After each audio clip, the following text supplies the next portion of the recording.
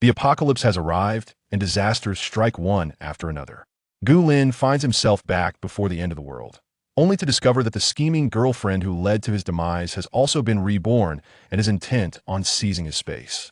With a calm smile, Gu Lin, who has already gained control over his space, thinks to himself, not only will he have assistance in stockpiling supplies, but he can also seek revenge.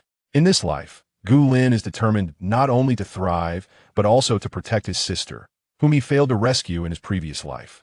Chapter 1. Return to the pre-apocalyptic era. Gu Lin rubbed his aching neck, surveying his surroundings. Had he truly been reborn? His excitement surged as he glanced at the date on his phone, confirming that he had indeed returned 2 months before the onset of the apocalypse. And his sister? The thought of the little girl who had become separated from him when the apocalypse began spurred Gu Lin into action. He hastily scrambled out of bed, neglecting to put on his shoes, and rushed upstairs. Upon seeing Gu Shui engrossed in her homework, Gu Lin let out a sigh of relief. Thankfully, his sister was still alive, and there was still time to make things right. Brother, are you here to check my homework? I've been very diligent. Gu Shui tilted her head, noticing Gu Lin's bare feet and pouting slightly. You always tell me to wear shoes, yet you forgot yourself. I was wrong. Dear brother, Gu Lin acknowledged, a pang of regret washing over him. In his previous life, he had foolishly believed the deceitful words of his girlfriend and lost the only chance to bring his sister back. The 11-year-old girl must have become someone else's prey long before the disaster struck. Seeing the sparkle in her eyes eased Gu Lin's turmoil.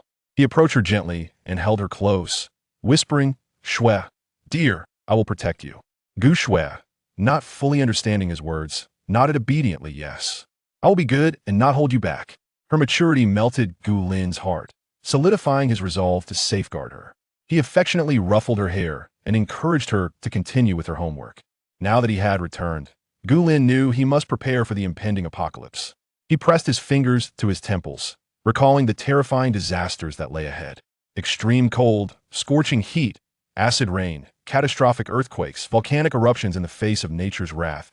Human survival would become increasingly precarious. Gu Lin had once struggled for survival during the apocalypse, relying on his girlfriend for a decade, only to be betrayed by her when she exposed the secret of his spatial abilities, colluding with the base leader to seize his space and ultimately leading to his demise. A torrent of hatred surged within him, every cell in his body clamoring for vengeance. He pressed his temples, trying to calm himself. With the apocalypse looming, he needed to remain rational. Revenge was crucial, but first and foremost, he and his sister must survive. Suddenly, he noticed a jade pendant shaped like a safety buckle on his bedside table. This was his spatial jade pendant. Though it appeared rather ordinary, a drop of blood would transform it into a vast space capable of storing anything except living beings. With this newfound space, he could stockpile the necessities for the lives of his siblings. Given that in his past life, Bai Weiwei disregarded his decade of devotion as if it were worthless and even tormented him to death. In this lifetime, he was determined to make that insufferable green tea suffer. Just as Gu Lin resolved this, his phone chimed, revealing a message from Bai Weiwei. Gu Lin, are you there? I've thought it over. I was wrong earlier. I really like the jade pendant you gave me. Could you give it to me? Initially taken aback by the message, Gu Lin's expression quickly turned cold. However, upon reflection, he recognized something amiss.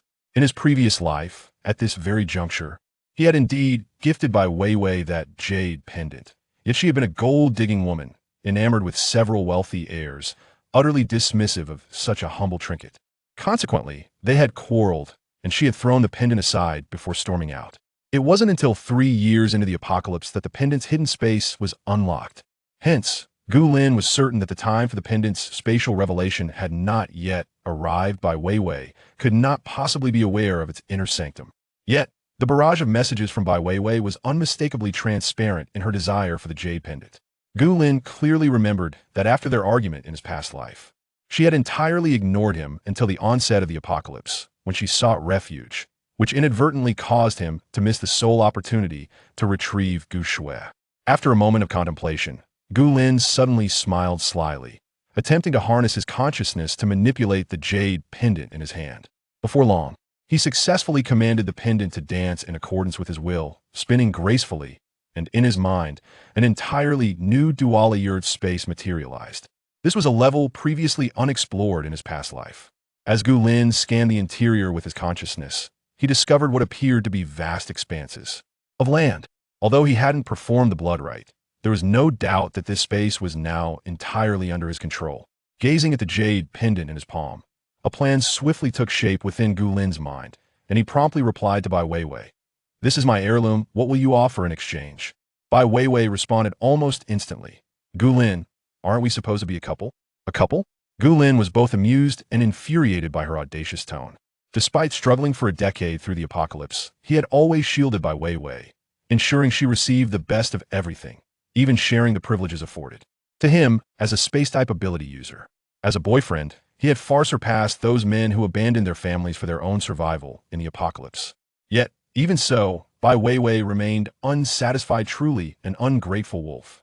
Suddenly, the cup in his hand shattered, glass shards and water scattering across the floor. Gu Lin, unfazed, averted his gaze and replied to Bai Weiwei with a detached expression. 1 million you pay, and he'll send it to you immediately. Bai Weiwei's reply was swift, her fury palpable even through the screen. "Gu Lin, are you robbing me?" Gu Lin's eyes deepened with intensity, a faint smile gracing his lips, but he chose not to respond further, since Bai Weiwei is also reborn. And the end of the world is approaching. She undoubtedly yearns to acquire the space within this jade pendant to hoard supplies without restraint. Gu Lin keenly grasped this point. If she desires the space, she must exchange it for money. For Bai Weiwei, 1 million is a mere trifle. The prospect of obtaining a space jade pendant for just 1 million would undoubtedly entice her, and she would be disinclined to engage in further entanglements with Gu Lin. As Gu Lin had anticipated, it wasn't long before Bai Weiwei arrived at his door, her expression rather grim. "Hand over the jade pendant, I will transfer the funds now." With a smile, Gu Lin tossed the pendant lightly in his hand. "Once I see the transfer, I will promptly hand it over to you." Bai Weiwei's lips moved, but ultimately, she remained silent as she transferred the funds to Gu Lin. She seized the jade pendant and turned away, not even glancing back. Gu Lin observed her retreating figure, a cold smirk playing on his lips, his gaze profound. What Bai Weiwei did not realize was that this space jade pendant was already firmly within Gu Lin's grasp. He could not only employ it at will, but also retrieve it whenever he desired, harboring no fear that she might abscond with the supplies. Even if Bai Weiwei were to perish, it would have no bearing on the space jade pendant.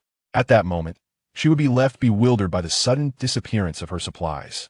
However, the most pressing matter at hand was to first stockpile resources, ensuring that both he and Gu Shui could remain untroubled amidst the relentless calamities to come. Chapter 2. Establishing a safe haven. Having swindled Bai Weiwei out of 1 million, Gu Lin's mood improved significantly, the shadows of memories that had just been stirred dissipating considerably. It was imperative to keep Bai Weiwei around. The notion of accumulating goods for free was simply too enticing. The first step in stockpiling, of course, involved the matter of monetization. Presently, Gu Lin's bank account likely held several tens of millions, a sum accumulated from his scientist parents' years of salary and their posthumous compensation. Bai Weiwei's disdain for him was understandable. To her, he appeared as a solitary, parentless individual burdened with a dependent, possessing only a single property, and leading the life of a societal layabout. In truth, Gu Lin's parents were both scientists, perpetually engaged in classified research, often spending 3 years in confinement for every 5 days of freedom. The living expenses for the siblings, along with their parents' research bonuses, were consistently deposited into their accounts by designated personnel. Not long ago, Gu Lin's parents tragically perished in the course of their research, resulting in the state providing a compensation amount in the 7 figures, along with several properties. The government support was meticulously calculated. As long as Gu Lin refrained from illegal activities, the siblings could sustain themselves through rental income without worry. Had it not been for the unforeseen apocalypse, they would have indeed matured under the protective shadow of their parents. However, having experienced the calamity of the apocalypse, Gu Lin understood that these properties might not withstand the ravages of impending disasters. It would be more prudent to convert them into cash while it was still feasible, enabling him to stockpile essential supplies. Once the apocalypse struck, money would be akin to worthless paper, barely sufficient for kindling. Resolute in his decision, Gu Lin promptly initiated action, reaching out to the designated representative responsible for his compensation with the intention of liquidating all the properties awarded to him. Selling all the government-provided houses at once would undoubtedly attract undue attention. To expedite the conversion into cash, he needed to liaise with the representative on that end. Fortunately, they did not inquire much, merely assuring him that the corresponding cash value would be transferred to his account within 3 working days. which allowed Gu Lin to breathe a sigh of relief.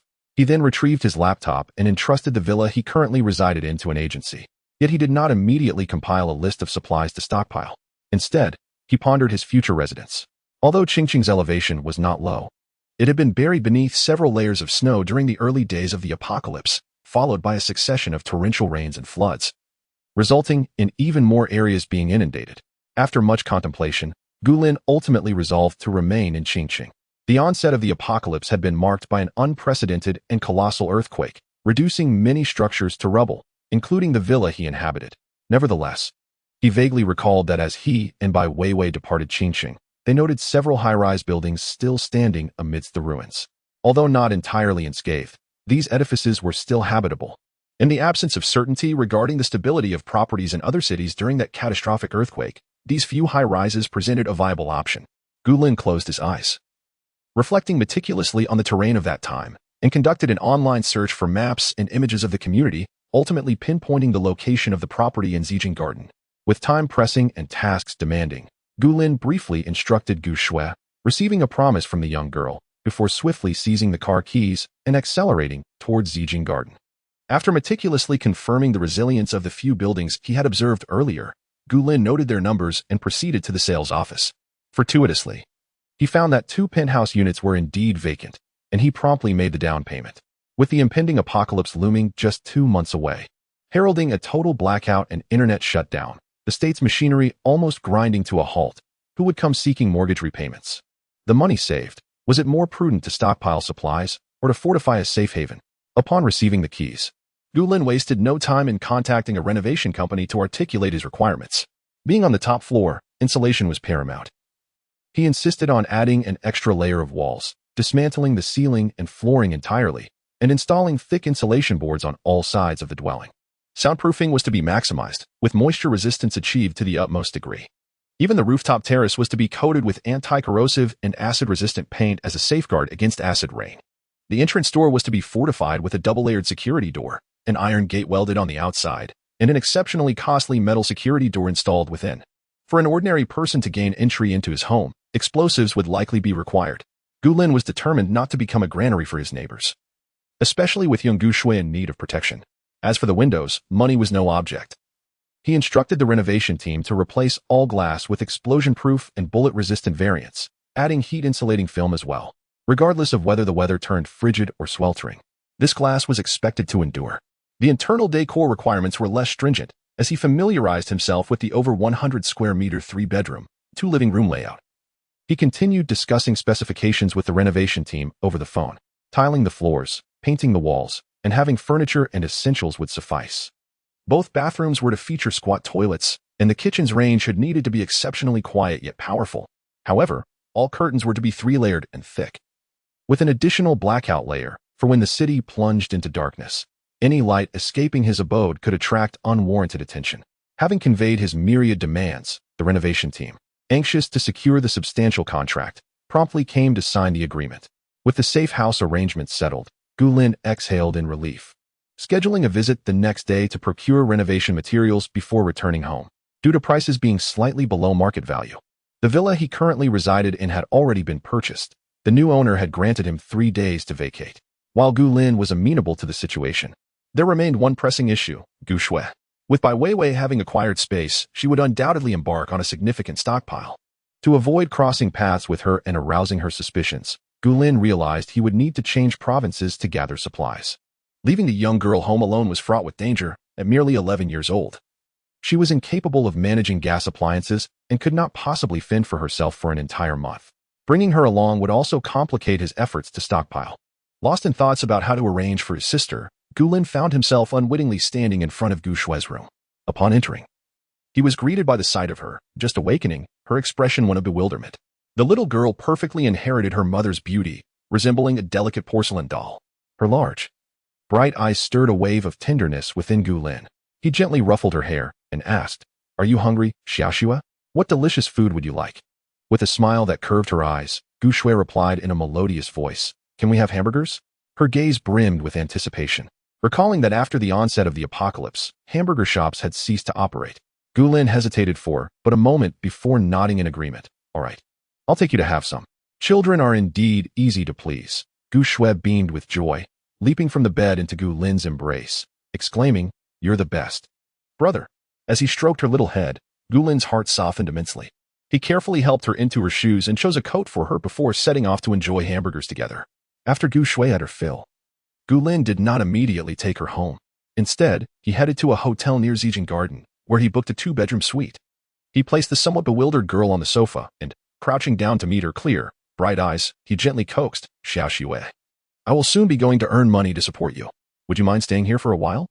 A flicker of unease appeared in Gu Shui's large eyes as she shook her head vigorously like a rattle drum, saying, "I want to be with you, brother." Chapter 3 The Essence of Humanity. Gu Lin gently caressed Gu Shui's head, his gaze softening unconsciously. "You must stay here obediently. When your brother returns, I will take you to our new home, all right?" Gu Shui blinked her eyes, tears glistening at the corners. Xiao Shui doesn't want to be apart from her brother. Xiao Shui will be good and won't disturb your work. Gu Lin shook his head, though his heart ached at Gu Shui's pitiful expression. He resolutely thought of the importance of stockpiling supplies.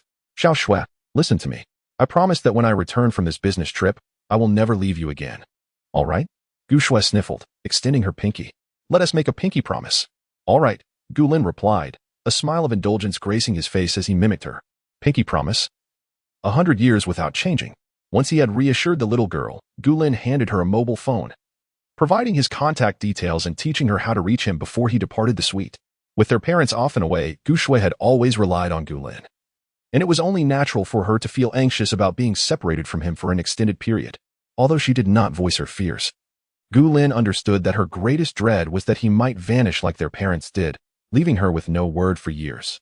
Yet, for the sake of their survival in this post-apocalyptic world, Gu Lin had to muster his spirit and focus on gathering supplies. However, Gu Lin did not leave the hotel immediately. Instead, he sought out the manager, presenting their identification and a stack of cash. "I will be on a business trip for a few days, and this is my sister. I require a caretaker to look after her, ensuring she has 3 meals a day. Can you manage this?" With wealth to influence, the manager readily agreed, his face blooming with a smile.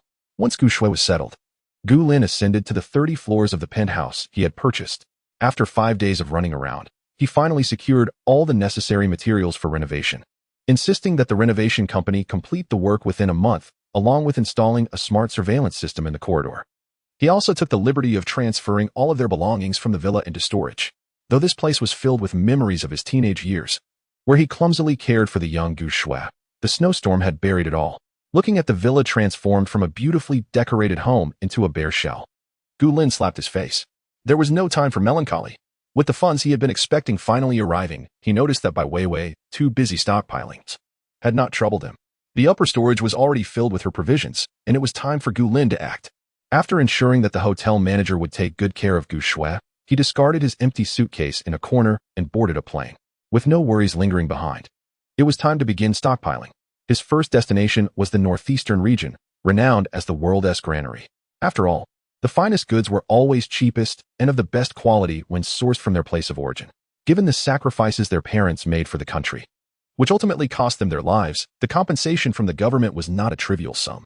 With such resources available, he would not shortchange himself to sustain them for decades. Gu Lin naturally chose the northeastern rice that Gu Shui adored. Fortunately, the rice had just been harvested and was exceptionally fresh. Gu Lin rented a warehouse for 3 days and made his way directly to the rice distribution center. Even without an array of business licenses, his willingness to pay up front ensured that no one would refuse him. Indeed, upon his proposal to purchase outright, and with the warehouse conveniently nearby, the clerk's eyes sparkled with interest. "Is your rice packaged in 50-pound bags? I would like to order 1,000 bags of Wuchang rice and 1,000 bags of long-grain fragrant rice to be delivered to the warehouse within 3 days. The young man assured him, "Rest assured, we guarantee delivery. Our rice is of impeccable quality, given your substantial order. Shall we also include some pearl rice for you to sample?"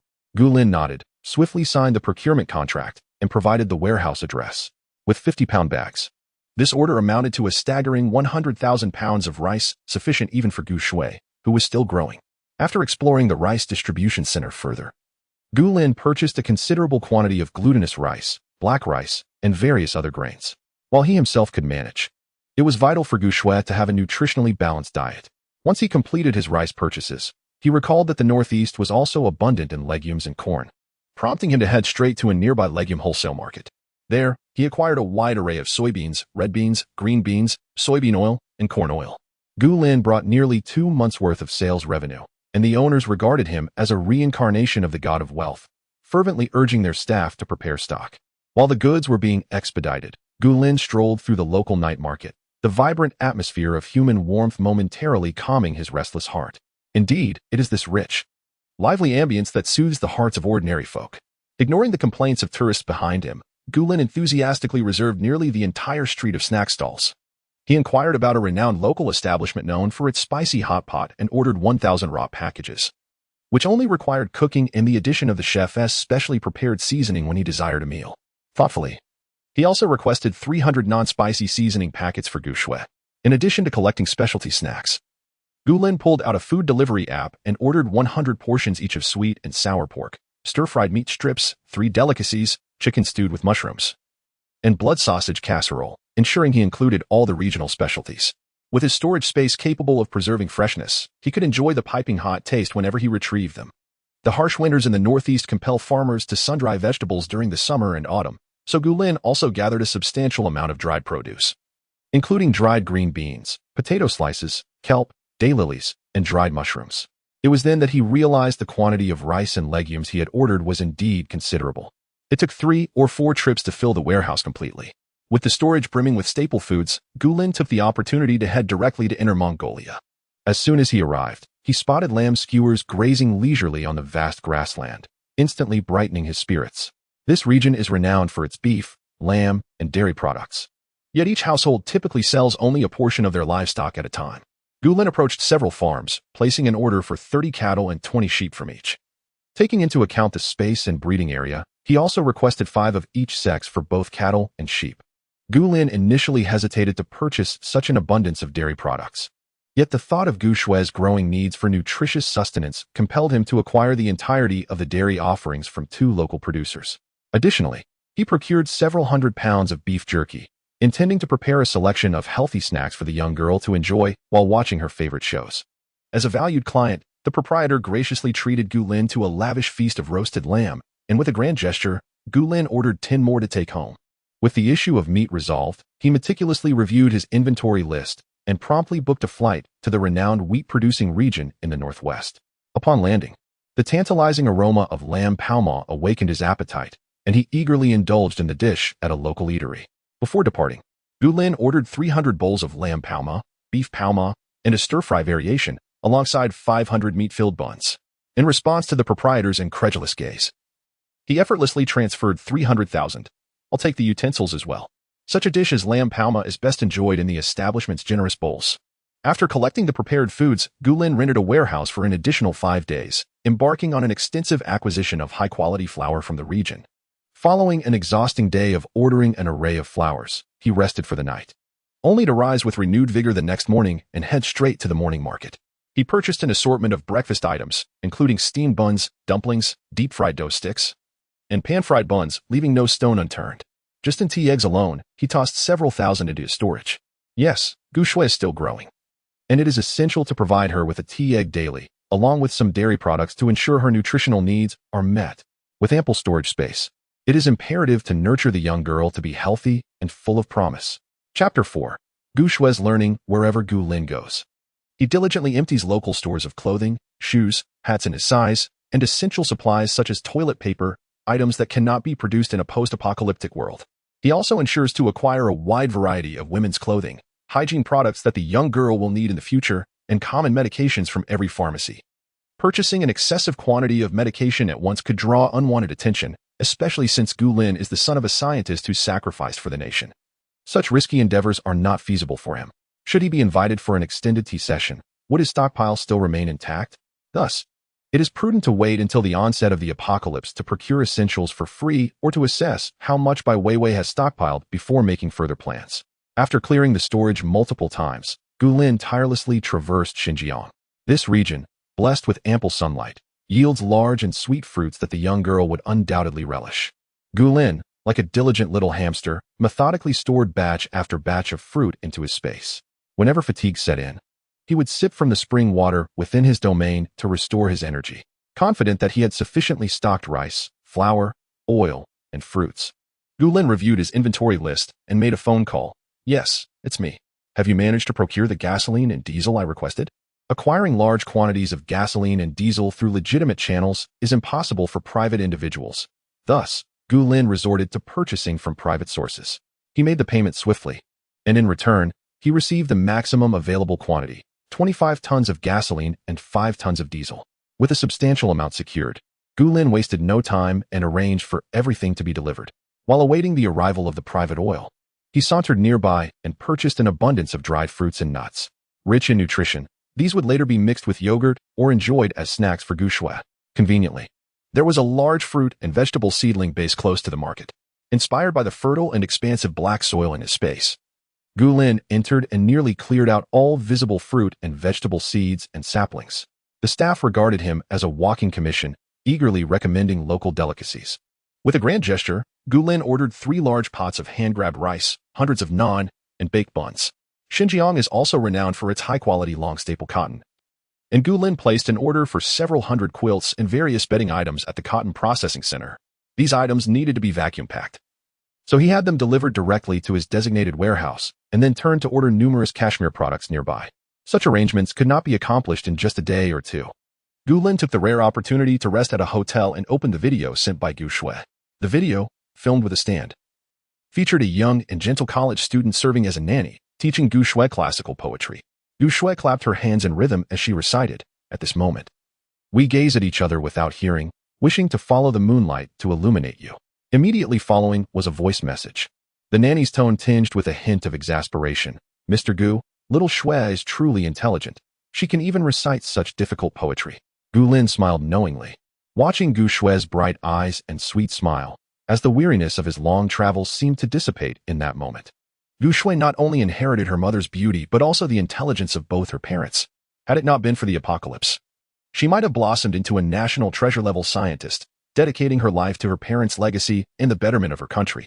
Unfortunately, the world has no what-ifs, and Gu Lin's awakened supernatural abilities incessantly reminded him of the impending doom. With a resigned sigh, Gu Lin added the contact information of their nanny, increased her salary, and instructed her to download all online resources for elementary school courses during her free time while taking care of the child, promising to cover the cost of the hard drive. To revive the desolate wasteland ravaged by the apocalypse, the relentless research of scientists is indispensable. Since Gu Shui possesses such a brilliant mind, Gu Lin was more than willing to prepare a comprehensive learning package for her. As for what Gu Shui wishes to study in the future, that would be entirely up to her, and Gu Lin had no intention of intervening. With profits to be made, the nanny was more than willing to accept the offer, cheerfully assuring Gu Lin it would be taken care of. Gu Lin then continued to check off items on his supply list, glancing at the date. There were just a few days left until the safe house was completed.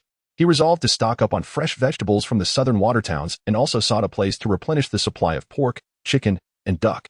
There were numerous snack manufacturers in Jiangnan, and Gu Lin promptly cleared their warehouses of all snacks, acquiring various chocolates, energy bars, biscuits, and the braised delicacies that Gu Shui adored.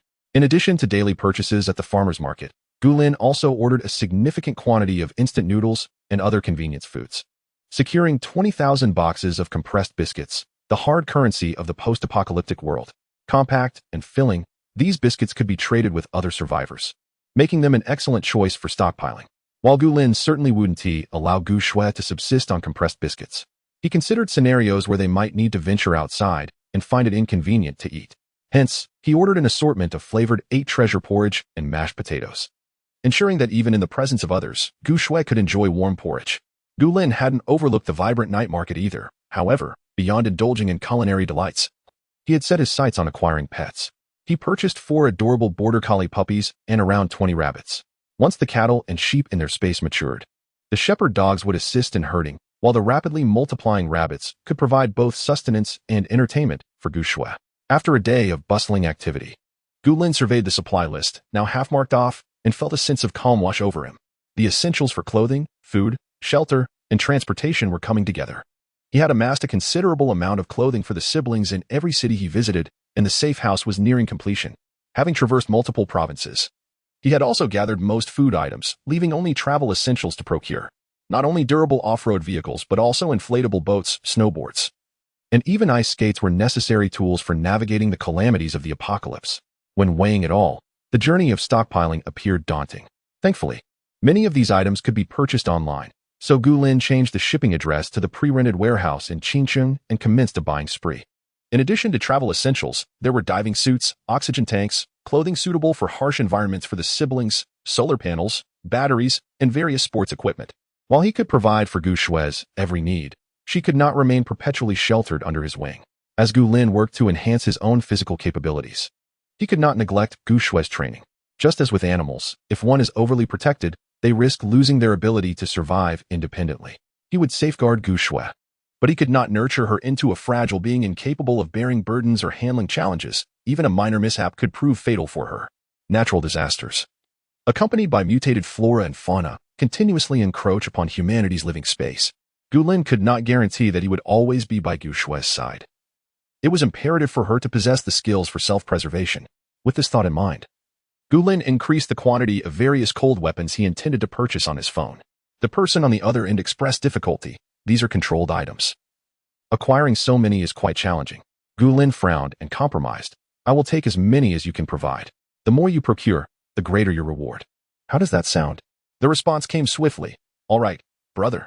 Gu Lin put away his phone and glanced at the ominous clouds above, feeling a weight in his heart. Since leaving Xinjiang, the weather had grown increasingly frigid. Even in Jiangnan, he had donned a windbreaker.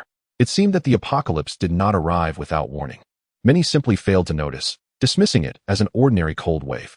Realizing that Gu Shui lacked adequate winter clothing, Gu Lin hastily organized the items in the warehouse, terminated the lease, and purchased a plane ticket back to Qingcheng. Chapter 5. Is the apocalypse approaching early? On the airplane, Gu Lin was not idle. Instead, he delved into his spatial realm, taking a glance at the stockpiled goods of Bai Weiwei. TSK, Bai Weiwei truly excelled at hoarding supplies. The medications that Gu Lin hesitated to purchase, she had acquired in abundance.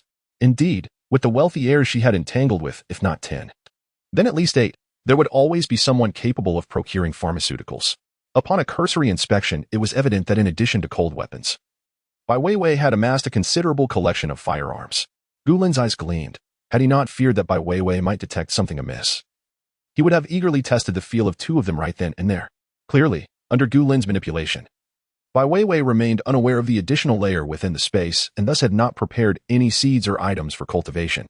Merely the various foodstuffs and meats she had stockpiled would suffice for Gu Lin and Gu Shui for 100 or even 180 years. Not to mention the supplies Gu Lin had amassed himself, particularly in the cultivation and breeding area that Bai Weiwei was oblivious to. The young animals that Gu Lin had placed there had already begun to reproduce. Gu Lin was not in a rush to plant crops. After all, with the apocalypse looming, there was ample time ahead. Satisfied, he withdrew his consciousness and decided to take a well-deserved rest, for upon returning to Qingcheng, he had numerous matters to attend to. As expected, no sooner had Gu Lin landed than the renovation company sent a message informing him that his safe house was completed. Feeling the increasingly biting cold wind, Gu Lin experienced an unsettling premonition. Casting a glance at the calendar, he realized he had set aside roughly half a month's time. Could it be that the apocalypse was approaching early? It made sense. His abilities had awakened prematurely, and the spatial realm he accessed after his rebirth was markedly different from the one in his previous life, making it plausible that the apocalypse could indeed arrive sooner than anticipated. Reviewing his inventory list, Gu Lin proceeded to the warehouse to store all the items he had previously purchased online into the space before acquiring a hefty iron hammer and heading to Zijin Garden. The manager of the renovation company, upon seeing Gu Lin with the hammer and his stern expression, momentarily failed to recognize him. Mr. Gu? Yes, Gu Lin responded. Raising the iron hammer, I shall assess the quality of the renovation. Without paying heed to the manager's astonished gaze, he swung the hammer and struck the double-layered security door with great force. Accompanied by a resounding crash, the door bore no marks whatsoever, causing the nearby manager to flinch, nearly prompting him to call the police. Was this individual not quite right in the head? Ignoring the manager's horrified expression, Gu Lin shook his tingling arm and proceeded to tap each window in the interior with the hammer. After a thorough inspection, he found that not a single crack marred any of the windows. The soundproofing was so effective that even the howling wind outside was inaudible. Content. Gu Lin nodded in satisfaction, set down the iron hammer, and promptly settled the final payment. The manager, with a forced smile, muttered under his breath, the youth of today. Each one of them with such peculiar renovation requests. Gu Lin's eyebrows twitched slightly. The words to dismiss the manager almost escaped his lips. But he veered off instead. Has anyone else engaged your services for such an eccentric renovation as mine? The manager had just experienced a heart-stopping moment. And upon hearing Gu Lin's inquiry, he immediately opened up. Indeed, it is in the adjacent building, quite similar to your requirements. However, it is a young lady. I believe her surname is Bai. Perhaps she lives alone and lacks a sense of security? She intended to rent a warehouse, and I was the one who introduced her. It is said that she has been frequently storing items there these days. In my opinion, you two share quite a connection. Even the paint chosen for the rooftop is the same. Let me tell you, this type of paint can withstand not only acid rain but even a knife's edge, preserving the wall's integrity. The surname Bai specifically applied a special anti-acid rain coating on the top floor and rented a warehouse to stockpile goods. It must be Bai Weiwei. Indeed, Bai Weiwei remembered that Zhejiang Garden endured that catastrophic earthquake and chose to create a safe haven here, selecting the same top floor as Gu Lin. Nearly in the adjoining building. How fortuitous. Gu Lin was just preparing to seek her out, although he could retract Bai Weiwei's rights to the space at any time. The thought of her smiling face while extracting his leg bones for soup in his previous life made him wish to give her a taste of her own medicine. With this in mind, Gu Lin promptly transferred a generous red envelope to the manager. When will she finish? The manager appeared momentarily stunned. We cannot disclose client information. Gu Lin clicked to transfer again, his gaze unyielding. I only asked for the date. The manager's eyes lit up, and he honestly capitulated. The day after tomorrow. Satisfied with the response, Gu Lin personally replaced all the locks on the third-floor door with the special lock cores he had purchased, carefully securing the door before departing to pick up Gu Shui. It had been over a month since they last met, were it not for their frequent video calls. Gu Shui might have been clamoring to find her brother long ago. The sky was dark and gloomy, the cold wind biting, with scant pedestrians on the road. Gu Lin furrowed his brow as he walked towards the hotel, reminiscing about the timeline of his previous life. A decade was a distant span. He had long forgotten the initial semblance of the apocalyptic world, let alone the elusive omens preceding it. Remembering the sequence of natural disasters and their durations was already quite an accomplishment. The hotel was in close proximity to Zhejiang Garden, and Gu Lin quickly located Gu Shui's room. Brother. As soon as Gu Lin entered the room, Gu Shui rushed forward, enveloping him in a warm embrace. The chill of the biting wind was momentarily dispelled from his features, and he gently ruffled the little girl's hair, nodding in acknowledgement to the young nanny. Mr. Gu. Everything you asked me to download has been completed, and they are all properly labeled. The nanny wore a polite smile, indicating the high stack of tablets and hard drives on the desk. Following her gaze, Gu Lin responded, Consider the surplus as your performance bonus. You may leave now. A fleeting shadow of melancholy crossed the nanny's eyes as she glanced at the obedient Gu Shui, quickly tidying her bag before departing. Gu Shui blinked. Looking at the now-closed door, Brother, will there be no more teachers from now on? After a moment, Gu Lin gently tousled Gu Shui's hair and said, Quickly tidy up your things. Your brother has bought you new clothes. All right. Gu Shui exclaimed joyfully, bouncing back to her room. Gu Lin, carrying an empty suitcase, meticulously organized the tablet and hard drive, and retrieved a thick trench coat from his space. After a moment's thought, he also took out an extra scarf for Gu Shui. The wind outside was biting cold, and even Gu Lin, whose body had awakened to extraordinary abilities, felt uncomfortable, let alone the petite frame of Gu Shui. Before long, Gu Shui emerged from her bedroom with a small backpack. Upon seeing the new clothes in Gu Lin's hands, her eyes sparkled with delight. Even though the size was a tad larger than necessary, Gu Lin had intentionally chosen a larger size, as in the wake of the impending extreme cold, everyone had to layer up, with thicker garments worn on top. A size too small simply could not accommodate the necessary layers, especially when it became frigid enough to warrant warmth packs beneath. Observing Gu Shui's sweet smile, Gu Lin knelt down to carefully help her into the trench coat, wrapped the scarf around her neck, and put on her gloves before taking her hand. Let us go home, he said. Chapter 6. Arranging the new home. Wow. Upon seeing their new abode, Gu Shui's eyes sparkled with delight. This house is wonderful. I can see my brother every day. Gu Lin meticulously secured the 3 locks at the entrance, yet a pang of bitterness stirred within him at her words. Previously, the siblings had resided in their parents' villa, which, despite its vastness, felt desolate and lacked warmth. After experiencing the betrayal and harsh treatment from a nanny, Gu Lin chose never to hire another and opted to care for Gu Shui himself, teaching her the value of self-sufficiency. Gu Shui prepared her simple breakfast, while Gu Lin prepped dinner in advance. Particularly during the times when Gu Lin was occupied with work and Gu Shui was attending school, their bedrooms were on different floors, causing their paths to rarely cross throughout the week. During those moments, the sensible and well-behaved Gu Shui must have felt quite lonely, indeed. Setting down the suitcase, Gu Lin handed Gu Shui her slippers. Little Shui, be good. Once your brother is less busy, we will see each other every day. Okay, Gu Shui cheered. eagerly slipping into her slippers and bouncing into their new home. Gulin placed the suitcase aside and guided her towards the living room, gently removing her scarf and gloves. The underfloor heating had been activated prior to their departure, leaving a hazy white mist on the windows, a sign of the biting cold outside. Glancing down at the date, Gulin furrowed his brow. With merely half a month until the impending apocalypse, the temperature had plummeted to around 5 degrees above zero, which was far from ideal. "Brother, are you unhappy?" Gu Shui inquired, noticing Gulin's thoughtful frown as she shook his hand. The perceptiveness of children is indeed remarkable. Gulin shook his head and led her to her bedroom. Gu Shui's room was modestly sized, recently decorated in a minimalist style. Gulin had refrained from adding any special embellishments, knowing that once the apocalypse arrived, Gu Shui would have ample time to personalize her space. After helping Gu Shui arrange the bedding, Gulin found himself lost in contemplation as he surveyed the small room. The initial reason for selecting this bedroom was due to the anticipated extreme cold. Larger spaces would be more challenging to heat. However, it appeared that merely relying on underfloor heating would be insufficient against the impending frigid temperatures of -50 or 60 degrees. If one were to consider effective heating solutions, aside from using stoves indoors, the most practical option would be the traditional Kong used by people in northeast China. Resolute in his decision, Gulin retrieved a measuring tape and carefully measured the dimensions of Gu Shui's bedroom. After completing the measurements, he proceeded to his own designated room.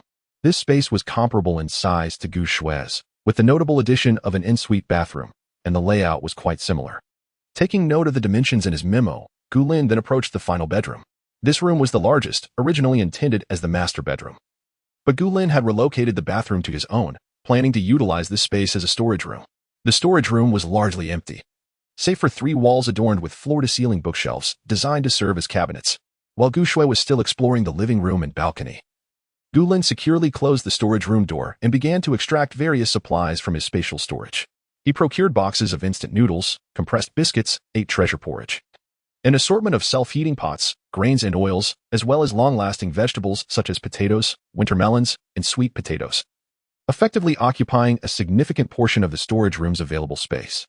After arranging the essential provisions, he proceeded to stuff the shelves along 3 walls with tools, medications, books, and well-prepared tablets and hard drives. Once the storage room was completely filled, leaving only a narrow passage for a single person to pass through, Gulin finally let out a sigh of relief and retrieved a fingerprint lock from his spatial storage. The storage room represented a crucial reserve of supplies. Thus, it was imperative to prevent unauthorized access. Consequently, Gulin had previously installed an anti-theft door constructed from ultra-thick steel plates. With the experience of changing the lock on the outer 3-layer door, installing the fingerprint lock was a breeze. After calibrating his fingerprint, Gulin called for Gu Shui and, in her presence, opened the storage room, saying, "Little Shui, this is our secret base, filled with delicious treats." Gu Shui's eyes sparkled with excitement. "Brother, you are amazing." Gulin had stocked the room with long-lasting food, with boxes neatly piled up to the ceiling, ensuring that even if they indulged, the siblings would have sufficient provisions for at least half a year. Originally, the storage room had been a small master bedroom with a little balcony, but Gulin had long sealed it off, transforming it into a vast niche that housed several gas canisters and unopened inflatable boats, as well as roller skates. He allowed Gu Shui to explore the storage room on her own while he headed to the kitchen, where he also stocked the cabinets with rice, flour, and oils. The refrigerator was brimming with various flavors of ice cream, Gu Shui's favorite treat. Like a joyful little butterfly, Gu Shui bounced around, delighting in her new home. Gulin, observing the adjacent small living room, suddenly had a brilliant idea. He could utilize this space for gardening. The small living room connected to the balcony, and the half-floor-to-ceiling windows would ensure ample sunlight for the vegetables. It appeared that his inventory list needed to include some planting supplies. It was not due to laziness that he hesitated to cultivate in his spatial storage, on the contrary. It was precisely because he could grow crops there that the siblings would have a continuous supply of fresh fruits and vegetables throughout their lives. However, during the frigid winter months, when the outside world was blanketed in snow, Gulin would need a valid reason to produce fresh vegetables. Despite her youth, Gu Shui was far from naive. Inheriting the sharp intellect of her scientist parents, she was quite astute. Only by placing some planting boxes in the small living room and cultivating greenery could the fresh vegetables be deemed a success in Gu Shui's eyes. Resolute in his determination, Gulin noted down the necessary items in his memo and turned his gaze back to the living room. Perhaps he could construct a heated platform in the living room. With a fire lit, the entire space would radiate warmth. In extreme cold, underfoot heating would soon cease. And electric heating platforms consumed considerable power, especially during the early stages of winter when sunlight was scarce and solar panels were not yet available. Gulin certainly did not possess an abundance of diesel fuel for heating. Creating a heated platform, whereby he could simply chop some wood for warmth, seemed rather appealing. Did it not? Brother, what are we having for dinner tonight? After frolicking in their new home, Gu Shue's brother, Gulin, suddenly remembered that he had been so preoccupied that he had yet to eat. Although he had been reborn, the habits instilled in him during the apocalypse lingered. He often forgot to eat. As there had been so little food during those trying times, it was customary to experience hunger intermittently. With any delicacies often claimed by Bai Weiwei, that conniving green tea, Gulin had long since grown accustomed to enduring hunger. However, Gu Shui had not yet faced the harsh realities of the apocalypse. Her lifestyle and routine remained normal. Gulin affectionately patted Gu Shui on the head and said, "I'll prepare dinner now. You should change into your pajamas, little Shui." Before heading to fetch Gu Shui, he had already placed her clothing in the wardrobe of her room. All season appropriate, including cozy, plush pajamas. Whistling a cheerful tune, Gu Shui made her way back to her bedroom with a light step. Upon entering the kitchen, adorned with pristine new utensils, Gulin suddenly felt a throb of pain in his head. He had forgotten how to cook. Chapter 7. Water System Abilities. This is truly quite embarrassing. After struggling to survive in the apocalypse for a decade, amidst natural disasters and human calamities, coupled with various mutated flora and fauna continuously encroaching upon humanity's living space, where could one possibly find ingredients to prepare a proper meal? The only consumables available were instant foods such as bread and compressed biscuits. Everything else was merely roasted over a flame or boiled briefly before being hastily devoured. There were no seasonings to speak of. Moreover, ever since Gulin acquired spatial abilities and Bai Weiwei reattached herself to him, the task of cooking had become solely hers, with only a meager portion being allocated to Gulin each time. Even when people eventually discovered the edibility of mutated animals, not everyone had the luxury of seasoning their roasted meat. To even sprinkle a small amount of essential salt was a privilege reserved for those in a better living situation. Thus, Gulin had long forgotten how to cook properly. In truth, prior to the apocalypse, Gulin's culinary skills were commendable. During every holiday, he would prepare delightful meals for Gu Shui. Gu Shui was well aware of her brother's cooking proficiency and flavors. Now, should Gulin attempt to cook, it would surely expose his long-lost skills. With a resigned sigh, he decided to prepare a meal on his own. He placed rice into the pot, added an appropriate amount of water, set the rice cooker, and after giving Gu Shui a brief reminder, stepped outside. Perhaps it was better to purchase something from outside. Although the space contained numerous packaged cooked foods, Gu Shui could easily discern that they were not made by him. It seemed that in this post-apocalyptic world, Gulin would need to reclaim his culinary prowess. After all, in this lifetime, he had stockpiled enough provisions to ensure that the siblings would never face hunger. Furthermore, Bai Weiwei had also accumulated a considerable amount. He could not allow himself to rely on tasteless sustenance as he had in his previous life. Moreover, Gu Shui was still at an age where she was growing. If she was to eat, she must eat well. As dusk began to fall, the wind felt even colder than when he had first gone to fetch Gu Shui. Approaching a fast food establishment, just as he was about to push the door open, his heightened mental acuity, granted by his abilities, detected unusual fluctuations within. Was this a water system ability? To his surprise, someone else had awakened their abilities ahead of time, aside from him. Furrowing his brow, Gulin retracted his outstretched hand, disinclined to enter the establishment. According to the manager he had spoken with during his property inspection, Bai Weiwei had purchased the building adjacent to his, and their renovations were quite similar. Hence, it was not strange for Bai Weiwei to be found in a nearby restaurant. Reflecting upon Bai Weiwei's previously pitiful water system abilities in his past life, it seemed quite possible that the water ability user within the establishment was indeed her. Regardless of whether Bai Weiwei had awakened her abilities early due to her rebirth, meeting her at this juncture would not be a prudent decision.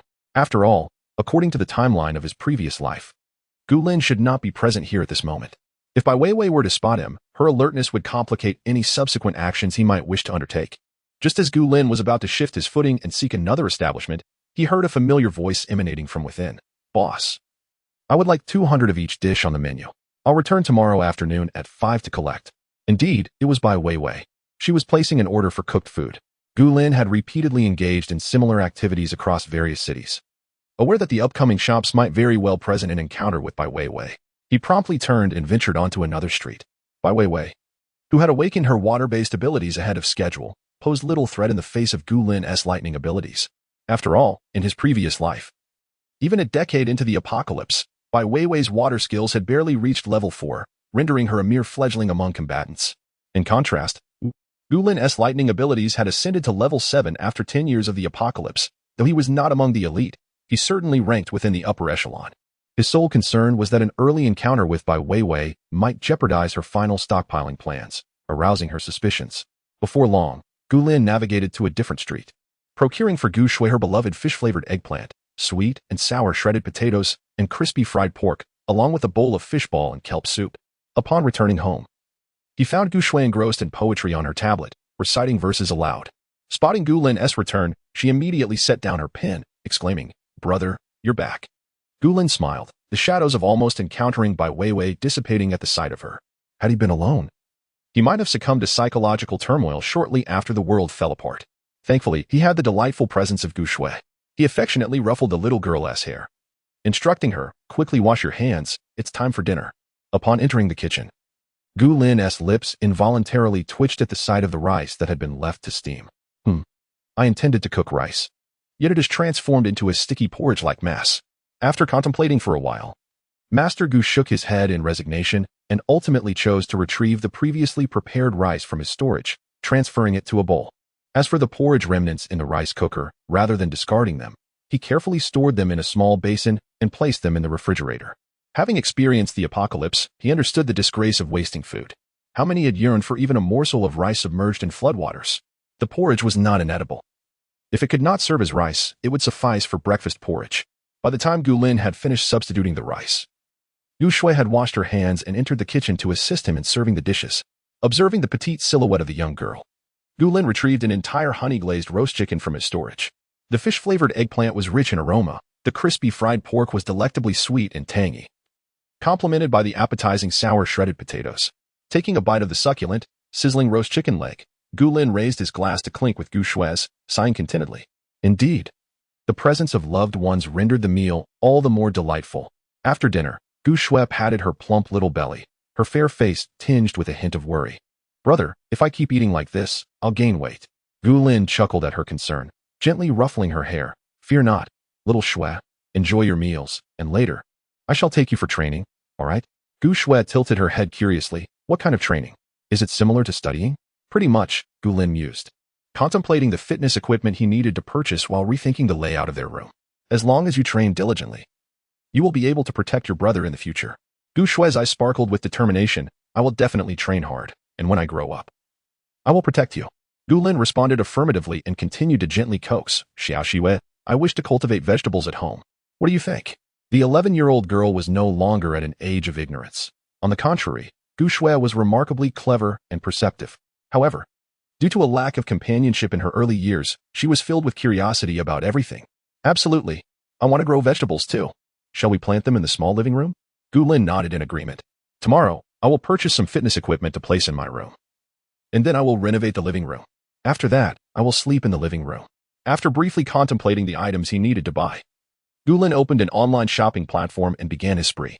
With Gu Shui's approval for the home renovation, Gulin was ready to prepare for constructing a traditional northeastern farmhouse's earthen Kong and a brick heating stove. Instructional videos on these topics could easily be found online. He retrieved the blank hard drive he had previously prepared and began to store foundational knowledge. Gu Shui busied herself washing some fruits and was now strolling in the living room to aid digestion. For a moment, the room was filled only with the sounds from the instructional videos and the soft patter of Gu Shui's footsteps. Noticing that it was getting late, Gulin, who had just arrived by plane that morning and had been busy since, urged Gu Shui to return to her room to rest. However, once he returned to his room, Gulin did not immediately seek rest. Instead, he swiftly entered the space. Chapter 8. The Bamboo Courtyard. This is a sunlit courtyard, surrounded by bamboo fences and railings, behind which stands a quaint 3-story bamboo building. Beside the building is a stone-lined pond, with a meandering bamboo waterway that gently drips into the pool, its crystal-clear depths visible to the eye. As for the source of this water, Gulin has yet to discover its origin. Upon entering the courtyard, Gulin first ventured to the foundational functional area on the first level of the bamboo building.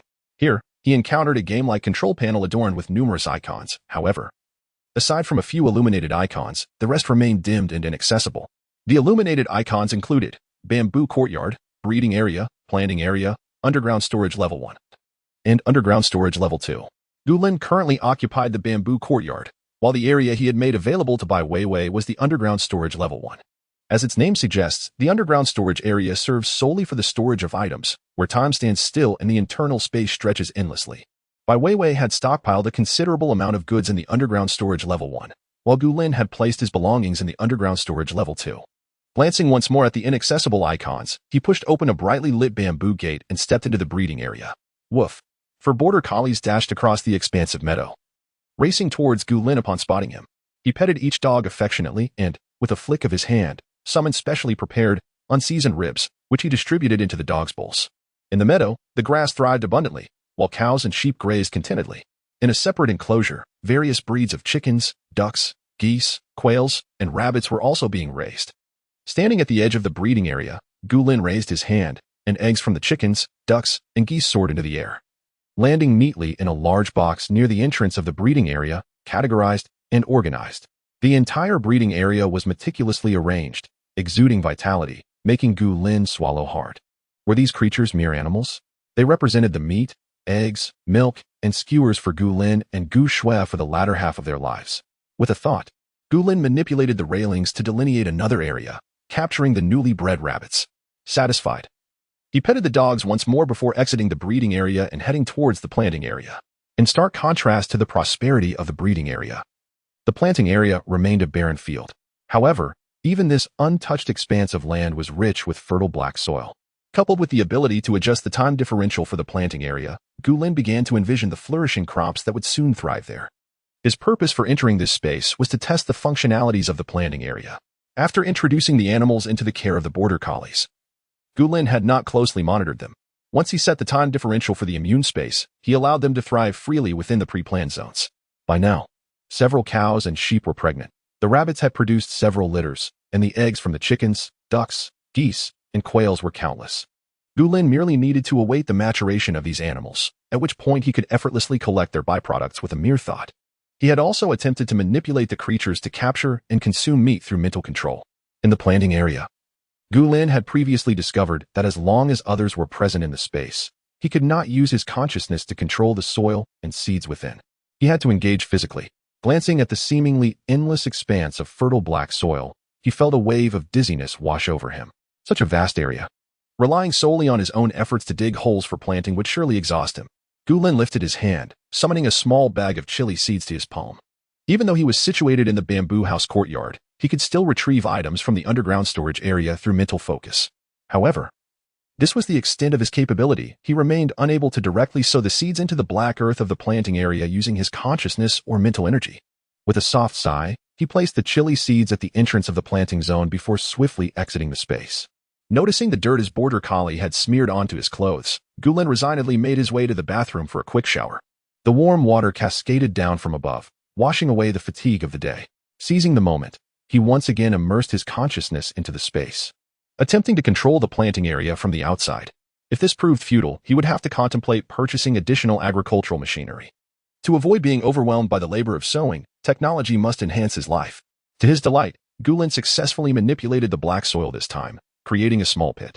Elated, he continued to exert his consciousness over the black earth, and soon, neatly arranged rows of soil pits appeared in the planting area. Sensing his mental energy swiftly depleting, Gulin refrained from further land cultivation, only excavating approximately 30 square meters of black soil. He then endeavored to control the chili seeds, methodically sowing them into the pits. Before he could cover the black earth, a wave of dizziness struck him, nearly causing him to faint in the bathroom.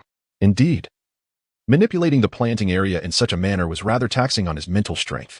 With quick reflexes, Gulin steadied himself against the wall, turned off the faucet, and retrieved a cup from the space, filling it with water from the bamboo house courtyard. A sip of the refreshing liquid instantly dispelled his weariness, replenishing much of his nearly depleted mental energy. Over the past month, despite his relentless errands, he had not succumbed to exhaustion, thanks to this miraculous water. It must be the special spring water from the yet-to-be-unlocked clear spring area. After completing his shower in a flurry, he returned to his bed to continue his agricultural endeavors. However, this time, he refrained from draining his mental energy entirely, simply covering the sown chili seeds with soil before exiting the space. With only about half a month remaining until the apocalypse, Gulin needed to test the characteristics of these functional areas before the true onset of the cataclysm, allowing him to promptly identify and address any deficiencies. The chili seeds he planted today were part of this experiment. If Gu Lin found that he could not cultivate in the space using his consciousness, then tomorrow, while purchasing planting supplies for Gu Shui, he would also need to order agricultural machinery. Since agricultural machinery was not an immediate necessity, Gu Lin could instead acquire additional planting boxes, nutrient soil, and nutrient solutions. In the wake of the impending apocalypse, Gu Shui finds herself neither bored nor lacking in fresh vegetables, which facilitates Gu Lin's ability to retrieve the previously stored fruits and vegetables from their spatial realm. Furthermore, the repeated exertion and subsequent restoration of spiritual energy not only promotes its enhancement but also eases the prospect of cultivating land outside the confines of their space. Gu Lin is not in a rush to plant the fruit tree saplings acquired earlier, for amidst the dreary icons, there exists one labeled Garden District. This area is presumably designated for the cultivation of fruit trees, and additional saplings could also be procured, with a continuous supply of fresh fruits. By the later stages of the apocalypse, Gu Lin will have the luxury to exchange for whatever he desires. However, apart from the vegetable seeds and fruit tree saplings, Gu Lin suddenly recalls a crucial item. How fortunate that he almost forgot to make this purchase. Chapter 9. Purchasing Chinese medicinal herbs at dawn. Gu Lin rose early. A habit cultivated over the past month and a half of stockpiling. To his surprise, Gu Shui was also awake, the kitchen lights aglow. Observing her as she poured the remnants of yesterday's failed porridge into a pot, preparing to cook again, Gu Lin felt a twinge of embarrassment. Fortunately, Gu Shui did not pry too deeply. Upon seeing him, she simply inquired, "Brother, would you prefer xiao mai or steamed buns for breakfast?" Frozen semi-finished dumplings, several bags of which Gu Lin had stuffed into the refrigerator the previous day, could be easily steamed for a quick meal. Watching Gu Shui standing on a small stool to prepare porridge, he smiled and replied, "Let us have xiao mai. I bought the glutinous rice filling." Thankfully, Gu Shui had been consistently handling breakfast on her own. After the mishap with the cooking yesterday, Gu Lin felt a bit apprehensive about attempting to make porridge himself. At this moment, his culinary skills likely paled in comparison to Gu Shui's. As he savored the soft, sweet, and thick corn and vegetable porridge, he became even more convinced of this notion. Seeing Gu Shui with her cheeks puffed out while eating, he made a rather astute decision. "Little Shui, from now on, you shall take charge of the cooking at home." Gu Shui paused, a hint of confusion crossing her face. "But my cooking isn't as good as yours, brother." Gu Lin dismissed her protests, finding his idea quite feasible. "Little Shui, you're nearly 12 years old. You must believe in your ability to cook well." Countless videos showcased 8 or 9-year-olds adeptly commanding the kitchen, and with Gu Shui's intelligence, she was certainly capable of managing the household meals for the foreseeable future. Gu Lin realized that reclaiming his former culinary prowess would not be an overnight endeavor. Rather than investing time in his own skills, it would be far better to encourage Gu Shui to diligently hone her cooking abilities. At the age of 12, Gu Lin had already been proficient in caring for little Gu Shui, who was still a small child. With a spoonful of delicious porridge, he resolutely declared, "I will bring you some cookbooks when I return today. Little Shui, you are no longer a child. It's time you learn to share the household responsibilities with your brother." Gu Shui nodded, somewhat apprehensive, "But if my first attempts don't taste good, you mustn't criticize me, no matter how subpar her cooking might be. It would surely surpass Gu Lin's current culinary endeavors. Rest assured," he reassured her, having settled on the future cook. Gu Lin enjoyed his breakfast heartily and reminded Gu Shui to never open the door to strangers before stepping outside. The important matter that had slipped his mind until the previous night was the procurement of Chinese medicinal herbs. Although he had already stockpiled a considerable amount of Western medicine, bolstered by Bai Weiwei's contributions, it was likely sufficient to supply a small base. However, those supplies were not renewable. Even a decade into the apocalypse, the nation had yet to restore its production lines for Western medicine. While pharmaceuticals could be considered part of the basic needs of the populace, the government's primary focus remained on infrastructure and food production, resulting in Western medicine being largely supplanted by traditional Chinese herbs. In the midst of the apocalypse, the cultivation and utilization of traditional Chinese medicinal herbs are far more convenient than Western pharmaceuticals. Subsequently, during several unusual epidemics, effective remedies were developed from these herbs. Therefore, on this outing, aside from stockpiling some fundamental medicinal materials, Gu Lin also aimed to acquire seeds for Chinese herbs and professional literature on traditional Chinese medicine. Merely possessing the herbs is insufficient. One must also know how to utilize them. The ability to prescribe one's own remedies is undoubtedly preferable to the cumbersome process of seeking a doctor's assistance. Thus, Gu Lin resumed his previous shopping frenzy, driving a rented truck to various large traditional Chinese medicine shops, where he procured 20 prescriptions for nearly every common ailment. Following this method, he visited several more shops before heading to the seed market, where he secured every type of Chinese herbal seed available. Some herbs, however, were currently unavailable due to certain restrictions, necessitating alternative methods for future harvesting. Gu Lin remained unperturbed by this. A few varieties of medicinal herbs had mutated post-apocalypse, which granted them targeted efficacy against the ailments of that time. These were currently elusive. After acquiring the seeds, Gu Lin first stowed the gathered herbs into his spatial pocket before plunging into the agricultural market.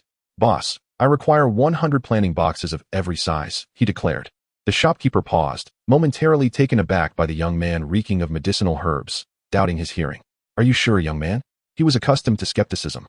Yet Gu Lin promptly scanned the payment code affixed to the shop door, transferring 50,000. "I want the sturdiest materials, along with nutrient soil, fertilizers, and nutrient solutions." Instantly, the shopkeeper's doubts vanished. "Absolutely." As Gu Lin observed the shopkeeper mobilizing all staff to count the planting boxes, he contemplated exploring other goods when he suddenly sensed a disturbance in his spatial pocket. Ever since he had ventured out for meals yesterday and nearly encountered Bai Weiwei, who had awakened water-based abilities, Gu Lin had activated his spatial perception. Whenever Bai Weiwei utilized her space, Gu Lin could feel it. Following the unusual energy fluctuations, he witnessed her current actions. She was furiously stuffing gasoline into her space. Large barrels of gasoline and diesel were being crammed in, and her frantic movements suggested she was engaged in some dubious enterprise. Gu Lin couldn't help but chuckle. Indeed, not revoking Bai Weiwei's access to the space yesterday had proven to be a prudent decision. As the end of the world loomed, Bai Weiwei was not only preparing cooked food but had also somehow amassed a considerable amount of oil. She likely intended to stockpile this non-renewable resource. However, she could never have imagined that her diligent accumulation would ultimately benefit Gu Lin. With his spirits lifted, he waved grandly to the shopkeeper. "Do you have any water towers? Bring me 20 water towers and 50 water storage tanks." "Certainly." The shopkeeper beamed, instructing his employees to swiftly load the goods onto Gu Lin's truck. Gu Lin took out his phone and glanced at his notes. The medicinal herbs, seeds, and planting supplies that he intended to purchase were nearly complete. Gu Lin visited the neighboring seed store and requested 5 bags of each variety of seeds. These seeds were ostensibly reserved for Gu Shui to cultivate vegetables. The seeds that Gu Lin had previously stockpiled should suffice for his own planting endeavors within his space. After all, he had gathered the seeds from local farmers in the countryside, allowing for the possibility of harvesting seeds from the vegetables he grew, unlike the seeds from the store, which were likely to yield only a single crop without producing seeds. As Gu Lin perused his memo and calculated his needs, he delved into his space and glanced at the chili seeds he had planted the previous night. The dark soil still appeared as it had just been sown, showing no signs of change. After a moment of contemplation, Gu Lin directed his consciousness to manipulate the water in the pond of his bamboo courtyard, gently sprinkling a modest amount over the area where the chili plants were sown. Water from the spring was precious and needed to be used sparingly. It was truly awkward to have planted yet forgotten to water. Chapter 10. The Odd-Eyed Ginger Cat. After purchasing planting supplies, Gu Lin proceeded to the next destination, the pet store. Having already inquired with Gu Shui in the car and learned that the young girl desired to raise rabbits, he resolved to buy a few for her. Rabbits can reproduce and are quite delectable. The more Gu Shui raises, the more rabbit meat can be retrieved to enhance their meals. Spicy rabbit heads, cold rabbit dishes, rabbit hot pot, rabbit in red oil, pulled rabbit, dry pot rabbit. They could even be made into rabbit jerky for snacking on the go. Just imagining it made Gu Lin's mouth water. Tonight, he would prepare a rabbit for dinner. Contemplating Gu Shui's sparkling, innocent eyes, a mischievous thought unexpectedly crossed Gu Lin's mind. After successfully purchasing 4 rabbits, evenly split between males and females, he was about to leave when his peripheral vision suddenly caught sight of an extraordinary cat. It was an unusually emaciated ginger cat, its orange stripes strikingly vivid against its snow-white paws. Despite its cleanliness, it was alarmingly thin for a ginger cat, appearing rather lethargic. The mismatched eyes, one red and one blue, lacked vitality, and the entire feline seemed to embody a state of half-life. Noticing Gu Lin's gaze shift towards it, the pet store owner wore a smile tinged with resignation. "This cat has developed a peculiar illness. I'm afraid it may not survive. I was planning to dispose of it." Gu Lin locked eyes with the peculiar ginger cat, and its frail form momentarily overlapped with memories of the monstrous cat that had emerged 5 years after the apocalypse. Could it be that this cat was indeed that terrifying, mutated ginger cat? Following its emergence, the mutated ginger cat had swiftly become a major headache for various bases. With countless skilled individuals dispatched to eliminate it, yet only a few returned alive. Gu Lin himself had been sent on such a mission, nearly losing his life in the process. Escaping from its clutches had been a harrowing ordeal. This was a cat with a pathological hostility towards humans, mercilessly pursuing anyone daring to invade its territory. It also possessed those distinctive odd eyes. Odd-eyed ginger cats were exceedingly rare, and typically, odd-eyed cats had blue and gold irises. However, the wilted ginger cat languishing in the cage bore the same striking eyes as the mutated ginger cat that had appeared 5 years after the apocalypse, one red and one blue. In an instant, Gu Lin was struck by the impulse to purchase it. What illness does it have? The owner, sensing Gu Lin's genuine interest in acquiring the ginger cat, hesitated before responding. The cause remains undetermined, but its condition is deteriorating, and it hardly eats. Gu Lin pondered for a moment, gazing at those unique eyes, and ultimately decided to take a chance. May I take a look at it? The pet store owner, eager to find someone to take the cat before it succumbed to its illness, promptly opened the cage. Certainly, of course. Setting aside the rabbit cage, Gu Lin approached the enclosure housing the odd-eyed ginger cat, cautiously extending his hand inside.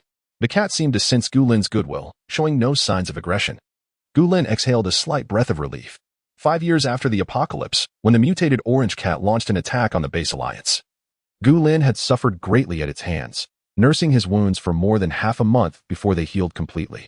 Following that harrowing experience, Gu Lin developed a certain trepidation towards animals, although he had found some solace in the fluffy border collie over the past month. The moment he laid eyes on the orange cat's eerily familiar heterochromatic eyes, he could not help but recall the savagery of the mutated creature. The plush texture in his hands was warm, yet he could easily feel the bones beneath, indicating that this heterochromatic cat was indeed quite emaciated. Fortunately, it was currently docile enough.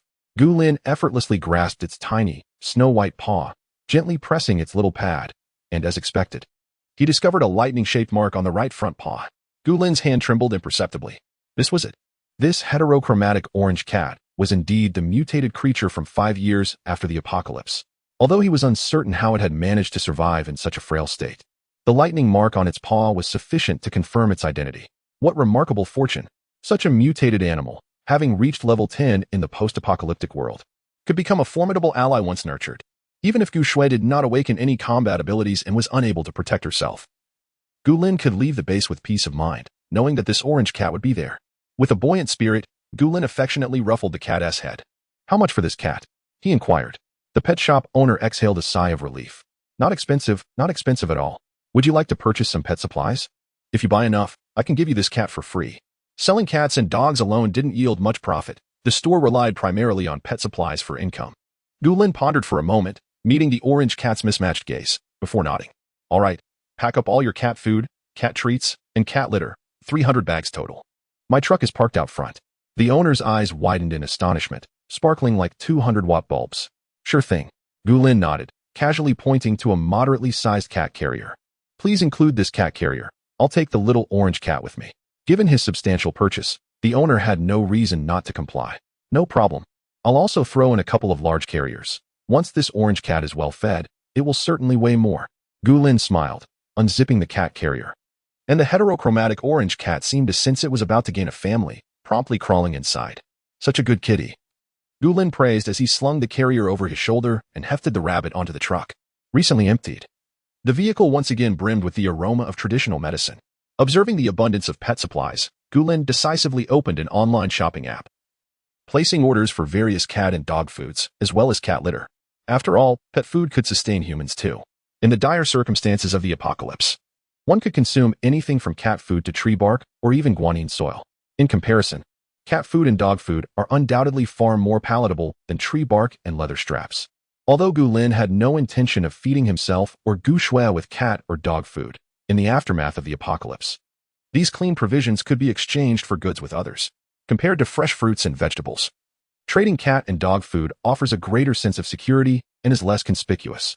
Cat litter holds even greater significance. In the absence of running water and electricity, it can serve as a safe and odorless means for human sanitation.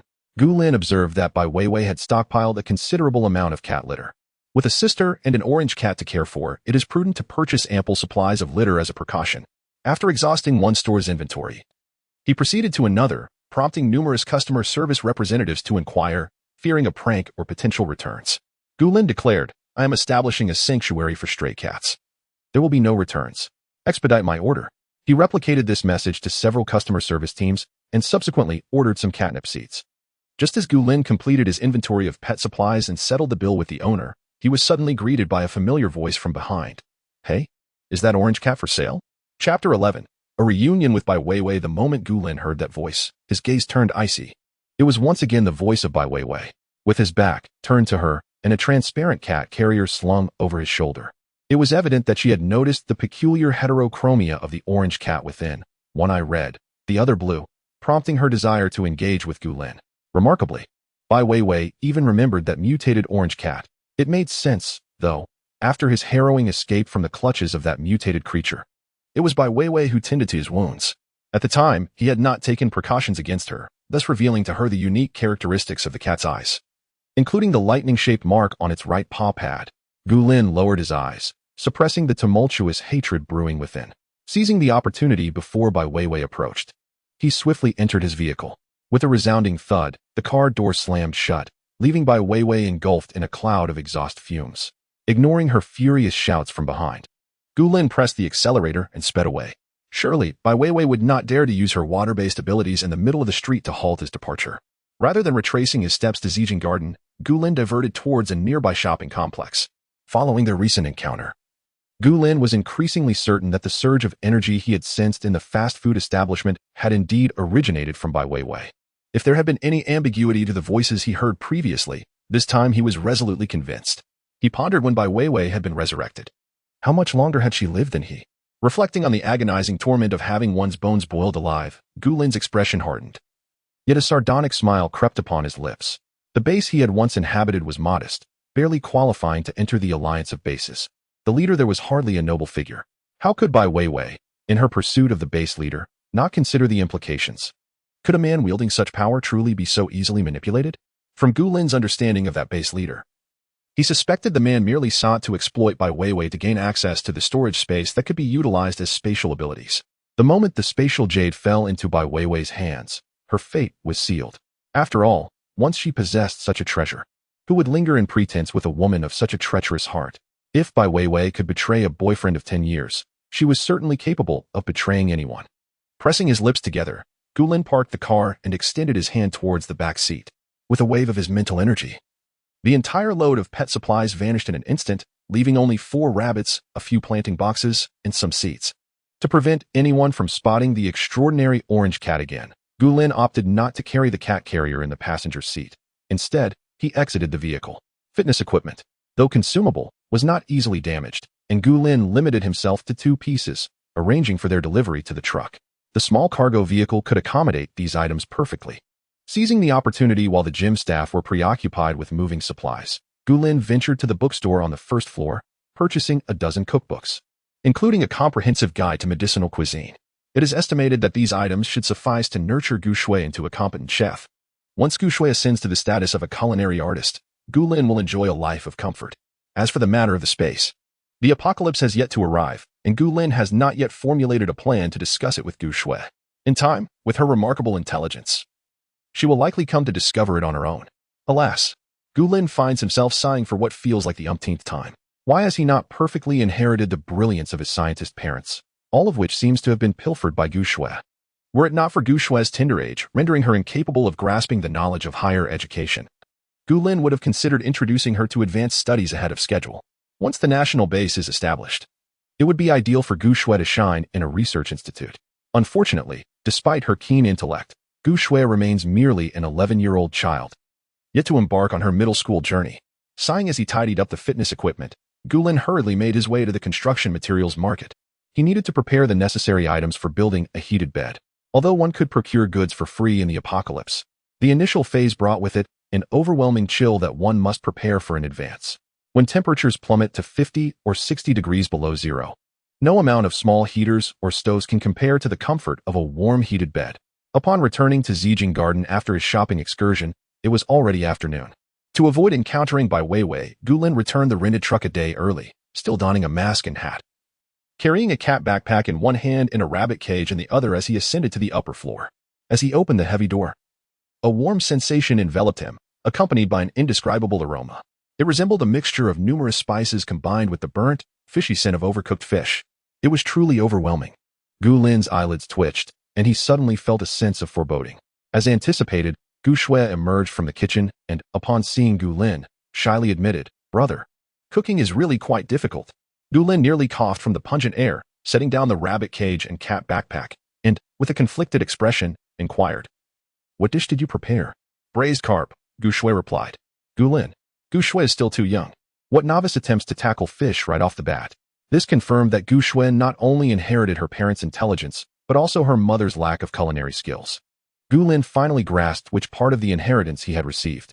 It was the culinary skills his father had painstakingly honed in pursuit of his research-mad mother. However, after 10 years of struggle for survival during the apocalypse, Gu Lin had relinquished all the cooking skills he had learned while raising a child back to his deceased father. Well, rabbits and cats. Gu Shui completely overlooked Gu Lin's expression of mixed feelings, her gaze fixated on the tender, white rabbit and the orange cat with heterochromia. As long as the topic shifted swiftly, her culinary mishap could be brushed aside. Gu Lin shook his head in resignation. "I also bought planting boxes and seeds. We can start growing vegetables indoors. Tomorrow, we'll construct 2 more heated beds, and winter will no longer be cold." Gu Shui lifted her gaze and cast a glance at the window, shrouded in a veil of misty white. "Will this winter be particularly cold?" She pondered. Gu Lin replied, "It is already quite cold now. Once winter arrives, it shall only grow colder." Gu Lin, uncertain of how to broach the impending apocalypse, could only subtly hint to Gu Shui about the frigidness of winter. Upon hearing this, Gu Shui thoughtfully surveyed the small living room and Gu Lin's bedroom, where he currently slept. "Brother, what if we place the planting box in your bedroom and the fitness equipment in the small living room?" Gu Lin raised his eyes in mild confusion. He had previously discussed with Gu Shui the plan to cultivate vegetables in the living room and keep the fitness equipment in the bedroom. Why was she suggesting otherwise? Sensing Gu Lin's bewilderment, Gu Shui elaborated, "If it is too cold in winter, the vegetables will freeze. If we keep them in the bedroom, we can simply heat the room with a stove." Gu Lin smiled, marveling at how clever the child was, and replied, "All right, let us proceed with that plan." Just then, Gu Lin suddenly sensed a peculiar and intense fluctuation in the space around them. Chapter 12, Striking it Rich. Gu Lin's gaze instantly turned serious as he gently patted Gu Shui's head, instructing her to wash her hands first. "There are still some items downstairs that I need to retrieve. You focus on washing your hands and preparing the rice." As for the braised carp that Gu Shui had relentlessly criticized earlier, Gu Lin had no intention of torturing his palate or stomach. If Gu Shui had indeed inherited their mother's culinary skills, the outcome could very well land someone in the hospital. Fortunately, the space was filled with numerous ready-made dishes that could be taken out and enjoyed immediately. Once he received a confirming nod from Gu Shui, Gu Lin turned and exited the room. With some time remaining before the onset of the apocalypse, and since Gu Lin had purchased the top floor, with only 1 unit per elevator, he had no concerns about anyone intruding, so he left the door unlocked. The 3 layers of security doors certainly provided a sense of safety, although entering and exiting could be somewhat cumbersome. Still, Gu Lin was not about to invite trouble upon himself. After all, he needed to transport many items for appearances sake. As Gu Lin made his way to the rooftop, he examined the peculiar fluctuations in the space he had just encountered. Upon closer inspection, his eyes lit up, nearly causing him to stumble on the steps. This was a luxury yacht. The wealthy heirs that Bai Weiwei had associated with were indeed not to be underestimated. Such a grand yacht could be purchased on a whim. And she had even acquired 2 at once. How she managed to keep such colossal yachts hidden from prying eyes was a mystery, as their disappearance from the shore might invite unnecessary complications. It was precisely to avoid being captured for experimental purposes that Gu Lin had refrained from acquiring such large watercraft himself. The underground storage space he utilized could only accommodate smaller vessels like kayaks and inflatable boats. This yacht was a true boon for his stockpiling endeavors. He felt he had struck gold. As Gu Lin estimated the time, he discreetly retrieved items from the space, taking advantage of the blind spots in the surveillance. Although each individual planting box was not heavy, a stack of several dozen was quite substantial. Nonetheless, Gu Lin effortlessly lifted a large stack of planting boxes with one hand. He then tossed 3 bags of cement onto the ground, with planting boxes in his left hand, cement in his right, and a hefty bag of seeds slung across his back. One might describe his strength as superhuman.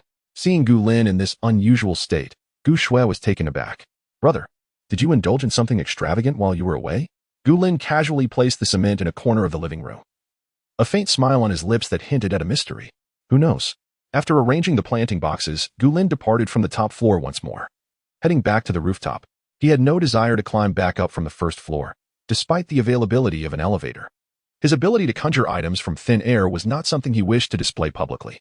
By the time Gu Lin had made 2 trips with the items, Bai Weiwei had surprisingly managed to stuff several capsule yachts into the space, along with various models and sizes of life pods, as well as fully equipped emergency earthquake kits. As he continued to transport items, Gulin observed the stockpile that Bai Weiwei had recently added to their shared space. TSK, TSK, TSK. There are even specialized radiation-proof suits. The individuals Bai Weiwei associates with are no ordinary characters. Such garments, unlike standard medical protective attire, are controlled items, reserved solely for certain departments. Acquiring one of these is indeed a remarkable feat, alas. Had Bai Weiwei not betrayed him, her awakened water-based abilities would have undoubtedly made her a valuable ally.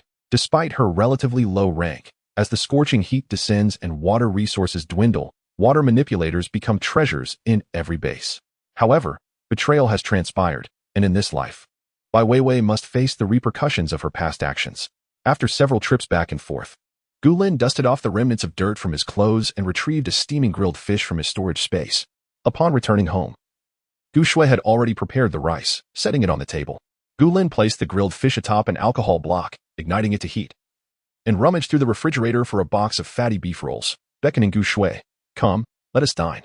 Gu Shui gazed at the table laden with meats, her little mouth pouting slightly as she produced a handful of fresh, crisp water spinach and baby bok choy, placing them on the table. We cannot feast solely on meat. We must have vegetables daily. Gulin chuckled, a hint of exasperation in his smile. All right, I shall heed your advice. Gu Shui huffed lightly, serving Gulin a bowl of rice before seating herself nearby. The grilled fish, a purchase from a restaurant, was accompanied by a foil-wrapped pot, still exuding warmth. The fish, slightly charred on the surface and adorned with vibrant red chili rings, emanated a rich aroma intertwined with the scents of scallions, ginger, and garlic activated by hot oil. Tantalizingly enticing. Gulin first dipped the beef rolls into the pot, filling a pair of chopsticks for Gu Shui, only to receive in return a half bowl of vegetables. Before Gulin could decline, Gu Shui preemptively asserted, first, consume the vegetables for better digestion, so as not to suffer from indigestion. Outside, the temperature continued to drop. Yet the warmth of the underfloor heating enveloped the room, with the windows fogged in a hazy white mist. The aroma of grilled fish filled the air, enticing the little orange tabby cat in the living room to meow eagerly. Gu Shui tilted her head. I have already fed it cat food, you know? Gulin smiled, retrieving two small bowls shaped like cat paws from the cupboard, one filled with fishtail and flesh, the other with a bit of water. However, upon stepping out of the kitchen, he replaced the water in the bowl with spring water from his storage space. He placed both bowls beside the untouched cat food of the orange tabby, which seemed to recognize the superior quality of the water, promptly drinking half a bowl. A smile crept into Gulin's eyes, though he was no veterinarian and uncertain of the cat's ailment. He was confident that as long as it was provided with spring water daily, it would surely recover. The border collies in the breeding area thrived on that very spring water, their physiques robust and muscular, chasing after cows, sheep, and chickens with vigor.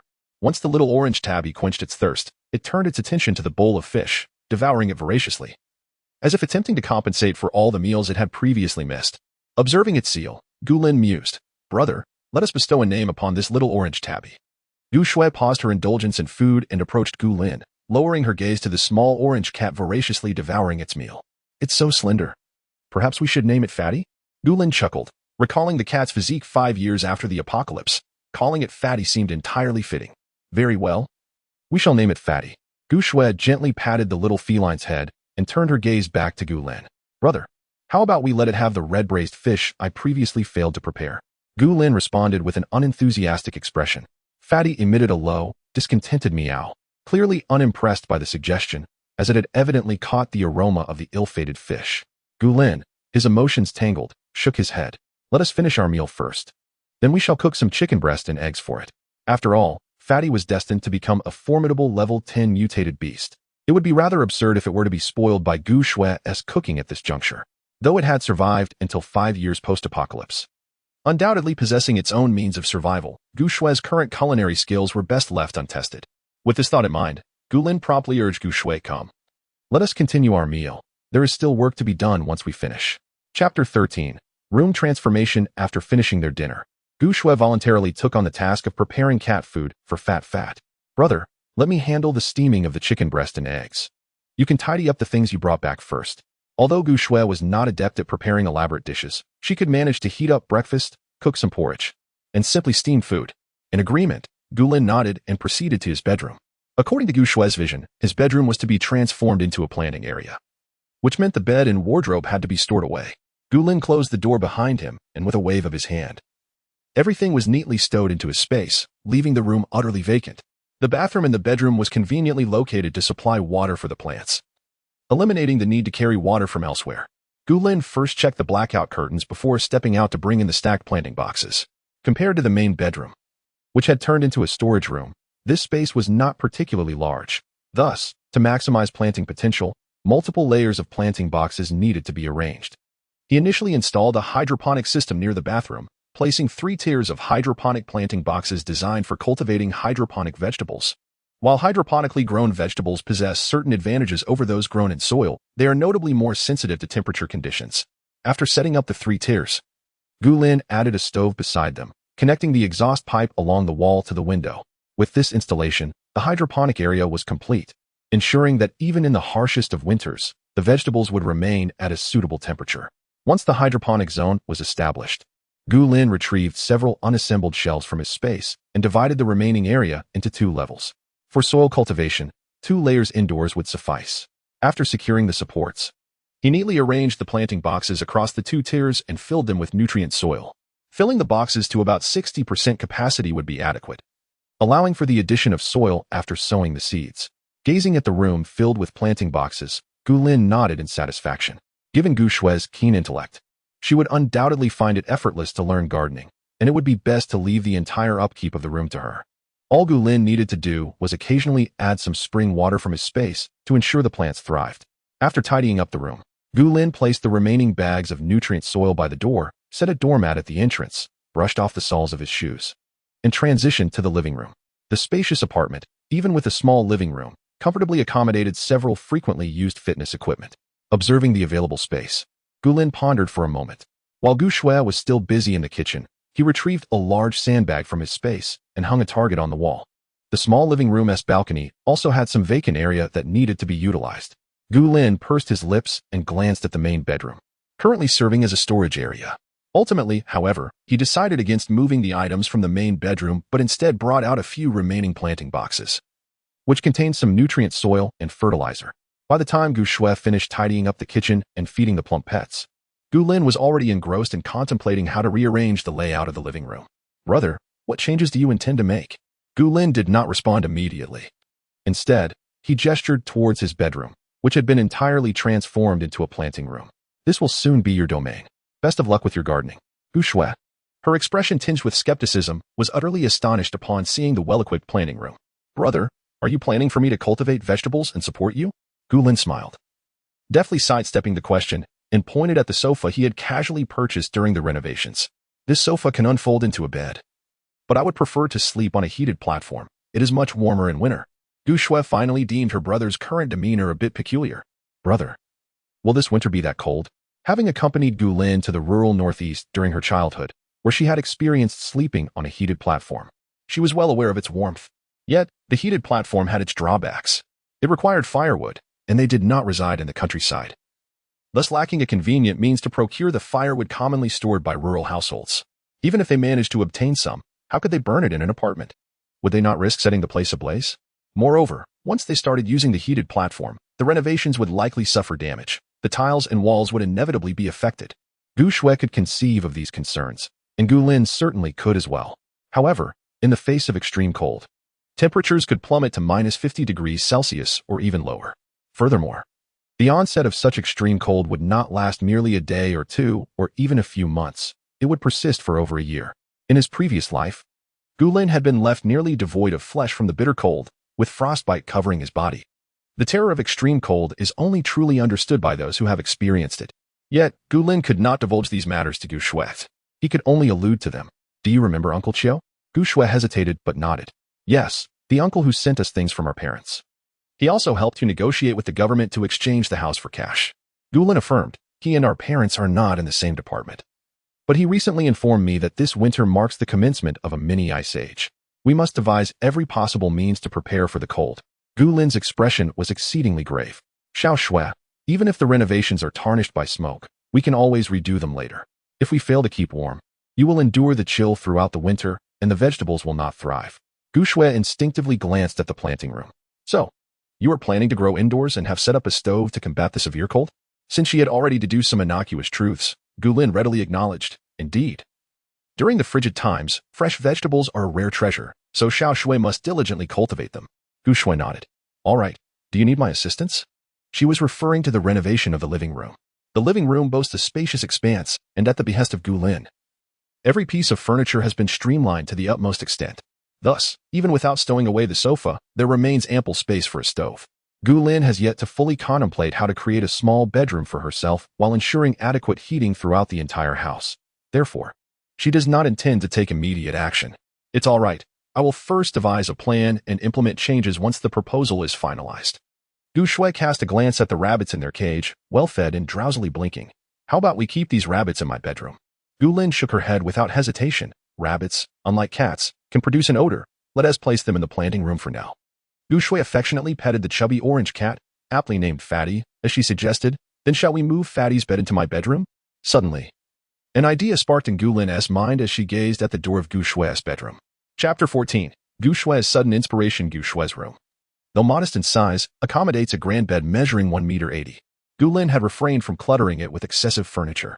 Now that he had confided in Gu Shui about the impending arrival of the Little Ice Age, he thought it wise to seize this opportunity to construct a heated Kong in her room.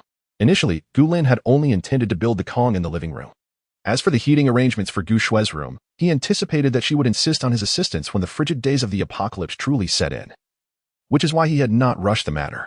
However, it seemed prudent to modify Gu Shui's room in advance. Little Shui, I will prepare your room with the Kong.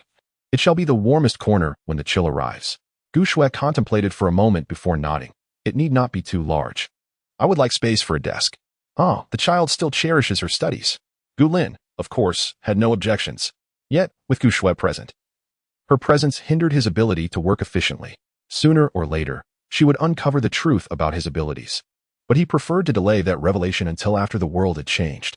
Gulin had somewhat underestimated Gu Shui's perceptiveness. Noticing Gulin's contemplative demeanor as he gazed at the bedroom, she seemed to grasp the situation and proactively suggested, Brother, may I take Fatty to the pet hospital? Gulin instinctively shook his head. They will surely overcharge you, given your youth. After glancing at her phone, Gu Shui looked up earnestly. I will ask Teacher Li to accompany me. She has said she is free and willing to take me out.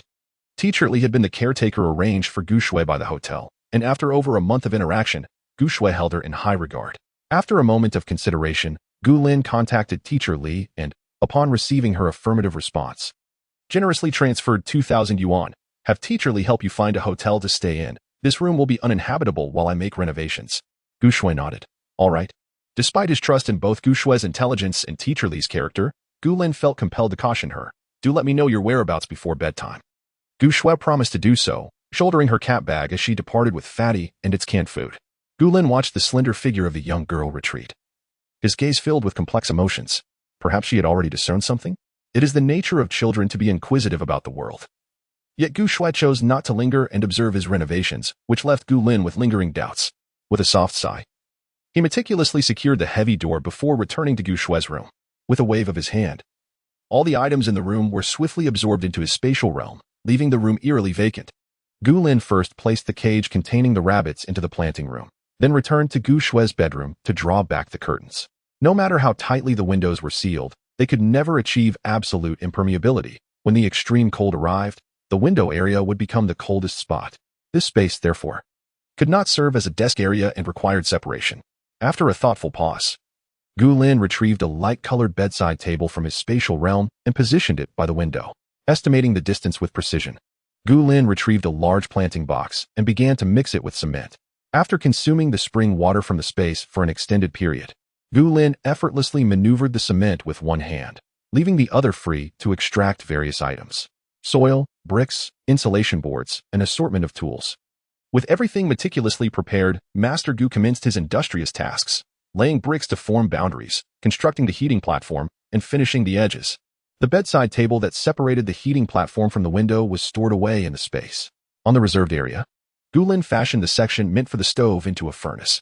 Thus, the area near the windowsill could be utilized for storing firewood and coal, facilitating the expulsion of smoke generated from the heating. After thoroughly inspecting the chimney's direction and measuring the levelness of the heating surface, Gulin let out a long sigh of relief and stretched lazily. However, he did not allow himself to relax just yet. Instead, He set an alarm and first stored the remaining materials back into the space. While awaiting the alarm signal, Gu Lin refrained from lingering in Gu Shue's room and returned to the living room, where he promptly stowed away the few pieces of furniture. Observing the suddenly spacious living room, he began to devise a plan for partitioning a small bedroom for himself. The area between the large living room and the balcony was sealed tightly, and Gu Lin intended to build a heating platform near the balcony, again to ensure that the smoke from burning wood could be efficiently vented out. With a preliminary idea in mind, Gu Lin opened the balcony door to feel the brisk cold wind and placed a water tower on the balcony, while adjusting the water tower's piping. He also determined the future location of the chimney. However, he did not plan to use the heating platform near the balcony as his sleeping bed. Rather, it would serve as the first line of defense against the cold wind. Although still warm, Gu Lin worried he might catch a chill in the middle of the night. Instead, he could construct this heating platform lower, repurposing it as a sofa, where he and the plump rabbit could comfortably sit during colder days. This heating platform would serve solely as a sofa and a source of warmth. When the weather turned cold, he could also place a table there, ensuring the siblings would not feel the chill during mealtimes. After determining the dimensions, Gu Lin retrieved the bedside table he had just stored from Gu Shue's room, positioning it snugly within the marked area. According to the distance of one bedside table, he planned to build another heating platform on the opposite side. Preparing to partition his own small bedroom, the space between the two heating platforms would be constructed into a furnace, capable of heating both platforms simultaneously. Satisfied with the initial layout he had established, Gu Lin nodded in approval. Yes, he possessed quite a talent for this. Just as he was about to finalize the arrangement, his phone suddenly vibrated. It was a message from Gu Shui. Brother, why not move all the fitness equipment to the large living room? We could exercise there, allowing you to convert the small living room into a bedroom. The large living room is so spacious, making it convenient for workouts. Gu Lin, he had already transformed the small living room, and now his mischievous little sister had another whimsical idea. Just as he was about to respond with a humorous emoji, his fingers hesitated mid-motion. Gu Shue's proposal does not seem entirely unfeasible. Originally, Gu Lin intended to partition a bedroom within the living room, not only to convert the other bedrooms into a greenhouse and storage space, but also for a crucial reason, to enhance security. In times of moral decay and distorted humanity, incidents of break-ins and vandalism frequently occur in the dead of night. If Gu Lin were to nestle comfortably in a bedroom, he might not hear the sound of a door being forced open in time. Therefore, irrespective of whether the newly acquired residence offers sufficient bedrooms, Gu Lin had resolved to sleep in the living room. This arrangement would enable him to remain vigilant and alert before any intruder could breach the threshold, ultimately safeguarding Gu Shui from potential fright. However, upon reflecting on Gu Shue's suggestion, Gu Lin reconsidered the layout of the two living rooms. Chapter 15. The small bedroom and the spacious living room. The expansive living room, visible directly from the entrance, leads effortlessly to the balcony, particularly now. With all furnishings gathered into the designated space, the entire living area appears stark and unadorned. Undoubtedly, the large living room is the most convenient area closest to the entrance. Any movement at the door can be swiftly sensed from this space. However, a drawback remains. Passage to any room necessitates traversing the vast living room, making it an unsuitable choice for a bedroom.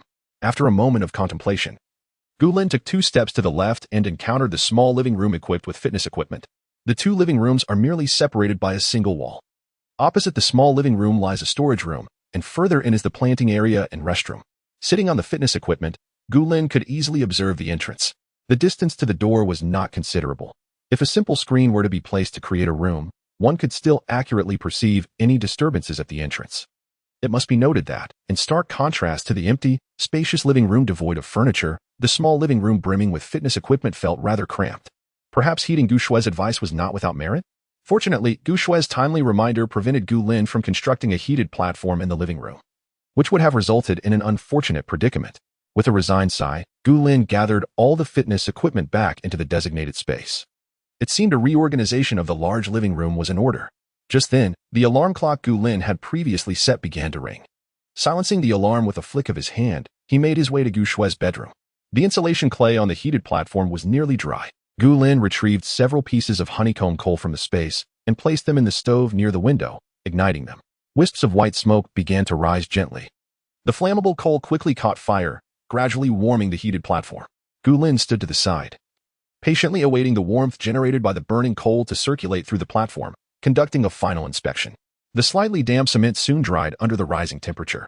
Everything appeared to be in order. The smoke's trajectory was also satisfactory, and the heated platform would surely become cozy. Gulin nodded in satisfaction and began to adorn the heated platform with a few simple embellishments. He laid down a layer of leather, followed by a plush area rug, rendering the entire setup exceedingly warm and inviting. At the head of the bed, Gulin, using his consciousness, dismantled the components of Gu Shui's original bed from the space and affixed a soft backrest to the wall. He then retrieved Gu Shui's bedding, first laying down an electric blanket, followed by the quilt, and topped it with the large plush toy Gu Shui often embraced. The task was complete.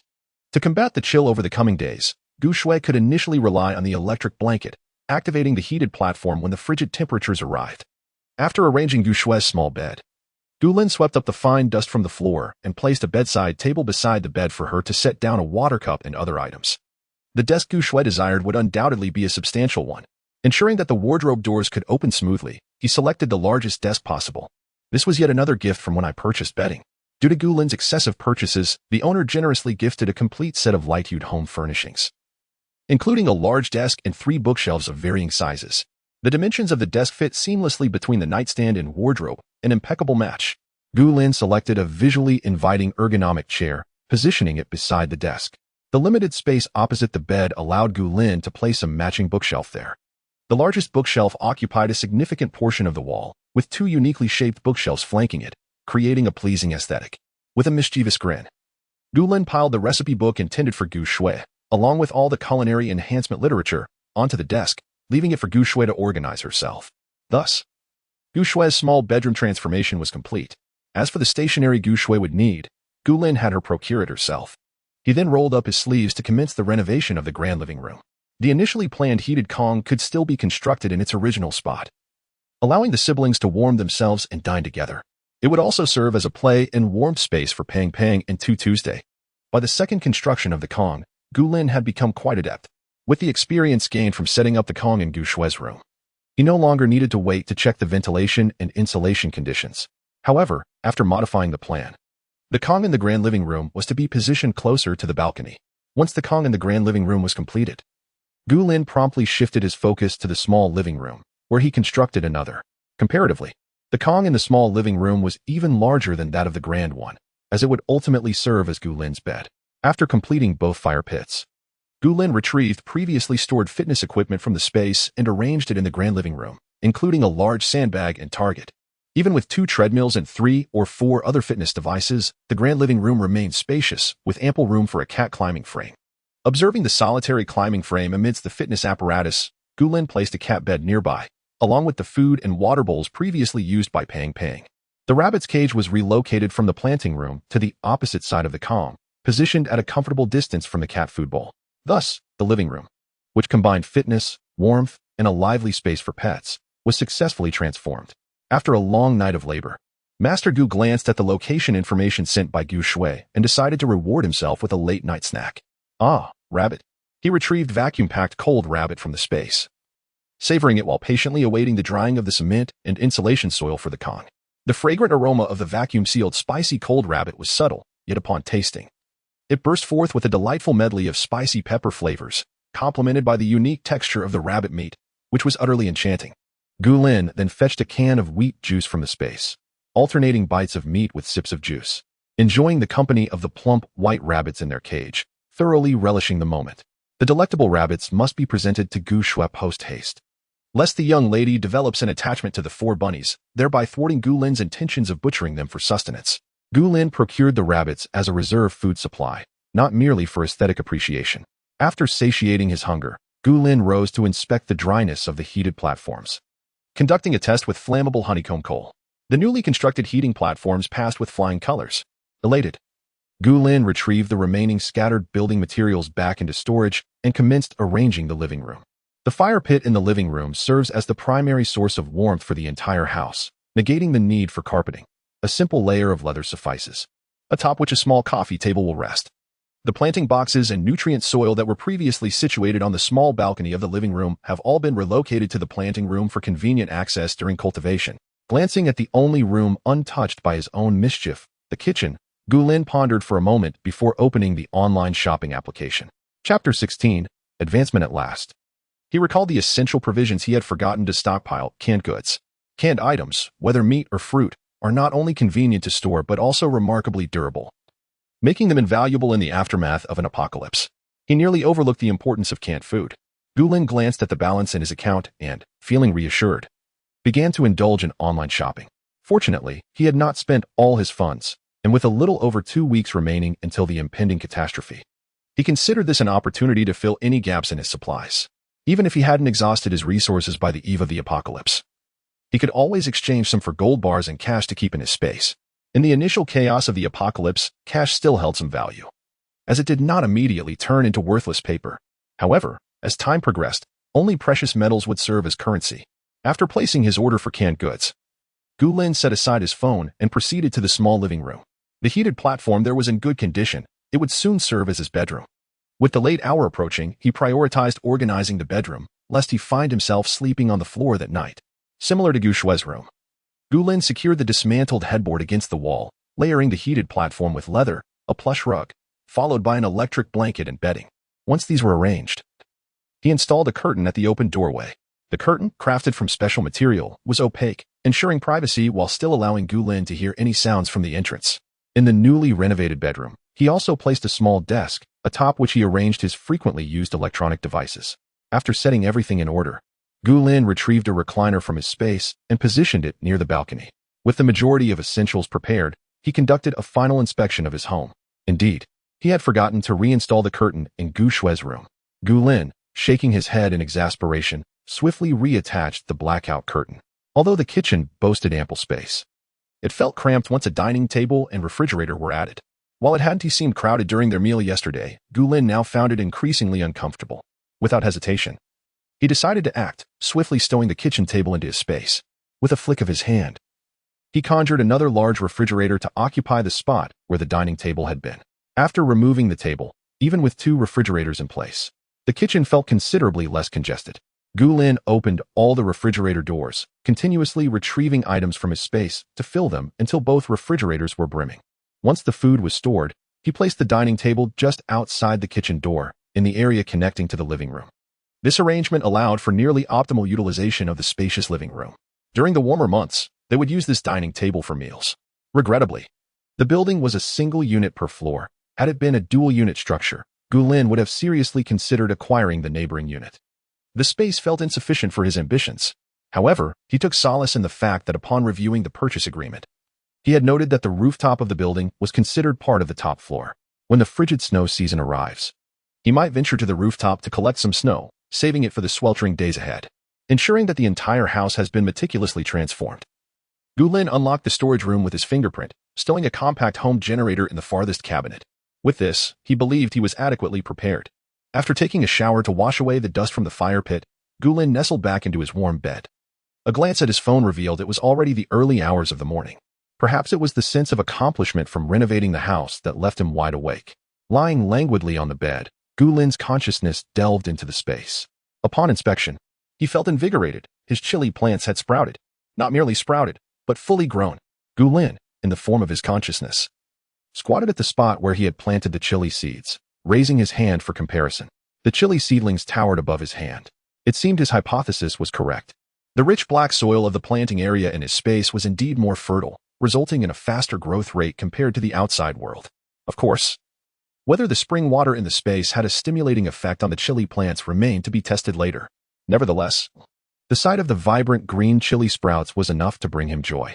Gulin directed his consciousness to the underground water storage tank, and a stream of crystal-clear water appeared, cascading evenly over the chili seedlings. He decided to water them once with regular water, then check the results the following day. Since he was unable to sleep, he thought it prudent to till the soil in the space, preparing for future vegetable planting. The next day, Gulin was awakened by a phone call from Gu Shui. "Brother, it's noon. The sun is shining on your face. Hurry and get up." Gulin, sporting dark circles under his eyes and appearing bewildered for a moment, finally responded, "Yes, you can come back now." Gu Shui returned swiftly, carrying not only a cat backpack, but also a large canvas bag. After confirming that no one was trailing behind, Gulin locked the door securely and took a look at the canvas bag in Gu Shui's hand.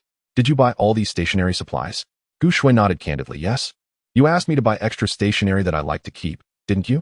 Gulin acknowledged her, observing the curious fat cat. What were the results of the checkup for Fatty? As Gu Shui admired Gulin's renovation efforts, she casually replied, "The doctor said there's nothing wrong. just a bit of malnutrition. As long as he eats well from now on, he'll recover quickly. The vaccinations have been done, and the deworming is complete. This meant that the cat was free from any serious ailments. But why had it looked so unwell before? Perhaps it was the spring water from the space that had restored its health? Before Gu Lin could ponder this further, Gu Shui entered her room and exclaimed in awe. What a large desk. Brother, how much did you pay for this to have it delivered? To which Gu Lin replied nonchalantly, this didn't cost me anything. I got it for free. However, Gu Lin directly bypassed the topic, gesturing towards the several stacks of various books on the desk. Study diligently. And then the household meals will be entrusted to you. Upon seeing the towering pile of books, which was even higher than herself, Gu Shui's eyelids twitched. Brother. It seems you have a fondness for cooking. Gu Lin dismissed her resistance. There are also some books on planting and breeding. Study them well. And then practice in the greenhouse. There are plenty of seeds. With a sigh, Gu Shui chose to ignore Gu Lin and ran over to the cat tree to play with the chubby cat. Meanwhile, Gu Lin took a shower. He had been restless the previous night, working the fields in his space, exhausting his mental energy while successfully advancing to the next level. Although he felt little discomfort, he was drenched in a sticky sweat. Now, Gu Lin had become a level 3 mental type ability user, with his mental perception extending to a range of 20 meters around him. As he felt the warm water cascading over him, he closed his eyes and released his mental energy, only to catch sight of Bai Weiwei in the adjacent building. Upon discerning what she held in her hand, Gu Lin immediately frowned. Chapter 17. Surprisingly delicious. Gu Lin had initially paid little attention to the water sphere that danced in Bai Weiwei's hands. However, under the keen perception of his mental energy, he observed the transformation of the water sphere into a crystal-clear ice sphere. This unexpected development compelled Gu Lin to heighten his vigilance. The ice ability was an evolved form of the water ability. Thus, once a water ability user reached level 5, they could manipulate water to condense it into ice. Although this differed from those who awakened with ice abilities from the outset, the distinctions in later stages were minimal. The allure of water ability users stemmed from their capacity to provide pure, unprocessed water while simultaneously wielding formidable offensive capabilities akin to those of ice ability users. Yet, the water sphere in Bai Weiwei's grasp had turned into an ice sphere right under Gu Lin's nose. This left him with two possibilities. The first was that Bai Weiwei, having been reborn, had deepened her understanding of her abilities and mastered the manipulation of water to ice before reaching level 5. There had been individuals in her past life who achieved this, and those who could perform high-level feats at lower tiers often became unparalleled forces, eagerly sought after by various bases. The second possibility was that Bai Weiwei possessed extraordinary talent, awakening both water and ice abilities. This was not implausible, especially since Gu Lin, upon his own rebirth, had awakened with lightning and mental abilities.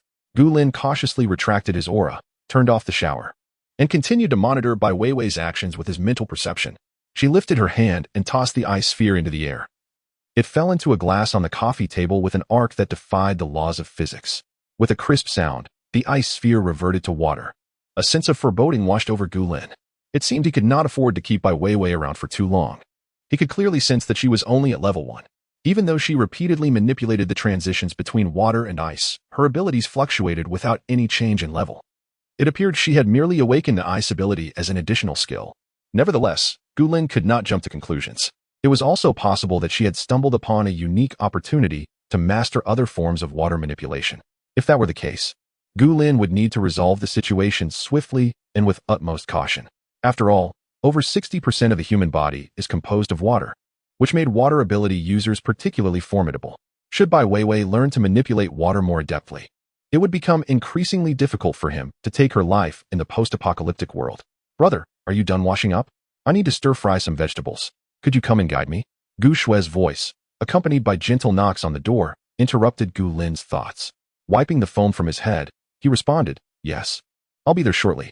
Taking one last glance at Bai Weiwei, Gu Lin withdrew his mental energy, quickly rinsed off the foam from his body, and changed into fresh loungewear from his space.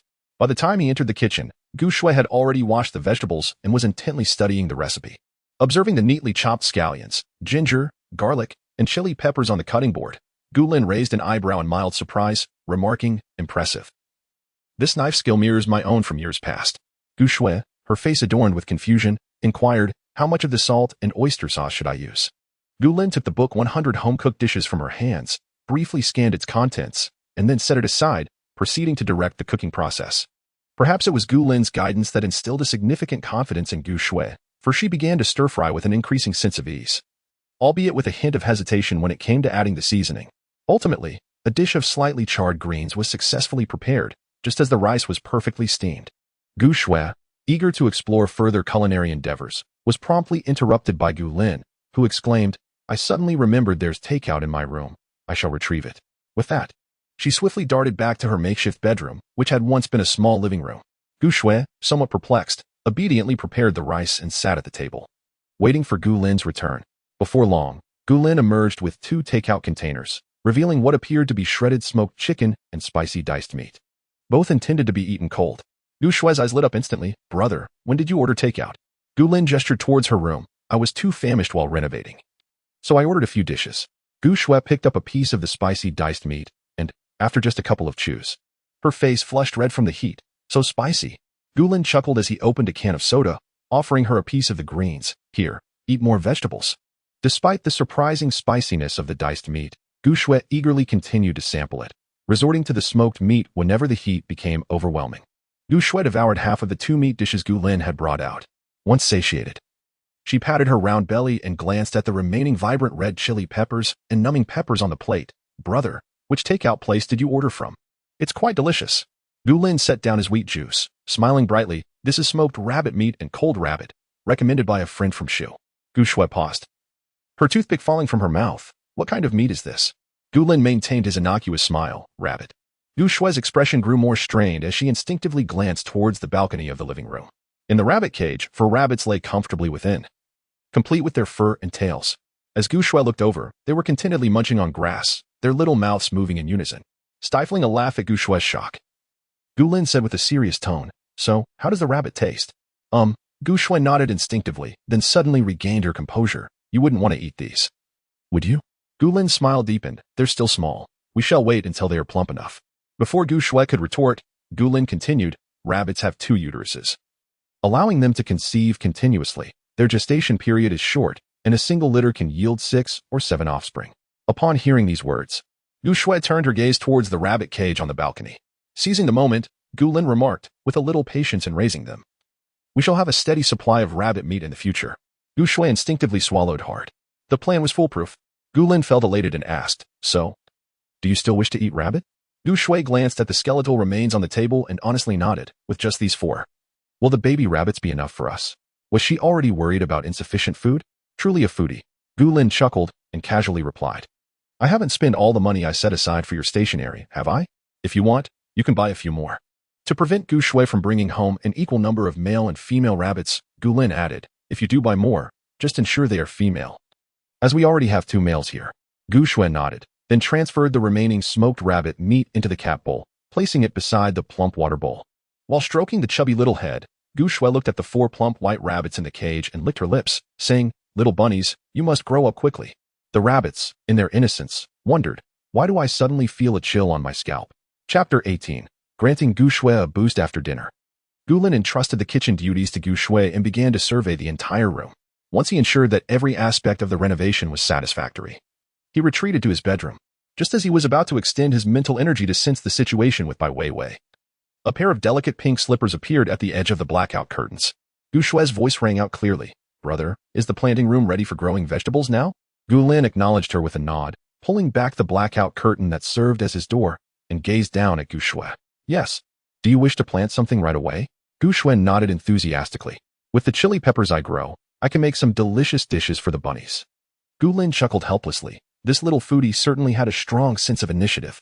It was amusing that both siblings had chosen chili seeds for their initial planting. What an uncanny synchronicity and hereditary trait. Gu Lin would never discourage Gu Shui's confidence in farming. "In the books I placed in your room, there are details about planting. If you are unsure of the process, you can take a look." Gu Shui lifted her tablet. "Isn't there plenty of planting tutorials available online?" "Ugh, having been in the apocalypse for so long, I've unconsciously chosen to rely on physical materials, almost forgetting the convenience of the internet." Yet, after the apocalypse, the network had yet to be restored, marking a regression in human civilization. Waving away those unpleasant memories, Gu Lin gestured toward the open planting room. "We have a complete range of hydroponic and soil-based supplies, and the seeds are in the storage cabinet. Feel free to proceed as you wish." Gu Shui agreed, and dashed into the planting room with her tablet. Gu Lin shook his head in mild exasperation, drew the blackout curtain closed, and released his mental energy. At that moment, Bai Weiwei was no longer at home. Could she be out gathering supplies again? Recalling her adept manipulation of her powers, effortlessly transitioning between water and ice, a plan began to form in Gu Lin's mind. He opened his phone and sent Bai Weiwei several messages. The message history lingered on exchanges from over a month ago, particularly her declaration that they were square and would have no further entanglements. She truly managed to sever ties after taking the jade pendant that granted her storage space. Never to contact Gu Lin again. Gu Lin, preoccupied with stockpiling supplies, had not initiated any messages either.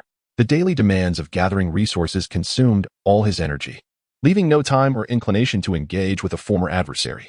Gu Lin's intentions were solely to utilize Bai Weiwei for his own ends and to seek revenge. He planned to reclaim her access to the storage space once she had amassed enough supplies before the apocalypse. This would serve as a reckoning for the decade of care he had shown her in his past life.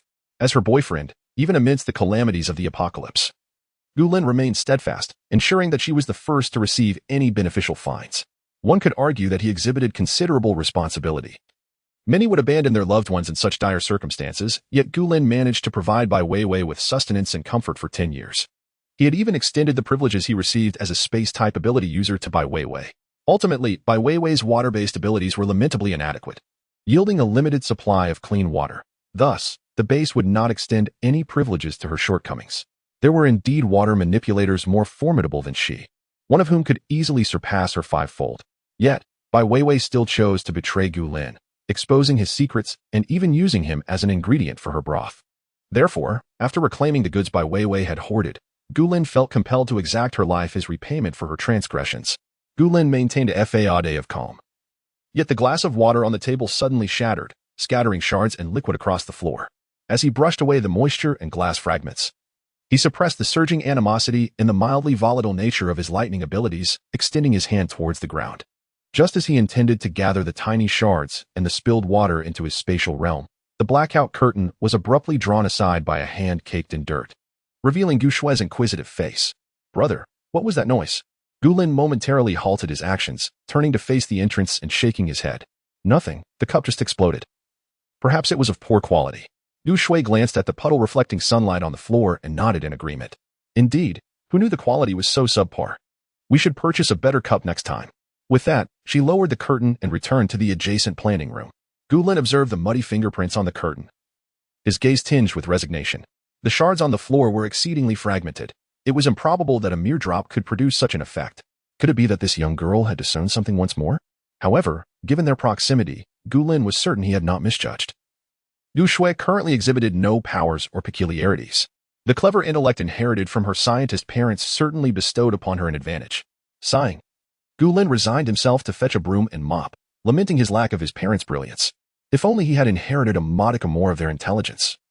Perhaps he would not have been so easily deceived by Bai Weiwei in his previous life, only awakening to reality when she wielded a cleaver, smiling as she severed his thigh for her soup. Nonetheless, Gu Lin felt a sense of gratitude towards Bai Weiwei. Had it not been for the intense hatred and resentment she instilled in him, he might not have experienced rebirth. With a slight closing of his eyes, Gu Lin heard Gu Shui calling for him and hurried to clean up the glass shards, proceeding to the planting room. Gu Shui appeared even more disheveled than before, her face and clothes smeared with dirt, with a considerable mess on the floor of the planting room as well. Noticing the inscrutable expression on Gu Lin's face, Gu Shui offered an embarrassed smile. "Brother, could you help me cover these seeds with the nutrient soil?" Gu Lin let out a resigned sigh, accepting his fate as he lifted the bag of nutrient soil from the ground and, following Gu Shui's instructions, filled her planting boxes with soil. After preparing 3 boxes, Gu Shui darted off, leaving behind a call. "Brother, don't leave yet. Wait for me." Gu Lin began to question his decision, pondering whether it was wise to allow Gu Shui to commence her gardening at such an early age. This half-grown child was already proficient at delegating tasks to him. Gu Shui returned promptly, clutching a notepad and a signature pen. After inscribing chili on the notepad, she affixed the note to the edge of several freshly planted boxes. Glancing at the nearby pile of seed packets, she wrote down cherry tomato and white radish, attaching these notes to 2 distinct planting boxes. Once she had completed this task, she turned to Gu Lin and inquired, "Brother, do you prefer lettuce or chives?" Although Gu Lin was not particularly fond of either, he had, through Gu Shui's persistent encouragement, since she became more understanding, come to consume a modest portion of green vegetables daily to supplement essential nutrients. "Let's go with both," he replied. Gu Shui labeled the hydroponic planting box as well and, after a moment's consideration, added a note for scallions and garlic to the adjacent planting box. Tossing aside the note that was still speckled with dirt, Gu Shui wore a determined smile on her face and declared, "Brother, let us commence our vegetable planting." Gu Lin simply responded with silence. Chapter 19. Mutual intent to kill accompanied by the enthusiastic Gu Shui. Gu Lin spent an entire afternoon cultivating vegetables. Surprisingly, he did not feel fatigued. Rather, he reveled in the joy of farming. This experience was distinct from his previous endeavors in a different realm. Gu Shui remained exuberant, and observing her lack of weariness filled Gu Lin with immense satisfaction. Over the past few days, during their shared meals, he had been discreetly adding spring water from his space to her drinking water. It seemed that the effects of this water on Gu Shui were manifesting rapidly. Once her body underwent further transformation, Gu Lin planned to begin her physical training. Proudly surveying the seed she had sown, Gu Shui placed her hands on her hips, exclaiming that soon she would be able to use the chili peppers she had grown to prepare dishes for the rabbit she had raised. Gu Lin smiled indulgently, affirming that he would save the rabbit pelts to make a blanket for her. The fire pit they had constructed was already warm, and adding a layer of rabbit fur would surely enhance its comfort. Until the rabbit fur blanket was ready, Gu Lin saw no harm in using the wool blankets he had previously stockpiled. Upon hearing Gu Lin's words, Gu Shui vigorously nodded in agreement, exclaiming how adorable the rabbits were and how they could be enhanced with spices and heat. A single dish of cold rabbit had unexpectedly altered her tolerance for spiciness. Much to Gu Lin's astonishment, he had initially worried that she might not be able to handle the same level of heat as he did, and had even prepared several non-spicy seasoning packets. As his phone vibrated, Gu Lin recalled the message he had sent to Bai Weiwei earlier. Lowering his gaze, he urged Gu Shui to hurry and take a shower. If it weren't for the fact that Gu Shui had genuinely cultivated several planting boxes, he might have thought she was merely playing in the mud, her hair and face covered in soil. Gu Shui agreed and first tidied up the planting area before returning to her room. Her bedroom was equipped with an ensuite bathroom, while Gu Lin utilized the one near the living room. After promptly cleaning himself and emerging refreshed, Gu Lin finally opened his phone.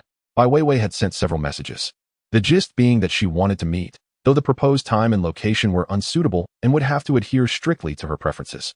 Gu Lin, of course, did not mind and promptly replied in the affirmative. His original plan was set for a week before the impending apocalypse, at a location not far from the Zhejiang Garden.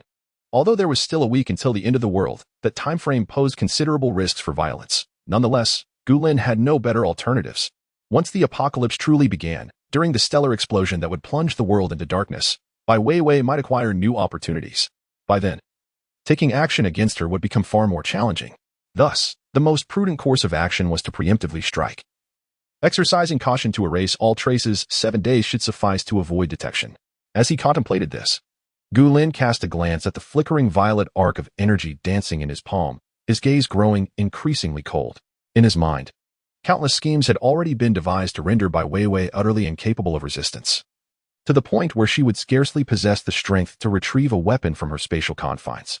At that moment, Bai Weiwei replied once more, "The time is 8 days hence, and the location is in the small woods near your villa." Upon reading this message, Gu Lin couldn't help but smile. After a brief pause of 2 minutes, he responded simply with a good. 8 days later would leave merely 3 days until the apocalypse. Indeed, there was a small grove near the villa where Gu Lin and Gu Shui had resided, easily identifiable. This particular grove was conveniently devoid of surveillance cameras.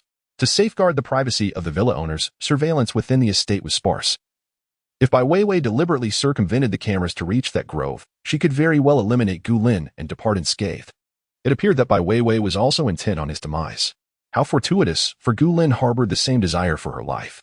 Sensing Gu Shui's approach, the electric arc in Gu Lin's hand vanished without a trace. In the next instant, Gu Shui's small hand pulled aside the blackout curtain. "Brother, would you like me to wipe this curtain for you?" Gu Lin glanced at her tiny paw, which had just landed near the muddy handprint, and nodded. "Sure, you can do it. I'll go to your room and read." "Okay." Gu Shui scampered off in her little slippers to the bathroom to wash a towel. In that short span, she had tidily organized all the books Gu Lin had left scattered about into the bookshelf. Each compartment housed only one category of books, meticulously arranged with order and classification. Gu Lin casually pulled out a copy of the Guide to Rabbit Farming and settled into the ergonomic chair he had previously occupied. However, his thoughts were not on the book, but rather on the recent conversation with Bai Weiwei. He fabricated a straightforward reason that persuaded her to agree to the meeting. He claimed to have found a white jade ring that complemented the peacekeeping pendant. Within the small peacekeeping pendant lay a stasis space capable of storage. How could Bai Weiwei refuse a matching ring? Gu Lin attempted to adopt Bai Weiwei's perspective. She might very well think that perhaps the pendant's previously absent planting and breeding capabilities were contained within the white jade ring. Even if the ring initially bore no special attributes, what if it transformed into something extraordinary after the apocalypse? Moreover, Gulin did not assert that he intended to gift this white jade ring to Bai Weiwei. He merely stated his desire to compare it to the spatial jade pendant she possessed to ascertain whether the materials were identical. Having devoted so much time to stockpiling supplies, Bai Weiwei had not experienced Gulin's previous attentiveness. Now, suddenly receiving this news, she realized that he might possess another spatial artifact. How could she not entertain thoughts of her own? Indeed, the time and place chosen by Bai Weiwei were exceedingly convenient for murder and disposal. Gulin's fingertips grazed the pages of the book, his gaze turning icy. 10 years of nurturing had culminated in betrayal and conspiracy in this new life. Bai Weiwei exhibited not a shred of remorse or intention to atone. Not only did she fail to utter any words of caution to Gulin, but she also took away his spatial jade pendant. Had it not been for Gulin's early reincarnation, that pendant might have been given away without a second thought, not even fetching $1 million. Moreover, if Gulin had not taken the initiative to seize control of the pendant, firmly and coldly rejecting Bai Weiwei's demands for it, she would undoubtedly have sensed the possibility of Gulin's own rebirth. Given Bai Weiwei's disposition to avert any retaliation from Gulin, she would surely have acted first, eliminating him to seize the pendant. With her connections to those affluent heirs, orchestrating a murder would pose little challenge. The fact that they could procure large quantities of drugs and gasoline speaks volumes of their capabilities. In such a scenario, Bai Weiwei could easily turn the tables, accusing Gulin of attempted assault while claiming her actions were merely self-defense, thereby transforming him from a victim into the wrongdoer. Gulin closed his eyes. His lips pressed into a straight line. Chapter 20. Arrival of Cold Weapons. As Gulin casually flipped through the book in his hands, he promptly returned it to the shelf. He had devised a plan regarding Bai Weiwei's affairs. While it may not have been a matter of earth-shattering significance, he remained vigilant nonetheless. With several days still remaining before their rendezvous, there was no need to dwell on it incessantly. Gulin had other matters to attend to. Casting a glance at his phone, he noticed a message from an unfamiliar number, prompting a faint smile before he exited Gu Shui's room. Offering a brief reminder before stepping out, the batch of cold weapons he had ordered had finally arrived. Given that these were primarily controlled items, conventional transportation methods were out of the question, yet Gulin had managed to wait it out. Undeniably, whether during the early days of the apocalypse or in its later stages, the functionality of cold weapons was remarkably potent. As for the more intimidating firearms of the early apocalypse, Gulin currently lacked the channels, time, and energy to acquire them. The inconvenience was simply too great. As the son of a national treasure-level scientist, traveling abroad presented numerous obstacles, and approaching the dark web for firearms was a daunting challenge indeed. Rather than expending his time and energy on such pursuits, Gulin deemed it more prudent to stockpile supplies. As long as he amassed a sufficient quantity, he could diligently hone his abilities, and with the support of cold weapons, it would not be overly difficult for the siblings to navigate the apocalypse safely. Thus, firearms would have to be a hope pinned on the prospect of zero-cost acquisitions post-apocalypse. With a stroke of luck, he might even procure them from the offices of some tyrannical overlord who danced on the edge of legality. Gulin drove his rented Wuling van directly to the designated cold weapons trading location. Upon arrival, he found that the other party had yet to arrive. He parked and closed his eyes for a brief moment of rest. In reality, he was employing his psychic abilities to scan the surrounding environment. Indeed, it was a well-chosen spot devoid of surveillance. Perhaps they had ulterior motives? Before long, Gulin's phone vibrated again, displaying the number 1. He chose not to respond. Soon, within the range of his psychic perception, he detected movement. The other party had also arrived in a low-profile, sturdy Wuling van, from which emerged 4 burly men, each fully armed, donning masks and hats, revealing only their fierce, menacing eyes. "Your goods have arrived. Come inspect them," one of them said, opening the van door to reveal 4 neatly stacked black boxes on the seats. A smirk tugged at the corners of Gulin's lips beneath his mask as he followed their cue and opened each box to inspect the contents. Inside were triangular bayonets, tang swords, various lengths of daggers, military shovels, and miao knives, all in considerable quantities. In truth, Gulin could have easily verified the authenticity of the items with a mere sweep of his psychic energy, but the other party insisted he examine everything. Gulin, of course, had no objections. If they intended to engage in a black market scheme, given his current abilities and the enhancements from the spring water in his space, it remained uncertain who would prevail in such a confrontation.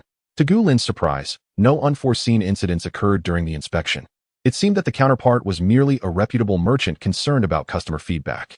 After Gu Lin nodded in approval, for Burly Min dutifully assisted him in loading the boxes onto the vehicle. Gu Lin stood quietly to the side, feeling somewhat perplexed. These individuals harbored no nefarious intentions? He had already paid in full.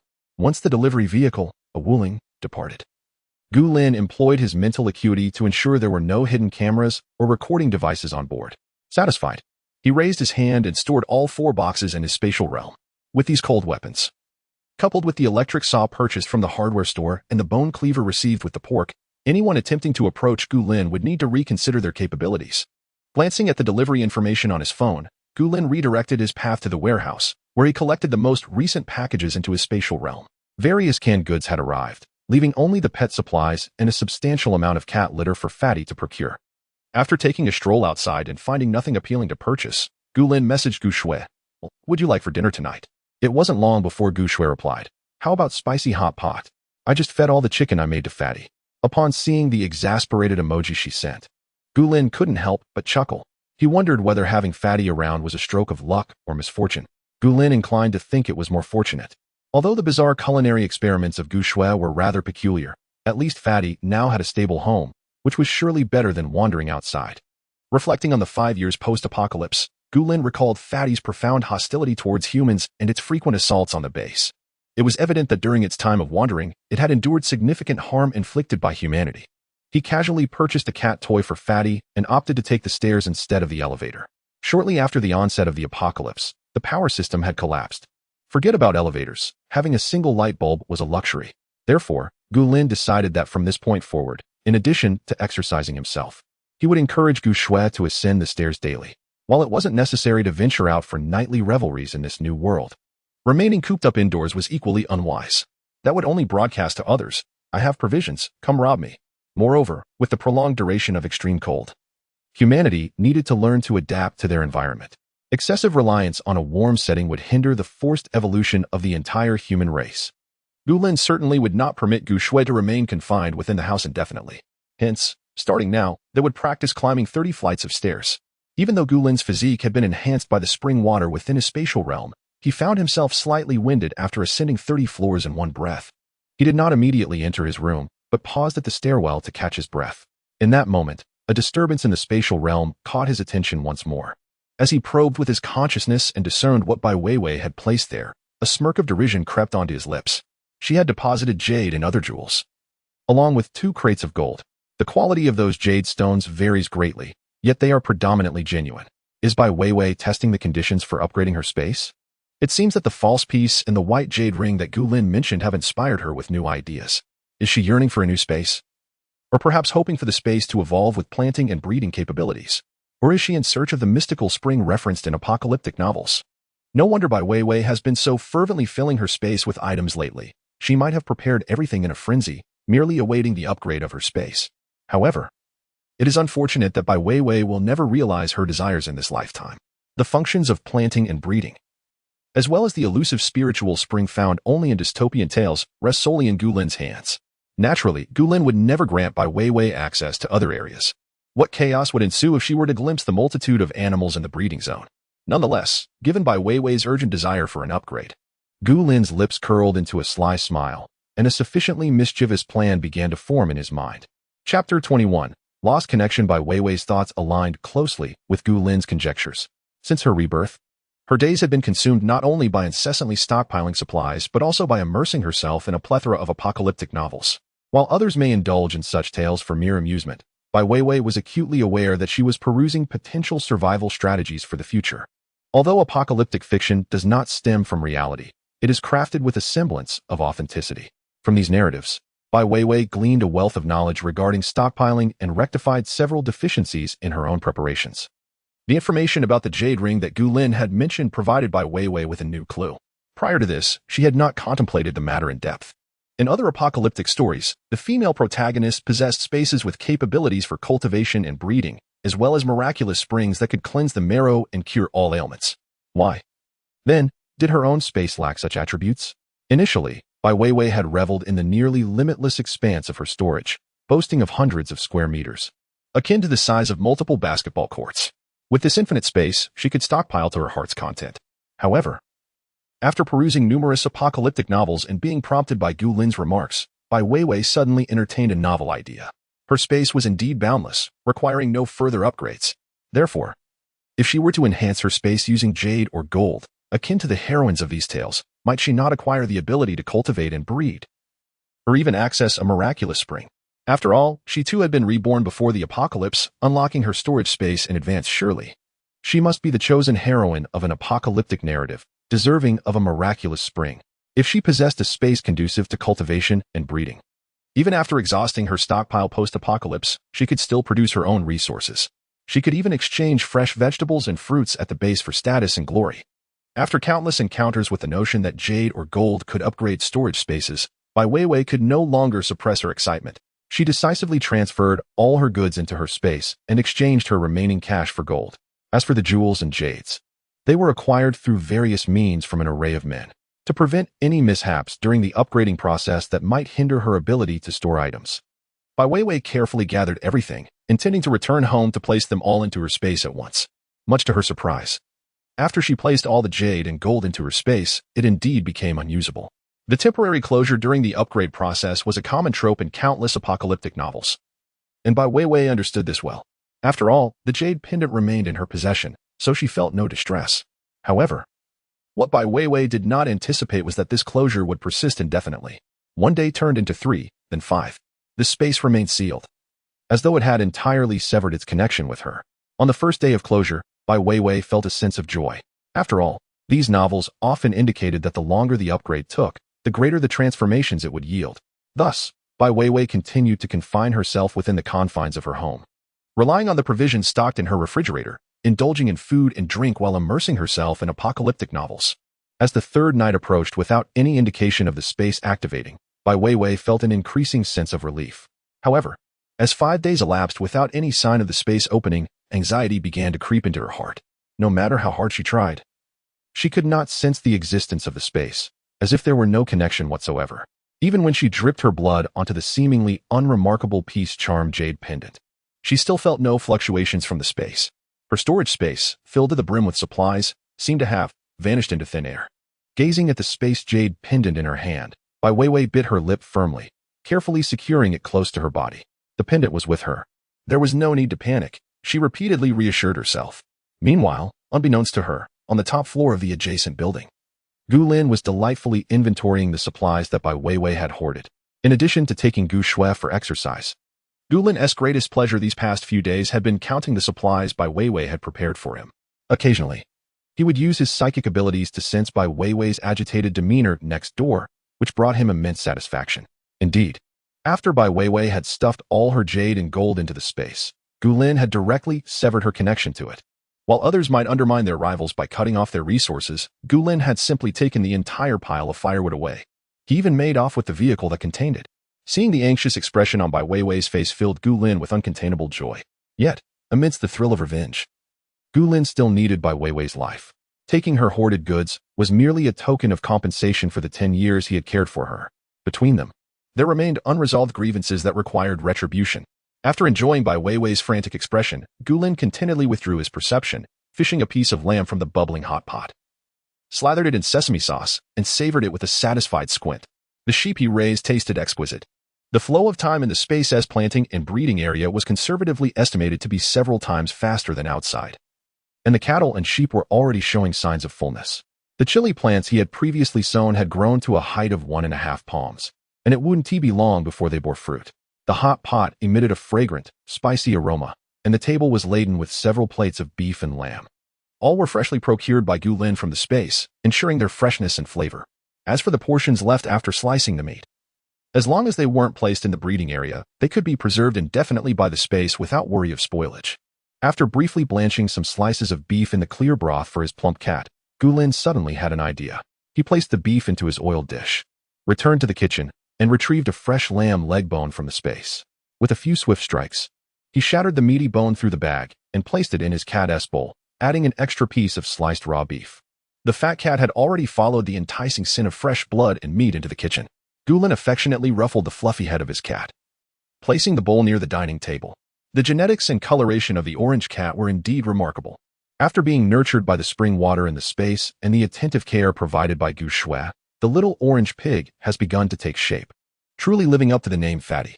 After feeding the cats, the siblings continued to enjoy their delightful hot pot. As the days draw nearer to the impending apocalypse, the chill in the air intensifies, prompting cities to activate their heating systems ahead of schedule. The warm hot pot paired with fresh lamb is undoubtedly the perfect choice for such weather. Yu Shui often finds herself gasping from the spiciness of the hot pot base. And in those moments, she stuffs a handful of greens into her mouth, crunching away like a rabbit in a cage, much to Gu Lin's amusement. In stark contrast to the tranquil days enjoyed by the siblings, time for Bai Weiwei has become increasingly chaotic. And this is merely one facet of Gu Lin's quest for vengeance. Chapter 22, A Dream of Boundless Wealth in Recent Days, Bai Weiwei has been driven nearly to madness. Despite her relentless efforts and numerous attempts, the space remains unresponsive, leaving her in a state of desperation as the impending apocalypse draws ever closer. She feels like an ant on a hot skillet, her anxiety palpable as she gazes at the space jade pendant in her hand. She has exhausted every possible method, having drawn blood countless times, even going so far as to soak the pendant entirely in her own blood. Yet, there has been no effect whatsoever. The space remains utterly disconnected from her, as if it had never existed at all.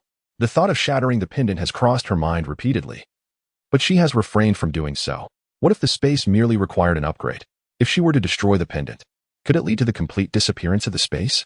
All her countless supplies would vanish. Everything she had meticulously gathered over the past 2 months for survival in the soon-to-come apocalypse. Her heart aches at the thought of the precious items she has hoarded, not only food, but also various special fabrics yet to be released, capable of maintaining human body temperature, along with medicines, firearms, yachts, and life pods. The weight of her regrets is suffocating. If only she had not been so greedy. Seeking to imbue the storage space with planting and breeding functions, perhaps the space would not be in this state now. Clutching the pendant, Bai Weiwei finds herself unable to discern whether the space is undergoing a monumental upgrade or has silently vanished. If it truly has disappeared, what will she do? As time passes, an unprecedented dread begins to gnaw at Bai Weiwei's sanity. If the space has indeed vanished, must she once again become a parasitic flower, reliant on others as she was in her past life? No, she cannot allow this to happen. Having been reborn before the apocalypse, she should emulate the protagonists of those dystopian novels, leveraging her storage space and supplies to secure a significant position and ascend to the pinnacle of life after the world falls into chaos. The space must be upgrading. Bai Weiwei continually reassures herself, but as the space remains stubbornly closed, she hastily seeks out the men she had previously entangled with for monetary assistance. These are not individuals lacking in funds. Even the slightest trickle from their wealth would suffice for her needs. Through sweet words and charming dates, she quickly manages to gather a sum of money. This time, she places a substantial order for instant noodles, compressed biscuits, energy bars, bottled water, and dehydrated vegetables.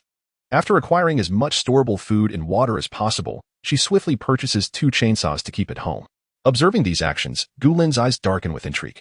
It seems that Bai Weiwei is not entirely foolish. She understands the necessity of having chainsaws for self-defense.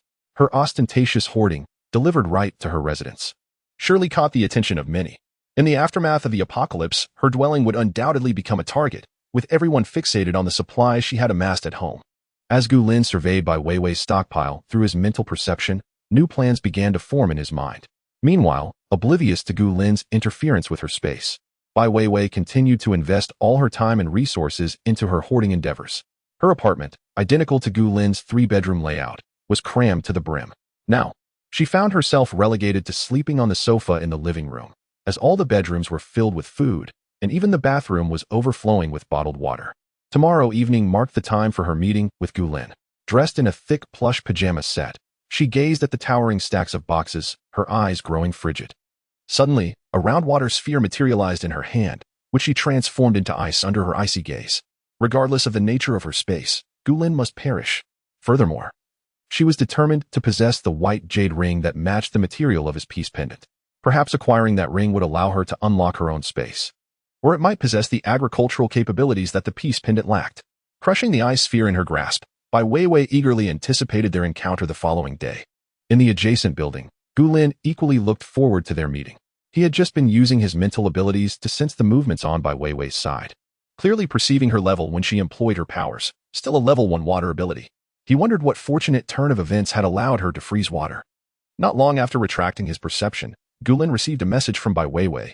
Gu Lin, is there still a chance for us? Gu Lin was taken aback. What chance? Was she lost in a daydream? However, he soon grasped the reason behind her message. With the apocalypse looming and her space yet to open, she sought refuge with him. Reminiscent of her previous life. In that past existence, Bai Weiwei had come to his home after the onset of the apocalypse. At that time, their romantic relationship had not yet been established. After seeking his sanctuary, she discovered his strength and tolerance towards her, prompting her to pursue him. Bai Weiwei had a remarkable talent for charming, affluent young men. The youthful Gu Lin, inexperienced in such matters, had been ensnared for a decade. Now, Bai Weiwei seemed to recall Gu Lin's kindness from their past life, wishing to seek temporary refuge with him while her space remained dormant. Yet, if she truly cherished the affection Gu Lin had shown her during that decade, why had she not sought him out immediately upon her rebirth? Instead of expressing gratitude or remorse, she had deceitfully taken his spatial artifacts. The agreed time and place for their meeting conveniently facilitated the act of murder and the disposal of a body, with the murderous intent glaringly evident. How could Gu Lin possibly feel any compassion for this malicious green tea vixen, although she may have had a change of heart? One could never be certain when she might plunge a knife into Gu Lin's back. He had no doubt that, should they become involved, Bai Weiwei would swiftly take action against him the moment she regained her former influence. Sensing the current state of Bai Weiwei in the adjacent building, Gu Lin casually replied, "Let's discuss it tomorrow. I have something of great importance to share with you." Bai Weiwei quickly responded with an agreeable okay, a response that had never been forthcoming before. A sardonic smile curled at the corners of Gu Lin's lips. Before their actual encounter, he still needed to present Bai Weiwei with a grand gift, a dream of unimaginable wealth and prosperity. Chapter 23, The Chosen Female Protagonist? On the following morning, Gu Lin rose at an unusually early hour. However, Gu Shui had awoken even earlier, having already prepared breakfast. The steamer held plump, white meat buns, and the clay pot emanated an enticing aroma of century egg and lean meat porridge. Upon seeing Gu Lin, freshly groomed, walking towards her, Gu Shui expressed her surprise. "Oh, what brings you up so early today?" The porridge was still steaming, and the meat buns were kept warm in the steamer, indicating that Gu Lin had risen well ahead of her usual time. Typically, Gu Lin would immerse herself in her space before sleeping, tending to her plants and livestock, which not only nurtured her responsibilities but also enhanced her mental acuity. Thus, her wake-up time was usually not early at all. Watching Gu Shui skillfully serve the plump cat its meal and prepare the rabbit's food, Gu Lin remarked, "I have a matter to attend to. I might return quite late." Gu Shui casually acknowledged this, setting aside 2 large bowls of porridge to cool while expertly operating the soy milk machine. It seemed that Gu Shui was on the verge of becoming a competent little chef, a thought that filled Gu Lin with pride. During breakfast, Gu Shui glanced towards the balcony where the rabbit cage was located and suddenly said, "Please buy some rabbit food on your way back. They've been eating a lot lately." "All right," Gu Lin replied succinctly. Ever since Gu Shui had tasted the delectable rabbit meat, she had stealthily procured 4 female rabbits during her exercise outings, bringing the total to 8 in their household. While the rabbit army was delightful, they had recently developed quite an appetite, leading to a concerning depletion of their food supplies. In truth, Gu Lin's space contained a considerable stock of rabbit food and more suitable forage, but it could not be accessed for the time being. She would have to bring back some supplies after venturing out. Bai Weiwei's stockpile lacked cat food, dog food, and rabbit food. Considering the need for variety in the plump cat's diet, Gu Lin had previously placed a substantial order for cat and dog food online. Due to the sheer volume, the delivery had yet to be completed. She planned to procure some cat food on her way home today. In the aftermath of the apocalypse, resources for humans had become scarce, and cooking separate meals for the plump cat could lead to unnecessary complications. Gu Lin swiftly devoured a few meat buns and savored a spoonful of porridge. The rice was perfectly soft, the lean meat evidently marinated beforehand. And when combined with the unique flavor of the century egg, it surpassed anything one could find at a breakfast shop. Indeed, with a sharp mind and a willingness to learn, one could quickly grasp the essentials. Gu Shui's culinary skills had been improving remarkably. A life of leisure was surely on the horizon, just as Gu Lin finished her delightful breakfast and prepared to select a thick coat for her outing. She suddenly sensed an unusual fluctuation within her mental perception range. Was this the energy wave of a level 2 ability user? Gu Lin casually tossed her coat onto a chair, approached the balcony, and closed her eyes to expand her mental awareness. It was Bai Weiwei. She had successfully broken through and become a level 2 water ability user. Moreover, the energy wave from her upgrade was quite significant, allowing Gu Lin to perceive the faint fluctuations of ice-type abilities. It turned out that Bai Weiwei had not merely comprehended the special effects of water abilities. She had simply awakened an additional ability. It is merely the ice element. Moreover, due to the greater potency of the water element, Gu Lin meticulously controlled his presence to avoid detection, rendering the ice abilities, resembling the fluctuations of the water element, imperceptible. To his mental acuity, Gulin observed Bai Weiwei's countenance. Illuminated by sheer delight, and a subtle smile graced his lips. Since she was so elated, Gulin decided to bestow upon her an additional stroke of joy. Bai Weiwei was nearly bouncing with happiness. This morning, she awoke to the marvelous news that her water abilities had successfully ascended to the second level, and her ice abilities had significantly improved as well. Most importantly, her spatial realm had reopened. While there were no conspicuous changes, all the jade, emeralds, and gold she had previously cast into it had vanished. This led her to contemplate another possibility. The space had not upgraded, but rather, it had consumed those treasures, thereby facilitating her enhancement of abilities. How else could one explain that her water powers had just leveled up, and the previously inaccessible space had suddenly become available again? Only to find her precious gems missing? Even her ice abilities, which she had always found difficult to progress, had strengthened considerably. This was undoubtedly the handiwork of the space. Bai Weiwei's heart swelled with joy. If her space possessed a steward or guardian spirit like those depicted in apocalyptic novels, she would surely shower it with gratitude. Currently, in this peaceful era before the true apocalypse, Bai Weiwei's abilities had only allowed her to acquire a modest amount of jade, emeralds, and gold. Just imagine, when the apocalypse arrives, she could venture forth to procure supplies at no cost or exchange the instant noodles and compressed biscuits she had stockpiled for those gems and gold. It was unfathomable how her powers would ascend. Indeed, she was the chosen heroine of an apocalyptic tale. The supplies she had recently gathered. Bai Weiwei snapped back to reality from her euphoric reverie, waved her hand, and the boxes stacked to the ceiling instantly vanished into her spatial realm. She needed to store these items away, for after the apocalypse, they would be invaluable for trading her ability levels. While Bai Weiwei reveled in her acquisitions, Gulin, in the adjacent building, chuckled coldly as he sensed the stirrings within her space. Let her bask in her dreams of opulence and prosperity. When she believed herself to be the favored child of destiny, the hope of all humanity, Gulin would shatter her illusions mercilessly, allowing her to truly savor the bitterness of overwhelming resentment and unfulfilled desire. As he felt the ever-increasing stockpile of instant noodles and compressed biscuits within the space, Gulin withdrew his mental focus, donned his coat, and stepped outside. There was still ample time before their agreed-upon rendezvous, and Gulin had other matters to attend to. The jade, emeralds, and gold that Bai Weiwei had so ingeniously acquired were, in fact, taken by Gulin on purpose. Yet, upon obtaining them, he realized that Bai Weiwei's fortune was indeed exceedingly remarkable. Not only had she awakened her dual abilities ahead of time, but she had also managed to acquire a unique spatial artifact. Bai Weiwei is not the master of the Jade Pendant's spatial realm. She remains oblivious to it. However, as Gulin relocated that object into a storage area inaccessible to Bai Weiwei, the space immediately detected an anomaly. It was a splendid jade bracelet, composed of a dozen irregularly shaped jade pieces.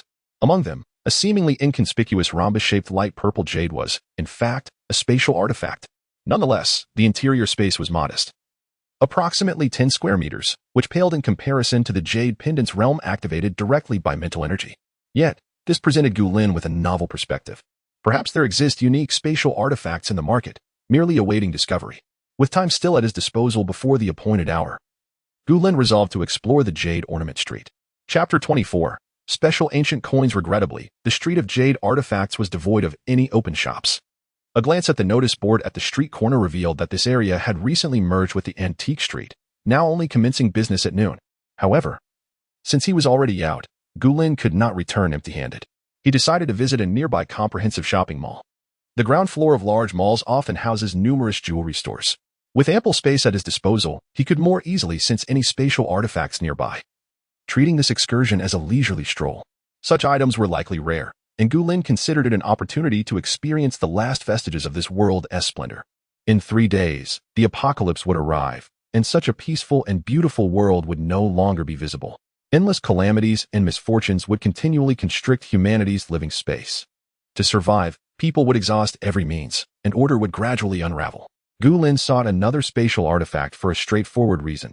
He wished to reserve one for Gu Shui when the end times came. And Gu Shui truly comprehended the world's transformation. He intended to present her with the spatial artifact. Given Gu Shui's intelligence, Gulin knew it would be impossible to conceal the existence of his storage space from her. Moreover, the siblings could not remain together indefinitely. Setting aside the prospect of entering a base, Gulin would eventually have missions that required him to leave, and Gu Shui would inevitably grow up. As she matured, it would be inappropriate for them to live together. Thus, Arranging a storage space for Gu Shui seemed prudent. Before retrieving the jade and jadeite that Bai Weiwei had stuffed into the space, Gu Lin had not considered seeking another spatial artifact. He had previously attempted to control the space within the bamboo house to open a storage area for Gu Shui, but to no avail. Disappointingly, after a thorough exploration of the first floor of the mall, he sensed not the slightest unusual fluctuation. Was it possible that his intuition had failed him, and he lacked any special perception of spatial artifacts? In contemplation, Gu Lin discreetly retrieved the special jade bracelet from his pocket.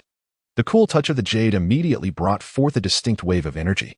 It was a signal emanating from the space connected to his consciousness. He once again directed his awareness toward the unique light pink jade within the bracelet, which still contained approximately 10 square meters of space. Upon returning the jade bracelet to the storage, the unusual wave dissipated. It appeared that he had not lost his sensitivity to spatial artifacts. This indicated that his earlier lack of perception was simply due to the absence of such items in the mall. Indeed, spatial artifacts were not easily discovered at will. Bai Weiwei's fortune was remarkably extraordinary. Exiting the mall empty-handed, Gu Lin loaded several trips of rabbit and cat food into his wooling van. He also purchased some grass seed for Gu Shui. There were several vacant planting boxes in the greenhouse, perfectly suited for growing grass to enhance the rabbit's diet. With the trunk and back seat of the car filled to the brim, Gu Lin set off for a brief excursion. As his mental energy enveloped the surroundings, all the items were seamlessly absorbed into his spatial realm. After several trips, he had nearly emptied the pet shop. By the time he completed this endeavor, noon had arrived. Gu Lin parked his car on the antique Jade Street, remaining inside while retrieving a boxed meal from his space. Each time he stocked up on prepared food, he would order an entire array from the fast food establishment, allowing the owner to assemble it into a boxed meal, ensuring a harmonious balance of meat and vegetables. Now, as he indulged in these meals, it felt akin to unboxing a surprise. This time, he had drawn a delightful assortment of 3 delicacies: stir-fried meat slices, spicy and sour shredded potatoes, and shredded pork with green peppers, a splendid choice. Although the portion of rice was substantial, it still felt slightly insufficient for Gu Lin. Ever since his abilities had ascended, his appetite seemed to have increased correspondingly. He swiftly polished off the meal just as the merchants on Antique Jade Street began to open their shops one by one. Some vendors, bearing backpacks, laid out cloth on the ground to display their trinkets. When encountering such small stalls, it was wise to keep a safe distance, should one inadvertently break an item. The vendor might demand exorbitant compensation. Gu Lin had had the misfortune of witnessing a hapless individual in a luxury car crush several items, leading to a hefty bill for damages, an experience that nearly cost him his vehicle. Observing that nearly all the shops had opened, Gu Lin, from his car, found a pedestrian and a blind spot in the surveillance to extract a simple backpack from his space. It was a modest hiking bag of appropriate size, containing a bit of cash. If he planned to purchase anything, he could not carry it all in hand, as his pockets might not suffice. To avoid revealing his spatial abilities in public, Gu Lin took precautionary measures. With the backpack secured, he alighted from the vehicle and headed straight for Antique Jade Street. Lacking expertise in antiquities, Gu Lin did not linger at the antique stores and stalls, but aimed directly for the jade ornament vendors. However, just as he passed the last small antique stall, an unusual fluctuation caught his attention. Gu Lin paused for a moment, glancing at the nearby stall selling jade bangles. No, the disturbance did not emanate from there. Approaching the jade area, his gaze swept across nearly all the jewelry stalls without pinpointing the source of the anomaly. It wasn't until he focused on a stall beside him, which displayed mostly aged ornaments and a collection of ancient coins, that he felt compelled to investigate. Curiously, he scrutinized the items, and his attention eventually settled on an ancient coin. Its engravings nearly faded with time. Sensing Gu Lin's gaze, the vendor lifted the coin and remarked, "Young man, taken with this?" Gu Lin met the vendor's eyes and responded calmly, "Yes, how much?" A crafty smile spread across the vendor's face as he declared, "If you're genuinely interested, the price is a flat 20,000. Gu Lin's expression remained impassive. 20. The vendor's smile vanished in an instant. "Are you genuinely interested in purchasing? Or are you merely toying with me?" Gu Lin maintained an exceedingly calm demeanor. 50 at most. The vendor, realizing he could not swindle Gu Lin, reluctantly responded, 100. "Then, let's consider it a gesture of friendship." Gu Lin yawned, his gaze indifferent. 30. How is it that the price keeps dwindling? Though the item held little value, such aggressive haggling seemed excessive. The vendor's expression faltered. "Where do you find such audacity in bargaining?" "Young man, this is rather unseemly." Gu Lin glanced at the vendor, then turned silently to leave. In the realm of antique stalls, the more fervent one's desire to buy, the more one is likely to be taken advantage of. It is only by exhibiting a nonchalant attitude, one that conveys indifference to whether the item is sold or not, that one can truly master the art of negotiation. Indeed. No sooner had Gulin taken a couple of steps than the vendor's voice called out behind him. "Hey, young man. All right, 30 it is. I will sell it to you." How unfortunate. The price should have been 20. Chapter 25, Spatial Anomalies. Having successfully acquired the ancient coin, Gulin placed his backpack in front of him and casually tossed the coin inside, to prevent this ancient artifact from interfering with his perception of spatial objects. He swiftly secured the backpack and stored it within the spatial realm. Earlier, Gulin had utilized his mental energy to probe the coin. The space contained within was modest, roughly 50 to 60 square meters. However, it housed a small wooden cabin that occupied nearly half of the entire area. While it appeared dilapidated and drafty, it still held potential utility. Moreover, in stark contrast to the dim storage space within the jade bracelet, this ancient coin's compartment was remarkably bright, akin to daylight. This was a noteworthy distinction. Even within Gulin's own space, the underground storage area remained shrouded in gloom, lacking any light source, with only the upper level, featuring a bamboo loft, reflecting the natural cycle of day and night. Thus, it was only natural for Gulin to desire the coin. Despite its unremarkable appearance as an antique, the vendor was willing to part with it for a mere 30, suggesting that the assortment of ancient coins on display were likely mere replicas, lacking true value. Regrettably, the vendor's discerning I was lacking, failing to recognize that among the aged copper coins, one concealed a spatial compartment. While the space may not be extensive and the cabin quite worn, perhaps akin to Bai Weiwei's thoughts, this coin space could indeed undergo an upgrade when imbued with special items. Regardless, acquiring this ancient coin for 30 was undoubtedly a profit for Gulin. Previously, Bai Weiwei had taken the spatial jade pendant from him, costing him a staggering 1 million. With his backpack securely fastened, Gulin strolled through the antique district, making his way toward the jade ornament section. In truth, if given the choice of spatial carriers, he would prefer to purchase a jade bracelet or a pendant resembling a peace charm for Gu Shui. His desire for the jade bracelet stemmed solely from Gu Shui's fondness for such items. In terms of functionality, a pendant that could be discreetly tucked into clothing and carried close to the body was far superior. It would neither attract undue attention nor risk accidental breakage, making it the safest option. Comparatively, Gulin leaned more towards the idea of a pendant. He had amassed enough provisions for the two siblings to last several lifetimes. And with the advent of the apocalypse, their demeanor was undoubtedly distinct from that of ordinary people. Anyone observing them could see that the siblings were vibrant and healthy, their complexions radiant and their bodies exuding vitality, showing no signs of having endured hunger. Furthermore, the exquisite jade bracelet adorning Gu Shui's wrist, gleaming with exceptional quality, would likely attract the attention of others over time, leading to schemes that might entice her into danger. However, Gulin may have underestimated the rarity of spatial artifacts. For after exploring the entire jade ornament district, he found nothing that exhibited any unique fluctuations.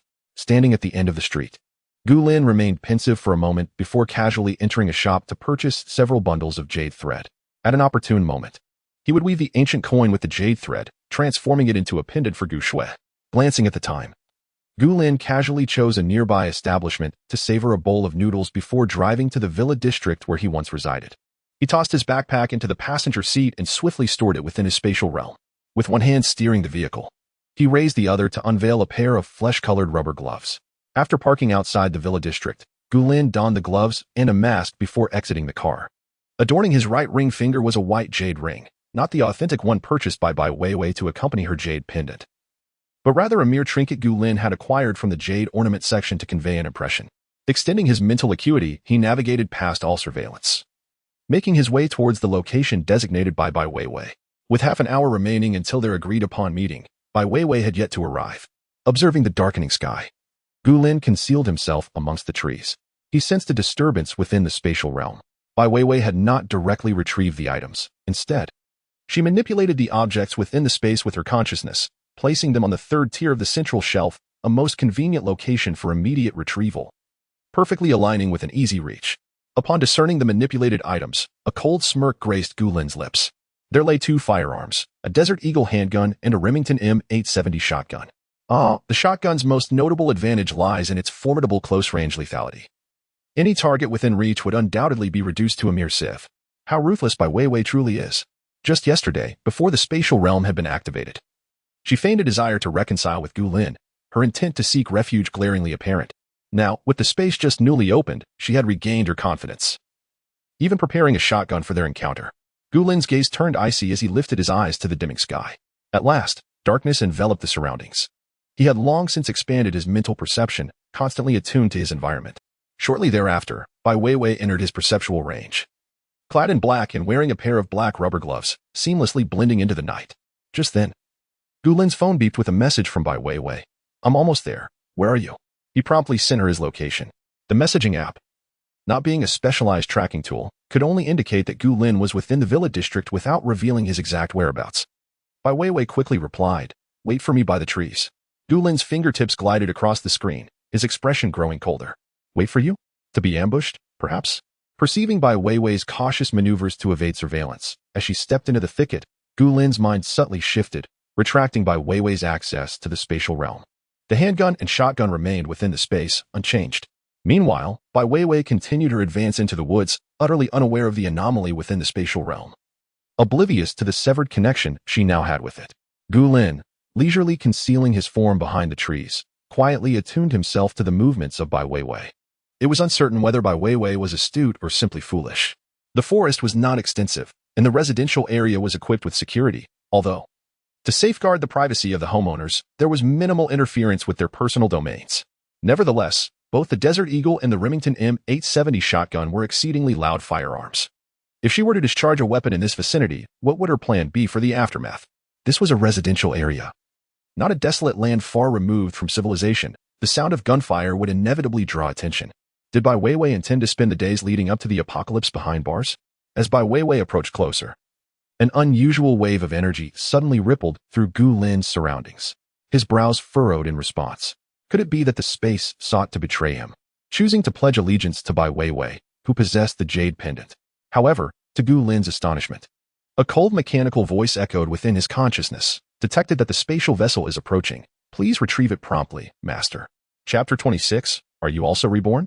Upon hearing that voice, Gu Linton felt an overwhelming sense of relief. The jade pendant, Ping & Co., was indeed with Bai Weiwei. The fact that the space emitted such a sound indicated that Gu Lin remained the master of the realm. After all, upon his rebirth, he had established a connection between this space and his consciousness, merely granting Bai Weiwei access to a small portion of it. Within the bamboo pavilion of the space, numerous unlit buttons pertaining to other areas remained. Were he to retract the vessel, he might even unveil new realms, ensuring that the space was intact. Gu Lin slowly emerged from the shadows. At that moment, Bai Weiwei had arrived at their initially agreed-upon location. The instant she laid eyes on Gu Lin, a cold smirk briefly crossed her lips. However, in the next moment, her expression transformed entirely. The previous mockery vanished, replaced by shock and panic. Her almond-shaped eyes, which should have exuded grace, were now filled with disbelief. Where was her space? Why had she lost connection with it once again? Observing Gu Lin's cheerful approach, Bai Weiwei suppressed her astonishment, feigning calmness as she inquired, "Gu Lin, where is the item you mentioned?" Under the night sky, she believed she had concealed her emotions well. Yet they remained perceptible to Gu Lin's keen mental awareness. He raised his hand, the pure white ring on his ring finger glowing faintly, visible even in the darkness. Bai Weiwei regained some composure, recalling her purpose for the day, and extended her hand towards Gu Lin. "Let me see it." Despite not understanding why the space had suddenly become unresponsive, preventing her from drawing her weapon, as long as she obtained the white jade ring, her objectives for the day would still be fulfilled. As for Gu Lin, she could afford to keep him alive for now. After Gu Lin had endured the trials of natural disasters and the apocalypse, she could take action against him then. It was certainly feasible. However, Gu Lin did not remove the ring. Instead, he gazed at the area between Bai Weiwei's neck. "You can simply show me the Ping & Co." Bai Weiwei's expression stiffened slightly. "If you hand me the ring, isn't that the same?" Gu Lin observed her hand, which remained tucked in her pocket, and turned the ring on his finger twice before taking 2 steps forward. Bai Weiwei instantly adorned her face with a self-satisfied smile. Gu Lin halted just a step away from her, his gaze filled with mockery as he queried, "What are you searching for in your pocket?" Before Bai Weiwei could concoct an excuse, Gu Lin directly confronted her. "Or should I rephrase my question? What do you wish to retrieve from the space?" Bai Weiwei's face was suddenly flooded with horror, and she instinctively retorted, "How do you know?" Gu Lin's expression bore a cryptic smile, causing Bai Weiwei's heart to plummet. A daring thought escaped her lips. You are also reborn." She instinctively took a step back, pointing at Gu Lin's face, her astonishment evident. Sensing the instinctual tremor in her body, Gu Lin smiled faintly, not only refusing to deny it, but also calmly countering with a question. Have you only just realized this? Bai Weiwei took 2 steps back, her eyes brimming with astonishment. Her lips moved, yet for a moment, no words emerged. The revelation of Gu Lin's rebirth struck her with profound shock. However, within Bai Weiwei's heart lingered a greater sense of confusion. Since you two have been reborn, why? At this point, she faltered, her pale lips trembling. She was acutely aware of how Gu Lin had met his demise. Bai Weiwei had previously spoken to the base leader about Gu Lin, mentioning that he had scarcely any flesh on his legs, and that soup made from bones was more palatable. Since her rebirth, she had indeed contemplated the possibility of Gu Lin's return. Yet, reflecting on her actions towards him in her past life, she couldn't fathom how he could possibly refrain from seeking vengeance if he truly had returned. Even if he was momentarily unable to exact revenge, how could he exhibit no trace of disdain towards her? Furthermore, the crucial point was that Gu Lin had still presented her with the jade pendant, demonstrating that he was entirely unaware of the existence of the space. Who would willingly relinquish such an infinite storage space? Thus, Bai Weiwei had relaxed her guard, amassing supplies with the intent of taking advantage of Gu Lin's unawakened abilities when the apocalypse descended. When Gu Lin approached her regarding a matching white jade ring, Bai Weiwei assumed he was merely seeking an excuse to see her. So, she played along, intending to seize the opportunity to eliminate him. Yet now, Gu Lin revealed he too was reborn, and for some reason, her space had become inaccessible. Gu Lin was aware of the space's existence.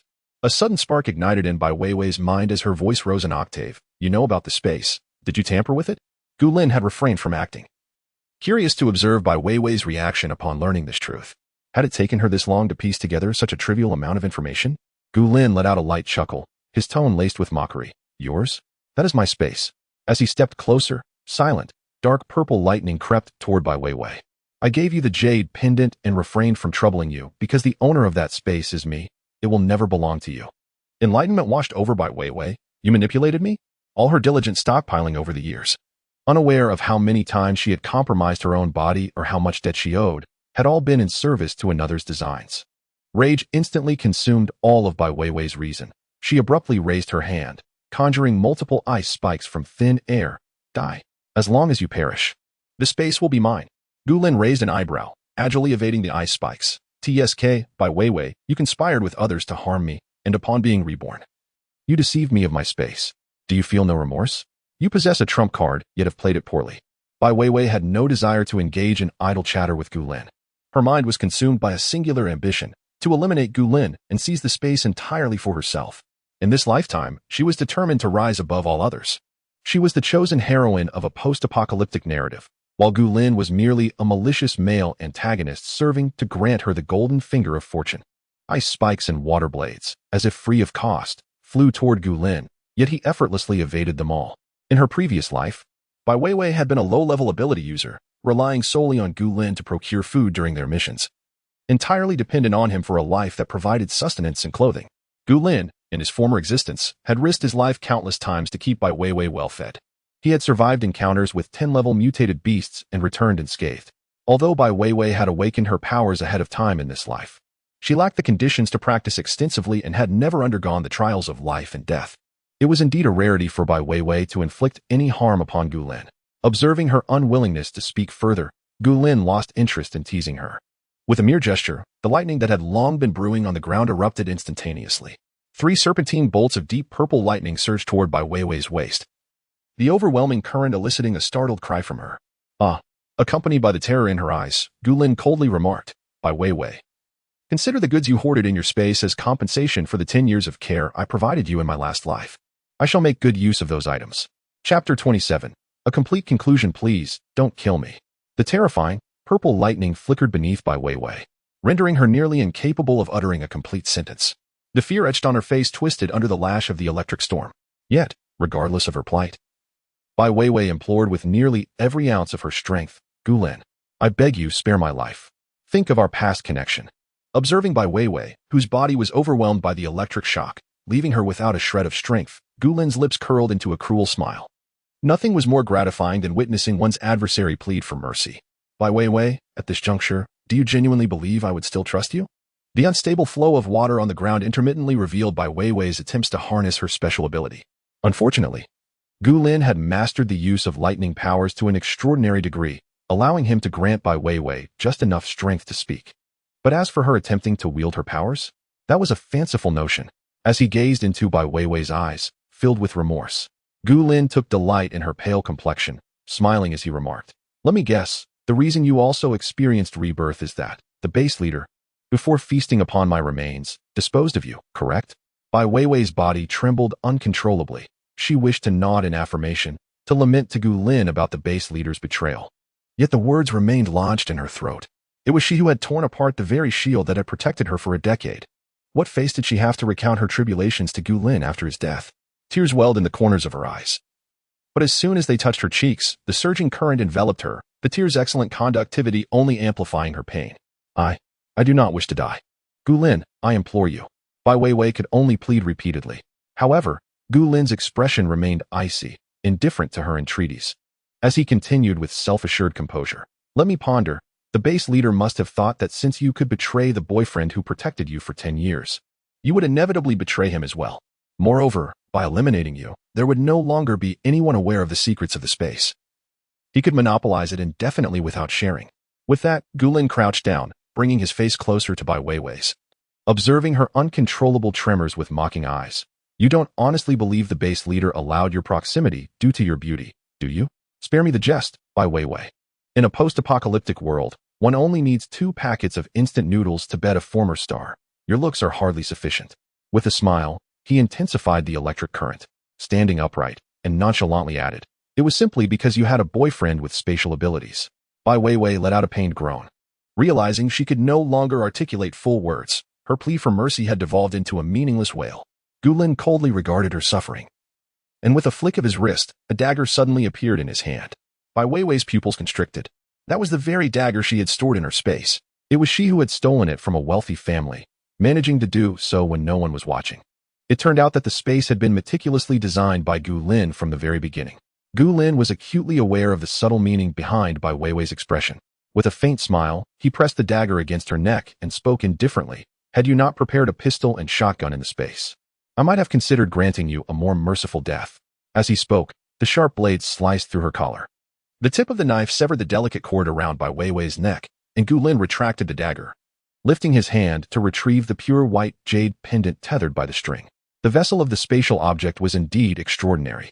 Even though Bai Weiwei had been rendered speechless by the electric shock, the jade pendant remained pristine. Gu Lin held the pendant in his palm, carefully wiping it with a handkerchief through his rubber gloves. Bai Weiwei's breath grew weaker, until it eventually ceased entirely. Gu Lin gazed coldly at her lifeless body, a hint of melancholy inadvertently flickering in his indifferent eyes. With this, his enmity with Bai Weiwei was thoroughly resolved. Yet, inexplicably, a feeling of wistfulness welled up within him. It was not out of lingering affection for Bai Weiwei. Perhaps he merely felt that his past self, who had silently toiled for a decade, was undeserving of such a fate. After cleaning the jade pendant, Gu Lin raised his hand, and in an instant, Bai Weiwei's body vanished from sight. Although he did not wish for this woman's corpse to taint his space, leaving it here was evidently unwise. Gu Lin lifted his gaze to the luminous moon in the sky, pressed his lips together, and turned to walk back. Thus, he had reconciled with his former self. With past grievances laid to rest, he would now strive to live well with his sister in this apocalyptic world. Upon returning home, Gu Shui was still awake. The living room was illuminated by a soft yellow night light, and the slender girl lay curled up on the bed, cradling a ginger cat. The once rigid expression on Gu Lin's face softened involuntarily at this sight. He approached quietly, noticing Gu Shui had fallen asleep, and a wry smile touched his lips. Raising his hand, a fluffy wool blanket appeared. Gu Lin lowered his gaze to cover Gu Shui with the blanket, gently ruffling the startled little head of the cat, and gestured for silence. The cat instantly reverted to a docile little creature, remaining motionless in Gu Shui's embrace. Gu Lin couldn't help but smile. With Bai Weiwei dead, the tragedies of the past would not be repeated. He would ensure a good life for himself and his sister, along with the memory of their parents. The following morning, Gu Shui rose early as usual. Upon noticing the pristine wool blanket, still fragrant, she sat up abruptly. The cat, startled awake, glanced at its little owner before jumping down from the bed, first inspecting the rabbit cage, then making its way to its food bowl. Upon witnessing the emptiness within, the plump cat turned its gaze back to Gu Shui, who remained seated on the bed, and let out a plaintive sound. Yearning for breakfast, meow. Gu Shui, snapping back to reality, glanced at the little orange cat squatting in front of its food bowl and smiled helplessly. All right. I shall prepare a feast for the master.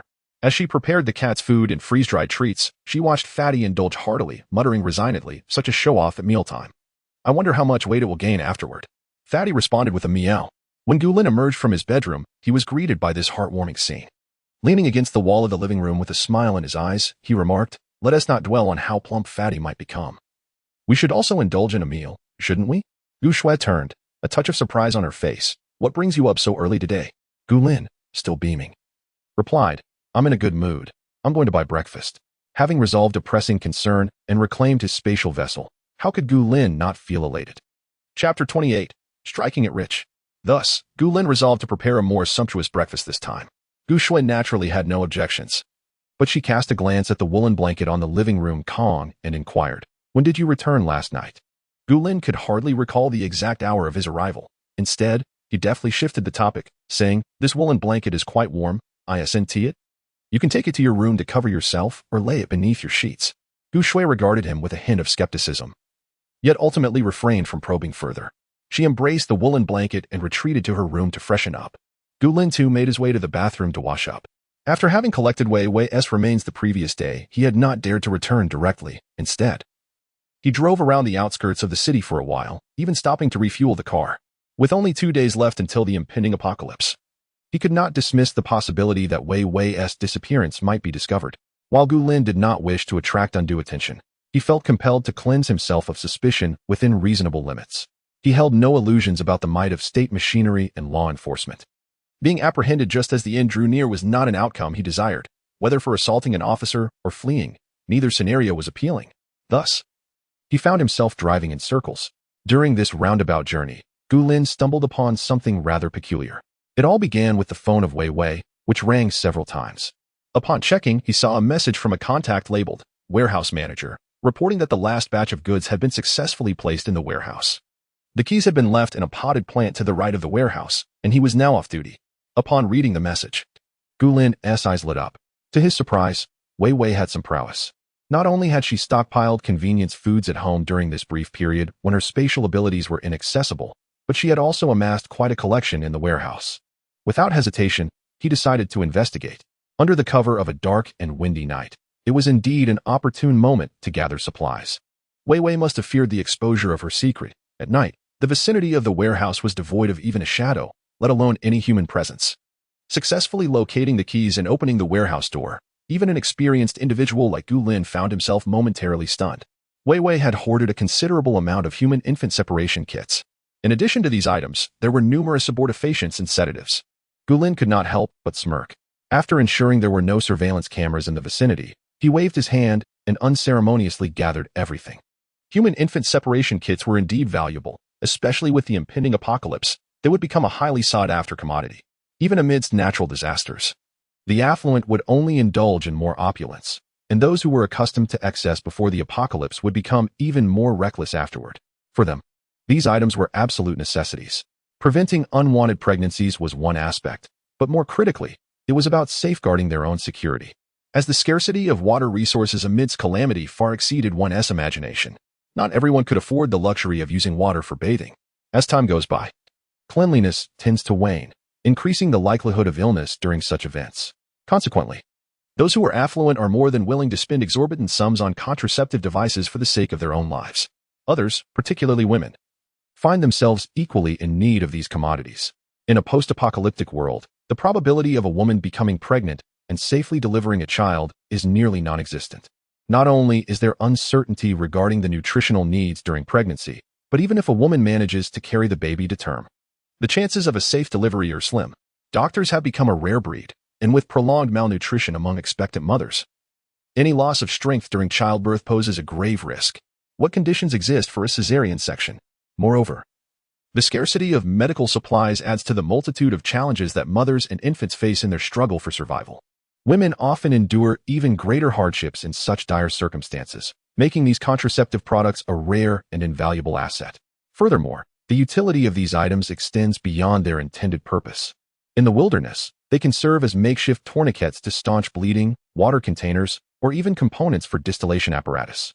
In summary, a stockpile of contraceptive supplies and medications, which may seem inconspicuous now, could equate to a fortune in a world turned upside down. This is indeed a windfall. Gulin, of course, accepted this bounty with great delight. Thus, even though he returned home later than usual, his spirits remained high, a sentiment that persisted into the morning of the following day. After freshening up and donning his attire, Gulin stepped outside to procure breakfast. Closing the door behind him, he retraced his steps to the staircase leading to the rooftop, quietly engaging with his phone in the corner. The jade pendant, a symbol of safety, had been stored within his spatial realm, yet no discernible change had occurred therein. The peculiar sound that had previously resonated had also ceased. However, the pendant had vanished, as if consumed by the space itself. Could it be that the space had secretly taken it for an upgrade? Nevertheless, Gulin was still able to effortlessly retrieve various items from the space without any disruption. As time drew near, he raised his hand, and several takeout boxes along with 2 large, lidded bowls materialized. The aroma wafting from the food elicited a smile from Gulin as he made his way downstairs, returning home. Breakfast was lavishly prepared. Gulin arranged the lamb soup bread he had previously packed, then proceeded to unveil thumb-sized pan-fried buns, soup dumplings, donkey meat pastries, and silken tofu. Observing Gulin's bounty, Gu Shui stared in astonishment as he offered her a spoon, urging, "Hurry and eat. The lamb soup bread will lose its appeal if it cools." While Gu Shui skeptically stirred her soup bread with the spoon, she gazed at the local delicacies with a hint of disbelief. "Did you really buy the bowls too?" Gulin nodded generously. "Indeed. There are several hundred such bowls and soup breads in my space." Her skepticism transformed into delight as she savored a bite of the soup bread, exclaiming, "Delicious." Gulin savored a spoonful of the delectable bread soaked in broth. The rich aroma of the soup intertwining with the unique texture of the bread, enhanced further by the freshness of the lamb. It was truly a culinary delight. The vermicelli within was perfectly cooked, nestled between the bread and the tender lamb, creating an intriguing fusion of flavors. Gulin felt a twinge of regret, wishing he had purchased several servings at the time. Now, it was too late to go buy more. Fortunately, the nanny who had been caring for Gu Shui had conveniently downloaded a plethora of culinary tutorials available online. They could cultivate Gu Shui's skills in cooking, as the household certainly had no shortage of ingredients. In stark contrast to Gulin's contemplative musings, Gu Shui was a whirlwind, devouring half a bowl of lamb bread in one breath before reaching for the pan-fried dumplings. Having been captivated by the savory filling of the dumplings, she soon found herself lost in the sweet, succulent broth of the soup dumplings. Before she could even take a moment to appreciate the tofu pudding, Gulin had swiftly placed a piece of donkey meat pastry in her mouth. Gu Shui's eyes instantly sparkled like 300-watt light bulbs. "Brother, this is absolutely delicious." Chapter 29. Amusement Park. The culinary delights were undoubtedly exquisite.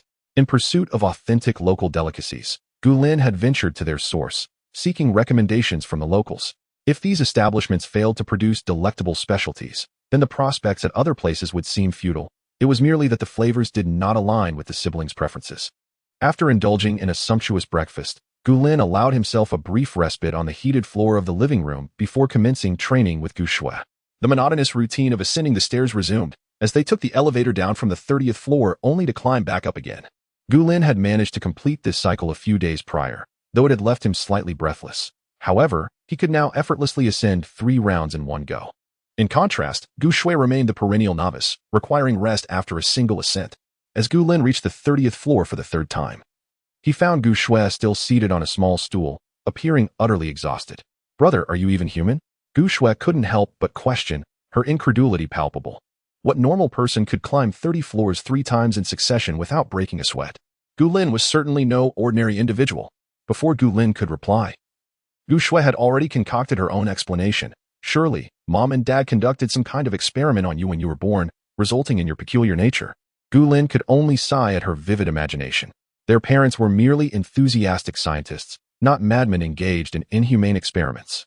He promptly flicked her forehead, admonishing, "What are you thinking? With consistent training, you too can achieve this." Rubbing her forehead where he had flicked her, Gu Shui still wore an expression of defiance. "Why are we not exercising indoors on such a cold day?" Gulin, now possessing a level 3 mental fortitude, distinctly heard her murmuring complaints and chuckled resignedly. "All right then. Let us head back inside to use the treadmill." In the living room, among the array of fitness equipment, only 2 treadmills were available, allowing the siblings to run side by side. Despite her earlier protest of fatigue, the moment Gu Shui shed her heavy coat upon entering the house, she transformed into a bundle of energy, climbing onto the treadmill without a hint of complaint. Selecting a lively tune, Gulin set Gu Shui's treadmill to 5 kilometers and joined her on the other machine. As they ran, Gulin's gaze drifted to the ominous clouds outside, stirring an inexplicable feeling within him. The advent of the apocalypse loomed ever closer, yet it seemed the world remained blissfully unaware of the impending doom. People merely thought that this autumn had arrived earlier than usual. However, the temperature had plummeted below zero, and although it had not reached the bitter extremes of winter, it was nonetheless uncomfortable for those accustomed to the warmth of the city. Noticing Gu Lin lost in thought as he stared out the window, Gu Shui hesitated for a moment before speaking up. Brother, with the weather turning increasingly cold, should we consider purchasing some heating supplies? Gu Lin was about to decline her suggestion, but the words caught in his throat. Although the supplies for heating within the space are not scarce, Gu Lin has yet to prepare himself for a candid conversation with Gu Shui. Thus, it seems prudent to gather additional provisions. Moreover, only 2 days remain until the cataclysm.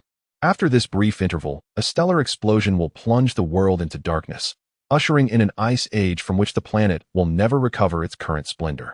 While the opportunity still exists, taking Gu Shui out for a leisurely outing would be an excellent choice. Once the apocalypse truly descends, the siblings will have ample time to train at home. With this thought, Gu Lin stepped off the treadmill and proceeded to turn off Gu Shui's machine as well. Come on, change your clothes. Let us go out and have some fun. Okay, Gu Shui exclaimed, leaping off the treadmill and swiftly returning to her room to select an outfit. Gu Lin also retreated to his room, slipping into the space to change his attire casually. Noticing Gu Shui donning a cotton jacket, he frowned disapprovingly. Change into something else. A woolen coat will suffice. I recall purchasing a cashmere overcoat for you. So go put that on. Although puzzled, Gu Shui complied and headed back to her room. Gu Lin understood her inclination to wear the cotton jacket, especially after they had just experienced the biting cold outside. However, with even harsher frigidness on the horizon, it would be unwise for Gu Shui to venture out bundled so tightly. This aligns with the adage of dressing lightly in autumn to withstand the winter chill. Excessive layering now would leave her vulnerable to the cold later. Thus, Gu Lin opted for a simple windbreaker, not overly dressed. Once the siblings were appropriately attired and their backpacks secured, they stepped outside. Gu Lin drove his trusty wooling vehicle, but their first destination was not a place for shopping. Rather, it was an amusement park. The moment Gu Shui laid eyes on the entrance, her expression brightened. Wow. Brother, is today a special occasion? Although their parents had been away for years, akin to the elusive orange tree, it did not mean they could never return. When Gu Shui was 8, their parents had come home together. During that visit, they took the siblings to an amusement park, where they enjoyed nearly every attraction. That day remains etched as one of Gu Shui's happiest memories. With her parents and brother by her side, she reveled in the joy of the park, free from worries of schoolyard bullies or the antics of a mischievous nanny. However, such days were fleeting. Now, with their parents having sacrificed their lives for the nation, Gu Shui is left without her mother and father. Yet, her remaining brother continues to stand as her protector. Gu Lin gazed at Gu Shui with a tender expression, saying, "It's not a special occasion. I simply wanted to bring you here for some fun." Though Gu Shui had inherited her parents' sharp intellect, she remains but an 11-year-old child, naturally drawn to play. Her exceptional wisdom compels her to shield her brother from worry and to allow him to work without concern, hence her composed demeanor. Yet, the innate desire for joy and mischief is a fundamental trait of every child. Gu Shui was no exception.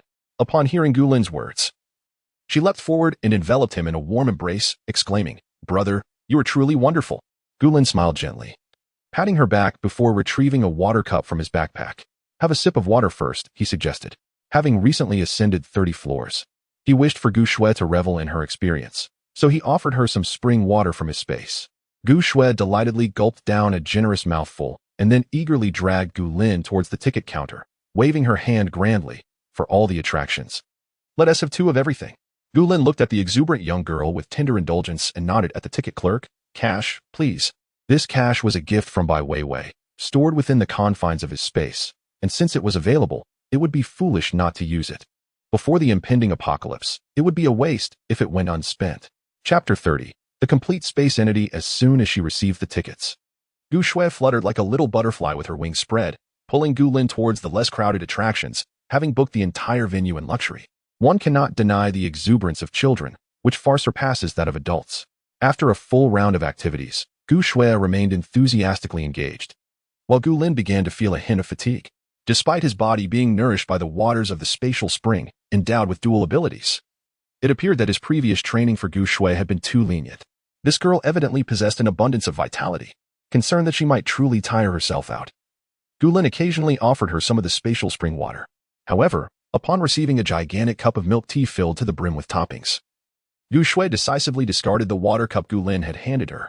With a complex mix of emotions, Gu Lin stowed the cup back into his backpack and continued to offer her popcorn. After experiencing all the attractions, Gu Shui tugged at Gu Lin's arm, exclaiming, "Brother, I want to ride the roller coaster and the freefall tower." With a resigned sigh, Gu Lin purchased 4 tickets for each ride, ensuring they had double the fun. Gu Shui cheered and dashed to her seat, embracing the moment as a final celebration. Although it might have been somewhat unrestrained, Gu Lin had no intention of curbing her enthusiasm. He hoped that in the distant future, when Gu Shui reminisced about the days before the apocalypse, a smile would still grace her face. They played in the amusement park until dusk before Gu Lin led Gu Shui to shop for supplies. However, he was not in a rush to procure heating materials, as their space was already well stocked. First, he took Gu Shui to an electronics store. They purchased popcorn machines, ice cream makers, milk tea machines, sealing machines, coffee machines, and tea extractors, 3 of each item that Gu Shui had expressed a fondness for. Gu Shui was left speechless. But recalling the storage room prepared by her brother, she chose to remain silent. Surely, her brother had his reasons for buying so many machines. After completing their purchases, Gu Lin then took Gu Shui to buy coal and small heaters. After arranging for home delivery, he took her to shop at the mall. Adding several new outfits to her wardrobe, Gu Shui particularly adored a fluffy hat made of soft wool, adorned with 2 cute rabbit ears. With a grand gesture, Gu Lin purchased 20 of the same model. With a substantial amount of cash still in hand, they needed to spend it quickly. They shopped until midnight. And as time was running late and Gu Lin's vehicle was nearly at capacity, he took Gu Shui home. This time, he did not store everything in the spatial realm, but instead transported items upstairs with Gu Shui, making her accustomed to such tasks for the countless times they would surely face in the future. After unloading, even though Gu Shui was brimming with energy, she was utterly exhausted and felt like collapsing on the living room floor to sleep. Gu Lin swiftly lifted the little girl who was about to sit down, pointing towards her room. "After a day of madness, go wash up and change into your pajamas." Gu Shui, feeling drained, replied weakly, "Got it." Observing her utterly exhausted demeanor, teetering on the brink of collapse, Gu Lin felt a tinge of helplessness in his smile. He had finally managed to tire out this once energetic human child. Meow. Fatty stood before its empty food bowl, emitting a disgruntled sound. "Where has the caretaker been all day? Its bowl is devoid of sustenance." Gu Lin glanced at the vacant bowl, chuckling softly, and with a mere gesture, the empty water bowl was instantly filled with fresh spring water. Taking advantage of Gu Shui's prolonged bath, Gu Lin retrieved a bag of cat food from his spatial realm and filled Fatty's bowl. Having catered to his feline master, Gu Lin returned to his room, drew the blackout curtains, and with a fleeting motion, entered his spatial domain. Inside the bamboo house of his space, the second floor featured several bedrooms, all equipped with water and electricity. Should Gu Lin desire, he could indulge in a bath within the bamboo house's restroom. He quickly washed himself, donning comfortable sleepwear, and as he stepped out of the bamboo house, an unsettling sensation washed over him. Upon glancing back, Gu Lin couldn't help but widen his eyes in astonishment, momentarily lost in thought. The bamboo house had grown taller? No, it had likely always been this height. It was merely that Gu Lin had not previously perceived it in its entirety.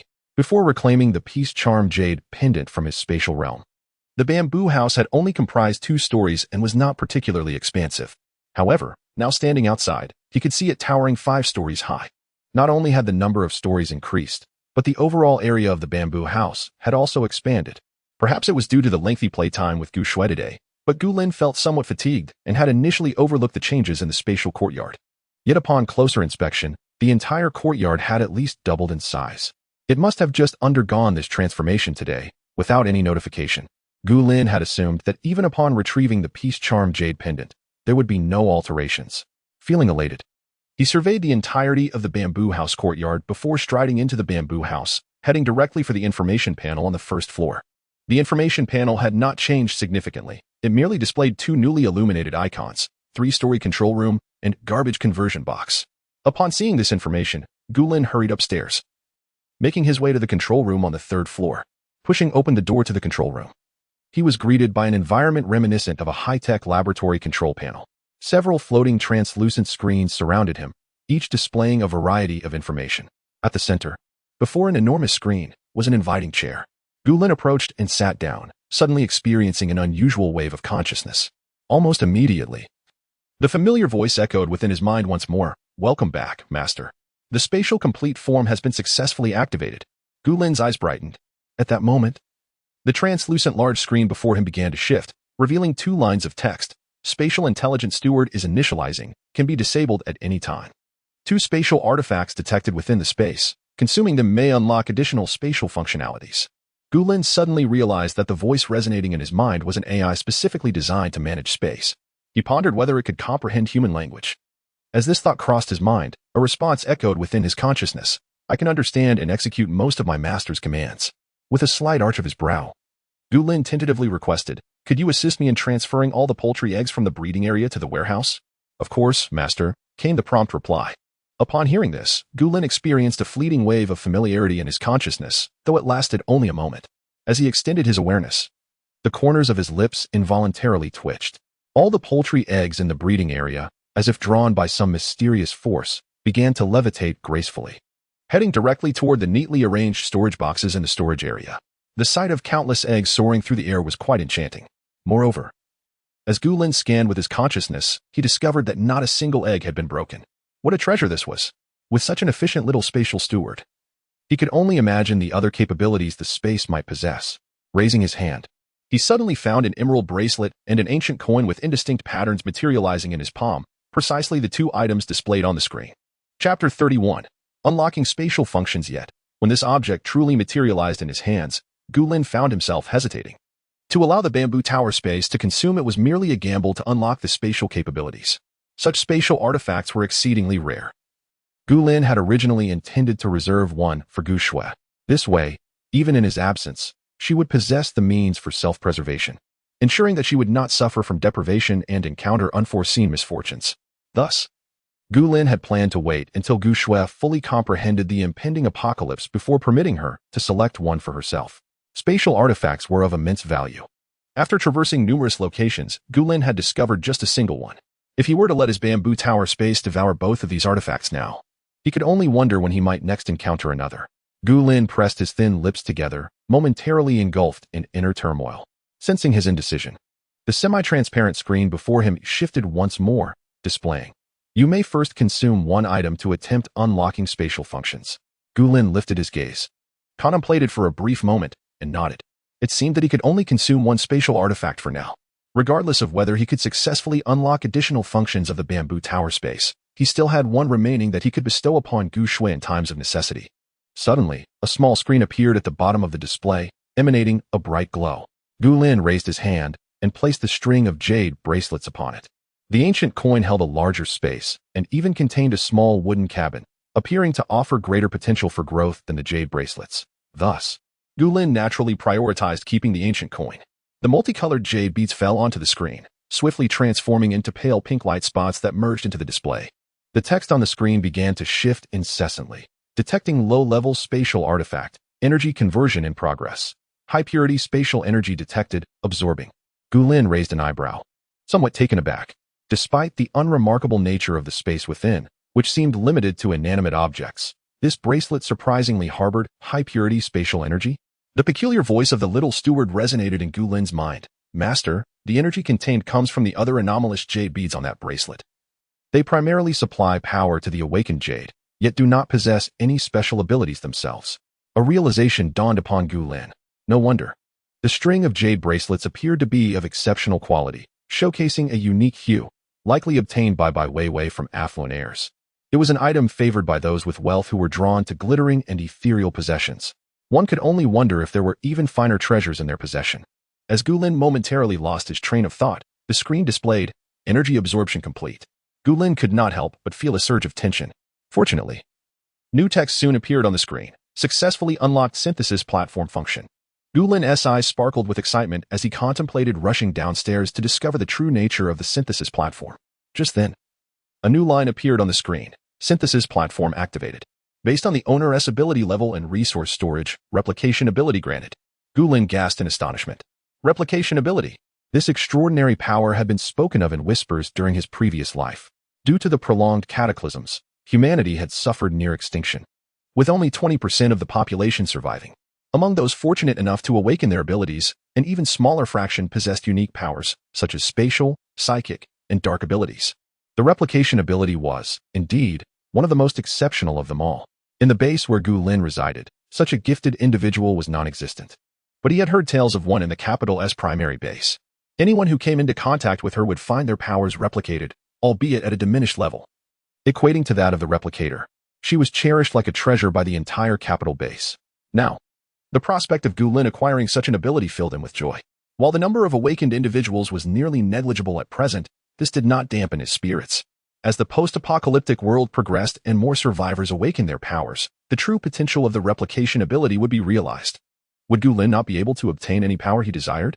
The privileges afforded to those with spatial abilities would be his to claim. By merely declaring his possession of the replication ability to the major base, all resources would be directed towards him. If showcasing his spatial powers could only afford him and his sister a life free from want, then having his replication ability recognized by an official state-run base would elevate their existence to one of luxury, surpassing even their lives before the apocalypse. Such is the nature of human society. Even in the face of calamity, social stratification persists. Those endowed with wealth and power continue to thrive, often surpassing their pre-apocalyptic lives, while the plight of the laborers remains unchanged. As he gazed at the glowing text on the screen, Gu Lin experienced a long-lost thrill. He promptly descended from the third floor of the bamboo house and stepped outside. To his astonishment, he discovered that, in addition to the already illuminated breeding area and planning area, two new glowing doors had appeared, the waste conversion box and the synthesis platform. Curiosity piqued. He first approached the synthesis platform. Pushing open the fragrant bamboo gate, he entered a spacious room, approximately 70 to 80 square meters. The room felt entirely empty, save for a half-height pillar at the entrance, upon which lay an open book. The book displayed a special magic circle, outlined in some luminescent material. The floor of the room also featured an enlarged version of the magic circle, crafted from the same glowing substance. As Gu Lin placed his hand on the open book, an introduction to the synthesis platform automatically filled his consciousness. A concise stream of information flooded his mind, leaving him momentarily stunned. The synthesis platform began empty, allowing him to add any items of his choosing. Anything recorded by the synthesis platform can be retrieved by Gu Lin with a certain expenditure of energy. As long as one can afford the energy, there is no limit to the quantity. What an extraordinary function. Gu Lin could immediately place every item in his space into the synthesis platform, allowing for the limitless extraction of identical items. This is simply remarkable. Even if the accumulated items in his space were completely depleted, as long as Gu Lin possesses the energy required by the synthesis platform, he can continually create anew. This is the true essence of wealth. In a moment of uncontainable excitement, Gu Lin couldn't help but exclaim, "This complete space is truly magnificent." Just as he was about to delve into the functions of the synthesis platform and the matter of energy, a voice suddenly came from outside the space. "Brother, are you there?" Chapter 32. Home delivery. Gu Lin was momentarily startled and hurried out of the synthesis room, returning to the bamboo courtyard to assess the situation outside. Fortunately, Gu Shui was not in his room. The blackout curtains were drawn tightly, concealing the interior from view. A sigh of relief washed over Gu Lin, as he feared Gu Shui might suddenly burst in. He quickly exited the space and gently settled onto the bed, feigning sleep while softly inquiring, What is it?" He had been rather careless, assuming that after a day of frivolity, Gu Shui would retreat to slumber following her bath. However, this young lady defied expectations and had made her way to his door. Had she discovered his absence, he genuinely wouldn't know how to explain. Fortunately, Gu Shui seemed oblivious to any anomaly. "It's nothing. I just feel a bit hungry, brother. Would you like a late-night snack as well?" Gu Lin glanced at his phone. Noting the late hour, his voice tinged with exasperation. "It's the middle of the night. Aren't you going to sleep?" Gu Shui's laughter echoed back. "Hee. I initially planned to sleep after my bath, but I'm too hungry. We had so much fun today, so indulging in a late-night snack wouldn't hurt, right?" With a resigned sigh, Gu Lin rose to check his plush pajamas for any discrepancies before drawing back the blackout curtains. "Someone will be delivering appliances and coal tomorrow morning. You mustn't sleep in." Gu Shui's face lit up with a radiant smile. "I promise I want tea." Hee. "Brother, I do like some luocefen. Would you like a portion too?" The pungent aroma of luocefen could easily permeate the room, making it unbearable to resist. One could only yield to the temptation and indulge to truly appreciate its fragrant allure. Gu Lin pinched the bridge of his nose.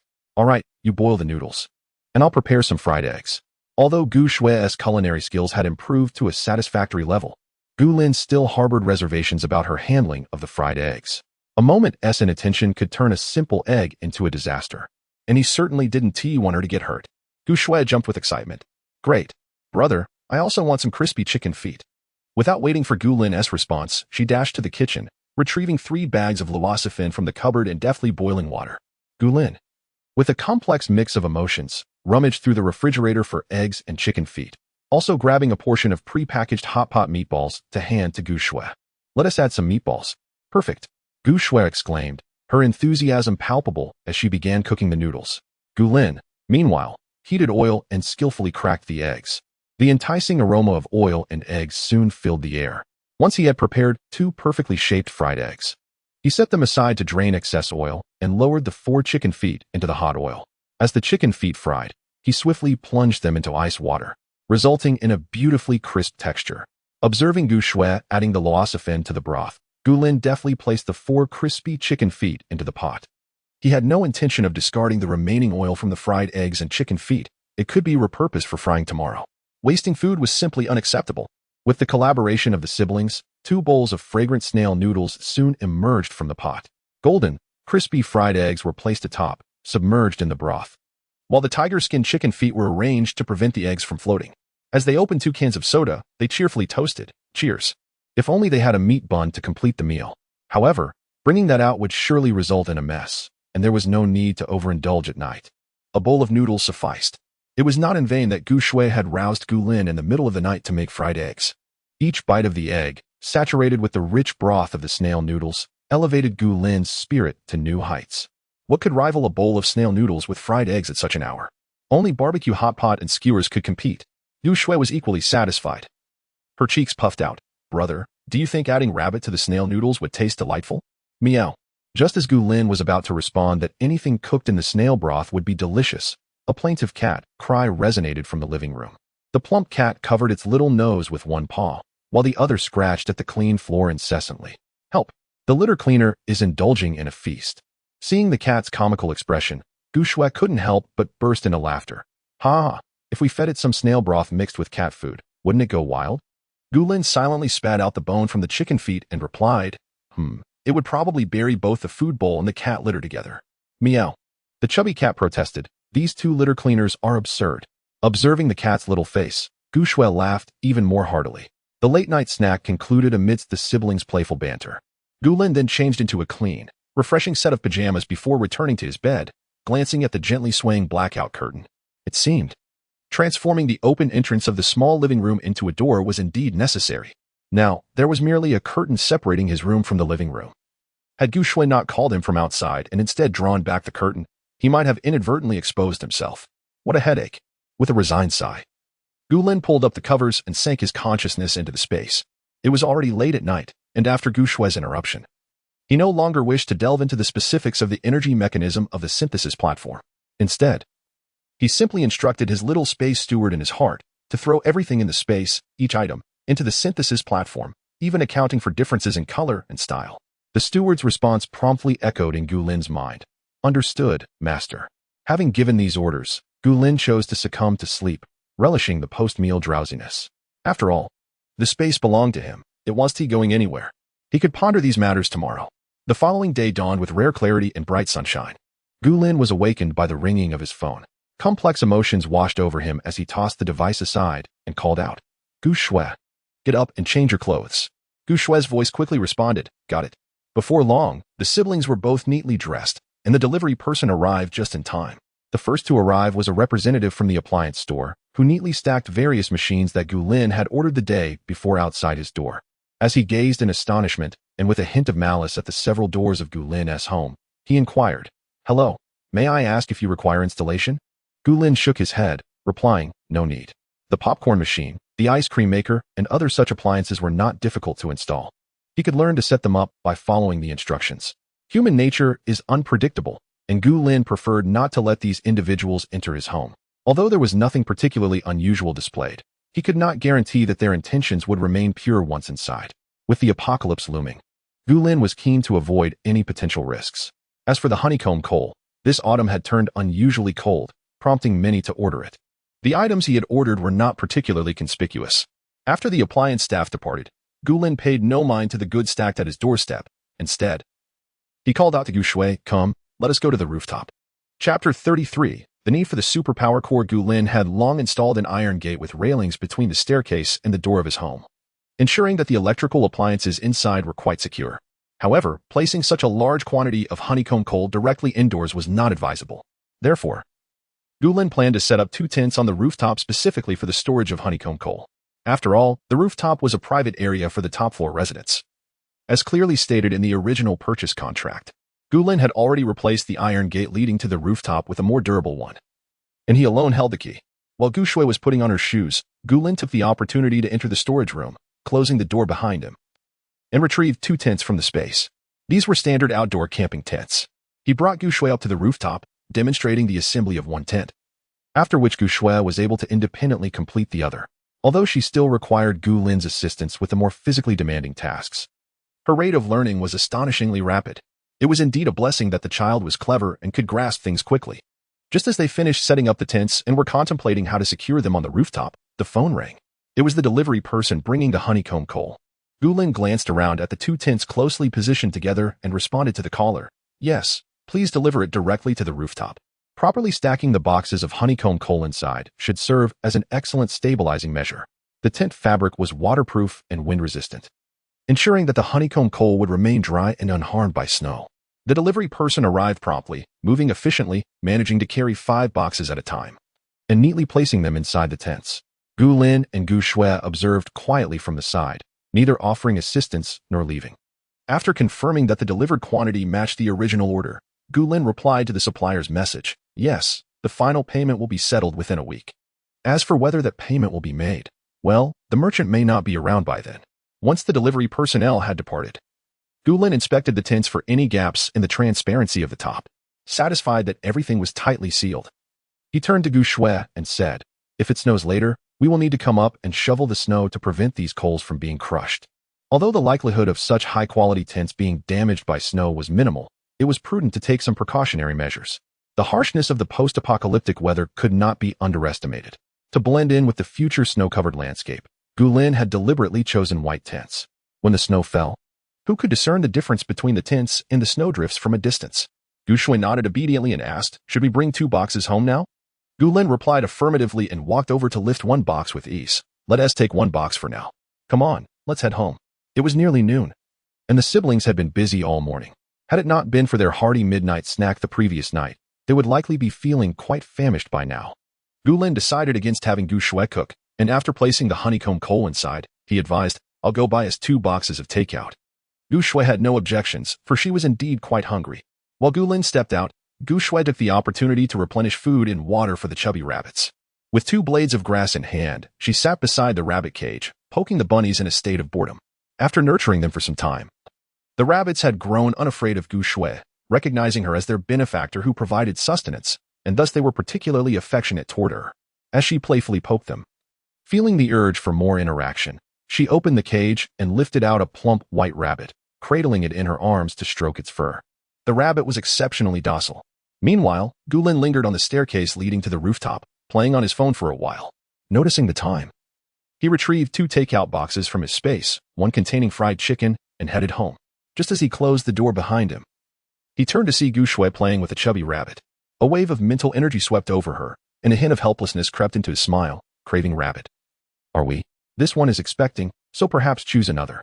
Curiously, Gu Shui gently touched the fluffy belly of the rabbit. "Expecting? How can you tell?" "Oh no."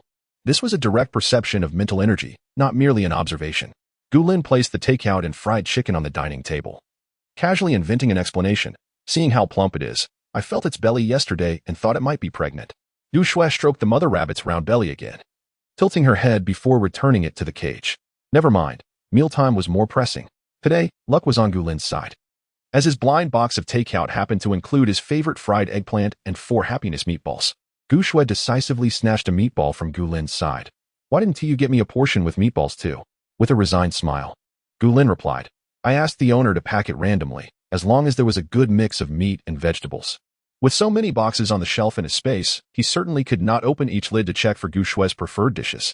Therefore, what he received was purely a matter of luck. Gu Shui poked at her portion of twice-cooked pork. "This one is too fatty. You eat it." Gu Lin smiled indulgently, offering her one of his fried eggplants. "Eat up." As Gu Shui savored the eggplant, she sprinkled cumin and chili powder on the fried chicken. "Brother, how about grilled meat for dinner?" After finishing their meal and coaxing Gu Shui into her afternoon nap, Gu Lin carefully adjusted the blackout curtains before slipping into his space. He made his way directly to the synthesis table, lowering his gaze to the open pages of a book beside him. Words were already inscribed. Catalog. 67, 463. 960 types. Energy. 3, 820, 172 points. Gu Lin's eyes widened as he meticulously counted the numbers. Had he truly amassed tens of millions of items? The little manager of the space had placed one of each item into the system, yet it had only redeemed less than 4 million energy points. The energy exchange rate was rather low. Sensing Gu Lin's thoughts, the manager's voice chimed in. Master, the energy redeemed from items placed on the synthesis table is not fixed. It depends on the item's attributes, volume, and other factors. Gu Lin silently acknowledged and inquired, are there any methods for exchanging energy at the synthesis platform? Apart from simply depositing items within? Each time the master upgrades their abilities, it bestows energy upon the synthesis platform, came the response. Moreover, the master can also exchange energy by inserting ability cores. Ability cores? Indeed, they are valuable, yet not easily acquired. Following the mutation of flora and fauna, they typically gain extraordinary powers or undergo other transformations. At this juncture, both mutated plants and animals, as well as humans endowed with abilities, will generate ability cores. However, such mutations in plants and animals have only transpired a year or two after the onset of the apocalypse. Hence, it appears that the only viable means to procure energy for the synthesis platform is through the act of feeding it items. After all, the atmosphere presently lacks any extraordinary energy capable of facilitating the upgrade of ability cores. Gu Lin's previous rapid advancement in his psychic abilities was solely due to his continual exertion of consciousness within the spatial realm. Yet, since reaching level 3, the pace of his ability upgrades has significantly slowed. Having comprehended the workings of the synthesis platform, Gu Lin returned to his bamboo cottage and directly pushed open the door to the adjacent waste conversion box. Chapter 34. The perfect utilization of waste. The garbage conversion chamber, much like the adjacent vacant synthesis platform, is an expansive room. However, unlike the latter, the garbage conversion chamber boasts a dual-layered structure. Aside from the level where Gu Lin currently stands, a translucent floor reveals the presence of another layer beneath. The voice of the little steward resonated. The garbage conversion chamber is the lower level of your current location, Master. You may discard any refuse into the lower tier, and the transformed products will materialize directly in the upper area.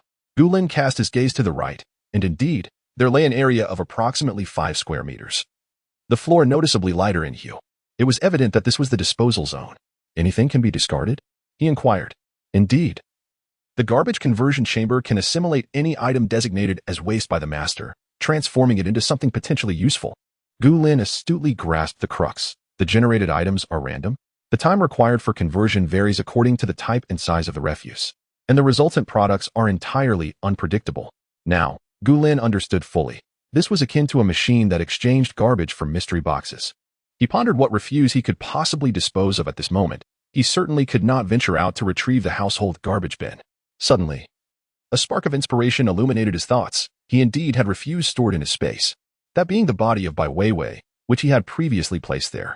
In this harmonious society, Gu Lin found himself at a loss as to where to dispose of the corpse, leading him to retain it within his space. He had initially intended to discard it carelessly once the apocalypse arrived. However, it seemed far more fitting to deposit it into this garbage conversion chamber. Without further ado, Gu Lin raised his hand, and Bai Weiwei's still fresh corpse materialized before him. She had perished from his lightning abilities, leaving minimal traces of blood. Just as Gu Lin intended to manipulate her body into the conversion chamber, he abruptly halted, recalling that if a person had died no more than 3 days prior, his copying ability might still be able to extract powers from the corpse. Gazing at the preserved body, still vibrant within the stasis of his space, he hesitated, suppressing his disgust as he touched Bai Weiwei's icy fingertip. An unusual chill surged through his hand instantly. In the next moment, the little steward's voice rang out. Congratulations, Master, you have successfully copied water and ice abilities. Gu Lin's eyes gleamed with surprise. He had not anticipated that even in such dire circumstances, Bai Weiwei could still prove useful.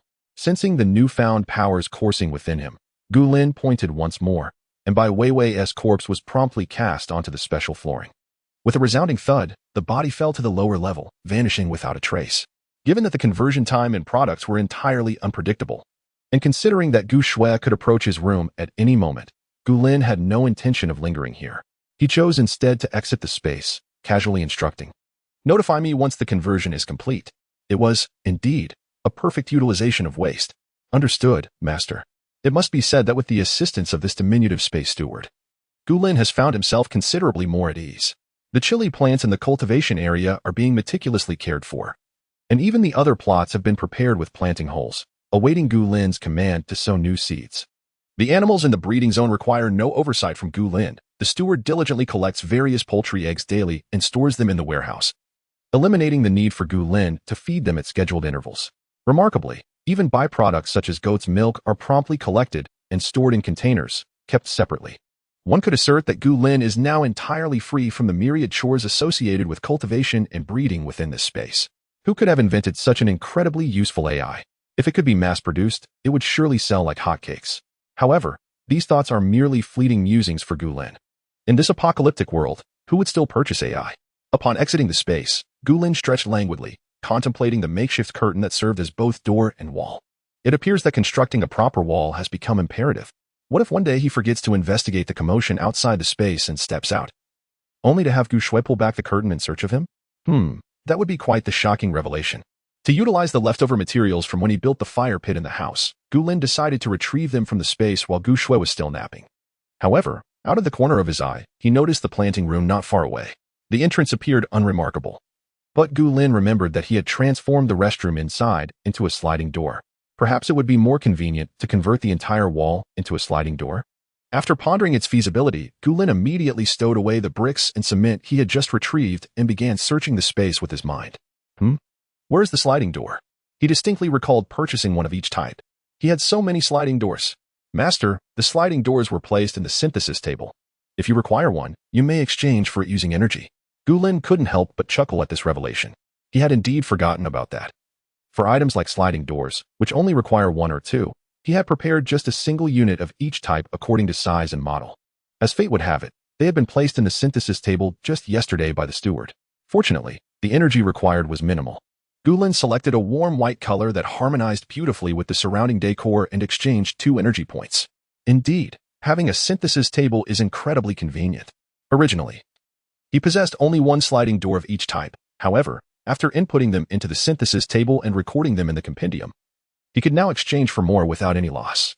Whenever he desired additional identical pieces, he could endlessly trade energy. As long as the synthesis table has energy, Gulin could ensure that both he and Gu Shui would never face hardship. In fact, if he so wished, sustaining several bases would pose no challenge at all.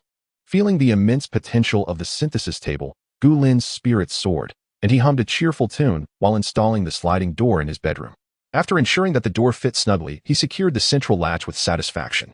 With the addition of this opaque sliding door, Gu Shui would be spared the embarrassment of inadvertently encountering Gulin upon his emergence from the space.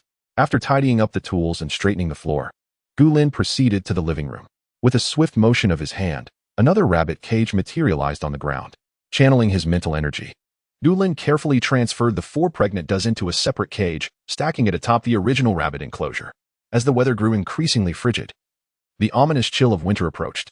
Gulin pondered for a moment and decided to add several layers of soft bedding to the bottom of both rabbit cages. Particularly for the cage housing the pregnant does, he not only provided a thicker layer of bedding, but also retrieved some hay from his storage to supplement their diet. The rabbits in his storage were all plump and healthy, perhaps owing to the nourishing hay. Having accomplished these tasks, just as Gulin intended to ascend to the rooftop to fetch some coal, the voice of the little steward suddenly echoed, "Master, the waste conversion box has completed its transformation." Chapter 35. The portable air purifier. Could it be that the conversion of waste has been completed so swiftly? The duration of this transformation was surprisingly short, even exceeding Gulin's expectations. Glancing at the docile rabbits nibbling on grass within the double-decker rabbit cage, Gulin affectionately ruffled their plump little heads before returning to his room. He secured the sliding door and fastened the central lock, instantly enveloped in a sense of safety. No longer would he need to worry about being caught sneaking into the space. Drawing the blackout curtains tightly, Gulin's figure flickered and vanished from sight. Upon landing in the space, he hastened towards the room housing the waste conversion box. Pushing open the green bamboo gate, he entered the waste conversion area, which was still largely empty on the lower level. However, on the upper level, merely a few steps away, stood an object that bore a striking resemblance to a lamp. With a petite base featuring 3 switches and a small display screen, the upper portion resembled a spherical lamp. It was almost identical to a lunar lamp. Gulin paused momentarily, astonished. A fresh corpse was traded for this? A lamp devoid of wires? What a jest. Master, there is an instruction manual nearby. According to my analysis, this portable air purifier is something you will soon find indispensable. What on earth? A portable air purifier? Gu Lin approached it with skepticism and picked up the thin sheet of paper lying on the ground. Although the paper bore no text, the instant he grasped it, concise information flooded his mind, allowing him to instantly comprehend its purpose. Upon understanding the specific functions of this lunar lamp, Gu Lin's eyes sparkled with excitement. What a mere lamp! This was truly a treasure. As its name suggests, this object that resembled a lunar lamp was indeed an air purifier. It featured 3 settings, capable of covering 3 meters, 30 meters, or a manually adjustable range between 3 to 30 meters.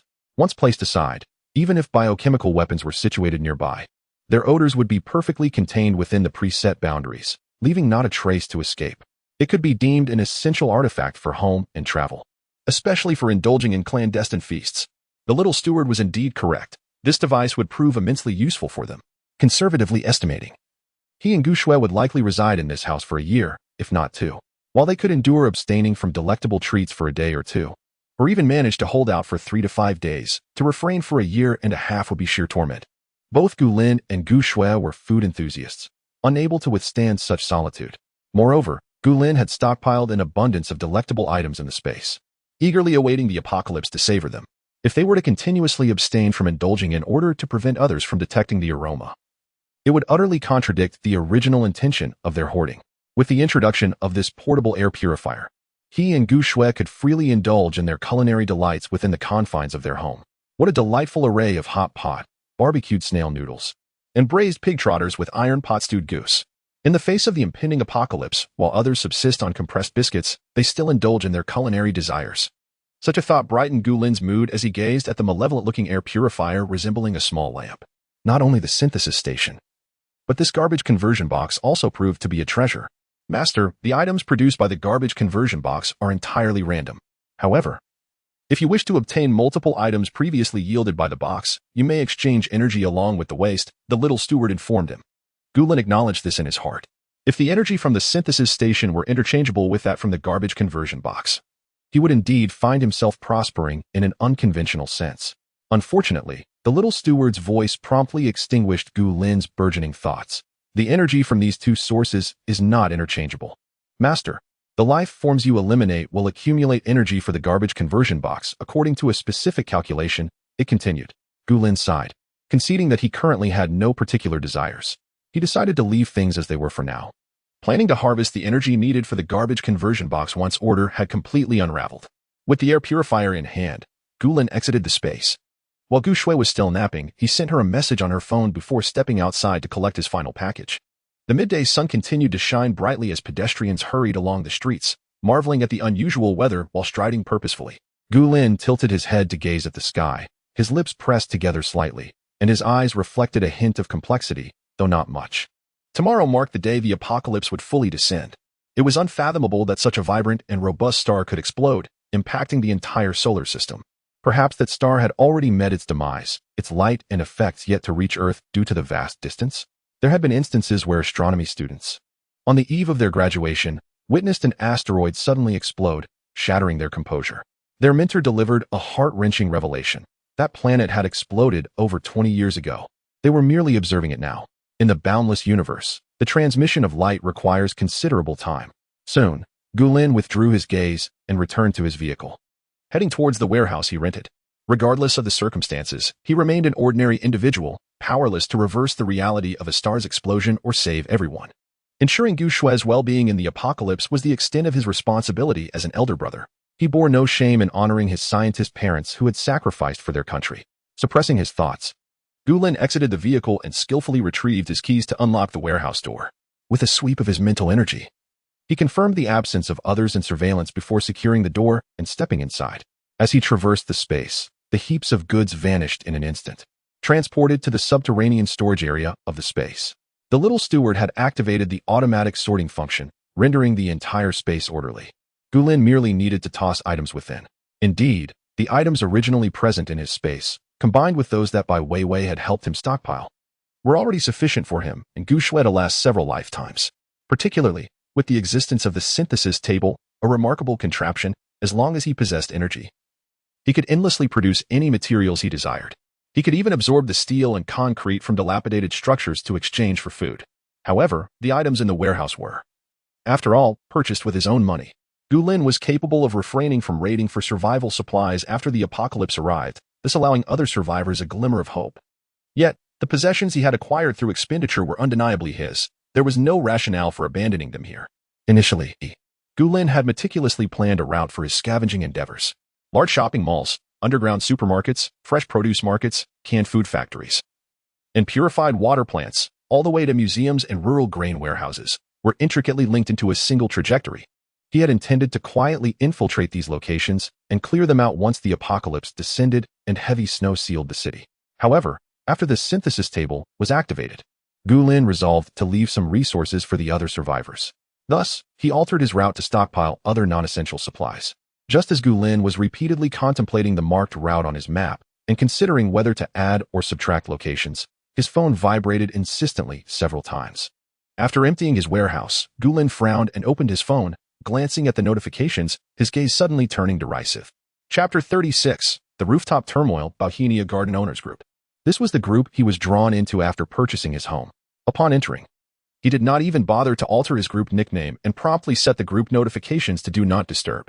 In his previous life, he and Bai Weiwei had faced the apocalypse in their villa and had also been part of a similar owner's mutual assistance group. The darkness and distasteful events from that time, best left unspoken, as they would only mar his mood. The fact that Gu Lin did not exit the Bohemia Garden Owners Group was already a concession to the property management. After all, this place was distinct from the villa area, and there might be pertinent announcements for the homeowners within. However, the current individual incessantly tagging him did not appear to be from the property management. Building 7, Room 2901, Song Iran. Building 7, Room 3001 Gu. Why have you installed a separate door in the corridor at your entrance? Building 7, Room 2901, Song Iran. I need to use the rooftop. Hurry and unlock the corridor door. What is the purpose of locking it? Building 7, Room 2803, Sujia. Building 7, Room 3001 Gu. Exactly. The rooftop is for everyone.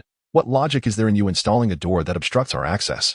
Open the rooftop for communal use. Building 7, Room 2902, Lisiki. What are you all planning to do with the rooftop? Gu Lin sat in the driver's seat, his gaze fixed coldly on the screen of his phone, taken aback by the unabashed tone of the messages directed at him. Who did these individuals think they were? The layout of Bohemia Garden was unique. Aside from the top floor, which had 1 unit per elevator, the 29th floor had 2 units per elevator. From the 28th floor down to the 20th, there were 3 units per elevator, with even smaller layouts below. Each building's top floor housed only 1 household, boasting the largest area. Gu Lin remained silent, merely intrigued by who had altered his group nickname. Was this simply an act of thoughtlessness? Nonetheless, despite his silence, the individuals continued their incessant tagging. Building 7, Room 2901, Song Iran. Building 7, Room 3001 Gu. Are you blind? I have purchased smokeless coal and carbon, and it's inconvenient to keep it indoors. Unlock the corridor door. I need to place the coal on the rooftop. With this opening, the group members began to fervently tag Gu Lin, each claiming a need to use the rooftop for storing their belongings. The autumn had only just begun, and the weather had already turned unseasonably cold. It was evident to anyone that this winter would be exceptionally frigid. Thus, even though they resided in an apartment, acquiring a stove and preparing some smokeless coal was a standard practice. However, being in an apartment, storing coal indoors was not the best option. Naturally, their thoughts turned to the rooftop. Previously, the top floor had not been sold, and the rooftop was locked by the property management, preventing them from considering it. But now that the 30th floor had been sold, the rooftop was, of course, accessible, and these individuals' thoughts had become lively. Those who had not prepared coal and a stove also chimed in upon seeing the conversation unfold in the group. Building 7, Room 2702. I think that's a good idea. If the rooftop door is opened, I will also order some coal. In the past few days, I noticed a delivery truck for coal parked downstairs. Is it possible that the owner of the 30th floor purchased it and stored it on the rooftop? Everyone, do not meddle in my affairs. This plan was conceived by me alone, and no one shall usurp my position, exclaimed Song Iran from the 2901 apartment. Gu from 3001. Stop pretending. Open the door to the stairwell. The rooftop is meant for everyone, so what right do you have to lock it and prevent our access? Retorted Su Jia from 2803. Despite the stairwell door remaining shut, these individuals had already begun to claim their territory, which was utterly absurd. Gu Lin let out a cold laugh, too apathetic to type a response, opting instead to send a voice message. Who told you that the rooftop belongs to everyone? His reply ignited a storm of outrage within the group, with many condemning him for the selfish act of installing iron gates at the elevator and staircase leading to his door. They painted him as a villain, akin to a ruthless bandit, forcibly claiming territory for himself. Gu Lin, indifferent to their accusations, tossed his phone aside and drove home. After parking in the underground garage, he paused thoughtfully before retrieving an oil barrel from his storage. He siphoned the fuel from his vehicle before taking the elevator upstairs. In the aftermath of the apocalypse, many had begun to devise nefarious schemes to pilfer fuel from others' cars. With the end of the world imminent tomorrow, it seemed prudent to secure his fuel today rather than venture out again. Despite Weiwei's efforts to stockpile oil for him, he still felt the need to be judicious in his expenditures. Upon returning to his apartment, the clamor of denunciations in the group showed no signs of abating. In fact, it had escalated even further. Gu Lin halted in front of his door, glancing back at the stairwell as he peered toward the rooftop. The door remained securely locked, and despite the 2 iron gates in the corridor, Gu Lin maintained his habit of locking doors, for mutated beasts could emerge from any shadowy corner. His gaze unwavering, Gu Lin turned back into his home.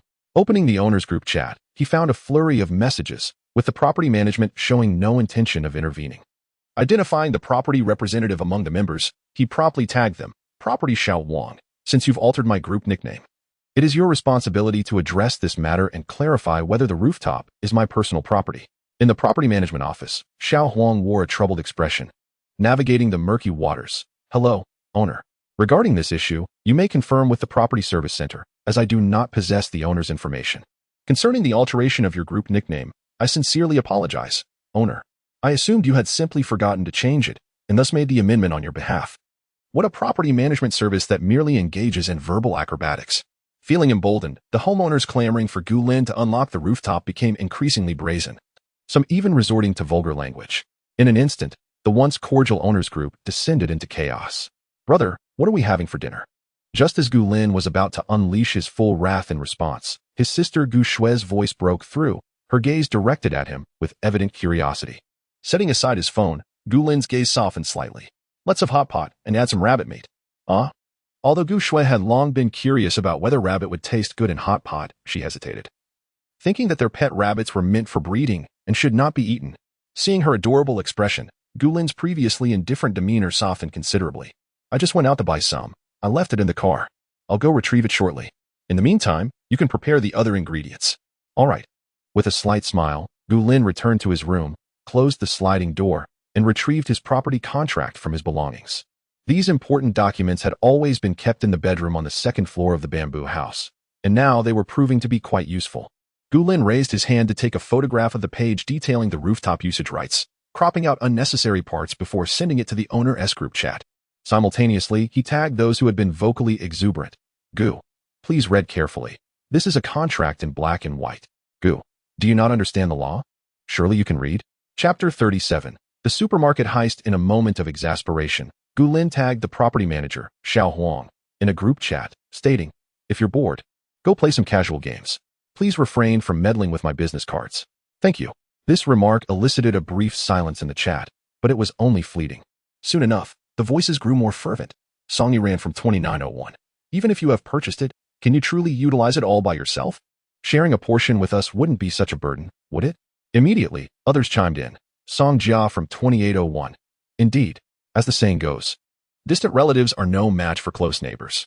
Living in proximity, we inevitably see each other. If you allow us access to the rooftop in times of trouble, we could also be of assistance to you, couldn't we?" "Exactly. Just letting us use the rooftop won't diminish your resources." Another voice echoed. "We are but a handful of families, merely seeking to store a few items that are inconvenient indoors. It won't occupy much space. If necessary, we can even pay rent." This sentiment quickly garnered further agreement. Gu Lin, donning a hiking backpack, stepped outside once more, making his way to the staircase leading to the rooftop. Holding down the voice button, he spoke in an utterly indifferent tone.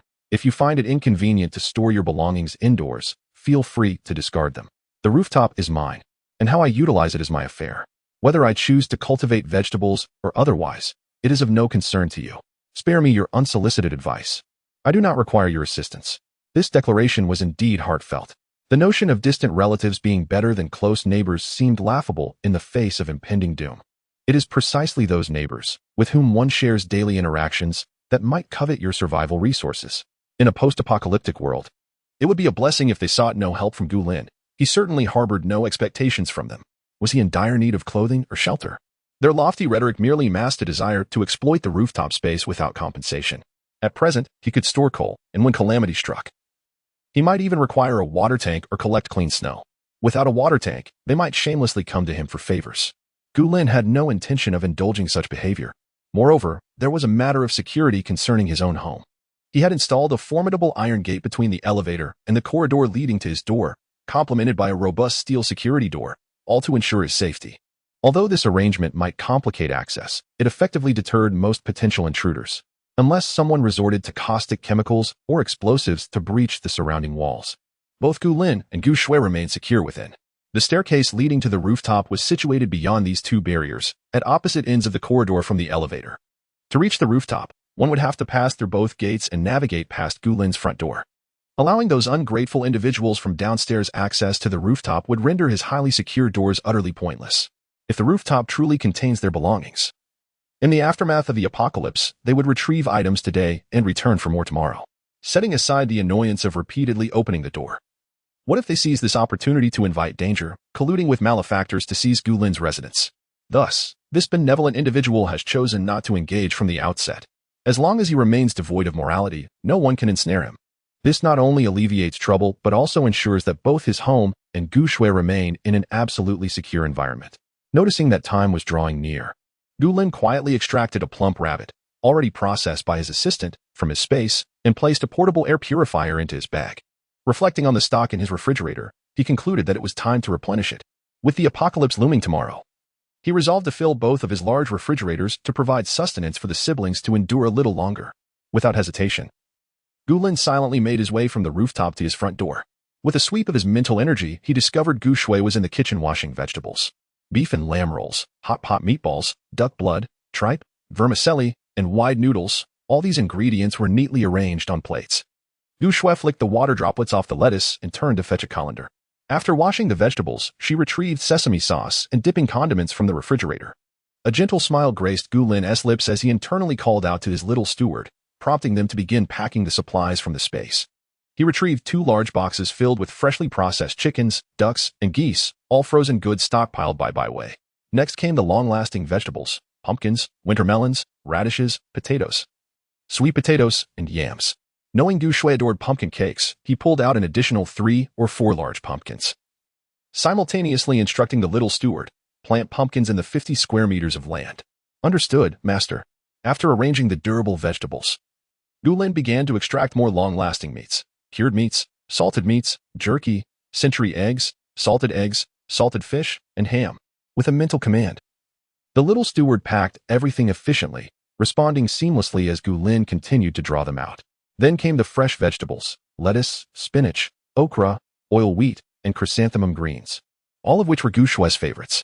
He collected a box each of chicken, duck, and goose eggs. He did not take bags of rice or flour, as those were already stored in the pantry, which was usually locked, preventing Gu Shui from rummaging through. He could always retrieve those on an as-needed basis. What he gathered now was intended to bolster Gu Shui's spirits amidst the drastic changes and bone-chilling cold of their new reality. The household contained ample spices, as he had previously stocked the kitchen. After a moment of contemplation, Gu Lin instructed the little steward to pack 2 shopping carts full of snacks. These items nearly filled the area in front of Gu Lin's door, were it not for the 2 layers of security doors separating them. He would have hesitated to draw so much out at once. Just as Gu Lin was about to fetch his key to open the door, he suddenly smacked his forehead. He had forgotten beverages and fruits. Gu Shui was quite the fruit aficionado, relishing all kinds of fruits. Gu Lin retrieved a large storage box from his space. Squatting beside it, and with a wave of his hand, a variety of fruits began to materialize within the box. He placed 4 or 5 pressure-resistant watermelons at the bottom, followed by apples, pears, pineapples, pomelos, and oranges. On top of that, he added a layer of more delicate fruits, including bananas, plums, kiwis, and grapes. As for the grapes, Gu Lin had selected 3 or 4 varieties, each with 4 or 5 bunches. A few boxes of beverages and 2 boxes of small sugar tangerines completed the collection. Soon, a large storage box was filled to the brim. By now, the empty space at his doorstep was overflowing. Gu Lin took off his backpack and, after removing only an air purifier and a plump rabbit, stuffed 4 or 5 prepared rabbits into the bag. Once everything was arranged, Gu Lin donned his hiking backpack, knocked on the door, and rang the video doorbell. Xiao Xue, come out and greet me. When Gu Shui opened the door, she was immediately taken aback by the mountain of supplies before her. Brother, did you rob a supermarket? Chapter 38. Absent-mindedness. Today, the weather remains splendid and clear. Gu Lin stands by the balcony window, quietly gazing at the unclouded azure sky, his tranquil eyes concealing the thoughts that occupy his mind. Brother, shall we have glutinous rice chicken with tofu pudding for breakfast? Gu Shui's voice calls out, pulling Gu Lin back to the present. Sure, that sounds fine. The supplies he had procured the previous day were now all neatly stored within the house. Items requiring refrigeration were prioritized in the fridge. Yet, even with both refrigerators filled to the brim, there remained an abundance of perishables, compelling Gu Lin to retrieve an additional refrigerator from the storage room. Only then could he accommodate all the essentials that necessitated refrigeration. However, the supplies extended far beyond this. Currently, aside from the area designated for fitness equipment, every inch of the house was occupied. Even the balcony brimmed with durable vegetables, such as potatoes, pumpkins, and winter melons. Gu Lin had also placed and used planting boxes from the greenhouse on the balcony, filled with cured and salted meats, as well as sausages. Coupled with the provisions from the storage room, it could be said that even if the siblings indulged daily, the food within the house could sustain them for a year or two. They could even afford to care for a plump orange cat, though Gu Shui was somewhat puzzled. She attributed it to Gu Lin's penchant for hoarding. It was reasonable, after all. They were on the brink of facing a winter that could be likened to a mini ice age, and stockpiling food was only sensible. This winter, they need not venture out for supplies. Fresh vegetables could still be cultivated in the greenhouse. Although the variety was limited, they would at least have sustenance. Gu Shui had now completely found joy in cooking, even if it merely involved reheating food. Brother, it's time to eat.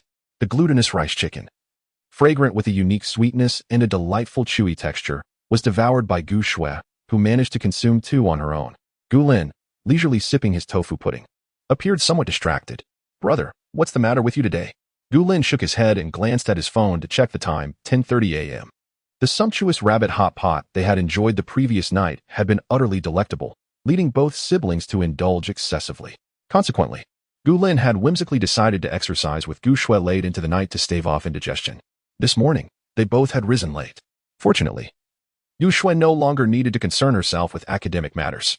When Gu Lin embarked on his nationwide stockpiling, he had already secured a leave of absence for Gu Shui, citing that the child was immersed in the sorrow of losing their parents, and it would take a year and a half, at least, to recover. With the world on the brink of collapse, who would still attend school? Gu Lin had also resigned from his job, devoting himself entirely to preparations for the impending apocalypse. Now, only a few hours remained until the world would change irrevocably. The preparations had been fervent, yet as the moment approached, Gu Lin felt an unexpected emptiness. Deep down, he harbored concerns, fears that the apocalypse might not come to pass, and that the siblings would become entirely disconnected from society. After breakfast, Gu Lin returned to the balcony, lifting his gaze to the bright sky outside, lost in contemplation. As time inexorably ticks away, the impending apocalypse draws ever closer, and Gu Lin's emotions grow increasingly tangled. If the end of the world fails to arrive, he and his sister need not fret over their basic necessities. His sole concern revolves around Bai Weiwei. Should time afford the authorities the opportunity to uncover his past, the consequences could be dire. Brother, what's wrong with you today? Gu Shui inquired, approaching Gu Lin with a bag of beef jerky in hand, offering him a piece. Mew, the plump cat, drawn by the delectable aroma, leapt onto Gu Lin's lap, its gaze fixated on the jerky in Gu Shui's hand. Gu Lin took a bite of the jerky, his eyes still fixed on the azure sky, remaining silent. Gu Shui pulled over a box of beverages and plopped down beside him, breaking off half of the jerky for the cat while the other half hung from her mouth as she mumbled indistinctly, "What's the matter? Heartbroken?" Gu Lin merely glanced at the young girl beside him, his heart a tumultuous sea of emotions. "Could you not wish for something better for me?" With a light hum, Gu Shui refrained from pressing further, her gaze drifting towards the boundless clear sky. Gu Lin cast a fleeting glance at the time, 11:50 a.m. In 10 minutes, the light and energy from that distant star would be sufficient to reach Earth. It had been this way in his previous life. At that time, Gu Lin was on leave, preparing ingredients at home, contemplating a grand dinner for Gu Shui in celebration of their hard work and her diligent studies. However, after that cataclysm, it was too long before Bai Weiwei called upon Gu Lin, requesting that he pick her up, as the world froze in an avalanche of snow, thick as goose feathers. Gu Lin, thinking he had ample time before Gu Shui finished school, ventured forth to retrieve Bai Weiwei first. Little did he anticipate that the blizzard would seal the city, rendering the roads nearly impassable. By the time Gu Lin returned to the villa with Bai Weiwei, he had already missed the opportunity to pick up Gu Shui. At that moment, neither people nor vehicles could traverse the roads. The relentless snow was sufficient to engulf everything in its path. Consequently, Gu Lin lost the sole chance to bring his sister home. The provisions he had meticulously prepared for Gu Shui were now consumed by Bai Weiwei. When humanity finally regained the ability to venture outside, Gu Lin hurried to Gu Shui's school, only to be met with the devastating news of her demise. Her remains had vanished without a trace. He returned home in a daze, his heart heavy with the agony of losing his last remaining family member. Oblivious to the smug satisfaction that flickered in Bai Weiwei's eyes. She must have thought that with Gu Lin's sister gone for good, there would be one less mouth to feed, allowing her to indulge in more sustenance. Furthermore, everything Gu Lin discovered would now be hers alone to enjoy. Most crucially, with only Bai Weiwei remaining by his side, Gu Lin would undoubtedly prioritize her safety in times of peril. This was the smug revelation Bai Weiwei had shared with him before his demise. Those memories played out in Gu Lin's mind like a slow-motion film, each frame etched vividly in his consciousness. He closed his eyes, suppressing the tumultuous emotions swirling within, and turned his gaze towards Gu Shui beside him. Now she is living well. As long as he is by her side in this life, she shall never face an early demise again. Gu Shui blinked and pulled out a piece of beef jerky, offering it to Gu Lin. Gu Lin pressed his thin lips together, accepted the jerky, and took a bite while affectionately stroking the fluffy little orange cat on his lap. Even in his absence, Gu Shui has the protection of her plump companion. There is little for him to worry about.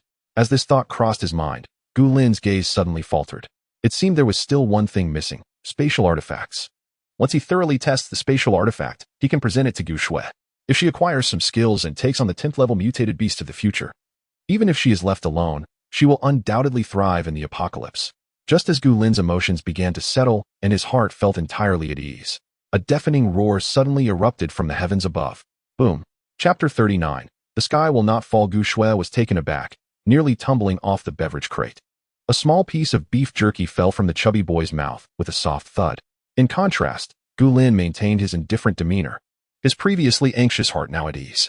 In an instant, the world transformed. The thunderous sound that had just resonated felt like an ominous harbinger. As the once azure sky altered dramatically, a brilliant blaze of fire spread across the heavens, saturating the firmament in a vivid crimson hue. Gu Shui stared blankly at the suddenly changed sky, momentarily lost for words. "Brother, what is happening?" she exclaimed, her fright evident as she even stumbled over her words. Gu Lin, however, remained composed in his chair, seemingly unaffected.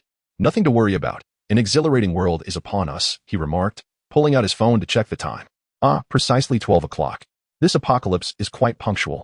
Yet, the signal on his phone was entirely absent. The immense force of the stellar explosion having obliterated all communication across the globe. As Gu Lin admired the peculiar sight above, he extended his mental energy to gauge the outside world. Panic gripped nearly everyone, yet in the absence of any signal, no assistance could be rendered. Such a sudden occurrence surely left the entire world in a state of trepidation. Gu Lin's words puzzled Gu Shui, yet witnessing her brother's unwavering calmness dissipated her initial anxiety, and she joined him in marveling at the celestial spectacle. With her brother by her side, she felt no fear. In just a few minutes, the sky had transitioned from a blazing blood red to a deep, inky darkness. At noon, the day had been completely engulfed in black. A faint smile graced Gu Lin's lips as he gazed at the obsidian expanse, his heart now wholly at ease. The apocalypse had finally arrived. Observing the expression on Gu Lin's face, Gu Shui felt an odd sensation stir within her, yet she refrained from voicing her questions. After all, their home was sufficiently fortified with 3 layers of protection, and they lacked for neither food nor drink. Even if they had to hunker down at home, they could endure for an extended period. Although Gu Shui's instincts clearly indicated that Gu Lin's preparations, planting rooms, storage areas, and a fitness zone were likely intended for this very moment, she chose simply to trust her brother. As mere moments passed, the sky ceased to be a mere void of darkness. It manifested an indescribable hue, reminiscent of magma spewing forth following a volcanic eruption, yet even more vivid. This bizarrely red sky suddenly erupted with numerous fissures, as if the very firmament were on the brink of collapse. Blinding beams of crimson light streamed through the cracks, sending chills down one's spine. Yet Gu Lin remained unfazed, and upon seeing Gu Shui's dazed expression, he cheerfully suggested, "Why don't you return to your room and take a nice nap?" Gu Shui hesitated, words unspoken, before Gu Lin added reassuringly, "No need to fret. The sky will not fall. Rest easy." Gu Shui shook her head, saying, "I'm not tired, brother. I'll keep you company." Gu Lin smiled faintly, but remained silent.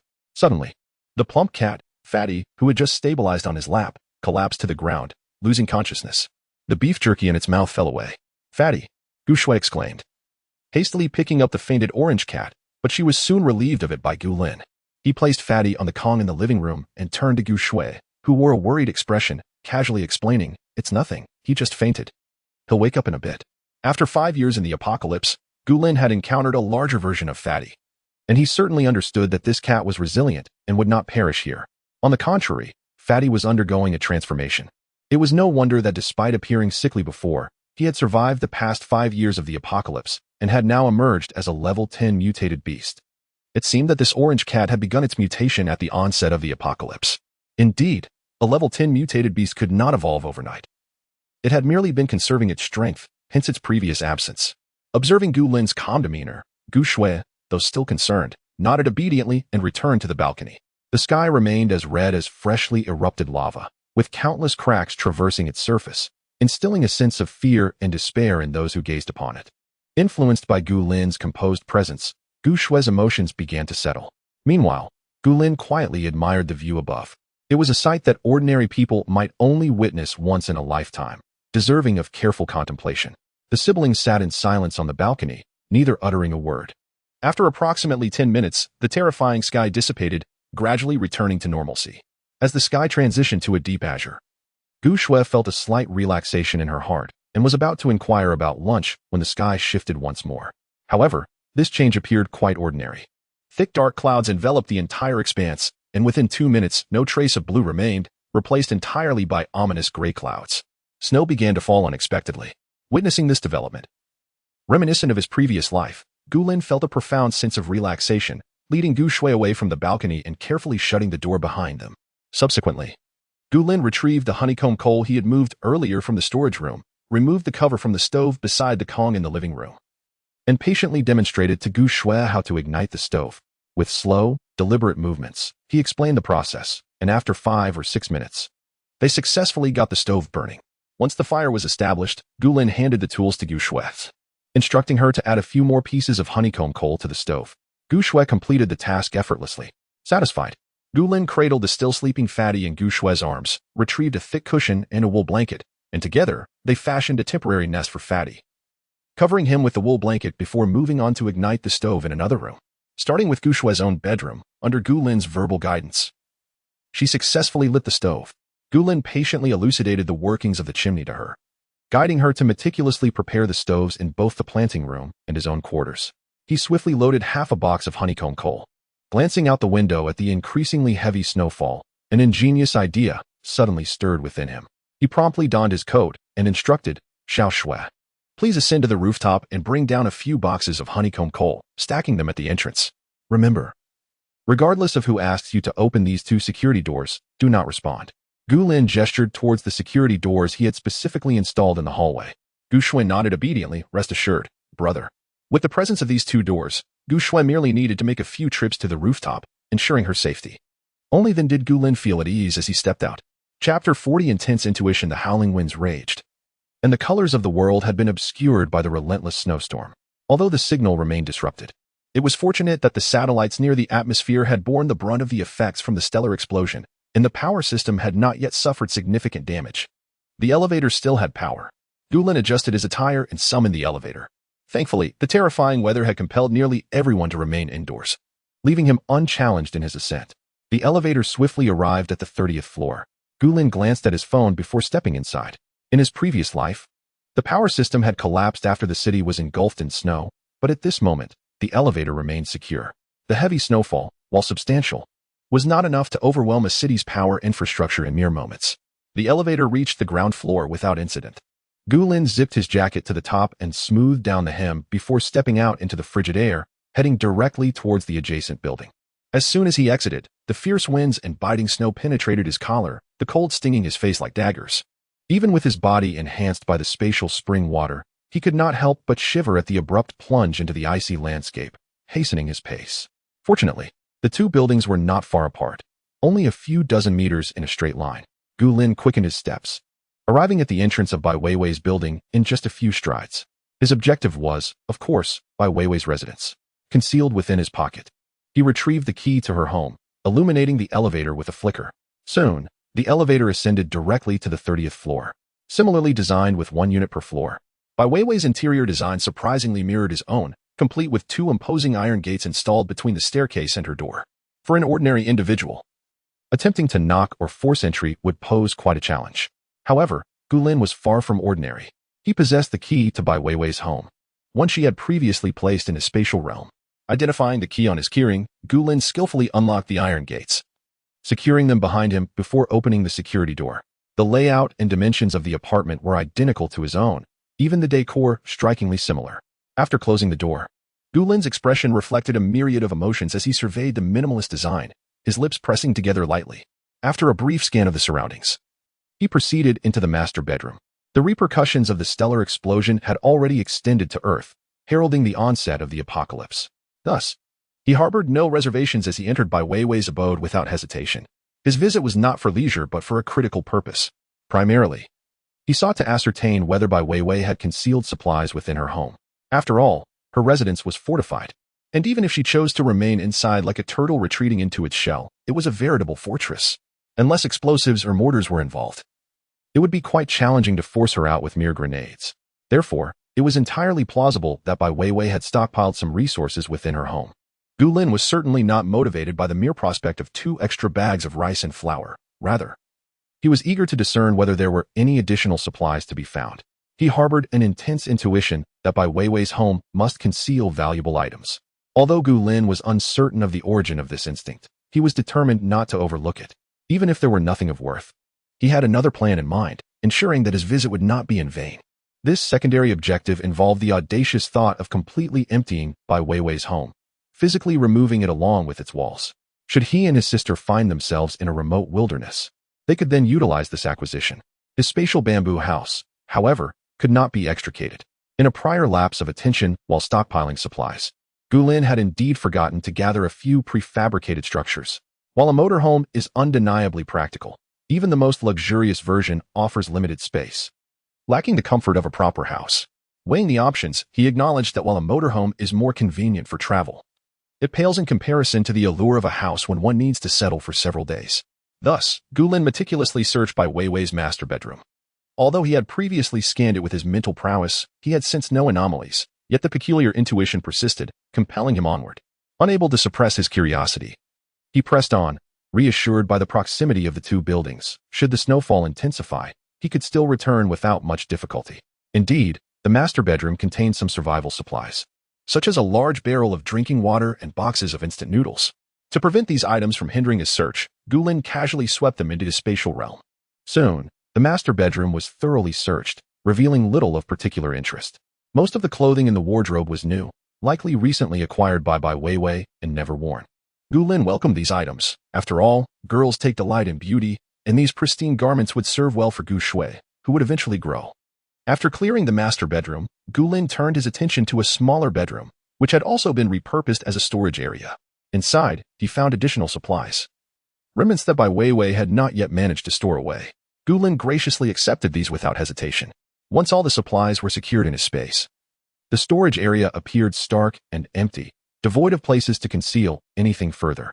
Gulin pursed his lips, gazing out at the snowy landscape and the overcast sky, before proceeding to the next room.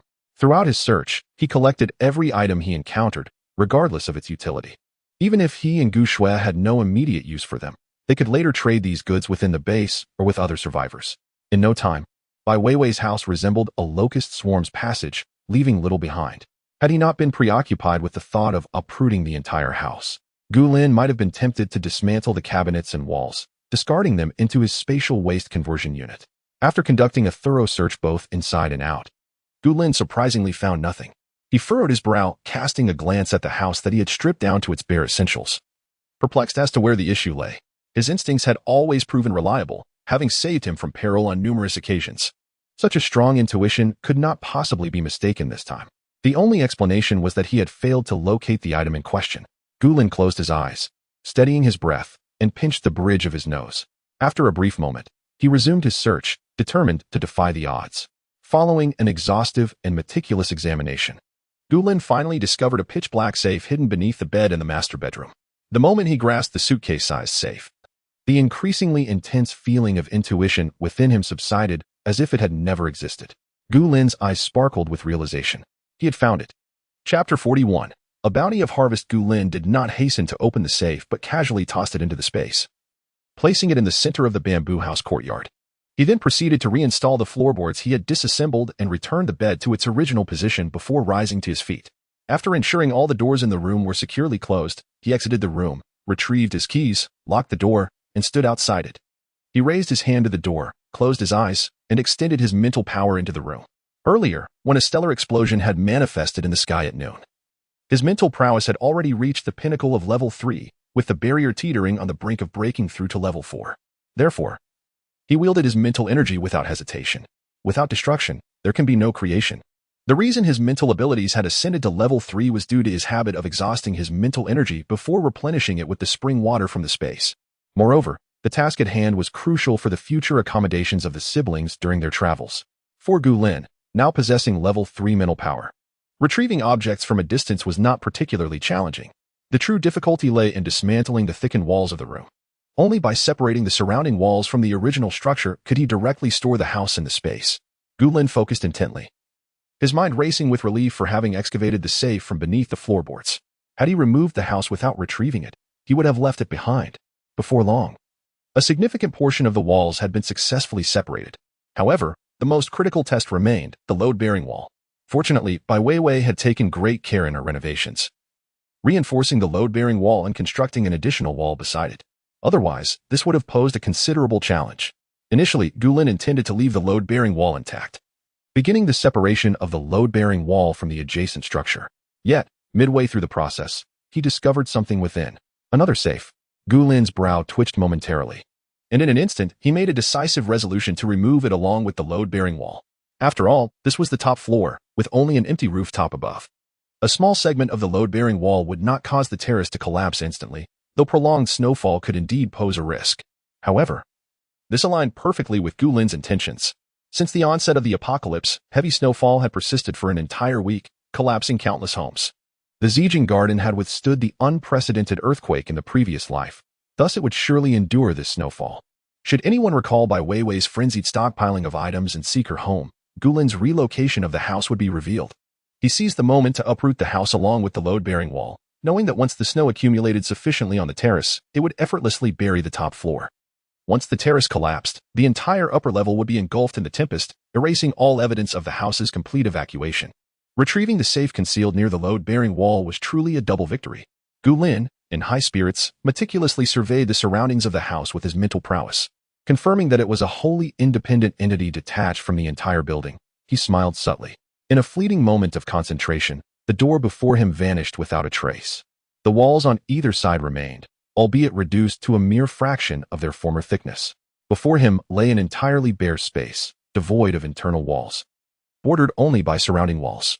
Gu Lin's satisfaction was palpable, but before the smile could fully settle on his lips, it faltered.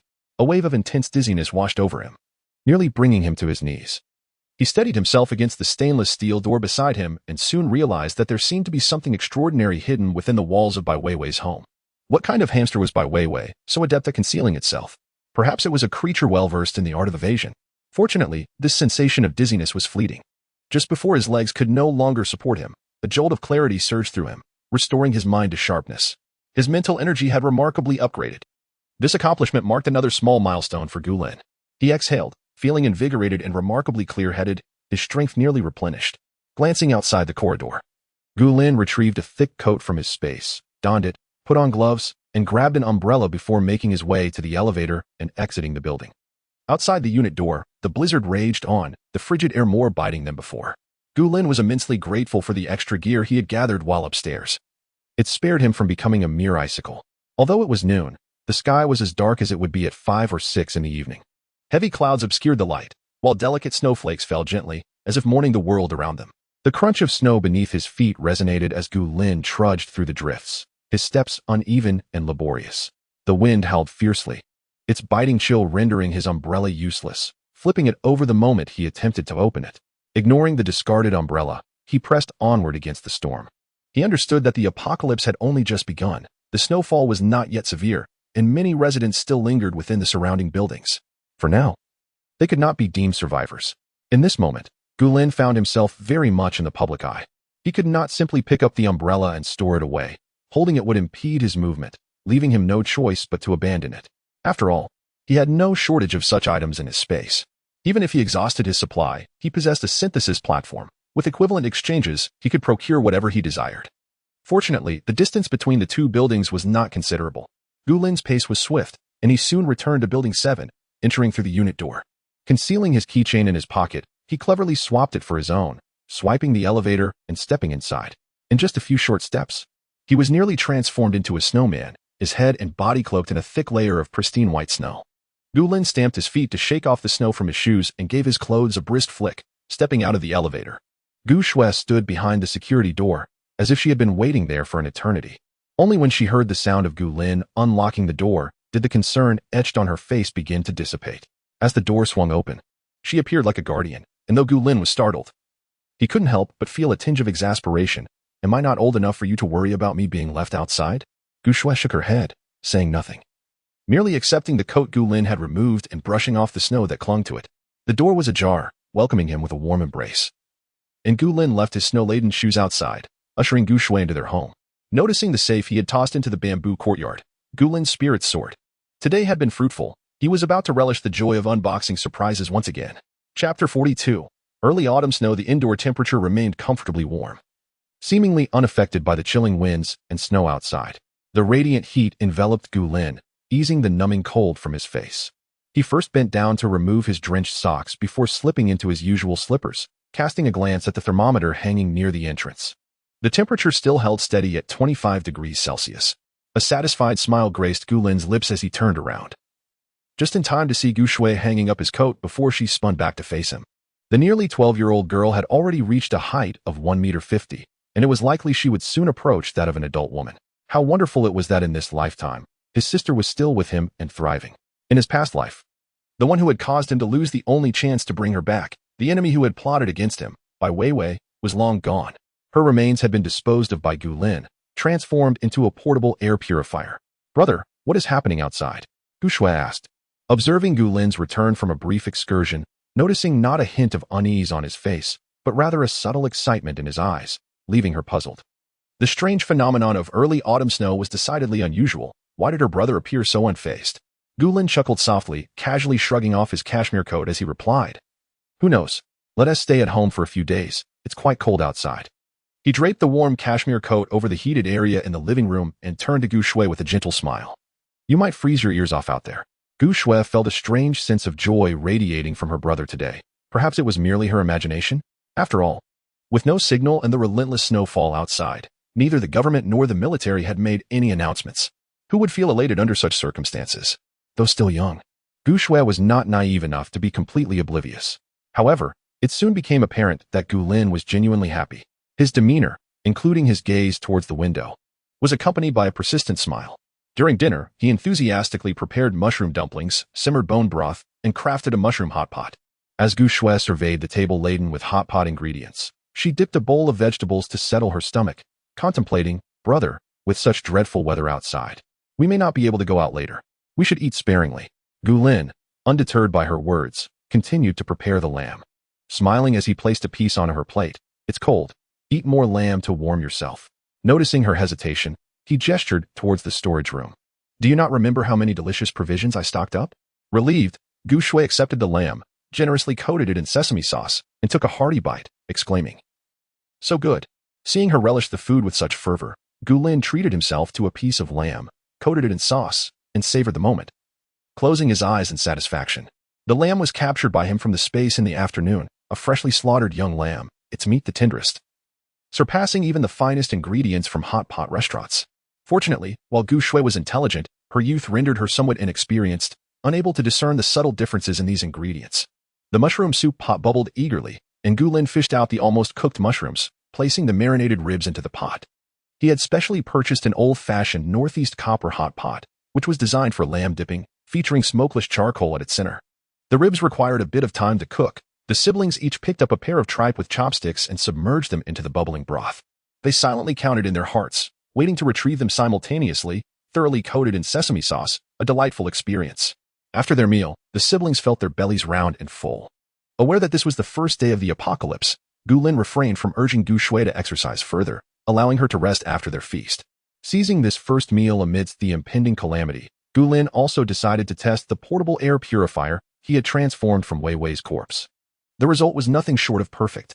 He adjusted it to a 3-meter range, using the excuse of checking the weather to stroll out onto the balcony. The moment he stepped beyond the 3-meter radius, the rich aroma of mushrooms and bone broth vanished without a trace, not a hint of leakage. Gulin marveled once more at the extraordinary capabilities of the items from his space. With such a device, they could indulge in various strongly flavored foods at home without the fear of unwanted visitors drawn by the scent. Furthermore, it would become indispensable once they ventured to the base. Gulin had lived in a base in his previous life. The cramped quarters and poor sound insulation meant that the smell from anyone's cooking could permeate the air in moments. He certainly did not wish to find himself deprived of even a morsel of meat. With the air purifier, he could travel without worrying that the aroma of food would attract unnecessary troubles. Moreover, having just experienced its powerful effect, Gulin immediately considered another application, masking the scent of blood. As the calamity intensified and the siblings left their current refuge for the wilderness, whether dealing with injuries among their own or needing to dispose of bodies, the resultant blood scent would be a concern. Allowing such a scent to disperse in the wild would be detrimental.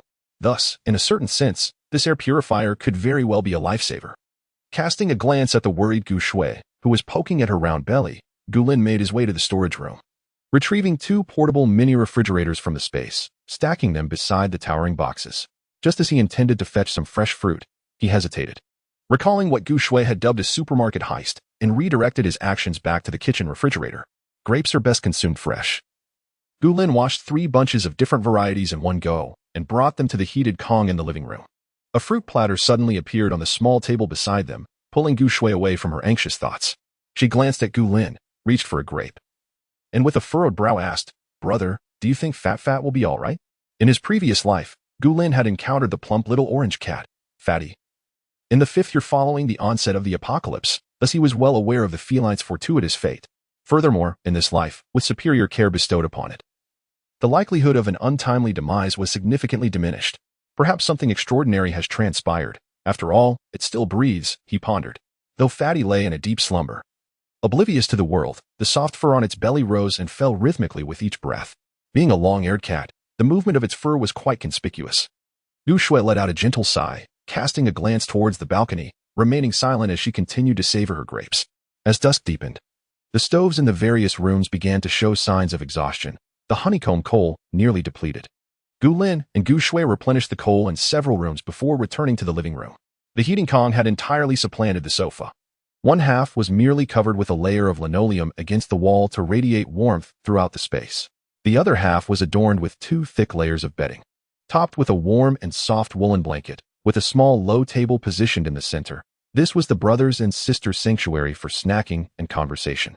Fatty nestled on the wool blanket, curled within the comfort of a plush cat bed, meticulously arranged by Gu Shui, remained in a tranquil slumber. Chapter 43. The notification has been issued perhaps due to the snowfall. Darkness descended earlier than usual. The balcony occupied by the siblings was not in close proximity to the heated Kong, and Gulin, aware that the top floor across was entirely vacant, refrained from drawing the living room curtains.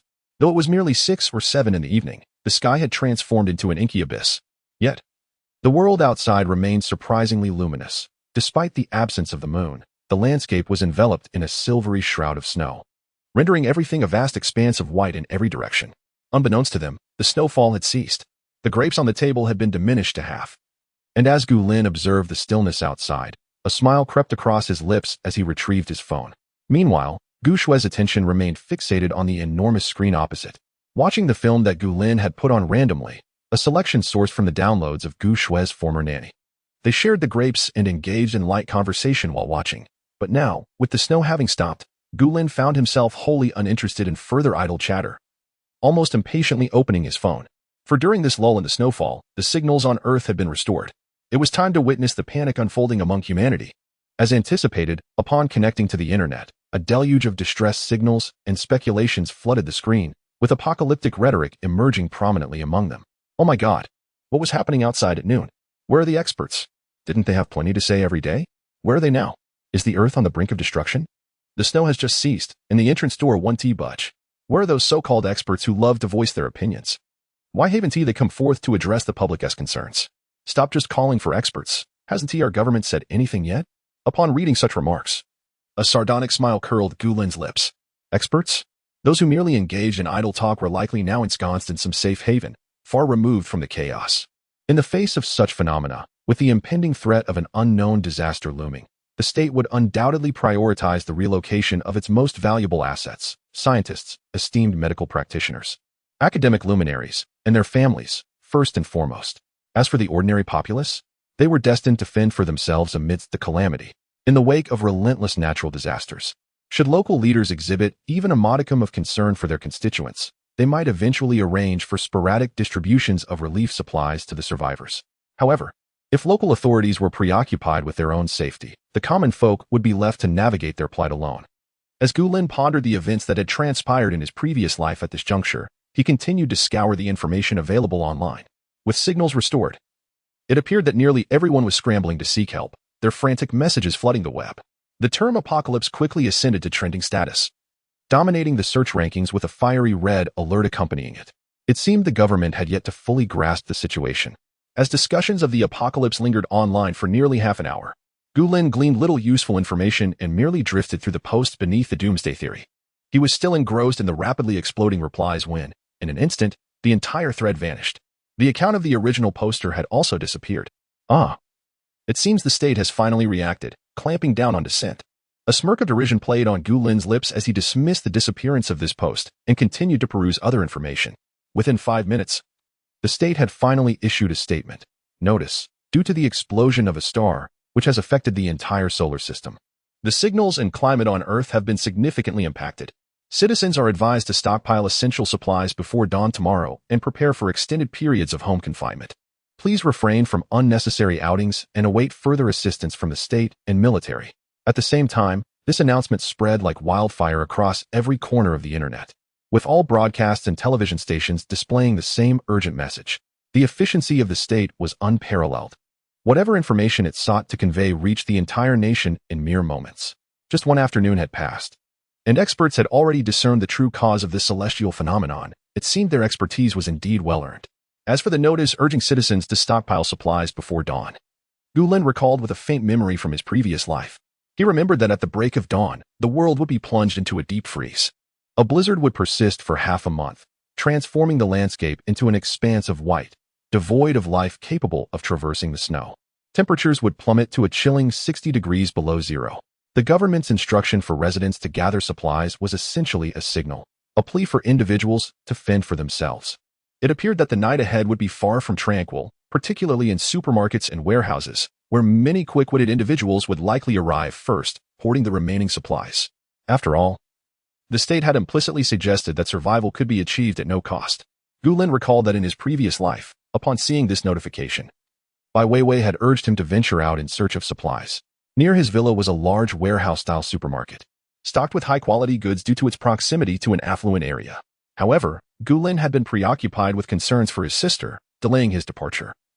And by the time he arrived, the supplies had already been claimed by those who had arrived earlier. It was only thanks to his military training that he managed to carve out a path and stockpile considerable resources. Yet in this life, Gu Lin had no intention of rushing out to seize supplies. It was bitterly cold outside. Why not enjoy fruit at home? Those with a penchant for hoarding were not uncommon, and in such frigid conditions, it was standard practice to gather essential supplies at home. Remaining indoors posed no risk. When the military eventually distributed relief supplies, he could simply make an appearance then. The only uncertainty lay in whether the Zijing Garden would also receive aid. Gu Lin perused the information online for a while, feeling utterly bored, and decided to open the application store. Seizing the moment while connected to the internet, he began downloading single-player games. What a blunder it was! In his haste to have the nanny download a plethora of videos, variety shows, and films, he had completely overlooked the importance of single-player games, his true sustenance for the mind. Reflecting on the multitude of tablets and phones in the space, Gu Lin informed Gu Shui briefly before returning to his own room, securely locking the sliding door behind him. As he turned around, he was greeted by the sight of over a dozen tablets and phones spread across his bed. Gu Lin commenced the downloading of single-player games one by one. While the games downloaded, he seized the opportunity to also download novels, every completed work he could find. Such days of having a signal and internet access were fleeting. Just as Gu Lin reveled in stockpiling his intellectual sustenance, his usual phone vibrated. It was a message from the nanny, who had been specially hired to take care of Gu Shui at the hotel. Qinshin, boss, do you know anything about this peculiar celestial phenomenon and the heavy snowfall? Chapter 44. A new realm of space. Upon gazing at the words illuminated on the screen, Gu Lin's expression instantly turned cold. The glow of the mobile phone screen reflected the chill in the man's demeanor, causing the corners of his lips, which had previously held a hint of a smile, to press into a firm line. Gu Lin chose not to respond, treating the woman as though she were merely a figment of the air around him. This woman was undeniably astute, yet such intelligence was hardly a boon. A woman who was excessively clever and privy to some of his secrets posed a significant threat. Should she not have been well acquainted with his circumstances, the most prudent course would undoubtedly be to eliminate her. For only in death does one's silence become absolute. However, since she had merely posed a single question and had not yet sought him out, Gu Lin felt no immediate urgency to venture forth in search of her, unaware of her whereabouts. Ignoring the other notifications on his phone, he continued with his downloads. By dawn, the signal would once again vanish, only to re-emerge once the snow ceased, albeit briefly, like the last fleeting bloom of a night-blooming flower on earth. Thus, he cherished every moment he had to gather his mental sustenance.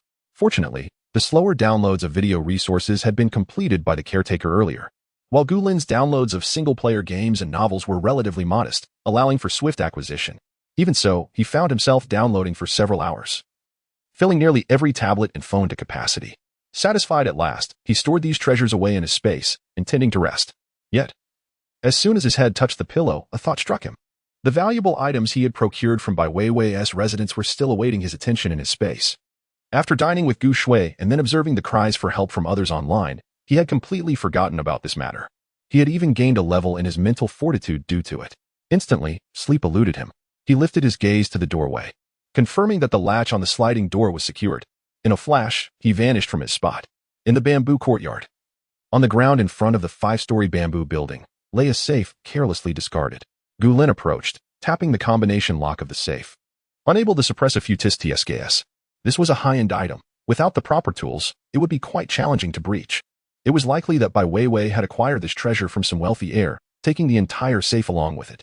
Given that Gu Lin possessed the ability to summon materials from afar into his space and had sufficient knowledge of Bai Weiwei, he surmised she might have quietly stashed the valuable item away in her own domain upon discovering it. Rather than hastily attempting to open the safe, he proceeded directly towards the entrance of the bamboo courtyard. Just as he was about to push open the door leading to the open space outside, he suddenly noticed another door light illuminating from the side. Previously, only the handles for the planting zone and breeding zone glowed. And after unlocking the synthesis station and waste transformation zone, 2 more had lit up. Yet now, there was yet another door aglow, its sign boldly proclaiming Garden Zone. Gu Lin's eyes sparkled with intrigue as he mentally summoned the little steward. What could have prompted the unlocking of this Garden Zone? Due to the master's elevation in mental prowess, a new region of space was unlocked. The little steward promptly provided Gu Lin with an explanation. Understanding the situation, Gu Lin commanded, transplant all the fruit trees from the warehouse to the garden area and plant some seeds of each type of fruit. The saplings he had previously gathered from the fruit and vegetable breeding base finally found their purpose. Initially, when the planting area was opened, Gu Lin contemplated directly transferring all the fruits there. However, upon seeing the unlit garden area on the first floor of the bamboo building, he abandoned that thought, deciding to wait until the garden area officially opened before planting the fruits. After all, he had an abundance of fruits in his space that would not spoil, allowing him to enjoy them in the meantime.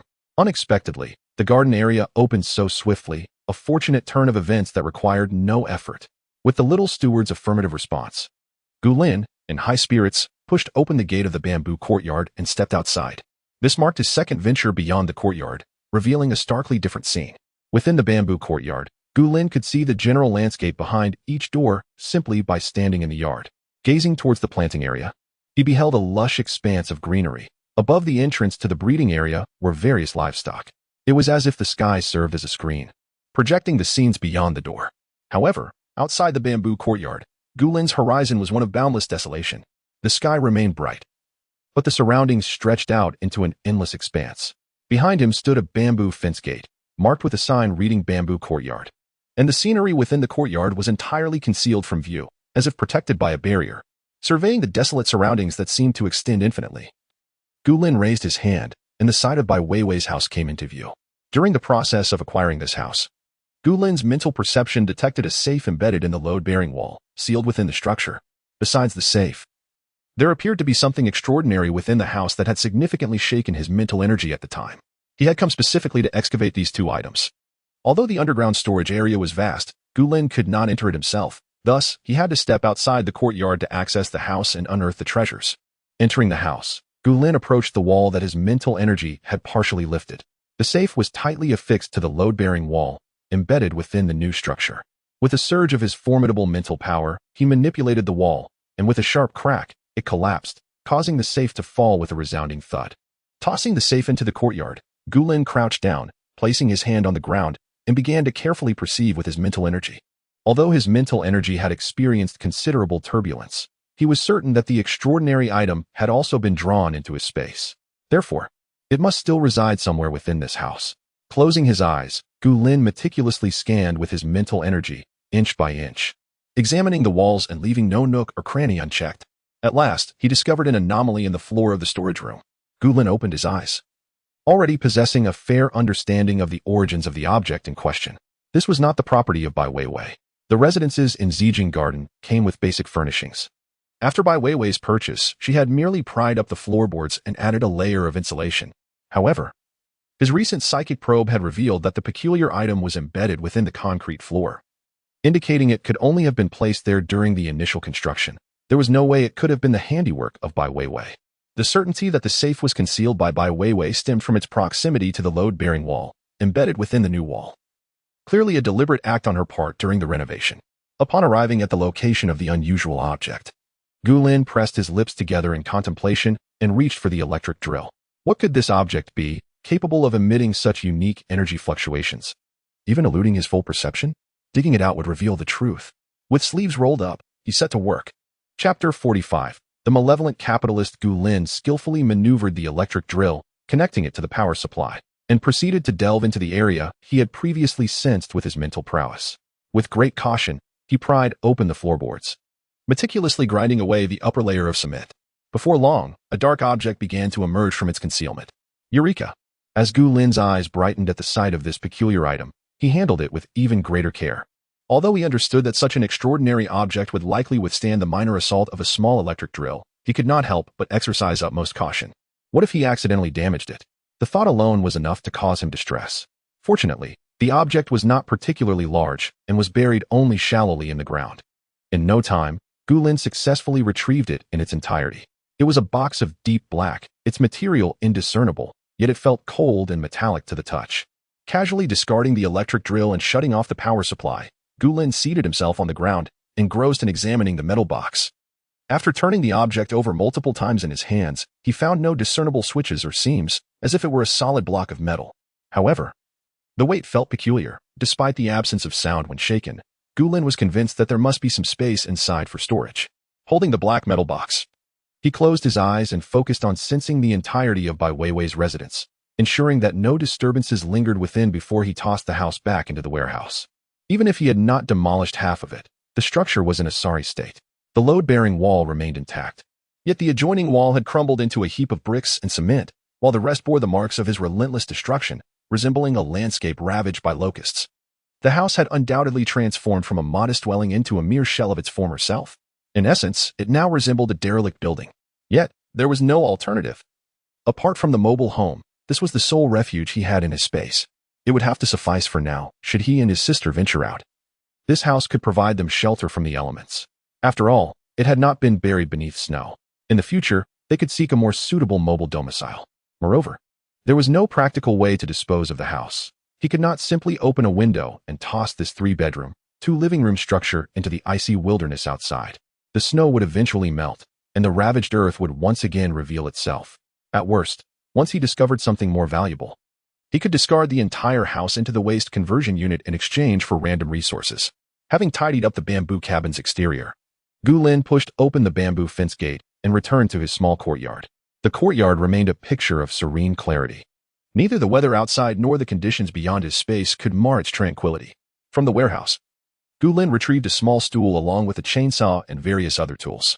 He settled before the 2 safes, ready to embark on the exploration of their contents. The first to be opened was the safe, for he believed in the adage of choosing the softest fruit to squeeze.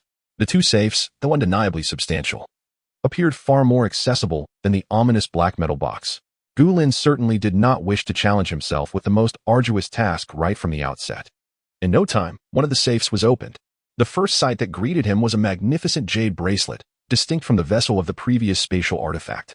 Each bead of this bracelet radiated the exquisite hue of imperial green, unmistakably a treasure of unparalleled quality. Gu Lin couldn't help but click his tongue in admiration. Indeed, it was a splendid item. However, it was a pity that they now resided in the apocalypse. Had this been before the cataclysm, Gu Lin could have easily sold it for a handsome sum. With such superior quality, the imperial green bracelet could fetch tens of millions, even $1 billion, without difficulty. But now, in the end times, both currency and jewelry had lost their value, far less practical than 2 bags of rice. Nevertheless, this remained a cherished item from a powerful individual, and it certainly held worth. Gu Lin nonchalantly set aside the invaluable jade bracelet and continued his exploration.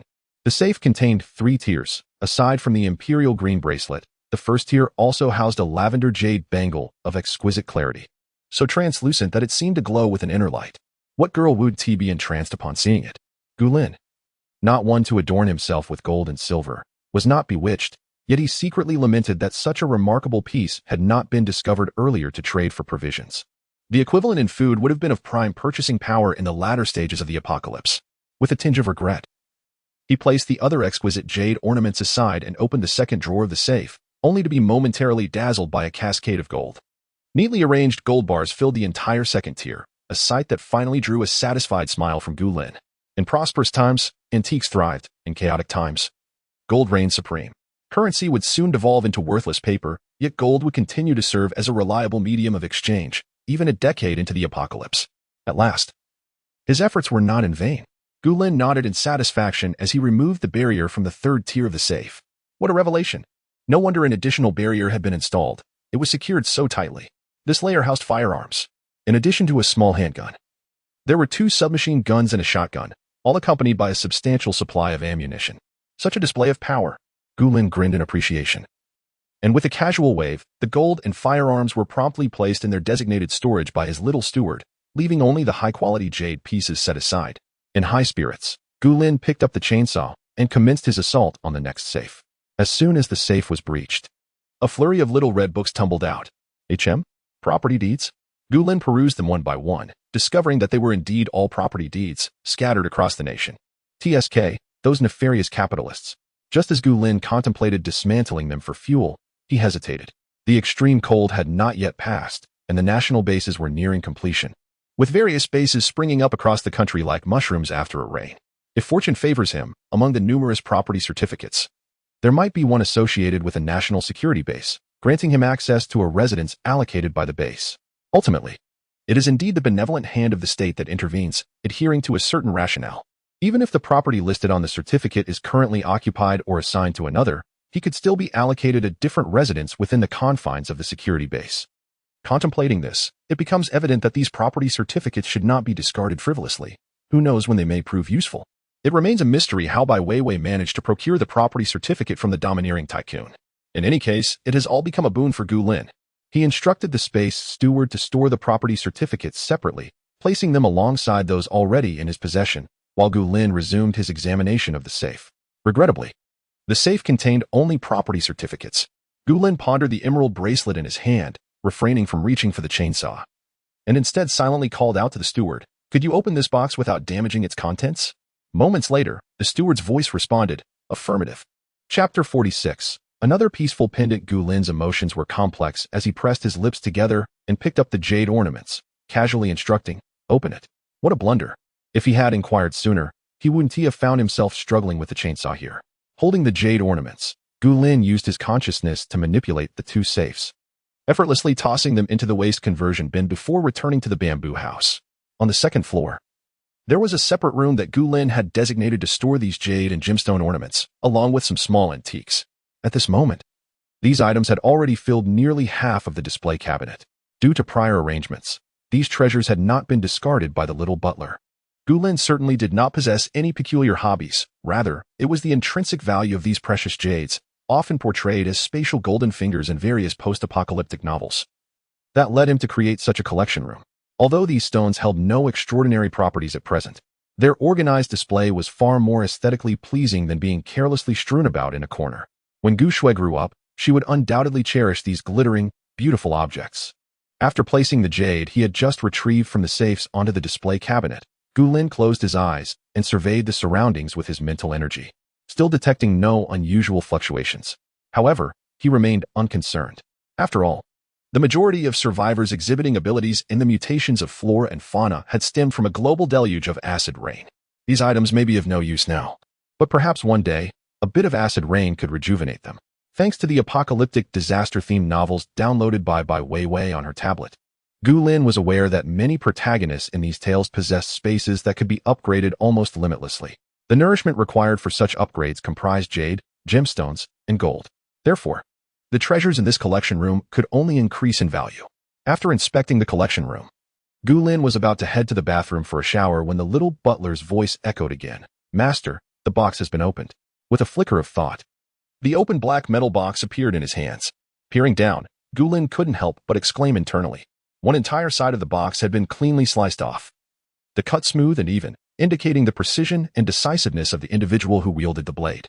Had he known the little butler was so efficient, he wouldn't have bothered opening 2 safes himself. From now on, all such tasks of unboxing would be entrusted to the little butler.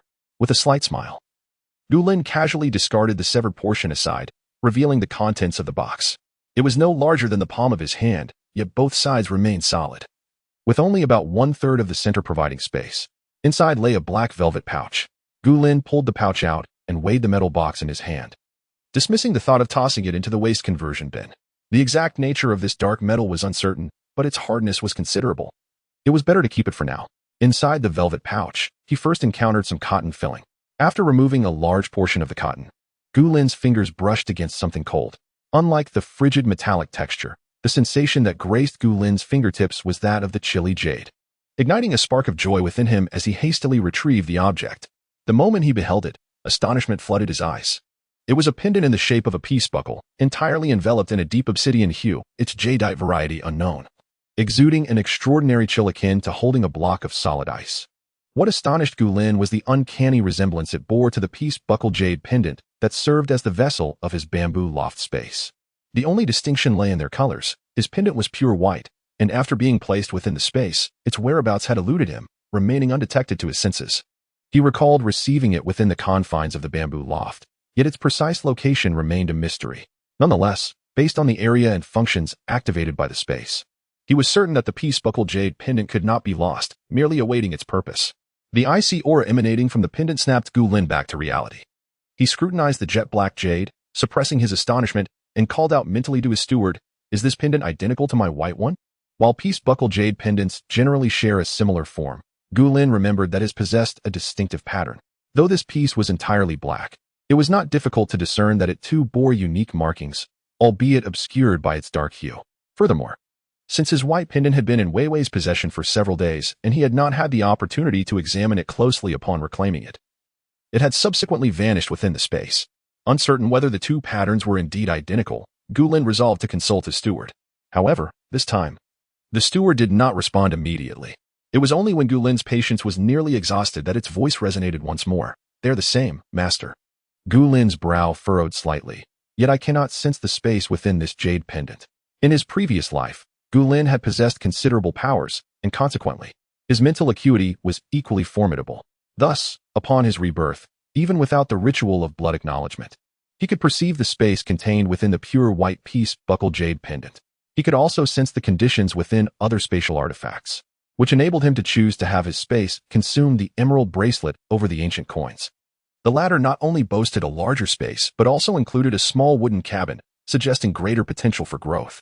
Yet now, with the obsidian peace buckle jade pendant in hand, Gu Lin felt no trace of space within it, only a chilling aura of malevolence entwined around it, seemingly imbued with a sinister essence.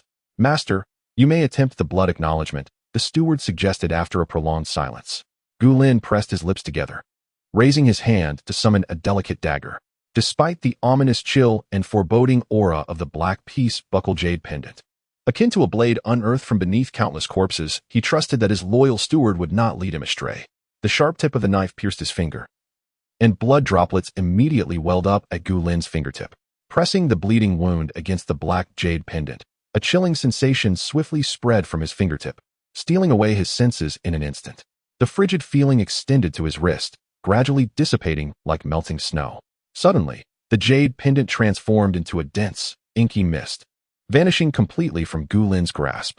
He merely furrowed his brow, remaining silent. Soon, the icy sensation had entirely faded, and his right hand regained its sensitivity. Upon raising his wrist, he noticed a delicate mark on the inner side of his right wrist. Like the jade pendant, this mark was pitch black and took the shape of a dagger. Gu Lin lowered his gaze and gently caressed the dark dagger imprint on his wrist. And he had come to an understanding of the nature of the jade pendant. Yet, he was left wondering who had concealed such a peculiar object within this house. Chapter 47. Negotiating terms. However, the identity of the individual who painstakingly concealed this object within the cement of the ground is no longer something that Gu Lin can ascertain. As the apocalypse looms, the conditions for human survival will only deteriorate further. Not only is the internet a distant memory, but the power grid will also soon collapse. In the absence of electricity and connectivity, even once dear friends become unreachable, making the search for anyone nearly impossible. Gu Lin can be certain of one thing: the items within this house were certainly not left here by mere accident.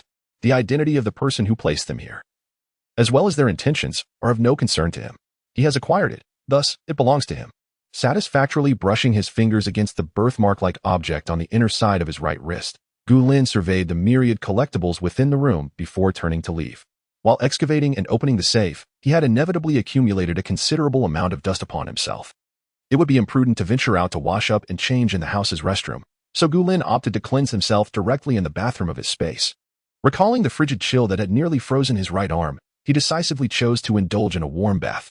The soothing warmth of the water alleviated his weariness, allowing Gu Lin to thoroughly relax as he soaked. With a simple gesture, a small low table materialized at the edge of the bathtub, perfectly positioned for him to reach the items atop it. Just as the table stabilized, a Mutant King durian and a slice of chocolate pudding cake appeared as if conjured from thin air. These items were not suitable for prolonged storage, especially in the current frigid conditions, so Gu Lin had refrained from bringing them into plain sight previously. All of this was certainly the result of Bai Weiwei's careful stockpiling. She certainly knew how to indulge. Aside from the durians, the sheer variety of desserts she had amassed would fill an entire room, without even extending his hand.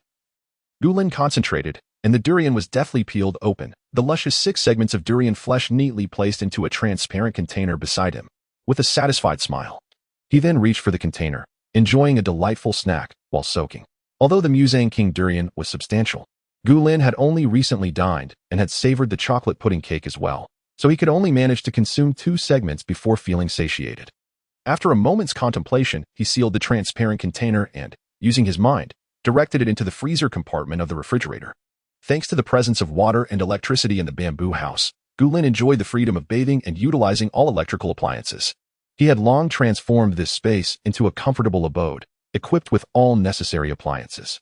Once the durian flesh was adequately frozen, he intended to present it to Gu Shui, claiming it was the frozen durian he had purchased earlier.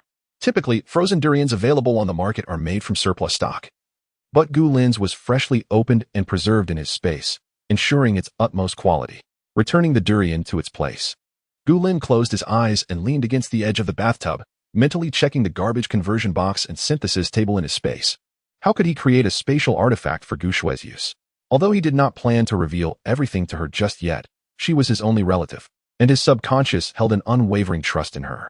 There exists a lingering apprehension that one day, should the Fade be unveiled, there may be no artifacts within the spatial realm to support Gu Shui's narrative, rendering the situation rather awkward. Presently, however, Gu Lin is left with but a solitary ancient coin space. The initial dimensions of this ancient coin space are rather limited, although it houses a wooden cabin. It is dilapidated, reminiscent of a servant's quarters from a bygone era.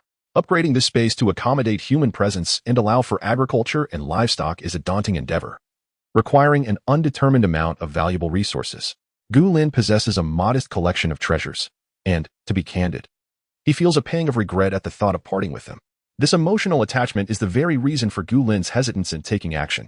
Finding an initial space as a viable foundation is far more advantageous than attempting to create one from scratch. Shaking off these thoughts, Gu Lin gathered his toiletries and began to prepare himself. Perhaps it would be best to take things one step at a time. Shortly thereafter, A freshly cleaned and neatly dressed Gu Lin emerged into his room. The charcoal fire in the stove was ablaze, warming the entire space since he had closed the door to the ancient coin space. Gu Lin opened the door and made his way to the planting room. Casting a glance at the vegetables within, Gu Shui, with her nimble hands and creative spirit, had tended to the plants with remarkable care. However, due to the rapid temperature drop around noon, the small bok choy near the window had unfortunately begun to yellow and wilt. Observing the expanse of white snow outside, Gu Lin proceeded to the washroom, filled with planting supplies, and retrieved a small bottle. Upon returning to the side of the wilting bok choy, the once empty bottle was now brimming with spring water from within the space. Gu Lin carefully poured a measure of this precious water into the planting box of the bok choy. After tending to the bok choy, he continued to water the other planting boxes, paying particular attention to those near the window and the stove. The proximity to the cold air by the window and the heat from the fire posed significant threats to the survival of the vegetables, making these areas critical zones for care. The other planting boxes received a modest amount of spring water as well, while not excessive. It certainly enhanced the likelihood of the vegetables' survival. These were the fruits of Gu Shui's diligent labor, and Gu Lin could not bear to see them succumb to frost or flame. Having attended to the vegetables, Gu Lin returned to his room, sliding the partition door aside to reveal a vacant space along half of the wall. He checked the stove in the living area, replenished the coal, and glanced into Gu Shui's open room, smiling to himself before retreating back into his quarters. With all the rooms containing stoves left ajar, not only was warmth ensured throughout the home, but the risk of carbon monoxide poisoning was also mitigated, serving two purposes simultaneously. Gu Lin reclined back onto his bed when his phone unexpectedly vibrated. It dawned on him that, despite the circumstances, his phone still had a signal. After enduring a prolonged existence in a post-apocalyptic world, had it not been for the entertaining download still on his phone, he surely would have discarded it when the bizarre phenomena occurred at noon. As the device had become increasingly less useful, it had, in the later stages, seemed no more functional than a hefty brick. Opening his phone, he discovered that, at this hour, the previous nanny of Gu Shui had sent him a message. Qianqin, boss. Did you know the apocalypse was coming all along? Qianqin, I still have value to you. Can you come to fetch me? Immediately following were several photographs, including an identification card, a university diploma, and a degree certificate, along with a graduate admission notice. To his surprise, the nanny had attended a medical university.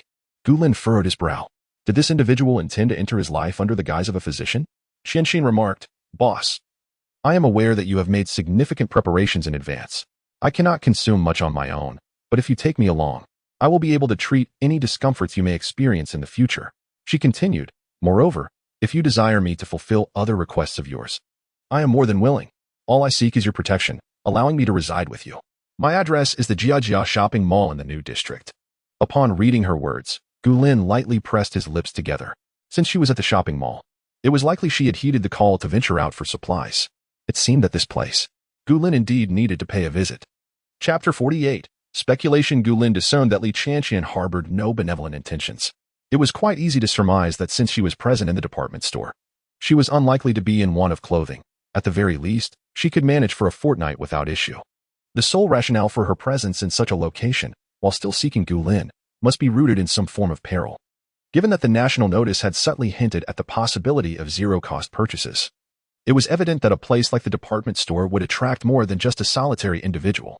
Everyone would be inclined to seize the opportunity to occupy such a venue as a large supermarket. Those with a more cautious disposition might consider adhering to the government's advice, moving a few items home to sustain their families for a week or two while awaiting further directives. The bolder souls, however, would directly relocate their families to reside within the supermarket itself.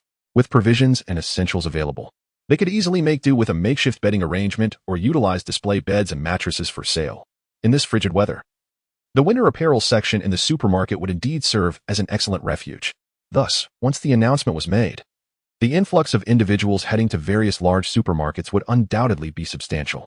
Even those with a stockpile of food at home would likely consider trying their luck. After all, who would begrudge themselves the chance to acquire more supplies? Individuals like Gu Lin, who merely intended to make a brief visit to the neighboring building, were few and far between. Therefore, it was highly plausible that Li Qianqian had encountered some trouble in the department store, prompting her to recall Gu Lin, with whom she had previously been in contact but had not received a response. Observing the increasingly anxious messages from Li Qianqian, Gu Lin narrowed his eyes and finally replied, Gu, how can you be so certain that I had prior knowledge and was prepared? Gu, reckless speculation is unwise. Now, At the stroke of midnight, Gu Lin felt no inclination for slumber. He rose directly from his bed, rummaging through his wardrobe for suitable attire. Just as he was about to change, the voice of the little steward suddenly resonated. "Master, the waste conversion box has completed processing." Gu Lin paused mid-motion, glancing at Li Qianqian's message, which had yet to receive a reply. In a swift motion, he entered the space. This time, the waste conversion box had produced two bodysuits, one black and one gray, designed to envelop the body from neck to toe, with an invisible zipper connecting the two halves. Upon tugging at the fabric, Gu Lin discovered its remarkable elasticity. "What purpose does this garment serve?" he inquired. "Master, this is a temperature-regulating suit. It can maintain the body's temperature around 37 degrees Celsius." Gu Lin exclaimed in surprise. This was indeed a valuable item. With this, he would no longer fear the cold when venturing outside. He recalled the door to his room that he had yet to close and seized a temperature-regulating suit before exiting the space. Glancing at his phone screen, Gu Lin quickly donned the suit. It fit snugly, seemingly adjusting to the perfect size automatically, and he felt almost no sensation of wearing it. He then threw on a white down jacket over it, pairing it with matching down pants and snow boots. At this moment, Li Qianqian sent another message. "Qianxin, you have downloaded so much. Isn't it because the Earth is about to lose signal? Qianxin, moreover, you are spending extravagantly. There are no personal belongings of Gu Shui in the hotel." "Qianxin, Gu Shui mentioned that her home is this city, which only implies that you have sold your house, and the new one is currently under renovation." "Qianxin, downloading almost everything online, renovating a new home. And having been away for a month and a half, when considering today's anomalies, what else could you be doing if not stockpiling? Qianxin, therefore, your home must be fortified and stocked with enough supplies for you and your sibling to last a long time."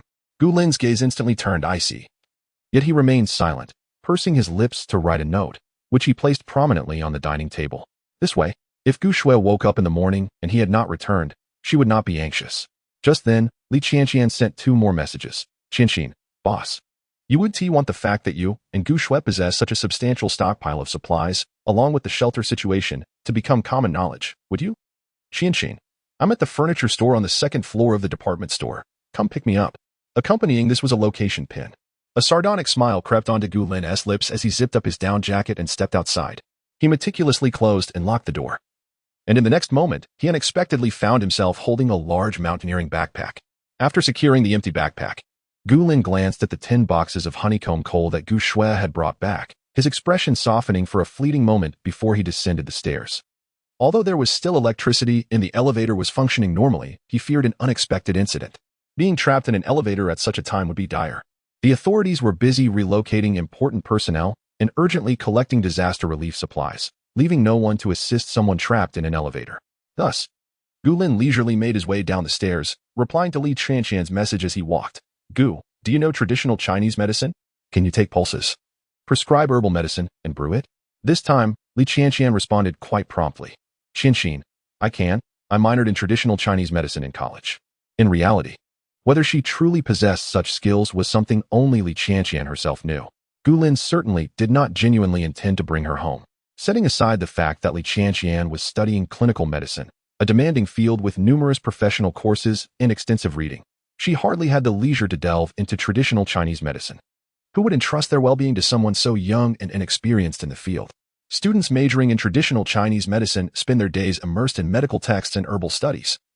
And even they may not reach a competent level, let alone someone like Li Qianqian, an outsider. Thus, Gu Lin had little faith in her subsequent message. She likely only aimed to return home with him to enjoy the supplies he had previously stockpiled. However, Gu Lin did not directly expose her. Instead, he replied, "I will come to pick you up now." On the second floor of the department store, in the furniture section, a woman with a gentle demeanor and an alluring figure gazed at her phone, a victorious smile gracing her lips. She was Li Qianqian, who had also come to gather supplies for survival. Initially, she had not considered that Gu Shui's brother might have stockpiled a significant amount of resources until she spotted the pets section on the third floor of the department store. She vividly remembered visiting this place with Gu Shui a few days prior, purchasing a rabbit, and spending a night outside together. Suddenly, Li Qianqian thought of Gu Shui's brother, who was known for his extravagant generosity. Reflecting on his previous peculiar behavior and recalling the novel she had read, she quickly deduced that he must possess some knowledge. Unfortunately, Li Qianqian was unaware of Gu Shui's residence, only knowing it to be in the Zijing Garden, a low-occupancy, affluent community. Fortunately, she still had Gu Shui's contact information. "Look," He was indeed on his way to pick her up. By aligning herself with this brother-sister duo, wouldn't her future be free from worries about food and shelter? Chapter 49. The sealed secret. Beside the sample bed lay 5 enormous snakeskin bags. These were the survival resources that Li Qianqian had diligently collected while waiting for Gu Lin's response. She had amassed a comprehensive assortment of supplies, including a substantial bag filled with essential sanitary products for women. Although there were others in the department store, all had heeded the government's call to gather survival materials. No one wished to incite further troubles. After all, electricity was still available, and surveillance systems remained operational. The government's allowance for individuals to procure necessities at no cost was merely a desperate measure following the catastrophic explosion of a star that impacted the entire globe. This action aimed to prioritize the relocation of scientists and highly skilled professionals while ensuring that a greater number of people could survive. It was not a sign of the state apparatus crumbling or the legal system disintegrating. Consequently, everyone was preoccupied with their own scavenging, and no one attempted to cause trouble for others. With surveillance actively monitoring, they had no interest in challenging legal authority at such a precarious time. Nor did they wish to face imprisonment in such harsh conditions. Even if someone noticed a beautiful woman wrapped in a thick blanket on the sample bed, no one dared to approach. Beauty may be precious, yet supplies held even greater value. This extreme climate, a consequence of the stellar explosion, was uncertain in its duration. In stark contrast to Gu Lin's speculations, Li Qianqian lay there unscathed, even finding time to indulge in a self-heating hot pot meal. Although it was instant food, the hot pot base was genuine, and once its enticing aroma wafted through the air, many stomachs began to protest. However, the department store was adjacent to Zijin Garden and 2 other affluent neighborhoods, where most residents had families. With Zijin Garden's superior infrastructure and security, no one would abandon their cozy homes for a life within the confines of a department store unless absolutely necessary. While Li Qianqian relished her hot pot, which she had enhanced with sausages and eggs, Gu Lin traversed the icy expanse, hands tucked into his pockets. The location Li Qianqian provided was not far from Zijin Garden, typically a mere 10-minute walk. Given the abundance of snow, which reached nearly waist-high, and the impracticality of driving, Gu Lin opted to walk instead. With each step, he also collected snow into his spatial pocket, meticulously designating a specific area for storage. This snow, untouched by significant human activity, was pristine. While unsuitable for drinking, it could serve to cool down during extreme heat. The melted snow water could be utilized for washing and cleaning purposes. He refrained from using it to water plants, fearing potential pathogens that could jeopardize their growth. The stellar explosion was no trivial matter, although experts currently remain tight-lipped on the subject. Gu Lin had once rescued an expert in a previous life. The old man is a luminary in the realm of astronomy. During an expedition, he found himself trapped in a mountain hollow, and 2 groups of rescuers perished en route. It was only through Gu Lin's efforts that the expert managed to return alive. On the way to the national base, he sighed heavily and confided in Gu Lin a long-buried secret. The stellar explosion that heralded the onset of the apocalypse affected not only the solar system with an abundance of light energy and cosmic dust, but also displaced the entire solar system and a portion of the Orion constellation. One can only imagine the magnitude and permanence of its impact on Earth. The solar system's shift caused alterations in Earth's orbit and magnetic field, resulting in extreme weather phenomena that far surpassed human comprehension. Although both the solar system and Earth were fortunate not to have deviated significantly, even the slightest miscalculation can lead to catastrophic consequences. Consequently, 3 of the 8 planets in the solar system are now absent. After hearing this, Gu Lin felt an intricate mix of emotions. It could be said that Earth's extreme weather and the mutations among flora and fauna were a stroke of luck amidst misfortune. The fact that it had not vanished entirely was already a considerable blessing, leaving humanity with a glimmer of hope, was it not? Gu Lin raised his gaze to the overcast sky, and a faint smile graced his lips. Although the reasons for his rebirth remain unclear, he was grateful for the second chance. This time, without Bai Weiwei, he would not repeat past mistakes. Bai Weiwei's demise occurred before the stellar explosion, and it seemed she would no longer have any opportunities. Once he dealt with Li Qianqian, the impending disaster would pose no threat to him and his sister. As he trudged through the snow, Gu Lin maintained a steady pace. The department store soon came into view. The traces of human activity in the snow increased, prompting him to cease collecting it. Even if it could be used for cooling, he was not inclined to hoard everything. Should the snow run out, he still had an ice maker in his space. Reminiscing about the water and ice manipulators from his previous life, who garnered much attention during the hot weather, the corners of Gu Lin's mouth curved even more. If worst came to worst, he could utilize the ice abilities he had replicated from Bai Weiwei to manually create ice cubes to cool off for both him and his sister. While the temperature-regulating clothing was indeed effective, it left his head, face, and hands exposed to the elements, necessitating warmth when needed. At home, it was still more comfortable to don plush coral fleece pajamas. Upon entering the mall, Gulin swiftly located the furniture section on the second floor and easily spotted Li Chanqian. By the sample bed lay 5 or 6 large snakeskin bags, alongside discarded instant food containers and water bottles littered with various bits of packaging. Li Chanqian was currently facing off against 3 men. Their tones dripped with a casual bravado. "Little sister, all alone, huh? TSK, it's not safe out here with all these disasters. Why not come with us? We'll protect you, ha ha ha." One man appraised Li Chanqian from head to toe, his eyes gleaming as he remarked, "If you don't want to come with us, that is fine too. You can stay here and play with us for a while." This remark instantly incited a chorus of agreement and uproarious laughter. Li Chanqian continually retreated until she collided with the edge of the bed, finding herself with no further retreat. She inwardly berated herself for being overly relaxed. Without even arming herself with a broom or some form of defense, Gulin crossed his arms, intending to find a suitable spot to enjoy the spectacle. When Li Chanqian's keen eyes caught sight of that pristine white garment, Boss, I'm here. Please come to my rescue." Gulin. It was a grave error to don an entirely white ensemble to blend in with the snow. It was far too conspicuous in a shopping mall. He had initially planned to relish a restricted multi-person performance, but to prevent Li Chanqian from inadvertently revealing too much in her panic, Gulin stepped out from the shadows. The walls in the shopping mall had ears. Should Li Chanqian raise her voice, there was no doubt someone would recognize Gulin's face. He couldn't very well eliminate everyone in the mall. Upon seeing Gulin emerge, the men clicked their tongues in disdain. "Who is this pretty boy? Mind your own business and don't spoil our fun. Kid, do you know who I am?" Gulin's lips suddenly curled into what could only be described as a gentle smile. He relished such obliviousness. Chapter 50, Precise strikes. Upon seeing the smile on Gulin's face, the group of ruffians exchanged glances, each assuming the other had succumbed to fear, which only emboldened them further. "Brother, I advise you to be wise and steer clear of this little girl." The leader, a bald man, chuckled. "How about this? Bow to us a few times, and we'll let you join in on the fun with her." This proclamation elicited a chorus of raucous laughter, with the other thugs chiming in, "Sounds good. Our big brother knows how to have fun. I think that's fair. Haha. It would be even more entertaining to have this guy join in. Look at his pretty boy face. It must be quite a treat." As they spoke, 2 of the men lunged forward and pinned Li Chanqian down, while the other 3 advanced toward Gulin. Gulin narrowed his eyes. A pretty boy? Standing at a height of 188 meters, how could these petty thugs label him as such? As the 3 men encroached upon him, he instinctively glanced toward the direction of the surveillance cameras. TSK, the cameras were still operational. The mall had yet to lose power, and the surveillance continued to run. Even though he wore a mask, safety was not guaranteed. He could not afford to kill these men. A flicker of regret crossed Gulin's mind. But he masked it well, instead choosing to approach the men who were closing in on him. Li Chanqian, witnessing this scene, disregarded the 2 men restraining her and shouted, "Boss, you have to take them down." Just as Li Chanqian's words escaped her lips, she received a harsh slap.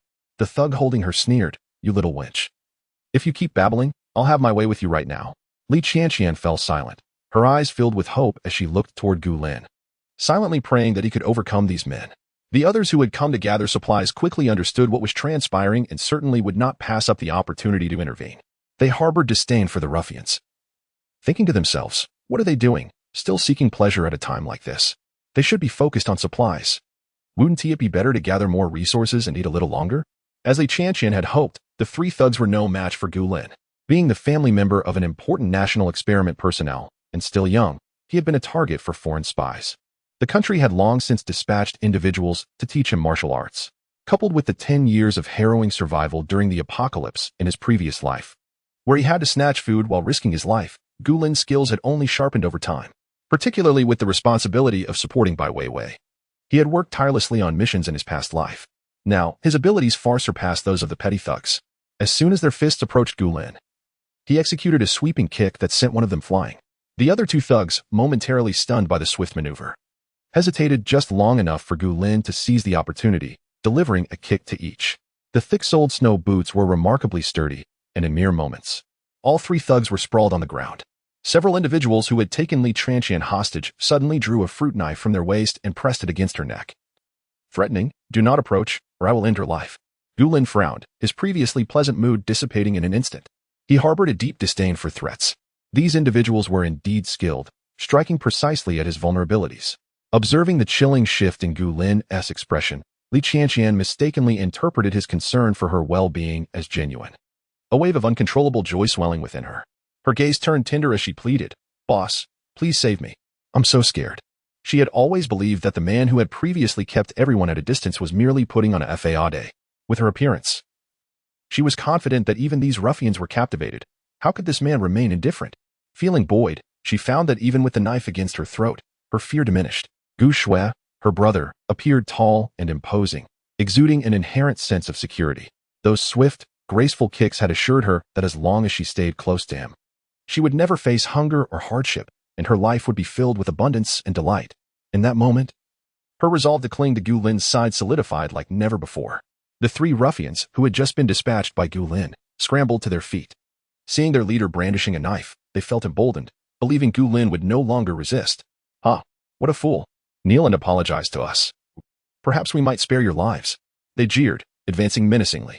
"You ungrateful wretch, comply, or we will not hesitate to use the knife. Show some sense and kneel to beg for forgiveness, or your girlfriend's beauty will be ruined." The individual wielding the knife seemed to sense the shift, lowering the blade from Li Qianqian's neck to her face.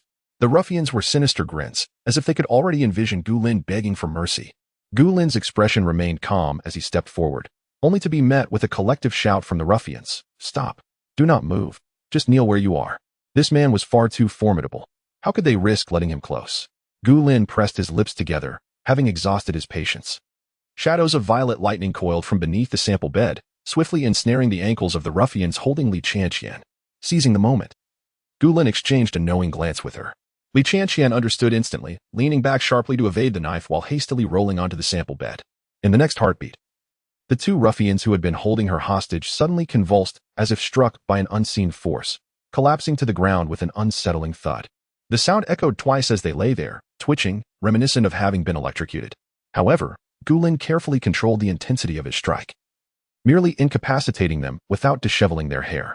As the remaining three ruffians witnessed their leader fall, they turned to flee, only to be swiftly subdued by Gu Lin's swift and decisive actions. The surveillance here remains intact. Since the state has subtly suggested that the public may venture out for a zero-cost purchase, it is conceivable that someone might be monitoring the cameras. Gu Lin dared not commit murder in this location. In the event that he were to encounter the military later and be recognized, it would inevitably evoke memories of that embarrassing incident when he single-handedly dispatched 5 thugs in the supermarket. Once he confirmed that the thugs were incapacitated, Gu Lin cast a glance at Li Qianqian, who sat on the bed, her eyes sparkling with admiration as she gazed at him. He gestured towards the snakeskin bags and instructed, "Take them, let us depart." Li Qianqian's face instantly brightened with joy. She nimbly leapt from the bed, meticulously sealing each of the snakeskin bags before finding ropes to bind them in pairs. Gu Lin silently observed this scene, his downcast eyes revealing no discernible emotion. He was troubled, contemplating how to deal with this troublesome woman. Bringing her home was out of the question. The intricacies of human nature were inscrutable, and he vowed never again to soften his heart and collect anything. Chapter 51. Whom were you commanding? However, if she were to survive with the supplies at hand, there was a possibility that she might recognize him when Gu Lin and Gu Shui made their way to the base. The news of his abundant resources would inevitably spread like wildfire. Prior to the emergence of supernatural abilities among most survivors, Gu Lin was reluctant to reveal the existence of his spatial capabilities. Warning: if he were to bring her back to the neighborhood and find her an empty room, she would undoubtedly return, demanding food, drink, and various supplies. To have such a parasitic presence clinging to him was utterly repugnant. If Gu Lin were to repeatedly refuse her, Li Qianqian would surely disclose his resources to others, inciting them to rob him, allowing her to reap the benefits. This woman was a calamity, one that could not be allowed to remain. Gu Lin could not conceive of a reason to keep her alive, especially in proximity to himself. Li Qianqian's gaze was filled with calculation. Even if Gu Lin were to show mercy and save her, he would hesitate to keep someone like her close. Despite her medical knowledge, he feared she might stab him in the back or intentionally administer the wrong medication. Li Qianqian secured her snakeskin bags and, upon noticing Gu Lin's indifferent demeanor, felt a twinge of dissatisfaction. Don't you know how to lend a hand? Did this man possess any sense of awareness? After all, she was a prominent figure, akin to a campus belle. Though her family was not particularly affluent, her appearance was certainly commendable. Yet, this man merely observed her without offering assistance. Had it been any of those previous sycophants, Li Qianqian would have kicked them to the curb. For reconciliation without a generous gift was inconceivable. But now, the situation was different. This individual exuded a sense of security, with commendable skills and undoubtedly an impressive physique. She had seen Gu Lin without his mask before, and to be fair, he was quite handsome. If she were to share a bed with such a man, she would not emerge at a disadvantage. A straightforward man was merely that, once she acquired all his supplies. She could devise a plan to poison both him and his sister, monopolizing the resources for herself. Was that not a delightful prospect? In that moment, both harbored their own thoughts as they dragged the corners of the snakeskin bags along the ground, exiting the supermarket. The path had already been cleared by Gu Lin upon his arrival, and with no further snowfall, their journey was not overly arduous. Observing Gu Lin silently dragging 4 snakeskin bags ahead, Li Qianqian's mind began to whirl with ideas. "Boss, I still do not know your name." Without turning his head, Gu Lin replied flatly, "Gu Lin." Sensing his indifferent attitude, Li Qianqian did not feel disheartened. Instead, she brought up Gu Shui. "How has little Shui been lately? She hasn't been too cold, has she? Such a clever child. If she were to be taught well using the courses previously downloaded, she might very well become a great doctor one day." This was a subtle hint to Gu Lin, suggesting her usefulness. Not only could she heal, but she could also educate Gu Shui. Gu Lin remained silent, merely glancing at the watch on his wrist. It was 1:10 a.m. Originally, Gu Lin intended to spend the winter in the comfort of his home, avoiding the hustle of competing with others for scarce survival resources. After all, the items in his space were more than sufficient, even for a medium-sized base over several decades, let alone for himself and his sister. However, he had just laid eyes on the jewelry section on the first floor of the mall, where an abundance of jade and emerald pieces remained. In prosperous times, antiques thrived, while in tumultuous eras, gold reigned supreme. As individuals gathered essential supplies, they seldom neglected to seize a handful of gold. Gu Lin possessed a considerable amount of gold himself, and so did Bai Weiwei, rendering the need to laboriously scour for these valuables unnecessary. Yet, he noticed a plethora of jade ornaments in the display cases, true treasures, and the most plentiful among the offerings. Although jade and emerald were indeed valuable, in such circumstances, jade ornaments paled in comparison to gold, which was far more coveted and lighter to carry. Anyone would choose gold over jade. Jade could only be exchanged for money in the eyes of discerning individuals. But gold and silver could always procure sustenance, regardless of the time. Gazing at the remaining jade and emerald pieces, Gu Lin felt a stir of desire. With a stroke of luck, he might even uncover more spatial artifacts. Even if fortune were to frown upon him, yielding no artifacts, he could still feed these items to his ancient coin space. Even a forceful approach could yield a commendable spatial artifact. Thus, after dealing with the ticking time bomb of a woman, Gu Lin resolved to return and collect all the jade and emerald ornaments. "Gu Lin, I can't carry these any longer. My hands are freezing. Could you lend me a hand?" As they neared the Zijing garden, Li Qianqian could no longer contain her discomfort and called out to Gu Lin. Although she had sought gloves in the mall, the frigid temperature, plummeting to -40 degrees, rendered even the thickest gloves ineffective against prolonged exposure. The weight of the 2 large bags was indeed burdensome. She had initially feared Gu Lin would remain indifferent, but she had accumulated quite a lot of items. If these were solely for her use, she could easily survive for 2 or 3 months. Gu Lin, however, continued on his path, replying coolly, "We'll arrive soon. Bear with it a little longer." Casting a glance at the gates of Zijing Garden in the distance, Li Qianqian gritted her teeth and ultimately chose silence. Just endure a bit longer. Once Gu Lin and Gu Shui lowered their guard, she would serve them a special concoction of poison, ensuring she could monopolize the house and resources. Approaching Building 7, Gu Lin did not enter through the unit door but instead headed toward the underground garage. Li Qianqian felt perplexed and cautiously inquired, "What are we doing in the underground garage? Aren't we using the unit door?" Was Gu Lin harboring malicious intent towards her? Entering through the unit door would inevitably attract the attention of neighbors, and he certainly wouldn't act recklessly in the hallway.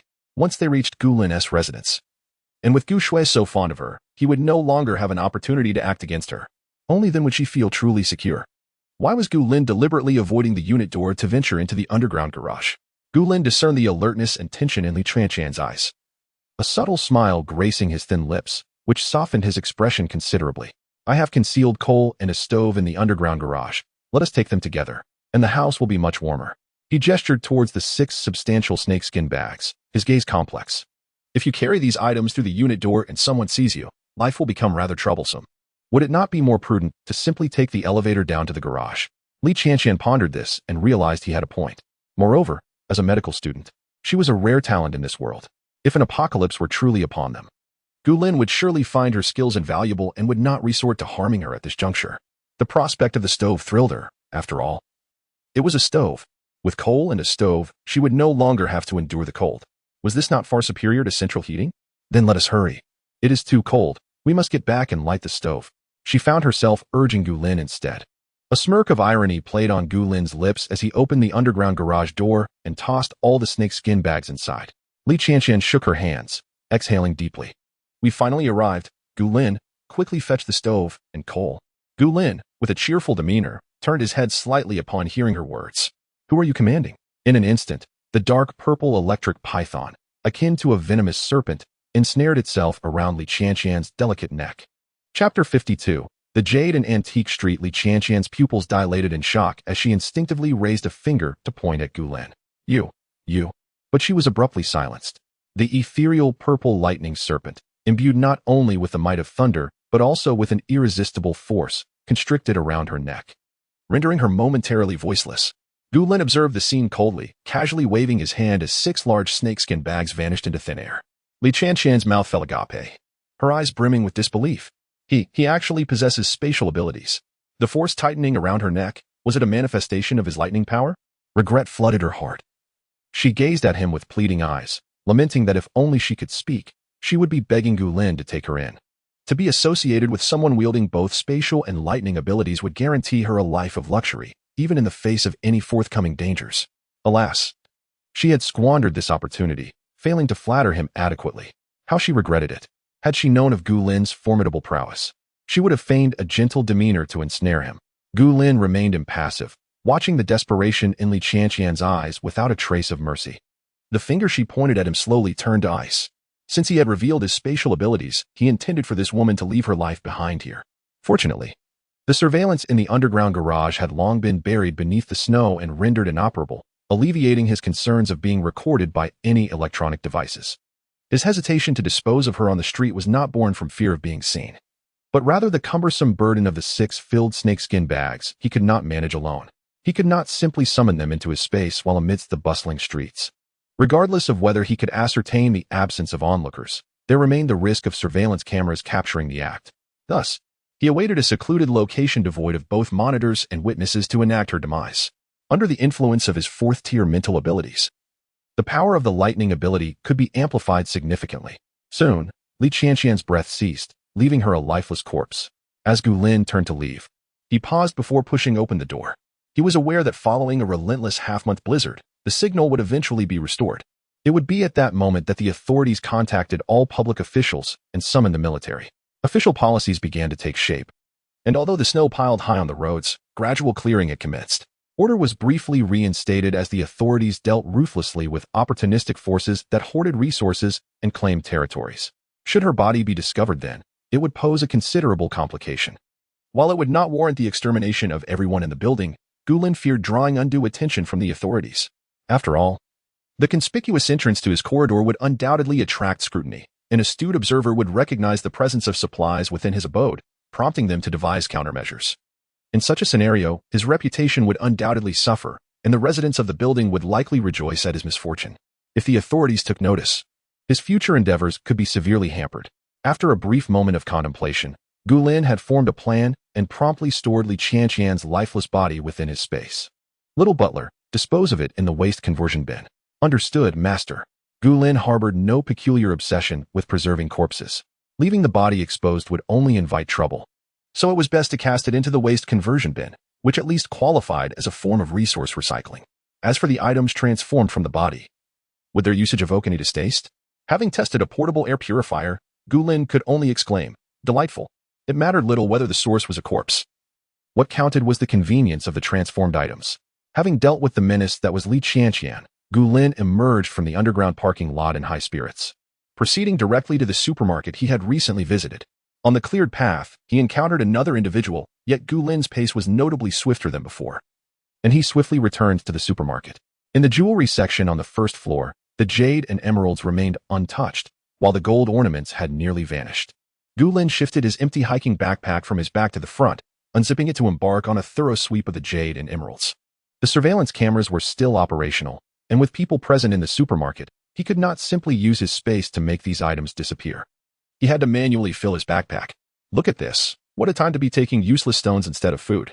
Someone remarked. Ah, forget it. Fewer competitors for us. Hurry, or the down comforters will be gone. Hey, leave me an electric blanket. I'll pay you. Amidst murmurs and hurried glances, Gu Lin treated them as mere air, silently stuffing the jade and emeralds into his backpack. Fortunately, while these items were somewhat heavy, they did not take up excessive space, and surprisingly, his large backpack still had room after accommodating an entire floor's worth of jade and emeralds. Without lingering, Gu Lin exited the supermarket and set his sights on the next destination. With limited space remaining in his backpack and unable to use his spatial capabilities, it was impractical to compete with others for the survival resources piled upstairs.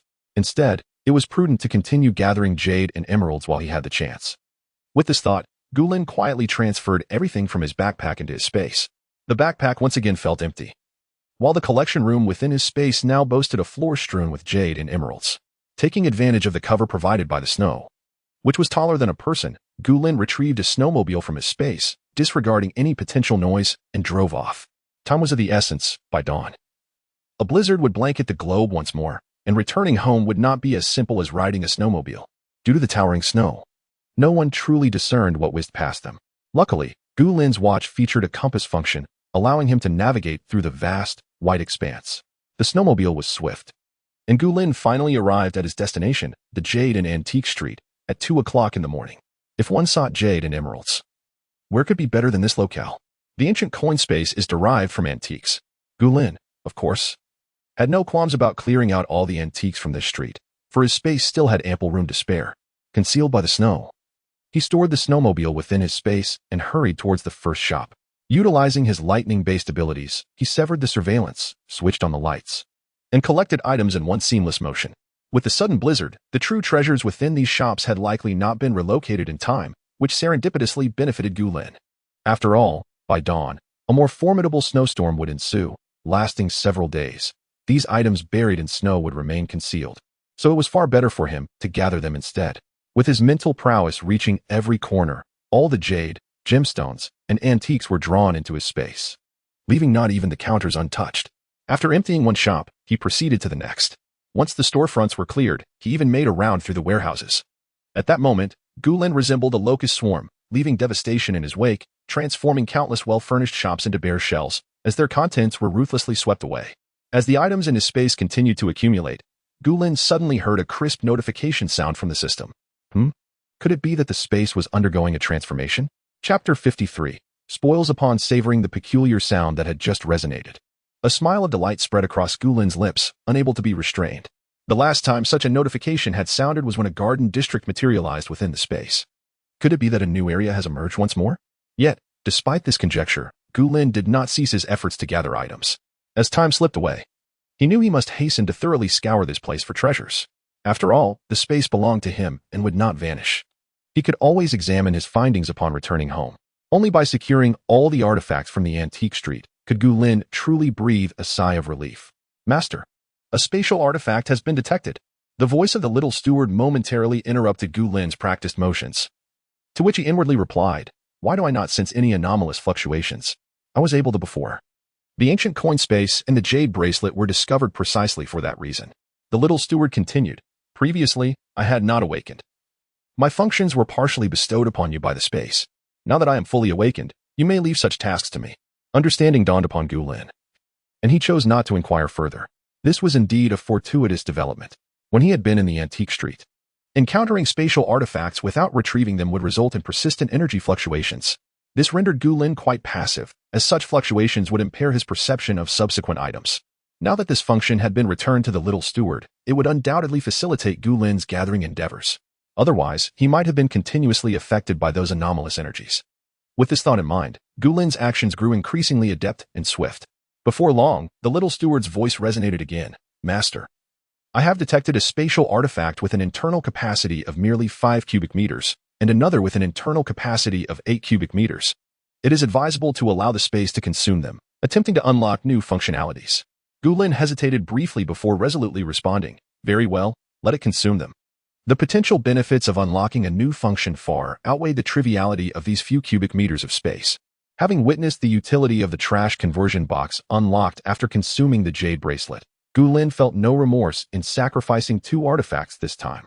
As he had nearly completed gathering items from the antique street, Gu Lin glanced at his watch. It was already past 3 in the morning. Though autumn had set in and snow had fallen, many might assume the nights were long and the days short. However, Gulin knew otherwise. Due to the overall orbital shift of the solar system, the Earth experienced lengthened days and shortened nights, with dawn breaking by no later than 6 o'clock. As the sun rose, heavy snowfall would once again sweep through, disrupting signals and potentially altering the Earth's magnetic field. Time was running short for him to remain active outdoors. Hastily, Gulin retrieved a map from his space, reviewing the zero-cost purchase route he had previously established. Embarking on the entirety of this route is, at present, rather implausible. Successfully traversing a single location would already be commendable. The sites marked by Gulin consist predominantly of museums, libraries, and primary manufacturers, which are typically situated at considerable distances from urban centers. Even with the aid of a snowmobile, Gulin would likely only manage to clear one such location.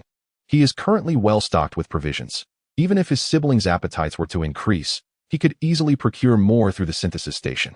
Thus, Gulin yearns to visit the Technology and Culture exhibition, hoping to unearth some novel gadgets, convenient appliances, or even advanced technological products that have yet to be released to the market. Additionally, the exhibition features a plethora of antiques and jade artifacts. Previously, Gulin had perused the announcement. This exhibition was initially slated to run for an entire week.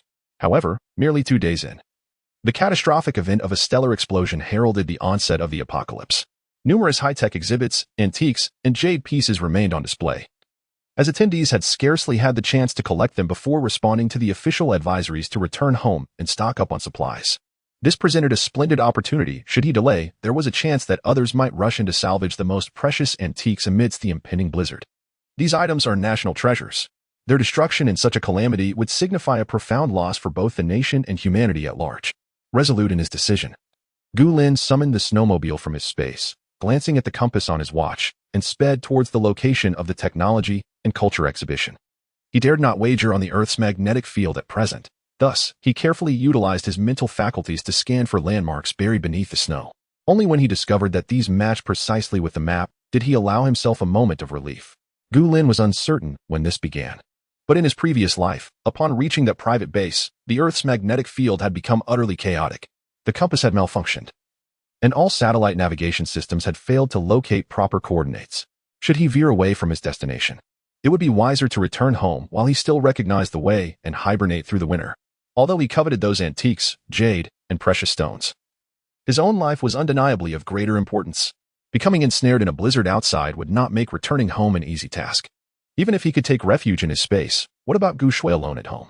With utmost caution, Gulin, even at the cost of expending more mental energy, meticulously probed the landmarks along his route. Midway through his journey, the voice of the little steward resounded once more. "Master, a new function has been unlocked in the space." Gulin's spirit surged. He had presumed that, despite the passage of time, the 2 spatial artifacts had not successfully activated new features. Eagerly, he prompted the steward to elaborate on this new function. "It is a loot system, Master. Each time you vanquish a hostile creature, you will receive random loot, which will be automatically stored in the space, kept separately." Gulin exclaimed in delight. Although he had arrived a tad late and missed the opportunity during Li Tranqian's event, there was no denying that this was indeed a splendid development. The randomness of space often bestows upon Gulin unexpected treasures, such as a portable air purifier and the thermoregulating suit he currently dons. Thanks to this remarkable garment, Gulin feels scarcely chilled while riding his motorcycle through the frigid wilderness. The only drawback is that his hands and face remain unprotected by the suit, rendering them nearly numb. This is particularly evident given that the snowmobile is equipped with specialized protection for the driver's hands, highlighting just how bitterly cold the weather is. However, Gulin himself feels relatively warm, even enjoying the comforting embrace of a white down jacket layered over his attire. One can only imagine the plethora of splendid items this spoils system could bestow upon him. Alas, it is regrettable that there are not enough hostile creatures for him to vanquish at this moment. Gulin is no bloodthirsty fiend. He adheres to a principle of non-aggression, believing that one should not provoke those who do not provoke them. Indeed, he is a proponent of peace. The snowmobile raced through the terrain, and before long, Gulin arrived at his destination. Chapter 54. The high-tech control zone. The venue for the Technology and Culture exhibition is housed within a towering edifice that boasts 50 floors. Despite an afternoon of heavy snowfall, the building's foundation is sufficiently elevated, leaving half of the grand entrance visible above the snow-covered ground. Gulin cast a glance at the darkened structure and silently called out to his little steward, "Is the surveillance inside still operational?" Yes, master. You may cut off the power within, came the reply. Gu Lin stowed away his snowmobile and placed his hand upon the building's entrance, even through his gloves. The chill of the door was unmistakable. It bore an electronic lock, yet under Gu Lin's electric powers, it was rendered utterly ineffective. Arcane violet sparks danced across the door's surface, and with a sharp crack, the diligent electronic lock was rendered inoperative. The terrifying current did not cease there, soon. The entire building's surveillance system succumbed alongside the lock. A satisfied smile graced Gu Lin's lips as he kicked the door open with a forceful motion. After ensuring the door was securely closed behind him, he made his way to the exhibition hall on the first floor, his eyes widening in delight at the sight before him. Smart home robots. These remarkable creations were reputed to handle laundry, prepare meals, perform household chores, care for children and the elderly, and even tend to plants and small animals. Gu Lin had only glimpsed their anticipated appearance during the exhibition's preview. These robots were the pride of China's leading technology companies, with only 3 units existing throughout the entire nation. To his astonishment, he encountered one today, with a gleeful stride. Gu Lin approached, raising his hand to summon the dormant smart home robot into his spatial realm. Beep. High-tech product detected. Technological level of space. 10. What was this? Gu Lin's consciousness delved into his space, yet he found no remarkable changes. Instead, he noticed a newly illuminated door appearing in his bamboo courtyard. However, his current focus remained on the items before him. He could explore what lay beyond that door once he returned home, confined by the blizzard. There would be ample opportunity to study the technological levels later. Yet, the alterations to his entire space surely heralded the arrival of extraordinary treasures. With determination, Gu Lin rolled up his sleeves and initiated a sweeping collection of the exhibition hall. Beep. High-tech product detected. Technological level of space. 6. Beep. Item dated 5. 200 years ago detected. Space technology points. 50. Beep. High-tech product detected. Technological level of space. 1. Beep. Item dated 3. 500 years ago detected. Space technology points. 35. Beep. High-level spatial artifact detected. New area of space unlocked. Beep. High-purity energy body detected. Space energy. 10,000. Beep. Special energy body detected. Bamboo courtyard 4th level. High-tech control zone activated. As Gu Lin frantically collected items, the system notifications echoed in his mind, nearly ceaseless. Whether high-tech products or antiques, everything he absorbed into his spatial realm triggered a response from the system. Though the jade and emerald remained largely silent, they occasionally emitted unexpected alert sounds that lifted Gu Lin's spirits, rendering his fatigue inconsequential. He particularly noted the unique alerts indicating high-concentration energy bodies and special energy bodies, which he understood to refer to meteorites and a substantial piece of jadeite. To his astonishment, the meteorite qualified as a high-concentration energy body capable of supplying energy to the entire space. Once these energy-providing items were cast into the space, they vanished entirely. In contrast, high-tech gadgets and antiques, even when triggering alerts, could be retained, allowing Gu Lin to store them for later examination. What pained Gu Lin the most was the high-grade spatial artifact. Just as it arrived in the space, a new area was unlocked, inevitably consumed.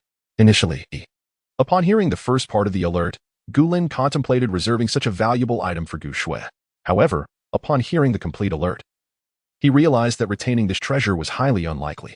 The entire building boasted 50 floors, and as Gu Lin collected from each level, fatigue began to creep in around the 30th floor. It was not due to physical exhaustion. His body had been enhanced by the spring water within the space, granting him abilities far beyond the ordinary. Even when gathering items taxed his mental energy, Gu Lin could replenish it with the spring water. Yet the monotony of performing the same task repeatedly began to dull his senses. Moreover, with the alert scarcely pausing, he was beginning to experience auditory hallucinations. Upon reaching the 40th floor, Gu Lin exhaled deeply and retrieved a fragrant, generous portion of braised pork rice from his space, opting to reward himself.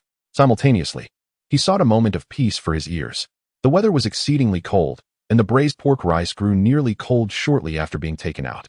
Gu Lin quickly produced 2 heat packs, placing them beneath the food container while hastening his meal. The warm rice, accompanied by tender braised pork, generously drenched in savory sauce, along with deliciously seasoned quail eggs, and garnished with a few greens and crispy bits, was simply delightful. After finishing the substantial portion of braised pork rice, Gu Lin contentedly patted his belly, returned the container to his space, and took out a fresh piece of durian flesh to savor. After wiping his hands clean and downing a large cup of spring water, Gu Lin rose once more, glanced at his watch, and accelerated his gathering efforts. His aim was to become a laid-back slacker in the post-apocalyptic world. Suddenly, the alert resounded once more in Gulin's ears. Ding. Detected exquisite double-sided embroidery. Space technology points 5. Ding. Detected alien technology. Space technology points 10,000. Alien technology? Gulin paused his gathering actions, instinctively looking towards the area where he had just discarded an item. However, it was clear that the object had already been absorbed by the space. He only beheld an exceptionally exquisite piece of double-sided embroidery, while items that converted a modest number of technology points were safely stored within the space. Those that could easily transform into thousands of points had entirely vanished. Gulin recalled that what he had just cast into the space was a black metallic box. The abundance of items within the entire building was overwhelming. Gulin found it impossible to recall the identity of each and every object. To his astonishment, this technological and cultural exhibition featured not only meteorites but also extraterrestrial technology. Gulin's pause lasted scarcely a minute before he resumed his task of gathering items. He was keenly aware that the sooner he finished, the earlier he could leave, lest he be caught in a blizzard on his way home.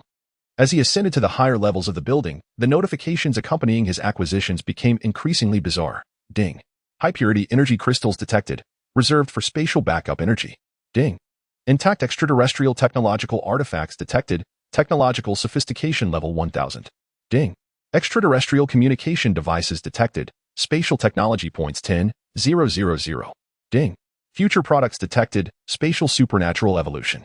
The incessant beeping of notifications nearly overwhelmed Gulin's senses, filling his ears with a cacophony of beep, beep, beep. He could no longer concern himself with the peculiar nature of the items he was collecting. After all, once he returned home, he would have ample time to explore the remarkable transformations that had occurred within his space. Chapter 55. Technology transforms life. By the time Gulin had thoroughly ransacked the entire building, it was already 5 in the morning. He ascended to the rooftop and gazed at the somber sky, letting out a long breath. It seemed dawn was approaching. While collecting all the exhibits from the building, Gulin had casually gathered 2 warehouses of special food items, including astronaut-grade space food designed for consumption in the cosmos. Such provisions were undoubtedly valuable, convenient, swift, and nutritionally adequate.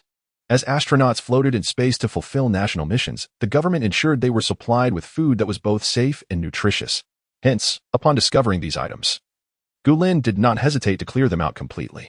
Upon returning, he allocated a portion of each type to the synthesis station, occasionally redeeming a variety for his younger siblings to enjoy a change of taste. As for other food supplies, Gulin selected only one portion of specially freeze-dried fruits and vegetables.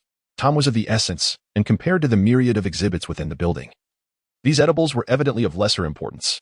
With limited time, Gulin was unwilling to squander it collecting food. His siblings truly did not require such a minimal amount. Additionally, this decision reflected the remnants of Gulin's dwindling compassion. The remaining food items in the building, such as compressed biscuits, chocolates, and jerky hidden within desks, along with beverages in the break room, would be left for other survivors seeking supplies, a small gesture of hope for others. Casting a glance at the still dim sky, Gulin felt a sense of calm wash over him as he hastily descended. He refueled the snowmobile and, just as he had arrived, utilized his mental acuity to scan for landmarks buried beneath the snow while accelerating forward. The journey home was notably smooth, as traces of human activity in the snow had increased, creating small paths trodden by others. Though the paths were narrow, maneuvering a snowmobile was not problematic. Those who sought to ambush him, upon noticing the half-filled backpack on Gulin's back, lost interest and diverted their gaze, continuing on their way with their own supplies. For those who truly intended to act, Gulin executed a swift maneuver, showering them with exhaust and snow from his snowmobile, departing gracefully. All that remained were their curses, rendered futile as he sped away. After more than half an hour of relentless travel, Gulin finally returned to the Zijin Garden community. At that moment, the sky had begun to brighten, with sporadic snowflakes dancing in the wind, making it difficult to discern whether they were falling from above or blown in from elsewhere. Gulin parked the snowmobile in the snow not far from the community entrance, using his foot to kick the vehicle into a snowdrift taller than himself. In an instant, the snowmobile vanished, leaving only a depression in the snow. With his hands tucked into his pockets, he quickened his pace. Fortunately, he had not returned to the building to indulge in hidden office snacks, but rather had shown kindness by leaving them for survivors searching for supplies. Had he delayed his return any longer, he might have found himself trapped by the heavy snowfall. It is now 5:40 in the morning. Although the sky has yet to brighten, snow has already begun to fall. As expected, there is no signal on his phone. The power, however, remains intact, and Gulin presses the elevator button, discovering that it is still operational. Yet, he refrains from boarding it, considering the potential thrill of being trapped inside. Climbing the 30 floors poses no challenge for him. His earlier training sessions with Gu Shui involved ascending the stairs several times a day, enabling Gu Lin to conquer 30 floors without breaking a sweat. He quietly opens the door, only to find that Gu Shui is still asleep. Approaching her room, he gently closes the door, ensuring it is secure. After shutting the door, Gu Lin returns to the dining table, retaining the previously left note and adding another. Once both notes are in place, he retrieves a foam box from his storage containing 2 large durians, sealing the box and placing several bags of dried fruits and fruit puree atop it. Reflecting on what else is lacking at home, Gu Lin adds a freshly slaughtered hen, a few canned fruits, and several vacuum-sealed packets of cold rabbit meat. After arranging these items, he notices that there is still no sign of movement from Gu Shui's room. Gu Lin lets out a long sigh of relief, returns to his own room, and locks the door. In the next moment, he finds himself suddenly transported into his storage space. He discards the mountaineering backpack he had used as a disguise into the warehouse and, with a flicker of motion, appears in the bathroom of the bamboo house. After indulging in a refreshing hot shower that washes away his fatigue and tossing his worn clothes into the washing machine, Gu Lin realizes that the space seems to have undergone a transformation. In the climate-controlled environment, set at a constant 27 degrees Celsius, he casually dons a bathrobe and exits the bamboo house. Upon stepping outside, he is struck by the changes he had previously overlooked. The once quaint bamboo house has undergone a remarkable transformation, appearing completely unrecognizable. Previously characterized by its antique charm, the building exuded a classical aura despite being constructed from bamboo, which was meticulously crafted to resemble intricately carved architecture. Now, it has evolved into a modern-style villa. While the materials still seem to be bamboo, the original form has vanished, leaving only the unique, refreshing scent of bamboo wafting through the expansive villa. The grand structure remains 5 stories tall, with the first 4 levels brightly illuminated, while the 5th floor is shrouded in darkness, clearly not yet open to access. Gazing at the lit 4th floor, Gu Lin recalls the moment during his frenzied collection of items when a voice announced, "Bamboo House 4th floor. High-tech control area unlocked." With this thought, Gu Lin quickly focuses his mind and finds himself at the staircase leading from the 3rd to the 4th floor, similar to the control area on the 3rd floor. The 4th floor's high-tech control zone boasts numerous large screens, though only the central screen is aglow. Excitedly rubbing his hands together, Gu Lin eagerly takes a seat in front of the central screen, examining the data displayed. Degree of technological advancement, 100. Technology points, 250,700. Upon glancing at the changes brought about by this technological advancement, Gu Lin's eyes instantly gleam with excitement. The butler robot, the agricultural processing area, the slaughtering zone, and the livestock product processing area, numerous regions are now illuminated. With these, his space can indeed form a complete processing system. Gu Lin felt elated and reached out to tap on the large screen a few times. Butler robot has been hired. Technology points minus 100. Agricultural processing area has been activated. Technology points minus 1,000. Slaughtering zone and livestock product processing area activated simultaneously. Successful integration. Technology points minus 3,000. Gu Lin, is it demanding money? This place seems somewhat deceptive. Gu Lin's hand paused above the screen as his awareness swept beyond the villa into the surrounding space. Upon this observation, he couldn't help but be momentarily taken aback. Indeed, technology transforms life. Chapter 56. A new method of acquisition. Gu Lin finally comprehended why the gates to the previously unlocked zones did not open in a sequential manner. It became evident that the intermediate spaces were designated for these high-tech processing areas. Within the planting zone, a remarkable 3-headed, 6-armed robot was simultaneously utilizing all its appendages and operating all its heads to fertilize and water the crops, as instructed by Gu Lin. Adjacent to the planting zone lay the agricultural product processing area, and beside that, the landscaping zone.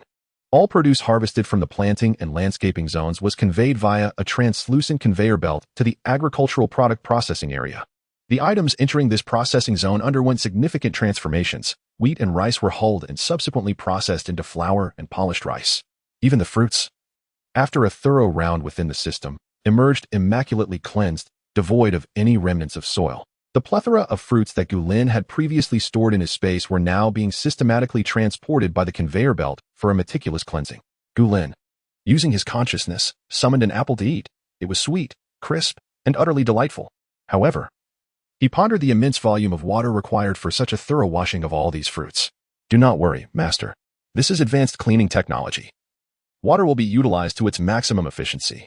Washing 1 ton of fruit will consume merely 0.2 tons of water, and it employs the lowest quality water from your previous reserves, specifically the tap water you stored, ensuring that the pristine spring water remains untainted. The voice of the little steward provided Gu Lin with a modicum of reassurance. As long as the resource consumed was the tap water he had previously gathered, he felt no remorse. Biting into the apple, Gu Lin continued to observe the transformations occurring within the space. Following the agricultural product processing area was the livestock zone. The meat processing area was adjacent to the livestock zone, yet it remained quiet and inactive.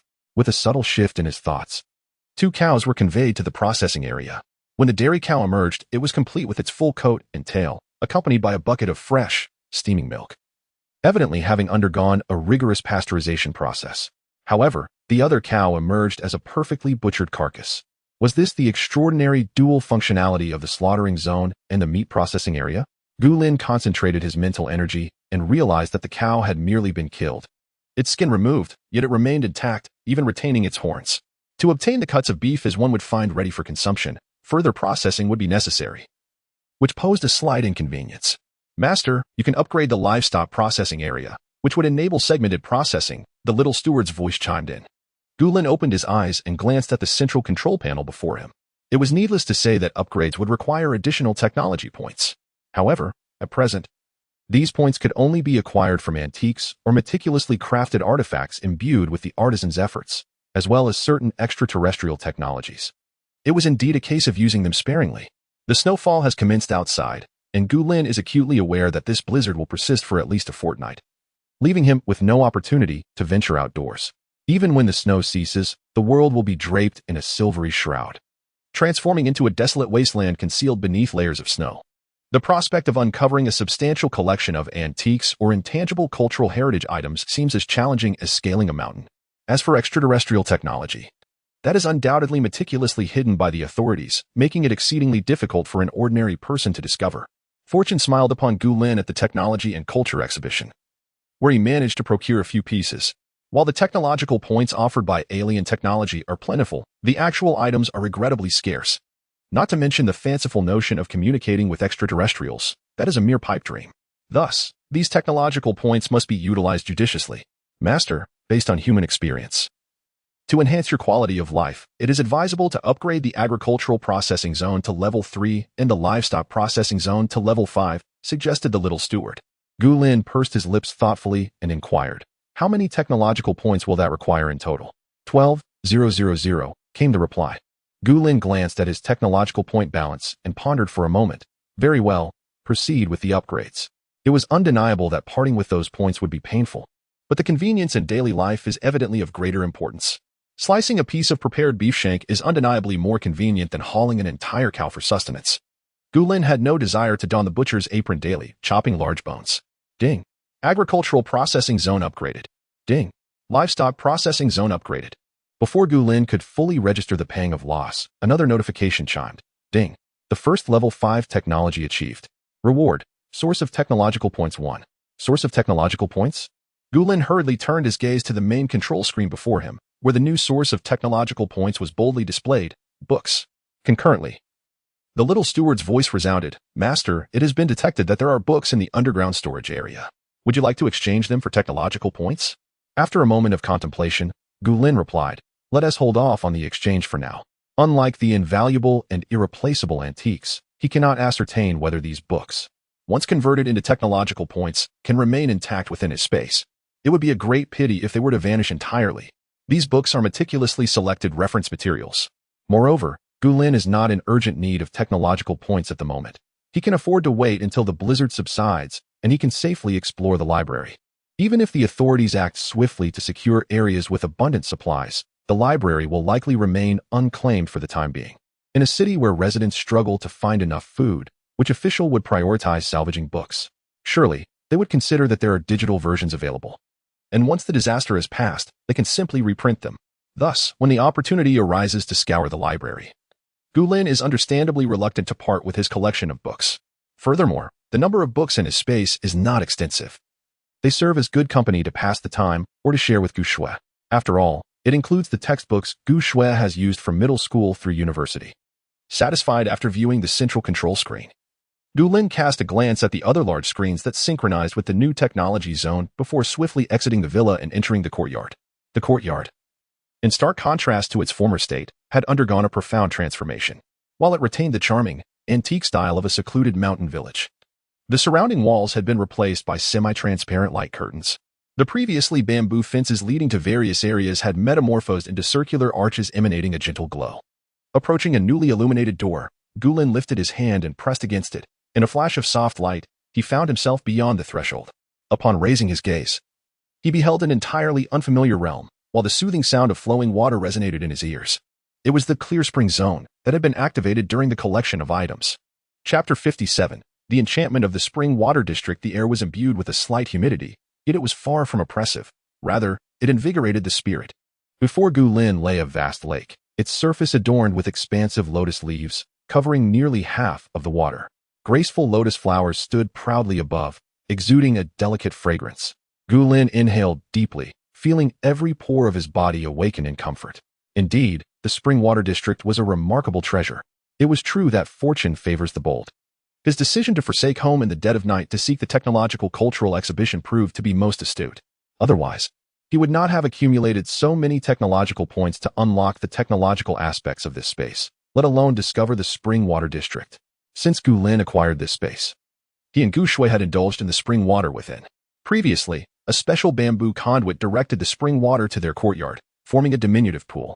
However, following the significant transformation of the space, that conduit and pool had vanished entirely. Had he not recalled the notification of the Spring Water District's activation, he might have been engulfed in panic. Surveying the elegantly swaying lotus flowers, Gulin followed the guidance of the little steward towards his left rear. After taking only a few steps, he stumbled upon a pool emanating wisps of steam. It was a hot spring. A surge of joy filled Gulin as he approached, only to discover that the entire pool was crafted from exquisite white marble. It bore a resemblance to the famed Huaqing pool. Without lingering, he merely extended a hand to gauge the pleasantly warm temperature of the water before continuing his exploration. At last, he arrived at a spring well, from which water flowed abundantly. This was the spiritual spring the little steward had mentioned. The well was encircled by a jade stone wall standing about a meter high. The water was crystal clear, and although the spring continued to bubble forth, the highest water level never surpassed the height of the wall. Sensing Gulin's curiosity, the little steward's voice chimed in. "Master, the excess spring water will be stored in the underground storage area on the 5th level." Upon hearing this, Gulin eagerly delved into his consciousness to probe downward. Unfortunately, he could only access the 3rd level of the underground storage area. The little steward's voice rang out again. "Currently, Master has not yet unlocked the 5th level of the underground storage area. Certain conditions must be met to gain access." For a fleeting moment, Gulin felt a tinge of disappointment, but it swiftly dissipated. After all, the spring well continuously produced water in ample quantities, allowing him to draw from it at will. Just this pool of spiritual spring water would suffice for the daily needs of both him and his sister. Once the necessary conditions were met and the 5th level of the underground storage area was unlocked, it would undoubtedly be filled with an incalculable amount of spring water. With this thought, a smile crept upon Gulin's lips as he resolved to replace all their drinking water with the spiritual spring water. After all, they were affluent now, no need for hesitation. After exploring the Spring Water District, Gulin returned to the courtyard, observing several nearby planting and breeding areas, which were still shrouded in a dim state. He called out to the little steward inwardly, "What is this area?" "It is the Food Processing District." The little steward merely mentioned a door, and Gulin did not inquire further. Instead, he swiftly appeared in the high-tech control area on the 4th floor, illuminating the Food Processing Zone. Food Processing Zone unlocked. Tech points -1000. Indeed, this zone aligned closely with Gulin's expectations, capable of transforming agricultural products into ingredients ready for cooking or even into ready-to-eat foods. The potatoes that entered were peeled and washed, while the meat was portioned into individual servings. Fruits had their peels and seeds removed, leaving only the edible parts, with items like watermelon and cantaloupe pre-cut into pieces. What delighted Gulin most was the option to process food into jerky, dried fruits, or meat strips. There was even a refined fats option, allowing Gulin and Gu Shui to convert the fatty meat they both disliked into lard and cracklings. This was merely the functionality of the food processing zone at its initial level. If he were to upgrade it further, he might even be able to transform fruits, wheat, and milk into fruit cakes. However, for now, these offerings were more than sufficient for Gulin's needs, and with limited tech points, he had to be prudent. After all, there might be other things he wished to unlock in the future. Gulin savored a piece of fresh beef jerky freshly produced from the food processing zone, holding a large plate of fruit slices, unable to suppress his delight. With the basic infrastructure within his space, it seemed entirely feasible for him to establish a base. Nearly the second day of the apocalypse, and Gu Lin already possessed the capability to gather a base. Nevertheless, he did not plan to pursue that path just yet. Having endured life in a base during his previous existence, Gu Lin was acutely aware that such places were not idyllic. Scheming and cannibalism were rife. All he desired was for himself and Gu Shui to lead a good life amidst the apocalypse. As for gathering companions, he would wait until he encountered truly trustworthy individuals. However, Gu Lin understood that this was no easy task. Putting that thought aside, he chewed on the beef jerky produced in his space while descending the stairs, a plate of fresh fruit slices hovering beside him. The bamboo house had not only transformed into an opulent villa on the outside, but the interior decor had undergone a dramatic transformation as well. Fortunately, the layout remained largely unchanged. Otherwise, Gu Lin might have struggled to find his way. The third floor remained the control area, overseeing all regions of the entire space.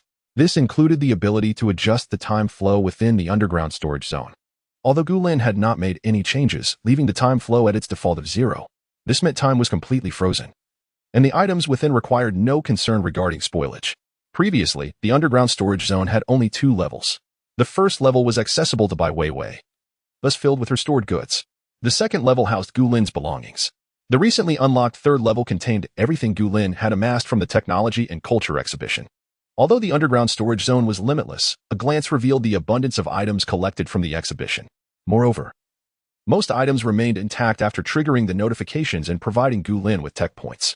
Gu Lin surveyed his surroundings with keen awareness, noting the absence of several significant meteorites and those objects deemed extraterrestrial technology by the realm of space.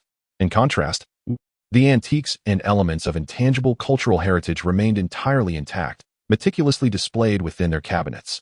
Disdaining the inefficiency of collecting items one by one, Gu Lin opted to transport entire cabinets at once. Seated comfortably in the control room, he allowed himself a brief respite, closing his eyes momentarily. Little steward, kindly ensure that all antiques and elements of intangible heritage are stored separately in a warehouse on the second level of the storage area. And take care not to damage them. Understood, master, came the prompt reply.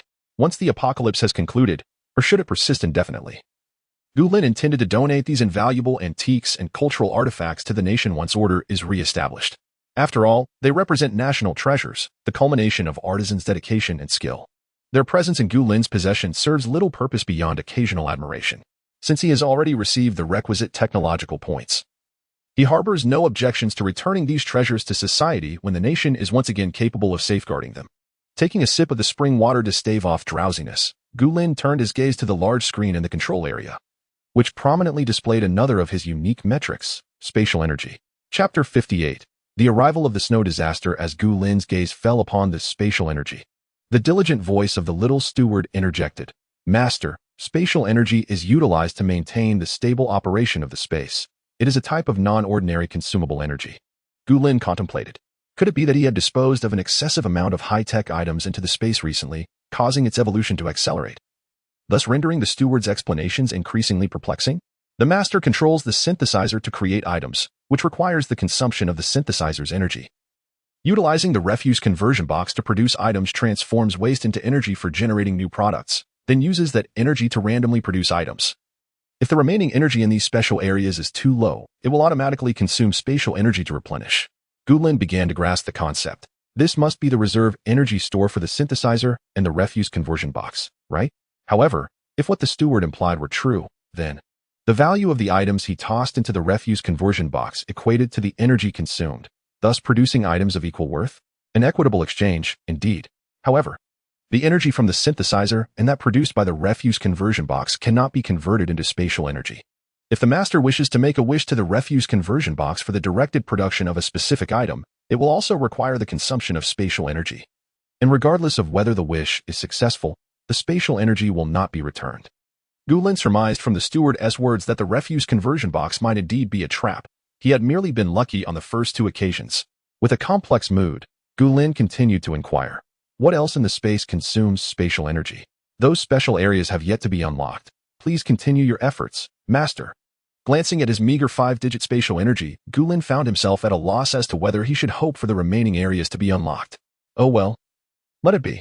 Upon checking the watch on his wrist, Gu Lin was startled to realize it was already 8 in the morning. He had inadvertently spent the entire night indulging in food and leisure within the space, thinking that Gu Shui must have awakened by now. Just as he contemplated exiting the space, Gu Shui knocked on his door as if she had an uncanny premonition. Brother? Brother, are you there? It seems the heater in your room has gone out. Even though he was still within the space, Gu Lin could hear her voice, sharp and demanding. Had it not been for the absence of a signal on his phone, he would have undoubtedly received a barrage of relentless calls from Gu Shui. Stepping out of the space, Gu Lin tousled his hair, rubbed his eyes, and confirmed he was still in his pajamas before hastily straightening his bed and opening the door. What is it? Gu Shui looked at the disheveled Gu Lin with disdain. Considering the time, your heater needs more coal. Don't sleep too deeply.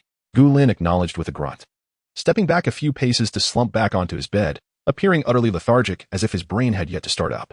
Though Gu Shui feigned annoyance, she resigned herself to entering the room to add coal to the heater, concerned that the remaining embers might not ignite the coal.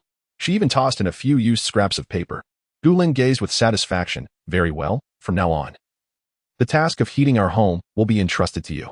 Seizing the moment while Gu Shui added coal to the stove, Gu Lin had already surveyed the situation outside. The blizzard raged relentlessly, sufficiently severe to be deemed a disaster, and the cold would only intensify with each passing day. Assigning Gu Shui the duty of stoking the furnace was also intended to impart to her, without stepping outside, just how frigid the conditions truly were. Only by gradually recognizing that this was not merely a harsh winter, but a series of calamities, could she come to accept the reality of the impending apocalypse. However, in stark contrast to Gu Lin's intentions, after replenishing the stove, Gu Shui coldly huffed, I refuse. Gu Lin was momentarily taken aback, as Gu Shui continued with the rapid-fire fervor of a small machine gun. This morning, I added coal to your stove. And that was only because you stayed up late to bring me durians. Brother, didn't our father teach you that one should take care of their own affairs? Gu Lin was left speechless. He suddenly felt averse to providing Gu Shui with any further assistance regarding her studies of spatial artifacts. This sister of his was simply infuriating. Once Gu Shui departed, Gu Lin sighed, secured his room door, and collapsed into bed. While in the space, he had encountered an overwhelming array of newly unlocked items. And with the support of the spiritual spring water, he had managed to peruse most of the intriguing novelties in one breath. However, as soon as he sat down on his bed, fatigue washed over him. After all, he had been busy throughout the entire night. Gu Lin slept soundly until the afternoon, only to be roused by Gu Shui's incessant knocking on the door. Brother, wake up. It's time for the carbon monoxide meeting. Gu Lin jolted awake, and upon seeing the familiar ceiling, he helplessly sighed, repeatedly reassuring himself, this is my little sister, this is my little sister. Yet, upon sliding open his room's door, he was suddenly enveloped by an intoxicating aroma that made him wrinkle his nose instinctively. What are you cooking?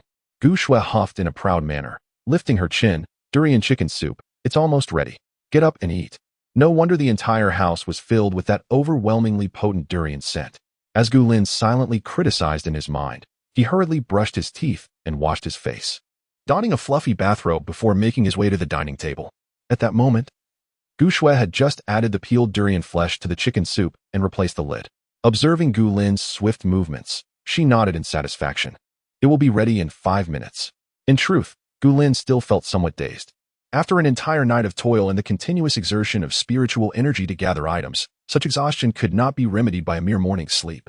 With a resigned sigh, Gu Lin wandered to the balcony, gazing out at the still rampaging blizzard, his lips pressing together in concern.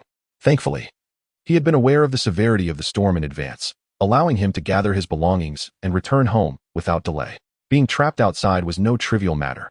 As I cast a glance back, the cozy orange fluff on the heated Kong in the living room remains peacefully slumbering, its little belly gently rising and falling, a testament to its vitality. Gu Lin approached and tenderly patted the plump little head, savoring the warmth beneath his hand, and playfully pinched its ears. The intoxicating aroma of durian was so potent that the chubby creature remained blissfully unaware. Brother, it's time to eat. The last vestiges of sleep were swiftly dispelled by the fragrant chicken soup. Indeed, the flavor of durian-infused chicken soup is unparalleled. He regretted not adding a couple more freshly slaughtered chickens at that moment. Gu Shui handed him a bowl of dipping sauce and offered him a piece of chicken leg. Come, try it. I followed the recipe meticulously. After taking a bite, Gu Lin couldn't help but give Gu Shui a thumbs up. Delicious. At last, Gu Shui had blossomed into a competent little chef. He no longer needed to fret about accidentally concocting culinary disasters. This time, Gu Shui's cooking yielded tender, succulent chicken, complemented perfectly by the dipping sauce. The stewed durian was sweet and velvety, while the chicken broth was refreshingly delightful, truly exquisite. The only slight imperfection was that Gu Shui had forgotten to turn on the portable air purifier. Perhaps, at this very moment, the delectable aroma wafting from their home had already captivated the senses of other discerning residents in the building. Chapter 59. The mischievous child arrives as Gu Lin had speculated. After consuming a combined breakfast and lunch, the siblings were still lounging in the living room when a knock echoed from beyond the door. Gu Shui paused her gentle caress of her plump head and declared, "I'll go answer it." "No need," Gu Lin interjected, pressing her back down gently. "I'll handle it. You're just a little girl. It's best not to be curious about who's knocking." "Oh," Gu Shui replied, dismissing the matter as she continued to poke her chubby belly, worry etched across her features. Since noon yesterday, the plump one had slept for an entire day. Why had he not awakened yet? Rising from his seat, Gu Lin meticulously fastened the buttons of his robe before opening the two-layer security door of their home. After shutting the door behind him, he pulled open a small window on the stainless steel door installed in the corridor, his expression icy as he inquired, "What do you want?" The visitor was an elderly lady with graying hair. Upon noticing that Gu Lin had merely opened the small window instead of the main door, her demeanor soured immediately. "Young man, do you have any manners? Don't you know about respecting the elderly and cherishing the young?" Gu Lin's gaze hardened. And just as he was about to close the small window, a boy's voice piped up. "I knew it. They have durian. I want durian, Grandma. Hurry and get me some." Gu Lin thought to himself, is this mischievous child some sort of bloodhound? He had already closed the door to the house before opening the small window, yet the scent of durian had still somehow reached him. Was it clinging to his clothes? Seeing Gu Lin's lack of response, the old lady spoke again. "Young man, since we are neighbors, you must understand the virtues of respecting the elderly and nurturing the young. My grandson is desperate for durian. You should quickly bring some out for him." Gu Lin rolled his eyes in exasperation. "Are you expecting me to indulge your demands?" The elderly woman, taken aback by Gu Lin's refusal to comply, grew irate. "How can you speak like that? Such rudeness. You young people today lack proper upbringing. Open the door and let us in to enjoy some durian. I'll have a good talk with you." As soon as she finished speaking, the little boy began to kick and pound against the stainless steel door, shouting, "Open the door. I want durian. You bad person, give me durian." Gu Lin rolled his eyes once more, pondering how, on just the second day of the apocalypse, he had encountered such repulsive individuals. He retorted, "Have you lost your senses? Or were you raised by bears? Old lady, your eyesight seems quite poor. Perhaps you should consider how you've raised such a child. Did his parents drive you to madness? There are always consequences for one's actions. Look at how poorly developed your minds and eyes are. Yet your noses are remarkably keen. Perhaps you should take a good look in the mirror and reflect on yourselves. What gives you the right to demand durian from me? Do you think I'll turn you into durian instead?" With that, Gu Lin swung the door open with a decisive click and stepped forward, his chilling gaze fixed upon the old lady and her unruly grandson. He cracked his neck. Who wishes to go first? Although it was merely the second day of the apocalypse, Gu Lin was acutely aware that the raging blizzard outside would persist for at least half a month. Even if those two individuals were to perish here and now, no one would come forth to admonish him about the law. The elderly lady, who had long dominated the neighborhood, taking advantage of others for years, had never been so openly scolded before. In a fit of rage, she boldly placed her hands on her hips and declared, "Come on, strike me. If you dare to hit me, I shall ensure you end up without a single pair of trousers." Gu Lin had never encountered such an outrageous demand. He couldn't help but chuckle. However, before he could make a move, a boy of around 6 or 7, whom he had just opened the door for, rushed towards him, shouting, "You vile creature, dog-s offspring, hand over the durian, or I shall beat you to death." Gu Lin's expression darkened instantly, and he ruthlessly kicked the boy away. The saying goes, a child's misbehavior reflects the failure of the parent, and to raise such a brazen, foul-mouthed child, the entire family was undoubtedly unworthy. The boy was sent flying by the kick. He momentarily froze, then burst into tears, wailing loudly in the corridor. The elderly lady stood frozen in shock, pointing at Gu Lin with a look of incredulity. You dare to strike my grandson?" Gu Lin scoffed coldly, "Get lost, or I shall strike you as well and toss you both out of the window." His eyes were chillingly cold, brimming with a sense of lethal intent. The elderly lady had no doubt that if she did not swiftly take her grandson away, Gu Lin would indeed throw them both out the window.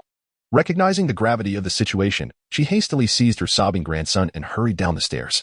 Gu Lin noticed the hatred glimmering in the elderly lady's eyes, fully aware that they were likely to return.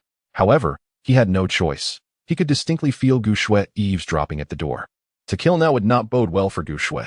In her worldview, they still resided in a prosperous, democratic, civilized society governed by law, where murder was a crime. The elderly lady and her grandson posed no significant threat. At most, they would discover that Gu Lin possessed a durian. He was not a murderous fiend. and granting them a chance was not unreasonable. Outside, the world was blanketed in ice and snow, and durians were indeed rare treasures, impossible to procure. Gulin securely locked the door, contemplating the necessity of acquiring a portable air purifier in the future as he scanned his fingerprint to enter his home. Upon stepping inside, he was met with Gu Shue's gaze, which bore a hint of reproach. Gulin thought to himself, what has Gu Shue deduced? His brow furrowed slightly. Yet he refrained from speaking, simply locking the door and silently making his way to the kitchen. He gathered the remnants of the durian and chicken bones, intending to dispose of them. Just as he was about to step outside to throw away the trash, Gu Shue suddenly spoke. Brother, I've turned the remaining durian into a frozen treat. Please help me discard the shells. Gulin nodded in response and patiently waited by the side.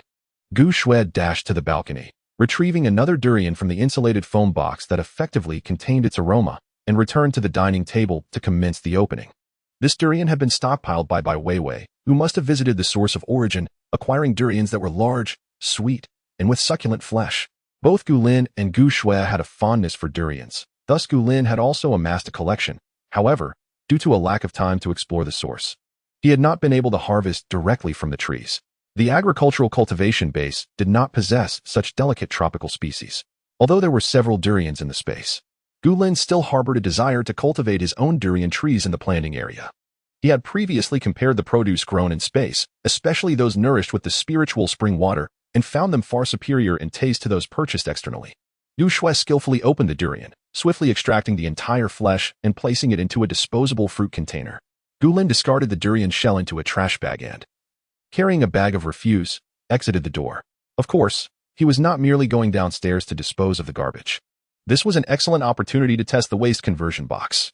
Chapter 60, the customized tranquilizer gun. Upon exiting, Gulin made his way directly to the staircase leading to the rooftop.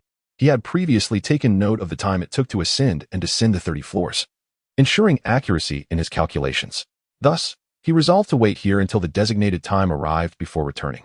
After inspecting the door to the rooftop and confirming the lock remained intact, Gulin tentatively pushed against it twice. Alas, it would not budge. Although he exerted only a fraction of his strength, it was evident that the snow outside had accumulated to a considerable depth, burying the coal briquettes beneath its weight. Having established this fact, Gulin cautiously returned to his doorstep, casting a glance at the coal briquettes that Gu Shue had previously transported. She had brought 10 boxes.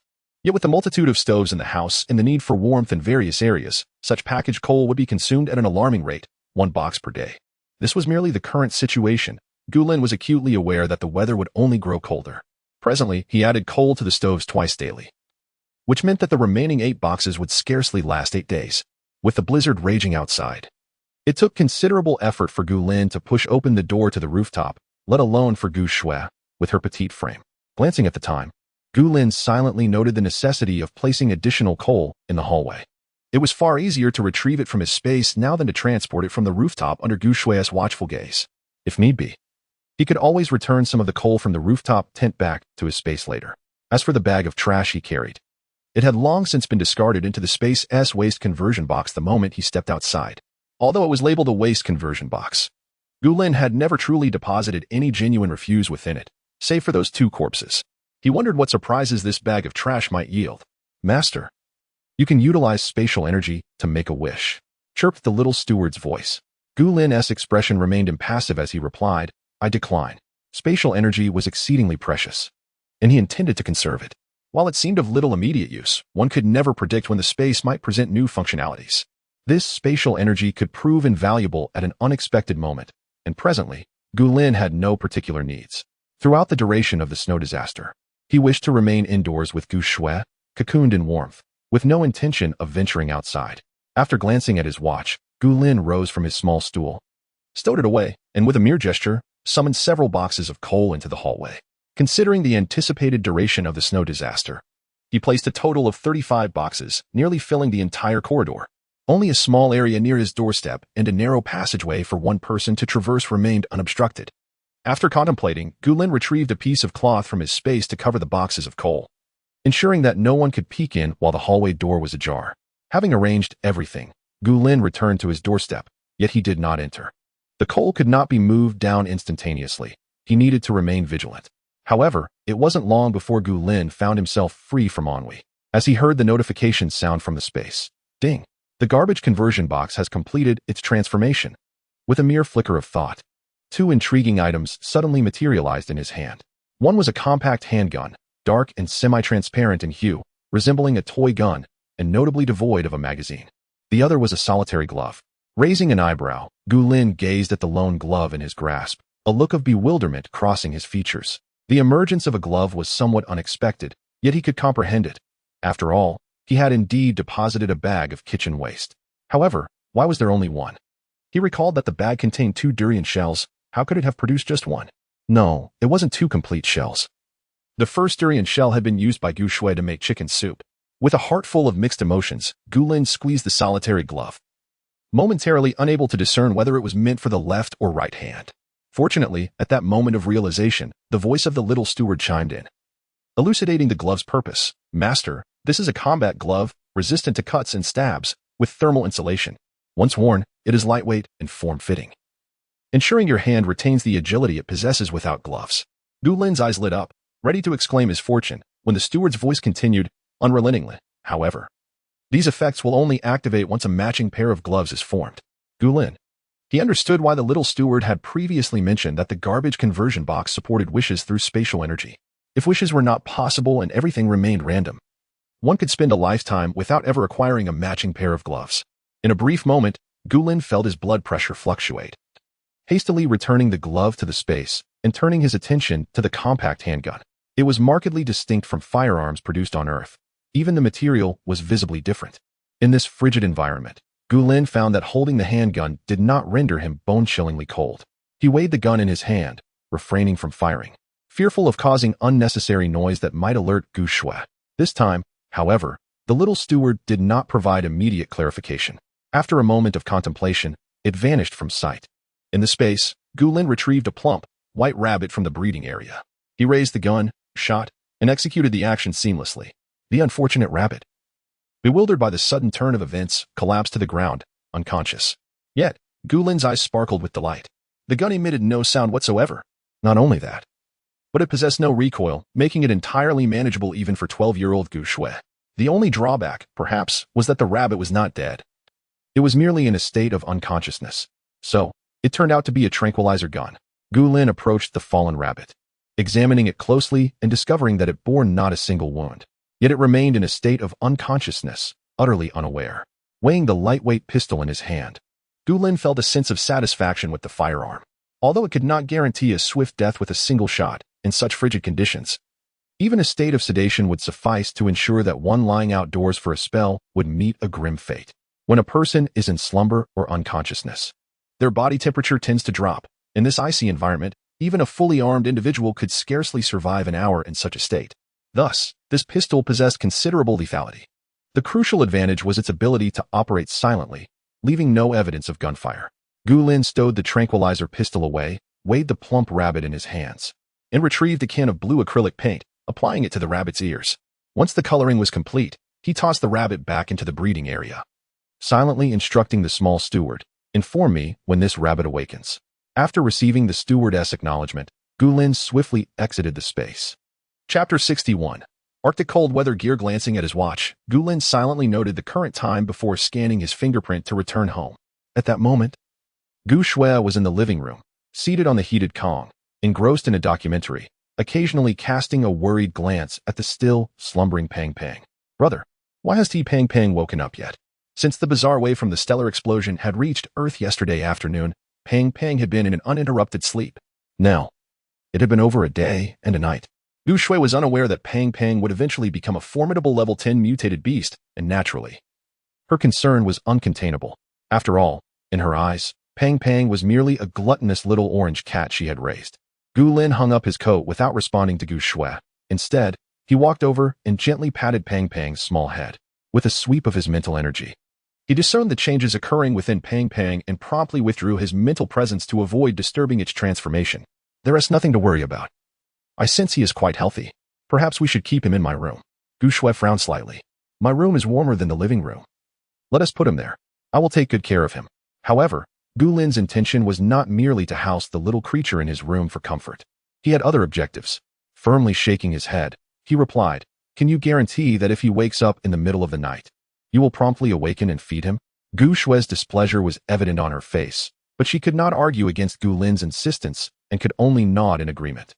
If Pang Pang wakes up, you must feed him, and then come to wake me. Gu Lin acknowledged with a nod, rubbed Pang Pang's little ears, and carefully took both the cat and its bed to his own room. It was still afternoon, and Gu Shui could enter at any moment. So he refrained from placing the little creature in his spatial realm. After giving Pang Pang a gentle pat on the head, Gu Lin returned to the living room, where he noticed Gu Shui's distracted demeanor. There is no need to worry, Xia Shui. You know how accurate my instincts have been throughout our lives, don't you? Upon hearing this, Gu Shui nodded, a trace of her worry dissipating from her expression. Her gaze returned to the documentary being projected. Yet it was clear her mind was elsewhere.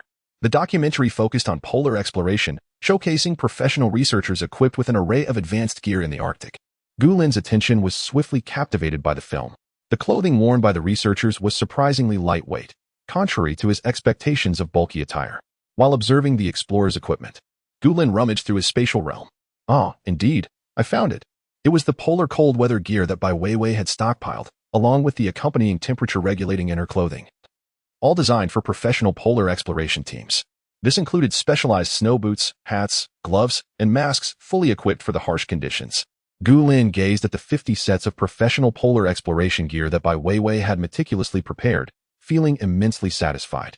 He had overlooked this crucial item previously, and it was unexpected that Bai Weiwei had filled the gap for him.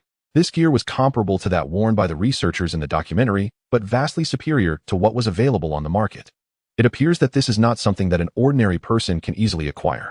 It seems that the men who have entangled themselves with Bai Weiwei have played an indispensable role in procuring such items, which are exclusively reserved for official scientific expedition team members. It was indeed a wise decision to leverage Bai Weiwei for stockpiling. Just as Gu Lin contemplated what other treasures Bai Weiwei might possess, Gu Shui's voice resonated once more. Brother, given the weather outside, shouldn't we don such winter apparel? She gestured towards the tempestuous blizzard raging beyond the window. After glancing at the snowflakes, which were at least a size larger than goose feathers, Gu Lin nodded solemnly. Thus, we should remain indoors, safe and sound. As long as we have an ample supply of charcoal, venturing outside is unnecessary. The storeroom was brimming with provisions, and there were still plenty more outside, all of which Gu Shui had witnessed. It was sufficient for the siblings to indulge for half a year, with leftovers to spare. Gu Shui nodded but suddenly paused as if struck by a thought. Wait, the coal is on the rooftop. Won't it all be buried under this snowfall? As she spoke, she attempted to rise and head outside, only to be firmly grasped by Gu Lin. No need to panic. When I went out to dispose of the trash, I brought back several boxes, and the tent is securely closed. The remaining coal should suffice. Upon hearing this, Gu Shui visibly relaxed. Thank goodness. How many did you manage to bring back? About 20 or 30 boxes, Gu Lin replied. Gu Shui patted her chest and settled back onto the heated calm, resuming her viewing of a documentary, while nudging some fruit toward Gu Lin. Brother, have some fruit. A hint of exasperation graced Gu Lin's smile as he picked up a red grape to savor. Even if the coal on the rooftop were rendered unusable, there remained an inexhaustible supply of coal in Gu Lin's storage. Yet, he felt a sense of comfort from Gu Shui's concern. The child had grown up, demonstrating maturity and an understanding of familial assets. Alas, the apocalypse had already begun. Gu Lin was uncertain how long it would take for Gu Shui to grasp that the world was no longer the harmonious, civilized society of solidarity and law that it once was. No matter how many truths he imparted, they could not impart the same educational value as Gu Shui experiencing it firsthand. When the time came for her to confront the harshness of the apocalypse, he would begin his teachings then. Gu Lin was aware that day was not far off. He understood that this snow disaster would endure for over half a month, though others remained oblivious. From their perspective, the signal was completely absent, water was cut off, and electricity was sporadically disrupted. While the outside world was engulfed in an interminable chill, the solitude of being unable to communicate, coupled with the anxiety of hearing no official announcements, would gradually drive those confined within their homes to madness. By the time the pipes froze and burst, the electrical systems collapsed entirely, and heating ceased. It would become a breeding ground for the most primal evils of humanity. In just half a month, a multitude of nests for nefarious forces would emerge, thriving on plunder and pillage. To ensure one's safety in such dire circumstances, one must possess considerable skill.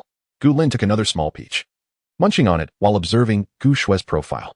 The young girl has yet to fully blossom, yet it is evident that she has inherited her mother's exquisite beauty.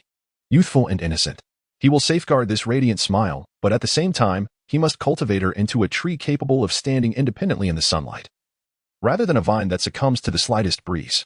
Sensing the peculiar intensity of Gu Lin's gaze, Gu Shui turned her head in confusion and inquired, "Brother, what is it?" Gu Lin shook his head, a smile gracing his lips as he replied, "I was merely contemplating what you would do if you find yourself too bored at home. This snow disaster is not something that will cease at a whim. We have no idea how long it will persist." Upon hearing this, Gu Shui glanced out the window. Soon redirecting her gaze back to the documentary showcasing the vast expanse of ice, it seems as though the entire world has transformed into two polar extremes. Chapter 62, The Little Steward's Duties Outside. The world remains ensconced in a frozen, snow-laden embrace, an expanse of stark whiteness. Gu Lin, following Gu Shui's gaze, glanced outside before swiftly averting his eyes, a faint smile gracing his lips. "No worries," he reassured, "regardless of the weather outside, our home is unequivocally secure." Gu Shui instinctively cast a glance at the bottom of the projector screen, where the two large rabbit cages housed contented bunnies, yet she remained silent. This evening, her spirits were low. Dinner consisted of a simple fare chicken stewed with mushrooms and vermicelli, accompanied by winter melon soup. Gu Lin could surmise the source of Gu Shui's unease but refrained from elaborating, choosing instead to quietly savor his meal. In such frigid climes, the combination of mountain mushrooms and tender chicken, complemented by the vermicelli, was truly exquisite. As he ate, Gu Lin's thoughts wandered to the lively chickens in his space, lifting his mood further. With a flick of his consciousness, he directed a plump rooster to the livestock processing area, where it was swiftly transformed into neatly portioned chicken cuts. The chicken feet and thighs were meticulously separated, and the edible innards retained, while the inedible parts had already been converted into energy for the facility's operations. Indeed, his decision to upgrade was proving astute. After the meal, though Gu Shui remained in low spirits, Gu Lin was preoccupied with unfinished matters. He instructed her to fetch 2 boxes of coal from the door before retreating to his room, securing the door with a lock. In the next moment, his gaze fell upon the bed, where the plump cat, Fatty, continued to slumber. Cradling the small orange feline, Gu Lin shimmered and vanished, reappearing in the spring water area of his space. Fatty was undergoing a transformation. Although prolonged metamorphosis in flora and fauna often resulted in higher subsequent levels, Fatty's deep slumber without any sign of awakening left Gu Shui in a state of persistent worry. To expedite the little creature's awakening while ensuring the transformation process remained undisturbed, Gu Lin decided to bring it to the spring water area to see if a soak might prove beneficial. He instructed the little steward to retrieve a pet bathing tub from the storage, gently placing Fatty inside before shedding his nightwear and stepping into the hot spring. As the warm water enveloped him, Gu Lin experienced an unparalleled sense of relaxation. Indeed, the spiritual spring water was delightful. Leaning against the edge of the spring, he stretched his limbs and poured some spring water into Fatty's bathing tub.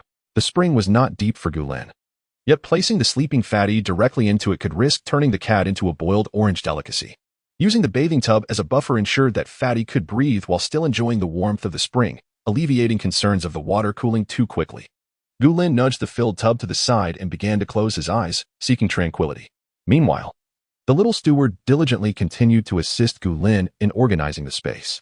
Following Gu Lin's instructions, all edible items were placed on the first level of the underground storage area, encompassing a variety of ingredients, fruits, and ready-to-eat meals prepared in the shop.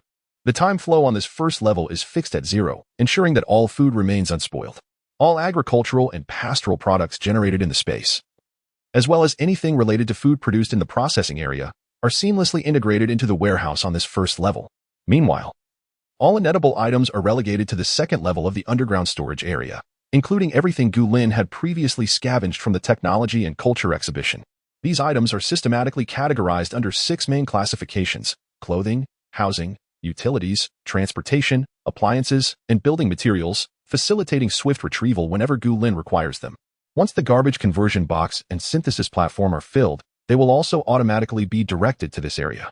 The loot system, which Gu Lin has yet to activate, will deposit any generated drops here once triggered. While Gu Lin enjoys peaceful moments in the hot spring, the little steward diligently employs the intelligent robots he previously acquired to excavate the third level of the underground storage area. This endeavor stems from the unfortunate incident involving the 2 durians. In the spatial zones, including the planting area, breeding area, garden area, and spring area, the time flow is approximately 3 to 5 times that of the outside world. The small courtyard, where Gu Lin usually stays in his 5-story villa, maintains a time flow consistent with the outside. Consequently, regardless of where the durians are planted, their growth rate is not particularly rapid. Typically, the life cycle of a durian, from rooting, sprouting, growing, flowering, fruiting, to maturation, requires about 8 years.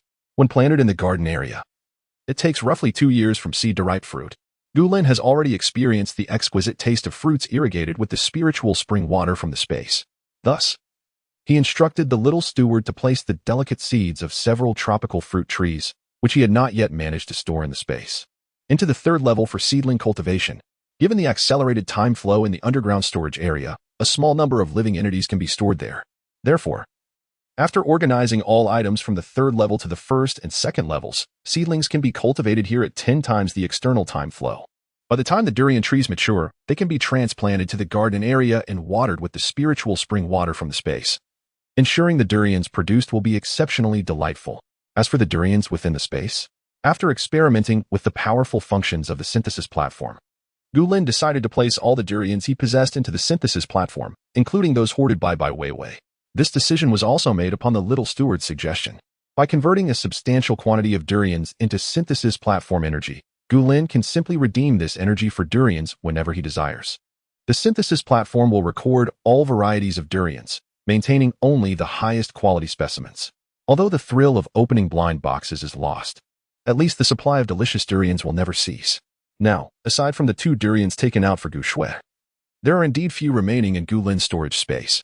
However, once the durians in the third level of the underground storage area mature, there will be no need to worry that Gu Shui might question the durians that seem to have been copied and pasted.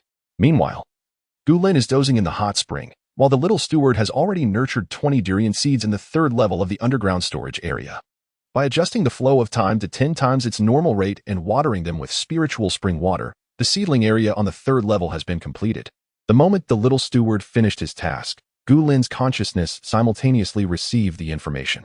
With a mental sweep of the meticulously organized underground storage area, Gulin, while changing the water in the plump bathtub, silently commended the little steward. Well done. Chapter 63 Early Mutation. When Gulin was awakened by the little steward, it was already the dead of night. Casting a glance at the wall clock in the villa, he rose from the hot spring, stretched languidly, and retrieved the still slumbering Pang Pang from the tub. Utilizing his water-based abilities, he dried Pang Pang's fur, donned his nightwear, and returned to his chamber. Despite the late hour, the tempestuous wind and snow outside showed no signs of abating, continuing to rage violently. Gulin glanced at Pang Pang, now comfortably nestled back in its cat bed, and furrowed his brow. He understood well that when flora and fauna undergo mutation, the longer the transformation persists, the higher their potential would ultimately be. This is why many mutated plants can be more troublesome than mutated animals. On the surface, the differences in plants undergoing a dormant mutation appear minimal. This often results in them beginning their secret transformations long before anyone notices. By the time people realize something is amiss, these plants, having been dormant for an extended period, possess a formidable initial level and astonishing lethality. Moreover, with their roots firmly embedded in the nutrient-rich soil, they lack for neither sustenance nor strength during their prolonged slumber. Thus, when mutated plants awaken, they are typically in peak condition, unlike animals that suffer from inadequate nourishment during their long periods of dormancy. Many potential high-level mutated animals fall prey to mutated plants immediately upon awakening. Currently, Pang Pang would not be ambushed in its weakened state upon awakening, so Gulin had no qualms about letting it sleep a little longer. Yet, was it possible that Pang Pang had been asleep for too long? Even after soaking in the mystical spring water, it had yet to rouse. Was it customary for all level 10 mutated beasts to sleep for such an extended duration from the outset? Outside, in the icy wilderness, not even humans, fully armed, could survive several hours of sleep without significant risk. A frail, young orange cat, which had managed to evolve into a level 10 mutated beast in its previous life, was indeed quite fortunate. Master, this orange cat has likely undergone an accelerated mutation process due to the mystical spring water, the little steward remarked. Gulin inquired, so? My previous act of feeding Pang Pang the mystical spring water not only healed its ailments but also hastened the onset of its mutation? Indeed, Master, the steward confirmed. Conservatively, it may require another 10 hours or more in the mystical spring water for it to awaken. Upon hearing this, Gulin's eyes brightened.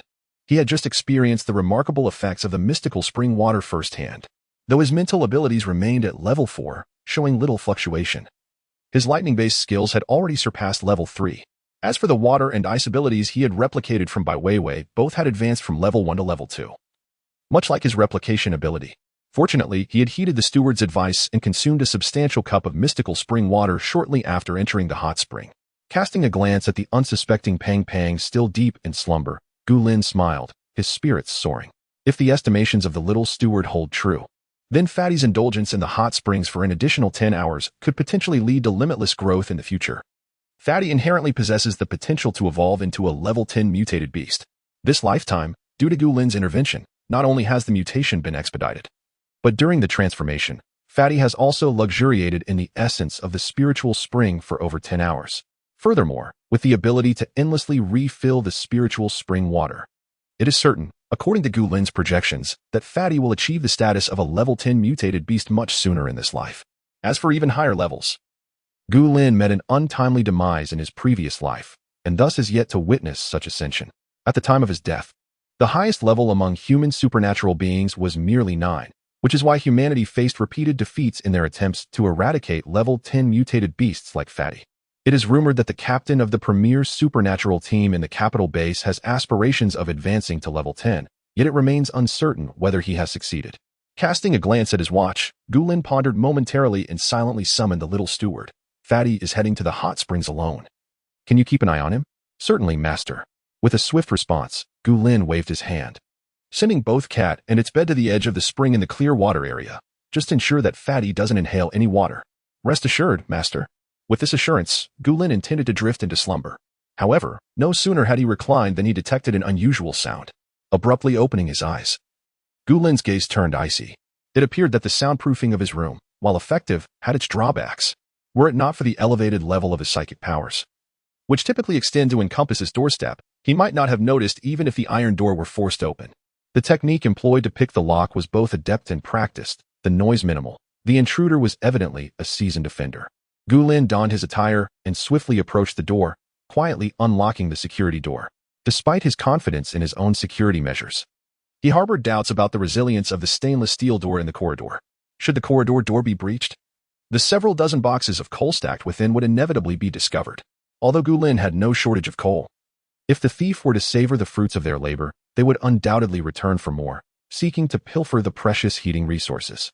Once the thief's own supply of coal was exhausted, they would certainly attempt to return for further resources from Gu Lin. Even if they were unable to breach the door immediately, they would persistently endeavor to glean more from his stock. It was imperative that this thief be subdued at once. After ensuring the door was securely closed, Gu Lin positioned himself behind the corridor's stainless steel door, quietly observing the individual struggling to pry it open. It was indeed peculiar. Only the second night into a snow disaster, and amidst a multitude of those remaining indoors, someone was audaciously resorting to thievery for survival? Even if one were truly driven to desperation, how could they so precisely locate his doorstep? After all, Gu Lin's residence occupied the 30th floor, and without electricity. It was no small feat for an ordinary person to ascend. Nevertheless, Gu Lin remained patient, quietly waiting to see how long his meticulously chosen stainless steel door would withstand the assault. 5 minutes elapsed, yet the figure behind the door remained unsuccessful in their endeavor. Gu Lin began to feel weary, the cold steel of the triangular dagger biting into his hand, making it difficult to grasp even through the layer of gloves. To be honest, he held a certain admiration for the individual attempting to force open the door. Their perseverance was commendable, having persisted for such a lengthy period without yielding. Replacing his weapon with a short tang knife, Gu Lin decisively opened the door, his gaze icy and indifferent. Are you capable of this, my friend? The person outside was momentarily taken aback, instinctively stepping back and exclaiming in a clear voice, "What the hell?" Gu Lin, seemingly sensing the mix of disbelief and disdain etched across Gu Lin's features, the newcomer abruptly produced a kitchen knife from behind. "Hey, you little brat. Hurry up and hand over all the durians in your house. And any other fruits or meat, anything delectable, surrender it all, and I might spare your life." Gu Lin. What could possibly instill such confidence in him? Chapter 64.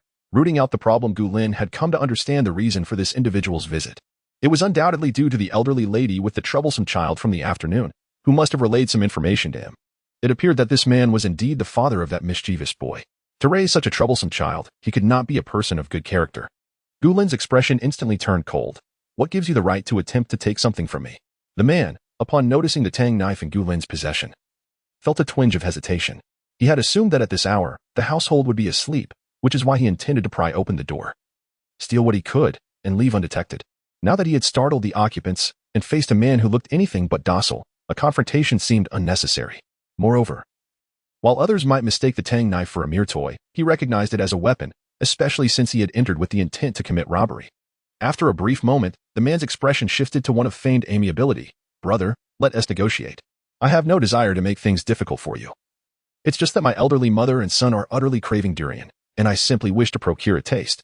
As he spoke, he produced a wad of cash. How about this, brother? Whatever durians you have, I'll buy them all. Gu Lin's demeanor remained icy. I don't have any. The man clearly lacked sincerity. One hand clutched the money while the other still grasped the kitchen knife. Gu Lin had no need for a few bills and looked down upon making a deal with someone who attempted to break in under the cover of night.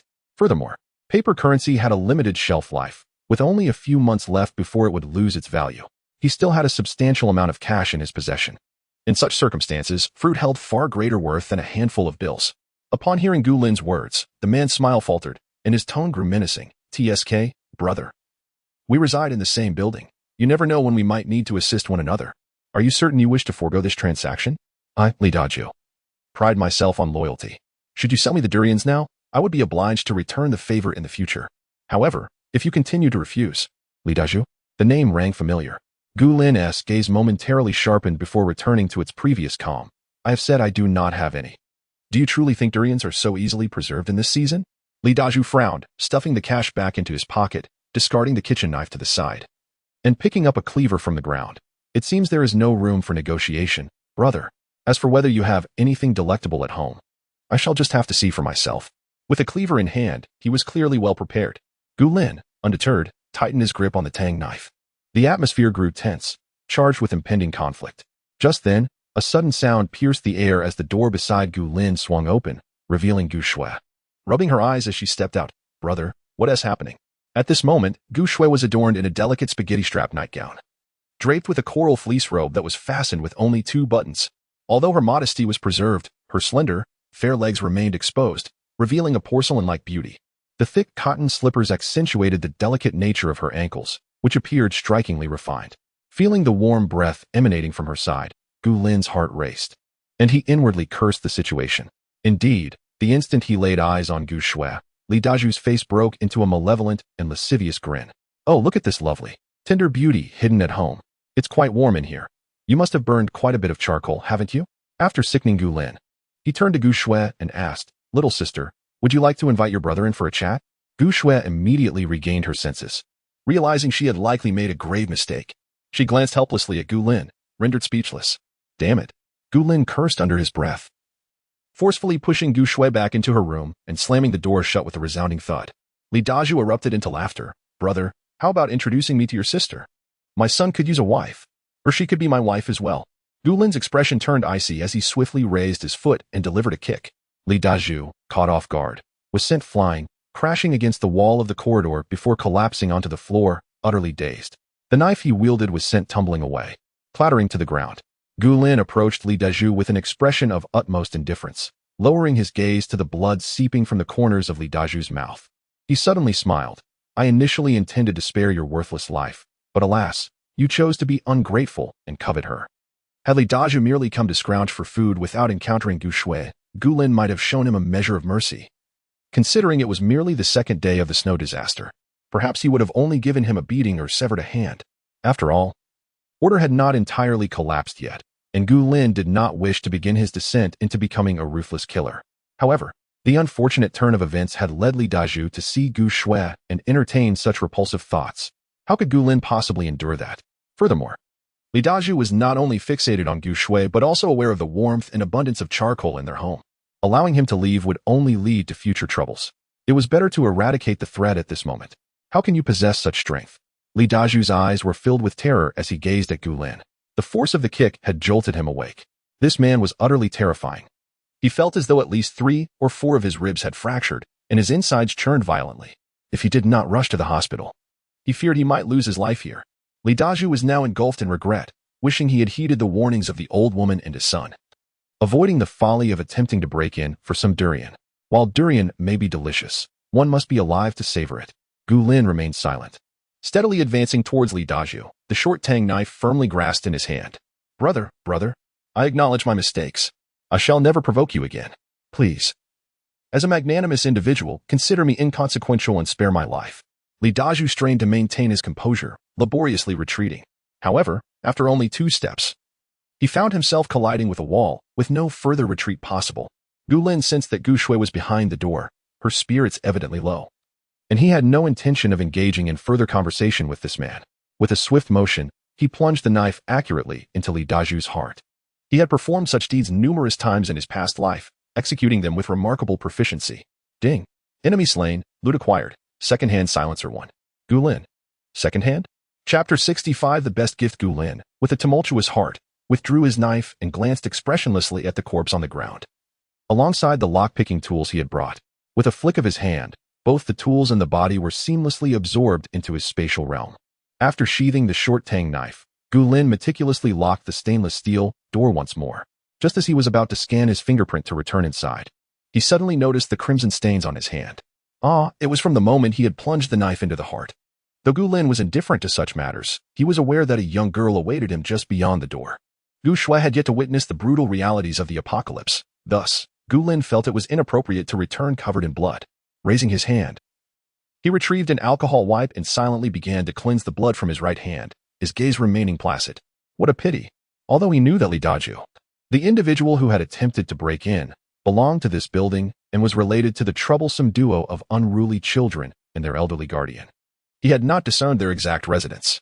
Had he known their address, he could have stealthily visited them in the dead of night to rectify the situation entirely. Only then could he be free from lingering concerns. Otherwise, should that old lady return with her grandson to cause a ruckus, Gu Lin himself was untroubled. But it would not bode well for Gu Shui to witness such chaos. He vaguely recalled that in his previous life, the snow disaster had led to his villa community being raided only on the 7th day. Those marauders had excavated paths beneath the snow, raiding each villa in succession. Was it possible that his relocation to a high-rise community had precipitated this change in circumstances? The collapse of order occurring sooner would be a double-edged sword for others. The capable could seize more survival resources while the weak would perish more swiftly. Yet, these matters bore little significance for Gu Lin. Despite enduring a decade of trials in the apocalyptic landscape of his previous life, he adhered to a single principle: one does not provoke me, nor will I provoke others.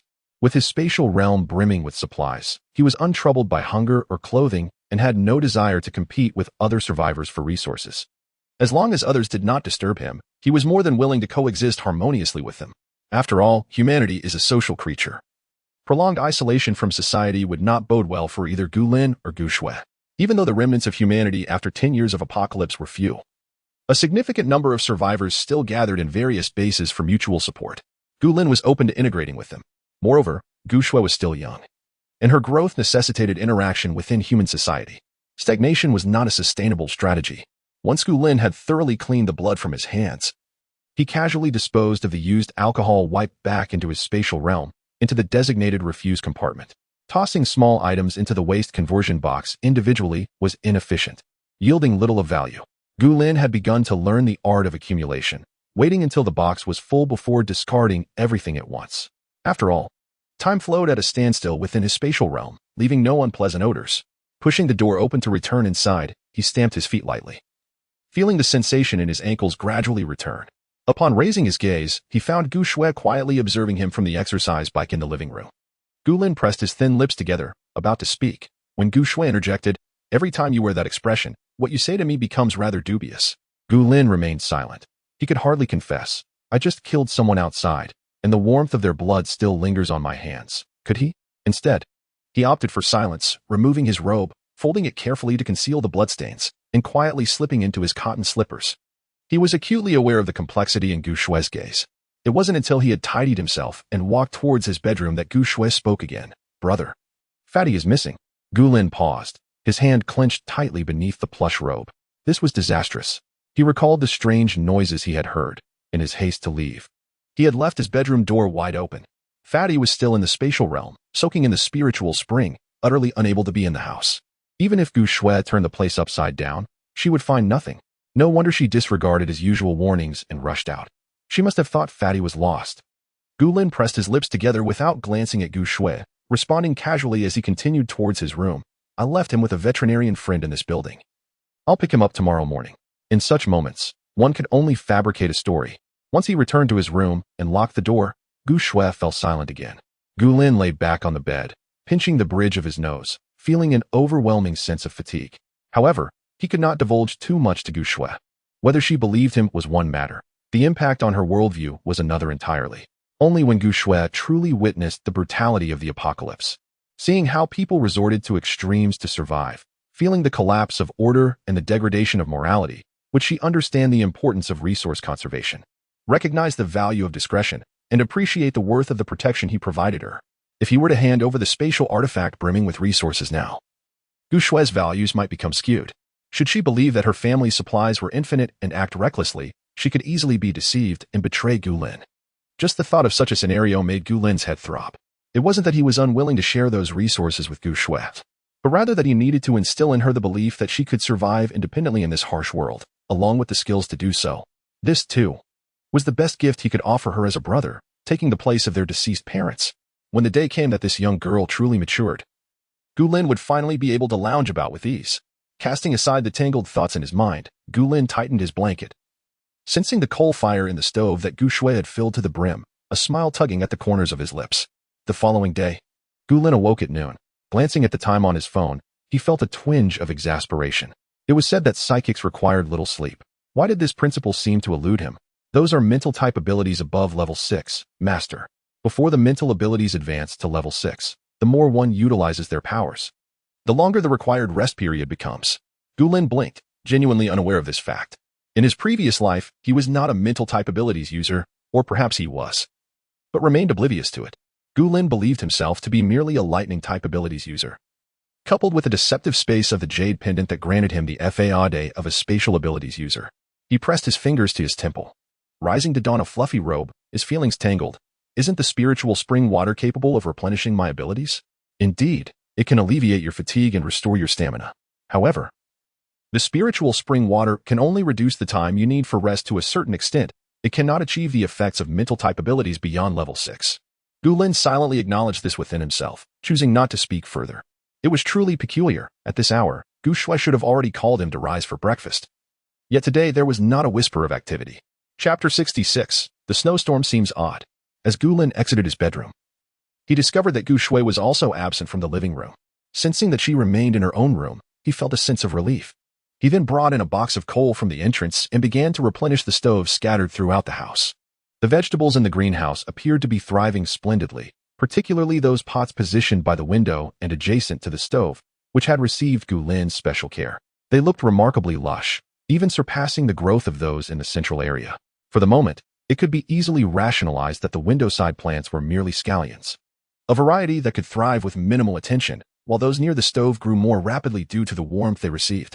However, should these pots continue to flourish at such an impressive rate, the disparity between them and the other plant boxes would surely raise Gu Shue's suspicions. Gu Lin poked at the palm-high scallion seedlings, his emotions complex as he took out some spiritual spring water and evenly watered each planting box.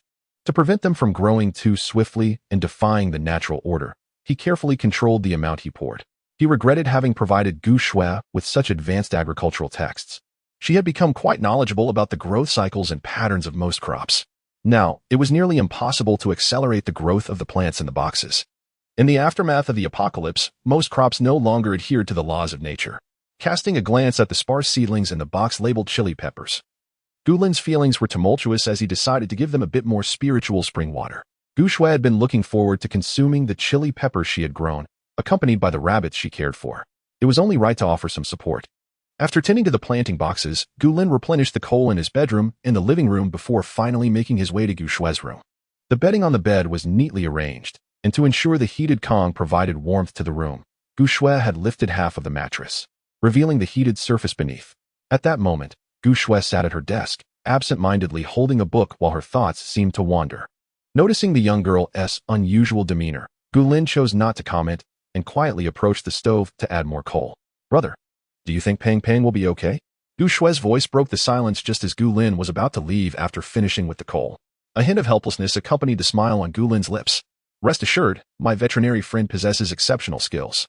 Even if he cannot awaken Pang Pang, he has ways to sustain his life." Although Gu Lin had never heard of mutated animals starving to death during their transformation, he understood that Gu Shue was likely worried about Pang Pang's inability to eat while in a deep slumber. Gu Shue nodded, casually closing the book and tossing it aside. "What do you want to eat for lunch?" Gu Lin hesitated, momentarily unsure. "You can decide. I'm not sure what sounds good." After a brief pause, he sensed Pang Pang, who had been extracted from the hot spring by the little steward, and added, "You start preparing the meal. I'll go fetch Pang Pang." Gu Shui immediately sprang to her feet. I'll go with you. No need. You cook, Gu Lin said as he returned to his room, retrieving 2 walkie-talkies from the cabinet, which was essentially a spatial compartment. Take this. If the chubby one isn't ready yet, and I need to wait a bit longer, I will notify you using this. Although Gu Shui had seen walkie-talkies before, it was her first time using one, and she was unsure how to operate the small black device. Gu Lin chuckled as he set both walkie-talkies to the correct frequency. Just as he was about to leave, he seemed to recall something and returned to his room once more. Before long, Gu Shui saw Gu Lin emerge with an object resembling a lunar lamp. He adjusted the portable air purifier to cover a radius of 5 meters and placed the softly glowing lamp atop the large refrigerator in the kitchen. Finding the intermittent operation cumbersome, Gu Lin decided to keep it on continuously, ensuring that the aroma of Gu Shui's cooking would not waft through the kitchen hood. Reminiscent of the durian chicken soup that had attracted unwanted attention previously, though the dispersal of odors is significantly slowed in frigid conditions. Extreme hunger can heighten one's sense of smell, amplifying it several times over. Furthermore, certain ingredients possess potent aromas that are difficult to dissipate, inevitably tempting others. By positioning the air purifier in this manner, he could address the issue at its source. After advising Gu Shui to refrain from using the kitchen hood while cooking, Gu Lin fastened the buttons of his plush robe and stepped outside. As he exited, he tossed the walkie-talkie into the spatial compartment. However, this time he did not linger at the stairs leading to the rooftop as usual. Instead, he opted to descend. It was the 3rd day of the snow disaster, and he was quite curious to see how many floors of the building had been buried. Another reason for his descent was his desire to inadvertently encounter the elderly woman with the unruly child. With her son gone, this boisterous matron would undoubtedly come knocking to create a scene, and Gu Lin wished to shield Gu Shui from any further disruption to her mood. Regrettably, even as he reached the 2nd floor, he found no sign of the elderly woman and her unruly child. Alas, in such bitter cold, it was understandable that no one would venture outside aimlessly. Everyone was likely huddled indoors, shivering and seeking warmth. The windows in the 2nd floor corridor were completely obscured by ice and snow, and with the unstable power supply, the corridor's motion sensor lights had long ceased to function, leaving the entire floor shrouded in darkness. Gu Lin glanced toward the windows and, using his mental acuity, scanned the nearby residences, his eyes widening in surprise. Despite being covered in snow, all the households remained occupied, with living souls within. Indeed, much like an igloo, when snow accumulates to a certain thickness, it can provide some insulation. As long as one refrains from carelessly opening the windows, the 1st and 2nd floors would not instantly succumb to freezing temperatures. After surveying the area, Gu Lin returned with a lackluster demeanor, his expression serious. The Zijing Garden community was not situated at a low elevation, yet astonishingly, just 3 days into the snow disaster, it had already been buried by 2 floors of snow. According to Gu Lin's estimation, this location will not be buried beneath the snow until at least a week after the onset of the snow disaster. However, this snow disaster, something feels amiss. Could it be that this calamity is more severe in this life than in the previous one? After all, in his former existence, the villa district he resided in was situated at an even lower elevation, and the 2nd floor was typically covered within approximately 4 or 5 days. Could it be the butterfly effect triggered by his rebirth? Since relocating, many circumstances have diverged from his previous life, a fact Gu Lin had not given much thought to, as the overarching timeline seemed unchanged. For instance, the timing of stellar explosions, the brief respite afforded to humanity amidst the snow disaster, and the official announcements. Yet, unbeknownst to him, this iteration of the snow disaster is significantly more severe than the last, and it is only now that Gu Lin has come to this realization. This is certainly not a piece of good news. Chapter 67. Conducting an experiment given the current circumstances. Should future natural disasters prove more severe than those in the previous life, the resilience of the buildings in the Zijing Garden against a catastrophic earthquake remains uncertain. In fact, these structures may falter even before facing the earthquake itself, succumbing to the preceding natural calamities. Gu Lin initially attributed the premature mutation of the plump creature to the spiritual spring water within its space. However, the scale of the current snow disaster compelled him to entertain the worst possible scenarios. What if the overall mutation of flora and fauna had advanced? Perhaps, at this very moment, some plants had already slipped into dormancy, unbeknownst to humanity. If, when the snow disaster subsides and floods rage, these mutated plants awaken. Gu Lin pressed his lips into a thin line. Although his own ability had reached a considerable level by now, Gu Shui remained powerless, lacking even an understanding of the survival rules in this post-apocalyptic world. It seemed that time was running short for Gu Lin to impart knowledge to his sister. Pinching the bridge of his nose, Gu Lin steadied his emotions and ascended the stairs in silence. In his previous life, he had managed to survive for a decade in the apocalypse, despite not activating his space in a timely manner and dragging along the duplicitous Bai Weiwei. In this life, armed with a spatial realm overflowing with resources and various functionalities, he believed that survival with Gu Shui would not pose a significant challenge. Yet, as his biological sister, Gu Shui evoked a deeper concern within him, owing to her youth. Upon reaching the 27th floor, Gu Lin suddenly halted. The door to room 2703 swung open, revealing a grandmother and granddaughter duo, bundled up as if resembling a brown bear, striding forth with an air of indifference. What a serendipitous encounter. Was this not the elderly woman accompanied by the troublesome child? Gu Lin had been pondering their whereabouts. Let us hasten to the 30th floor, surely. Your father will be returned to us. Gu Lin's brow arched slightly, realizing that the old woman presumed he had captured the midnight intruder. So, this midnight break-in was a collective decision of the family, then? Gu Lin retrieved a freshly calibrated walkie-talkie from his space, pressed the button, and spoke in a calm tone. Xiaoxiwei, I shall need to wait a little longer, approximately 10 minutes. In dealing with this grandmother and granddaughter, 2 minutes would suffice. However, Gu Lin did not wish to eliminate them immediately. Instead, he sought to use them for an experiment. Soon, Gu Shui's voice resonated. All right. I have begun simmering the lamb offal and meat soup. Would you like me to add some vermicelli? Gu Lin was momentarily speechless. Fortunately, there were no living souls nearby. Had anyone overheard, they would certainly take an interest in his family. As for the grandmother and granddaughter, they were about to become voiceless. At that moment, Gu Lin stood in the stairwell, while the duo remained close to their door. The clarity of their exchange reached their ears distinctly. When Gu Lin initially conversed with Gu Shui, he had no intention of evading them. However, the attention of the grandmother and grandson was evidently elsewhere. The unruly child immediately erupted. I want to eat lamb. Grandma, I also want to drink lamb soup. Without even checking who was speaking, the elderly woman boldly interjected. Young man, which floor do you live on? Did you just stew some lamb soup? My grandson hasn't had meat for several days. You seem kind-hearted and certainly wouldn't want the child to go hungry, would you?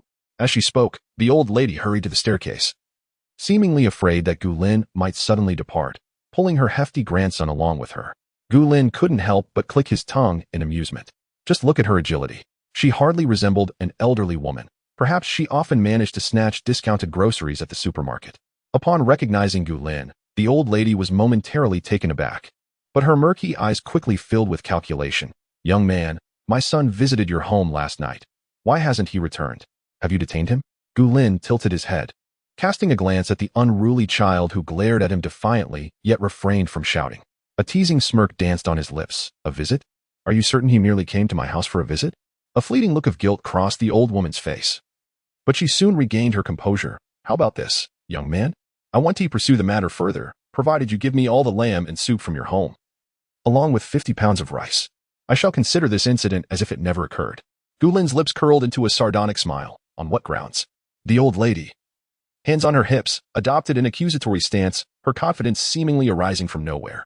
Murder is a crime, young man. Now, you can settle this matter with a few pieces of meat, a pot of soup, and a bag of rice. You ought to be grateful. The unruly child finally comprehended. You vile woman. You killed my father. Gu Lin disregarded the child's outburst, focusing instead on the calculating gaze of the old lady. If I give you these items, will you refrain from reporting me? A triumphant smile spread across the old woman's face. Of course, I am a woman of my word. Gu Lin scoffed. Murder is a crime. Yet his armed home invasion is not. Do you truly believe I am ignorant of the law? The smile on the old lady's face faltered. Believe it or not. Once the signal is restored, I will promptly report you, ensuring you spend the rest of your life in prison. If you were wise, you would give me what I want now, along with some coal, and I could pretend this incident never happened. Gu Lin, with a cold expression, saw through her scheme. Do not think I am unaware of your intentions. If I give you this once, you will come back for more. And soon I would be obligated to support you, this old hag. Her exposed motives did not incite her anger. Instead, she boasted, my son was supposed to support me in my old age. Now that you have killed him, what is wrong with you supporting me? She wore a look of self-righteousness. Gu Lin pondered for a moment, then nodded. Come with me. Upon finishing his words, Gu Lin ascended the stairs with a faint smile gracing his lips, his pace slightly slower than usual. The elderly pair, oblivious to any ulterior motives, believed Gu Lin had consented to support them, and thus, they cheerfully followed him, seemingly forgetting their recent hunger. The 27th floor, separated by 2 entire levels from his 30th, still allowed the duo to catch the enticing aroma of durian chicken soup wafting from his residence. This indicated that the occupants of the 28th and 29th floors as well as other residents on the 27th, had likely detected the savory scent as well. Clearly, it would be prudent to seek an opportunity to ascertain the nature of the inhabitants on those 2 floors. However, Gu Lin was resolute in his decision not to take action against them unless absolutely necessary. After all, as the levels buried by the impending snow disaster increased, more individuals would undoubtedly seek refuge in higher apartments. During the tumultuous times of floods and acid rain, outsiders might invade the community, plundering and seizing properties like a swarm of locusts. Only the original residents of these apartments would likely align with Gu Lin, collaborating to safeguard these floors and ensuring his 30th remained undisturbed. Nevertheless, at present, he needed to address the elderly pair first. Having passed the 29th floor, the door to the 30th floor loomed ahead. Suddenly, Gu Lin turned, a gentle smile curving his lips. Chapter 68. It should be hibernating. The footsteps of the elderly lady and her grandson came to an abrupt halt as she expressed her evident displeasure. Why have you stopped? Gu Lin, with an air of nonchalance, crossed his arms. Surely, you do not believe that I genuinely wish for you to enter my abode and partake in the provisions I have painstakingly accumulated? At that moment, Gu Shui's voice resonated once more from the walkie-talkie that Gu Lin had carelessly stowed in his pocket. Brother, the lamb offal soup is nearly ready. If you continue to ignore me, I shall add vermicelli. Gu Lin refrained from retrieving the walkie-talkie, merely allowing a cryptic smile to grace his lips. The mischievous child could no longer maintain his facade of compliance, dashing towards Gu Lin like a little cannonball. Hurry and take me inside to eat lamb. Otherwise, I'll beat you. Gu Lin's gaze turned slightly frigid as he effortlessly held the child's head in place, and in the next moment, the child abruptly vanished from sight. The elderly lady was instantly startled, collapsing onto the ground, exclaiming in pain as she was jostled by the stairs. What have you done with my grandson? Gu Lin had refrained from swiftly resolving the situation with this duo, intending instead to conduct an experiment. Now, the results were in. Even though the human was alive, he could still be drawn into the space, and remarkably, upon entering, the individual remained alive. The child had been unceremoniously deposited in the courtyard, poised to seize a freshly washed fruit from the agricultural processing area. Gu Lin's eyes turned icy once more as he grasped the elderly lady's hair, and in the next instant, both of them vanished from sight. In the courtyard of the space, just as the child reached for a vibrant red apple, he was unexpectedly kicked from behind, sending the apple flying. What kind of nonsense is this? He yelled in frustration as he hit the ground. Upon rising, he saw Gu Lin, who was holding the elderly lady. It appeared that merely casting a person into the space did not result in their demise. Moreover, Gu Lin had to maintain physical contact with individuals to transport them into the space, a stark contrast to his previous experience with animals. When Gu Lin had previously gathered livestock into the space, he had been able to do so from a distance using his mental powers. Animals could be relegated to an underground storage area, while humans could only be cast into the courtyard. Having confirmed these details, Gu Lin regarded the duo with a gaze devoid of humanity. Yet the elderly lady was engulfed in overwhelming astonishment and delight. Young man, is this where you store your provisions? Quickly, bring me some fruit to eat. The child, emboldened by the moment, picked up the soiled apple from the ground and hurled it at Gu Lin. Hurry and wash it clean. The apple was suspended mid-air by some unseen force. Gu Lin offered no response, his eyes as cold as ice. He had intended to use the dagger from the mark on his wrist to send them away, but his motion suddenly stalled. After all, one experiment had already been conducted. He might as well perform a few more. With this thought, Gu Lin raised his hand, and a small tranquilizer gun materialized.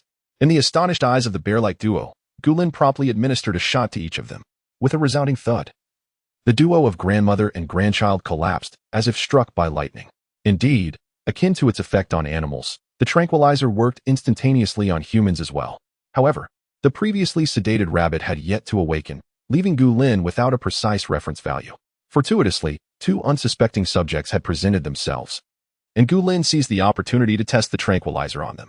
She bound the pair tightly with hemp rope, securing their mouths with tape, and then unceremoniously tossed them into a corner of the courtyard before exiting the space. This elderly individual and the child were perfect candidates for Gu Lin's experiment, allowing her to ascertain the tranquilizer's duration of effect. Should their sedation times differ, she could take the average to estimate the duration for an average adult. If their times aligned, it would indicate the tranquilizer's impartiality towards all humans. The comparison with the previous rabbit would also illuminate any distinctions in the tranquilizer's effects between humans and animals. Indeed, they were splendid subjects for her experiment. In high spirits, Gu Lin brushed off her attire in the corridor, retrieving the plump cat and its bed from the hot springs area, cradling them in her arms. She added a plush wool blanket over the cat's bed before ascending the stairs and returning home. Upon opening the door, the rich aroma of mutton soup wafted into her senses. Yet, just a door away, she detected no unusual scents outside. Truly, the portable air purifier from this space was remarkable technology. Gu Shui was in the kitchen, tending to a slow-cooking clay pot, and hurried out upon hearing the noise, eagerly accepting the cat and its bed from Gu Lin. After Gu Lin secured the door, she casually shook off her clothes before changing her shoes to enter the house. Fortunately, she wore thermal clothing underneath. Just a moment ago, she had checked the thermometer, revealing an outdoor temperature of -42 degrees.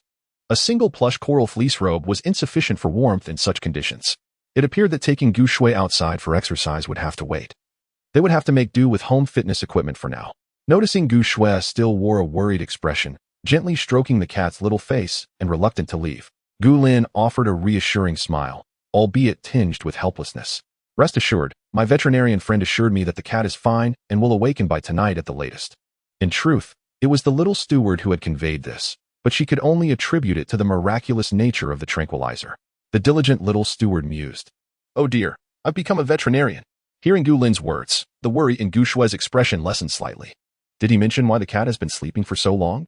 Gu Lin pondered for a moment, glancing at the swirling snow outside. He said it might be due to the cold weather, causing it to enter a state of hibernation. Gu Shui's eyes widened in disbelief. ISNT hibernation exclusive to cold-blooded animals and trees? With a mysterious smile, Gu Lin replied, that notion is quite flawed. Bears also hibernate, and they are mammals. Gu Shui blinked, her brow still furrowed in concern. I can't shake the feeling that your friend is pulling your leg. Ah, I was merely teasing you, my dear sister. Gu Lin chuckled, inhaling the savory aroma of lamb that permeated the air. Quickly check if the soup is ready, and do remember to sprinkle plenty of scallions. Gu Shui let out a playful huff and scurried to the kitchen, her cotton slippers pattering softly against the floor.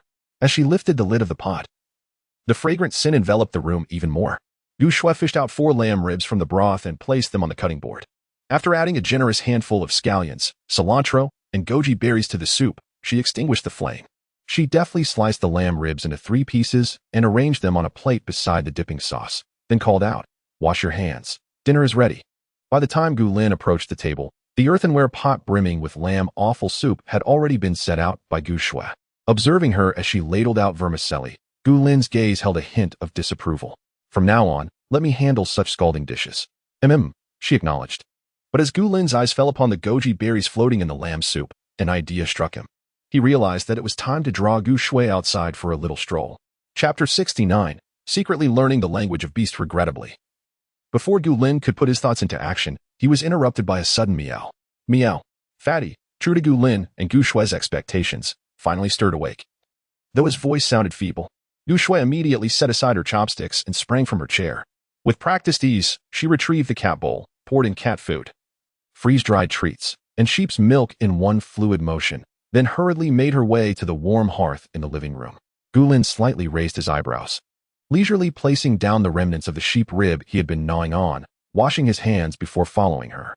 Newly awakened, Fatty lacked the strength to do much more than nestle in his cozy bed, gazing at Gu Shui with his mesmerizing heterochromatic eyes. An expression of such grievance that it seemed he might burst into tears. Meow QAQ. You have no idea how I've been spending these past 2 days, caretaker. Gu Shui's heart melted in an instant. She quickly set aside the cat food bowl and began to feed Fatty sheep's milk with a small spoon, one delicate drop at a time.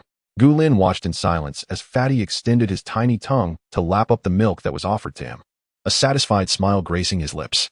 Indeed, Fatty was exceptionally gifted.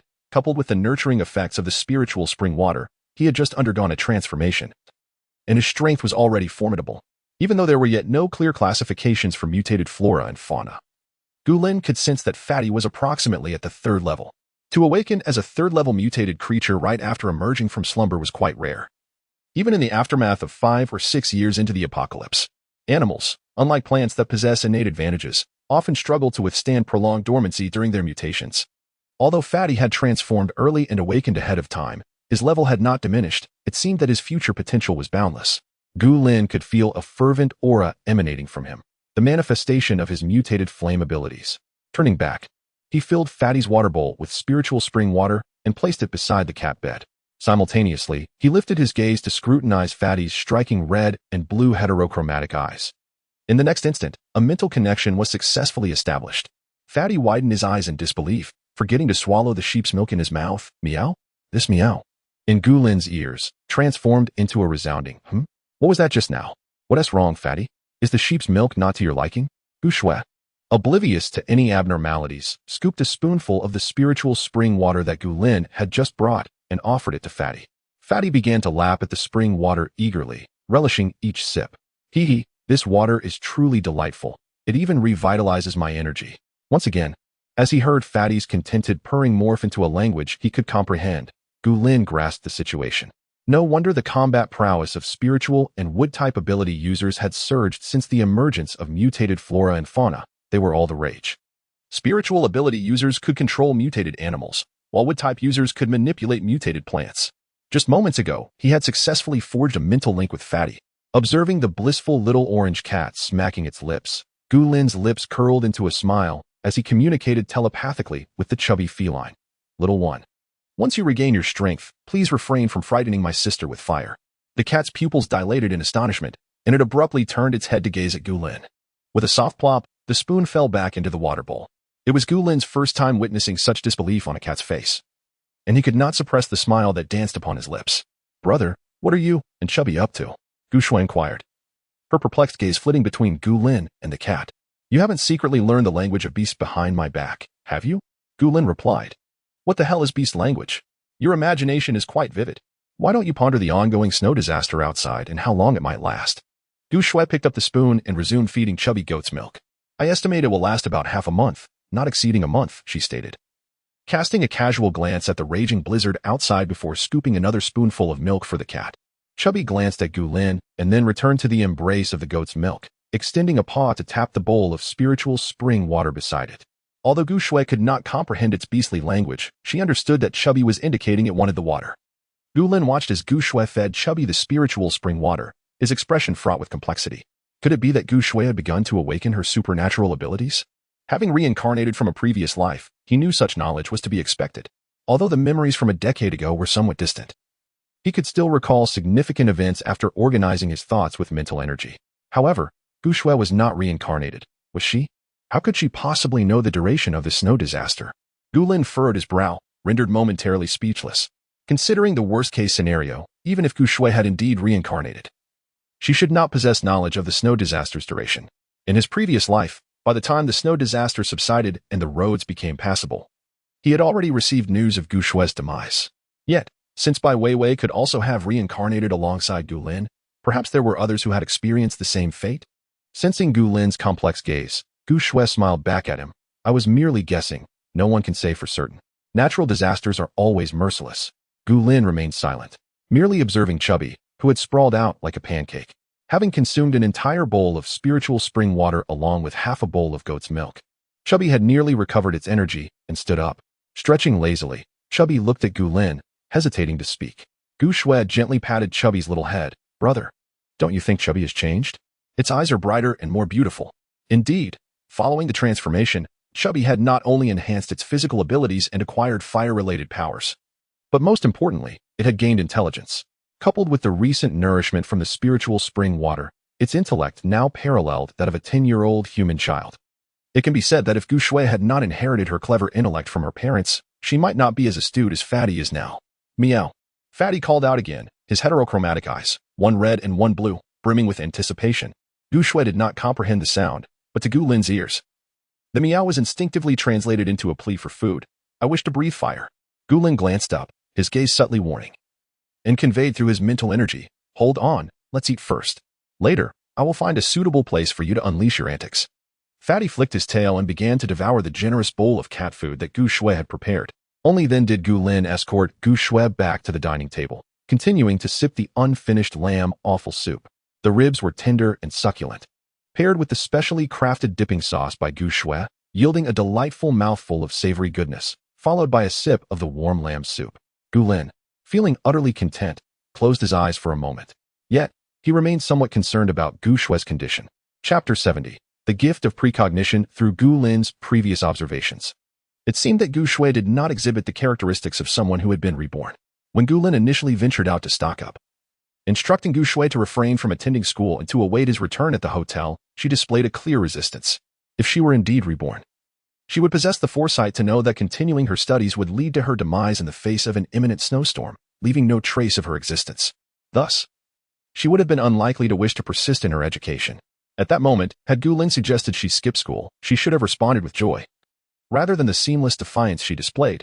Although Gu Shui did undergo some changes after Gu Lin returned and moved her into the penthouse of Zijin Garden, Gu Lin was preoccupied with final preparations for the impending apocalypse and his dealings with Bai Weiwei, rendering him oblivious to this shift. Could it be that Gu Shui had indeed been reborn? Yet, why did she not confide in Gu Lin? Furrowing his brow, Gu Lin silently summoned his little steward. Could you ascertain whether my sister, Gu Shui, possesses any anomalies in her soul? Yes, master, Gu Lin acknowledged, casting a complex glance at Gu Shui, who was savoring a bowl of lamb offal noodles. Soon, the stewardess' voice resonated once more. Master, no anomalies have been detected. Gu Lin pressed his lips together. Whether it is rebirth or any other supernatural phenomenon, there should be discrepancies in soul energy. Just as Master has gained formidable mental strength, Bai Weiwei has prematurely awakened her water and ice abilities. The recent assessment reveals that Gu Shui's soul shows no irregularities. It merely indicates a gradual increase in mental strength, akin to the precursor of an awakening ability. Hearing this, Gu Lin felt a slight sense of relief, yet his emotions grew increasingly intricate. Gu Shui had just casually mentioned the approximate duration of the snowstorm.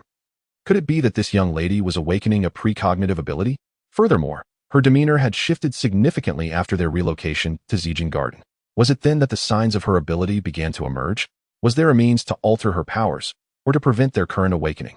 Currently, there is none. Master, the loot system and the trash conversion box do possess similar items, but whether they materialize depends entirely on your luck. Gu Lin. He pressed his lips together, feeling a throbbing headache. Brother, what troubles your mind? You appear rather unwell, Gu Shui remarked. Having finished extracting the noodles from her soup and serving Gu Lin a generous helping of lamb and offal, concern etched across her features. Gu Lin shook his head, placing the lamb atop his rice, drizzling it with broth and dipping sauce, and silently began to eat. Are you worried about how long this blizzard will last and how we will manage to venture outside afterward? Gu Shui inquired, mixing chili oil into her noodles with a smile. Do not fret, brother. Once the snow ceases, the roads will be passable within 5 days at most. Her words, meant to reassure, only intensified Gu Lin's desire to suppress her emerging powers. According to the memories of a previous life, it was indeed the day after the snow disaster that the authorities began organizing the populace to clear the snow. By the 5th day following the disaster, large shopping centers had already opened, allowing each person to purchase limited supplies with their identification. At present, Gu Shui's supernatural abilities had not fully awakened. Even her casual remarks had already manifested in such a manner. Once her powers were fully realized, what would ensue? The power of foresight is formidable, enabling one to glimpse events yet to unfold in the future. The higher the level of this ability, the more distant and vivid the visions. However, unlike other abilities that consume physical stamina, foresight exacts a toll on life itself. The more potent the foresight user, the shorter their lifespan. Gu Lin had witnessed in his previous life a foresight user who accurately predicted the timing of a mutated beast tide, only to perish within a day. Despite the desperate efforts of healing-type supernatural beings, they could not save him. The beast tide came as foretold. Fortunately, due to the foresight user's precise prophecy, the base was well prepared, minimizing casualties. Even the troublesome mutated avian species caused little loss to the base. This incident led to foresight users becoming coveted and protected figures among various bases. Gu Lin observed Gu Shui as she began to clear the dining table. His brow furrowed in unprecedented seriousness. He could not allow Gu Shui to awaken her foresight ability unimpeded. If he could not convert her foresight into another type of power, he would have to seal her ability core or shatter at the moment her powers fully awakened. Though perilous, it was preferable to risking Gu Shui's life. With a decade of survival experience from the last days, Gu Lin did not require foresight to discern the general sequence and duration of natural disasters. Just as Gu Lin sat there, his expression grave, the plump cat approached and nuzzled against his leg, saying, "Human, I wish to breathe fire." Gu Lin lowered his gaze, meeting the creature's heterochromatic eyes for a fleeting moment, before scooping up the cat and retreating to his room. He swiftly closed and locked the door, drew the curtains. And in the next instant, Gu Lin found himself within the spatial realm. Ding. Intelligent mutated animal detected. Acquired. Pet enhancement. Gu Lin was momentarily taken aback as the plump cat suddenly leapt from his arms, opening its mouth to unleash a dark purple fireball that shot forth. Fortunately, the walls of the courtyard were reinforced with high-tech materials and remained unscathed by the fireball. The plump cat, exuberant as if it had returned to the jungle, bounded around, occasionally expelling another dark purple fireball. Since the courtyard was unlikely to face any mishaps, Gulin decided to focus on examining the newly acquired information. Pet enhancement increases the overall strength of all mutated pets by 30 and boosts loyalty by 50. With this newfound clarity, Gulin glanced at the dark purple fireball emitted by the cat. He recalled that in his previous life, the flames produced by the plump cat were crimson. Initially attributing this change to the spiritual spring water, it seemed that the pet enhancement also played a significant role. Plump, come back. As the plump creature was poised to take action against the unconscious child and elderly lady in the corner, Gulin hastily called it back.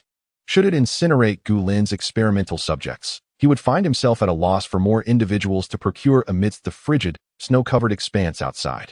Without hesitation, the chubby being returned to Gulin's side, tilting its head upward in a manner that implored for praise.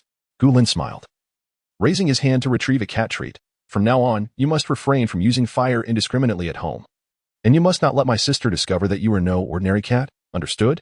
The plump creature licked the treat, its voice resonating directly in Gulin's heart. Understood. But may I request a bit more meat? Gulin chuckled softly, rummaging through the storage to find 2 pieces of meat. One was raw, still glistening with blood, while the other was cooked, accompanied by a savory broth. Without a moment's hesitation, the creature opted for the cooked meat, decisively discarding the cat treat as it exclaimed, "Master, the water here is simply delightful. Moreover, I sense that the young master is on the verge of developing extraordinary abilities. She will soon realize that I am not an ordinary cat." Chapter 71. Gulin's concerns. Isn't it time to stop calling him the poop scooper? The smile at the corners of Gulin's lips bore a hint of helplessness. Yet thoughts of Gu Shue's potential awakening of her extraordinary abilities stirred a complex array of emotions within him. Do you know how to prevent her from awakening this ability? The chubby creature turned its head, somewhat perplexed, gazing at Gulin with its mismatched red and blue eyes, which now reflected an expression of astonishment. Isn't having abilities a good thing? I feel absolutely splendid right now. Despite having successfully mutated and gained sentience, it remained merely a cat. With an intelligence akin to that of a 10-year-old child, it struggled to comprehend many human emotions and, of course, could not decipher the worry etched upon Gulin's brow. Moreover, the chubby one was not reborn. It had no awareness that precognitive ability wielders were often the most susceptible to peril, viewing such powers only as enhancements to its own existence. Gulin offered no reply, and the chubby one resumed its battle with the morsels before it. Having placed a bowl of spiritual spring water nearby, Gulin settled down, quietly observing the feline indulge in its feast. It was no wonder that there had been so many pet-eating broadcasts previously.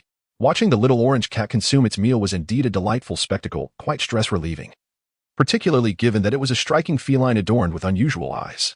Without a care in the world, the chubby one swiftly polished off a plate of meat and, still yearning for more, licked its paws. "Master, can we only eat meat from now on?" Gulin, lost in his thoughts, responded with a low murmur, "Yes. But you must promise me not to let my sister discover that you are not an ordinary cat. Furthermore, regardless of what transpires, you must ensure her safety." He aimed to cultivate the chubby one into Gu Shue's most loyal guardian, starting from a young age. While Gulin possessed the ability to protect himself and could retreat into a safe space if need be. Gu Shui, although she had consumed a considerable amount of spiritual spring water and was not entirely defenseless, she still stood no chance against a robust adult man. The chubby one glanced at its tiny paws, tilting its head curiously. In the next moment, the youthful orange cat inflated dramatically, resembling a balloon suddenly filled with air. Gulin was momentarily taken aback, followed swiftly by a wave of relief. It turned out that the chubby one could alter its size upon its initial mutation. With a resounding roar that signified its bloodline awakening, the now colossal feline, appearing as a massive tiger, emitted a powerful cry. The enlarged orange cat's face shone with excitement reflected in its vibrant mismatched eyes. The chubby one gazed down at Gulin, who now seemed diminutive in comparison, and extended its enormous head towards him, its eyes blinking eagerly. "Master, will you not form a contract with me?" Only then did Gulin recall that even a psychic ability wielder needed a contract to adeptly control a mutated beast. He raised his hand and sliced his fingertip. And before the blood could fall, he pressed his finger against the chubby one's large head. Soon, he felt a new thread of connection weaving into his soul. It became clear that the bond he had just established with his mental energy was merely a means of communication with the mutated creature. At this moment, the contract was complete, and Pang Pang had fully become Gulin's loyal companion. Gulin contentedly patted the soft, fluffy head beneath him, saying, "Transform back. I shall take you out." Obediently, Pang Pang reverted to the form of a small orange cat and leaped into Gulin's embrace, exclaiming, "Master, my appetite has grown considerably. Remember to ask the little master to prepare extra meals for me."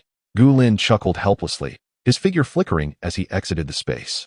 Truly, he thought, what a quintessential orange cat, always preoccupied with food, a testament to its pure lineage. Once placed upon the bed, Pang Pang meticulously groomed its paws, the wisdom reflected in its heterochromatic eyes starkly contrasting with its previous adorably naive demeanor. As for the location they had just occupied, the moment Gu Lin forged the contract, Pang Pang had already realized it was its master's domain. Giving the now endearingly clumsy creature a gentle rub, Gu Lin exited the bedroom, first replenishing the coal in each room. Upon reaching Gu Shue's chamber, he found her engrossed in a book, her expression imbued with utmost seriousness. For a fleeting moment, Gu Lin felt as though he could see through her to their serious mother. Noticing Gu Lin's movements, Gu Shui casually inserted a bookmark into her book and remarked, "Brother, let us continue our rigorous training afterward, just as we did before with the stair climbing." A flicker of confusion crossed Gu Lin's eyes. "What is this? Were you not previously begging for mercy, claiming the training was too exhausting?" Gu Shui blinked, observing Gu Lin skillfully adding coal to the stove. Yet she did not respond immediately. It was only after Gu Lin had finished replenishing the coal and prepared to gather the household refuse that Gu Shui spoke again. "Brother, I sense we will need to adopt force to protect ourselves in the future." Gu Lin paused, furrowing his brow, yet he refrained from replying immediately. Instead, gesturing towards the empty coal box he held, "I will dispose of this. Allow me to return and discuss it with you." His intent was clear. He wished to engage in a serious conversation, and Gu Shui smiled in satisfaction, replying, "Very well." As Gu Lin carried the empty box outside, he turned. And in that instant, his brow furrowed tightly, his thin lips pressed into a thin line. This was not a favorable sign. The more frequently Gu Shue's precognitive abilities manifested, the greater the alterations to reality they wrought, demanding an ever-increasing toll on her life force. Gu Lin was unwilling to sacrifice Gu Shue's life to navigate the perils of this world. In the previous life, amidst a harsh environment devoid of any spatial refuge, he had managed to survive for a decade in the apocalypse, even while burdened with a dependent. Though the intensity of natural disasters in this life differed from the last, Gu Lin was now equipped with an abundance of resources, instilling him with confidence that he could guide Gu Shui through yet another decade of trials. This precognitive ability, however, would only bring her trouble. It was fortunate that no one else was aware. As long as it occasionally siphoned a bit of her life force under Gu Lin's careful oversight, it would not lead to significant consequences. Yet, should this ability be discovered by others, the ramifications would be dire. In the latter stages of the apocalypse, every entrance and exit of the various strongholds had been outfitted with specialized devices to detect abilities, a precaution against individuals deliberately concealing their powers. If Gu Shue's extraordinary abilities were allowed to develop unchecked until that time, those unscrupulous politicians would undoubtedly coerce her into utilizing her powers. Even if Gu Lin could protect her temporarily, she would still face countless moral manipulations and condemnations. Should they retreat to the depths of a secluded mountain forest, never to integrate into human society? After a few short steps, Gu Lin felt as though he might lose his hair from worry. He had once pondered what extraordinary ability Gu Shui might awaken after consuming the spiritual spring water for such an extended period. Whether it was a potent healing ability, spatial manipulation, a unique light attribute, or even the more commonplace wood or water elements, or the rather mundane enhancement of speed, he would have accepted any of those. Little did he expect that Gu Shui would astonish him right from the onset. One could only say she truly is his sister. Upon returning to Gu Shue's room, he found her poised on the bed, the chair at the desk pulled out for him. Looking into her still clear eyes, Gu Lin pressed his lips together and decided to get straight to the point. "When did this situation of yours begin?" Chapter 72. The first wish. Gu Shui paused momentarily, and after careful contemplation, succinctly remarked, "It was that day when you suddenly informed me of your business trip and suggested I stay at a hotel. Ever since, I have been plagued by an odd premonition. Remarkably, my instincts have proven accurate on nearly every occasion." Gu Lin furrowed his brows. His suspicions were confirmed. It was no wonder he perceived a shift in Gu Shue's demeanor after their relocation to Zijin Garden. She had begun to awaken her extraordinary abilities. Observing the solemnity etched across Gu Lin's features, Gu Shui tentatively dropped a bombshell. "That night, I intended to push open the door to find you, having dreamt that someone was attempting to break in, and you were injured while confronting that individual." Gu Lin was instantly enveloped in deep thought. The intruder, Li Dazhu, had already met his demise at Gu Lin's hands, unceremoniously disposed of in the refuse conversion chamber. Contrary to Gu Shue's assertion, he had not sustained any injuries. However, it soon dawned on Gu Lin the critical distinction. Had Gu Shui not ventured out to seek him, he would have spared Li Daju's life. He was not a cold-blooded killer. Moreover, Li Daju had failed to breach the outer stainless steel door and had seen nothing at all. During this season, fruits are difficult to preserve. Gu Lin would have merely explained the lack of provisions before giving the intruder a firm kick to send him on his way, without any intention of taking lethal measures. Yet, with Gu Shui pushing the door open, the scenario shifted dramatically. Li Daju spotted Gu Shui and was drawn to the unusually warm ambience of their home. He had begun to contemplate nefarious intentions towards her. There was no possibility for Gu Lin to allow him to return alive, thus he acted decisively, eliminating Li Daju before he had any opportunity to injure Gu Lin. The realization of this pivotal detail only added to Gu Lin's throbbing headache. It appeared that Gu Shui's extraordinary abilities were on the verge of a successful awakening. Indeed, such a rare gift had a remarkably prolonged and distinctive awakening process. Gu Lin had not detected the formation of her ability core, which is why he had remained oblivious to it. He wondered if it was still possible to suppress her awakening at this stage. Observing the complex emotions swirling within Gu Lin, Gu Shui instead smiled with ease. Brother, I find it quite beneficial. I can sense many occurrences before they transpire, allowing us to respond promptly. I foresee that the snow disaster will last for 17 days, burying all buildings below 20 stories. However, on the 5th day after its conclusion, many people will emerge outside. Gu Lin pinched the bridge of his nose, striving to keep his emotions in check, and spoke gently and calmly to Gu Shui about this matter. Little Shui, do you understand what your condition entails? Gu Shui instinctively shook her head. Though undeniably intelligent and on the cusp of fully awakening her precognitive abilities, she remained a child untouched by the apocalypse, with only a rudimentary understanding of its many complexities. Gu Lin fixed his gaze upon Gu Shui, enunciating each word carefully. This precognitive ability of yours will consume your own life force. Gu Shui was momentarily taken aback. Her keen intellect quickly grasped the implications, but I cannot control it right now. Previously, only matters of great personal curiosity could evoke such a premonition within me. However, of late, this sensation has become increasingly frequent, leaving me uncertain on how to manage it. Observing the deep concern reflected in Gu Shui's beautiful eyes, Gu Lin gently tousled her hair, reassuring her. Be good, I will devise a solution for you. In the meantime, perhaps you might immerse yourself in a book or tend to the vegetables in the greenhouse to divert your thoughts. Do not dwell on this matter. Leave it to me. Gu Shui obediently nodded. As she watched Gu Lin's retreating figure, her gaze fell upon her own fair, rosy palms.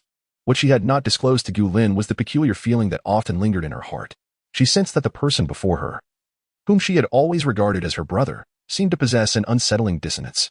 Nevertheless, after spending time together these past few days, Gu Lin's unwavering care and affection reassured her, allowing her to dismiss such strange notions. Upon returning to his room, Gu Lin immediately entered the space. Accompanying him was Fat Fat. Gu Lin, preoccupied, had no time for leisurely strolls with Fat Fat, and instructed him, You are not to harm any living beings within here, nor trample my vegetable patch or orchard. Otherwise, you shall subsist solely on dog food, as there will be no cat food left. The larger Fat Fat instinctively perked up his ears, acknowledging, understood. Only then did Gu Lin open the door to the trash transformation chamber. Little butler, how does one make a wish? He inquired. Simply dispose of trash and articulate the desired item, expending spatial energy in the process, came the response. Gu Lin pondered for a moment before asking, Does the energy converted from the discarded trash correlate to a lesser expenditure of my spatial energy for wishes made? Indeed. The butler confirmed. The basic cost of a wish is 10 points of spatial energy, which is proportionately deducted based on the quality of the item desired and the energy derived from the disposed trash.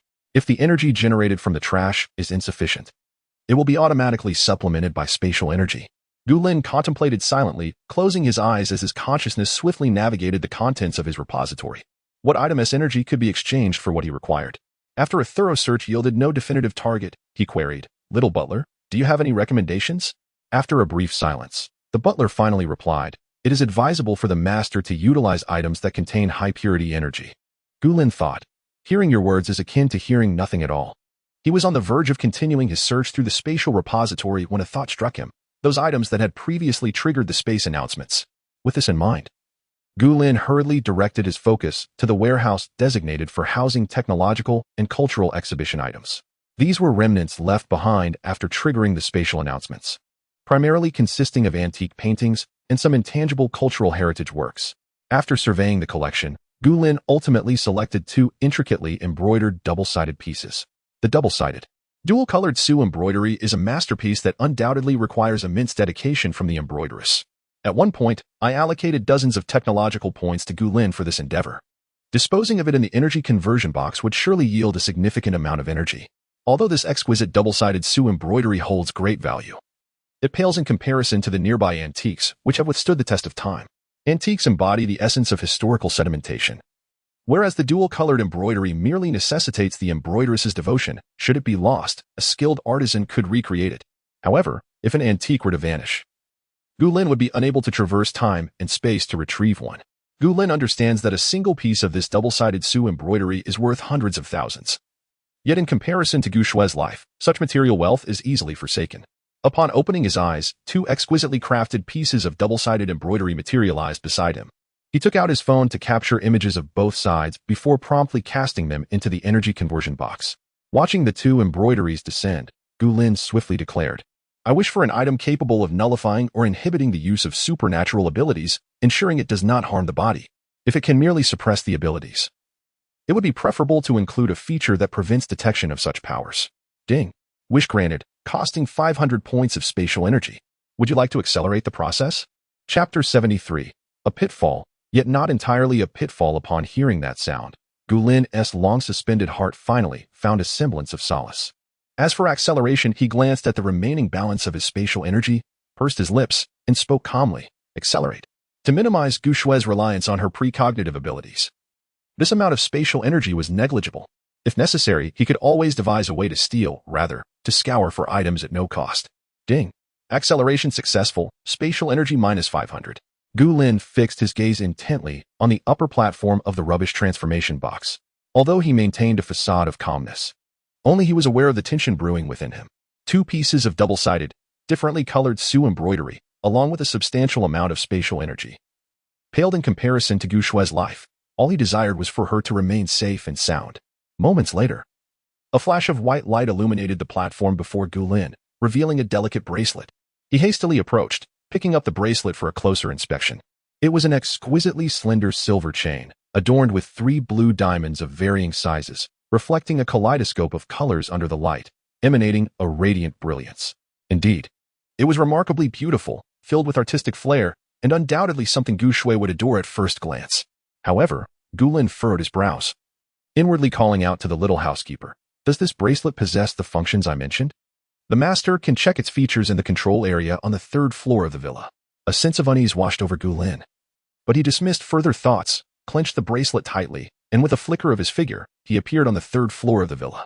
In the control area, Gulin placed the bracelet on a tray-like platform, and immediately, a translucent screen above it displayed its name and functions. Name, blue diamond bracelet. Function, suppresses any type of supernatural ability, rendering the user incapable of utilizing their powers and halting the growth of their abilities. Side effects. User may experience insomnia, vivid dreams, and memory confusion. For those with excessively high supernatural talent, it may lead to symptoms of dementia. Usage, worn on the wrist, requires blood to establish ownership and cannot be removed thereafter. Gulin. His silence was deafening. Gazing at the information on the translucent screen, Gulin felt as though he were on the verge of a myocardial infarction. Even if he were to venture into the depths of remote mountains with Gu Shue, he would never allow her to wear such a thing. Although he was aware that the rubbish transformation box was a scam, he never anticipated it to be this egregious. Gulin rubbed his temples, no longer inclined to summon the little housekeeper, and disregarding the blue diamond bracelet, he turned to leave. He now craved a moment of tranquility. It was evident that an item with such unique properties would not be easily produced merely by expending 1,000 points of spatial energy. No wonder the little housekeeper had previously remarked that regardless of whether wishes made in the rubbish transformation box succeeded or if the resulting items met expectations, spatial energy would never be refunded. Truly, a scheme that could lead to ruin without recompense. With a heart full of conflicting emotions, Gulin returned to the small courtyard, only to discover that the plump creature was no longer there.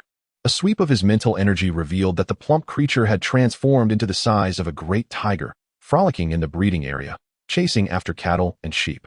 Accompanying him were several exuberant border collies, frolicking joyfully. These dogs, specially trained by Gulin, were unaffected by the altered flow of time in the breeding zone, thus remaining juvenile and struggling a bit to keep up with the plump figure. Gulin closed his eyes, savoring the sight of them racing freely across the sprawling pastures.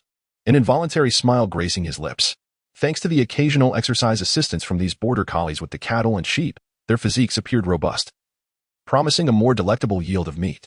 Without summoning the plump figure back, Gu Lin once again focused his consciousness on the underground storage area. If one wish did not succeed, he could simply make another. Such is the spirit of perseverance. He refused to believe that every wish he made would yield unsatisfactory results. A mishap once or twice was sufficient. If failures persisted, that would render the conversion box quite unjust. Sifting through the items, Gu Lin unearthed a jadeite raw stone taller than a person. Upon probing its essence, he discovered that the jadeite's quality was subpar, marred by numerous cracks. Yet its considerable size and the skill of the cutter made it appear worth millions. Gu Lin pursed his lips, his form flickering as he returned to the conversion box, discarding the jadeite raw stone within. Simultaneously, Gu Lin calmly made his wish. I desire an item that can suppress the use of supernatural abilities without any side effects, and that renders the suppressed abilities undetectable by any instruments or individuals. Ding. Wish successful, costing 300 points of spatial energy. Would you like to accelerate? Gu Lin maintained a stoic expression. No. If he accelerated, he would be a fool. With limited spatial energy, he preferred not to squander it on acceleration. It was merely a matter of waiting a little longer. Gu Shue's supernatural abilities had yet to fully awaken, and without sensing the existence of the ability core, he certainly had time to wait. Having learned from past experiences, he was determined to conserve more spatial energy for future wishes. What if the output post-acceleration turned out to be worthless? He needed to ensure he had enough energy left for subsequent wishes. After completing these tasks, Gu Lin cast a complex glance at the distant object. The last time he entered the conversion box area, it was empty, but now, a white box had appeared. Before Gu Lin could inquire, the voice of the little steward resonated. Master, that is the body you discarded last time, the product of successful conversion. Ah. It was Li Dazhu, who attempted to break in during the night. Gu Lin approached with a cool demeanor, weighing the lightweight box. Why was there no announcement this time? Only items specifically instructed by the master will trigger an announcement. Others will not disturb the master's daily life. Gu Lin considered this. If the garbage he discarded continued to accumulate, he would be subjected to the incessant reminder of garbage conversion completed in his ears daily. Please notify me once my wished item is completed. Understood, master. Upon exiting the confines of the waste transformation chamber, Gu Lin returned to the quaint courtyard. Settling beside the table and chairs, summoning a dagger, he deftly slashed open the white box. To his astonishment, he discovered it contained fabric. Curious, he pulled out a piece and, upon closer inspection, felt an uncanny familiarity. How strikingly similar it was to the material used in temperature-regulating garments. At that moment, the voice of the little steward echoed in his mind. Master, this is indeed the same temperature-regulating, anti-cut, and anti-stab fabric as the garments. Have you recently considered procuring a temperature-regulating outfit for Gu Shue as well? Gu Lin mentally acknowledged this thought. He truly had contemplated it. Although the last output from the waste transformation chamber yielded 2 temperature-regulating outfits, they were tailored to his adult size, rendering them utterly unsuitable for Gu Shue. Even a single pair of trousers was nearly too large for her. Moreover, the fabric's anti-cut and anti-stab properties made alteration a formidable challenge. As the days grew colder, Gu Lin found himself longing to provide Gu Shue with a suitable outfit. To his surprise, the waste transformation chamber had the capability to detect and fulfill such modest desires.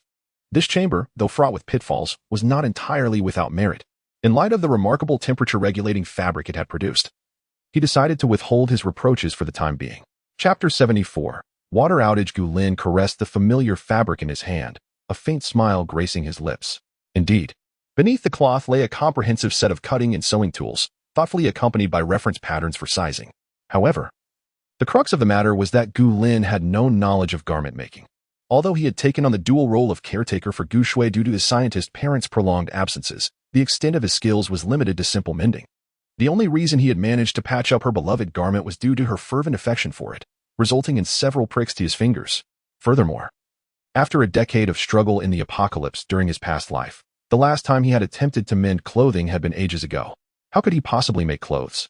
Staring at the box brimming with temperature-regulating fabric, Gu Lin felt overwhelmed. Gu Shue was nearing 12 years of age, although she was bright. Learning to sew from scratch would inevitably come with its share of needle pricks. Thus, having Gu Shue learn was not a viable solution. It seemed that the task would fall upon Gu Lin himself. Rubbing his temples, he returned the temperature-regulating fabric to the box and called out, Pang Pang. In the breeding area, Pang Pang, who was joyfully racing around with a border collie, paused momentarily before sprinting toward Gu Lin. True to the agility of feline creatures, Pang Pang, now the size of a large tiger, reached Gu Lin in mere seconds. Gu Lin affectionately ruffled its head, smiling as he said, "Transform back. We're heading out." Pang Pang obediently reverted to the size of an ordinary orange cat, leaping into Gu Lin's embrace. In the next instant, the duo appeared in the room. Having returned not long ago, Gu Lin intended to retrieve some fabric from his space for practice when a knock echoed at the door. "Brother, do you want a late-night snack?" Gu Lin was about to decline when he felt a furry paw tap his leg. Lowering his gaze, he was met with the yearning gaze of the little orange cat, its mismatched eyes, one red and one blue, silently pleading, "I want to eat." With a resigned smile, Gu Lin called out, "Yes, I'll prepare some meat for Pang Pang shortly." Gu Shui acknowledged him and quickly dashed to the kitchen, skillfully retrieving some spicy offal powder from the cupboard. Before long, Gu Lin joined her in the kitchen, extracting pre-cut portions of beef from the refrigerator. He lit another burner and placed the beef in cold water, adding a trio of ingredients to eliminate the odor, while also setting aside 3 eggs. Gu Shui, watching Gu Lin take such a large piece of beef, widened her eyes in disbelief. "Brother, can Pang Pang eat that much?" Meow. Before Gu Lin could respond, Pang Pang, who had been trailing closely behind, suddenly mewed and affectionately rubbed against Gu Shui's calf. Enchanted by this display, Gu Shui couldn't resist bending down to stroke Pang Pang's head. "Brother, that piece of meat is bigger than Pang Pang's head. Can it really finish that?" Gu Lin chuckled, his tone affectionate. "No worries. If it can't finish it, it can have the rest in the morning." Although Gu Shui had not grasped the meaning of Pang Pang's meow, Gu Lin understood it perfectly. Fatty exclaimed, "Servant, allow me to treat you to a meal as a demonstration." Gu Shui playfully pinched Fatty's small ears, then turned around to begin unwrapping the packaging of the explosive vermicelli. "All right, brother, I'll just keep an eye on the beef." Gu Lin responded affirmatively, lifting Fatty into his arms and advising, "Eggs cook faster than beef, so remember to fish them out when the time is right. Each of us shall have one." "Absolutely. If we don't consume these eggs soon, they'll pile up like a mountain in our storage." He hurriedly thought of making a large pot of tea eggs for Gu Shui another day. No, that is not right. Gu Lin had already purchased several pots of tea eggs while packing breakfast. Perhaps he could find an opportunity for Gu Shui to transform them into tiger skin eggs instead. Setting Fatty down on the heated Kong in the living room, Gu Lin first checked the remaining coal in each stove. Ensuring that it would last until they finished their late-night snack, he then placed his hands in his pockets and walked to the balcony. Outside, the world was blanketed in snow, rendering it impossible to discern how many floors were beneath the white layer. Although darkness had fallen, the outside world remained illuminated by the bright, white snow, resembling a radiant moonlight. His phone had become virtually useless, with no signal. All surviving individuals had turned into isolated islands. Counting the days, it seemed that a power outage was imminent as well. This year's snowstorm had exceeded Gu Lin's expectations in severity, and the possibility of an early power outage loomed large. Today's coal consumption had evidently increased, and Gu Lin understood that this was due to the heating system being nearly incapacitated. The temperature outside had plummeted to a frigid -42 degrees. The fact that the heating pipes had held up this long was commendable. Just as Gu Lin was lost in thought, staring out the window, a sudden exclamation from Gu Shui caught his attention. Both Gu Lin and Fatty turned in unison, rushing to the kitchen. "What happened, Xiaoxue?" Gu Shui pointed to the running faucet, exclaiming, "The water has stopped." A sigh of relief washed over Gu Lin. He had feared that Gu Shui had scalded herself. "No worries, we have water stored in the storage room. We shall use that for now." Gu Shui nodded, lifting the lid of the pot to check on the eggs beside the beef. "But what if we run out of our stored water?" Fatty, enticed by the aroma of beef, leapt onto the table, gazing longingly at the pot. Gu Lin gently ruffled Gu Shui's hair, reassuring her, "No problem. I'll figure something out." Gu Shui responded with an affirmative sound, recovering the pot of boiling beef before opening another pot with the vermicelli. Once the vermicelli was cooked, she rinsed it with cold water and, seizing the moment, tossed a handful of greens into the pot. With practiced ease, Gu Shui divided the vermicelli into 2 portions, sprinkling peanuts and chopped green onions atop each. The greens, having been blanched just enough, were neatly arranged in a bowl, and she swiftly added a generous portion of beef tripe to the pot. Gu Lin quietly observed Gu Shui as she efficiently prepared their late-night meal. Though his smile was subtle, it was evident that his spirits were high. The perfectly cooked beef tripe had a delightful crunch. As Gu Shui ladled it into the seasoned vermicelli, Gu Shui delicately retrieved the eggs from another pot, skillfully peeling each one before placing it into separate bowls. The plump one found its way into the cat's bowl. Once everything was arranged, Gu Shui drizzled sesame sauce over the beef tripe and added a few drops of chili oil. "Brother, it's time to eat." Gu Lin, standing nearby, reached out to accept the 2 enticing bowls of spicy tripe and vermicelli, placing them on the dining table. Gu Shui gently poked the egg in the cat's bowl and scooped up the plump cat. Come, it's time to eat. The cat, in Gu Shui's embrace, refrained from struggling too much, fearing it might inadvertently harm its little owner. Instead, it turned its small neck with all its might, gazing longingly at the pot still simmering with beef, yearning to leap in at that very moment. Chapter 75, Transformation. Gu Lin observed the silly expression on Fatty's face, a hint of helplessness tugging at the corners of his lips. Frozen beef cannot be cooked so quickly. Have some eggs first, Fatty. The little orange cat reluctantly turned its head back, though it was evident that it was not entirely convinced. Gu Shui placed the cat bowl on the table, and Fatty promptly leaped onto the surface to enjoy the eggs in its bowl. The sentient creature, now possessing intelligence akin to that of a human child, shared mealtime with Gu Lin and Gu Shui without any reservations. Gu Lin handed a pair of chopsticks to Gu Shui, noticing her unwavering gaze fixed on Fatty. He chuckled and inquired, "What is on your mind?" Gu Shui accepted the chopsticks, stirring the vermicelli in her bowl, her eyes sparkling with curiosity. I can't shake the feeling that Fatty seems to have become smarter. Previously, it would always test the contents of our bowls. Gu Lin smiled, neither confirming nor denying her observation. Perhaps after hibernating, it has matured.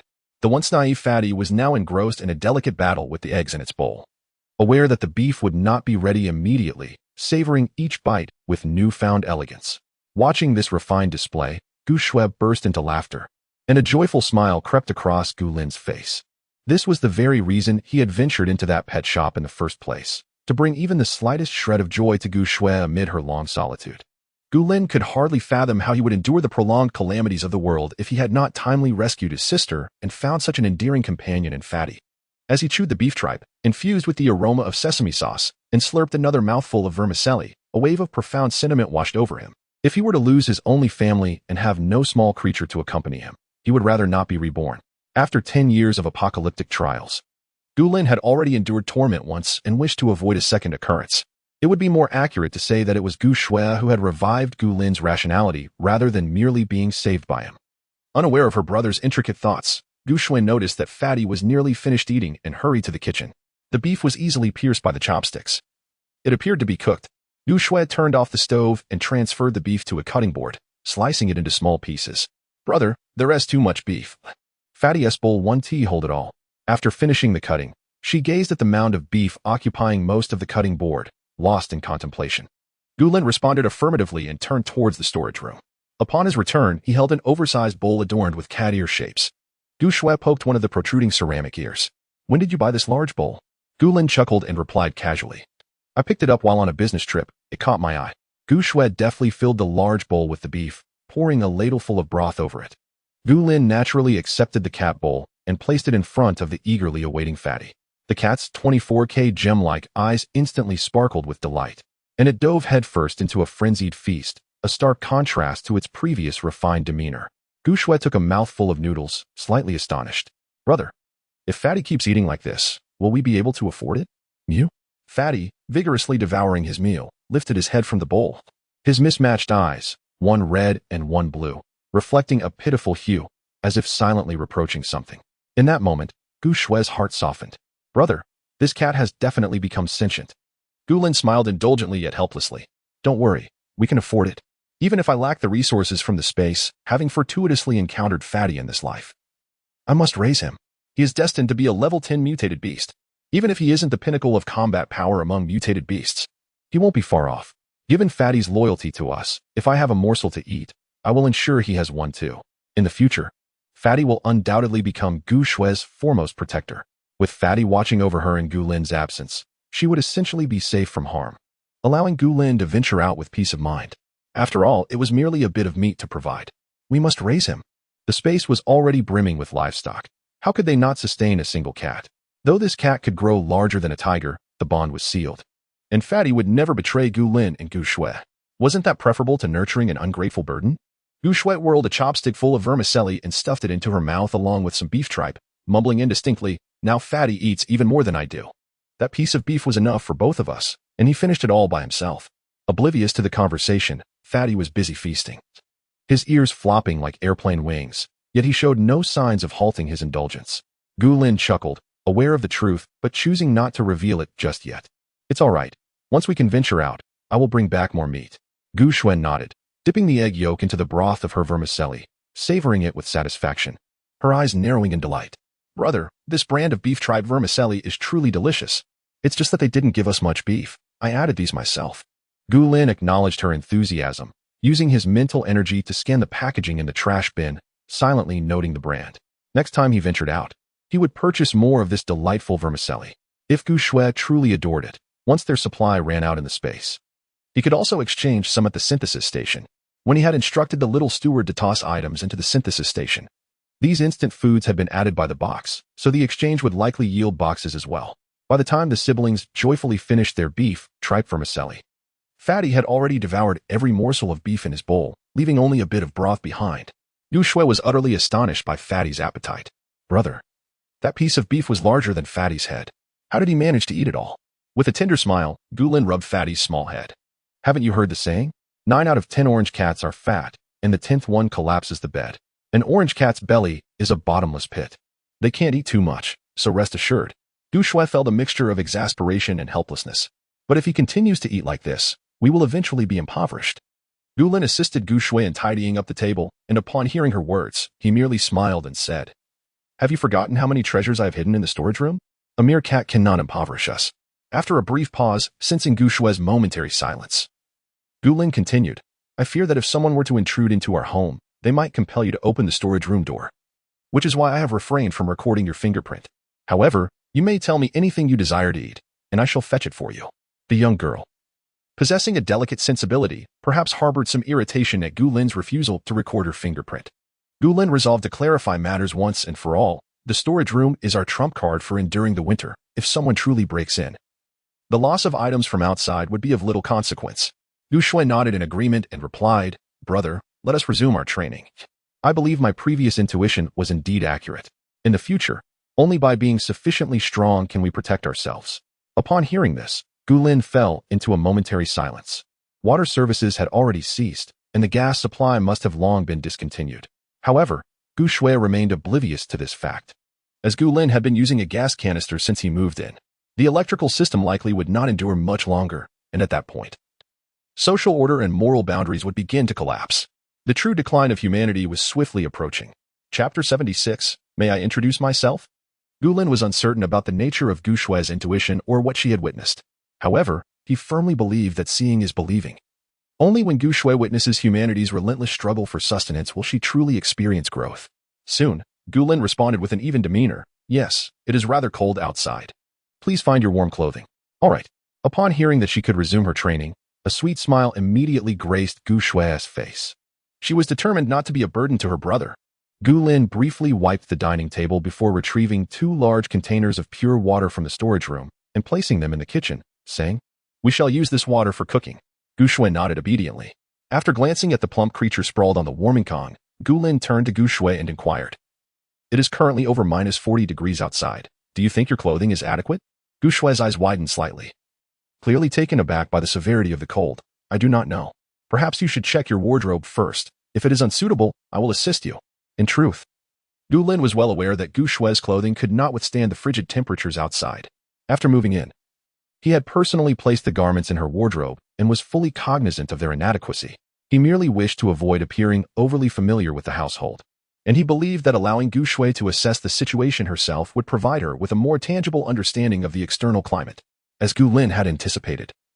The thickest garment in Gu Shui's wardrobe was a single down jacket. The rest were unsuitable for outdoor wear. Gu Lin retrieved a large storage box from his room and placed it beside Gu Shui's wardrobe, saying, Please gather the clothes that are unwearable. I shall find you warmer attire. Gu Shui nodded and began folding her clothes carefully into the storage box. Meanwhile, Gu Lin returned to the storage room, waved his hand, and a supersized storage box appeared before him. Based on Gu Shui's current size, he selected 3 sets of thermal underwear, 2 sets of woolen sweaters and trousers, a down jacket 1 size larger, and down pants. Additionally, he procured 3 pairs of snow boots in a larger size, a box of warm packs, thick gloves, and fleece socks. He also retrieved the polar expedition jacket he had previously found, which had been hoarded by Bai Weiwei, giving Gu Shui a single upper garment. Since Bai Weiwei's stash consisted entirely of adult-sized garments, Gu Shui could not fit into the larger-sized trousers. He also included a set of coral fleece pajamas for Gu Shui's convenience while moving about the lower floor. The cotton slippers had already been prepared by Gu Lin during the move. Ensuring nothing was overlooked, Gulin wheeled the storage box to Gu Shue's room, where she had just finished organizing her wardrobe. He swapped the 2 storage boxes, allowing Gu Shue to organize them herself, and then returned the empty box to the storage room. To prevent Gu Shue from inadvertently discovering the missing box upon her return, Gulin chose not to conceal it within the space but instead tucked it away in a corner. Upon returning to Gu Shue's room, he found her examining the polar expedition jacket from various angles. "Brother, why does this jacket resemble the one we saw in the documentary last time?" Gulin, marveling at Gu Shue's impressive memory, casually fabricated a tale, stating, "This was purchased by my ex-girlfriend. You should wear it. It's quite warm." By attributing it to someone else, Gu Shue would not delve deeper. In reality, this polar survival suit was indeed bought by Bai Weiwei, and Gulin had intended to acquire one himself, but such items were typically inaccessible to ordinary individuals, even as the orphan of a scientist. Acquiring one would come at an exorbitant and limited price, necessitating a compelling reason for its need. To his surprise, upon hearing his words, Gu Shue scoffed.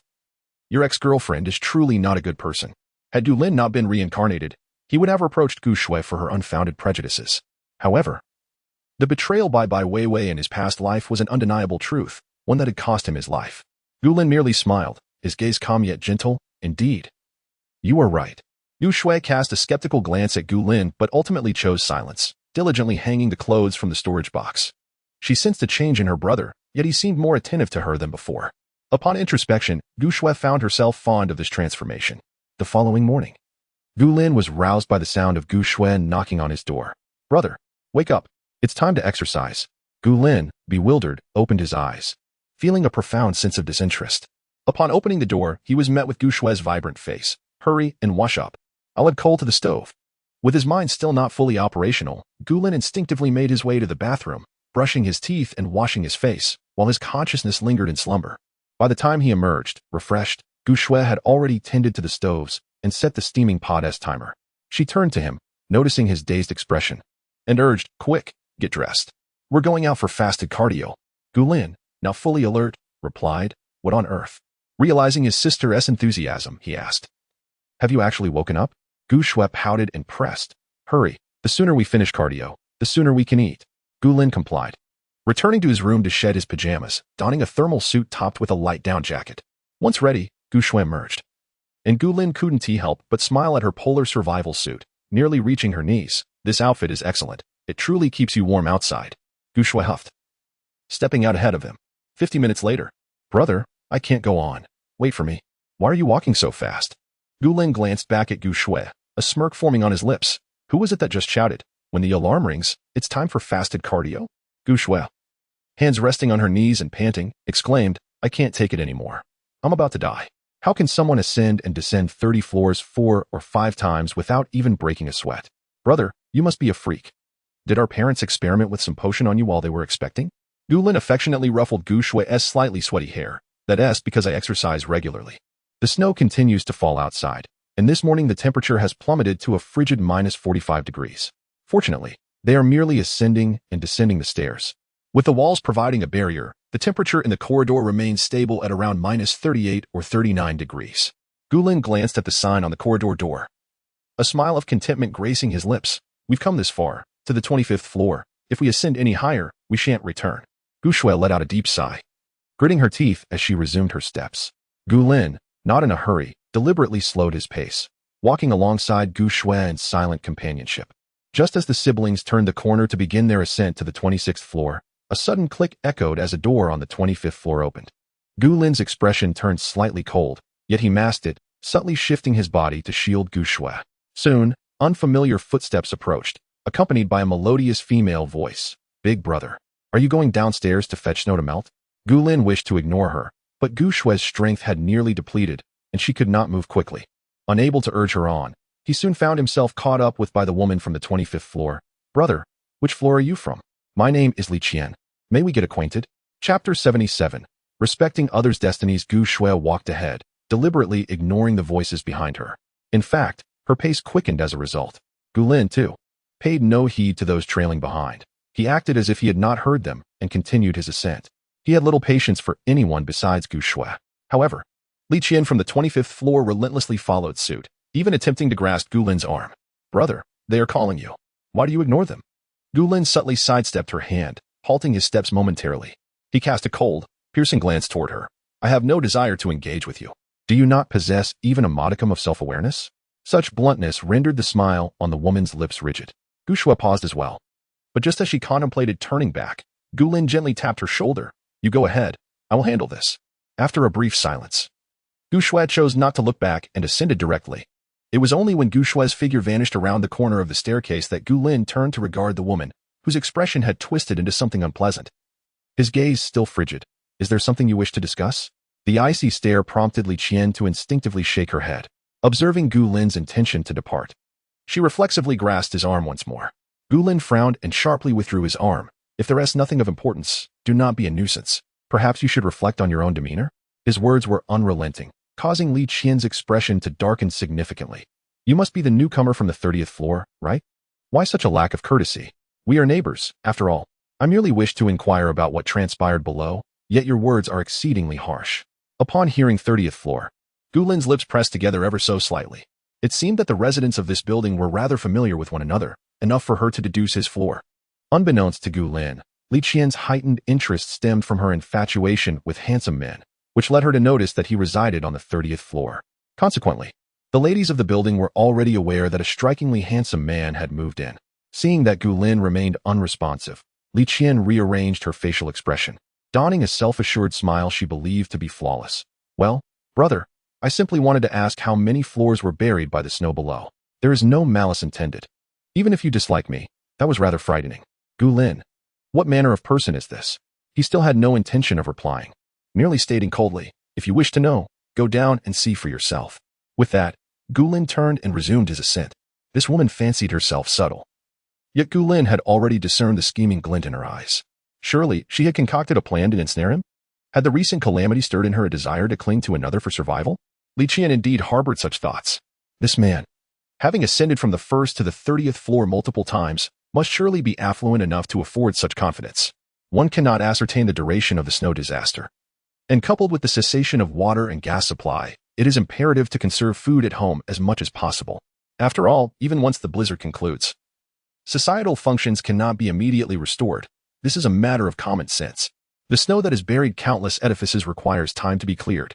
Moreover, the large supermarkets outside, still under the shadow of official announcements, have been besieged by innumerable patrons, and even when order is restored, the remaining provisions cannot be promptly distributed to everyone.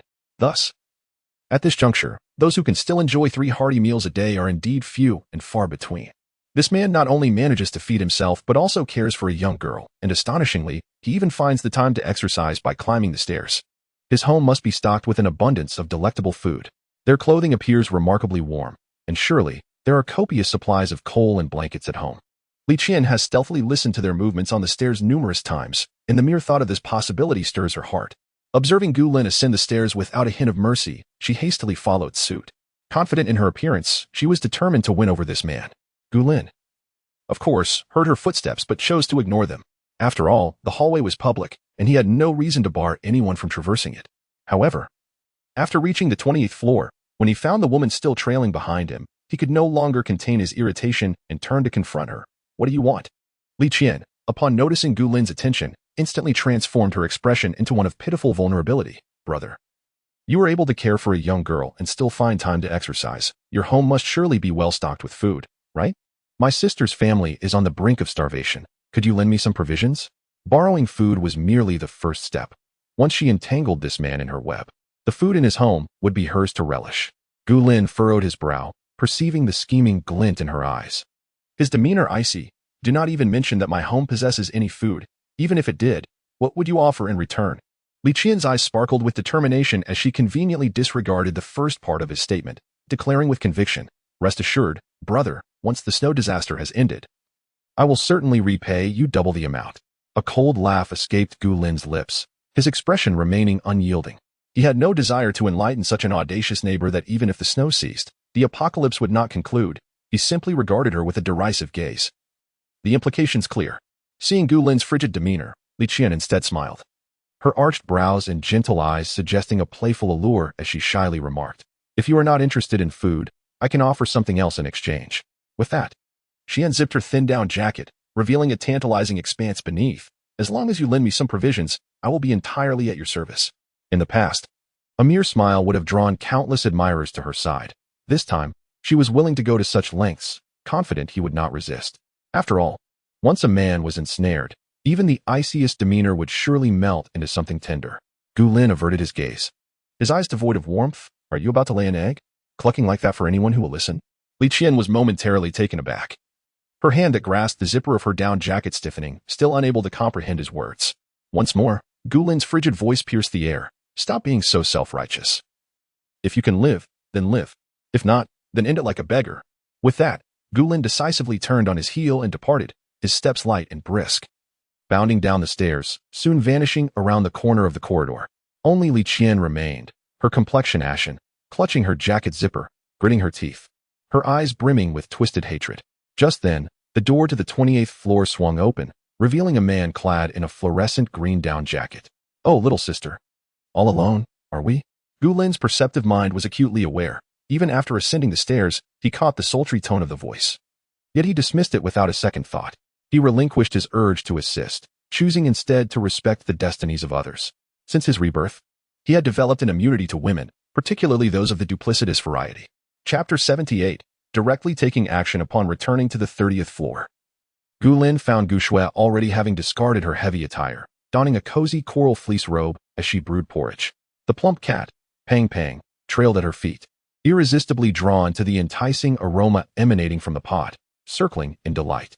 The dining table was adorned with freshly steamed buns and xiaomai, alongside a plate of pickled vegetables. The rice had been soaked since the previous night, enriched with minced carrots, corn kernels, and chopped shiitake mushrooms, complemented by strands of marinated chicken breast. Simmered to a delightful thickness, a scattering of finely chopped greens crowned the pot of chicken and vegetable porridge. When Gu Lin returned after changing his attire, Gu Shui was busy filling Pang Pang's bowl with chicken breast, adding 2 eggs for good measure. Observing her about to pour broth over the chicken, Gu Lin swiftly interjected, Shui, Pang Pang usually enjoys drinking water. There's no need to add extra broth. This was a sentiment just expressed in meows by Pang Pang. Since acquiring the spring water, Pang Pang had grown indifferent to the broth. After a moment's contemplation, Gu Shui acknowledged that Pang Pang's water bowl often ran dry. Nodding, she returned the broth to the pot and set the cat's bowl on the table. Let us have our meal like this.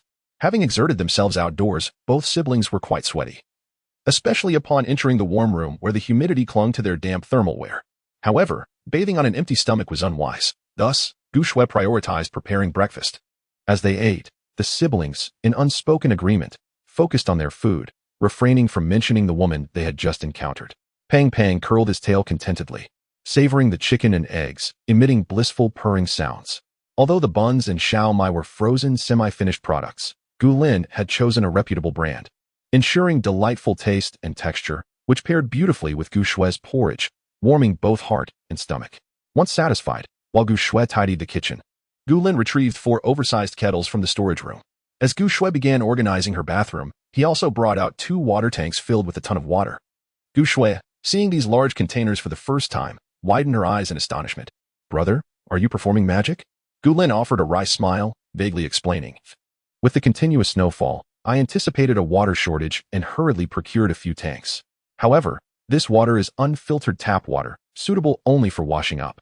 As he spoke, he re-entered the storage room, emerging with a 10-liter bottle of mineral water in hand. This is for cooking. Brother, tell me the truth. How many treasures have you hidden in the storage room? Gu Shui asked, intrigued. Gu Lin, with a mysterious grin, chose not to respond directly. What do you think? Having already produced the large water tanks, Gu Lin decided to bring out 2 more large mineral water bottles. This way, Gu Shui could use water without worry, fearing depletion. The cubic meter water tanks didn't occupy much space. Gu Lin positioned them in the corner of the living room, near the kitchen and Gu Shui's room. For her convenience, handing 2 oversized kettles to Gu Shui, Gu Lin gestured towards the water tank, indicating that they should boil water for their upcoming bath. He suggested that instead of climbing stairs outside afterwards, they could exercise with equipment instead. Gu Shui nodded and took the kettles to fetch water. Upon hearing that his owners were about to take a bath, the chubby cat instantly became excited, repeatedly rubbing against Gu Shui's legs and blocking her path while meowing incessantly. To Gu Lin's ears, it sounded like the little master was pleading, "Take me along for the bath. Please, you're the best. Don't leave me behind." Gu Lin, visibly annoyed, nearly gave the chubby cat a stern reprimand. Seeing Gu Shui genuinely considering picking up the cat for a bath, he swiftly grasped the loose skin on the back of the cat's neck and lifted it into his arms, declaring, I'll take care of the little male cat. Gu Shui nodded in agreement, not opposing his decision, and suggested, should we find a little female cat for it? It's reaching that age. Gu Lin cast a cool glance at the cat's head, smiling as he replied, I think it would be better to just have it neutered. That would solve everything. The chubby cat, taken aback, tightened its legs and looked up with wide, disbelieving eyes. Master, am I still your little darling? You actually want to neuter me? Gu Shui burst into laughter at the cat's shocked expression, exclaiming, Brother, this is the first time I've seen such terror on a cat's face. Could it possibly understand human speech? You're just a cat. How can you be so clever? She playfully poked the cat's small head, thoroughly amused. Gu Lin smiled as well, remarking, who knows? Maybe it grew smarter during hibernation. The chubby cat buried its head into Gu Lin's chest, appearing utterly mortified. Gu Shui affectionately rubbed the cat's back and said, All right, brother, you take care of the bath for the cat. The pet shampoo is in my bathroom. I'll fetch it for you. Gu Lin acknowledged her and absent-mindedly rubbed the back of the cat's neck as he waited for her to return with the shampoo. In truth, he had some in his space, but it wasn't suitable to bring out at that moment. The chubby cat settled down, as if fate itself had grasped its loose skin. Before long, Gu Shui returned with a small basin containing shampoo, body wash, and 2 tiny toothbrushes. These are for the chubby cat. This yellow one is for its paws, and the blue one is for brushing its teeth. As she spoke, she poked the back of the cat's neck, playfully saying, Little chubby, there are distinctions between genders. From now on, it will be my brother giving you baths. I haven't had this kind of treatment in years. Just then, the kettles indicated that the water was ready.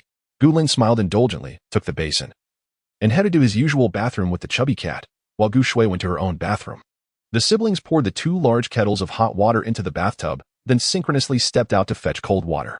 Knowing that she might not have the luxury of a long, indulgent bath for several days to come, Gu Shui decided to boil an extra 2 kettles of water. Gu Lin, of course, did not mind her using a bit more water.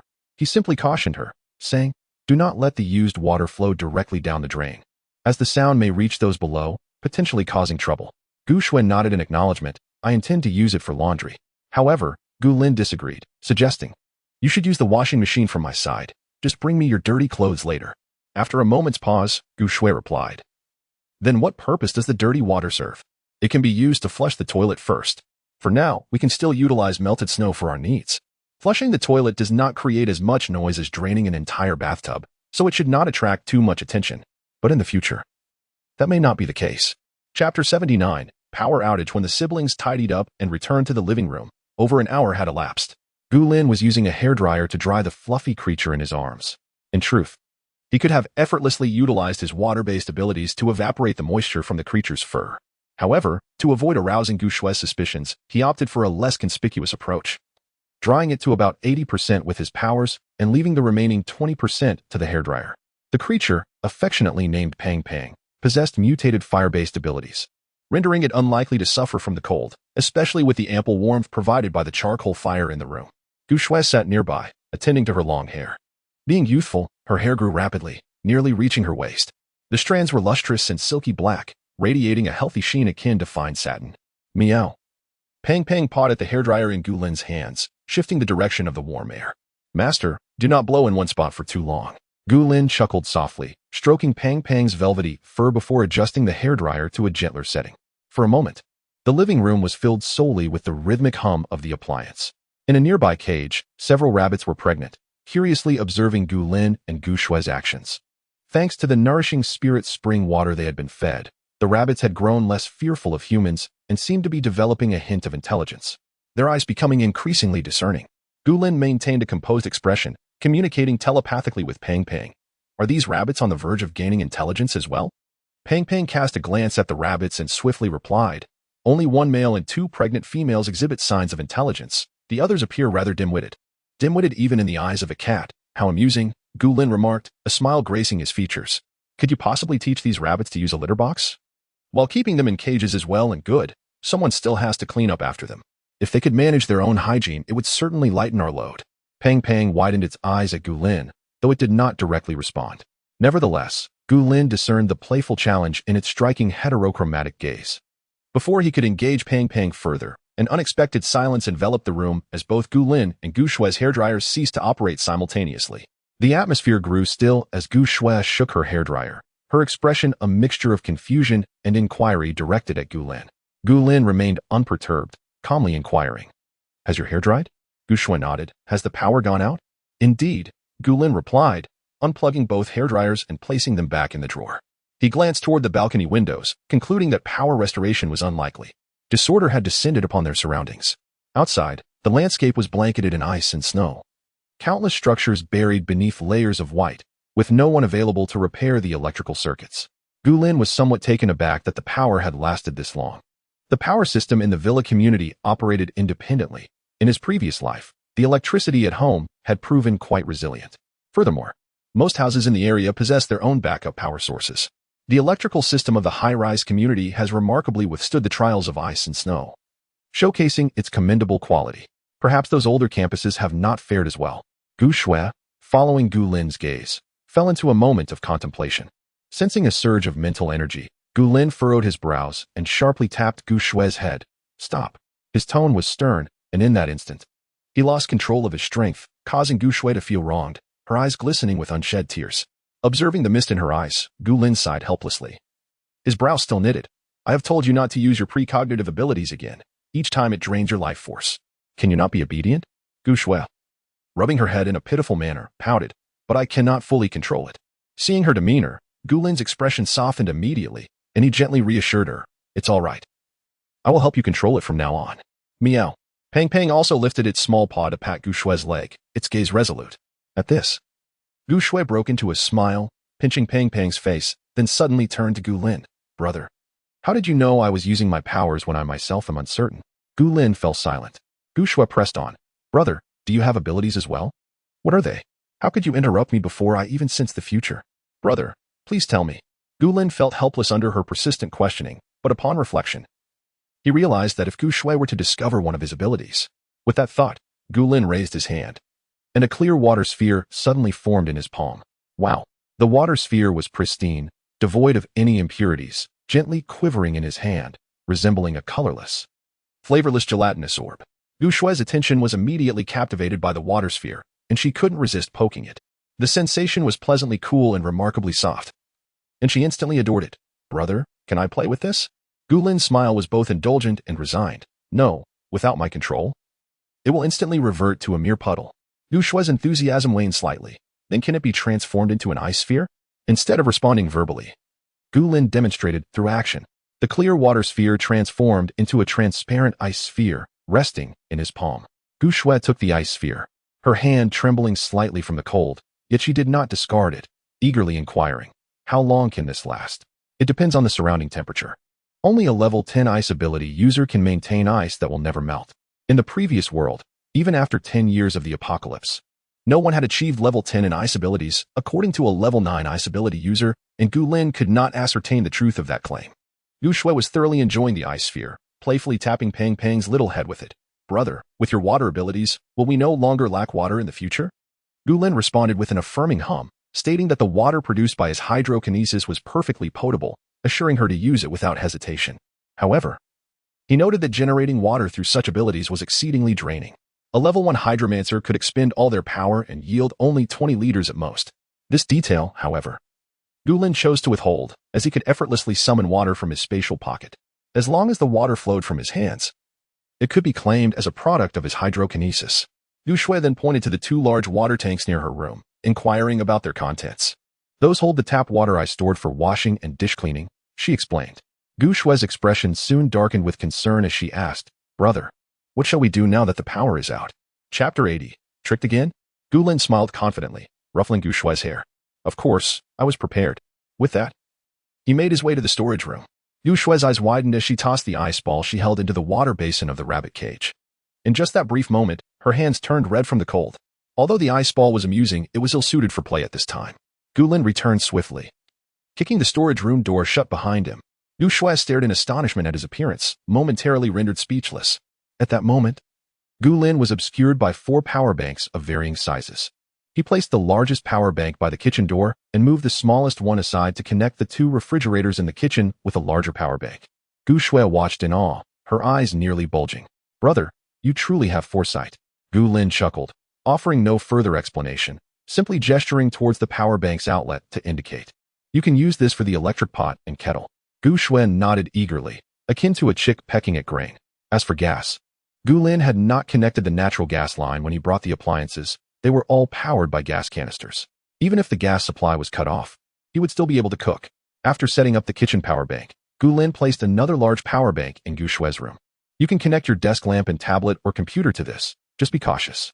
Gu Shue responded affirmatively, skipping after Gulin.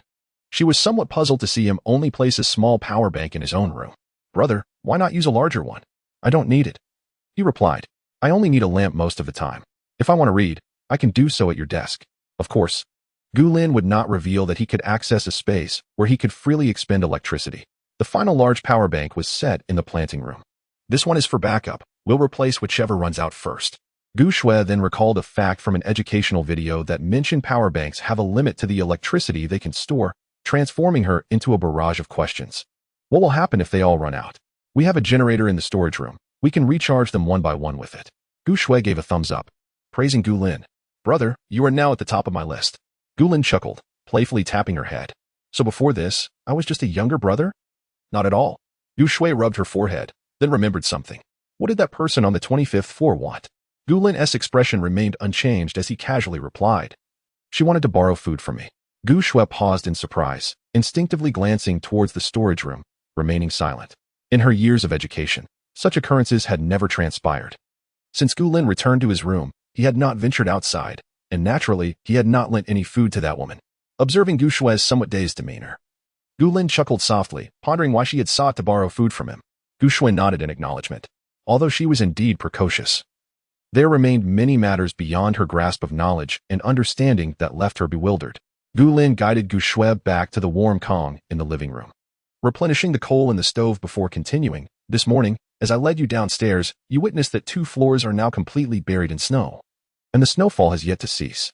The snow disaster has confined people to their homes, preventing them from venturing outside and awaiting rescue. He gestured toward the storage room. Not everyone possesses my foresight to prepare such ample supplies. Once their provisions are depleted and they cannot venture out to procure more, it is only natural they would consider obtaining from others. For now, it may be a matter of borrowing, but it could very well escalate to theft. Gu Shue furrowed her brow, a serious expression adorning her youthful face. I once dreamed of someone breaking into another's home just to steal a bag of rice. Blood was everywhere. Gulin pressed his lips together, momentarily silent. The terror of foresight was indeed profound, even in its incomplete awakening. It had already allowed her to glimpse such harrowing visions. If it were to fully awaken and she were to wield it freely, what consequences would ensue? While strength was admirable, it could also be perilous. Gulin's silence instilled a sense of unease in Gu Shue. Brother, if you did not lend that person food, will there be others who come to seize our belongings? Gulin smiled gently, his demeanor calm. Fear not. Even if someone attempts to steal, I shall drive them away. Your sole responsibility is to train diligently at home. Keep our food supply a secret, refrain from sharing provisions, and avoid opening the door to strangers. Reassured, Gu Shue nodded resolutely, her eyes shining with determination. Yes, I will train hard and not be a burden to you. With that, she flitted towards the treadmill like a little butterfly, plugging it in to commence her workout. Watching the spirited young girl, Gulin felt a wave of contentment wash over him as he drew the blackout curtains in every room except the living room. At that moment, he heard the voice of his little steward echoing in his mind. Master, the garbage conversion box has completed its transformation. Glancing at Gu Shue, who was diligently exercising, his eyes brightened, and he made his way back to his room. The portly cat, sensing something amiss, elegantly followed suit. After securing the door and embracing the cat, Gulin swiftly entered the spatial realm. The plump feline raised its head and let out a roar, transforming into a tiger-sized creature, and ventured off to reminisce with the animals in the breeding area. Gulin, however, proceeded directly to the garbage conversion box area, pushing open the semi-transparent door. A delicate velvet box floated serenely before him, precisely the item he had wished for. Grasping the velvet box, Gulin's form flickered, and he instantly reappeared on the 3rd floor of the villa, placing both the box and its contents, a necklace, upon the table. On the translucent screen, words swiftly materialized. Name, hidden light, function, conceals the user's extraordinary abilities, rendering them undetectable by any instrument or individual. Limitation, can only cloak one ability. Side effects, none. Growth potential, can be upgraded using high-quality jade, but only twice. The enhancement will vary randomly based on the quality of jade used. Usage method, where after blood is dripped to acknowledge ownership. Gulin. He truly felt speechless. Yet, it was not entirely without words. This necklace was of no use to Gu Shui, but it suited him perfectly. Although it lacked the capacity to suppress the use of abilities, it possessed commendable effects for concealing them. However, it could only hide one ability at present. Fortunately, it had the potential for growth. Gu Lin gazed helplessly at the teardrop-shaped jade pendant, suspended from an exquisitely fine silver chain, his emotions in disarray. Did this count as yet another instance of being duped? Chapter 81. Failure to exploit the bug. Nevertheless, he had to muster his strength and continue. Gu Shui's extraordinary ability was exceedingly perilous. Gu Lin had to devise a means to suppress it. Alternatively, he could approach the issue from a different perspective, considering it from the angle of ability transformation. If there was truly nothing capable of restraining Gu Shui's powers and preventing their usage, transforming her precognitive ability into another type of power might be a viable solution, even if it merely transformed into a mundane ability. Enabling Gu Shui to protect herself would suffice. Gu Lin's demands were modest. As long as Gu Shui's ability did not consume her life, she could awaken any power she desired. With this thought, Gu Lin's spirits lifted once more. He rummaged through his warehouse, selecting 2 items of similar nature to cast into the garbage transformation box. He wished for an item that could either suppress the use of abilities and conceal them, or transform one ability into another. Ding. Wish successful, consuming 100 points of spatial energy. Would you like to accelerate? Gu Lin, having been ensnared by the garbage transformation box in the past, readily declined. Accelerate? Not even a dog would choose that. Having made his wish at the garbage transformation box, Gu Lin returned to the villa and proceeded directly to his collection room. It was filled with precious jade and emeralds he had previously set aside. Among them were a priceless emerald bracelet pried from a tyrant's safe and a collection of lesser quality ornaments acquired from the antique street. Holding a velvet box containing the hidden light necklace, Gu Lin passed by display cases, scrutinizing the emeralds within. The potential growth of the hidden light necklace largely depended on the quality of the emeralds used for its enhancement. Thus, he dismissed those of inferior quality outright. Those items should not be squandered here. The hidden light necklace had granted Gu Lin only 2 opportunities. Even selecting from the finest emeralds, the sheer volume was overwhelming, leaving Gu Lin momentarily bewildered as to what to choose. After a brief silence, he retrieved the hidden light necklace from its box, holding it in his hand as he brought it close to each emerald, perhaps like a blind cat stumbling upon a mouse. It might encounter an energy form it wished to absorb, eliciting some extraordinary reaction. Regrettably, after circling the finest emeralds, the hidden light necklace remained unresponsive. Was the bug-like selection method not feasible? For a moment, Gu Lin felt a tinge of doubt, but still approached the area of slightly lower quality emeralds. Suddenly, the pale white teardrop-shaped jade on the necklace refracted a rainbow-hued glow. Had he succeeded? Gu Lin's eyes widened as he observed 3 emeralds near the hidden light necklace, drawing even closer. At last, when he approached an emerald bracelet, the teardrop-shaped jade emitted a rainbow glow once more. It was a round, plump, floating flower bracelet, its quality reaching the level of glutinous ice, adorned with a vibrant green streak and surrounded by lively, ethereal floating flowers, exuding vitality. Alas, there was a crack upon it. Without hesitation, Gu Lin tucked the emerald bracelet into his pocket and continued to experiment with the hidden light necklace. Soon, another piece of jade that could elicit a reaction from the luminous necklace was discovered, a delicately crafted emerald brooch.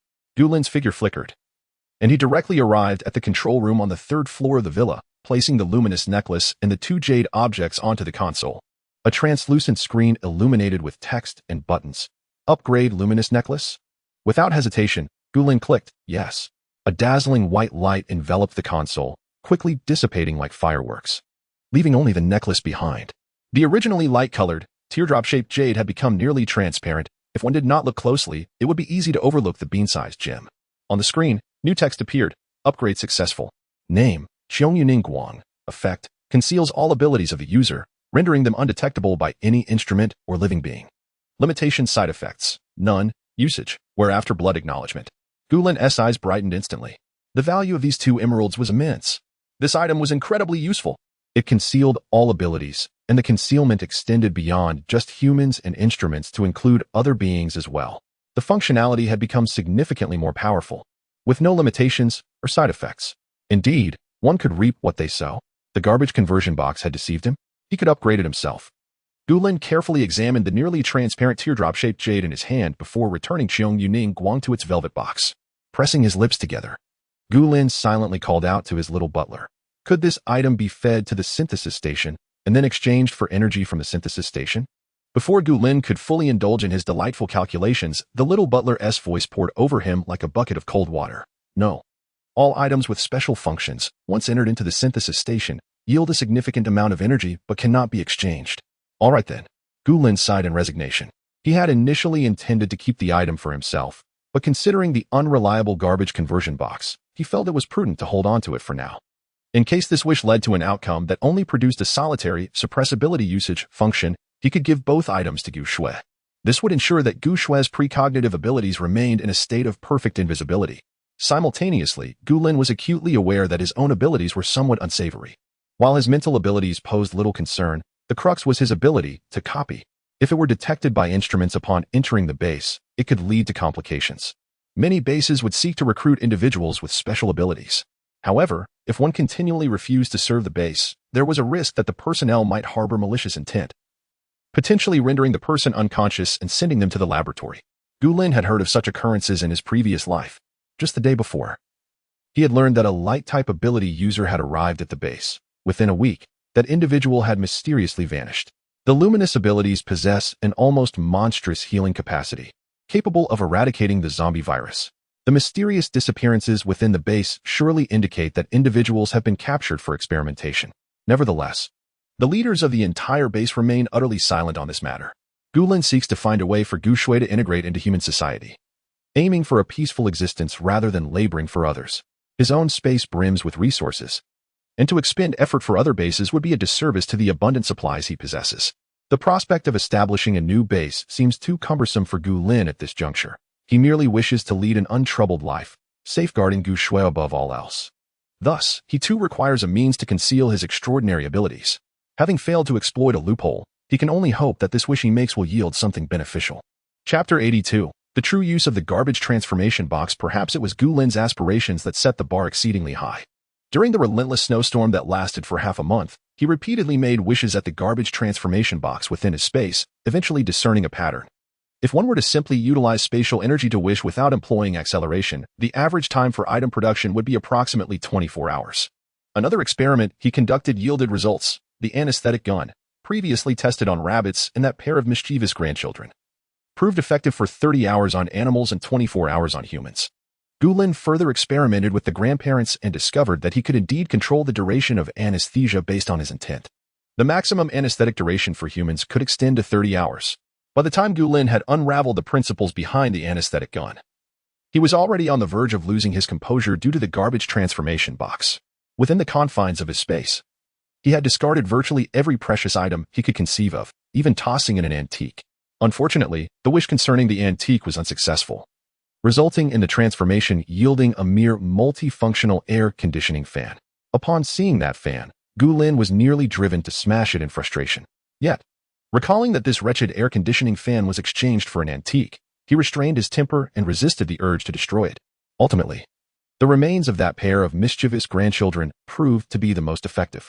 After numerous unsuccessful wishes, Gu Lin was nearing a state of madness. Each time he discarded something other than household waste into the garbage transformation box, he would casually make a wish. The spatial energy was cascading down rapidly. To his astonishment, the remains of the old and young actually fulfilled one of Gu Lin's wishes. When he obtained the item, Gu Lin was still in a daze, skillfully bringing it to the control room to check its attributes. Upon reading the information, his eyes widened in realization. Name: Hidden Moon. Function: suppresses the user's supernatural abilities, rendering them unable to activate in both active and passive states. Conceals all of the user's supernatural powers, undetectable by any living being or instrument. Limitation: side effects: none. Usage method: requires blood to acknowledge ownership before wearing. Can be removed at any time. Note: can be transferred to others after blood acknowledgement. In this state, it can only be removed by the owner's blood. After perusing the text on the luminescent screen, Gu Lin's eyes instantly brightened. It turned out that his prolonged attempts at wishing, which had seen both success and failure, had not yielded the true item he desired for this very reason. How had he not thought to toss corpses into the garbage transformation box earlier? Gazing at the exquisite necklace nestled in the velvet box, Gu Lin couldn't help but chuckle in resignation. He had finally grasped the genuine purpose of the garbage transformation box. Despite its moniker, the true refuse, or rather, the only true means to fulfill Gu Lin's wishes, appeared to be corpses. Everything else was merely a trivial transformation of inconsequential items. Fortunately, although he had faced some setbacks, He had acquired something beneficial that would shield Gu Shui from the adverse effects of her precognitive abilities. His prolonged investment of time and resources was not in vain. In truth, the items he discarded were not entirely worthless. For instance, some particularly malicious substances could directly nullify one's abilities, albeit with significant side effects. These could be retained for experimentation by those oblivious to their peril. Additionally, various other trinkets could be tested gradually. The most suitable choice for Gu Shui, of course, would be a means to suppress her powers, safe and devoid of any adverse effects. Gu Lin surveyed the necklace nestled within the velvet box with satisfaction. After a moment of contemplation, he ultimately decided to imbue it with his own blood. Although intended for Gu Shui, he understood her stubbornness all too well. Should she have the freedom to remove the necklace at will, she would undoubtedly disregard all caution to do so in moments of crisis, resorting to her precognitive abilities. Devices capable of probing others' powers are not solely mechanical. Individuals can serve that purpose as well. For instance, a mental ability user with a rank at least 3 levels above the targeted individual or certain unique power bearers. As long as they enter the base, whether outside or within its confines, Gu Shui must steadfastly wear the necklace, never allowing it to be taken off. Thus, it was prudent for Gu Lin to retain the authority to remove it himself, primarily to safeguard Gu Shui. Similar to the exquisite Qiong Yuningguang necklace he had previously crafted, the Yinyu necklace featured a delicate silver chain, adorned with a translucent jade pendant. However, unlike the Qiong Yuningguang, which after 2 upgrades possessed a clear, water droplet shape, small and refined, the jade pendant of the Yinyu necklace took the form of a crescent moon, its hue a cool white.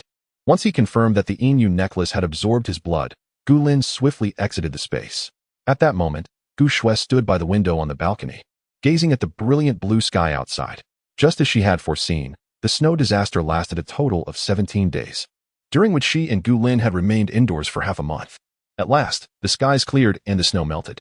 The heavens regained their azure brilliance, pristine and flawless, resembling a meticulously chosen canvas. Gu Shui silently contemplated the clear sky, lost in thought, utterly oblivious to Gu Lin's approach. Observing her in such a trance, Gu Lin furrowed his brow slightly. The core of her supernatural ability had already formed. Much like the protracted mutation periods in flora and fauna, the longer the duration of transformation, the greater the potential power ceiling.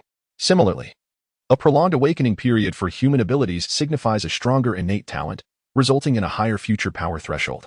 In his previous life, Gu Lin's lightning abilities awakened over the course of a month, much to Bai Weiwei's disdain. In fact, even then, he had been a dual ability user, feeling an increase in strength from the outset of the apocalypse. This time, his lightning ability was directly inherited, thus bypassing the awakening phase, though its level had been reduced to 1. As for Gu Shui's precognitive ability, upon careful calculation, it had taken approximately 2 months to form her ability core and achieve awakening. In the future, the development of her extraordinary abilities is undoubtedly incalculable. However, the side effects associated with precognition are also of such a nature that they instill fear in the hearts of many. Gu Lin meticulously probed Gu Shui's ability core with his mental strength before handing over the velvet box. Xiao Shui, please wear this necklace. Gu Shui, momentarily startled, turned to look at her brother Gu Lin, whose eyes were filled with concern. For a fleeting moment, a hint of resistance flickered in her gaze. Brother, must I really conceal my abilities? Gu Lin pressed his lips together, observing the reluctance in Gu Shui's eyes, and sighed. Do you think I was merely trying to frighten you with what I told you before? Gu Shui met Gu Lin's gaze directly, although her eyes appeared calm. Her stubborn demeanor spoke volumes. For a brief moment, the siblings fell into silence. Chapter 83. The Crimson Laboratory Meow. The plump cat leaped down from the warming bed, nuzzling against Gu Shui's calf. Its heterochromatic eyes, one red and one blue, were filled with concern. Such a gaze made it seem almost human, rather than merely a cat. Gu Shui lowered her eyes, her delicate lips pressed into a thin line. Gu Lin understood that this expression indicated Gu Shui's resolute determination to resist the matter at hand. It seemed that without presenting some tangible evidence today, Gu Shui would remain obstinate in suppressing her precognitive abilities. Perhaps the prolonged blizzard, coupled with the inability to venture outdoors and the absence of any internet connection, had left Gu Shui's emotions in a rather unstable state. This was quite normal. Even the most benevolent souls could become unwell when confined for too long. Nonetheless, Gu Shui had never before resisted Gu Lin's concern. He had previously discussed the pros and cons with her, and she had shown support for the matter. Why had her stance suddenly shifted? Was there some unforeseen development? Gu Lin let out a helpless sigh and gestured towards the thickly carpeted warming bed, saying, Please, have a seat. I shall fetch some delightful treats. Gu Shui replied softly, making her way to the warming bed. Meanwhile, Gulin headed to the storage room, retrieving a small organizer box from the space and filling it with an assortment of Gu Shue's favorite snacks. After placing the treats inside, he pondered for a moment before exchanging for a box of her cherished spicy beef vermicelli and a box of snail noodles at the synthesis station. Carrying the 3 large boxes of food, Gulin skillfully used his foot to close the door behind him. Upon seeing the abundance of delectable treats in Gulin's arms, Gu Shue's eyes momentarily sparkled. However, she quickly seemed to recall something, her gaze dimming as she cast her eyes downward. Meow. The plump cat sensed Gu Shue's low spirits and, displaying remarkable perceptiveness, began to act adorably before her, exposing its soft belly, its heterochromatic eyes brimming with charm. This endearing display elicited a smile from Gu Shui, who couldn't resist reaching out to pet the cat's head. Burying her face in its little belly and inhaling the comforting scent of feline companionship, Gulin placed the boxes of spicy beef vermicelli and snail noodles atop the refrigerator, taking only the small organizer box back to the warming bed. As he opened the box, the sight of it brimming with snacks captivated Gu Shue's full attention. Wow, brother. When did you manage to stash away so many treats? Gulin chuckled, picking up a bag of yogurt strips purchased from the vast grasslands and tearing it open to offer to Gu Shue. I bought these while on a business trip, thinking you would enjoy them. Observing Gu Shue take a tentative bite of the yogurt strip, Gulin added, I, too, found it strange at first. However, as I indulged, the delightful flavor revealed itself, and it's quite nutritious, made from fresh milk from the grasslands. Gu Shue nodded, handing him a pack of 5-spice beef jerky. The atmosphere finally began to ease. Gulin accepted the jerky but did not immediately indulge. Instead, he retrieved 3 cans of lychee soda from the refrigerator. Pouring the chubby portion into the cat's bowl, Gulin placed a strip of beef jerky beside it before turning his attention to Gu Shue. Let us have a heartfelt conversation, little Shue, he said. For a fleeting moment, Gu Shue's gaze revealed a hint of unease, but she quickly nodded in acquiescence. Their parents had spent years sequestered in remote locations for national research projects, leaving the siblings to rely on one another since childhood. Surely, there was nothing they could not discuss. Gulin retrieved 2 exquisite velvet boxes from the pocket of his robe and set them beside the snacks. After taking a bite of the jerky, he inquired, Have you seen something troubling again that makes you hesitant about this necklace? Gu Shue paused in her action of gnawing on a yogurt stick, then honestly nodded. Gulin silently acknowledged this revelation, his expression remaining unchanged as he calmly asked, Would you care to share your thoughts with me? Gu Shue did not respond immediately. She meticulously chewed the yogurt stick before finally speaking. Actually, what I saw was quite hazy, but at that moment, she gestured to indicate Gulin's shoulder. I should have been a bit taller than your shoulder. Gulin's eyes flickered with incredulity. He surmised that Gu Shue had glimpsed something during the manifestation of her abilities. Yet he was astonished at how far into the future she had seen. Standing at a height of 188 centimeters, Gulin's shoulder was at least 170 centimeters high, close to the stature of an adult woman. This meant that Gu Shue had likely witnessed events occurring 5 or 6 years hence. Gu Shue pulled a piece of jerky from the bag beside Gulin and offered another yogurt stick to the cat before continuing, I saw you covered in blood, striving to rescue me from a stark white place filled with instruments. There were numerous monsters, humanoid, half-human and half-beast, as well as ferocious animals and savage plants. Her brow furrowed, fear evident in her eyes, her complexion pale. I do not understand the circumstances surrounding this scene. I only know that we were drenched in blood, fleeing over countless corpses. Even Gulin, who prided himself on his worldly experiences and had endured a decade of struggles in the previous apocalypse, was taken aback by Gu Shue's words. Little Shue, did you only catch a glimpse of this brief moment?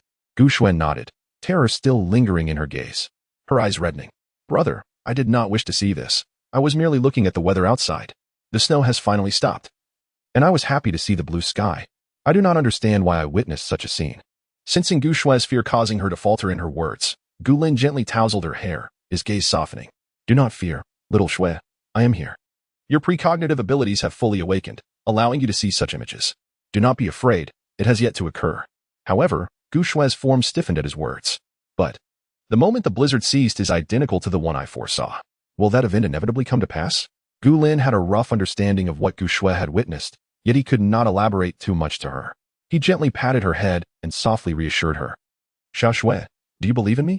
Gu Shue fixed her gaze upon Gulin, and after a prolonged silence, she finally replied, I believe. A smile danced in the corners of Gulin's eyes as he opened a velvety box adorned with a lunar motif, revealing the concealed crescent moon necklace. What you must have seen is a laboratory conducting human research. If they were to discover your precognitive abilities, They would undoubtedly go to great lengths to capture you for experiments. I, however, will stop at nothing to rescue you. This necklace can suppress the activation of your abilities and keep them hidden. Once you wear it, you will no longer suffer the toll of your foresight on your life. Nor will you need to fear being discovered for your extraordinary gift. The fear that had clouded Gu Shue's eyes began to dissipate, replaced by a glimmer of hope. As long as I wear it, I won't be taken for experiments, will I? Chapter 84. The crux of the matter, observing the unmistakable fear in Gu Shue's eyes. Gu Lin offered a faint smile, resolutely nodding his head. Indeed, wearing it will ensure that no one discovers your precognitive ability. After Gu Lin's patient explanation, Gu Shui comprehended the calamity that her peculiar gift, known as precognition, could potentially bring upon her. Biting her lip, she hesitated slightly, saying, "Brother, if I relinquish this ability, I will no longer be able to assist you in averting risks in advance." With that, Gu Shui lifted her gaze once more, her eyes locking onto Gu Lin's with unwavering determination. "I wish to help you. If I could employ my precognitive ability to alter our strategies before danger strikes." "No." Gu Shui was abruptly interrupted by Gu Lin. "Sha Shui, I have made myself abundantly clear. This ability is life-threatening." Gu Lin's patience was wearing thin. Yet he recognized that he could not adopt an excessively forceful demeanor with Gu Shui, as it would likely backfire.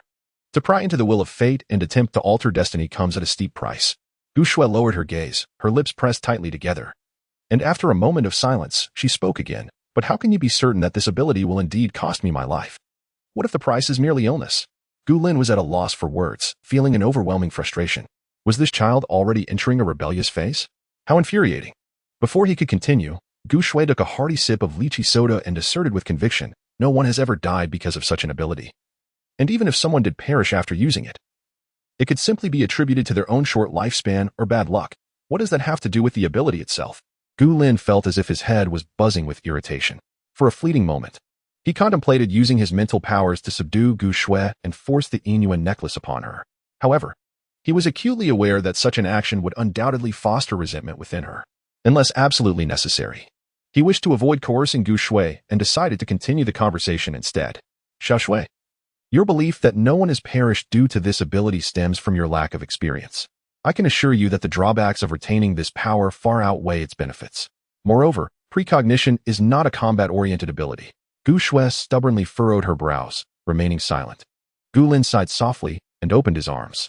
In response to her puzzled expression, a crystal-clear water orb abruptly manifested in his left hand, while a deep purple electric serpent coiled around his right wrist.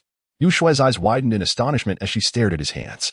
Under her gaze, the water orb instantly solidified into ice, crashing onto the small table with a resounding clatter. Meanwhile, the electric serpent on Gu Lin's right hand grew thicker, emanating a terrifying energy. The crackling currents hissed ominously, as if boasting its formidable power. After a moment of stunned silence, Gu Shui finally spoke. "Brother, this is an electric-type ability." Gu Lin raised his right hand and casually pointed, causing a dark purple electric serpent to swiftly dart forward like a serpent, heading straight for the rabbit cage. With remarkable agility, it evaded the cage's structure and expertly ensnared the neck of a male rabbit, accompanied by the crackling sound of electricity. The aroma of scorched meat wafted through the air. Astonishingly, the electric serpent had precisely electrocuted a single rabbit, leaving the others unscathed, evidently unaffected by the creature's presence. Gu Shui stared blankly at the limp rabbit on the ground, swallowing hard. With a wave of his hand, Gu Lin dismissed the electric serpent and turned to Gu Shui, saying, "I possess more than one ability, little Shui. Even if I cannot foresee danger, I can rely on my own strength to transform peril into safety and ensure your survival. I do not wish for you to be burdened by your precognitive ability. Even if you do not believe that such power could drain your life, do you still remember that white room filled with instruments you saw earlier?" Gu Shui nodded, her gaze filled with complexity. Gu Lin, his expression serious, added, "That was a laboratory specifically designed to capture those with abilities for experimentation. The rarer the ability, the more fervently they seek to capture it. A precognitive ability devoid of combat prowess could lead you to a dire fate." Gu Shui bit her lip. "Is my ability only troublesome for myself, without any other utility?" Hearing this, Gu Lin experienced a moment of clarity. He finally understood the crux of Gu Shui's reluctance to relinquish her precognitive ability. It seemed the young girl did not wish to be a burden to him, nor to remain perpetually in the role of the protected. She yearned to stand by Gu Lin's side, aspiring to be someone who could lend a hand, rather than a pampered liability. It appeared she had gleaned from her previous foresight just how harsh the world ahead would be. In a realm governed by the law of the jungle, where the strong survive, only those with formidable strength can safeguard themselves. Gu Shui acknowledged Gu Lin's prowess. Yet she did not wish to dwell forever beneath his protective wing, realizing Gu Shui's true sentiments. A broader smile emerged on Gu Lin's face as he affectionately ruffled her hair, saying, "Silly girl, one's worth is not determined by the abilities one possesses." Ding. Successfully replicated precognitive ability. Gu Lin, momentarily startled by the unexpected announcement, he quickly composed himself and continued, "Moreover, consider this. I have awakened more than one ability, and we share the same parents, so you are bound to awaken your own abilities in the future." Gu Shui did not notice Gu Lin's brief oddity. Her eyes brightened at his words. "Really?" Gu Lin discreetly withdrew his hand and nodded firmly. "Of course. You are not yet 12 and have already awakened one ability. Surely, another will not be far behind." Gu Shui pondered for a moment, casting a glance at the hidden moon necklace nestled within the velvet box. "If I were to awaken my abilities afterwards, would it also suppress them?" Gu Lin, with a gentle gaze, shook his head. "No, it will not only refrain from suppression, but will also render your powers imperceptible to others. This way, you can choose to pursue your desires without the moral constraints imposed by the identity of an ability wielder." The hidden moon necklace had already recognized him as its master, and when Gu Shui eventually awakened her powers, Gu Lin should be able to receive immediate notification through this necklace. After establishing a connection with the hidden moon, Gu Lin had gained a clear understanding of the necklace's functions, rules, and usage. Nodding in agreement, Gu Shui took the necklace adorned with a crescent moon jade stone and draped it around her neck. The slender silver chain accentuated her delicate neck, which appeared remarkably fair. As the chain finally clasped shut, Chapter 85, the end of the snow disaster at last, Gu Shui adorned herself with the hidden moon necklace, allowing Gu Lin to finally set down the anxiety that had burdened him for half a month. As Gu Shui meticulously fastened the clasp of the necklace and adjusted the crescent-shaped jade stone to rest delicately against her collarbone, a familiar alert echoed within Gu Lin's mind, detected that the user possesses precognitive abilities. "Would you like to suppress and conceal it?" A smirk graced Gu Lin's lips as he mentally acquiesced. "Yes." In the next instant, Gu Shui's aura shifted momentarily before returning to its usual state, unnoticed even by herself. Yet, within Gu Lin's mental perception, he could no longer detect any fluctuations indicative of her precognitive powers. Success. His psychic abilities surpassed Gu Shui's precognitive talents by 3 levels, rendering him impervious to the existence of such powers. It was improbable that anyone else could sense them either. With this, Gu Lin felt a surge of elation, his eyes crinkling into a smile as he thought of how Gu Shui would no longer be influenced by her precognitive abilities. However, Gu Shui's expression suddenly shifted. "Brother, you've electrocuted my rabbit." Gu Lin's smile faltered momentarily, and he coughed lightly to mask his surprise. "Ahem. Well then, shall we have braised rabbit for dinner tonight?" Gu Shui did not respond immediately. Instead, she hurried to put on her shoes, opening the rabbit cage and tugging at the lifeless rabbit by its ears, extracting it from its confines. Gu Lin waved his hand, causing the ice ball on the table to vanish without a trace. When he turned back, he found Gu Shui holding the rabbit, her eyes filled with reproach. "How about we make it spicy?" Gu Lin tentatively suggested. "Oh, my poor rabbit. You met such a tragic end," Gu Shui lamented, poking the rabbit's head. "I had intended to wait until my peppers were ready for harvest before slaughtering it." A tender smile crept onto Gu Lin's lips. "Just admit it. I haven't touched a single one of the pregnant does." Half a month had passed, and the pregnant rabbits were evidently showing. It appeared that it wouldn't be long before they would give birth, with 5 or 6 does likely to deliver simultaneously. One could only imagine the future scale of their rabbit army. Gu Shui placed the rabbit on Gu Lin's lap.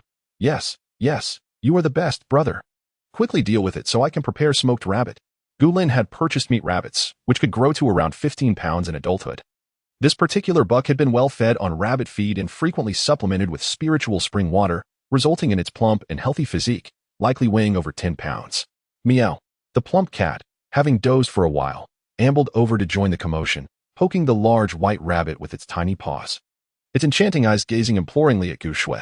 The expression was unmistakable, requiring no translation. The greedy orange cat was clearly demanding, "I want to eat that too." Gu Shui gently prodded the cat's little head. All right, there will definitely be a portion for you." Just as Gu Lin was about to rise and prepare the rabbit, Gu Shui suddenly picked up another velvet box from the table. "Brother, what is this?" Inside the open velvet box lay a necklace strikingly similar to the hidden moon necklace. Gu Shui lifted the translucent jade pendant, resembling a block of ice. "How beautiful. Does this have a special purpose as well?" Gu Lin replied, "This is what I wear to conceal my abilities." Gu Shui tugged at the delicate silver chain of her matching hidden moon necklace. "So this is essentially a lower-tier version of my necklace?" Gu Lin's smile was tinged with resignation. "Yes, One could interpret it that way. Gu Shui hastily returned the necklace to its box and handed it to Gu Lin. You should put it on quickly. I want to meddle with it. She refrained from inquiring about the origins of the two necklaces or the reason for the existence of such items with unique functions. Gu Shui understood that Gu Lin's silence implied there were matters that could not be disclosed yet. Even if she were to ask, the answers would be vague and evasive. When the time came for Gu Lin to share, she would undoubtedly do so. This unspoken understanding between the siblings, cultivated over many years, allowed them to respect boundaries without questioning what was better left unasked. Gu Lin casually tossed the still-warm rabbit aside and donned the Jade Radiance necklace that Gu Shui had offered. Unlike the Hidden Moon necklace, as soon as the clasp of the Jade Radiance was secured, the entire necklace became invisible, as if it had vanished into thin air. Gu Shui expressed her astonishment with an exclamation of wonder, and Gu Lin felt a flicker of surprise as well. However, this was quite convenient, with the necklace concealed. Daily life would become significantly easier. After reminding Gu Shui to tidy up the snacks in the living room, Gu Lin picked up the lifeless rabbit and headed straight to the kitchen. Although revealing her lightning abilities was an unfortunate necessity, she had managed to coax Gu Shui into wearing the Hidden Moon necklace, justifying the immense amount of spatial energy she had expended. With the experience of her previous life guiding her, Gu Lin adeptly dealt with the animal, swiftly skinning the rabbit. The space held many woolen items, and given the abundance of sheep, keeping the rabbit skin seemed rather unnecessary. Processing this material was significantly more complicated than dealing with the rabbit meat. Contemplating this, Gu Lin called out to the living room, Xiao Xue, do you want the rabbit skin? Gu Shui's voice immediately responded, yes. Without delay, she dashed into the kitchen, brother. Please don't throw it away. I want to keep it.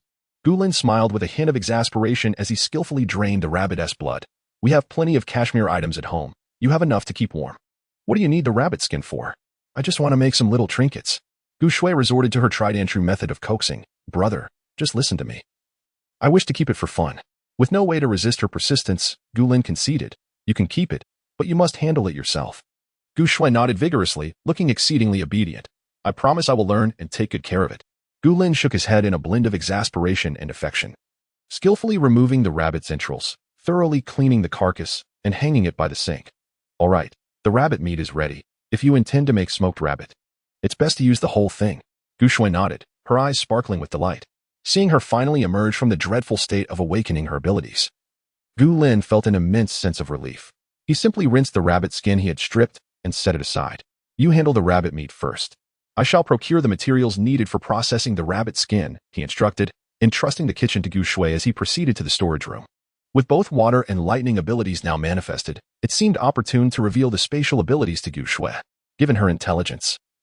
Even if Gu Lin did not disclose it directly, it was only a matter of time before she would deduce it. Moreover, Gu Shui must have realized just how precious their food supply had become. During the past half-month of seclusion, there had been numerous visitors seeking to borrow provisions, all of whom Gu Lin had sternly turned away. Now that the snow disaster had subsided and communication signals were on the verge of restoration, it was likely that an exciting turn of events was imminent. Truly, it was something to anticipate. Chapter 86. Terrifying cold though the relentless blizzard had ceased, the city remained enveloped in an eerie silence. The water, electricity, and gas systems had long since succumbed to failure, and the darkness that had persisted without illumination bred countless sins. Gu Lin, clutching a bag of refuse, donned a coral fleece robe and stepped outside, making his way directly to the staircase leading to the rooftop. After retrieving a small stool, Gu Lin settled behind the door to the rooftop and produced a thermometer, placing it against the door before discarding the nearby trash into the waste conversion bin. In no time, the red line on the thermometer plummeted as if plummeting off a cliff, swiftly dipping below -10 degrees. Then it fell further, reaching -20 degrees, then -40. With a crack, the thermometer shattered. Gu Lin raised an eyebrow, hastily gathering the fragments with his psychic energy and tossing them into the waste conversion bin. This extreme cold was indeed terrifying. The thermometer had been procured from a professional, reputed to measure temperatures as low as -50. Could it be that the temperature outside had plummeted below that threshold? Gu Lin shook his head in resignation. It seemed ordinary thermometers could no longer endure such frigid conditions. Only the large equipment at the temperature measurement station could accurately gauge the surface temperature. Just as Gu Lin was preparing to sit for a moment before returning indoors, the voice of the little steward resonated. Master, you have a temperature gauge. Gu Lin was taken aback. When did I acquire the contraption? It was previously retrieved from the waste conversion bin. How splendid. Gu Lin promptly rummaged through the storage room where the products from the waste conversion bin were kept. And indeed, he found it. The temperature gauge resembled a circular electronic screen, devoid of switches or buttons. Curiously, Gulin held it against his wrist. He was clad in a snug thermoregulating garment, which enveloped his neck and hands as well. This was the very reason he could remain comfortably seated in such frigid temperatures. The screen of the temperature gauge illuminated swiftly, displaying a series of numbers alongside two unfamiliar symbols. Gulin, perplexed, thought, 200 degrees? What manner of non-human black technology is this? If my body temperature were over 200 degrees, I would have been thoroughly cooked long ago. Please hold on, master. The temperature gauge requires a moment to convert to the temperature units commonly used by Earthlings. The 249 degrees displayed is not in the measurement system familiar to humans. Gulin replied. I appreciate that you didn't display 250 instead. As Gulin's mind overflowed with sardonic thoughts, the numbers on the temperature gauge finally changed to 35. 2.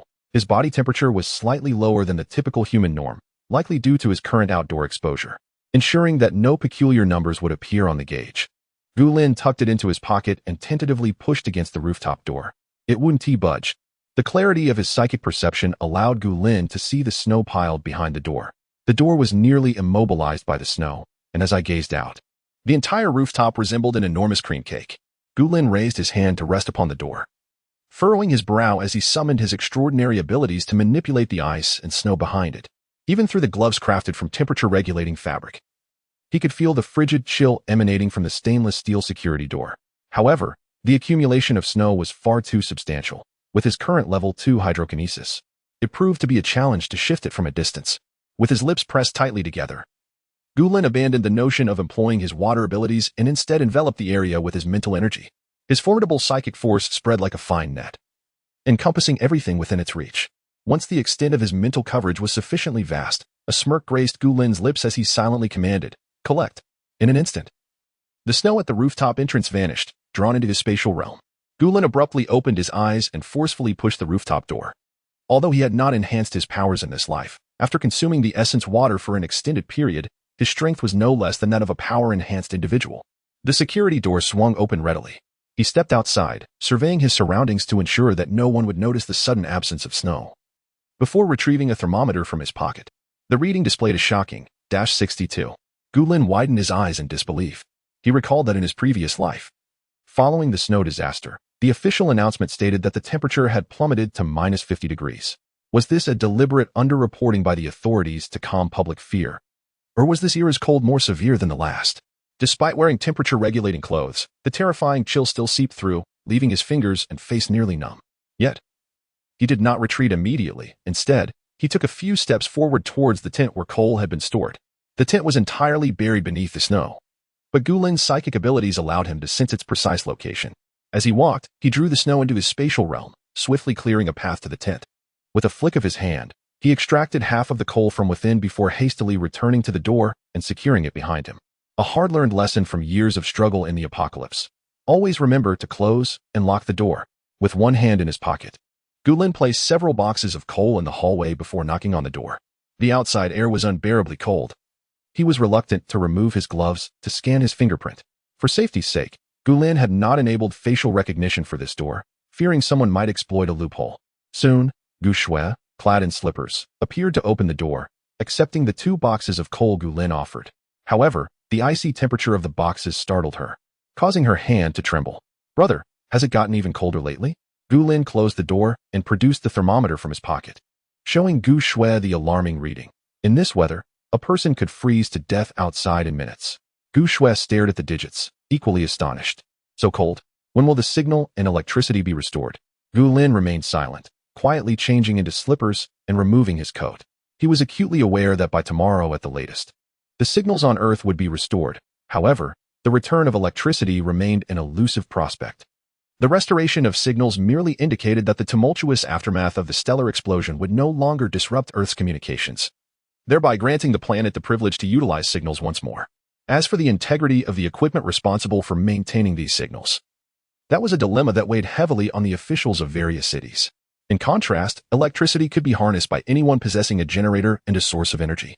Gulin vaguely recalled that during the frigid lockdown, the affluent residents of the Villa district managed to enjoy a spring-like warmth thanks to their home generators. Meanwhile, those confined to residential buildings were left to burn whatever combustible materials they could find to stave off the extreme cold. And even that might not suffice to endure the harsh winter. Just as Gu Lin was about to change out of his thermal clothing, he was suddenly interrupted by a knock at the door. Is anyone there? Official survey from the Community Committee. Chapter 87. Official personnel. Neighborhood Committee. Gu Lin and Gu Shui exchanged glances, each reflecting confusion and astonishment in the other's eyes. The Neighborhood Committee of Shintemu? Although Gu Lin had remained secluded, his mental acuity allowed him to probe the happenings around him. Thus, while indulging in mundane activities at home, he had gleaned insights into the situation within the building. People were exerting every effort, employing all conceivable means to survive. Incidents of looting were commonplace.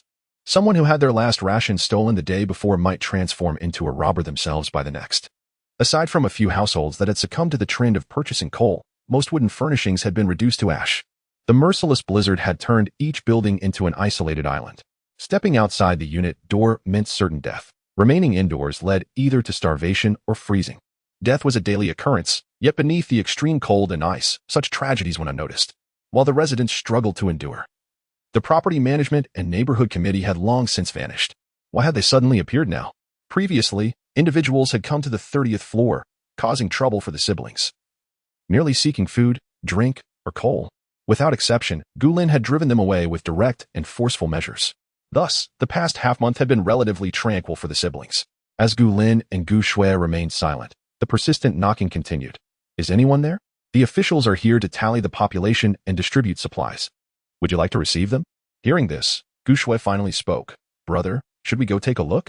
All right, Gu Lin replied, nodding as he carefully donned his recently hung coat before stepping outside. After securing the door, Gu Lin opened the small window in the stainless steel door of the hallway. What is it? The tone of the visitor was displeased. Yet recalling the peculiar individuals he had encountered previously, Gu Lin's demeanor seemed rather mild in comparison. The visitor proceeded with a formal inquiry. Is the owner of this floor, Gu Lin, present?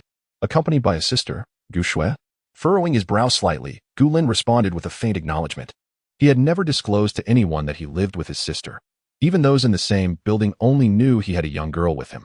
Unaware of Gu Shui's name, such alarming investigative capabilities, could they be official personnel? Countless possibilities raced through Gu Lin's mind, leaving him speechless. Is your sister certain to be alive? Have her come out as well? The coldness in Gu Lin's gaze intensified as he peered through the small window at the man in a green military coat standing just beyond the door, remaining silent.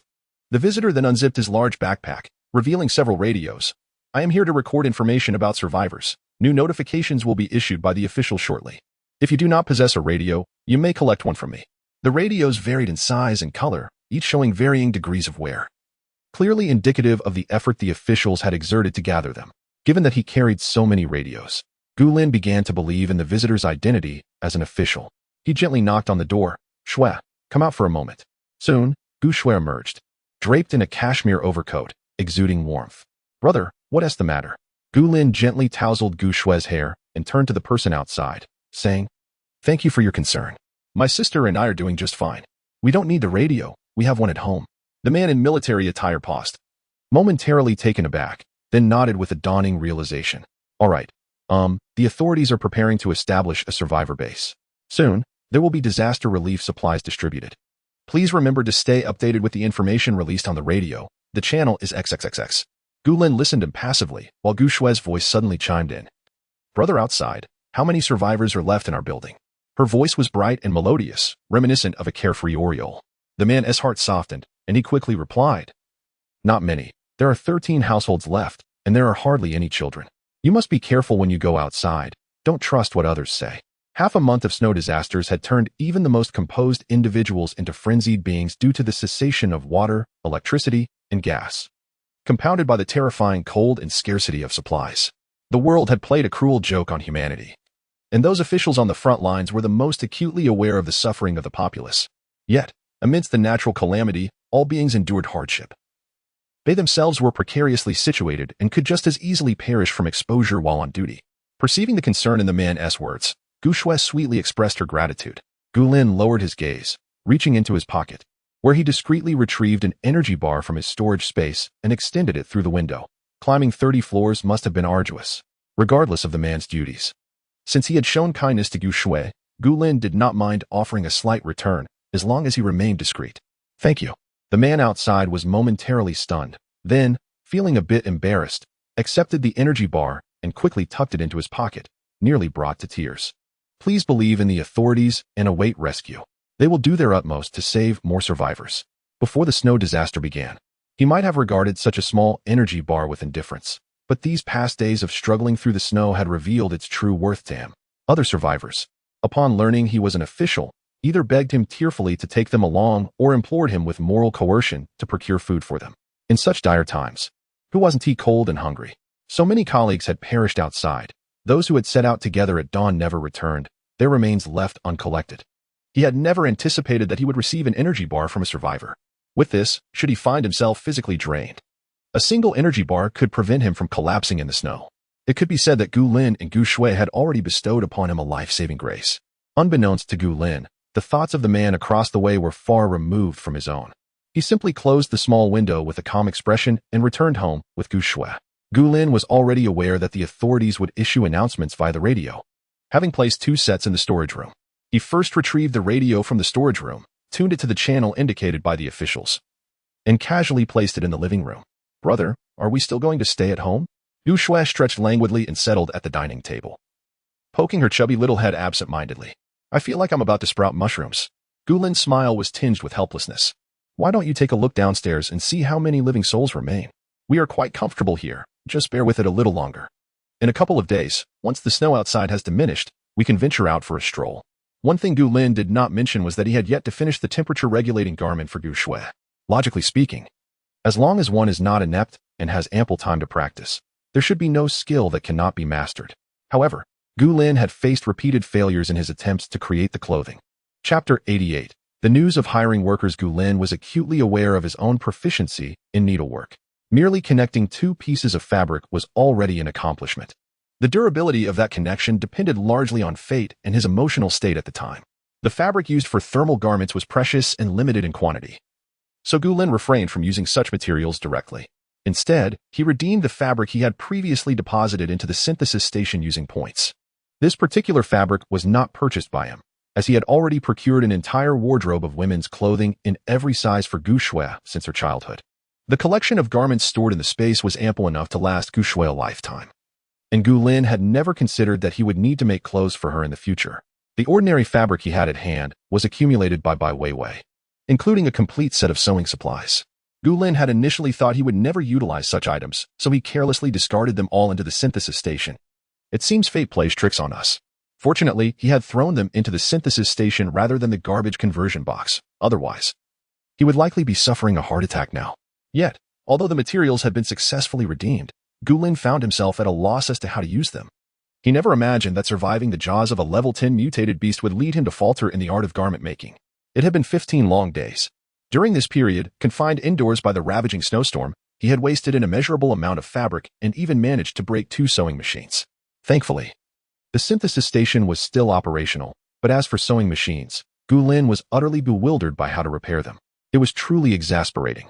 Observing Gu Shui gazing longingly at the blue sky outside, Gu Lin's emotions were as tangled as a ball of yarn scratched by a cat. In the terrifying cold of over 60 degrees below zero, he could feel the chill even while clad in thermal clothing. How much more so for Gu Shui? The siblings had remained at home for half a month, relying on an ample supply of coal to fuel the stove and keep warm. Moreover, during the renovation of their home, Gu Lin had ensured that all the walls were thickened and additionally insulated, maintaining an indoor temperature above freezing. Without having faced the harshness of the outdoors, venturing outside could easily result in hypothermia. A person raised in an environment of over 50 degrees below zero, equipped with adequate gear, could move freely outdoors, much like the Inuit in the Arctic. However, a person accustomed to a consistently warm environment subjected suddenly to temperatures of -62 would quickly succumb to the extreme cold. Gu Lin had originally intended to take Gu Shui out daily, gradually acclimatizing her to the frigid temperatures in the corridor. Yet, each time they descended the 25th floor, that woman would feign a chance encounter, going to great lengths to approach them with incessant small talk that became increasingly bothersome. Gu Lin could not resort to violence in front of Gu Shui, leading him to ultimately decide against taking her outside. At that moment, he had been confident that as long as Gu Shui had thermal clothing, she would not suffer from the cold when she eventually stepped outside. Yet now, he was confronted with the harsh reality. After half a month, he had not even managed to create a single cozy garment for her. How could he have once believed that the effort it took to craft a neck warmer and gloves would somehow enable him to produce a full-body suit for human wear? as Gu Lin pondered whether to devise an alternative method to procure thermal clothing for Gu Shui. The radio he had carelessly set aside suddenly crackled to life with a distorted sound. The siblings exchanged a glance, instinctively moving closer to the radio, silently awaiting further revelations. The static persisted for a considerable time before a muffled voice emerged. Notice. Snow removal workers needed. 10,000 yuan per day. Meals included. Location is XXX. Notice. Within 3 days, we plan to recruit snow removal workers. Location. The signal, still not fully restored, rendered the message garbled and intermittent, making it difficult to discern the speaker's gender. After 5 repetitions, the announcement finally conveyed its complete message. Gu Lin glanced at Gu Shui, whose expression mingled confusion with a hint of hope, and a faint smile graced his lips. Do you wish to go out? Gu Shui hesitated for a moment before nodding with earnestness. Indeed, she longed to escape. Who would remain cooped up at home for half a month? Although the household batteries had never run low under Gu Lin's electric prowess, the allure of the tablet's games waned without signal. Gu Shui feigned a pitiful expression. Pouting, I might not want to go out, but I cannot bear not to. Typically, staying indoors was tolerable. However, if confined for too long, it would gnaw at her spirit, igniting a fierce desire to venture outside.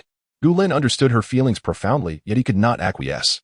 Gu Shui had not experienced the impending apocalyptic tribulations and thus viewed confinement as a torment, constantly yearning to explore the vast world beyond. However, Gu Lin was acutely aware that the impending natural disasters would only intensify. Securing a stable refuge was already a formidable challenge. A life where one could remain indoors with sustenance was perhaps mundane in ordinary times, yet in the apocalypse, it was akin to paradise. Gu Lin found great satisfaction in such a life. Nevertheless, he was willing to indulge Gu Shui's sentiments within reasonable bounds. It is possible, but... Gu Lin paused, retrieving a thermometer that displayed a reading of 14, and presented it to Gu Shui. The indoor temperature is this, while outside it plummets to -62 degrees. The chill will only deepen at dawn and dusk, and we cannot predict whether it will grow colder still. Gu Shui's hope wilted like a frostbitten eggplant upon hearing this. Gu Lin affectionately ruffled her hair and added, given such a temperature disparity, are you mentally prepared? Gu Shui nodded earnestly. I can layer more clothing. Gu Lin contemplated for a moment, then returned to his room, emerging with a lightweight women's tracksuit, offering it to Gu Shui. Try this on and see if it fits. Though she was somewhat puzzled, she obediently accepted the outfit and retreated to her room to try it on. Shortly thereafter, the young girl emerged in the tracksuit. Lifting one foot, brother, the pants are a bit short. Aside from the fact that the trousers were slightly short, everything else fit quite well. It appeared that he had raised the little girl exceptionally. She was tall, with long legs, and her figure was quite harmonious. As she grew, she would undoubtedly become a great beauty. Gu Lin nodded in satisfaction and said, please take off this outfit for me. I shall create a set of thermoregulating clothing for you. Gu Shui's eyes instantly sparkled with delight. If I wear the thermoregulating clothing, I won't feel cold when I go outside, right? However, under her hopeful gaze, Gu Lin shook his head and earnestly explained, not quite. The thermoregulating clothing merely offers superior insulation, but in temperatures exceeding -60 degrees, you will still need to wear several layers. Gu Shui obediently nodded and hurriedly ran back to change out of the clothes, folding them neatly and handing them to Gu Lin. She did not inquire about the origin of the thermoregulating clothing, a concept that had only appeared in the news. After all, as long as she could go outside, that was sufficient. Chapter 89. High technology transforms life. Upon receiving the lightweight sportswear handed to him by Gu Shui, Gu Lin retreated to his room. Gu Shui, realizing he was likely going to craft something for himself, did not follow him. After these few days, she had grown accustomed to Gu Lin's habit of locking the door behind him, and she meandered into the kitchen, opening the refrigerator that Gu Lin had just replenished. Speaking to herself, she mused, what shall I cook today? There is still a large pumpkin. I think I'll make some pumpkin cakes. Meanwhile, after entering his room, Gu Lin immediately stepped into the space. He placed the sportswear Gu Shui had tried on onto the table, gazing at the array of threads and fabrics before him. And he sighed. Surely, one should not take so long to learn a skill, should they? Was it possible that Gu Lin truly lacked this particular aptitude? His hands were steady when it came to slaying monsters, yet he could not seem to handle the delicate work of sewing. Just as he steeled himself to tackle the temperature-regulating fabric with determination, the voice of the small butler suddenly interrupted. Master, why not utilize high technology? Gu Lin paused mid-action, quickly questioning inwardly, what high technology? The master can access the high-tech control area, select the production processing zone, and input materials according to needs to produce specified items. The butler explained. Gu Lin felt his blood pressure rise. Why didn't he mention this sooner? I've wasted so much fabric over these past few days. While wasting fabric was not a grave concern, he could always exchange points for more through the synthesis platform. What truly pained him was the time lost. With the last half-month, he could have been researching something worthwhile instead of laboring over clothing. Sensing the fury simmering within Gulin, the butler's voice faltered slightly. Master, you did not inquire about this.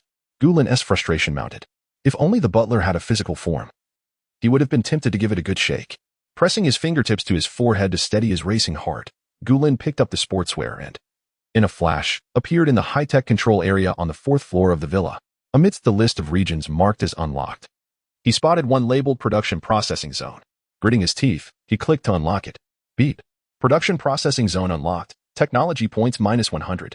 Realizing that the deduction of technology points was less than he had anticipated, his previously frayed nerves began to calm.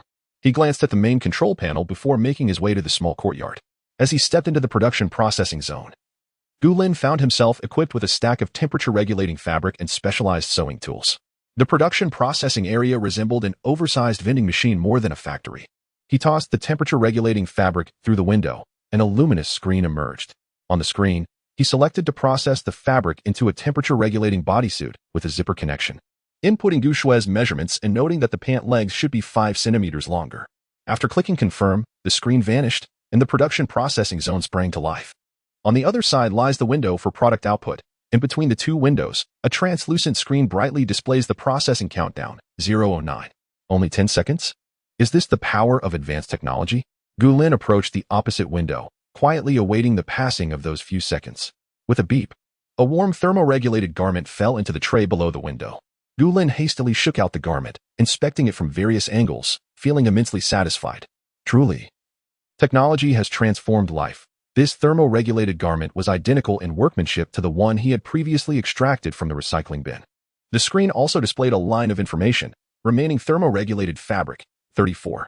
The more he looked, the more frustrated he became. Had he known this material could still be utilized, he would not have squandered half a month in vain. Yet, despite his anger, Gulin proceeded to select a neck warmer and gloves on the panel, choosing one set each according to the measurements of both Gushue and himself. Comparatively, his own creations were simply inadequate. If a seam were to unravel or a section to expose itself, the cold air would pierce through like a dagger, invading his skin. Such garments cannot be made half-heartedly. The precision of high-tech sewing techniques is far more reliable. While thermoregulated fabric is indeed precious, his own life is undoubtedly more valuable. Contemplating this, Gulin closed his eyes once more, using his mind to locate wool, black and gray yarn, within the warehouse. He walked to the materials input window and tossed them inside. After completing this, Gulin reached into the window, throwing all the fabric in the space into it. The screen momentarily lagged due to this vigorous feeding method, but quickly resumed functionality. Gulin chose to create 2 plush hats, using thermoregulated fabric as a base, each layered inside and out with wool, and the outer layer concealed with yarn. As he finalized the styles, the neck warmer and gloves crafted from thermoregulated fabric were already completed. Holding them in hand, Gulin marveled once again at the high-tech wonders of the space. Fortunately, he had taken that risk the other day and acquired the entire technological cultural exhibition. It was indeed a remarkable gain. Just as Gulin donned the gloves to test their effectiveness, the window produced 2 hats, one large and one small. The speed, efficiency, and exquisite quality of the produced items would have left even the production team's donkey in a state of unemployment. Aesthetic appeal is secondary, warmth is paramount. Having accomplished all this, Gulin packed everything into a bag and exited the space. Upon returning to his room, Gulin carefully removed his share of items, as well as Gushue's thermoregulated garment, placing it in his wardrobe. He could not take everything out at once. That would only heighten Gushue's suspicions. The existence of thermoregulated fabric was already difficult to explain, and if he were to demonstrate the instantaneous creation of an entire outfit, even the most understanding Gushue would struggle to suppress her curiosity. For now, he would present her with these small items, allowing her to form a rudimentary understanding of Gulin's craftsmanship.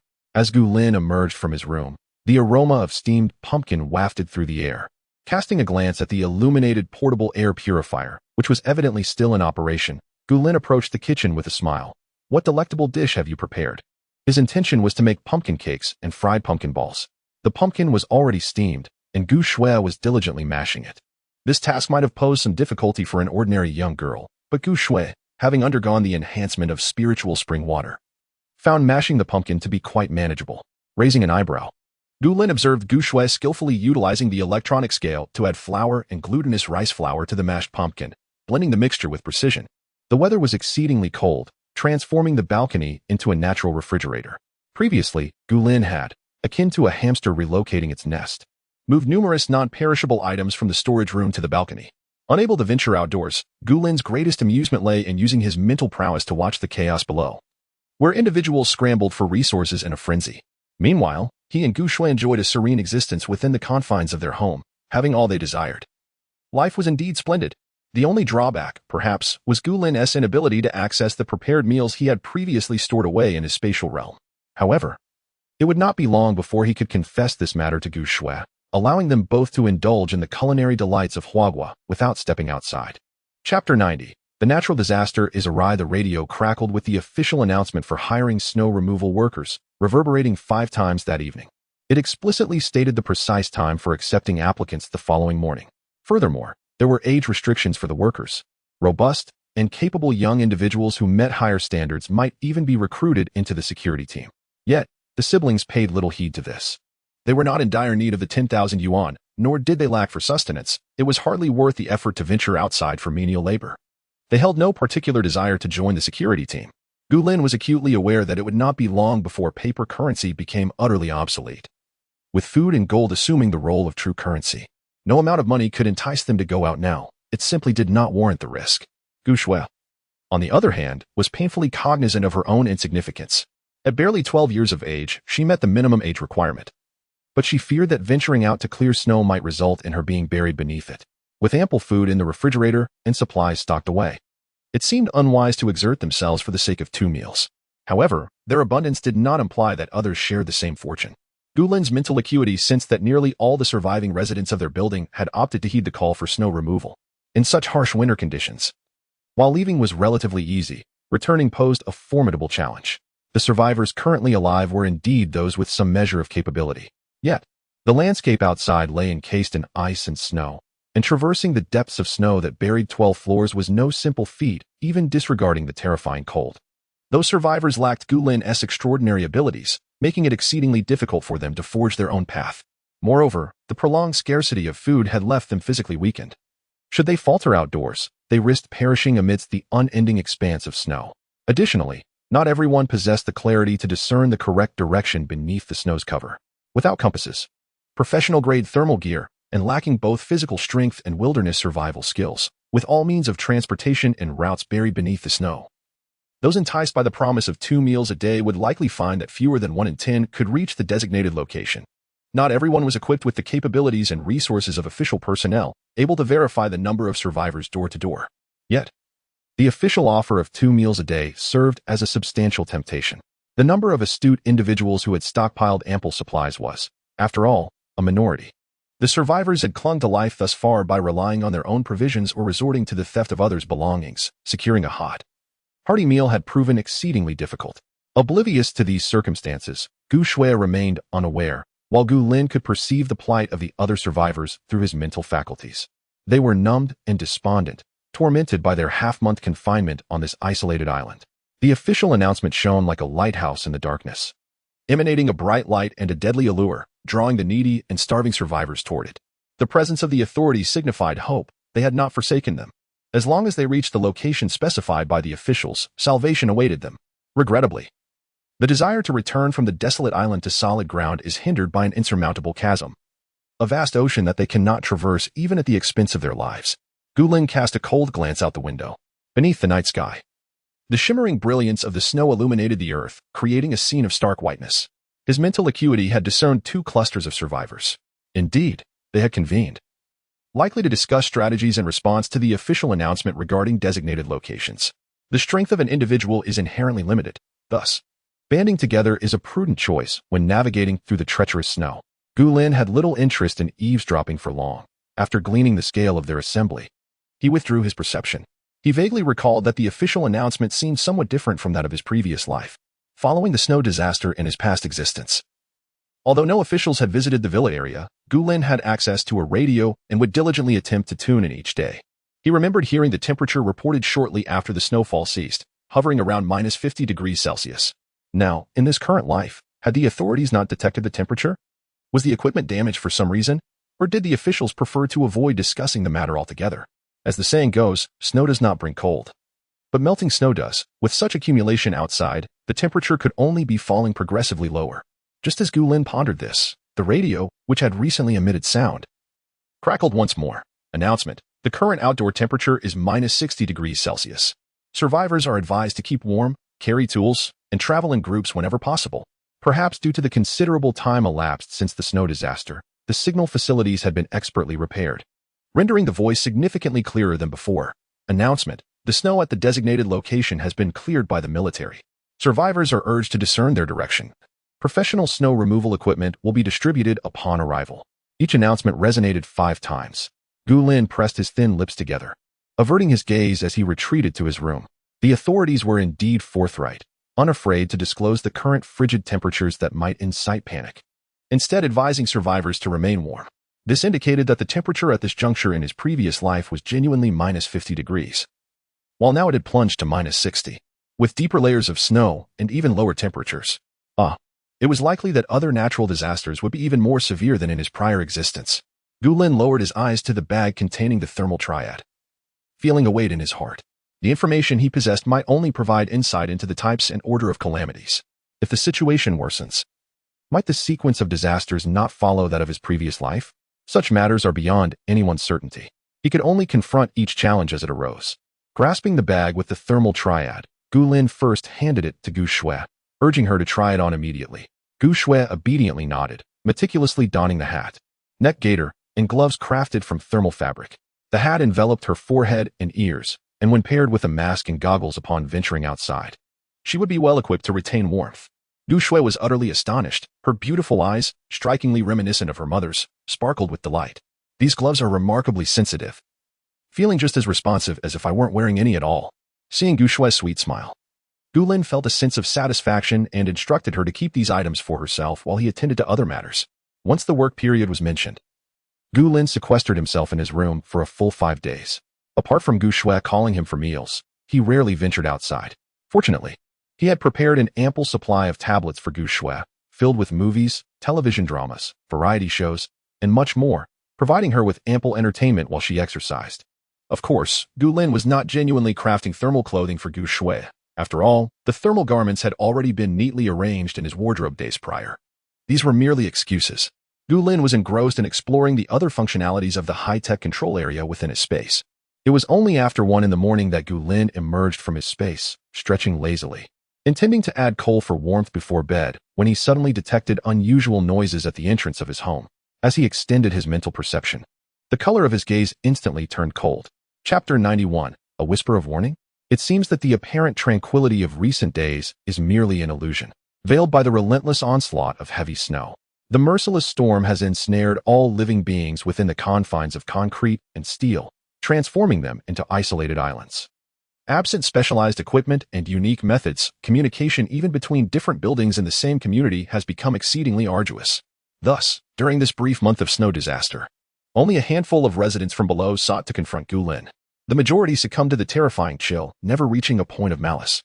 The few who dared to challenge Gu Lin were insufficient to stir him from his repose, and he swiftly repelled them. Consequently, the siblings were able to remain undisturbed in their abode. He ceased to feign any pretense, refraining from leaving his quarters, dismissing the speculations of the other residents below as inconsequential. After all, they were there, and even if they harbored thoughts of confrontation, they were powerless against Gu Lin. However, the situation has shifted. Following 5 days of snow removal, while the external environment has yet to revert to its prior state of seamless accessibility, it has reached a point where individuals can move about with relative ease. Through the efforts of official organizations and the surviving populace, tunnels have been established beneath the snow, restoring a semblance of communication between the isolated entities. Alas, this also means that the potential for robbery has expanded. It appears that someone has disseminated information regarding Gu Lin's possible stockpiling of provisions, thus attracting these unwelcome visitors. Gu Lin's expression hardened as he swiftly donned his thermal attire, encased himself in polar gear, and secured his mask, stealthily exiting his room to position himself behind the door. He refrained from immediately opening it, instead utilizing his mental acuity to sense the movements of those outside, biding his time in silence. The enemy remains still. I, too, shall remain still. These intruders were evidently well prepared, each equipped with insulated gloves. Previously, when Gu Lin had ventured downstairs with Gu Shui to acclimatize to the temperature, Li Qian from the 25th floor had persistently sought to insert herself into their lives, yearning for attention. Thus, Gu Lin had chosen to avoid descending altogether. Yet, Li Qian continued to exploit her shamelessness, knocking on their door repeatedly, inquiring about their well-being, and seeking various tidbits of information. Occasionally, she would even raise her voice outside their door, which was exceedingly vexing. Consequently, Gu Lin had taken the precaution of electrifying the stainless steel doors in the hallway, thoughtfully posting a warning: high voltage danger, not responsible for electrocution. Since that moment, tranquility had finally graced their floor. Could it be that these individuals were alerted by Li Qian, leading them to this confrontation? Observing their professional insulated gloves, wooden clubs, and an array of lock-picking tools that surpassed even those possessed by Li Dezhu, Gu Lin fell into contemplation. Aside from Li Qian, the other survivors below had not exhibited such diligence in ascending to the 30th floor. After all, in the midst of this frigid calamity, the floors buried beneath the snow were, paradoxically, warmer than those exposed. Many survivors, upon realizing this fact, had hastily relocated to the lower 10 floors. The food they managed to find barely sustained their lives, leaving them with little time to traverse the 30 floors. In a prolonged state of hunger, climbing such a high staircase could easily lead to demise along the way. Everyone was astute. After being turned down by Gu Lin once, they were unlikely to exert themselves for a second attempt. Thus, it seemed that only Li Qian was aware of the high-voltage electricity present here. This group, on their first visit, brought insulating gloves and dry wooden sticks, indicating that the informant was surely Li Qian. Gu Lin attentively listened to their movements, attempting to move quietly as he opened the door. A faint cough echoed from within, causing Gu Lin to raise an eyebrow and promptly close the door he had just cracked open. Upon glancing back, he indeed found Gu Shui standing at the doorway, silently observing him. With a hint of resignation in his gaze, Gu Lin stepped closer and lowered his voice, saying, "A few individuals have come to pry the door and steal something. I must deal with them." Gu Shui blinked and, in a whisper, replied, "I want to go too." Gu Lin instinctively sought to refuse her, fully aware that Gu Shui had donned a rather displeased expression. "You always handle it alone. I want to help." After a moment's contemplation, he firmly shook his head. "It's quite dangerous this time. There are many of them. I will handle it myself. And I promise to call you next time." Gu Shui pouted, her eyes silently accusing him. However, Gu Lin had already sensed with his mental power that 7 individuals had gathered outside, nearly filling the corridor, and it was evident they had a strategy. Their silence and the way they conserved their energy instead of immediately attempting to break down the door showcased their intent. If he took Gu Shui out, he would have to divide his attention to protect her. Although her physical fitness had improved significantly through the efforts of exercise equipment and spiritual water, she had yet to formally learn any combat techniques, and facing adults in a confrontation might not end well. Seeing Gu Shui's expression, Gu Lin softly reassured her, "Listen. The people who have come are genuinely dangerous. They are not from this building. Go back and get some rest. Tomorrow, I will teach you combat techniques, all right?" Gu Shui's eyes brightened, and after weighing the pros and cons, she nodded in satisfaction. "It's a deal." Watching Gu Shui return to her room and close the door, Gu Lin let out a sigh of relief and stealthily made his way back to the door, quietly opening it. The 2 layers of doors, under his careful movements, did not attract the attention of those outside. Gu Lin swiftly exited, turning back to securely shut the door behind him. Through a stainless steel door, Gu Lin listened intently to the sounds of chewing emanating from the other side. Occasionally, the sound of someone opening a thermos to drink water could be heard. The 7 individuals sat in various positions on the ground, quietly gnawing on compressed biscuits, not a single one of them uttering a sound beyond the crunching. As Gu Lin's mental power swept across the backpacks on the ground, his expression turned cold. In addition to a few packs of compressed biscuits and thermoses, there were grenades and handguns concealed within. These individuals are not merely well prepared. Their level of readiness is astonishingly comprehensive. The array of resources at their disposal suggests that they must be part of the emergent underworld forces that have recently risen to prominence. In my previous life, following the cessation of the snow disaster and the establishment of fixed trade points by official organizations, several criminal factions were publicly executed. Not only did they seize the opportunity presented by the natural calamity to plunder the survivors' supplies, but they also engaged in lewd and immoral activities, abducted women, and claimed territories for themselves, essentially embodying the very essence of malevolence. Their tyranny over both men and women indicates that they are undoubtedly armed. According to official reports, they have raided several police armories. Those handguns and grenades appear eerily familiar. It is imperative that we do not allow them to restore their physical strength to optimal levels. Chapter 92. The doorstep encounter. Gu Lin raised his hand, and 2 petite tranquilizer guns suddenly appeared in his grasp. He certainly did not intend to directly eliminate these individuals. Taking a life is a simple task for him. With his water-based abilities, he could freeze them all in place and subsequently collect them as subjects for experimentation. However, that would invite relentless retaliation from these malevolent groups. Gulin was unafraid of handguns, but they were armed with grenades, and should they bring more weapons next time? Or even a pack of explosives, his door might withstand the assault, yet the walls could be vulnerable. He lacked precise knowledge of their hideouts and remained oblivious to the cards they held, rather than living in constant vigilance. It would be more prudent to take these few individuals and hand them over to the authorities for interrogation. With official intervention, they would scarcely last a few days. Gulin could then return to his quiet sanctuary with Gu Shui, living a leisurely life. In his own space, Gulin possessed an abundance of resources and had no desire to covet the supplies of these nefarious forces. He suspected they had pilfered significantly, but relinquishing those items to the authorities would be far more beneficial. Gulin had no need for such things. However, they could prove life-saving for the officials.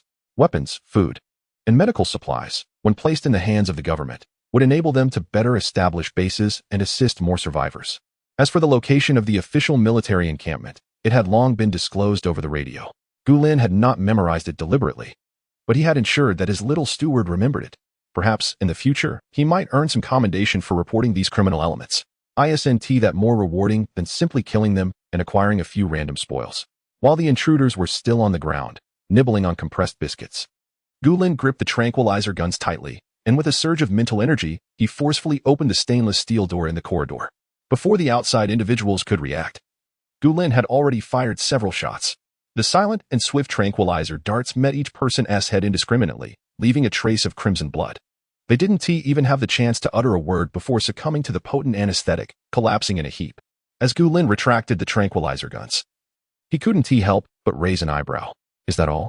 Had he known these ruffians would be so easily managed, he would not have sent Gu Shui back to sleep earlier. Gulin regarded the individuals sprawled on the ground with a hint of disdain. He retrieved a length of rope from his space and bound them together like a string of candied haws. 7 little haws, all neatly aligned.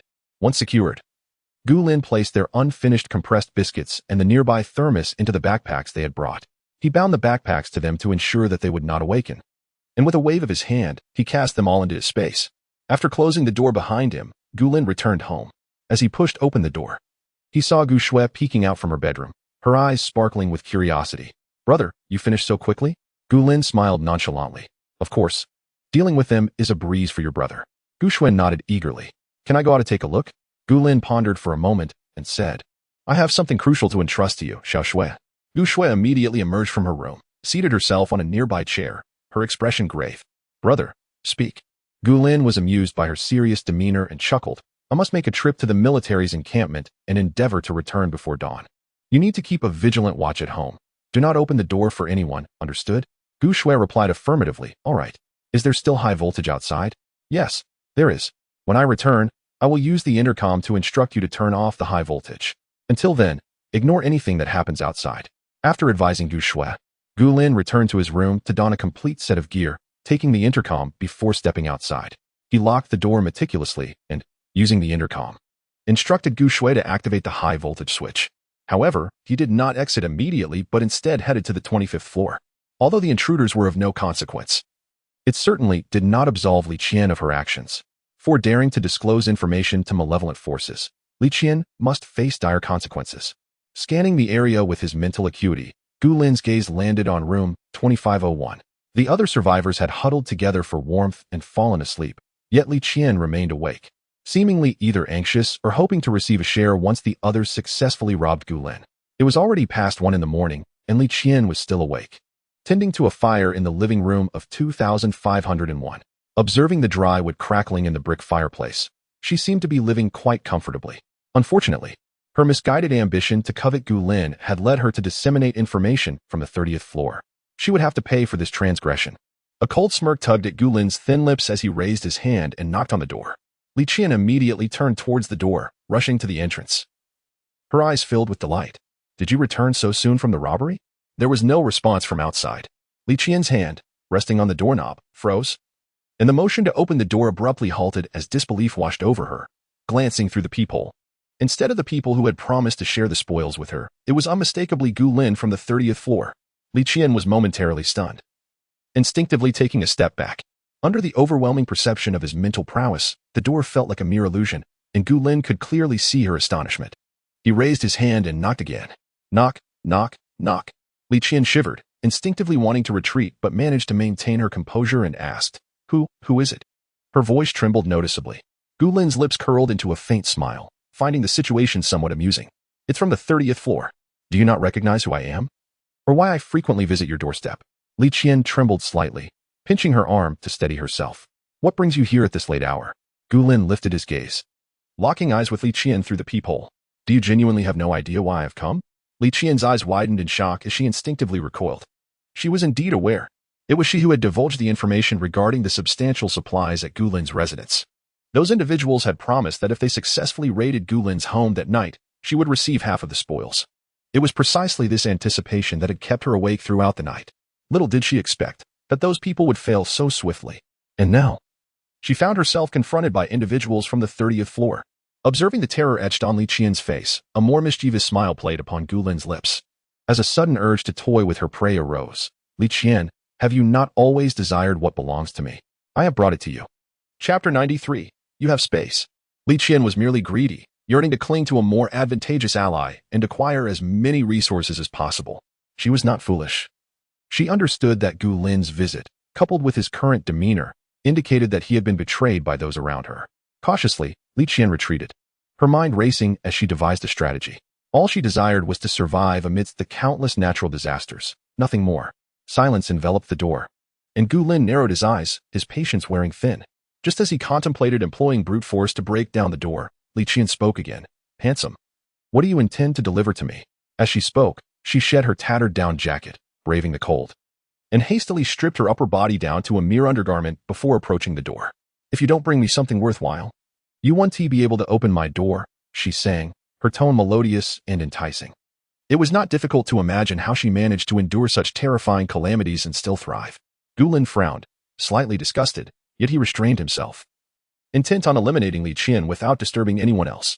Reaching behind him, he retrieved 2 bags of vacuum-sealed rice bricks and brought them to the forefront. Isn't this a fine offering? Upon seeing the pristine rice bricks, Li Qian's eyes sparkled with delight. Her initial intuition had proven correct. This man from the 30th floor must possess an abundance of food. If she could win his favor, she would have access to as much sustenance as she desired. How much more could he be hiding, having remained secluded for so long? Overwhelmed with joy, she adjusted her alluring figure and opened the door, her arm revealing its smooth, fair skin. Gu Lin's gaze immediately fell upon the enticing curves before him. As a slender arm extended through the crack of the door, Li Qian, noticing Gu Lin's attention on her chest, beamed with even greater delight. Brother, I wish you had met me sooner. Had that been the case, the news of the 30th floor's treasures wouldn't have slipped from my lips to Hugo and his crew. I could have moved in earlier and enjoyed those resources. A faint smile graced Gu Lin's lips as he abruptly yanked the door open, swiftly entering the room before slamming the door shut behind him. Li Qian, momentarily stunned by his agility, quickly regained her composure, her expression transforming into one of flirtatious charm. Brother, you are in quite the hurry. With that, she reached for the rice bricks in Gu Lin's grasp. His eyes glinted with mockery as, at the instant her fingers brushed against the bags, they vanished without a trace. Li Qian was instantly taken aback, instinctively covering her mouth in shock. After a moment, meeting Gu Lin's enigmatic gaze, realization dawned upon her, and she exclaimed, It's a space. Brother, you possess a space. Rather than deny it, Gu Lin merely nodded slightly in affirmation. Indeed. This news struck Li Qian like a sudden windfall, leaving her utterly disoriented. Brother, you are truly kind to come and share this news with me. Despite the snow disaster that had befallen her, which prevented her from bathing, her skin remained fair, though it was not without an unpleasant odor. Gu Lin took a step back, a smirk playing on his lips. How did you know I came specifically to tell you this? Li Qian reached behind her to unfasten her lingerie, and her voluptuous form was suddenly revealed, creating a striking visual. Unfortunately for her, Gu Lin had become completely immune to the allure of beauty. Moreover, after nearly a month without a bath, Li Qian was hardly clean. Gu Lin's eyes reflected disdain. Is this your method for acquiring supplies from those men? Li Qian's expression shifted instantly, but the thought of Gu Lin's space, potentially overflowing with resources, prompted her to force a smile. Brother, I am merely trying to survive. There is no shame in that. If given a choice, I would certainly prefer to follow you alone. As she spoke, Li Qian stepped closer to Gu Lin. After a good wash, I assure you I am quite clean. Even with the warmth of the fireplace, being bare from the waist up was still chilly. However, if Gu Lin were to embrace her, it would be a different matter. She held great confidence in her physique and skills, convinced that once he took the bait, he would find it impossible to let her go. Just imagine the bounty of supplies filling the space. She could indulge as she pleased. Perhaps, if the opportunity arose, she could claim Gu Lin's entire space for herself. Wouldn't he that ensure a life of abundance, regardless of any future calamities? Gu Lin observed the calculating glint in her eyes, his own gaze turning cold. At the moment her hand brushed against him, the scene around them shifted rapidly. They found themselves in the little courtyard of the space, where 7 individuals lay unconscious, bound like sugar-coated hawthorns. Li Qian was initially taken aback. But then a wave of elation surged through her. Gu Lin was willing to bring her into his space. Was this not a sign of trust? The warmth, the vibrant scenery, the fresh air, and that grand villa not far off, all of it was now hers. Without sparing a glance at Gu Lin, who wore a mocking expression, Li Qian made her way toward the villa. Gu Lin smirked, raising his hand to grasp the nape of her neck. Li Qian froze. Brother, now that I know your secret, it's time for you to meet your end. Gu Lin's voice was light, revealing a rather cheerful disposition. Crack. Li Qian barely had time to react before she distinctly heard the sound of her neck snapping. Ding. Successfully eliminated hostile creature. Obtained loot. Strong insecticide X1. Gu Lin pursed his lips, lifting Li Qian's lifeless body as one would a small chicken, and headed straight for the waste conversion box. With a toss of her corpse inside, he dusted off his hands and retrieved a sled from the warehouse. The sled was not particularly large, and Gu Lin exerted considerable effort to securely bind the 7 unconscious little warriors onto it. Naturally, he had no intention of shouldering the burden of so many robust men alone. After all, one nurtures a dog for 1,000 days, only to rely on it in a moment of need. Come forth, Pippi the herdsman. In the next instant, the 4 border collies, which had just been bonding with the cattle and sheep in the breeding area, appeared before Gu Lin in unison. Border collies are known for their high intelligence, and with Gu Lin's generous provision of spiritual spring water during their upbringing, the dogs had grown plump and healthy, their limbs now extending beyond his knees when they stood. It could be said that they not only matched the intelligence of Pang Pang, the rotund cat, but were also quite capable in terms of physical prowess. However, Pang Pang was a mutated orange cat, and if it were to grow larger and assist in pulling the sled, Gu Lin would find it challenging to retreat from the official encampment unscathed. Thus, he would have to rely on these little treasures for the time being. Gu Lin patted each border collie on the head and retrieved the custom-made thermal jackets for dogs he had prepared earlier. Now, put on your jackets. Help me with some work, and I shall reward you with canned treats upon your return. Chapter 94. You are quite capable, having properly outfitted the dogs in their thermal gear and securely tethered them to the sled. Gu Lin nodded in satisfaction before emerging from his spatial realm. He found himself still in Li Qian's abode. A sweep of his mental energy elicited an exclamation of awe within him. It appeared that Li Qian's skills were indeed commendable, as evidenced by the considerable stockpile of provisions in her home.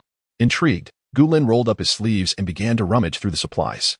After all, leaving them behind would serve no purpose, and it would be more advantageous for his synthesis station, though he had no intention of consuming the mediocre quality items. They could be fed into the synthesis station to exchange for more delectable fare. Before long, he unearthed a 50-pound bag of rice, a box of compressed biscuits, a carton of instant noodles, a 10-pound pack of dried noodles, a jug of peanut oil, and several packages of dehydrated vegetables. To his surprise, he discovered an additional 20-pound bag of flour and a 10-liter container filled with icy water hidden beneath the bed, beneath the layer of snow on the balcony. He also found several pounds of cured meat and a dozen sausages. Gu Lin could not help but click his tongue in disbelief. Had Li Qian not been so foolish as to provoke him, these provisions alone would have sufficed for her sustenance for several months. Not to mention that, in a few months' time, an official base might be established. If Li Qian were to exert herself through her own means and contribute enough food for entry into the base, she might even secure a decent life there, leveraging her looks and figure. Alas, humanity is often plagued by insatiable greed. Why must one be so short-sighted? With a wave of his hand, Gu Lin stored all the provisions in his spatial realm, but refrained from throwing them all into the synthesis station. He expressed gratitude for the supplies provided by Li Qian, for he could utilize these frostbitten, subpar items to pay the entrance fee for the base. The goods in his space, whether hoarded, produced, or exchanged through the synthesis station, were all of superior quality and freshness. Presenting them outright would undoubtedly raise suspicions. It was wiser to avoid unnecessary troubles. Exiting from Li Qian's residence, Gu Lin quietly descended the stairs and pushed open the entrance door, discovering a path ahead. However, it was not a grand thoroughfare, but rather a tunnel carved beneath the snow. The passage was somewhat narrow, yet he was grateful for his choice of sled. After taking a few steps and confirming the absence of onlookers, Gulin raised his hand and released the sled along with the dogs. Upon seeing the icy expanse, the dogs erupted with excitement.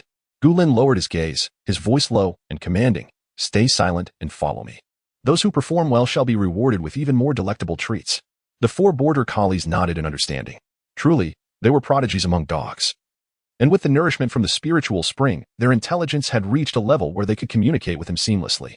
A smirk graced Gulin's lips as he strode forward, mentally calling out, "Little steward, lead the way."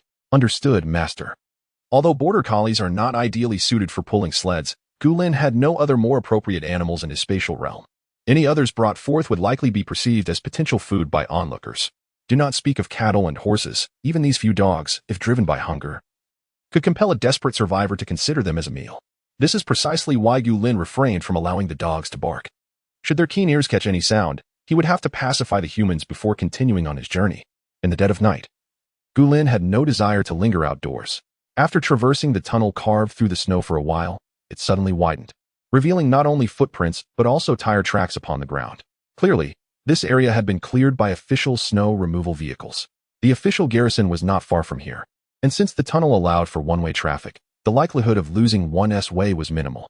Even when encountering a bend, Gulin successfully chose the correct path under the guidance of his little steward. The dogs maintained a steady pace, and after more than half an hour, Gulin found himself in a spacious square. To his surprise, the square had been cleared to reveal an open area, no longer the snow-laden tunnel he had traversed. Indeed, following the little steward's directions for another 10 minutes, Gulin arrived at the official garrison. It was a school, and nearly all the snow had been removed, exposing the buildings within, which appeared as though they were on a separate island. Even at this late hour, guards remained vigilant at the entrance. As Gulin approached with a powerful flashlight, a man clad in a military coat emerged, hastily making his way toward him. When they were about 20 meters apart, the man called out first, "Halt! Who goes there? State your business before coming any closer." His alertness did not irk Gulin. Instead, he raised his hands in a gesture of friendliness and harmlessness, stepping forward a couple of paces before speaking. "This is the garrison of the official military, is it not? I am a survivor from the Zijin Garden, here to report on a criminal syndicate." "A criminal syndicate?" The man paused, taken aback, and countered, "Do you possess any concrete evidence?" "Indeed," Gulin replied with a smile, lowering his hands as he stepped aside, directing the flashlight towards the sled behind him. "These 7 individuals attempted to break into my home in the dead of night, armed with guns and grenades. I subdued them all and brought them here." Upon hearing this, the guard's expression shifted noticeably. His gaze fell upon the 4 robust border collies pulling the sled, as well as the 7 individuals, securely bound and haphazardly piled atop one another, and he stammered, You seem quite capable." Gulin continued to smile. "You flatter me." To incapacitate 7 armed assailants was no small feat, and in these times of scarcity, how had he managed to keep 4 border collies well-fed and healthy? The guard, not daring to delay further, promptly responded, "Please, bring them inside." Gulin grinned and commanded the dogs, "Let us go." The 4 border collies moved in perfect unison, pulling the sled as they followed the guard into the school. In a swift motion, the rope was untied, and the 7 gored children from the sled were tossed into the guardroom. Gulin clapped his hands, a smile gracing his face as he said, "All right, esteemed officials. The individuals have been delivered. I shall take my leave now." "Wait." Just as Gulin was about to turn and depart, a stern voice echoed from behind him. Caught off guard, he had assumed the official station was entirely secure, leading him to neglect the extent of his mental perception. He had failed to notice the arrival of anyone. "Commander Su." The guard saluted. Gulin had no choice but to turn around, maintaining a calm demeanor as he met the gaze of the newcomer. It was a tall man, similarly clad in a military coat, whose serious countenance radiated an air of integrity. "Are these the individuals you incapacitated?" Chapter 95. Intentional Collaboration. Gulin felt a tinge of helplessness, though he masked it well. "I am a medical student. They were incapacitated by my tranquilizer gun." As he spoke, Gulin casually opened the backpack he had discarded among the group and emptied its contents. A few compressed biscuits and a thermos tumbled out, eliciting relatively neutral expressions from the onlookers. However, their demeanor shifted dramatically when a pistol and grenades clattered to the ground, prompting both the newcomers and the guards to instinctively retreat, adopting defensive stances. Once Gulin had finished emptying the bag, he tossed it aside and clapped his hands together, declaring, "These are the weapons they brought with them. They likely raided the police station. They are not mere survivors, so I tied them up and brought them here." He then feigned a look of mild supplication. "Sir, It was truly terrifying to have them brandishing grenades at my doorstep in the dead of night. Sule, the guard, replied dryly. No matter how frightening it may be, it cannot compare to you, a lone individual in the middle of the night, arriving with 7 unconscious men. Greetings, I am the commander here. Sule, the tall man clad in a military overcoat, extended his hand toward Gu Lin. May I ask your surname? A harmless smile graced Gu Lin's lips as he shook Sule's hand. No need for formality, I am Gu Lin. Comrade Gu Lin. Your suspicions are entirely justified. Would you be willing to remain and cooperate with our investigation? Sule gestured toward the haphazardly discarded grenades and pistol. This is a man capable of subduing 7 armed men. Gaining his allegiance would be undeniably beneficial. Gu Lin, perceiving Sule's overture, maintained a gentle smile as he politely declined. I have a young sister at home who requires my care, so I must not linger. I firmly believe that. Regardless of the circumstances, the authorities will never condone the rampant tyranny of dark forces. A flicker of disappointment crossed Sule's eyes. But he quickly regained composure. In that case, could you share the details of the incident with us, Comrade Gu Lin?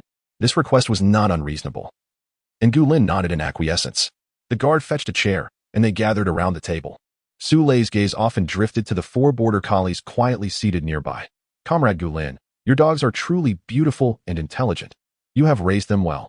Gu Lin curled his lips slightly but chose not to respond to the compliment. I was just about to sleep when I heard someone attempting to pry open my door. Such incidents have become increasingly common lately. It is a consequence of the calamities we face.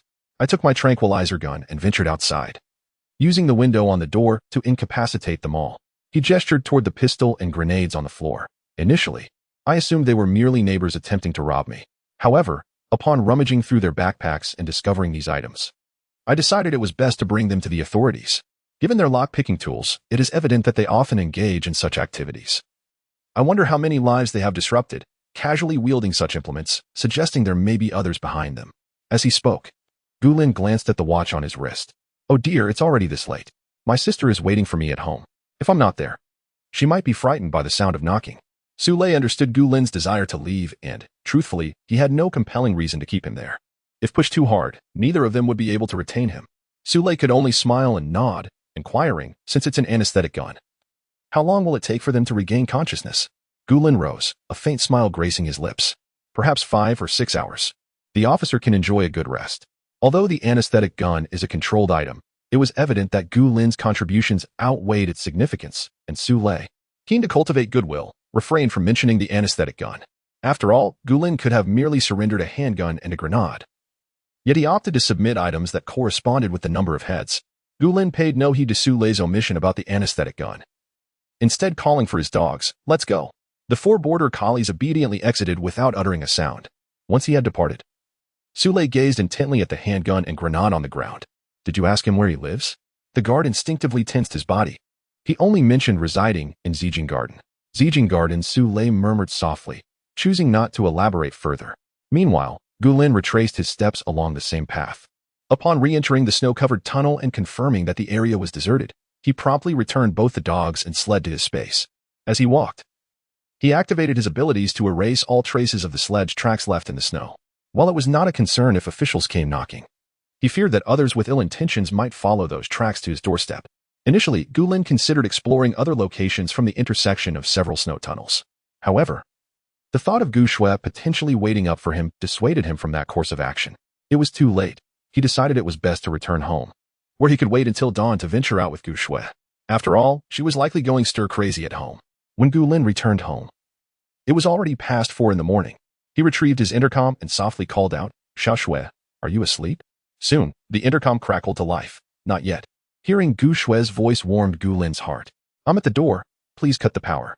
Moments later, the door swung open from the inside, revealing Gu Shui in her nightgown, who dashed outside. Gu Lin's expression shifted, and he hurriedly urged her back inside. Quick, go back. It's over 60 degrees below zero. This is no joke.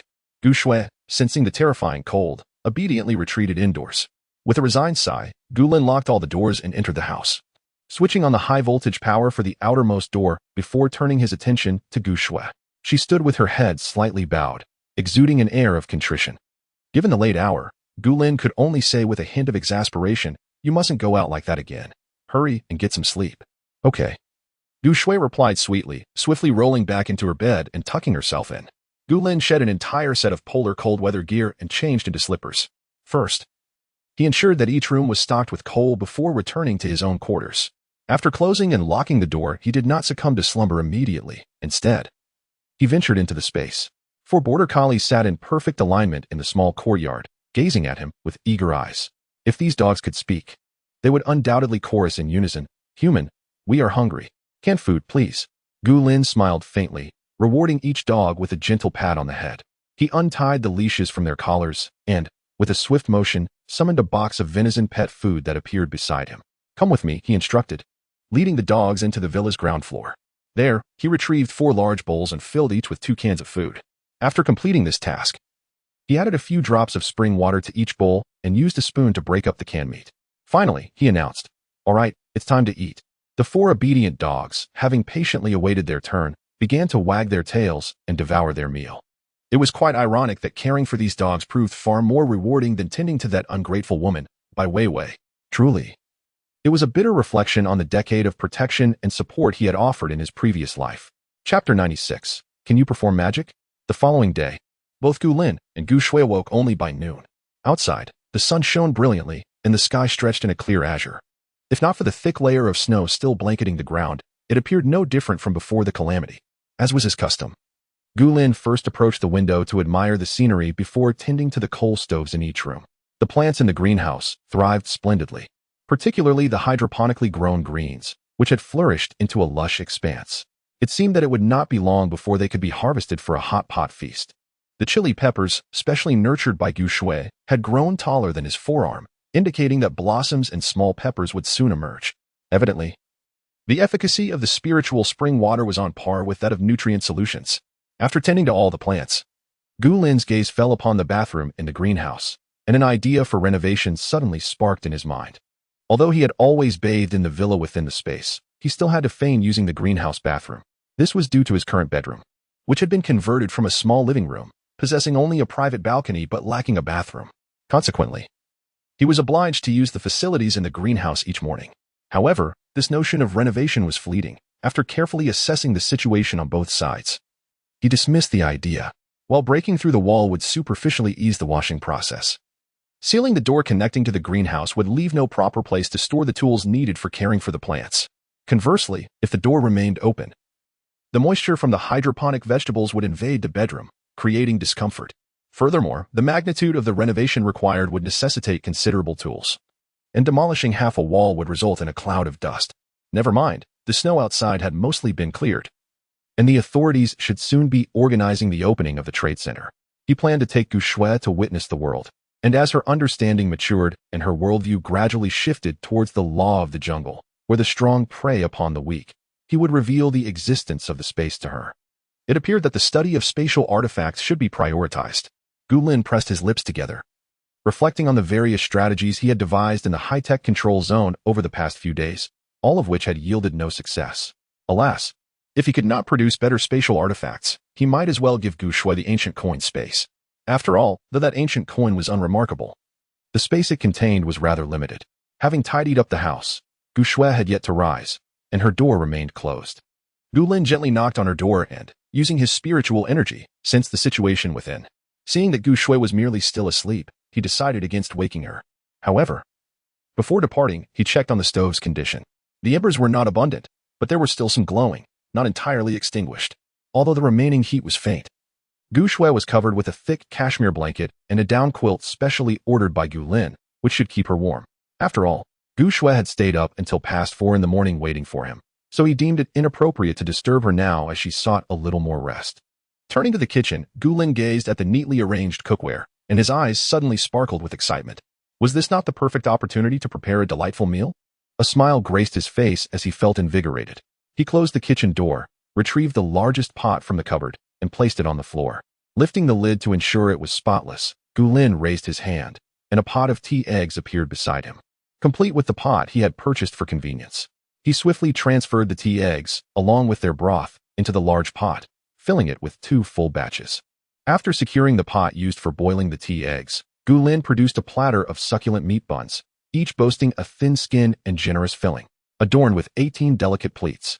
Gazing at the glistening surface of the buns, he swallowed hard, genuinely tempted.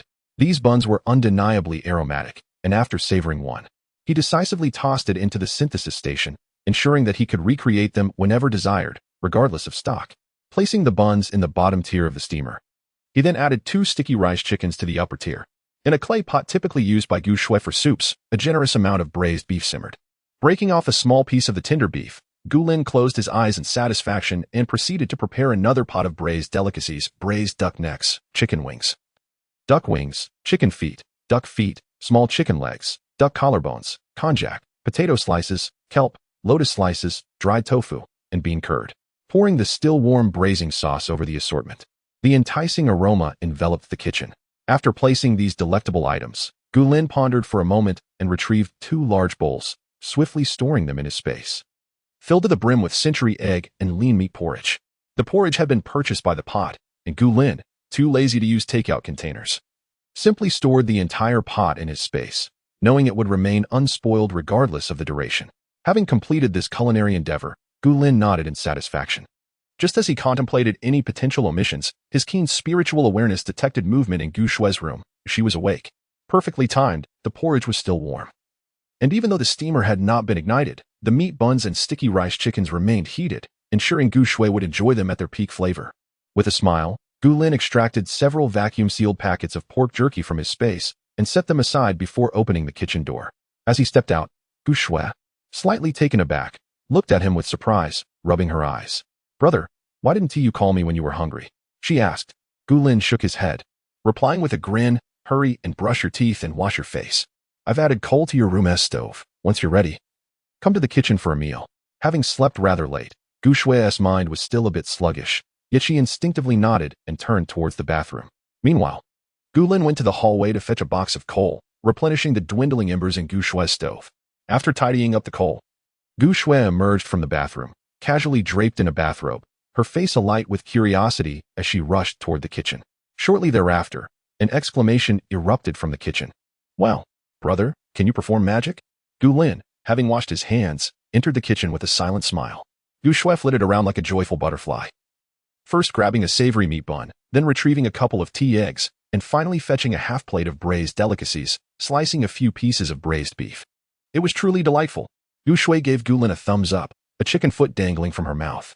"Brother, what time did you rise to begin your preparations?" Of course, he had effortlessly conjured everything from thin air. Gu Lin merely smiled faintly and replied nonchalantly, "Early." Gu Shui chewed enthusiastically on the crispy bones of the duck neck, mumbling indistinctly, "It must be you." Just as the siblings reveled in their culinary triumph, the radio nearby suddenly crackled to life once more. Chapter 97. Hoping for a cat? Gu Lin and Gu Shui exchanged a glance, tacitly ceasing their conversation, and continued to savor their porridge and rice. Soon, a monotonous male voice emanated from the radio, repeating the announcement 5 times. "Notice, the official trade market will open in 3 days at Lingguang Square. We kindly urge all survivors to prepare in advance. Location, Lingguang Square. Notice, within the trade market, basic necessities may be purchased with an ID card. Armed guards will be present. Note that only cash payments are accepted, and purchases are limited to 1 portion per person with an ID. Notice, Lingguang Square will designate an independent area for free trading among survivors. Please be mindful of personal safety and property. Engage in honest transactions." Gu Shui's eyes instantly sparkled with excitement. "Brother, I want to go out and have some fun." When Gu Lin returned that morning, he had already promised Gu Shui he would take her out for some fresh air. The child was nearly going stir-crazy indoors. Moreover, Gu Lin had always intended to introduce her to the outside world, so he readily agreed. Gu Lin nodded. "All right, but let us eat first." The joy in Gu Shui's eyes intensified as she handed him a savory pork bun. "Brother, this is delicious." Typically, their breakfasts were simple and nutritious, consisting of steamed buns and dumplings that were frozen semi-finished products. Although from a reputable brand and not lacking in flavor, frozen food inevitably pales in comparison to delicacies crafted with care by skilled chefs, with handmade folds that are simply unmatched. This pork bun, with its rich, marinated filling, was bursting with aroma and moisture, perfectly captivating Gu Shui's palate. After finishing their hearty breakfast-lunch combination, both siblings felt a bit stuffed. Gu Shui glanced at the large pot of tea eggs, marinated delicacies, and braised beef left over, her expression slightly perplexed. "Brother, how should we store all this?" Gu Lin, who was grooming their plump pet, casually replied, "Just leave it in the kitchen. It's cold outside, so it won't spoil." Although the kitchen lacked a stove, the small size of the apartment allowed it to retain some heat from the other rooms. The temperature barely hovered above freezing, insufficient to reach a comfortable warmth. Nevertheless, the food would remain safe from spoilage, as Gu Lin had chosen items that could endure storage and were convenient to consume. As for Gu Shui, the little foodie, those marinated dishes could easily be devoured while binge-watching shows over the next few days, so there was no need for concern about them going bad. Gu Lin was well aware of how much of the snacks in their pantry had been devoured by Gu Shui during her viewing marathons. Casting a glance at Gu Shui, who was also resting and preparing to exercise later, Gu Lin returned to his own room, this time leaving the door unlocked. After all this time, Gu Shui had likely grasped the situation. Generally, as soon as Gu Lin entered his room and closed the door, she would refrain from barging in. If there was an urgent matter, she would knock first. Likewise, if Gu Shui had closed her door, Gu Lin would also knock when visiting her room. This mutual understanding reflected their respect for one another. Despite having spent only a handful of moments with her parents throughout her life, Gu Shui was nurtured exceptionally well.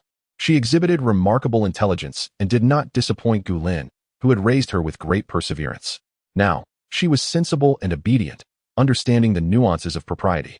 Unlike other children who would often resort to loud tantrums, crying and throwing fits to achieve their desires, Gu Shui was the epitome of the ideal child. A stark contrast to the unruly ones. With a cheerful smile, Gu Lin sat at the small table, raising his hand to summon a steaming cup of water that appeared magically before him. Following this, a glass filled with ice cubes materialized, and soon after, a delicately arranged fruit platter appeared, featuring neatly sliced apples and fresh bananas. Gu Lin checked the temperature of each item. The hot water remained scalding, while the cup with ice contained no melted drops.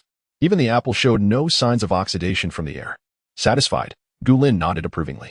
These items had been casually stored in the ancient coin space the previous day. Observing their current state, it was evident that time within must have been entirely frozen. Or at least, the flow of time was exceedingly slow. Retrieving the ice and hot water, Gu Lin returned to the living room, presenting the still fresh apples and bananas to Gu Shui. "Thank you, brother," Gu Shui beamed, graciously taking a piece and indulging in it. She did not question Gu Lin about the impossibility of finding such fresh fruit amidst the frigid winter after more than half a month. Instead, she quietly chewed on the apple, her cheeks puffing up like a little hamster. Mew, the chubby cat, Pang Pang, leaned in eagerly. "Master, I want some too." Gu Lin sighed, and before he could act, Gu Shui had already popped a small piece of apple into her mouth and placed another in Pang Pang's bowl. Due to Pang Pang's habit of stealing snacks during the siblings' treat time, they had prepared a special bowl for the little orange cat on the exposed heating surface of the living room.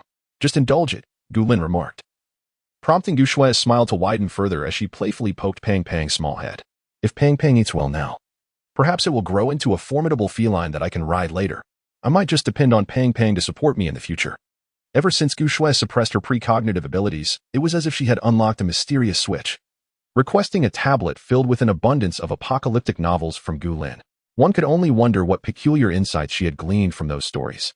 Regardless, her fascination with the idea of Pang Pang transforming into a majestic beast grew uncontrollably, as she envisioned lying down in comfort at its side. Fortunately, Gu Lin had anticipated this, having already instructed Pang Pang to refrain from displaying any extraordinary traits while other humans remained ordinary. Pang Pang, of course, was more than willing to play the role of a fragile, helpless little orange cat that simply enjoyed eating. Hearing Gu Shui's enthusiastic remarks once more, Gu Lin shook his head in exasperation, feigning jealousy as he quipped, "Am I not capable of taking care of you? Are you relying on a cat?" Gu Shui chuckled, playfully placing a piece of apple into Gu Lin's mouth. "Ah, it is my brother who allows me to be a carefree sloth for a lifetime." Watching Gu Lin chew the apple, she added with a bright smile, "After all, my brother possesses a treasure trove of a storage room, containing everything one could desire." Gu Lin's lips curled into a subtle smile, remaining silent, yet a glimmer of profound meaning flickered in his eyes. It seemed Gu Shui had begun to sense that something was amiss. However, she remained unhurried, no matter how astutely she guessed. She had yet to truly witness the harshness of the outside world. One day, she must be taken out to experience life beyond their confines. As for the destination, Gu Lin found himself contemplating several locations he had previously marked in his mind, momentarily at a loss for a decision. Chapter 98. Practicing martial arts. Gu Lin's initial endeavor in mapping was to chart a route for gathering various food supplies. The locations he passed were predominantly large supermarkets or wholesale markets. His subsequent route, however, was directed towards more unique places, including a museum, a library, and the offices of 2 technology companies. Given the current circumstances outside, it seemed that traversing either path would pose significant challenges. The first route was laden with potential sources of essential supplies, and if controlled effectively, could cater to the basic needs of many. Yet, Gu Lin was not the sole individual aware of these locations. The authorities were undoubtedly keen on accessing these supply points as well. After all, they had numerous personnel to sustain, preparations to make for rescuing survivors, and even base construction to undertake. Hence, if Gu Lin's estimations were accurate, the roads leading to these sites had likely been cleared by official forces. Moreover, the resources within were predominantly under official control, making any attempt to seize them from the authorities not only arduous but unnecessary. Gu Lin himself was not lacking in provisions. There was no need to exert effort to commandeer official supplies. The soldiers, regardless of the circumstances, were always deserving of respect, even if Gu Lin's own rations were limited. He would never encroach upon the sustenance of those soldiers. This reflects a deep-seated respect and affection for the military ingrained in the heart of a Chinese citizen. Such unscrupulous acts were simply unconscionable. With so many soldiers enduring hunger and the bitter cold, striving for their country and people, Gu Lin could not betray them merely due to his inability to devise a better strategy. It was inconceivable to seize their resources. Thus, the first route was dismissed. However, the second route was equally daunting. Locations such as museums, libraries, and technology offices offered little in terms of urgently needed resources. There were no provisions, no water, and no materials for warmth. The authorities would not expend effort clearing paths to such sites. Consequently, to reach these destinations, Gu Lin would need to navigate through the snow with Gu Shui. This significantly heightened the difficulty. Relying solely on their legs was impractical, and transportation methods were even less feasible. Approaches like the previous dog sledding could only be utilized on roads already cleared by the authorities. Many survivors possessed sharp minds. They likely scavenged all accessible resources concurrently with the authorities' route clearance. It was probable that even the furniture had been stripped away, taken by desperate survivors seeking warmth. Gu Lin accepted the fruit offered by Gu Shui, feeling somewhat at a loss as to their next move. As for traversing atop the snow, Gu Lin had witnessed others attempt it, yet tragically, that individual had only taken a few steps before succumbing to the depths of the snow, perishing from exposure. If he were to lead Gu Shui in such a manner, he would have to use his water-based abilities to prevent the snow beneath them from collapsing. Yet he feared that before they even reached their destination, he might tire himself out completely. Sensing Gu Lin's inner turmoil, Gu Shui raised her hand and playfully poked his cheek. All right. If we truly don't know where to go, we can just wander about. I merely wish to glimpse the world beyond. Gu Lin smiled faintly and responded softly, To behold the outside world, the most fitting destination, seems to be the official domain. The vast Lingguang Square, along with the entire school situated behind it, had been cleared by the official organization, revealing an open space. Only there could one witness a world not shrouded by layers of snow. After a moment of contemplation, Gu Lin finally spoke. Then let us exercise at home for the next couple of days. Gu Shui pouted slightly, her expression on the verge of disappointment, but Gu Lin calmly added, Your stamina is nearly sufficient. I will first teach you martial arts. Once the official trade zone opens, we shall venture directly there. Gu Shui's eyes brightened, and she nodded eagerly. I think that sounds great. Gu Lin chuckled. Go change into the sportswear I got for you. All right. Gu Shui promptly discarded the fruit she was holding and hurried back to her room to change. Gu Lin affectionately ruffled her chubby little head, a smile of both fondness and exasperation gracing his lips. While others were on the verge of starvation, Gu Shui had the luxury of abandoning half-eaten fruit. She was almost spoiled, oblivious to the current scarcity of food. Resigned, Gu Lin placed the fruit platter in the refrigerator and returned to his own room. One must admit, as siblings, they shared a remarkable connection. Even without prior discussion, they both donned sportswear of matching colors. The living room, equipped with fitness equipment, had a spacious area just right for the siblings to practice. Gu Lin meticulously explained the techniques and essentials of the movements, demonstrating twice. Gu Shui earnestly followed suit, mimicking Gu Lin's actions. Her movements were quite standard, though she still lacked considerable strength. Gu Lin made slight adjustments to her form, instructing her on the areas to exert force, before observing her practice. His martial arts had been taught by officials, bearing the influence of military training. Each move was far from mere ornamentation. As the son of a nationally revered scientist, Gu Lin had once been targeted by foreign spies during his childhood. Though his life was not in imminent danger, it nonetheless impacted his existence significantly. Since then, he had learned numerous military courses, though he eventually stepped away from the military to care for Gu Shui. Yet, even while nurturing her at home, Gu Lin diligently honed his martial arts skills even more fervently. Despite his youth, he understood that only through self-defense could he protect himself and his sister from malevolent individuals. However, Gu Shui, still too young and well protected by Gu Lin, had never received formal training in martial arts or other vital knowledge. But now, in this apocalyptic era, Even if she was still young, it was imperative for Gu Shui to acquire these life-preserving skills. Fortunately, the rigorous physical training over this extended period has proven remarkably effective. Gu Shui's every move exudes vigor and intensity, brimming with lethal potential. After training for just a couple of hours, she shows no signs of fatigue. Gu Lin has only taught her half of the boxing technique, cautious that an overload of information might hinder her ability to absorb it. Observing Gu Shui execute the half set of movements fluidly, without any notable errors, Gu Lin gestured towards the nearby sandbag. Focus on practicing with this for now. Tomorrow I shall teach you something new. Gu Shui paused, her breath slightly unsteady, and after a moment, nodded in agreement. Beads of sweat glistened on her forehead, and her complexion flushed from the vigorous exertion, yet her eyes sparkled with an extraordinary brightness, indicative of her elation. Brother, could you teach me to wield a sword afterwards? Gu Lin raised an eyebrow, somewhat taken aback. What purpose do you have in learning that? Chapter 99.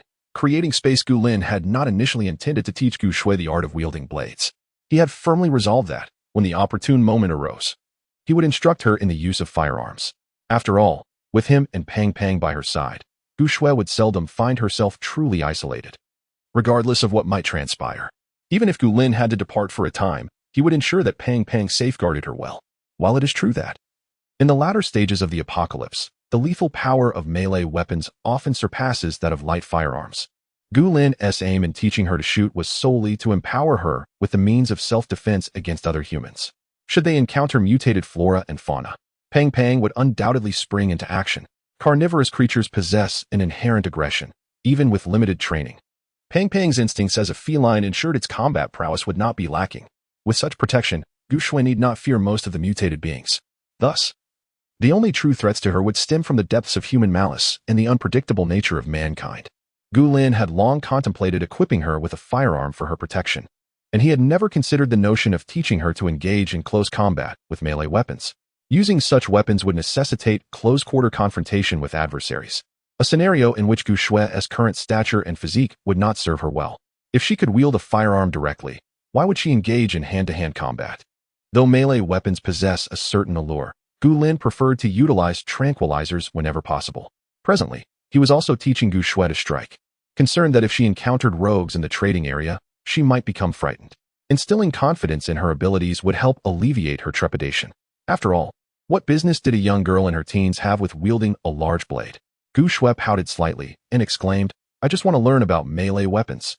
I've read in novels that, when the apocalypse comes, melee weapons are the most effective. Gu Lin sighed, momentarily overwhelmed, and waved his hand in resignation. We shall discuss these matters later.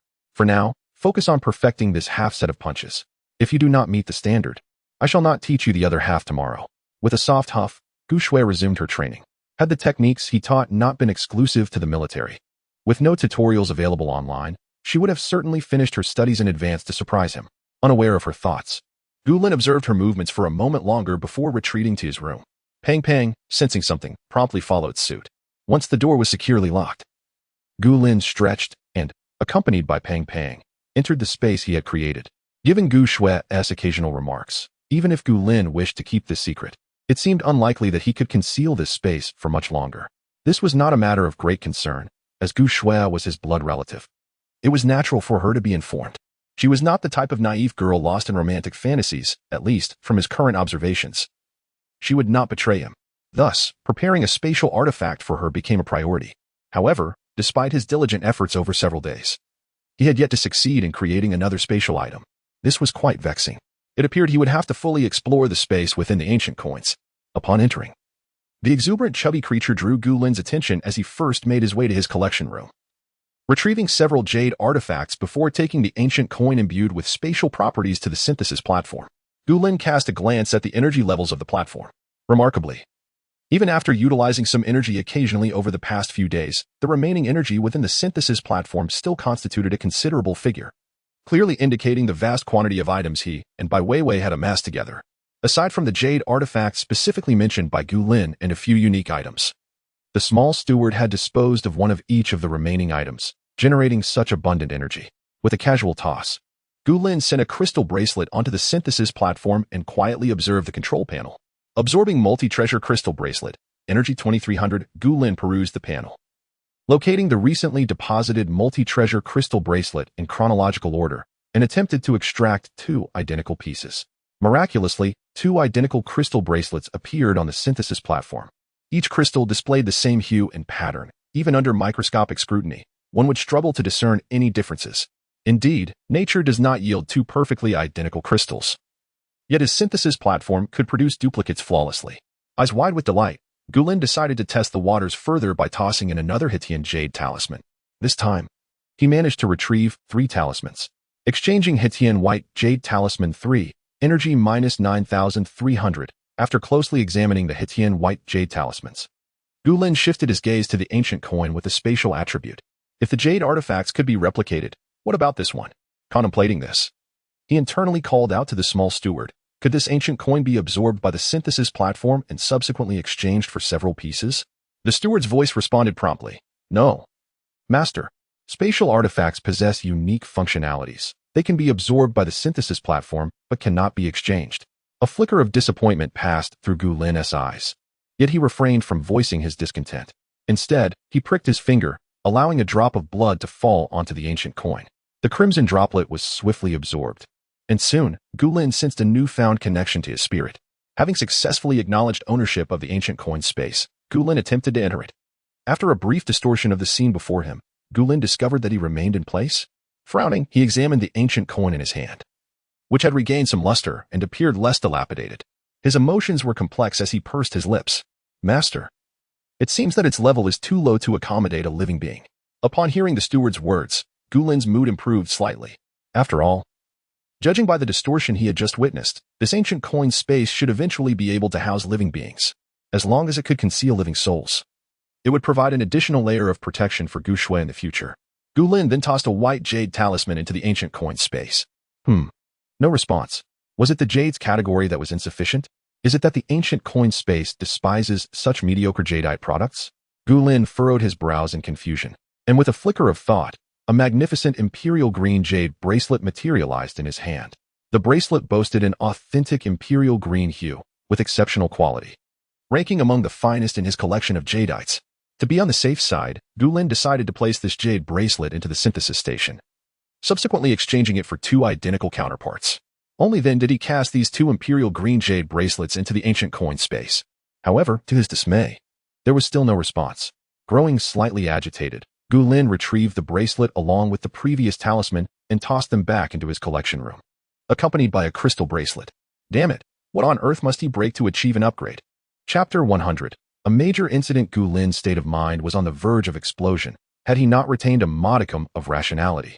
He might have carelessly discarded this ancient coin space into the synthesis platform, pressing his fingers to his temples in an attempt to calm himself. Gulin clutched the ancient coins as he walked toward the small courtyard, reassuring himself to remain composed. Even if he contemplated disposal, it would be far more prudent to cast it into the trash conversion box. After all, should it be thrown into the synthesis platform, retrieving it would result in it becoming an ordinary ancient coin devoid of value. By converting it, there was a chance of uncovering something remarkable. Sighing for the umpteenth time, Gulin retrieved the gold bars he had just tossed into the ancient coin space. The unresponsive ancient coin space gleamed mockingly, indicating that even gold held no worth. Was it time to experiment with antiques instead? Gulin pressed his lips together and inwardly called for the little steward. Do antiques qualify as special items? Can they be retrieved from the synthesis platform? After a brief pause, the steward's voice finally responded. Master, I suggest placing some items that were not obtained from the synthesis platform. The jade and emeralds recombined by the synthesis platform only share an exterior resemblance. The essence of the items has been irrevocably lost, offering no assistance in expanding the space. Gulin remained silent, enveloped in a heavy stillness. Why had this not been mentioned sooner? Why was this little steward always leading him astray? The steward's voice carried a hint of grievance. Master, you did not inquire. And you dare to be so audacious? Gulin felt as though he was teetering on the brink of a cardiac episode. From now on, regardless of whether I ask or not, you must clearly inform me of all pertinent details in advance, understood? This is the 2nd time. If such an occurrence transpires again, I might just explode on the spot for you to witness. The steward replied, Understood, master. Gulin pinched his temples. His emotions tangled as he transported the ancient coin space and swiftly appeared in his collection room. Once again, he found himself reminiscing about that high-grade spatial artifact that had been devoured by the space itself. Unfortunately, at that time, the urgency had been overwhelming. He had been too preoccupied with hastily collecting items to realize that he had carelessly discarded a high-grade spatial artifact. By the time the system emitted its alert, the artifact had already been absorbed, leaving him with nothing but a fleeting regret. From the system notifications, he learned that he had brushed past such a splendid item, yet it had slipped through his fingers. How utterly vexing. However, once the space had consumed an item, it could not be regurgitated. Although he couldn't claim to be entirely at a loss, after all, the space had unlocked the Springwater District for him, providing access to a spiritual spring and an almost inexhaustible supply of fresh water. Gulin later instructed the little steward that any special items collected within the space, including artifacts of any grade, were to be preserved for him and not be allowed to be directly consumed by the space again. Alas, to this day, the only spatial artifact he could offer to Gu Shui was this dilapidated ancient coin. As Gulin gazed at the myriad of exquisite jade stones in the collection room, his mood began to stabilize. He casually picked up a spring green jade bracelet and tossed it into the ancient coin space. In the next moment, Gulin raised an eyebrow. He observed that as soon as the jade bracelet was thrown into the ancient coin space, it vanished entirely, leaving behind only a delicate, translucent fishing line that lingered in place, signifying the recent existence of the bracelet. Within the ancient coin space, the once dilapidated and precarious little wooden house had undergone a transformation. All the grimy, decaying wooden planks that constituted this small dwelling had been restored to a pristine condition, resembling new wood. Even the roof, which had been significantly compromised, was now whole, appearing as though it would no longer leak. However, the area had not changed. It was merely the wooden boards that had been refurbished. Furthermore, the overall space had expanded slightly, but only marginally.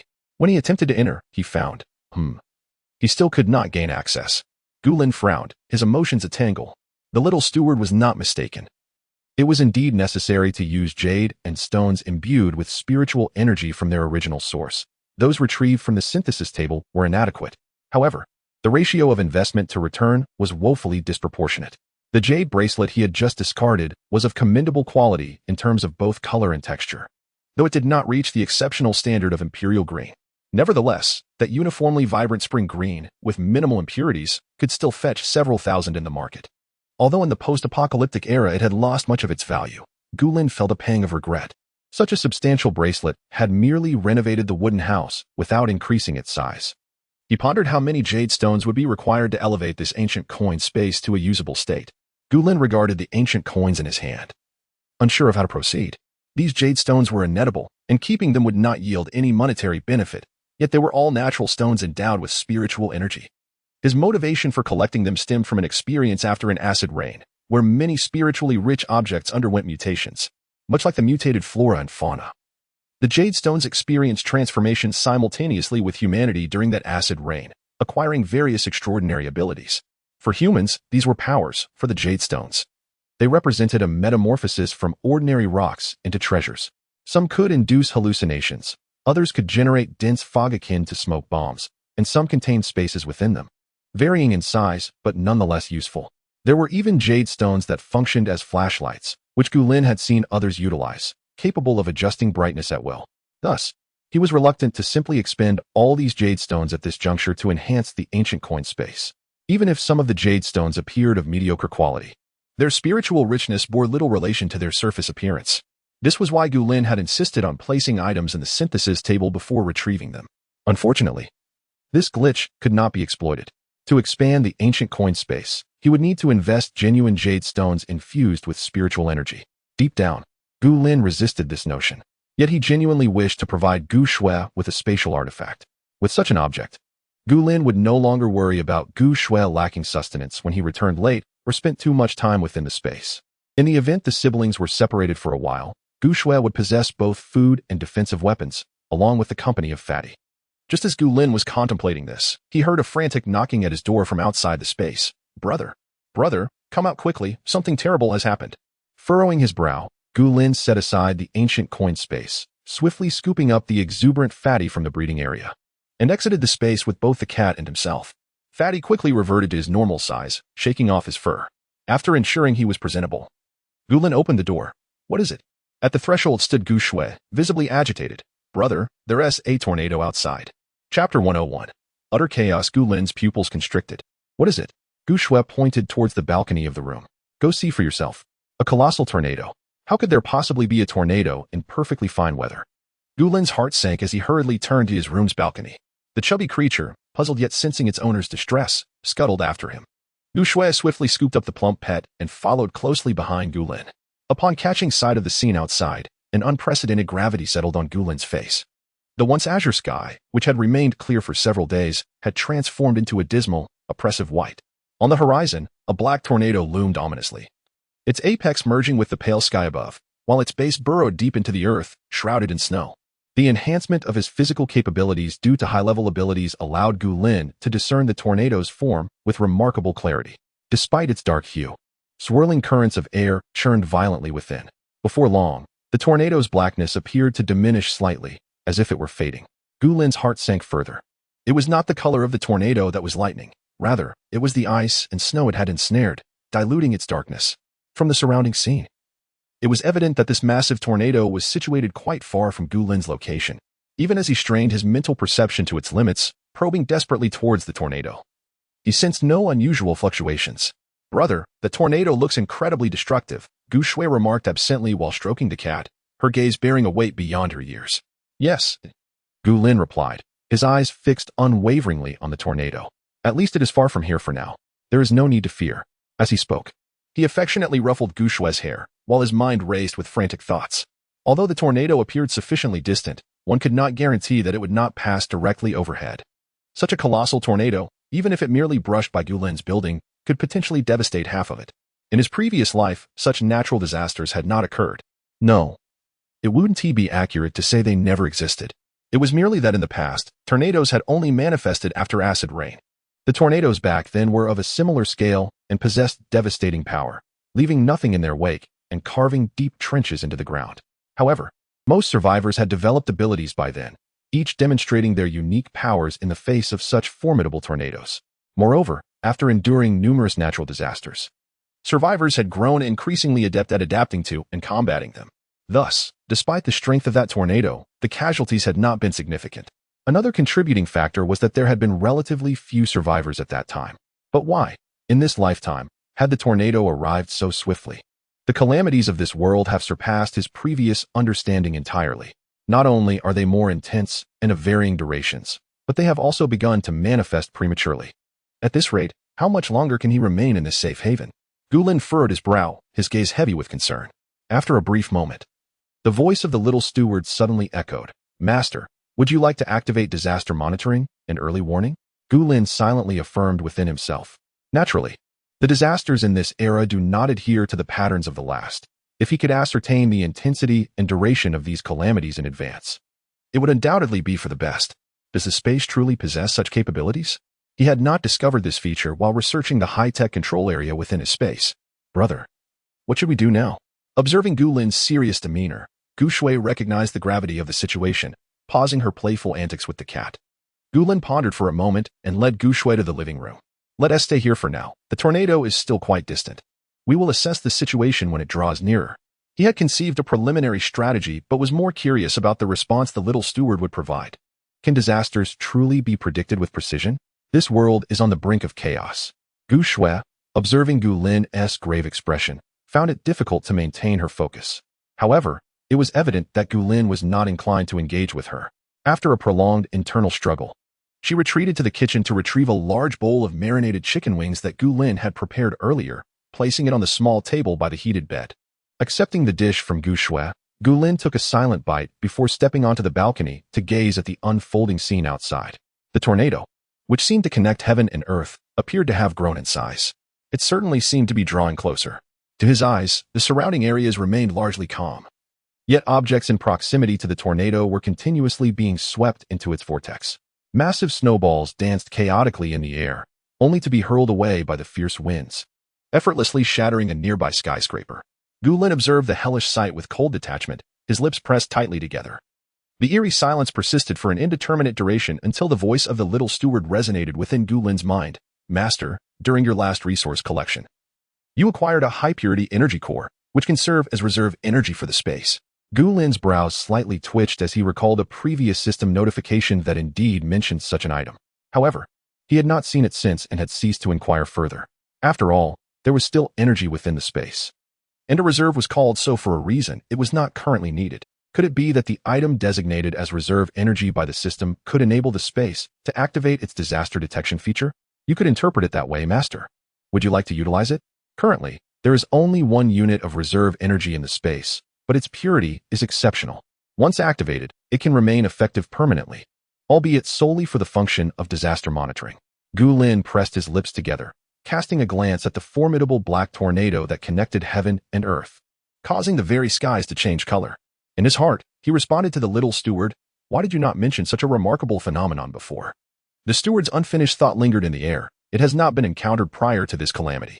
Yet, Gu Lin comprehended its full implication almost instantaneously. Before facing such a disaster, even if the little steward had proactively offered to activate the disaster monitoring feature, he would have disregarded the suggestion. After all, Gu Lin had relied on his memories from a previous life, possessing a general understanding of the types and sequences of disasters, and thus would not expend energy unnecessarily. Consequently, he had decisively suppressed Gu Shue's extraordinary abilities.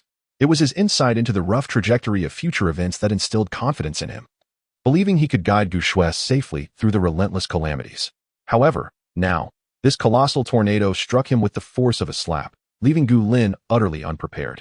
Chapter 102. The terrifying typhoon. Gu Lin remained silent as he gazed at the colossal tornado that connected heaven and earth. After a long moment, he finally responded to his little steward in his heart. "Then please activate it for me." "Understood, Master." Moments later, a system notification echoed within Gu Lin's mind. Ding. Backup energy consumed.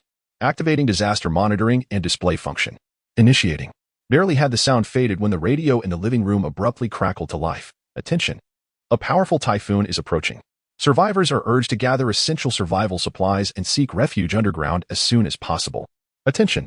A powerful typhoon is approaching. There were no superfluous words or unnecessary sounds, only the succinct evacuation notice. If the official announcement was this dire, could it be that this typhoon would indeed pass through the city where Gu Lin resided? A typhoon of such intensity, even if it merely grazed the edge of the city, would unleash unimaginable devastation. Moreover, once the typhoon had passed, it could trigger a series of secondary disasters, such as floods, landslides, and mudslides. It could be said that should this colossal tornado merely brush against the outskirts of the city, Gu Lin's safe haven would be hard-pressed to withstand the onslaught. Let us hope fortune does not turn against us. Ding. Disaster monitoring function activation complete. With the sound of the system notification, a deep blue light screen suddenly materialized before Gu Lin. The screen displayed a map of the surrounding area, albeit with few landmarks and place names, rendering it rather simplistic. Gu Lin's location was marked by a blue square, within which lay a small green dot and two small blue dots, presumably representing Gu Lin, Gu Shue, and Peng Peng. Not far from the upper left of his position, a red triangle appeared, labeled Official Base. That was the school Gu Lin had previously visited.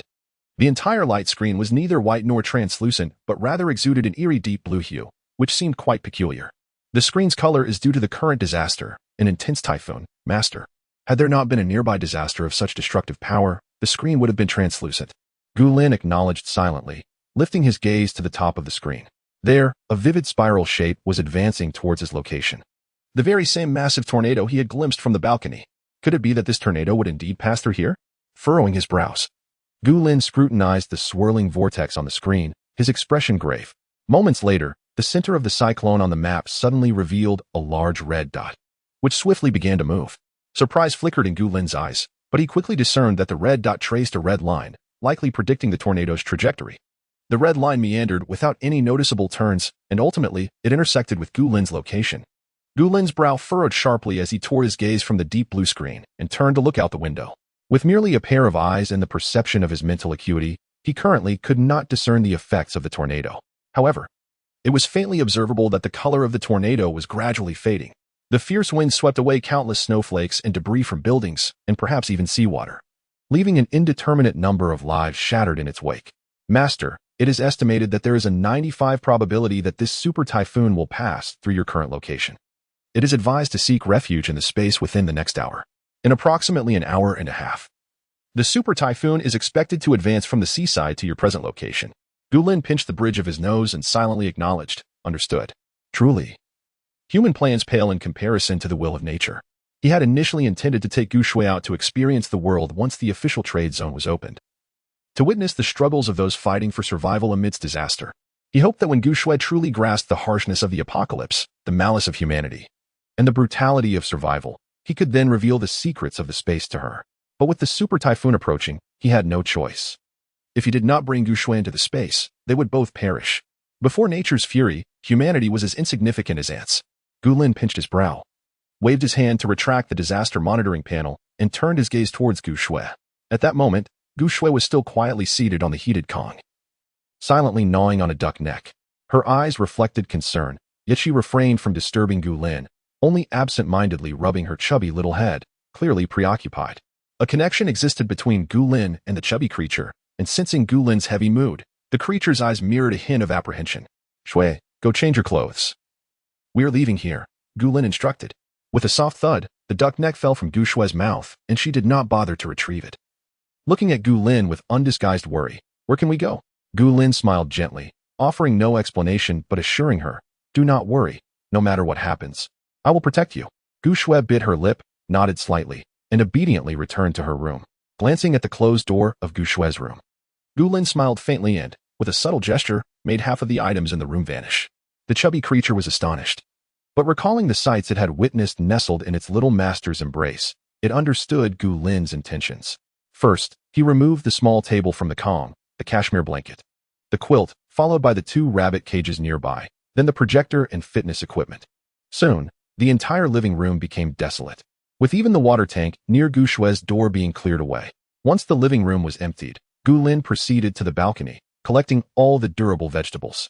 After completing this area, he went to the kitchen, where he gathered both large double-door refrigerators and all the pots, pans, and dishes.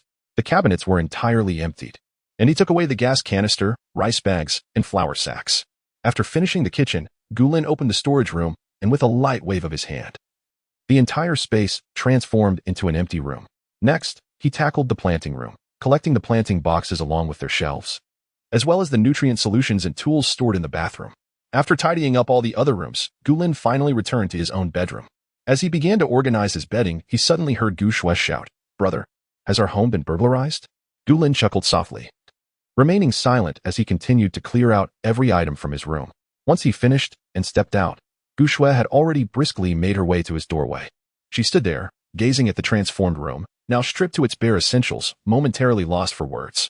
At that moment, Gu Shui was clad in thermal clothing, with padded trousers and a professional-grade polar expedition jacket, complemented by thick snow boots. With such attire, even after several hours outdoors, she would remain warm. Gu Lin felt a sense of satisfaction at her understanding and obedience, affectionately ruffling her hair, assuring her, "There's no need to worry, it's just me." Gu Shui responded with a puzzled expression. Chapter 103, Collecting Items and Fleeing. Gu Shui remained dazed, pointing incredulously at the spot where the table once stood. Her lips moved, yet no words escaped her. Gu Lin's voice resonated calmly. "I have stored the items away. I possess a storage space." With that, Gu Lin disregarded Gu Shui, who was still processing his words, and proceeded to her room. With a wave of his hand, the meticulously arranged bookshelf, along with its contents, vanished into thin air. It seemed Gu Shui had just grasped the situation as she hurried over, her eyes wide in disbelief. Watching Gu Lin with a sweeping gesture caused the large desk to disappear into nothingness. Another turn revealed that the wardrobe, which occupied a significant portion of the wall, had also vanished.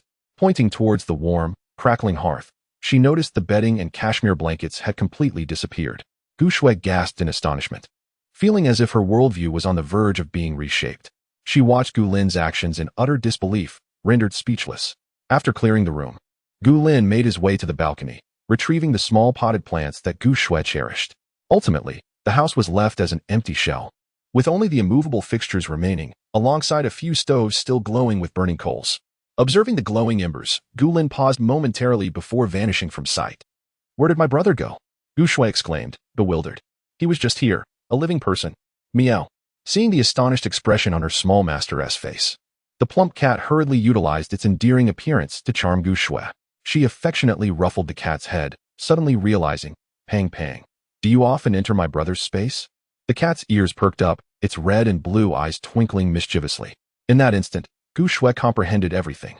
Having perused numerous apocalyptic novels in recent days, she was well aware of the existence of storage spaces and understood that some could accommodate living beings. However, novels were merely fiction, and reality was another realm entirely. Although she had fantasized about possessing such an artifact, Witnessing its manifestation in real life was still astonishing, particularly when it was embodied by her own brother. Though Gu Shui had previously harbored doubts about Gu Lin, especially given his penchant for producing delectable treats and sourcing fresh fruits amidst the frigid wilderness, she never anticipated the truth of it. The storage room, which she had been forbidden to enter, seemed to contain an inexhaustible supply of resources. Yet, the realization was now undeniable. Gu Shui found herself grappling with the transformation of her worldview, catalyzed by Gu Lin's audacious actions. She pondered whether Gu Lin's storage space allowed only himself and animals to enter, or if it could accommodate others as well. As she contemplated the possibility of entering the space herself, Gu Lin reappeared, having changed into a fresh outfit and holding a tool for retrieving burning coals. Approaching the vibrant hearth, Gu Lin conjured a brand new iron stove from thin air, expertly transferring the glowing coals into the new vessel. Once all the charcoal was transferred, Gu Lin stored the stove in the underground storage area. He proceeded to the stoves in the other rooms, repeating the same process. And soon all the charcoal in the house had been gathered into his space. With the source of heat eliminated, the indoor temperature began to plummet. After meticulously inspecting every room, Gu Lin returned to the living room, where he found Gu Shui standing still, cradling the plump creature in her arms. Before he could speak, she voiced her curiosity. "Brother, can people enter your space?" "Yes, they can," Gu Lin replied, glancing out the window at the bleak white landscape, his expression turning grave. "However, we cannot enter the space here. If this building is indeed swept away by the tornado, we would emerge from the space at an altitude of over 90 meters. If that happens, even if we manage to evade the tornado, we would certainly be reduced to mere pulp upon landing. Moreover, the ground after the typhoon would not be even. It would be littered with debris and ruins. Should misfortune strike, landing on rebar would render a rather grim scene." Gu Shui nodded in understanding. "So shall we head out now?" Gu Lin affirmed, raising his hand to wave. Instantly, the creature in Gu Shui's arms vanished. Gu Shui blinked, her curiosity about Gu Lin's space intensifying, yet she understood that their priority was to escape. After confirming that the house was entirely emptied and that the clothing they wore was sufficiently warm, Gu Lin took Gu Shui's hand and stepped out of the modest abode they had occupied for a month. At that moment, the voice of the little steward echoed once more. "Master, there are 40 minutes remaining until the super typhoon makes landfall." Gu Lin pressed his lips together, quickly leading Gu Shui downstairs. His mental perception detected other survivors within the building, most of whom had chosen to hide in the smallest rooms of their homes. Some appeared oblivious to the official announcements, continuing their routines as if nothing were amiss. If the tornado happened to sweep through this building, even hiding in the underground parking lot might not ensure safety, let alone in small rooms with unprepared individuals. Yet it seemed they had no alternatives, as this was the only refuge available to them, unlike Gu Lin, who could simply gather his belongings and flee. Gu Lin felt no pity for them, only a profound sorrow for this world. In his previous life, natural disasters had at least unfolded gradually. Although humanity struggled, it was not as dire as now. Just as humanity managed to catch a breath, a tornado connecting heaven and earth descended upon them like a resounding slap, mercilessly. Typhoons rarely appeared alone. Such a powerful typhoon would undoubtedly trigger tsunamis and coastal flooding. As this colossal tornado surged inland, coastal cities would have likely succumbed to an oceanic deluge. Suppressing the emotions swirling within his gaze, Gu Lin dashed out of the building with Gu Shui, disregarding whether anyone witnessed their actions, and summoned a snowmobile from his space. He first placed Gu Shui on the back seat of the snowmobile, draping a wool blanket over her before mounting it himself, revving the engine and speeding away. Fortunately, Gu Lin had traversed the snow-covered tunnel in advance and still remembered the route to the official encampment. However, he had no intention of heading directly there. The open terrain would leave him with no place to conceal himself, should the need arise. Upon reaching the confluence of several snow tunnels, Gu Lin pondered for a moment before decisively opting to turn left. After traveling a few hundred meters, he finally came to a halt, still beneath the protective cover of the tunnel. As long as they remained out of sight in the open air, the sudden appearance of anything would not be overly conspicuous. Gently placing Gu Shui down and stowing away the snowmobile, Gu Lin then took her hand and said, "Are you ready? I am about to take you into the space." Gu Shui immediately nodded vigorously, responding with an enthusiastic yes. In the next instant, the siblings vanished from their location. Chapter 104. Time constrained. Upon witnessing the scene within the small courtyard, Gu Shui could not suppress an exclamation of awe. Though modest in size, the courtyard's walls were excessively advanced in technology. The semi-transparent walls soared approximately 2 meters high, and the neatly arranged doors exuded an air of sophistication. Above each illuminated door, vast projections appeared akin to enormous screens, allowing one to perceive the general scenery behind the doors while remaining inside the courtyard. Above the planting area, an endless expanse of lush greenery spread out, with fiery red edges that, upon closer inspection, revealed an abundance of ripe chili peppers. In the breeding area, chickens, ducks, geese, cattle, sheep, and horses each claimed their own hillocks, while 3 robust border collies chased after plump rabbits frolicking about the hills. A door labeled Garden Area showcased various fruit trees in vivid detail through the projections above. Furthermore, there were areas designated as Spring Water Zone, Livestock Product Processing Zone, Production Zone, and Synthesis Station. Gu Shui flitted about the courtyard like a joyful butterfly, observing this and that. However, without authorization from Gu Lin, she was unable to open those doors and venture into other areas, merely gazing longingly at the fresh fruits emerging from the processing zone's conveyor belt.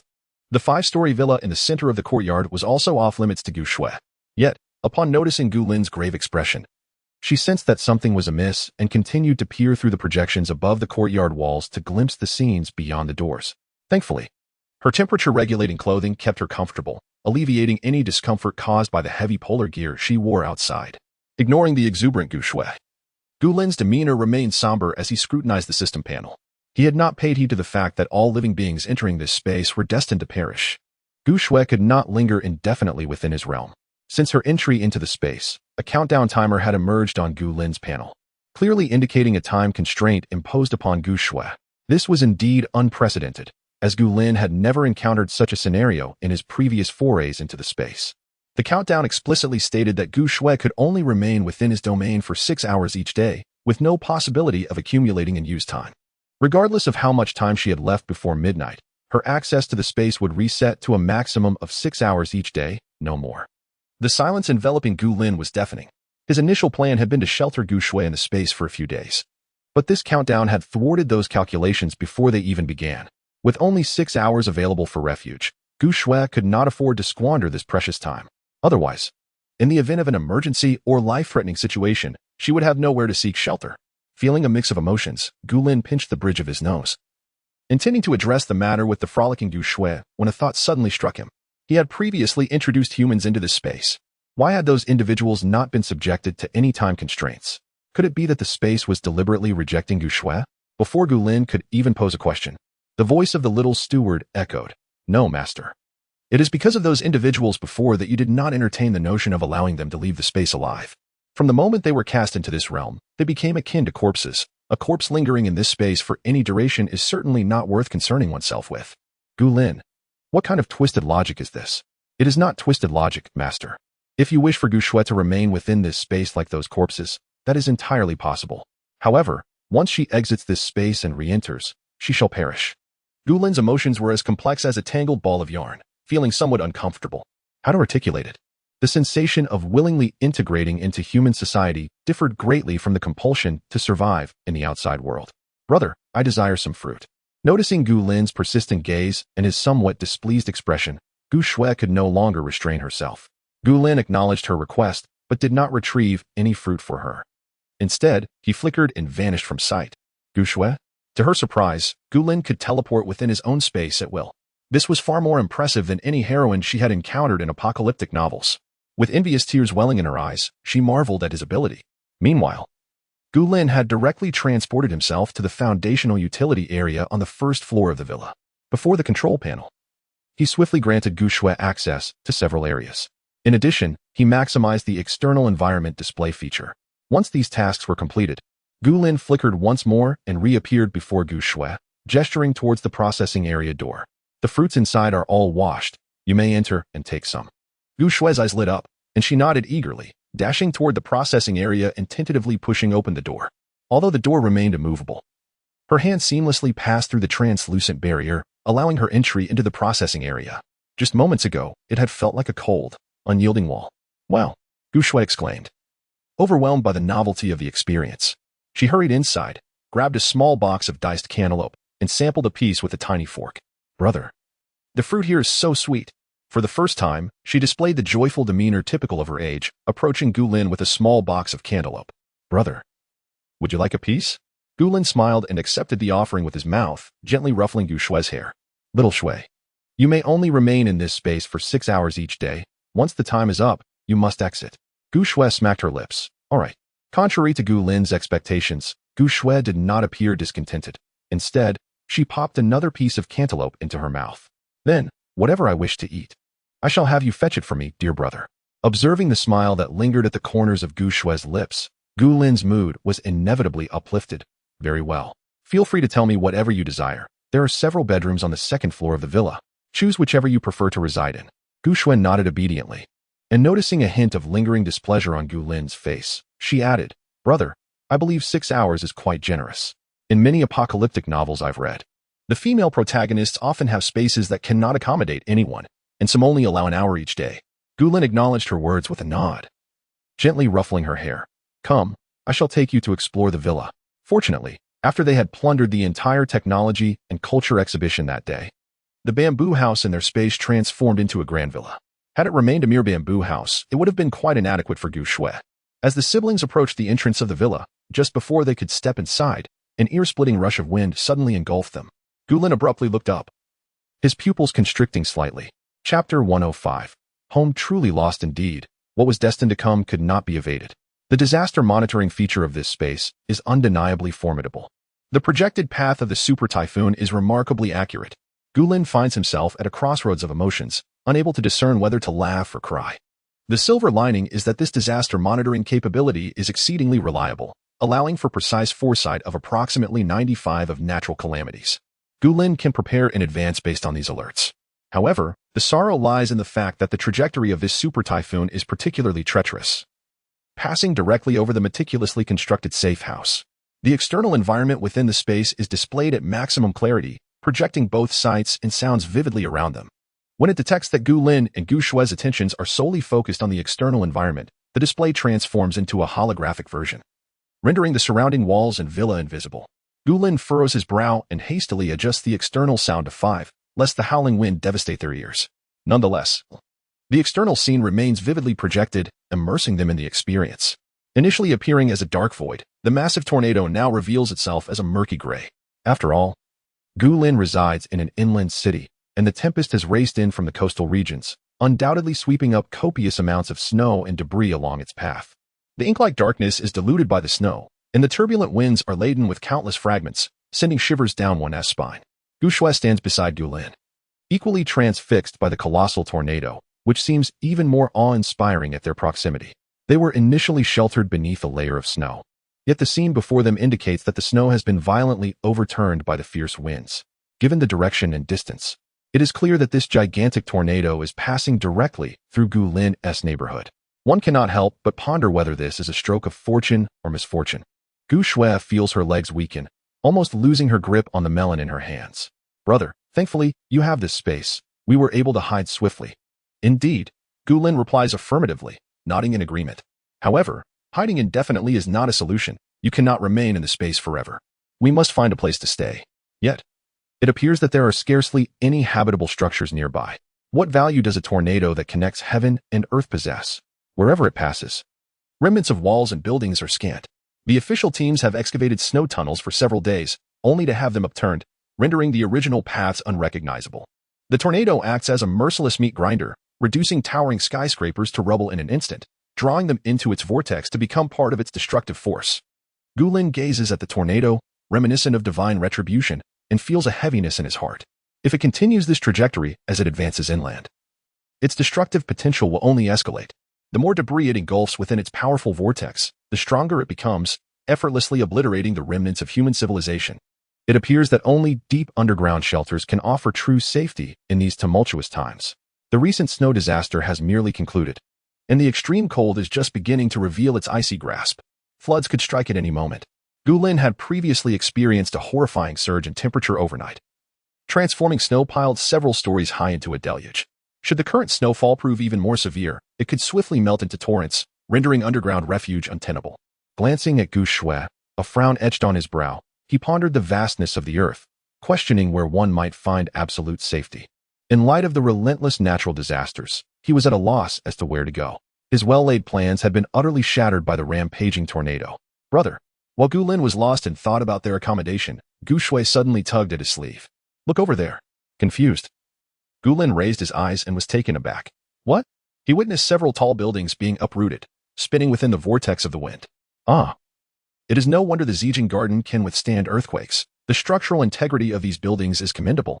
Even when caught in such a formidable tornado, they remain intact. However, even if the buildings hold together, the occupants within are tossed about like dice, leaving their survival in grave doubt.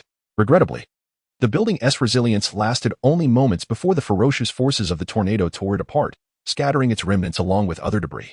Alas, their home is truly lost. Gulin felt a surge of irritation as he pinched the bridge of his nose and sighed. It was futile to harbor any illusions now. That house was no longer a viable sanctuary. He must devise a plan to seek alternative accommodations or perhaps live on the road in a caravan. For the first time, Gulin felt the weight of the vast world around him, yet found himself without a place to call home. Gu Shui, meanwhile, munched on some cantaloupe before finally asking, "Brother, where will we stay?" Gulin, though somewhat helpless, managed a faint smile and reassured her, "Once the tornado passes, we will venture out to find a better spot for the caravan or perhaps set up a tent." With that, Gulin led Gu Shui into the villa, ascending to the second floor. "Feel free to choose any of these bedrooms." Having never spent the night there, Gulin had only used the bathroom before, leaving all the bedrooms available for Gu Shui's selection. After placing the last piece of cantaloupe into Gulin's mouth, Gu Shui inquired, "Brother, which room will you sleep in?" Gulin chuckled lightly, using her hand to toss her plate and fork into the kitchen before gently responding, "I haven't chosen a room yet. You go ahead." Accustomed to the inexplicable disappearance of items at Gulin's hands, Gu Shui's eyes brightened at his words, and she selected 2 adjacent rooms. "Brother, shall we each take one?" Gulin nodded, and as Gu Shui entered the room on the right, he followed into the left one. Deep down, Gu Shui was likely still afraid.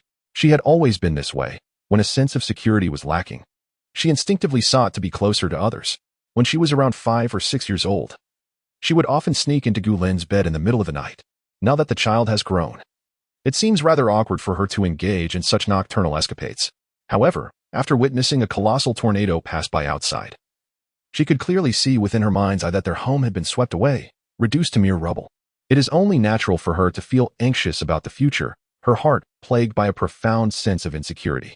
Gulin sensed the presence of Gu Shui next door, who was merely clad in a thermal suit and preparing for a midday slumber. In a fleeting moment, he reappeared in the small courtyard. Upon raising his gaze, Gulin was astonished to discover that the tornado, after traversing the Zijin Garden, had not only lingered but was now advancing towards their location. Gulin slowly typed a question mark. Is this trajectory not a miss? Chapter 106. Who did he offend? Gulin hastily summoned the disaster monitoring panel and glanced at the predicted trajectory of the tornado. Upon observing it, his brow furrowed deeply. Indeed, this colossal tornado had strayed from its originally forecasted path. Judging by its current trajectory, it seemed destined to pass directly overhead. With a tumultuous mix of emotions, Gulin called out to the little steward, "What is going on? This prediction seems rather inaccurate." The little steward replied, "The heavens are unpredictable, master. Inaccuracies are to be expected." Gulin retorted, "I trust you as far as I can throw you." The little steward attempted to salvage its dignity, stating, "Even if there are slight deviations in the path, the type and duration of the disaster are guaranteed to be accurate." Gulin lazily lifted his eyelids. "And what if it's wrong?" The little steward responded, "If it is wrong, I will utilize my utmost authority to procure the finest resources from the system for you." Upon hearing this, Gulin immediately felt invigorated. "All right, it's settled then. You must hold true to your word." The little steward mused, "I must be the most unfortunate AI system in existence." Ignoring the little steward's fluctuating emotions, Gulin gazed up at the imposing tornado. An audacious thought creeping into his mind. Could this tornado be aimed directly at him? Yet, he swiftly dismissed the notion. Setting aside whether such a phenomenon could indeed be controlled, even if it could, he bore no enmity towards anyone. Why would it claim the lives of so many just to target him? It seemed rather unreasonable. As the tornado drew nearer, Gulin raised his head, attempting to sense its peak with his mental acuity, yet he could not ascertain its height. Perhaps it truly reached the heavens. Such a level of natural disaster was beyond human control. As for otherworldly beings, Gulin had neither heard of nor witnessed any. He believed himself to be morally upright. Though he had taken lives, every individual he had slain was not without guilt.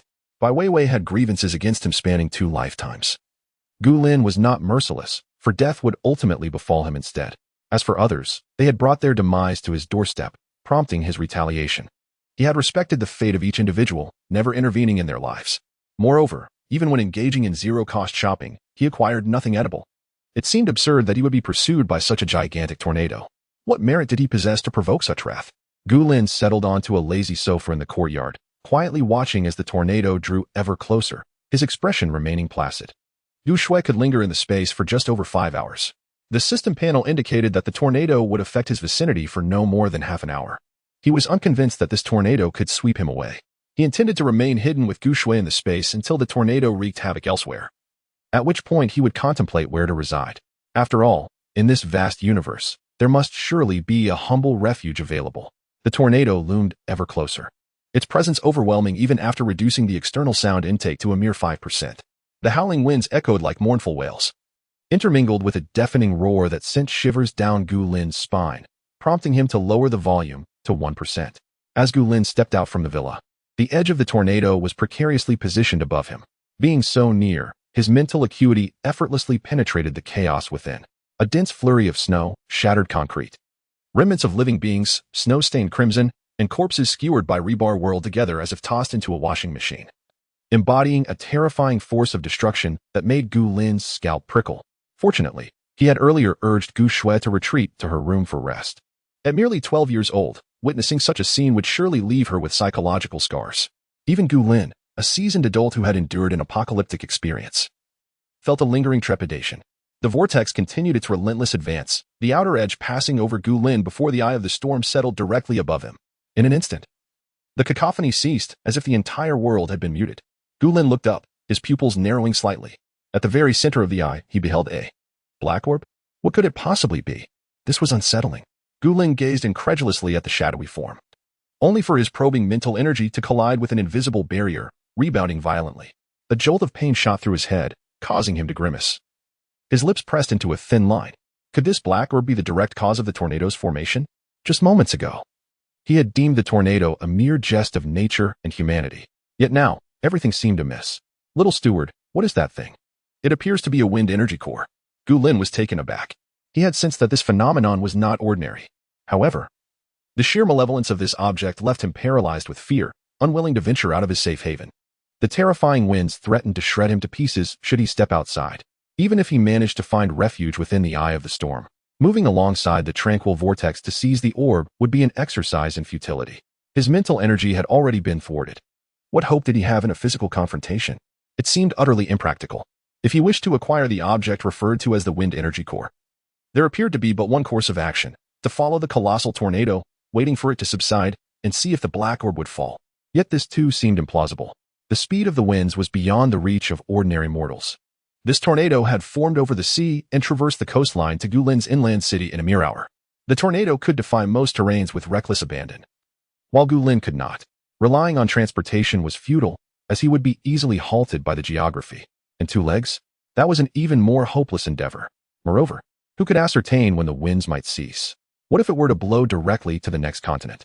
Although it is indeed a precious thing, a rational analysis reveals that Gu Lin can only let it slip through his fingers. While everyone yearns for something valuable, the preservation of one's life is evidently of utmost importance. During this brief moment of calm contemplation, the tranquil eye of the storm passed overhead, quickly followed by the arrival of the other half of the tempest. The haunting wail of the wind echoed once more in his ears. Gu Lin withdrew his gaze, tossed the lazy couch from the courtyard back into storage, and turned to return to the villa. Little steward, call for me only when it is completely safe. It would be wise to rest for a while. While the disappointment of not acquiring the coveted item stung a bit, the fact that both Gu Shui and he still had their lives intact and were together in safety was the best news in this apocalyptic world. However, Gu Lin now found himself troubled by another question. Where would they reside? Chapter 107. Tidying up the RV home had long since vanished, and the space could not accommodate permanent residents. It was utterly impractical for him to abandon Gu Shui outside while he luxuriated within the confines of his space. Typically, he could only enter to take a shower, attend to personal hygiene, or prepare meals. Gu Lin returned to the study on the 2nd floor of the villa, extracting a map from the bookshelf and lowering his gaze to scrutinize the landmarks and place names inscribed upon it. The location of Zijin Garden had been meticulously selected, yet it was no longer habitable. Determining a suitable alternative for residents was no easy task.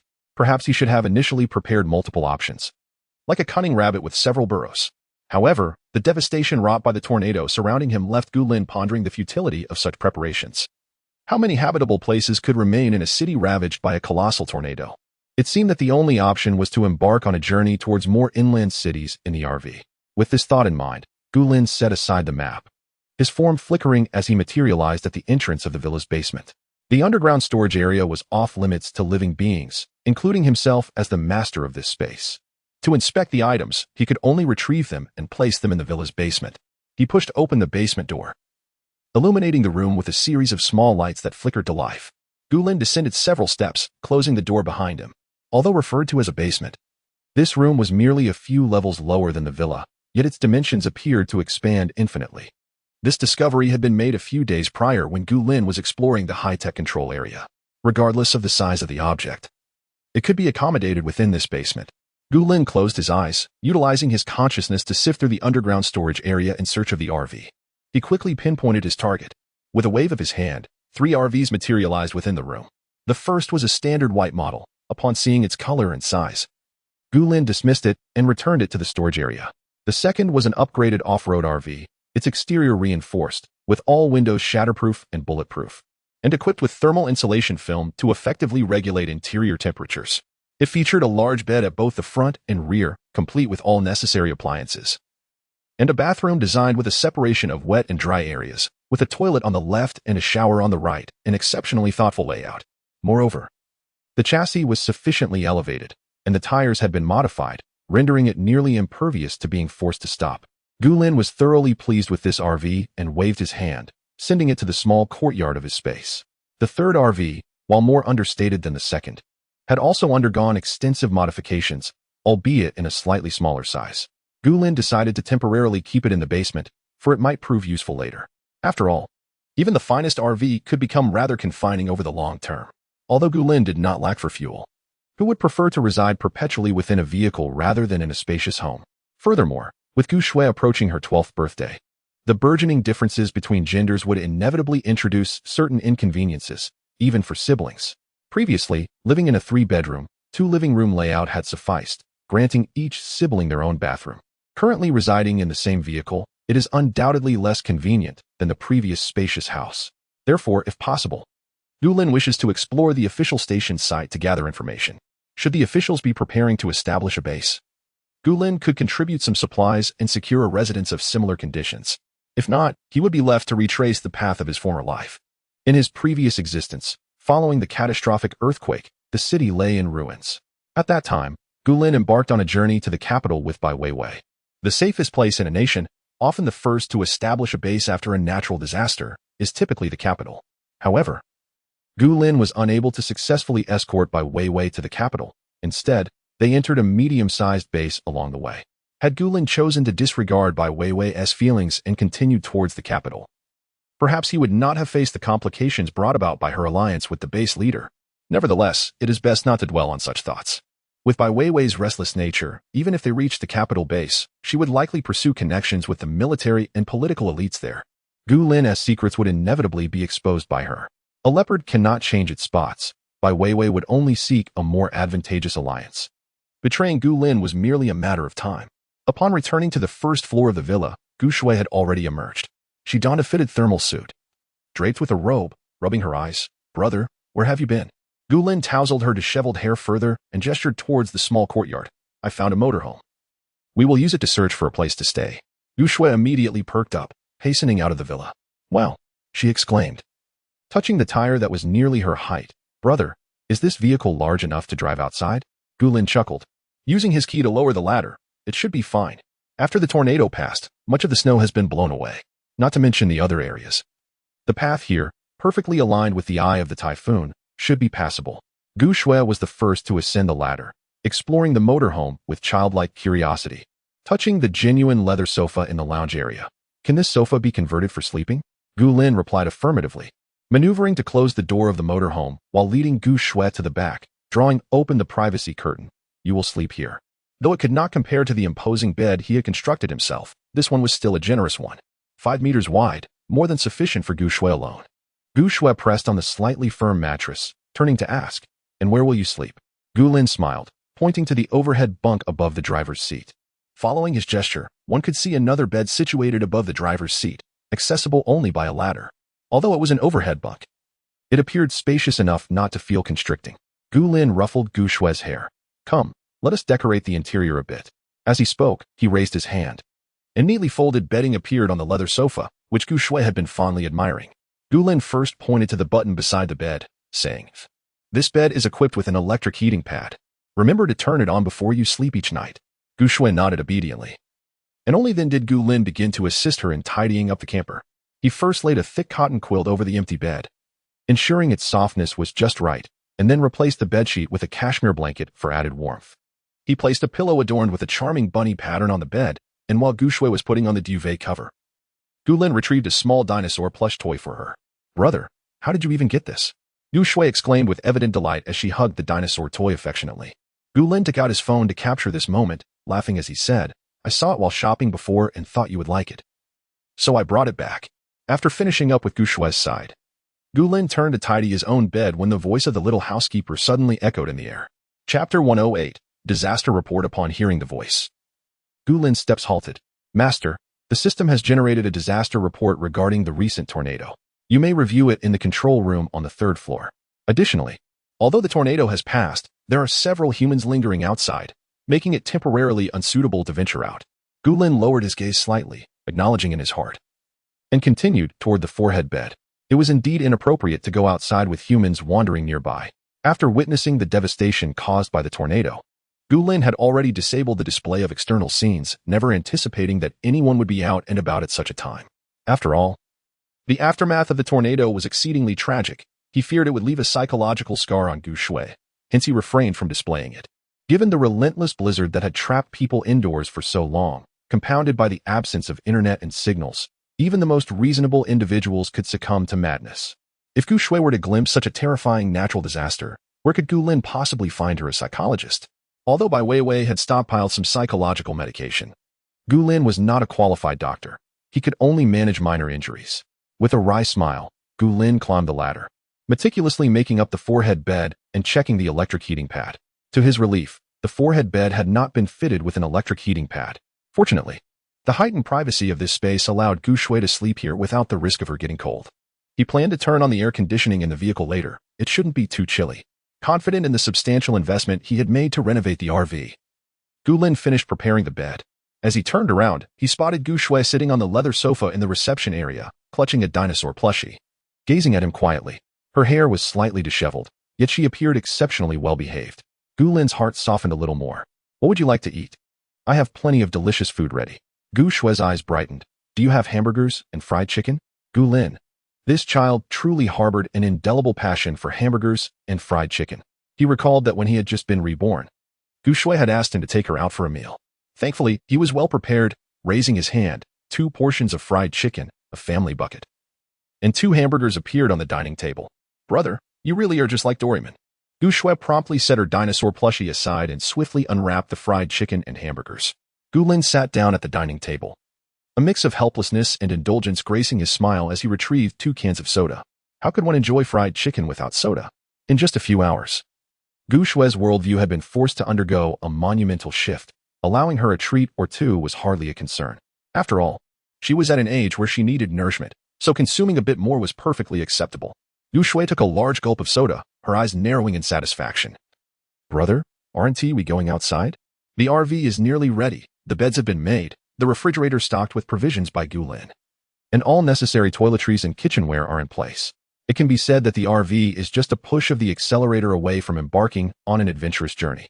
Observing the sauce smeared at the corner of Gu Shui's mouth, Gu Lin shook his head lightly.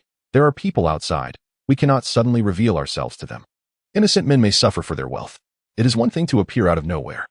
Even passing through this area could provoke envy and robbery due to the fortress-like off-road RV. Just the sight of such a vehicle is enough to incite desire. And if anyone were to discover his spatial abilities, he would likely face an endless stream of trouble. They have no grievances against each other. Gu Lin would not rush to silence them simply for casting a glance. That would make him a monster, and he is not so reckless. Especially since they have neither wronged nor provoked him. It is merely a matter of staying in the space for a while longer. There is no significant issue. Gu Shui still has time. He cannot believe that anyone could endure the frigid weather outside for 2 or 3 hours. The cold from falling snow is no joke. The current extreme chill is even harsher than during a blizzard, reaching around -55 degrees. They are comfortably sheltered in the space and should be able to outlast those few outside. Watching Gu Shui enjoy her meal, Gu Lin felt a sense of calm wash over him. After giving her a brief reassurance, He swiftly made his way to the control room on the third floor of the villa. He needed to quickly ascertain the situation described by the little steward. Gulin found the tornado to be quite peculiar. However, without evidence, he could not draw any definitive conclusions based solely on his instincts.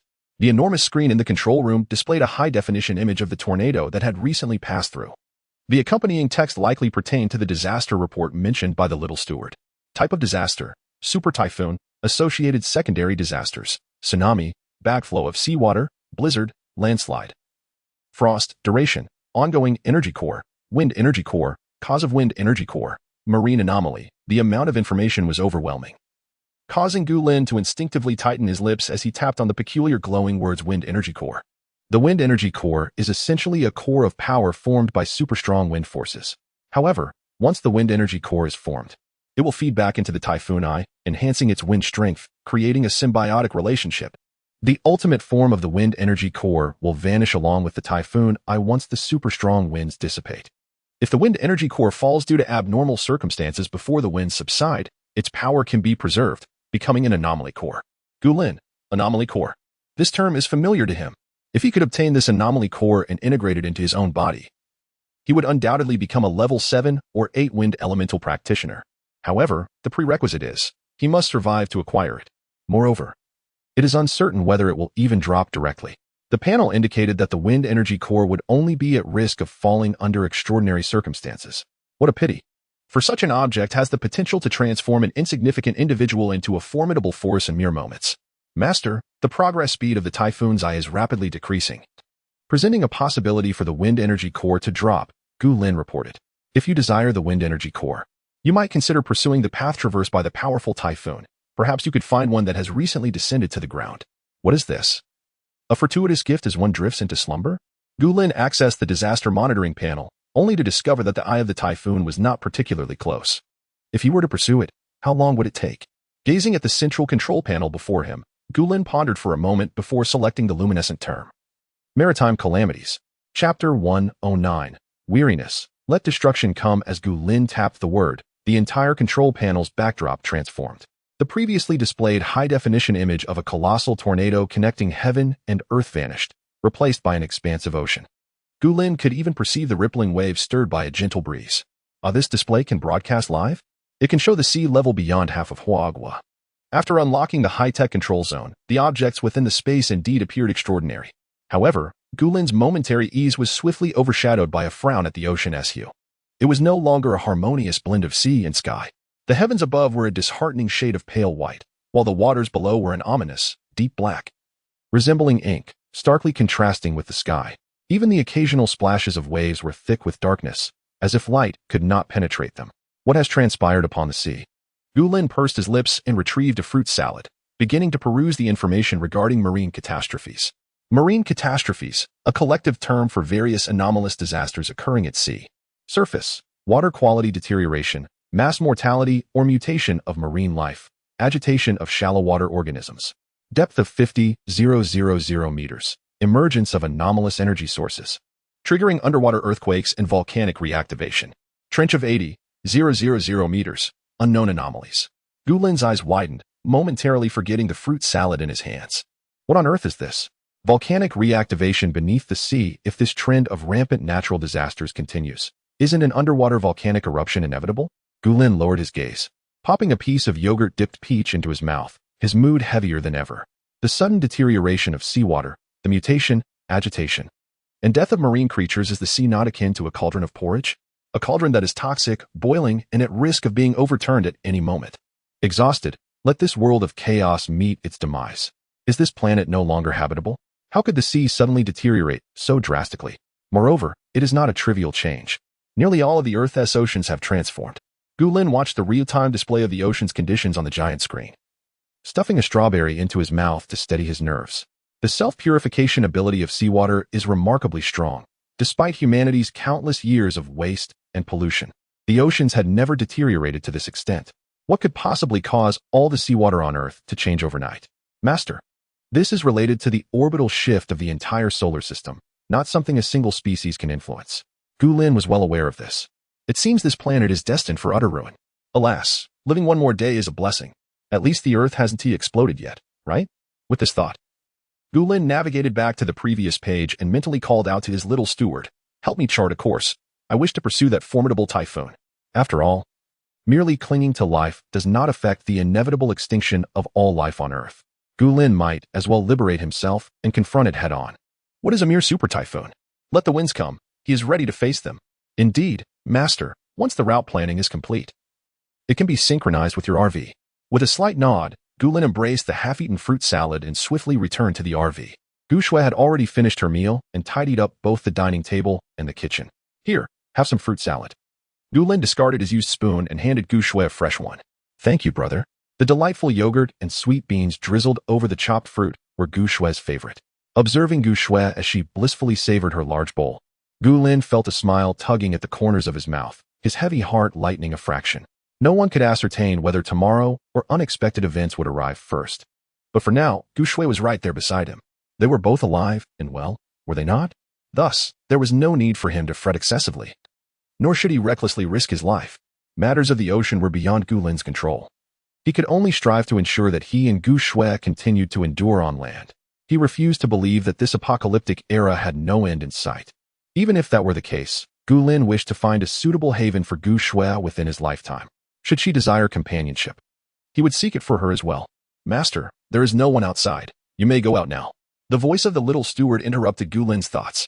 He acknowledged it internally, first replenishing the RV with clothes for both siblings before donning his cold weather gear and stepping outside the space. As soon as he exited, a powerful sensation of weightlessness enveloped him, and upon witnessing the scene before him, he could not help but utter an exclamation of shock. What the hell? He found himself directly above a massive chasm on the surface. In the next instant, Gulin's figure vanished once more, returning to the space. Feeling the solid ground beneath his feet, Gulin's heart still raced with apprehension. That was close. No wonder the area had been ravaged by such a colossal tornado. The ground bore a gash over 10 meters wide and about 20 meters deep. The bottom was littered with rubble and debris from various structures, likely discarded there by the tornado. Thankfully, he had reacted swiftly. Upon realizing the precarious situation, he had hurriedly retreated into the space. Had he plunged down unprepared, even the most capable individual would have been reduced to a mere pancake. Fortuitously, he had the foresight to scout the area first, preventing him from bringing Gu Shui and the RV along with him. Had he done so, the consequences would have been dire. "Little steward, why didn't you inform me of this?"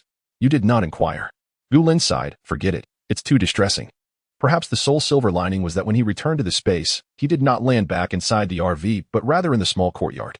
Retrieving a spherical escape pod from the space, Gulin settled inside, fastening his seatbelt and securing the hatch. Ensuring that a fall from 2 or 3 meters would not harm him, he exited the space along with the escape pod. The sensation of weightlessness struck again, and Gulin silently counted to 3 before returning both himself and the pod to the safety of the space. After repeating this process twice, Gulin finally landed safely. Donning his mask and gloves, he stowed away the escape pod and surveyed his surroundings. Well, one could only describe it as disastrous. Scattered debris from various buildings left in the wake of the tornado littered the area, and even remnants of human limbs were visible. Steel rebar jutted at odd angles from the frozen earth, while sporadic flurries of snow danced intermittently, occasionally splattered with dark crimson hues. Fragments of vehicles were strewn about as well. Judging by the debris scattered along the path, it seemed the tornado had not become excessively burdened and halted. Indeed, catching up would prove quite a challenge. Gulin rubbed his temples and looked up towards the chasm above. This distance, it would be quite difficult to ascend. Chapter 110.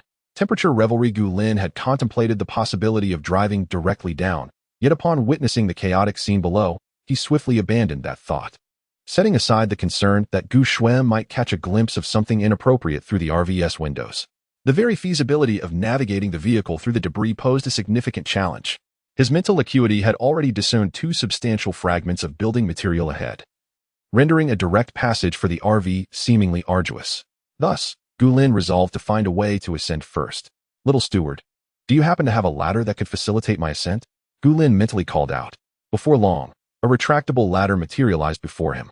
Indeed, in certain respects, the little steward proved to be quite dependable. Gulin adeptly manipulated the ladder, allowing it to extend fully, just sufficient to traverse the chasm.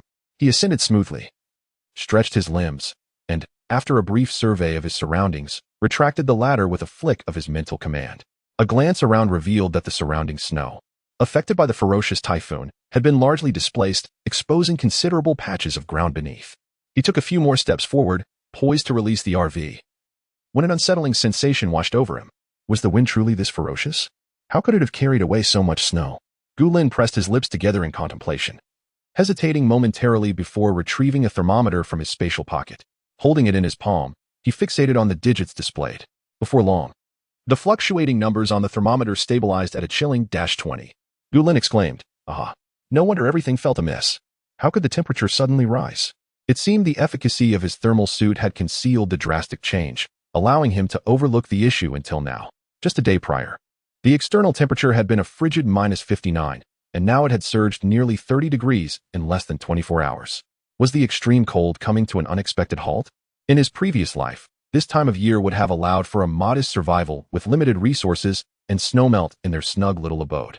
Yet in this iteration, an unforeseen tornado had shattered the nascent order, and now the temperature had turned anomalous.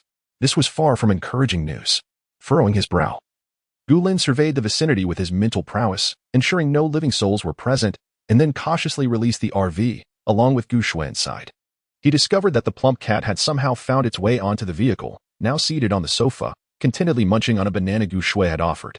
The sight of the duo, one human and one feline, brought a slight sense of calm to Gulin, albeit momentarily. A 30-degree rise in temperature within a single day left him uncertain of what tomorrow's weather might entail. With so much snow unable to sublime naturally, if it were to melt directly due to the rising temperatures, floods would soon ensue. The prolonged snow disaster and extreme cold had rendered the ground beneath solidly frozen, and it was not a mere surge in temperature that could thaw it. Once the snow melted, it would be trapped by the permafrost below, transforming into a deluge. This RV would not withstand such a flood. It seems prudent to seek refuge in a higher location to evade the impending flood. Gulin, in contemplative silence, approached the driver's seat, ignited the engine, and proceeded along the route outlined by the steward. Whatever the case may be, one step at a time, after all. The vehicle was equipped with waterborne transport options. The wind energy core is indeed a remarkable asset. Who knows what fortune might await us? As the motorhome rolled forward, Gu Shui set aside her large bowl and leaned against the window, gazing at the scenic landscape outside.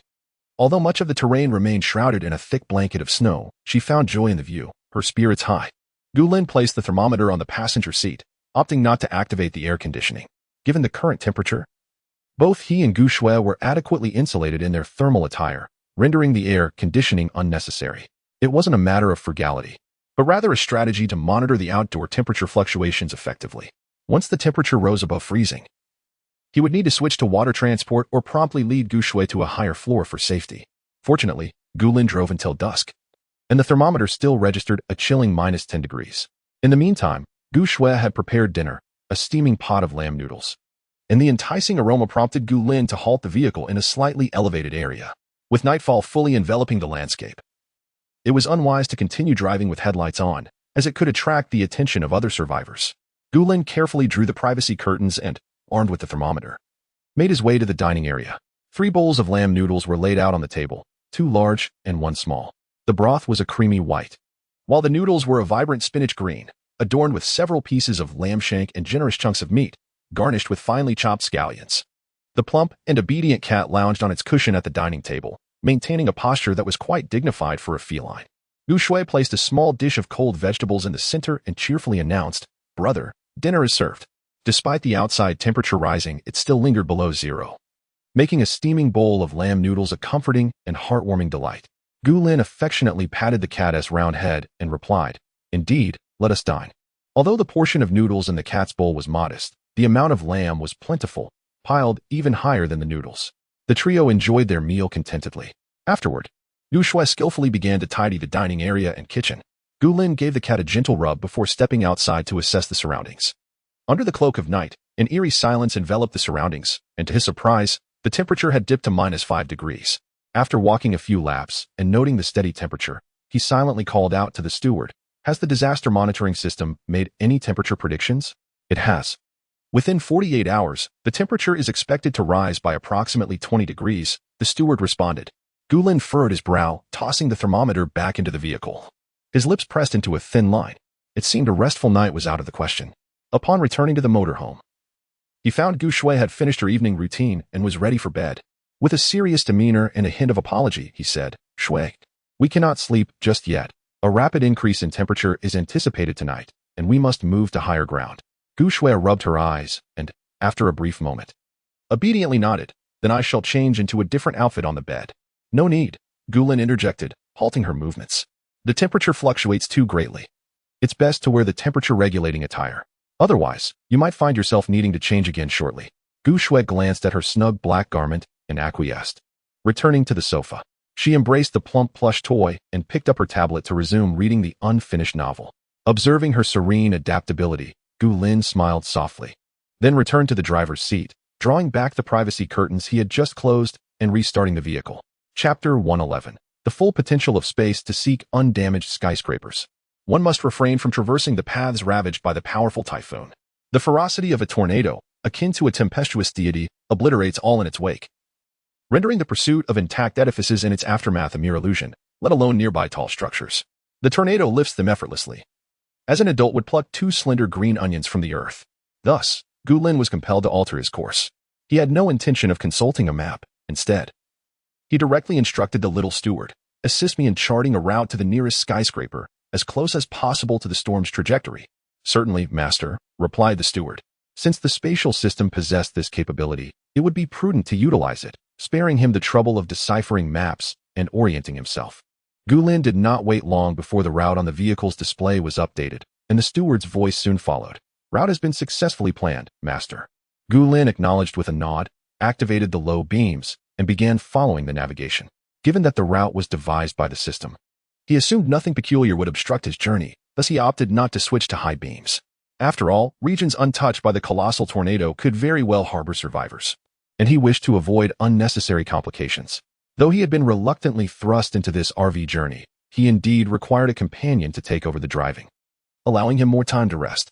However, lacking a trustworthy individual, Gu Lin was hesitant to take that risk by permitting others into his private domain. How delightful it would be if Fatty could assume a human form and assist him with driving. After forming a pact with Gu Lin, Fatty, who could hear all of his innermost thoughts, while not human, does this master not seem overly dog-like? Gu Lin, too, sensed Fatty's thoughts through their bond. A smile tugging at his lips as he quipped, "Other people's dogs can drive. You, a mutant big cat, fall short of even that? Fatty, are you referring to yourself as a dog?" With his mood lightened, Gu Lin ceased to tease and returned his focus to the road. Drowsy driving was ill-advised. If only Fatty could truly drive. Fatty buried his head in Gu Shui's embrace, rejecting such unfruitful banter. Gu Lin withdrew his previously projected mental energy, contemplating the possibility of Fatty driving, and turned his thoughts toward the little steward. "Little steward. Master, I am merely an AI. I lack a physical form. If the vehicle were in the spatial realm, I could interact with it, but outside, I cannot even touch it." Gu Lin smiled. "Who said you were to drive? Cannot you configure 2 automated driving systems from the garbage conversion unit?" "Little steward, you are quite resourceful." The little steward fell silent. After a considerable time, as Gu Lin began to feel drowsy from driving, the steward finally spoke again. "Master, the autonomous driving feature is indeed available, but you must activate it yourself." Upon hearing this, Gu Lin was instantly invigorated. "Where?" "In the high-tech control zone. The master must acquire a meteorite or another object of exceptionally pure energy to unlock it." Gu Lin pondered. "So, the items I am currently utilizing are not the complete embodiment of my space and system?" "Not quite, master," replied the little butler, a note of pride evident in his tone. "The functions you have activated so far constitute approximately 20 of the overall capabilities of the space. The functions you can see but have yet to unlock account for about 30. Gu Lin was taken aback. It was no wonder the little butler was boastful. He was indeed astonished. There were numerous functions he had yet to explore, and he had not wasted technology points or spatial energy to unlock them. He had not anticipated that what he could currently access was merely half of the entire space. What an extraordinary phenomenon this space was. Why had he, upon recognizing it with blood in his previous life, only received an old, dilapidated courtyard? The little butler hesitated before responding. Master, I cannot answer that question at this moment. You can continue to strive to unlock more spatial functions, and in time, you shall understand." "Very well." Gu Lin resolved to view this as motivation to unlock further capabilities of the space. He was genuinely curious as to why he had only received an ordinary courtyard in his previous life. Moreover, he lowered his gaze and raised his right wrist, glancing at the black dagger mark on the inner side. This artifact was peculiar. At first glance, it bore a striking resemblance to his spatial jade pendant. Yet after recognizing it with blood, it transformed into a dagger mark. Of course, the dagger could be drawn. Gu Lin had tested it. It sliced through iron with ease. effortlessly severing strands of hair, an item worthy of a professional assassin in ancient times. Such a treasure, he wondered if another existed. Its concealed location was so unique that had Gulin not suddenly conceived the idea of uprooting Bai Weiwei's entire house, he would have surely missed it. Master. The temperature has reached 0 degrees and is expected to rise above freezing shortly. The little butler's voice jolted Gulin from his thoughts. He acknowledged quietly and tightened his grip on the steering wheel, focusing on the road ahead. The surroundings, once blanketed in ice and snow, had melted considerably, no longer obscuring everything beneath layers of frost. Gulin felt a surge of complex emotions as he gripped the wheel tighter, glancing at the navigation system. Fortunately, the destination was not far off. He should reach a high-rise in time to seek refuge. The path he was traversing led out of the city. He was curious about the location the little butler had chosen for him. He rolled down the car window, allowing the night breeze to caress his face, and silently pressed the accelerator. A glance in the rearview mirror revealed that Gu Shui had fallen asleep, sprawled on the sofa with the chubby one being used as a pillow. The chubby one, wide-eyed, dared not move, gazing at Gulin with a look that screamed for help. Gulin feigned ignorance, returning his gaze to the illuminated buildings ahead. Indeed, it appears to possess at least 4 or 5 dozen floors, making it quite feasible to evade any flooding. Gulin cast a sidelong glance and called out, "Wake up." Xiao Shui. The plump creature, as if granted a reprieve, hurriedly stirred within Gu Shui's embrace, using its hind legs to nudge her arm. By the time Gulin parked the vehicle, Gu Shui had just awakened, her expression one of bewilderment as she sat up and glanced at Gulin approaching her. "Brother, have we arrived?" she inquired. Gulin smiled softly. "Yes, rise and prepare yourself. We shall ascend the stairs." With that, he conjured 2 enormous mountaineering backpacks seemingly from thin air, inserting his hands into them and filling them with various items. He had previously scanned the building with his mental prowess and discovered that there were still living souls within. To avoid unnecessary complications, it was prudent to don the backpacks for appearances. Yet, he pondered, he was uncertain whether the contents within would be amicable. Chapter 112. Encountering an acquaintance unexpectedly. Gulin found himself face to face with a familiar figure, Li Xuefei. However, it would be a stretch to call her a true acquaintance, as, in this lifetime, they had yet to become acquainted. Gulin lingered only briefly on the 25th floor before continuing his ascent with Gu Shui. At this hour, it was decidedly inappropriate to disturb someone at their door, considering they were still strangers to one another. There was a strong likelihood they would be perceived as beggars seeking sustenance. As he passed by, Gulin employed his mental acuity to scan the surroundings, discovering that Li Xuefei's supplies were dwindling. Unless she resorted to some extraordinary measures to procure more food, she would have enough provisions to last merely a week. Fortunately, Gu Shui had been diligently maintaining her training, and even after climbing over 20 flights with added weight, the siblings remained remarkably silent. Gulin's primary objective was to reach the colossal tornado as swiftly as possible, hoping for an opportunity to seize the wind energy core. For now, he sought only temporary shelter, wishing to avoid any unnecessary trouble. After all, as long as they had food and drink, there was no need to engage with others. Finding a place to rest was sufficient. At this juncture, Gulin was unaware of the severity of the flooding and could not risk venturing out onto the roads. Being stranded by floodwaters would certainly pose complications. Staying put for a few days to assess the situation was the wisest course of action. The siblings climbed to the 36th floor, where Gulin finally halted. Most survivors in the building were concentrated between the 10th and 20th floors, with Li Xuefei being the sole occupant of the 25th. Occasionally, there were 1 or 2 individuals above the 25th floor, but the 33rd to 36th floors were entirely deserted. With 3 consecutive floors devoid of inhabitants, it seemed pointless to ascend any further. Thus, Gulin opted for the relatively clean 36th floor for their temporary lodging. This building appeared to be an upscale residential complex, boasting elegant decor and featuring duplex apartments, with 12 rooms on each floor. Gulin used his mental prowess to select the cleanest room, 3609, before retrieving the lock-picking tools he had previously confiscated from Li Daju. After a brief effort, the door swung open, prompting an impressed response from Gu Shui. "Brother, how do you know how to do this?" Gulin cleared his throat, a hint of embarrassment creeping in. Skills are never a burden. It's essential to learn a variety of things. In truth, he had acquired this knowledge during his previous life while scavenging for supplies. After all, picking locks was far less laborious than breaking down doors. Once inside the apartment, Gulin meticulously surveyed the space with his mental energy to ensure everything was in order. Satisfied, he set down his backpack and proceeded to change the lock at the entrance. Replacing the entire door would be too conspicuous. A mere lock change would suffice for their short stay. Drawing from his prior experience, Gulin swiftly completed the task and entered the room. where he found Gu Shui exploring curiously with her phone as flashlight. The apartment featured a two-level design. The first floor comprised the kitchen, living room, and bathroom, while the second floor housed 2 bedrooms and an additional bathroom. Though the overall area is not extensive, the ceiling height is quite suitable, preventing Gu Lin from bumping his head or feeling claustrophobic. The interior is adorned in a simple cream decor, a style favored by young single women. Gu Lin, however, felt little attachment to this aesthetic. He retrieved the previously stored blackout curtains, and with his formidable mental prowess, he managed to cover all the windows of the apartment in darkness, even in the absence of light. After ensuring that not a single ray of light could penetrate from outside, Gu Lin took out a power bank and connected several standing lamps. The room finally basked in light. Though it did not rival the main ceiling fixture, it was sufficient to spare Gu Shui from holding a small flashlight. As it was late, Gu Lin did not intend to tidy the room just yet. He merely replaced the bedding in the 2 bedrooms with his own before allowing Gu Shui to sleep. Gu Shui took her plush toy and randomly selected one of the bedrooms. This apartment had likely been unoccupied for some time, as it carried a faint scent of dust. After Gu Shui settled in for the night, Gu Lin retrieved an air purifier and a humidifier, adjusting these appliances before proceeding to the other bedroom. The current temperature hovered around 10 degrees Celsius, and with a wool blanket and comforter, it was adequately warm. The charcoal he had prepared earlier for burning was now of little use. Gu Lin pinched the bridge of his nose.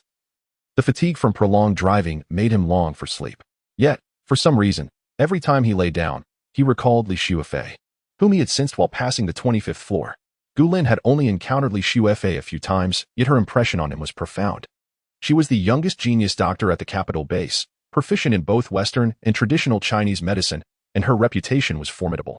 Gu Lin's meeting with her occurred when he successfully rescued an expert who had revealed to him the secret of the solar system's orbital deviation, sustaining minor injuries in the process. After safely delivering the expert to the capital base, the latter insisted on introducing Gu Lin to Li Shuefei. The expert bore no significant injuries, having merely suffered from prolonged confinement, while Gu Lin underwent several days of treatment. Upon hearing of Gu Lin's success in such perilous circumstances, the capital base had once extended an olive branch to him through Li Shuefei. Regrettably, at that time, Gu Lin, blinded by emotions, insisted on considering Bai Weiwei as family and returned to a medium-sized base, citing obligations to care for others. Perhaps it was that month-long bounty mission that allowed Bai Weiwei to entangle herself with the base leader. However, the substantial rewards Gu Lin brought back merely led Bai Weiwei to feign cordiality with him once again. It was better not to dwell on that treacherous individual, as the more he thought about it, the more infuriated he became. Li Shuefei was far superior to Bai Weiwei. Though somewhat aloof, her medical skills were undeniably exceptional. Beautiful, extraordinarily skilled, and possessing a commendable character, she was truly the goddess of the capital base. To his astonishment, Gu Lin, simply asking his little steward to select a refuge from the flood disaster, fortuitously encountered Li Shuefei in her period of misfortune. Just moments ago, as he passed the 25th floor, Gu Lin's mental perception revealed that Li Shuefei had not been as well cared for as during her time at the capital base. Currently, she appears emaciated, her complexion betraying an unhealthy pallor, likely a result of her efforts to conserve sustenance, leading her to starve herself in such a manner. If one were to extend a helping hand to Li Shuefei at this juncture, it would indeed forge a connection before venturing to the capital base. Gu Lin contemplated this possibility in her mind. She is a prodigious physician, and it would be prudent to cultivate such acquaintances, for one can never ascertain that they will remain free from illness throughout their lives. Conversely, if such engagement proves unwise, it would be best to maintain a distance. Should some unforeseen calamity occur, resulting in a malevolent association, Gu Lin pressed her lips together. If animosity were to truly arise, one must act preemptively, ensuring that she would never set foot in the capital base again. One can only hope that when the moment arrives, no unpleasantness will ensue. Chapter 113. Truly asleep? Before long, the last remnants of dust vanished from the house, and beneath the warm glow of the standing lamp downstairs, the siblings slept soundly. Gu Shui slumbered until midday the next day. When she emerged from the bedroom, Gu Lin was still lost in dreams. Considering the arduous drive Gu Lin had endured the previous day, Gu Shui decided against waking him. Instead, she descended the stairs quietly and made her way to the ground floor of the apartment. Though the sun was high in the sky, the bright rays were significantly muted by the blackout curtains that Gu Lin had installed overnight, leaving the interior dimly lit. Thanks to the air purifier and humidifier, the house, which had likely been vacant for quite some time, was devoid of any unpleasant odors, and there was hardly any floating dust. Gu Shui gently retrieved a brand new, unopened broom from the kitchen and began to sweep the floor carefully. The living room was sparsely furnished, featuring only a dust-covered sofa, an untouched coffee table, and a milk-white cabinet. After cleaning the entire downstairs, she slowly began to ascend, taking great care to remain as quiet as possible. Following her closely, the chubby cat. Pang Pang also tread lightly, its small paws making no sound as it walked. As a mutated beast bound by a contract to Gu Lin, Pang Pang was well aware of the toll Gu Lin had taken on his spiritual energy the day before. It was only natural for him to indulge in a bit more slumber. Furthermore, while Gu Shui might not realize it, Pang Pang sensed that Gu Lin was experiencing a slight grumpiness upon awakening, particularly after such an exhausting day. Insufficient sleep could very well lead Gu Lin to explode with frustration. The pair, one human and one cat, worked in tranquil harmony, tidying the rooms from upstairs to downstairs and from the restroom to the kitchen. After all, Gu Lin had been driving all afternoon and well into the night, while Gu Shui had quietly occupied herself with her phone and tablet, indulging in dramas and novels. Though Gu Lin was alert and vigilant, Gu Shui had dozed off intermittently several times, leaving her wide awake now. However, even after Gu Shui had thoroughly cleaned the entire house, Gu Lin still had not stirred. She glanced at her phone, noting the time, 3:30 in the afternoon. Why was he not awake yet? Pang Pang, do you think my brother might be sleeping too deeply? Gu Shui whispered, poking Pang Pang's little paw, her eyes filled with concern. Meow, Pang Pang replied softly. Master is merely restoring his spiritual energy. Alas, without Gu Lin's translations, Gu Shui could not comprehend the feline's language, and thus they exchanged silent glances, their peculiar mismatched eyes locked in a stare. After a prolonged silence, a sudden gurgling sound broke through, the sound of Gu Shui's stomach rumbling, just as Gu Shui felt as though she might wither away from waiting. Gu Lin finally awoke. Upon regaining consciousness, his sole sensation was a profound hunger. Reflecting on the time, he realized that the last meal the siblings had shared was the previous afternoon. Rubbing his aching temples, he glanced at his phone and was taken aback. It was already past 6 in the evening. How could he have slept for so long?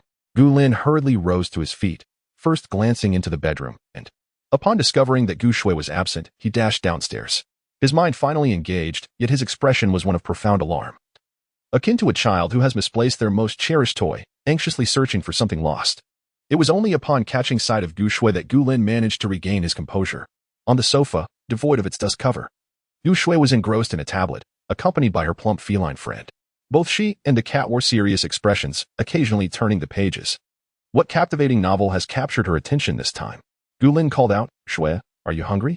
Reluctantly tearing her gaze from the screen. Gu Shui looked up at her brother by the staircase and quipped, Brother, you should ask me if I'm starving to death. Gu Lin chuckled softly, offering no further reply. As he made his way toward the sofa, searching for something delectable in the space, the young girl had fasted all day. She couldn't indulge in something too greasy right away, so a nourishing and easily digestible congee would serve as a suitable foundation. Upon reaching the sofa and taking a seat, Gu Lin raised his hand, and 2 bowls of ham and corn congee, 2 tea eggs, a plate of soup dumplings, a serving of vegetable salad, and 2 portions of steak appeared on the coffee table. A splendid fusion of Eastern and Western cuisines, richly nutritious. Gu Shui's stomach audibly grumbled in response. Meow, protested the cat. Fatty, what about me? Am I no longer your little darling? With a resigned smile, Gu Lin prepared a bowl of freeze-dried food for Fatty, opened a can of cat food, and poured out a bowl of warm milk. Only then did Fatty leap onto the coffee table, contentedly diving into his meal. Gu Lin presented Gu Shui with a set of pristine utensils and fetched 2 bottles of mineral water. For the next couple of days, let us refrain from cooking and enjoy the ready-made meals we have stored. Gu Shui nodded in agreement, took a spoonful of congee, and then mumbled, Brother, why did you sleep for so long this time? Gu Lin merely pressed his lips together lightly, offering no response, and quietly drank his congee. Observing his demeanor, Gu Shui chose not to press further. Master, are you well? The voice of the little housekeeper chimed in. Gu Lin's expression remained unchanged, and he responded faintly in his heart, yes.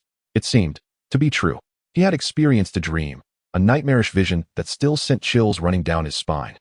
Yet inexplicably, the moment he awoke, he had forgotten every detail of that dream, leaving only a lingering sense of shock, horror, and panic swirling in his mind. As if he had witnessed something monumental. He remembered nothing, yet these emotions felt palpably real within his senses. Even now, as he swallowed the congee, it carried a peculiar bitterness tinged with an unsettling sweetness. However, judging by Gu Shui's expression, there was nothing amiss with the dish. Gu Lin lowered his gaze, suppressing the tumultuous feelings within, and took a bite of a soup dumpling. Bitter. What on earth transpired? Yet the little housekeeper remained reticent on the matter, despite Gu Lin having inquired before. Thus, it is understandable that he would feel such panic upon awakening, unable to perceive Gu Shue's presence. According to Gu Lin's self-awareness, the most cherished aspects of his life, besides the space in which they exist, are solely Gu Shue. What kind of dream could evoke such profound terror within him? And what might that dream signify? Or is it merely a figment of his imagination? Observing Gu Shue, who maintained her usual composure after consuming the dumpling, Gu Lin had come to a definitive conclusion. It was his sense of taste that had faltered. Silently setting down his bowl, in the next moment, Gu Lin found himself holding 2 cups of milk tea. He offered one to Gu Shue, while with an impassive expression. He punctured the lid of his own and nonchalantly took a sip. Gu Shue, is it possible that her brother has truly lost his wits? Chapter 114, Waterlogging Gu Shue. With a hint of skepticism, accepted her beloved brown sugar pearl milk tea and observed Gu Lin, who had already consumed nearly half of his cup in one go. Hesitating, she asked, "Brother, didn't you previously advise me against drinking too much of this?" Gu Lin replied with a calm expression, meticulously chewing the chewy brown sugar pearls in his mouth. After a brief moment, he leisurely responded, "Occasionally indulging in a cup is harmless. If you dislike it, I want tea, bring it for you next time." That one tea do. Gu Shue's expression transformed from doubt to determination in an instant. Milk tea is the beverage that understands girls the best. I absolutely adore it. I love all kinds of milk tea. With that, Gu Shue opened her drink with a satisfying sound and took a large sip, her eyes narrowing in delight. A faint smile graced Gu Lin's lips. The bitterness lingering in his mouth, akin to the taste of several raw snake gallbladders, was finally tempered by the rich sweetness of the brown sugar. At last, he had experienced a touch of sweetness. Suppressing his emotions, Gu Lin maintained his indifferent demeanor, finishing the milk tea until only the bottom remained before returning to his porridge and meal. After consuming a considerable bowl of porridge, his taste buds finally returned to normal. Gu Lin remained perplexed about the peculiar dream he had experienced that afternoon, yet fortunately, the dream he had completely forgotten did not solely bring about adverse effects. His psychic abilities had been stagnating at the pinnacle of level 5 for quite some time, but now he sensed a subtle indication of an impending breakthrough. Having spent yesterday probing his surroundings, the excessive consumption of his mental energy had also recovered significantly and was nearly at full capacity. In stark contrast to Gu Lin's heavy mood, Gu Shue appeared carefree, finishing off more than half a bowl of salad and devouring an entire steak. Gu Lin, eating a few pieces of grass, pushed the soup dumplings toward Gu Shue and quietly continued with his steak, his tone flat as he remarked, "If I happen to oversleep next time, you can just call out to me if you're hungry." However, Gu Shue shook her head, munching on a soup dumpling. "No need. Just leave me some food when you're out." After pausing to swallow, she added, "You already work hard driving and such." Gu Lin smiled briefly and ruffled Gu Shue's hair, remaining silent, yet his heart was warmed by her understanding. As the days went by, it was soon to be the young girl's birthday. She would soon turn 12. Gu Lin surveyed the meticulously organized surroundings, pondering how to celebrate this special occasion for her. Although the world had descended into chaos, he was confident that, with the resources in his space, he could ensure her a life devoid of worries. Thus, for Gu Shue, the advent of the apocalypse could not be deemed a catastrophic disaster, but rather a rebirth under adversity. All living beings on Earth are equally subjected to the baptism and challenges of this cataclysm, are they not? Those who manage to survive will carry human civilization into the next era. Perhaps the apocalypse and natural disasters will never cease. But the living must learn to tread upon the remains of the departed, establishing new homes upon the ruins. Throughout history, life has perpetually evolved from generation to generation. And it has always been this way. It is merely the case that such a terrifying natural disaster has never graced the annals of recorded human history. Gu Lin, influenced by the long-forgotten dream, found his emotions completely settled. He collected the dishes used by the siblings and gazed towards the already drawn blackout curtains. The sky remained a ghastly pale expanse, resembling an all-encompassing canvas, leaving one to ponder what scene would next unfold. Gu Lin approached the window with a thermometer in hand, cautiously pushing it open. The wind that brushed against his fingertips was surprisingly warmer than the previous night's chill, no longer biting at his fingers. The thermometer swiftly displayed the temperature. For summer, this reading would not be considered high, but it was winter. Gu Shue's birthday fell at the beginning of January, and now, in mid-December, it should have been the coldest time of the year. Just days prior, the outdoor temperature had plummeted to -5 or 6 degrees. Yet now it had soared to over 20 degrees.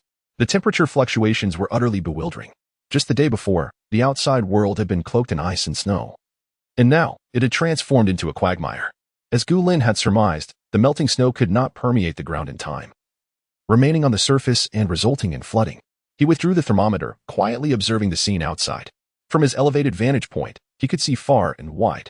As far as the eye could reach, the landscape was a muddy expanse, with many uneven patches covered in standing water.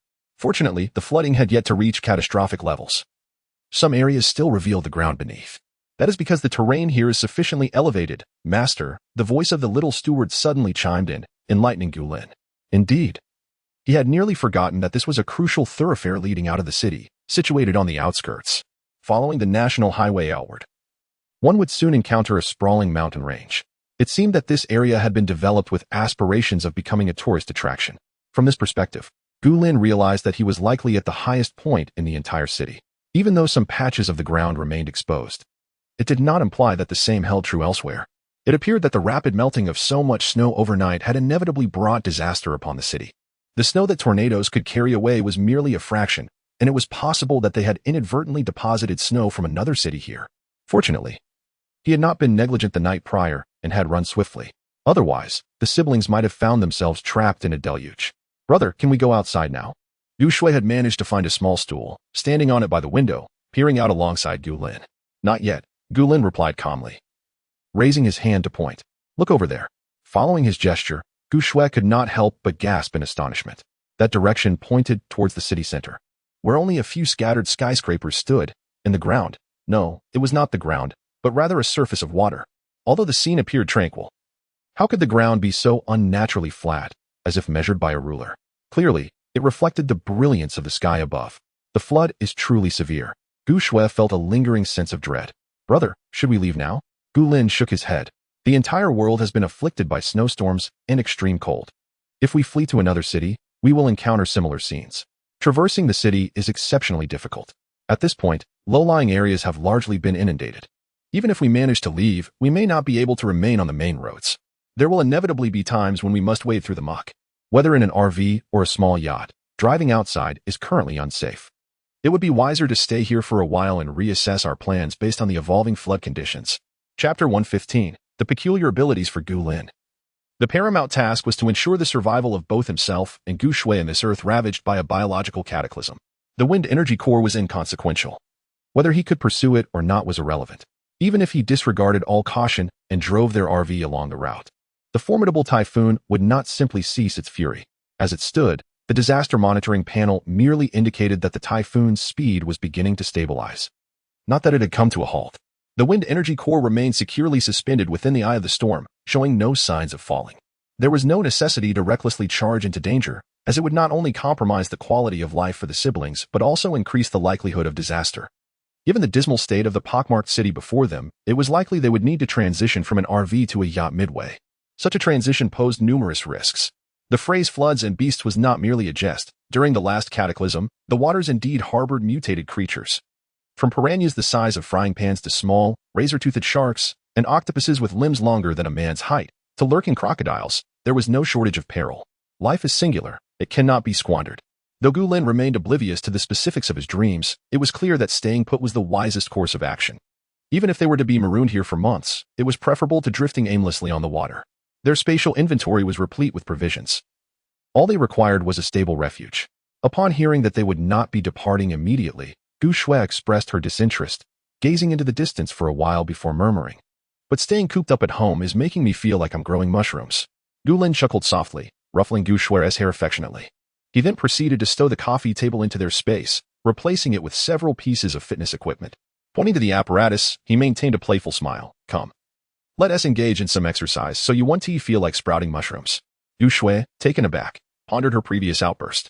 Just as she was about to decline, she caught sight of Gu Lin's teasing gaze and quickly acquiesced. "Fine, let us exercise. If I strengthen my body now, I'll be able to ascend 50 floors without gasping for breath." Gu Lin was thoroughly pleased with her resolve and produced a large cup of spring water. Setting it aside, upon seeing the familiar cup, Gu Shui felt her legs weaken. This mysterious water had a remarkable ability to rejuvenate her, banishing her fatigue. However, each time she drank it, she was met with additional training. Although her physical strength was indeed enhanced, her spirit grew weary. Ignoring Gu Shui's disheartened expression, Gu Lin ascended the stairs, preparing to change the bedding in both bedrooms. The temperature has reached a point where the constant temperature clothing is no longer necessary. Should the current weather persist, those heating items can be temporarily stored away. Gu Lin, after changing Gu Shui's bedding, settled on the edge of the bed to observe the disaster monitoring panel. according to the information displayed. The fluctuations in temperature over the past month have not exceeded 5 degrees. It seems feasible to remove the constant temperature clothing and don regular attire. Upon returning to his own room, Gulin discovered that Gu Shui had also tidied this space. A hint of a resigned smile graced his lips as he gently shook his head. Ever since acquiring his mental abilities, he has seldom experienced such deep slumber. When he could sleep so soundly without waking, Gu Shui had cleaned the room for him, and yet he had slept like a log. After finishing with his own bedding, Gulin suddenly felt a wave of dizziness akin to fatigue wash over him. His gaze momentarily clouded. Realizing something was amiss, Gulin furrowed his brow, his eyes reflecting confusion. This was unusual. He had only recently awoken, yet here he was, feeling drowsy once more. As he attempted to rise from the bed, he found himself collapsing back onto it, the sensation of dizziness intensifying. What is happening, little steward? Gulin pinched his thigh sharply, struggling to remain awake, and internally urged. Tell me, what is occurring? This sensation resembles low blood sugar, yet he was acutely aware that he did not suffer from such a condition. His mental energy perception had already spread out, encompassing 3 stories. Apart from the 2 siblings, no other living beings were present. At this juncture, there should not be any creatures with mental energy levels exceeding 7. As long as they did not surpass his mental energy by 3 levels, he would surely sense them. Gulin was perplexed. What could be causing this abnormal state? If the food were contaminated, it should not be the case. For Gu Shui had consumed the same fare as he. Gulin pinched his thigh once more, kicked off his shoes, and clumsily pulled the blanket over himself. Enduring the dizziness as he attempted to lie down steadily, the bedroom door remained ajar. If he truly succumbed to fainting, he at least wished to appear normal on the surface, lest Gu Shui worry. Summoning the last vestiges of his strength, Gulin abruptly pointed, tossing a box of instant noodles, 2 large cases of mineral water, a hefty bag of jerky, and several pots and bowls to the floor based on sheer instinct. At that moment, the little steward, who had been silently feigning death for a while, finally spoke. Master, do you recall the special ability you copied earlier? Gulin was momentarily taken aback, his pupils narrowing slightly, and he became a fraction more alert. He remembered, when he had obtained the special item, preparing to help Gu Shui suppress her precognitive ability. Before successfully doing so, he had touched Gu Shui. He had copied her precognitive ability. Thus, this unusual state was due to his involuntary activation of the precognitive ability? Indeed, Master. Gulin's mind was momentarily shaken, racing with countless possibilities. He gritted his teeth and placed a portable gas stove and 2 gas canisters on the ground, but he could no longer withstand the overwhelming dizziness and succumbed to unconsciousness. Downstairs, Gu Shui, who was exercising, heard the sound of the gas canisters crashing onto the floor. Initially unperturbed, she merely called out, "Brother, what happened?" The only response was an extended silence. Slowly, Gu Shui stepped off the treadmill, glanced at the chubby figure, and ascended the stairs. However, upon reaching the upper floor, Gulin was nowhere to be found. Only a chaotic array of supplies lay scattered across the floor. Food and drink were strewn about, and the portable gas stove and canisters appeared to have been carelessly discarded, their metallic clatter echoing in the recent memory.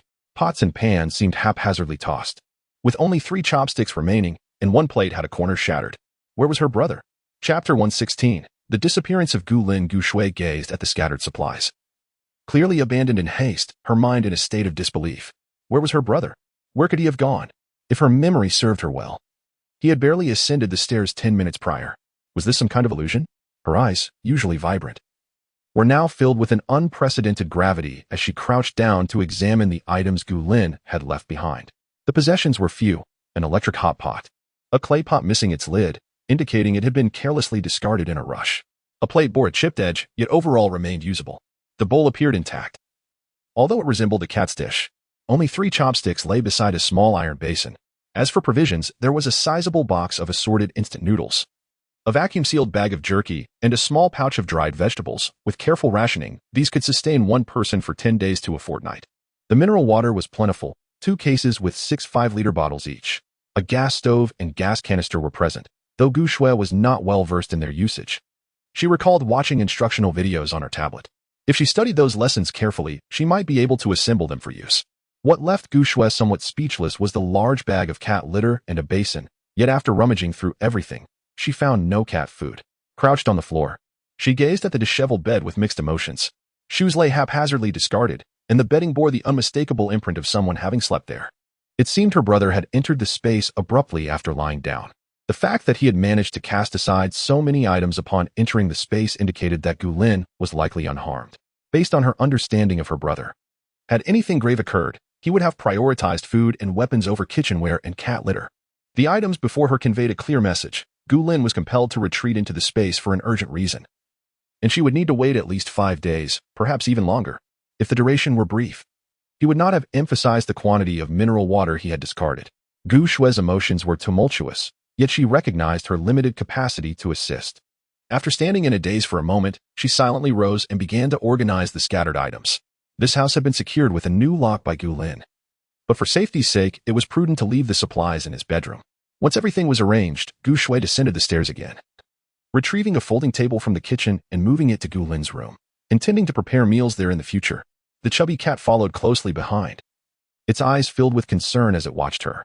It could certainly sense the connection with its owner still lingered. The safety of its master was assured. Yet, it was clear that its master was currently in a state of unconsciousness, and there seemed to be an unusual disturbance in his mental state. However, Gu Lin did not summon it into the space. Reflecting on Gu Lin's frequent statements, it was not difficult to surmise that its duty at this moment was to safeguard the young master, Gu Shui. Gu Lin had repeatedly instructed it that regardless of any unusual circumstances occurring on his side, the priority must always be to protect Gu Shui. Now that the master was absent, it was time for it to fulfill its role. The chubby cat followed Gu Shui closely, yet its diminutive size rendered it helpless. Merely watching as Gu Shui gradually moved the power supply box, unable to assist in any meaningful way. Gu Shui had long noticed her little shadow, however. Her thoughts were occupied with other matters, leaving her no time to indulge in petting the cat. Indeed, the mental pathways of the girl and her feline companion were completely misaligned, each engrossed in their own tasks. After tidying up the items both upstairs and downstairs, Gu Shui realized a rather awkward situation. Her elder brother had failed to leave her any clothes. Not a single piece, whether outerwear or undergarments, was to be found. Gu Shui picked up the silly orange cat that had been following her around and absent-mindedly stroked its soft belly, her emotions a tangled mess. This appeared to be a newly renovated apartment available for rent, furnished only with a minimal supply of disposable toiletries. There were no clothes whatsoever. This meant she could only wear what she had on. Fortunately, she could manage to divide her outfit into 2 sets, a complete thermal suit, topped with a lightweight hoodie, sports pants, and a similarly thin jacket. The weather was not particularly cold, allowing her to make do for the moment by wearing the hoodie and jacket as a transition. This way, if the weather changed unexpectedly and she was left with only the thermal suit, it wouldn't be soiled beyond wear. Gu Shui sighed in resignation, carefully following the tutorial on her tablet to assemble the gas stove and canister, preparing to cook some noodles to calm her nerves. Then, she discovered another challenge. Her chubby cat had nothing to eat. Not only was there no cat food, but also no raw meat, canned cat food, or freeze-dried options, nothing at all. This meant she would have to prepare instant noodles without any seasoning packets for her cat. The already meager supplies were now further depleted. When would her brother return? Gu Lin felt as though he was adrift in a bizarre dreamscape. The scene before him remained obscured, as if a veil were shrouding his eyes. He could only faintly discern a formless shadow, gradually expanding until it reached a suffocating magnitude. Then, the heavens and the earth were enveloped, the sun and moon obscured, plunging the world into an unending silence of darkness. Gu Lin yearned to move, yet he found himself utterly detached from his physical form, akin to a wandering spirit, with only a fleeting semblance of consciousness remaining. Little steward? Gu Lin attempted to call out in his mind, but received no response. What was happening? The darkness persisted, its duration unknown, and Gu Lin sensed his dwindling awareness growing weary. Yet, even in his exhaustion, he was compelled to confront this eternal void, as if the ordeal would never cease. Why? Is this the sensation that accompanies the awakening of the power of precognition? The term precognition seemed to unlock some enigmatic switch, causing the darkness before Gu Lin to ebb away like a receding tide, so swiftly that he was caught unawares. He felt his emotions fluctuating. The relentless fatigue that had tormented him for what felt like an eternity still clung to him like a shadow, yet he was compelled to remain alert. The veil over his eyes had not been lifted, and the scene before him remained indistinct, but Gu Lin could faintly discern that what he was witnessing appeared to be a meteor shower? No, it was not a meteor shower. It was a cascade of falling meteors. A wave of trepidation washed over him, and before he could muster the strength to clarify the blurred vision before him, he suddenly awakened. As he abruptly opened his eyes, Gu Lin realized that he seemed to be surrounded by water. Where exactly was he? Chapter 117. Something is awry. Gu Lin began to suspect that he might still be ensnared in a series of dreams, yet to awaken fully. Tentatively, he attempted to command his body. Oh, it still functions. His senses seemed remarkably vivid, unlike the remnants of a dream. As he sat up, He was astounded to discover that he had been lying at the bottom of the water. Gulin. He widened his eyes in disbelief, glancing down at the water that barely reached his shoulders. It was warm. Could he possibly be in the spiritual spring of the Clear Spring area? Indeed, master. The voice of the little steward suddenly chimed in, granting Gulin a modicum of reassurance, albeit insufficient. A chilling thought struck him. Who had moved him to the depths of this spring, and how long had he been unconscious? Of course, it was I, master. As for your state of unconsciousness, it was merely 10 days. Gulin, had he truly lain in the spiritual spring for a full 10 days? Precisely. Fortunately, my cleverness allowed me to relocate you in time. Otherwise, your body would have succumbed long ago. The little steward's tone carried a hint of pride. Yet Gulin felt a lingering unease. To have slept at the bottom of the water for 10 days, and still be alive. This was utterly absurd. What is so difficult about it? This is all spiritual spring water, akin to a nutrient solution. Moreover, given your unique condition during unconsciousness, 10 days posed no threat. Gulin acknowledged this internally, cautiously moving his body. He found it somewhat uncoordinated, every cell imbued with a faint sense of weakness. Indeed, a normal person would be on the brink of death after 10 days without sustenance. Gulin glanced at his bare form, not in haste to emerge. His appearance might very well frighten Gu Shui. Master, have you not noticed any changes in your body? Changes? Gulin raised his right hand, inspecting the mark on the inner wrist. It remained the same black dagger shape, seemingly unchanged. Wait, his mental power had successfully broken through to level 6. And it appeared to have ascended directly to the pinnacle of level 6. Gulin's eyes sparkled as he assessed his other abilities. Water, ice, and lightning attributes all seemed normal, but foresight. Had his foresight ability reached level 5? Gulin was momentarily stunned, and after a prolonged silence, he called out to the little steward with a complicated expression. Why has my foresight ability suddenly surged so many levels? Ever since he inadvertently replicated Gu Shui's foresight ability, Gulin had not encountered any anomalies. Thus, he had not given it much thought. Utilizing the foresight ability was indeed taxing, and he certainly would not prioritize its enhancement. Nor would he idly activate it for amusement. For all this time, the foresight ability and he had coexisted peacefully, and Gulin had relegated the matter of his foresight ability to the back of his mind. Who could have anticipated that it would now unexpectedly strike him with such force? The little steward remained silent, and the prolonged quietude instilled a sense of unease in Gulin, leading to a bold conjecture. Could it be that the transformation of my foresight ability is somehow linked to you, little steward? The little steward's voice finally emerged. Somewhat haltingly, master, you are truly perceptive, hee. The laughter felt somewhat forced. Gulin felt a twinge of discomfort.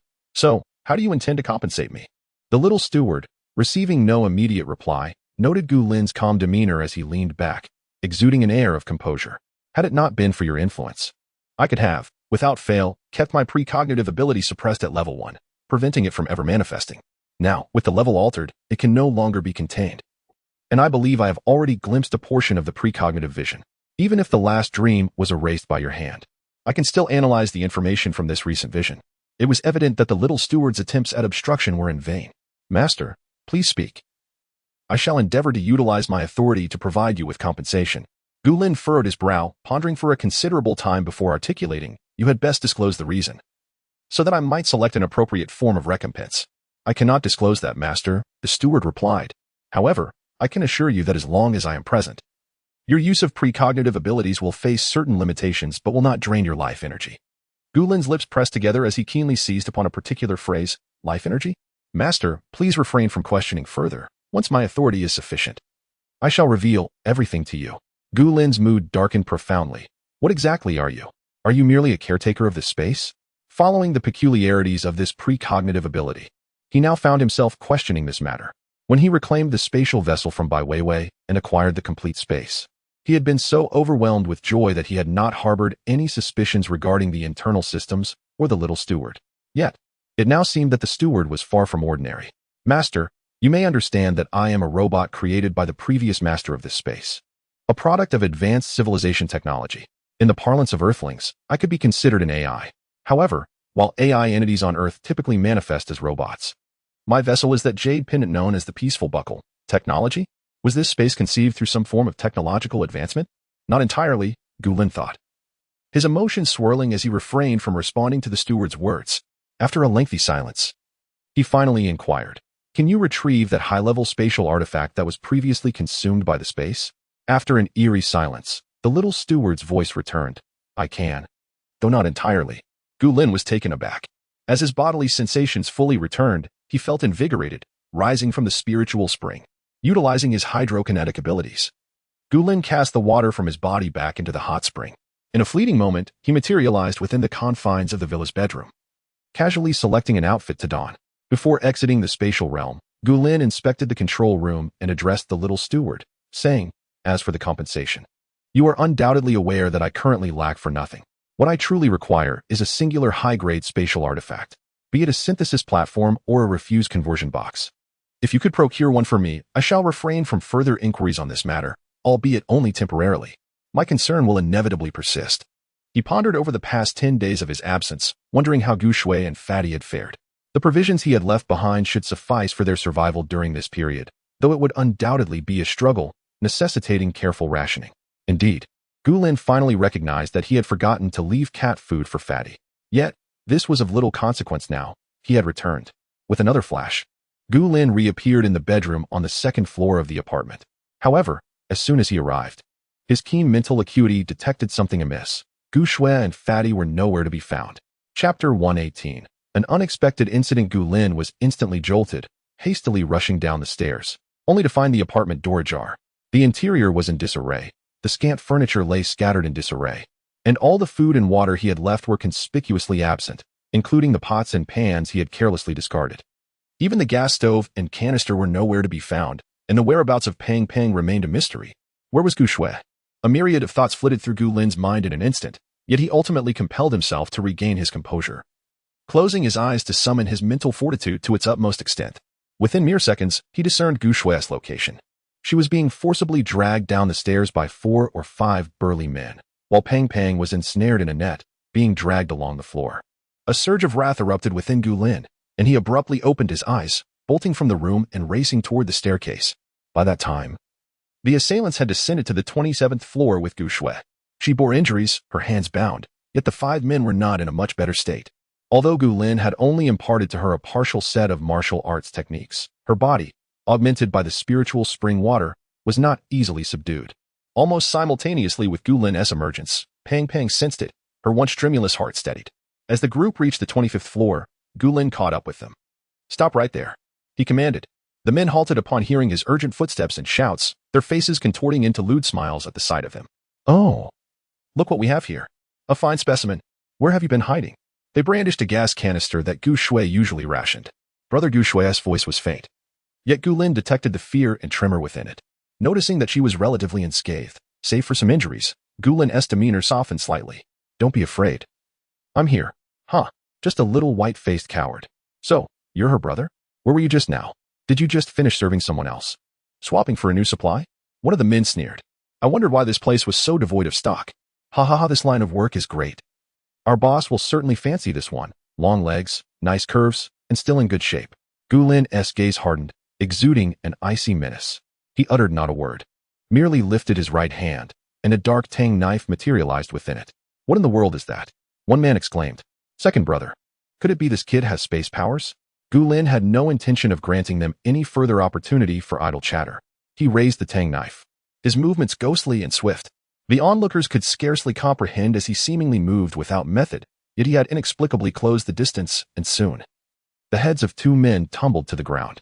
Witnessing the downfall of the 2 men, warm blood splattered across Gu Shui's face, causing her breath to catch momentarily, her eyes flickering in shock. However, in the next instant, a fruit knife was pressed against Gu Shui's neck as the man's large hand roamed over her slender waist. He regarded Gu Lin with an arrogant expression, saying, "Young man, I advise you to be sensible. Surrender your belongings willingly, or else. TSK. This delicate girl might not survive even a single cut." Another man brazenly approached Gu Shui, brandishing his own fruit knife. "Hurry up. Throw down your knife and come with us." Yet, Gu Lin suddenly burst into laughter, a mirth that did not reach his eyes. "You truly are a piece of work." In his life, nothing irked him more than being threatened, and it was especially infuriating that these individuals had chosen to hold his cherished Gu Shui hostage. They had struck a nerve with alarming accuracy. Before the men could even question his laughter, they were met with excruciating pain at their temples, their minds swiftly turning to mush. With 3 thuds, several men collapsed to the ground, devoid of any strength to resist, rendered unconscious in an instant. As he simultaneously incapacitated 3 adversaries, Gu Lin felt a sharp pain radiating from his own temple, causing him to stagger involuntarily. Brother. Seeing Gu Lin on the verge of fainting, Gu Shui rushed to support him, but with her hands still bound, she could only lean against him for balance. Sensing her support, Gu Lin regained his composure, straightening up to slice through the ropes binding Gu Shui with his Tang Dao. He examined her from head to toe, ensuring she was unharmed. Are you all right? Gu Shui shook her head, though tears lingered at the corners of her eyes, causing Gu Lin's heart to ache. I'm sorry for being late. Gu Shui then threw herself into Gu Lin's embrace, taking a deep breath before softly replying, It's fine. Gu Lin sheathed the dark Tang Dao back into his mark, affectionately ruffled Gu Shui's hair, and proceeded to dispose of the bodies and unconscious men into his space, leaving the bloodstains behind without a second thought. Before ascending the stairs, Gu Lin cast a final glance at room 2507, a fleeting glimmer of interest crossing his gaze. Back in their room, he first replaced the door lock before gathering the damaged furniture left by the intruders. As for Pang Pang, it remained in the net, and Gu Lin and Gu Shui were simply grateful to have retrieved it. Understanding its predicament, Pang Pang did not struggle, resting quietly like a plush toy. After testing the new lock's functionality, Gu Lin led Gu Shui into the space, holding her hand as they made their way to the spiritual hot springs in the clear spring area. Once at the hot springs, Gu Lin summoned a table and a cabinet with a wave of his hand, placing them beside the water.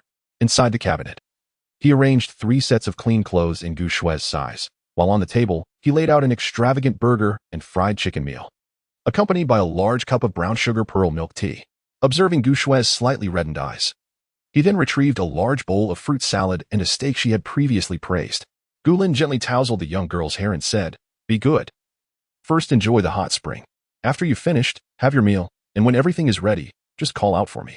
Gu Shui sniffled, glancing at the steaming hot spring shrouded in mist, and nodded in agreement. Satisfied, Gu Lin patted the girl's head, arranged her toiletries, and with a swift motion, departed from the serene area, leaving Gu Shui to gaze at the sumptuous spread before her, her emotions tangled as she began to undress.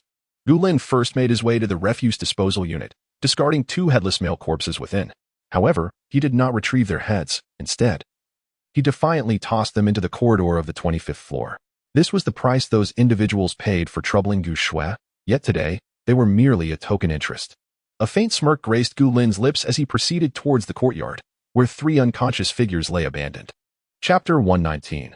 The Fracture of Trust. A bucket of ice water could not have roused one more effectively than the sight of Gu Lin, his countenance icy, staring at the 3 individuals before him, their faces etched with confusion. Yet, even upon seeing Gu Lin, they exhibited no signs of fear. Instead, they giggled like children, their expressions vacant. Hee hee, handsome brother, hee hee. Gu Lin, this is a disaster. They VE become simpletons.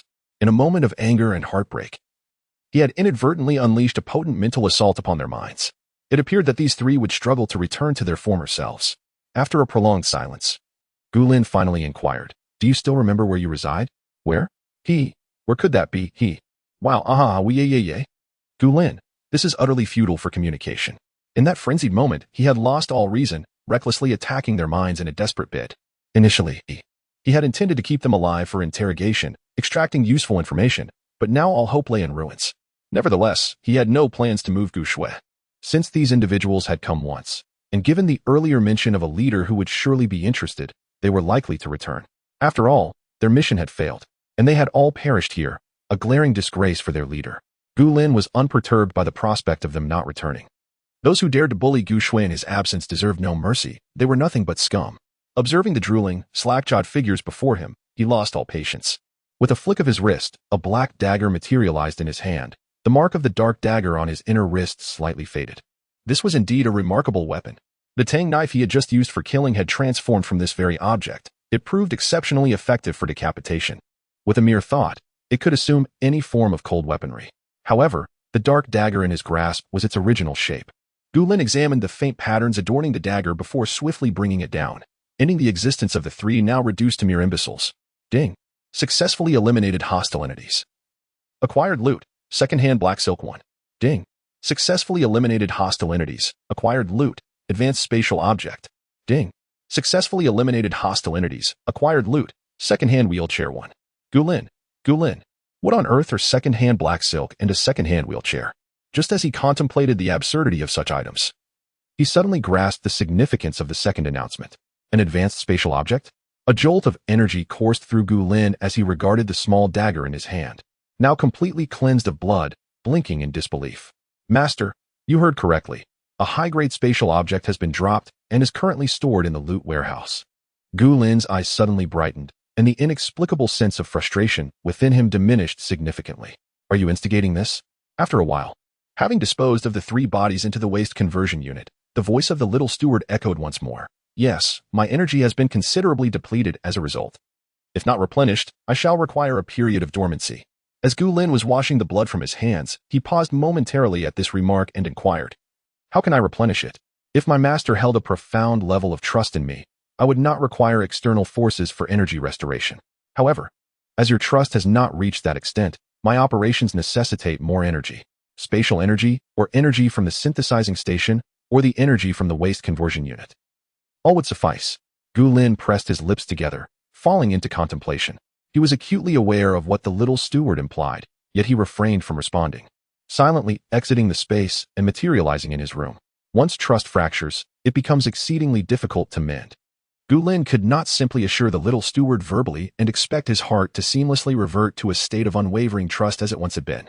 After all, had it not been for the anomaly in his precognitive abilities that rendered him unconscious, Gu Shui would not have suffered such an unwarranted calamity. Although the little steward had promptly relocated him to the hot spring, it did not negate the fact that it had nearly jeopardized Gu Shui's safety. Had the little steward forewarned him, Gu Lin would have liberated the underdeveloped ancient coin space from its contract, supplying Gu Shui with adequate provisions and self-defense weaponry. Instead, she found herself in her current predicament. Gu Lin lifted his gaze once more, observing the plump creature curled up in the net, appearing weak, pitiful, and helpless. With a complex expression, he coldly asked, "Why did you not protect her?" The creature's strength was beyond doubt, even without witnessing its capabilities firsthand. Gu Lin could sense the fire-based ability core within its body. It was at least at level 3. Surely it could handle 5 humans with ease? The creature's expression grew even more aggrieved. Meow. As they began to pry the door, I sensed that my master had awakened. I believed my master would emerge shortly and could timely prevent everything as they breached the door. Meow, meow, meow. Moreover, I possess fire abilities. If I intervened, the entire house would be engulfed in flames. Neither you nor the young master would have anywhere to stay. Gu Lin sighed in resignation after a prolonged silence, rubbing his temples. So when did you originally intend to act? Meow. If the young master were truly taken to their lair, I would set their house ablaze. Gu Lin exhaled a weary sigh, producing a pair of scissors to cut the net binding the creature. Meow. Food. I want food. Do you have any idea how I've managed these past 10 days? Resigned, Gu Lin retrieved a cat bowl, pouring a generous amount of cat food mixed with freeze-dried morsels, and opened 2 cans. Only then did the creature begin to devour its meal with satisfaction. Gu Lin raised his hand and effortlessly transported both the cat and its bowl into the spatial realm, allowing the plump creature to continue enjoying its meal. He then proceeded to the spoils warehouse, intending to examine the recently acquired high-grade spatial artifact. Initially, Gu Lin had contemplated gradually fine-tuning the ancient coin space, aiming to upgrade it adequately or, perhaps, to bestow it upon Gu Shui when he encountered a superior spatial object. However, after his unexpected 10-day coma and Gu Shui's recent predicament, Gu Lin profoundly recognized the gravity of the situation. It was indeed preferable for Gu Shui to possess a spatial artifact at the earliest opportunity. Had she already possessed one during his sudden incapacitation, she would have been spared the ordeal of subsisting on instant noodles for 10 days. Furthermore, she would not have faced the peril of discarding refuse out of the window daily, as the corpulent one noted, drawing the attention of those with nefarious intentions. Had he emerged any later, Gu Lin shuddered to think of the trial she might have endured. Despite the presence of the plump companion, the capricious nature of fate could lead to unforeseen consequences. What if an accidental injury occurred? What if the entire house were to catch fire? Gu Lin pinched the bridge of his nose, striving to calm his tumultuous emotions, and let out a resigned sigh. Chapter 120. Advanced spatial artifacts regardless of the circumstances. It is imperative that the young lady possesses her own spatial artifact for greater convenience. As for the bizarre and indistinct dreamlike visions that accompany the activation of her precognitive abilities, it would be prudent to analyze those once Gu Shui's spatial artifact is fully prepared. After all, the higher one's mental power, the sharper one's memory tends to be. The little steward has already exposed its interference with Gu Lin's precognitive abilities and lacks the capacity to erase the memories of recent events. Its energy is insufficient to support such a feat. Upon entering the spoils warehouse, Gu Lin immediately beheld a dilapidated wooden wheelchair, draped with a tattered pair of black stockings. Gu Lin thought to himself, What in the world is this second-hand black stocking and wheelchair? They're less desirable than the few baguettes that fell when I decapitated those two individuals. At least the bread could serve as a makeshift weapon and satisfy hunger. With a resigned smile, Gulin took a couple of steps forward, raised his hand, and suddenly, a large box of baguettes levitated into the air, floating directly towards him. Gulin's eyes widened, instinctively taking a step back. In the next moment, a peculiar, faint lavender glow flickered over the box of bread. Gulin lifted his hand, using his mental power to guide the luminescence into his palm. What materialized was a gourd-shaped purple jade pendant, appearing to be of at least ice-grade quality, radiating a soft ethereal glow, exquisitely beautiful. Upon probing the pendant with his mental energy, Gulin was taken aback. Compared to the ancient coin spatial artifact he had initially intended to enhance, this was a world apart. Within the purple jade pendant lay a stunning two-story villa, complete with a garden in the front and a rockery with flowing water at the back, exuding a harmonious blend of Eastern and Western aesthetics. Despite the eclectic style, it was anything but chaotic. Rather, it was profoundly harmonious and exceptionally lovely. The moment Gulin beheld the interior scenery, his spirits lifted considerably, even alleviating the lingering frustration from the little steward's earlier affront. In the next instant, Gulin's figure vanished from sight, entering the space of the purple jade pendant. Standing before this two-story villa, Gulin could appreciate its meticulous decor. The walls reflected the light cast upon them, adorned with elegant patterns. After admiring the exquisite exterior for a moment, he pushed the door and stepped inside the villa.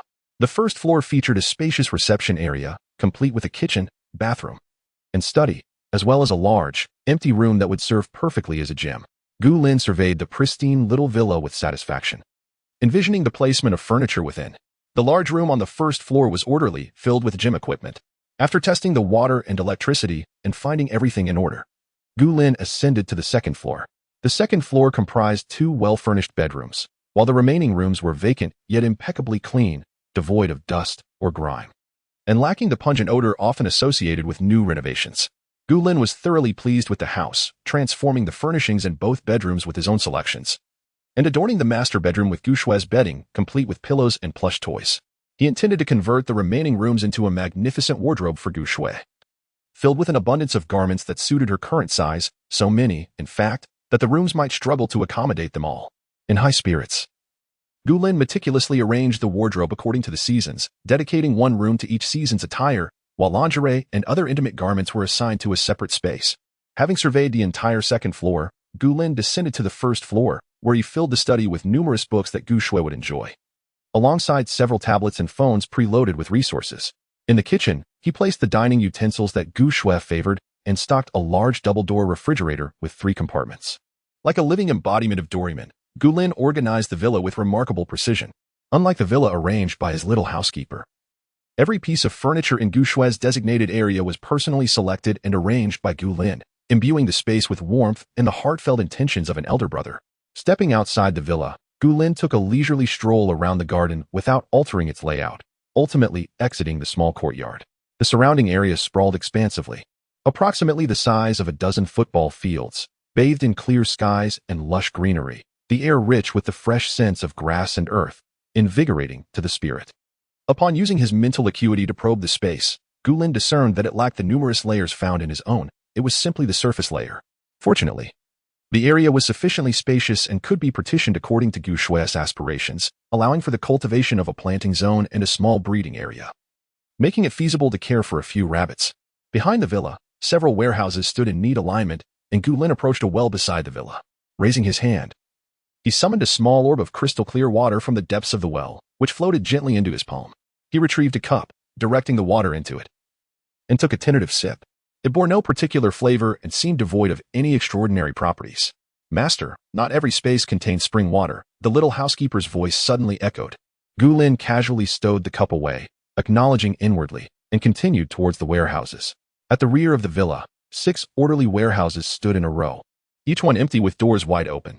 Gulin reached into one, probing its contents, and soon a smile graced his lips. Excellent. This warehouse, too, was in a state of temporal suspension, impervious to living creatures, accessible only through consciousness. First, Gulin closed his eyes to attune himself to the spring water area within his space, and upon confirming that Gushue had not called for him, he rolled up his sleeves and began to fill the 6 warehouses with various items, having already maximized the second floor with Gushue's clothing.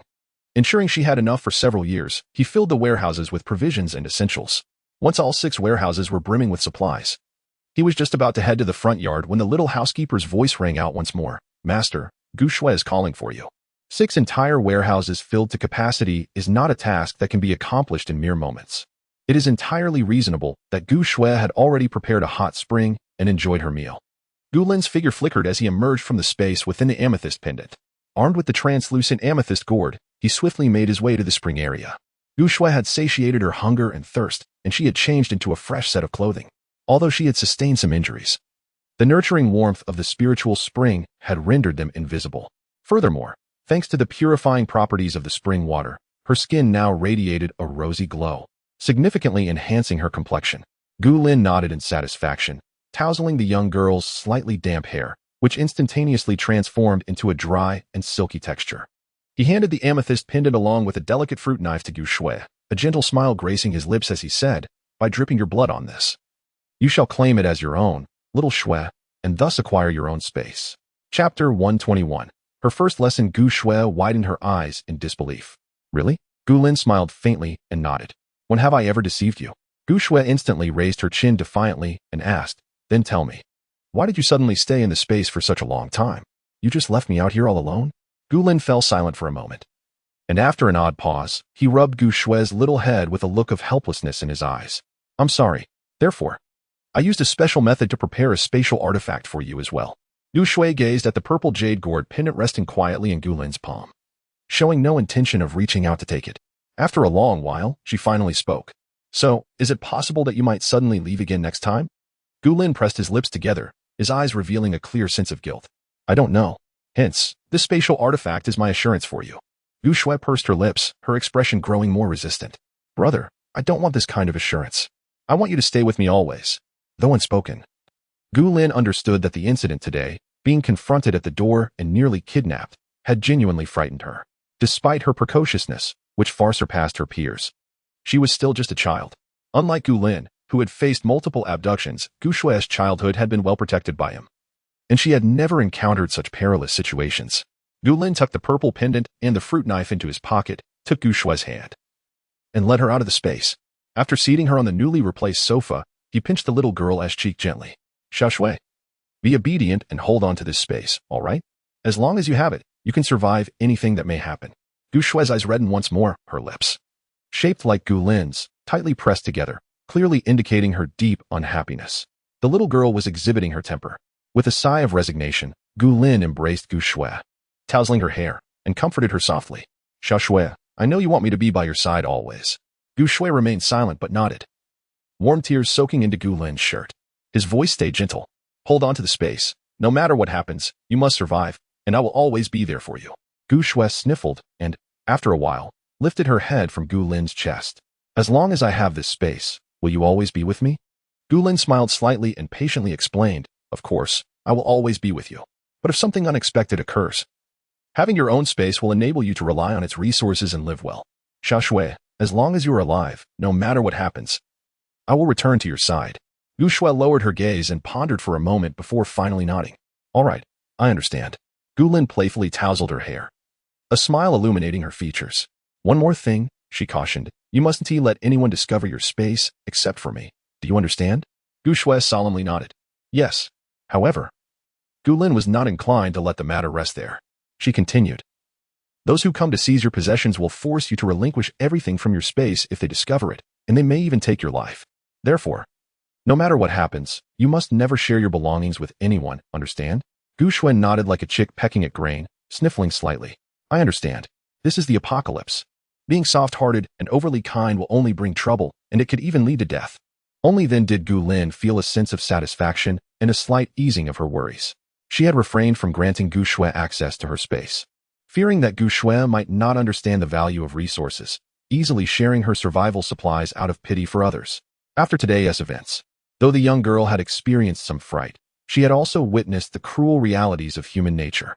Gu Lin had previously downloaded many apocalyptic novels onto a tablet for her, but the disparity between fiction and reality was stark. This incident marked Gu Shui's first lesson in the apocalypse. She could consider it a blessing in disguise.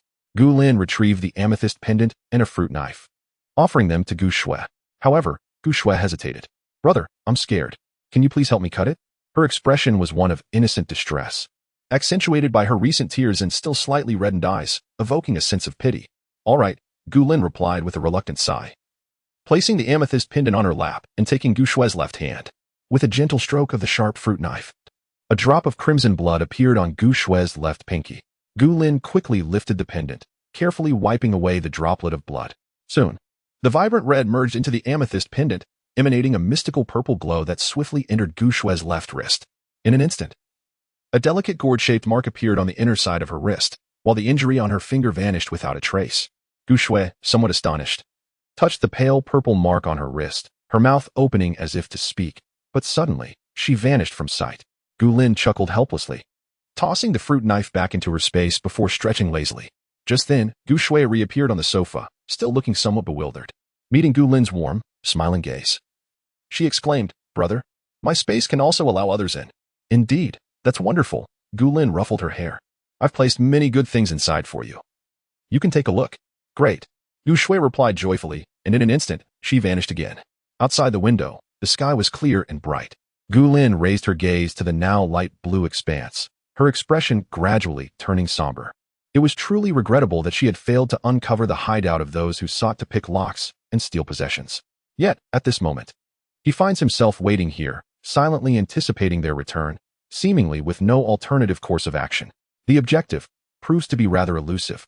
From the very outset, when he and Gu Shui ascended the staircase of this apartment building, utilizing his mental prowess to assess the presence of survivors within, he had already discerned the situation. Within this edifice, there exists not merely one, but multiple factions subsisting on thievery. At least two, perhaps even three. However, Gu Lin has only identified two individuals who could potentially form the third band of robbers. Judging by the arsenal and supplies amassed in their quarters, it is evident they are likely engaged in this nefarious trade. Thus, pinpointing a target is no simple task. Gu Lin is not one to indiscriminately charge in and eliminate everyone in his path. He merely resides here, initially wishing to avoid trouble and conflict with the locals. Yet, the grievance of having Gu Shui bullied leaves a lingering discomfort in his heart, compelling him to eradicate those responsible. Moreover, today, while Gu Lin was dispatching foes on the 25th floor, he was fortuitously witnessed by Li Xuefei. Gu Lin had never anticipated that he would leave such an impression on Li Xuefei in this lifetime under such circumstances. Chapter 122. Endless Consequences. Casting aside his myriad thoughts, Gu Lin approached the window, his emotions a tempest as he gazed outside. The scene before him compelled him to widen his eyes and rub them in disbelief. To his astonishment, there was not a trace of standing water. He opened the window, allowing the refreshing breeze to envelop him, and a smile graced his lips. How delightful! Not only had the water receded, but the city was no longer a quagmire riddled with potholes. Even the temperature had returned to a semblance of normalcy, no longer reminiscent of the previous tumult. Though, for December, this temperature was rather unusual, it nonetheless granted the survivors a fleeting respite amidst the relentless calamities. Could it be that today was the day to tidy up and depart? This thought flickered briefly in his mind before a frown creased his brow. In truth, he was not particularly eager to leave.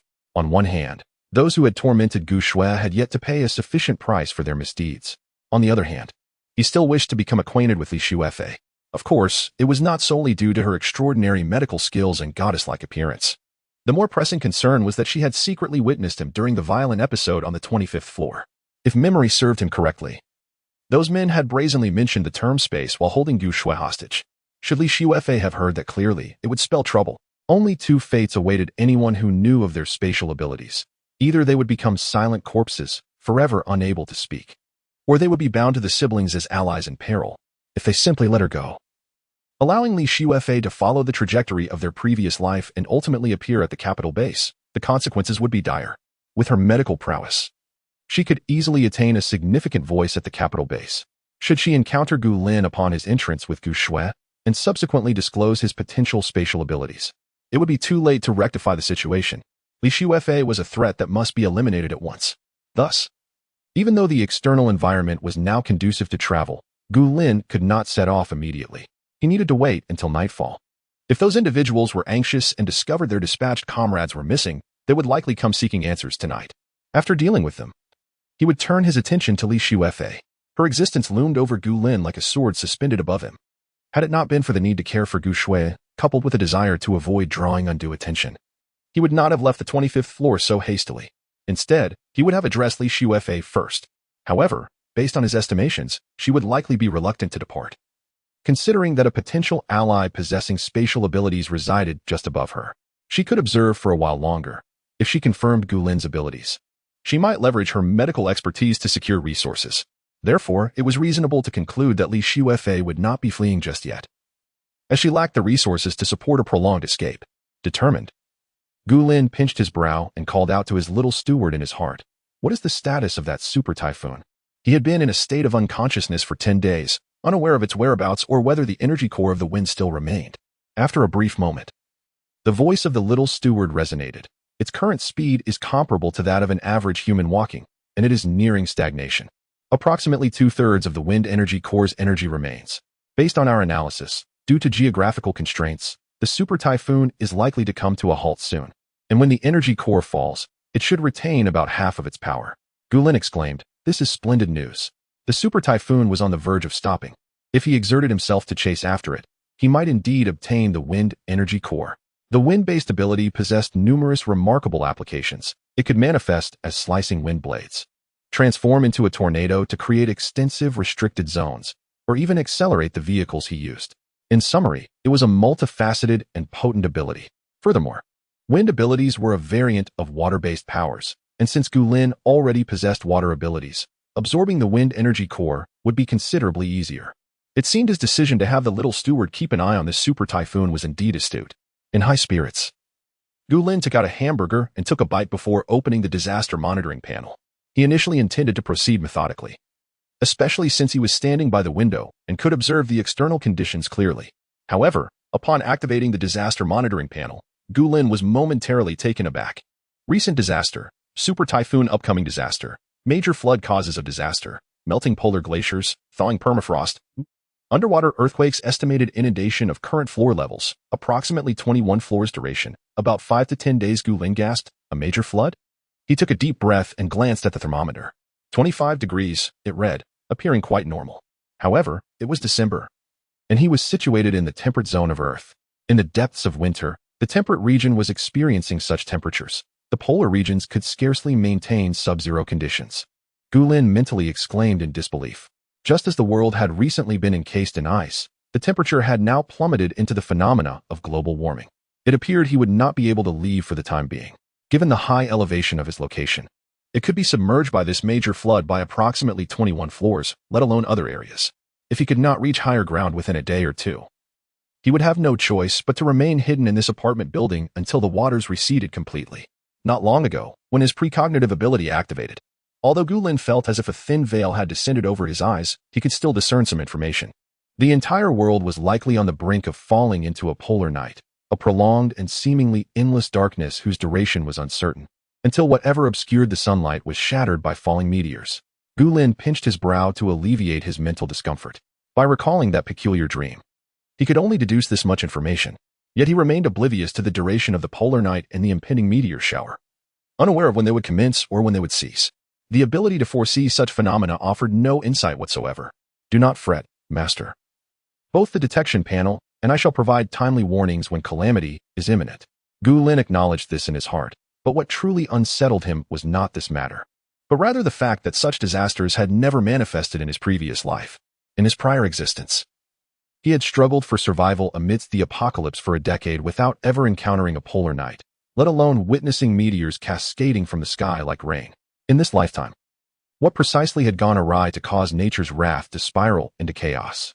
Chapter 123. A unique zero-cost purchase. If the impending natural disaster is indeed a great flood, the challenge of pursuing the wind energy core becomes all the more formidable. Although the wind energy core has yet to fall, one must always consider the possibility of unforeseen events. In this world, where calamities take turns to manifest, no one can predict whether tomorrow will bring disaster or surprise.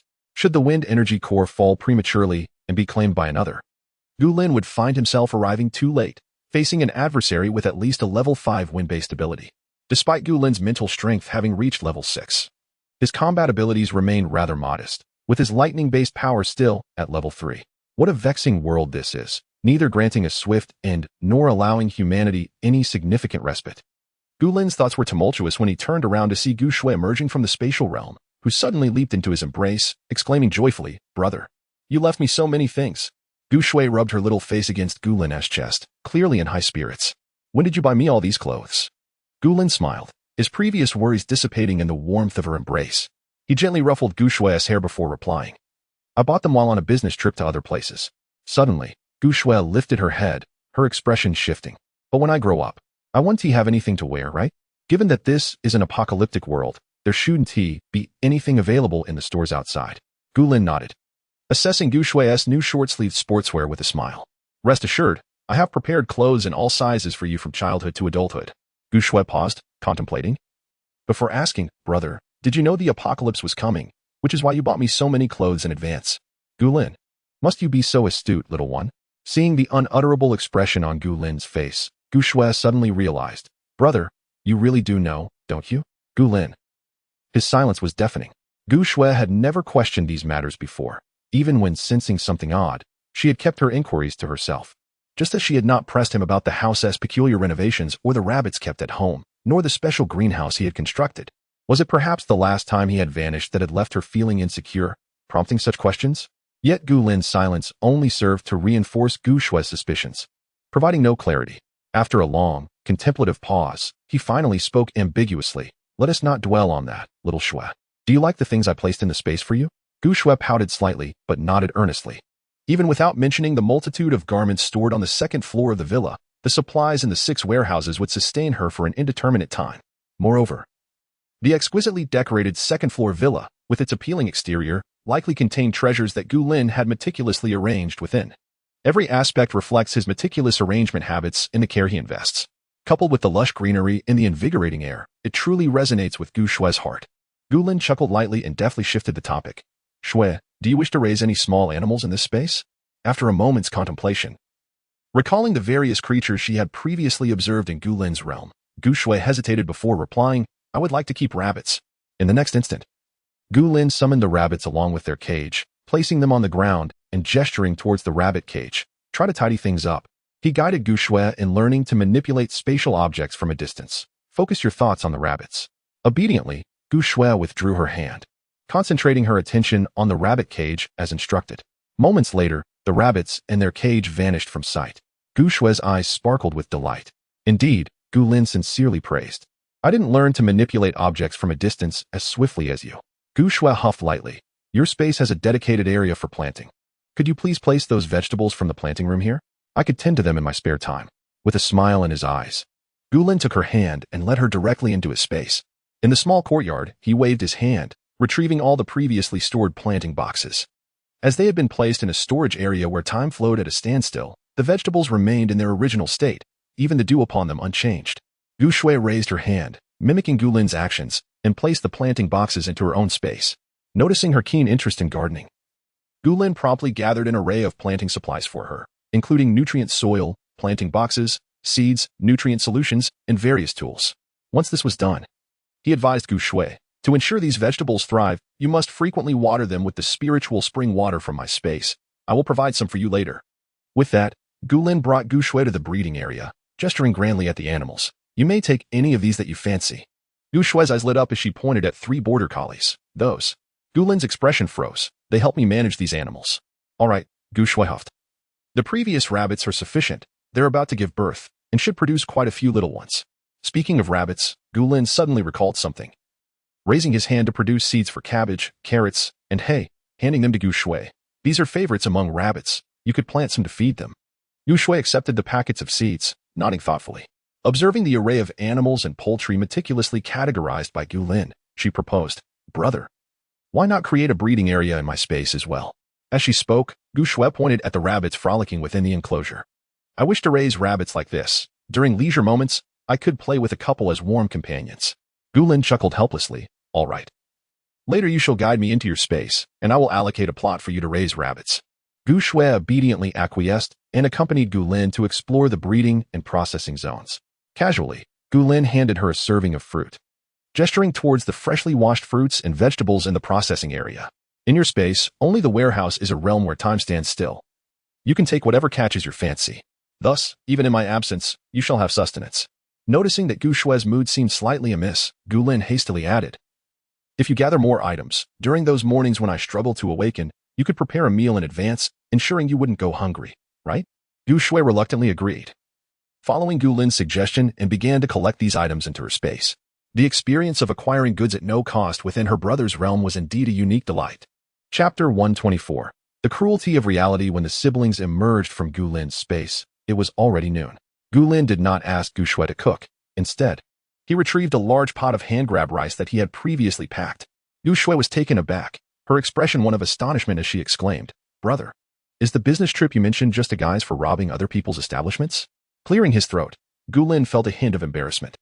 "They prepare large pots at the shop. Serving it in portions is quite troublesome, so I bought the whole pot." As he spoke, he pulled out 2 large bowls that Gu Shui had previously washed after their lamb soup meal, filling them generously with the hand-grab rice. After returning the steaming pot to his space, he placed the 2 bowls on the coffee table and brought out 2 refreshing glasses of lemonade. Although the hand-grab rice contained lamb and other dishes, it might still be somewhat monotonous to consume solely that. So Gu Lin also retrieved a few small side dishes and a bowl of enoki mushroom vermicelli. Gu Shui stared in disbelief. "Brother, how did you manage to prepare these ready-to-eat dishes as well?" The familiar food Gu Lin had previously brought out was mostly fast food, and she had not anticipated that he could amass such a variety of prepared items. They were evidently restaurant quality, steaming, and freshly cooked. At this point, even if Gu Lin denied having foreseen the apocalypse, Gu Shui was unconvinced. The onset of the apocalypse mirrored the extraordinary phenomenon of that fateful noon, followed by a blizzard that engulfed the entire world, leaving humanity isolated. The items Gu Lin had produced were clearly not something one could gather after such a terrifying snowstorm. He not only had prior knowledge of the impending apocalypse, but also must have possessed his space beforehand. Otherwise, it would have been impossible to preserve the items so well. Meeting Gu Shui's gaze, which seemed to see through all his secrets, Gu Lin realized that his little secret was on the verge of being fully disclosed, and a resigned smile graced his lips. However, he refrained from saying anything further, instead retrieving 2 sets of utensils and handing one to Gu Shui, while quietly opening the lemonade and beginning to eat. The hand-grab rice, a local delicacy that Gu Lin had personally acquired, was remarkably authentic in flavor. After just one bite, Gu Shui was captivated by the delectable taste. "Brother, how much delicious food did you stash away in your space? Could you possibly share some more with me?" Gu Lin nodded in acknowledgement and quietly picked up a piece of pickled chili. Even if Gu Shui had asked, he would have found a way to fill her space with more provisions. Since she was now requesting it, he certainly would not refuse. Yet, Gu Lin still harbored a small measure of concern. "However, regardless of how much you possess, you must never share it with anyone, understand?" This was a crucial point that Gu Shui needed to remember, and it was an ongoing source of worry for Gu Lin. Gu Shui's eyes reflected solemnity as she replied, "Brother, rest assured, I fully comprehend the gravity of this matter." Initially, Gu Shui possessed only a superficial understanding of the term apocalypse. However, after her recent abduction, she has gained a profound awareness of its meaning. The realities depicted in apocalyptic novels are indeed true, and the harshness of reality often surpasses the fictional narratives. Once resources are exposed, they can truly invite peril. Gu Shui considered herself quite cautious. During the 10 days since Gu Lin's disappearance, she had not ventured outside even once. The only exceptions were the disposal of household waste and cat litter, which had to be discarded. Otherwise, in such temperatures, the house would easily acquire an unpleasant odor. She had no other place to dispose of her refuse. With the water and electricity cut off, even the toilet was no longer usable, forcing her to resort to using cat litter like a cat. Under the cover of night, Gu Shui disposed of her waste by throwing it out the window. Since there were no passers-by outside, she need not worry about hitting anyone. Yet, despite her caution, she was still discovered. The thought of those foul-mouthed men made her lower her gaze, and she crushed the crispy bone in her mouth, producing a crunching sound. Gu Lin, with his keen spiritual perception, sensed the unusual shift in Gu Shui's emotions. He gently ruffled her hair, saying nothing. The siblings silently filled their stomachs, and after placing the used utensils and trash into their spatial storage, Gu Lin was about to speak when the scene before them abruptly shifted. Gu Shui had directly pulled him into her space. After the purple jade pendant recognized Gu Shui as its master, the internal space remained unchanged, resembling the same setting Gu Lin had encountered before. However, the villa's courtyard now featured 2 rabbit cages and a multitude of planting boxes. Gu Shui manipulated the planting boxes with her mind, relocating them outside the villa. While Gu Shui was busy, Gu Lin decided to keep himself occupied as well. He went to the warehouse and placed some of his prepared food into his space. The half-empty warehouse that Gu Shui had just organized was soon filled to the brim by Gu Lin. Once that was done, Gu Lin approached the villa's entrance and inquired of Gu Shui, who was busy moving the rabbit cages. Have you decided where to keep these rabbits? Gu Shui nodded, taking 4 chopsticks and, with her mental focus, inserted them into the lush green earth. After placing the chopsticks, she connected them with a single rope, declaring, "This area will suffice." Gu Lin acknowledged her, internally marveling at her ingenuity. With a mere flick of her hand, Gu Shui had demarcated an area of over 60 square meters. This space was more than adequate for a few rabbits, allowing them ample room to frolic. However, it was noteworthy that all the female rabbits in the 2 cages were pregnant, and soon, there would be a significant number of little bunnies to occupy this space. As the rabbits proliferated over several generations, it was uncertain if this land would be sufficient. In Gu Lin's farming area within his space, there were many rabbits. And though none had given birth thus far, the mere thought of their astonishing reproductive capacity made Gu Lin consider the possibility that the available land might soon be inadequate. As Gu Lin diligently installed the metallic fencing around the area designated for Gu Shui, he cast a silent glance at his own breeding zone. Presently, the most prolific producers of byproducts were the chickens, ducks, and geese, which consistently yielded a substantial number of eggs almost daily. Given the output capacity of these creatures within Gu Lin's domain, it was evident that even if Gu Shui chose not to cultivate or rear anything, she would live comfortably for the latter half of her life. Gu Lin could periodically visit her space to replenish her supplies.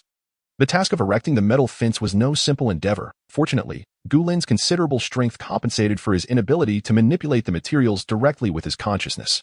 Little steward, is there a possibility for Gu Shui's space to be upgraded? Gu Lin forcefully drove another segment of the metal fence into the ground.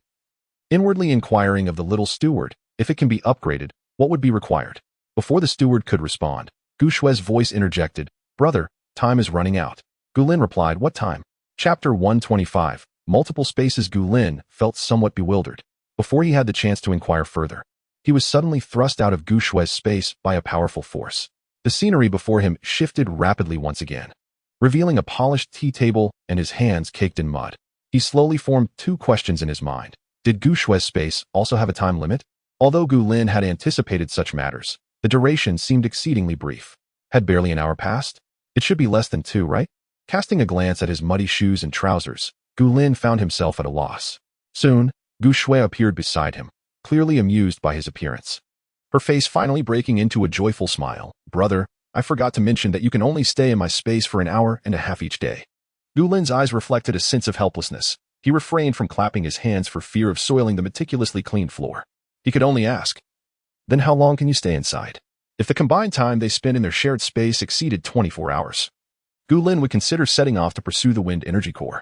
As long as Gu Shui's safety was assured, he was eager to chase after that wind energy core, which could potentially be a level 5 or 6 wind ability. The thought of it falling into someone else's hands filled him with unease, and he longed to soar over and retrieve the wind energy core from the eye of the storm. However, Gu Lin's hopes were dashed when Gu Shui revealed, "I can only stay for 3 hours, but the time can accumulate. If I have an hour left today, I can stay for 4 hours tomorrow."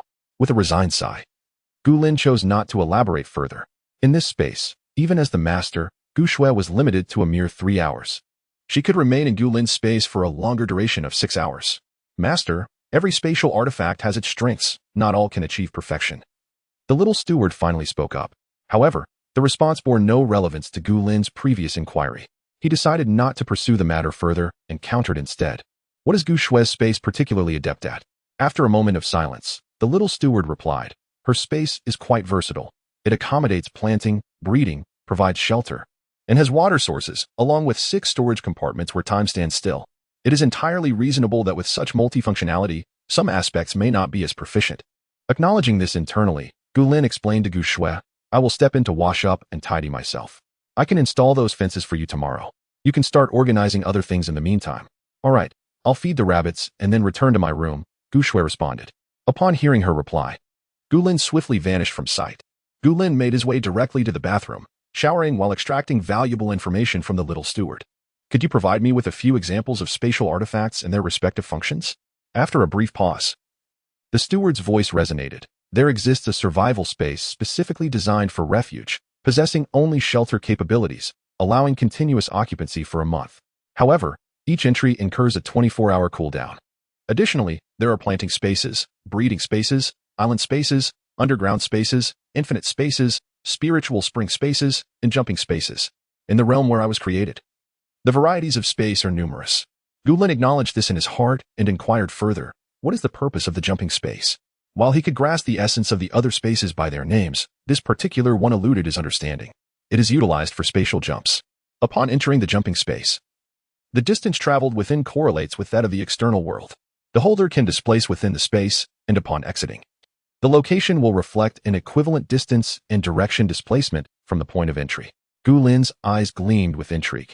The survival space had not captivated his interest, but this concept had certainly piqued his curiosity. Both his and Gu Shue's spaces recorded only the entry point, irrespective of movement within. Upon exiting, one would invariably remain at the original spot. If a jumping space were available, he could disregard the harsh external conditions and navigate directly from within the space, merely needing to periodically check his progress. What a splendid invention! Just as Gu Lin was about to ask the steward if it were possible to acquire one, the steward preemptively delivered a sobering reality check. Acquiring such a space necessitates an astonishing expenditure of spatial energy. Moreover, even if the master were willing to invest, its usability would be quite cumbersome. Without compatible equipment to assess the external environment, should you exit while inadvertently trapped underground or within a structure, re-entering the jumping space would become impossible. Gu Lin, never mind, he would simply let go of that desire. However, after the steward's elucidation, Gu Lin recognized the formidable capabilities of his own space. It encompassed planting, breeding, storage, hot springs, spiritual springs, and shelters, all overseen by an AI that alleviated much of his labor. Indeed, however, my energy reserves are nearly depleted, Master. If you do not permit me to utilize alternative energy sources for replenishment, I may enter a state of dormancy. Gu Lin pressed his lips together, turned off the shower, and dried himself using his water manipulation abilities before responding to the steward. Provide me with an explanation regarding a dream I have completely forgotten. A prolonged silence ensued. It was not until Gu Lin donned his pajamas and exited the space, returning to his bedroom, that the steward's voice echoed once more. Master, I truly cannot disclose anything. I cannot reveal even the slightest detail regarding the consequences of violating this prohibition. I am punished, and my master will also be affected. Gu Lin furrowed his brow slightly and inquired with a sense of resignation, can Gu Shue's space be upgraded, and what is required? This time, the little steward responded promptly, as if eager to regain Gu Lin's trust. Yes, gold, but a substantial amount is necessary. Gu Lin silently acknowledged this in his mind. You may utilize the energy from the junk transformation box. I recall having disposed of several corpses in it recently. Understood, Master. As your trust in me gradually restores, the energy I require is diminishing. Gu Lin chose to disregard the conversation, reclining on the bed, pulling the covers over himself, and preparing to sleep. If his conjecture was correct, the accomplices of those he had slain would likely pay a visit around midnight. He needed to rest now in order to be fully energized to confront these unexpected guests. He was quite curious about what valuable treasures his loot system might yield from these individuals. Chapter 126. A visitor arrives to Gu Lin's surprise. The first thing he encountered was not the anticipated spoils of war, but rather a remarkable find from the garbage conversion box. It was only when the little steward called out to him that he had barely awakened. Master, something valuable has been transformed in the garbage conversion box. I suggest you take a look. Indeed, there were not many items that could elicit such praise from the little steward. Gu Lin's curiosity was piqued, and he swiftly made his way into the room housing the garbage conversion box. Upon entering, his gaze was immediately drawn to a finely crafted redwood box, deliberately placed on a table near the entrance. Master, this is it, the little steward announced. Intrigued, Gu Lin picked up the box and gently nudged it, releasing the lock with a soft click. As the lid opened, a few rings were revealed, each semi-transparent and of varying colors. Gu Lin lowered his gaze to count them, discovering precisely 9, their hues corresponding to the spectrum of black, white, and the 7 colors of the rainbow. How unique, Gu Lin mused, arching an eyebrow. I have little interest in such adornments. Although he did wear a necklace adorned with an exquisite jade pendant, it served merely to conceal his myriad abilities. He had no penchant for jewelry. His sole accessory was a watch, which he had also procured from the garbage conversion box. He cherished it not for its aesthetic appeal, but for its remarkable functionality. The watch's needle, indicating direction, unwaveringly pointed north, impervious to the fluctuations of the Earth's magnetic field, regardless of Gu Lin's location. The time-telling feature was merely a supplementary function. Subsequently, he had gifted a similar watch to Gu Shue, though for her, it likely served only as a convenient timepiece. Had he not overheard an expert in his previous life discussing the gradual changes in the Earth's magnetic field, he might not have worn this watch so consistently. The little steward did not respond directly to Gu Lin, but instead suggested, Master, you may take it to the control panel to explore its functions. After a moment of contemplation, Gu Lin, still somewhat skeptical, took the box of rings and teleported to the control room on the third floor of the villa. Although the rings were delicate and radiant, their true worth would need to be demonstrated through their capabilities to truly impress Gu Lin. He placed both the rings and the exquisite redwood box on the control panel. Soon, information corresponding to the box of rings appeared on the translucent screen above the panel. Name: Loyalty Ring. Composition: Master Ring. Subordinate Rings. Function: the user of the Master Ring can detect the loyalty of the subordinate ring users, locate their positions, and eliminate them, among other functionalities. Only after the Master Ring user sheds blood can the subordinate ring users remove their rings. Note: without the permission of the primary ring user. After 3 attempts to forcibly remove the ring, it will self-destruct and annihilate the user. Gu Lin. Indeed, the little steward is correct. This box of rings is truly remarkable. With this, he can recruit subordinates. Master, the primary ring possesses numerous functions that you will comprehend once you wear it. The voice of the little steward resonated again. To which Gu Lin replied, both the black and white rings are primary. Indeed, the others are secondary rings. The black serves as the primary, while the white acts as a subordinate. The black ring can restrict the authority of the white ring over the secondary rings. This is even more splendid. The white ring is practically tailor-made for Gu Shui. Furthermore, for the black ring, this white ring functions akin to a secondary ring, once worn. Gu Lin would be able to locate Gu Shui's whereabouts. In this manner, Gu Shui's safety would be further assured. Yet, it remains uncertain whether Gu Shui would be willing to wear it, regardless of whether Gu Lin would adorn others with secondary rings. This white ring is undoubtedly meant for Gu Shui. The only person deserving of such trust is none other than Gu Shui. Perhaps he may encounter others of interest in the future, but no matter what feelings he harbors for others, Gu Shui will forever remain his only blood relative. Were it not for Gu Shui's presence continually warming Gu Lin's heart, he might have lost all semblance of reason. Had it not been for the thought of Gu Shui, a young child without guardians, soon to face a world rife with peril, Gu Lin might have resorted to the most brutal and extreme methods to exact revenge on Bai Weiwei upon his rebirth. Before the apocalypse, Gu Shui was the last thread of sanity tethering him. After the onset of the apocalypse, ensuring that Gu Shui could live a life free from worry for the remainder of her days became Gu Lin's unwavering goal. However, with the current calamities unfolding like a chaotic dance, finding a stable residence proves to be an insurmountable challenge. One wonders how many humans will survive after enduring such relentless natural disasters. A faint smile curved Gu Lin's lips as he retrieved the black primary ring from the intricately carved wooden box, placing it upon his left pinky. A cool sensation enveloped him, and the ring suddenly transformed into a delicate shimmer, melding into Gu Lin's finger. A small black dot remained on his pinky, resembling an inconspicuous birthmark. Unless one looked closely, it would be nearly undetectable. Once adorned, the complete functionalities of the primary ring manifested within Gu Lin's mind. He was momentarily astonished. This object can even serve as a temporary intercom? Although communication is limited to 3 exchanges per day, the ability to converse directly with someone in the depths of one's mind, unrestricted by time or space, left Gu Lin thoroughly amazed. The voice of the little steward quickly followed, imbued with evident pride.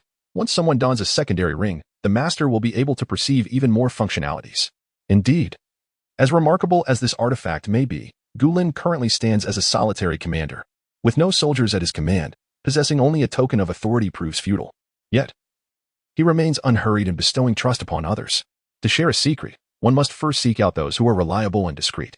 Otherwise, even with the adornment of this ring, the individual may not prove trustworthy. The fickleness of human nature can shift in an instant. Gu Lin carefully stored away the remaining 8 rings and swiftly exited the space.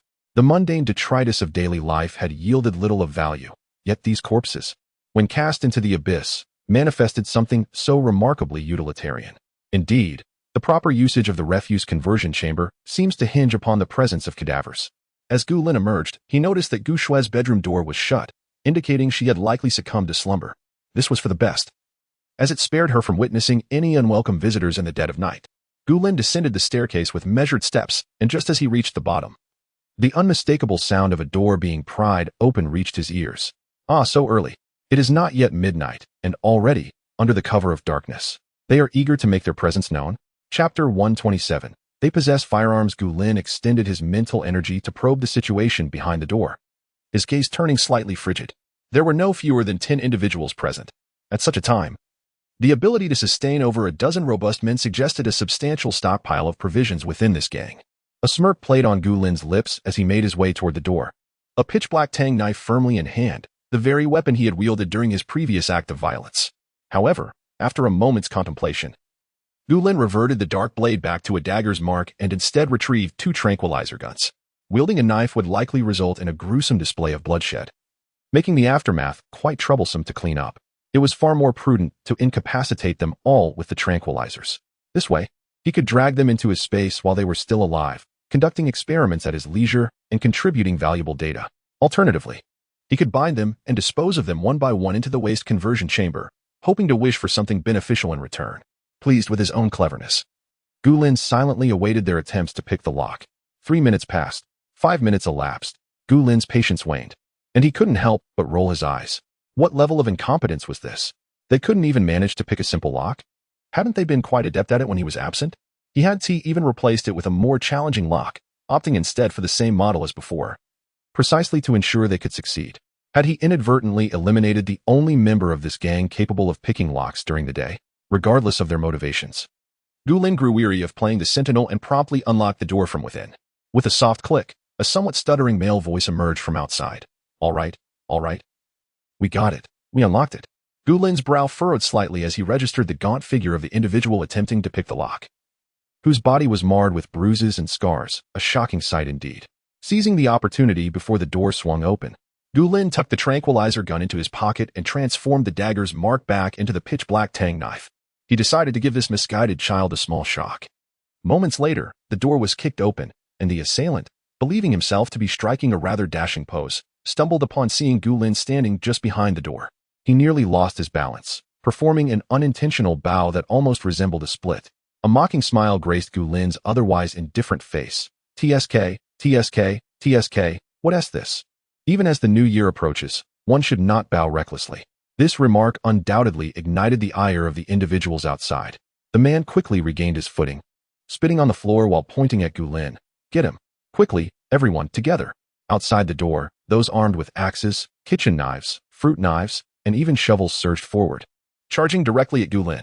Remaining composed, Gu Lin stood his ground, his movements a blur as he deftly evaded their onslaught while executing swift, lethal strikes. The official had never imparted any knife techniques to him. Gu Lin had honed his skills through self-exploration, devoid of any flamboyant flourishes, solely aiming for a fatal strike. After he felled 5 individuals in quick succession, the remaining 3 exchanged glances, suddenly hesitant to act recklessly. They stared at Gu Lin, their legs trembling uncontrollably, nearly unable to grip their weapons. Unbeknownst to them, the frail youth who had just pried open the door was quietly retreating, endeavoring to distance himself from the scene. Observing their cowardice, a gentle smile graced Gu Lin's lips. Why not continue? I have yet to indulge enough. Were it not for the concern of awakening the slumbering Gu Shui, Gu Lin would certainly not allow them to perish so easily. However, Gu Shui had already witnessed his murderous demeanor once before. Gu Lin wished to avoid leaving her with an impression of excessive cruelty. After all, last time, those individuals had held Gu Shui hostage, and his actions in dispatching them were somewhat justifiable. The one who had just kicked the door down and commanded the others now found his legs weakened, struggling to rise from the ground. Having already fallen in a twisted position, he was now rendered even more helpless. Gu Lin cast a cold glance at the fallen man, his eyes devoid of any compassion, as his hand wielded the knife with precision, piercing through the man's heart. The crimson droplets of blood splattered onto the door panel, resembling scattered stars. The sound of the blade being drawn resonated through the quiet night, as thunderous as a muffled hammer strike. In perfect synchrony, the 3 figures turned and fled, while Gu Lin casually closed the door behind him, following at a leisurely pace, knife in hand. In that fleeting moment of closing the door, the bodies within were cast into the void, and the plump figure that had long been secluded in the space was also tossed back into the room. Startled by the wet cloth thrown at him, the plump one executed a backflip in place, barely regaining his footing before receiving Gu Lin's telepathic command, clean up the bloodstains. The plump one thought, this master is truly a tyrant. Why must he, merely a cat, endure so much? Meanwhile, Gu Lin, knife in hand, followed the hurriedly fleeing individuals with a composed stride. He felt a sense of assurance leaving the house in the care of the plump one. After all, Gu Shui had her own space now. If anyone dared to exploit the opportunity to break in, the plump one only needed to create sufficient noise, allowing Gu Shui to retreat into the space in time. This was a precaution Gu Lin had advised her to take. In life and death situations, Gu Shui need not worry about exposing the existence of her space. Her safety was paramount. As for those who had witnessed her utilizing her space, Gu Lin would ensure none were left unaccounted for. The blade in Gu Lin's grasp, entirely black and still dripping blood, surprised him as he first caught up not with the nefarious individuals, but with the frail boy who had forced open his door. The boy was exceedingly thin, his frame almost paper-like, appearing not merely malnourished but on the brink of starvation. Gu Lin regarded the boy, who sat on the ground, gasping for breath, his eyes wide with terror, with a calm and indifferent gaze. Indeed, the sight of such emaciated individuals, mere shadows of their former selves, is not unfamiliar to him. He has encountered countless such figures in his past life. Now, upon witnessing another, he feels naught but indifference. Compassion? That sentiment has long been eroded by the brutal struggles of a post-apocalyptic existence. To feel pity for others is to inflict torment upon oneself. However, judging by the glimmer in this youth's eyes, it appears he may not have entirely succumbed to darkness, and thus, a dialogue could be possible. Tell me where they reside, and I shall offer you some sustenance. The boy's eyes instantly sparkled with hope as he eagerly nodded, straightening himself with effort. I know. They inhabit 1003. The houses from 1003 to 1007 have all been occupied by them, with the walls breached. Cough, cough. His urgency momentarily overwhelmed him, triggering a fit of coughs. Gu Lin's mental acuity could no longer keep pace with those who had fled. Nonetheless, they would likely return to their lair. After all, one can escape the monk, but not the temple. The frail youth soon regained his breath and added, They have firearms. Chapter 128. The luxurious upgrade of fried eggs. Do you have a gun? Gu Lin raised an eyebrow, a hint of surprise crossing his face. It was no wonder he could act so brazenly in this building. He had the means to back it up. Very well, Gu Lin replied softly, clearly satisfied with the information provided by the youth. You will wait at my doorstep, and when I return, I shall reward you with food for your information. As he turned to leave, Gu Lin added, Do not disturb the people inside. Otherwise, he left the sentence unfinished. But the bloody tang knife in his grasp conveyed his meaning. Compliance was the only way to receive his reward, or else it would lead to dire consequences. The youth nodded eagerly, his pallor returning momentarily before fading back to a ghostly white. With that, Gu Lin departed, heading straight for room 1003 as indicated by the boy. From the youth's demeanor and the behavior of those who came to the door, it was easy to deduce that he had been coerced into picking locks. His short sleeves did little to conceal the injuries on his body, and one could only imagine the extent of the scars hidden beneath his clothing. Such evident signs of abuse alleviated any doubts Gu Lin had harbored about the boy. It was not difficult to imagine the intentions of those who had kept such a handsome youth confined, though it was clear that the boy resisted fiercely. His injuries suggested that he had endured much pain for his defiance. Given the youth's claim that those individuals were armed, Gu Lin had no intention of engaging them in close combat with his tang knife. After all, he too possessed genuine weaponry. However, since the apocalypse began, he had only encountered minor threats, none worthy of his effort to retrieve a firearm. As the blood dripped from the tang knife, it transformed back into the mark of a dagger. Gu Lin could not shake the feeling that, as he retracted the tang knife, the mark on the inner side of his wrist radiated a momentary warmth. With a lowered gaze, Gu Lin examined the black dagger mark before quietly producing a Remington shotgun. Checking the magazine, he moved swiftly, soon approaching the vicinity of room 1003. The door was firmly shut, and Gu Lin pressed his thin lips together in contemplation, first using his mental energy to probe the interior. To his astonishment, he discerned the presence of about 10 individuals gathered in the living room, all poised and wearing solemn expressions. However, there were only 2 handguns in sight, held by the 2 individuals seated on the sofa, while the others wielded an array of melee weapons. The individuals who had recently fled in panic were now standing nearby, their faces indicating they had mustered their courage once more. A smirk of derision played on Gu Lin's lips as he dropped a miniature bomb into his left hand, then kicked open the door to room 1002. He tossed the miniature bomb directly at the entrance of room 1003 and swiftly retreated into room 1002, closing the door behind him.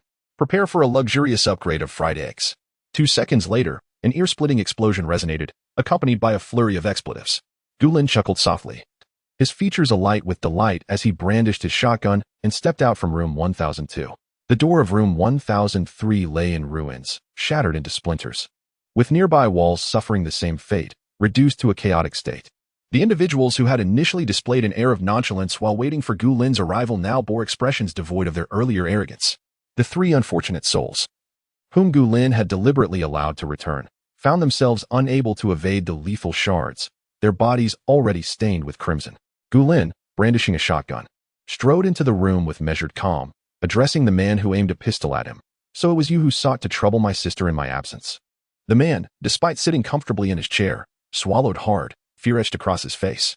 He realized the gravity of the situation. This individual possessed a shotgun, a weapon of unparalleled destructive potential, far surpassing the meager handgun he wielded. Had they known of his capabilities, they would have never dared to provoke him. Under the icy gaze of Gulin, the man quickly conjured a strategy. Brother, surely this is a misunderstanding? We are not the kind of people you think we are. Perhaps someone beneath us acted recklessly? Observing a slight softening in Gulin's demeanor, he felt a measure of relief. Brother, I see you are a person of skill. I, Zhang Biao, would like to be your friend. If you set down your weapon, we can discuss this matter amicably, and I will overlook the damage to my door. What do you say? A soft chuckle escaped Gulin's lips. In a tense standoff where both parties brandished firearms, the audacity of Zhang Biao to propose friendship revealed a remarkable composure, far from ordinary. However, Gulin had no intention of accepting this spirited individual as a subordinate, let alone a brother. With little patience for further negotiation, he exerted a slight pressure with his fingertip. Bang! Ding! Successfully eliminated hostile entity. Gained loot: 10 packs of chicken and mushroom-flavored instant noodles. The sound of the shotgun startled the henchman stationed nearby. Zhang Biao's chest erupted with multiple wounds, his firearm clattering to the ground as he fell backward, eyes wide open. Another individual seated on the sofa, paralyzed by fear, could hardly grip his own weapon. Although Gulin had sensed the absence of bullets in his gun, he had no intention of sparing him, swiftly delivering a shot in his direction. Bang! Ding! Successfully eliminated hostile entity. Gained loot: 5 packs of mustard-flavored cake. In the aftermath of the first gunshot, the crowd remained in a daze, struggling to comprehend the unfolding chaos. However, the second shot shattered any lingering doubt, confirming Gulin's lethal intent. Instantly, the remaining individuals abandoned their fallen leader, scattering in frantic escape. Ensuring that the two most influential figures on the sofa were irrevocably silenced, Gulin retrieved the handgun from the ground, deftly chambering a round before firing again. The sound of multiple shots rang out as the fleeing individuals quickly succumbed to their fate. Ding! Successfully eliminated hostile entity. Gained loot: 10 bags of turkey-flavored compressed biscuits. Having successfully vanquished the hostile entities, I obtained the spoils: 2 bottles of pet shampoo. Only 2 stragglers remained. Escaping through the doorway that had been blasted open, Gulin refrained from pursuing them and instead gently tapped his foot. Ethereal purple currents silently slithered across the ground, resembling 2 swift electric serpents, hastening to catch up with the fleeing figures. The electric serpents were powerful and merciless, claiming their lives without hesitation. Success: you have eliminated a hostile entity. Loot acquired: 2 gold ingots. Success: you have eliminated a hostile entity. Loot acquired: 10 honey buns. Splendid. Those who had bullied Gu Shui, along with their accomplices, were all ensnared by Gulin in one fell swoop. He casually tossed his firearm back into the spatial realm and collected the corpses scattered across the floor. These were valuable items. Nothing should go to waste when they could be transformed in the refuse conversion unit. After gathering the bodies within the house, Gulin proceeded outside to collect those who had perished by his lightning abilities, along with the freshly acquired corpses, all of which were discarded into the refuse conversion unit. Merely eliminating the local tyrants was not the end. There were other troubles to address within these interconnected residences. Chapter 129. A surprising delight. Gulin entered the room in silence, encountering a myriad of supplies strewn across the floor, yet he refrained from touching any of them. It was not that he lacked interest in the materials. Rather, the space housed more than just the men he had recently dispatched.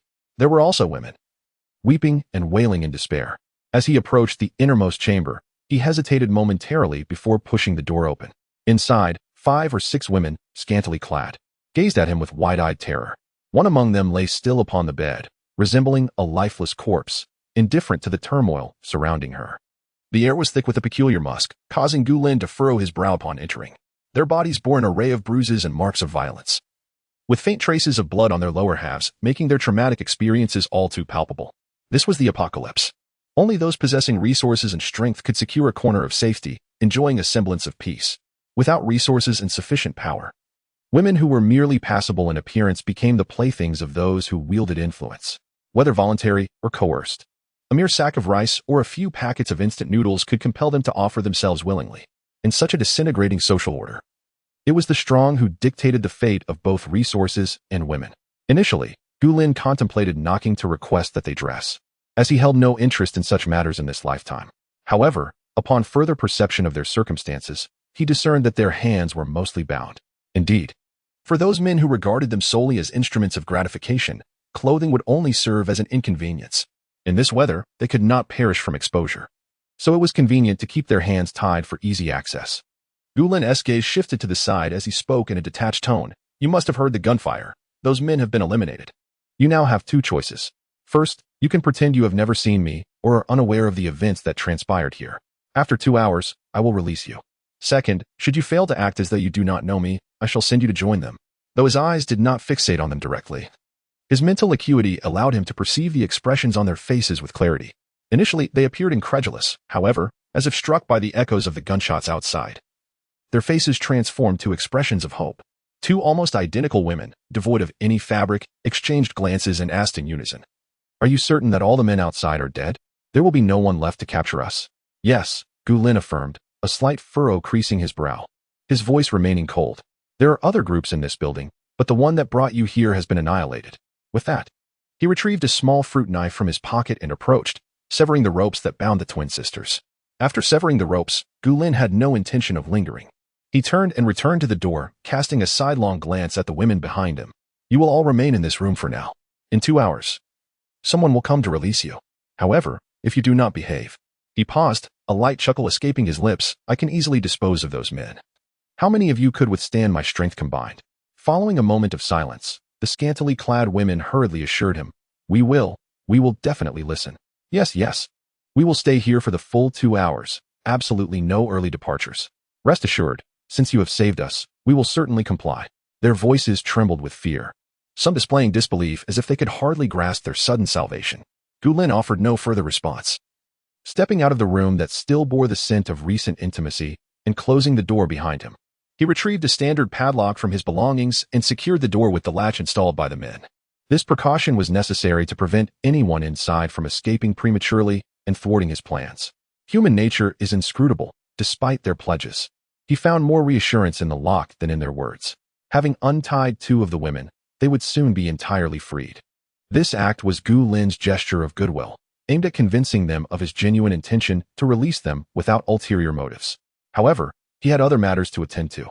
Yet, among the women in that room, one astute mind might deduce that Gu Lin intended to relocate the supplies these men had hoarded for so long.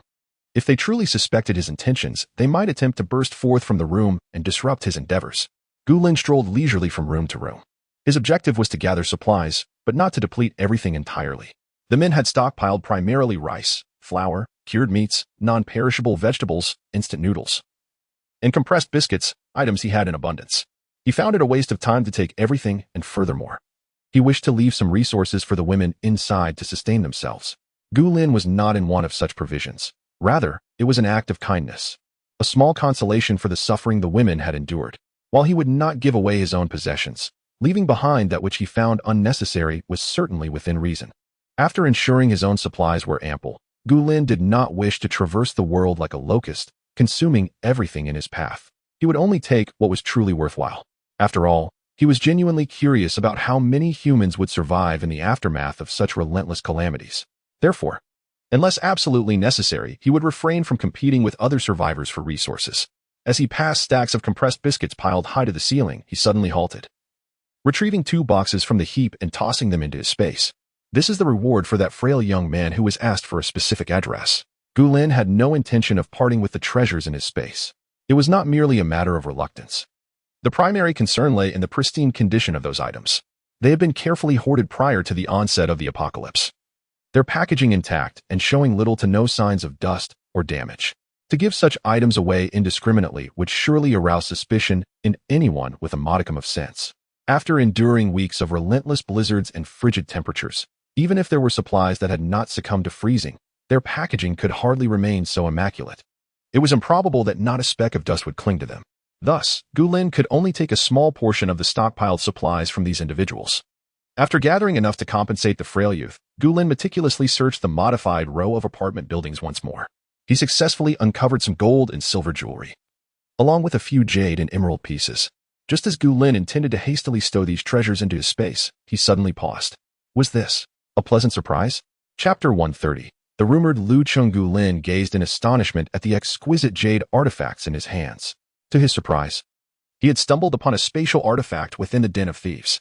With a mere sweep of his mental energy, he could distinctly perceive the vast expanse and various items contained within. This indicated that the artifact was indeed ownerless. However, if it were truly without an owner, why was it filled with so many items? One particular piece caught his eye, a beautifully crafted lake blue jade, fashioned into a landscape charm and strung together with delicate light blue cords. The intricate braiding complemented the jade's hue splendidly, even stirring a flicker of desire within Gu Lin, who typically held little interest in jewelry. Such a finely crafted item, brimming with resources, ought not to be ownerless. It was undoubtedly pilfered by these seasoned marauders from elsewhere. They simply lacked the abilities or mental acuity to recognize the treasure before them. Fortune had smiled upon Gu Lin today. He furrowed his brow ever so slightly, choosing not to dwell on its origins. He cast the gold and other jade pieces into the spatial realm and silently called out to his little steward. If I were to toss more spatial artifacts into the space now, would they be immediately consumed by it? He recalled the last time he had tossed a high-level spatial artifact into the void, only for it to be devoured instantly, a memory that still lingered in his mind. This item was already visually appealing, and with its considerable contents, Gu Lin certainly did not wish to allow the space to benefit from it so easily. The steward's voice responded promptly, "No, master. Only exceptionally unique items are consumed by the space without your consent."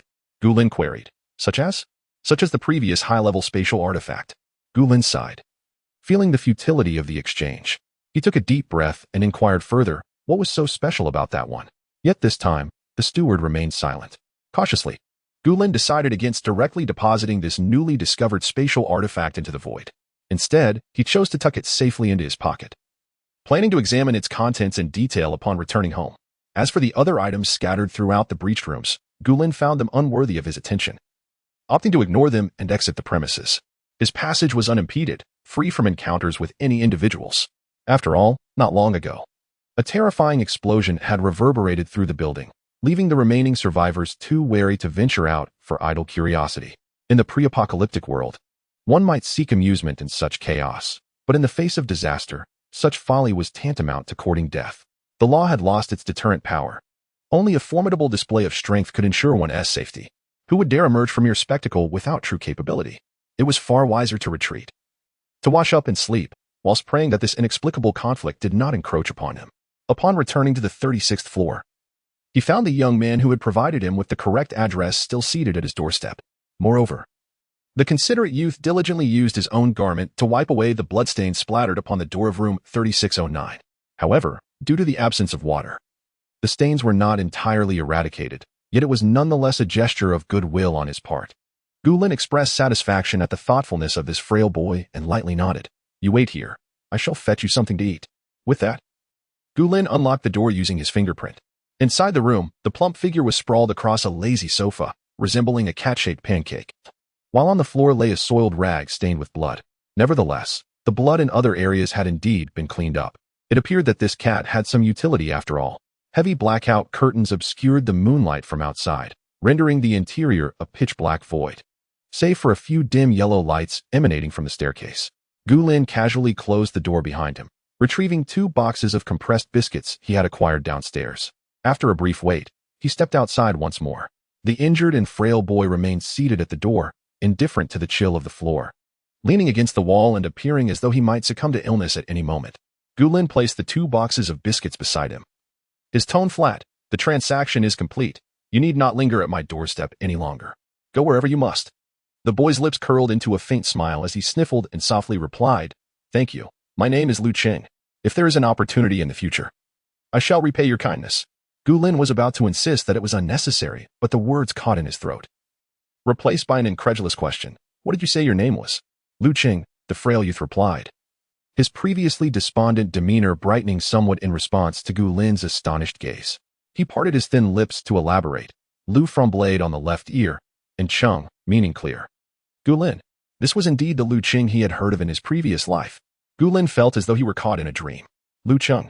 Although Gu Lin had never met him, numerous legends about him circulated among the various bases. He was regarded as the pinnacle of combat prowess among humanity's superhumans, having reached the peak of level 8 at the time of Gu Lin's demise, on the verge of breaking into level 9.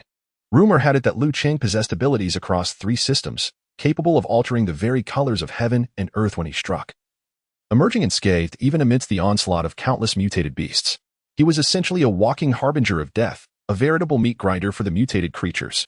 Of course, the veracity of these claims remained to be confirmed. However, it was a fact that Lu Qing could single-handedly safeguard a medium-sized base.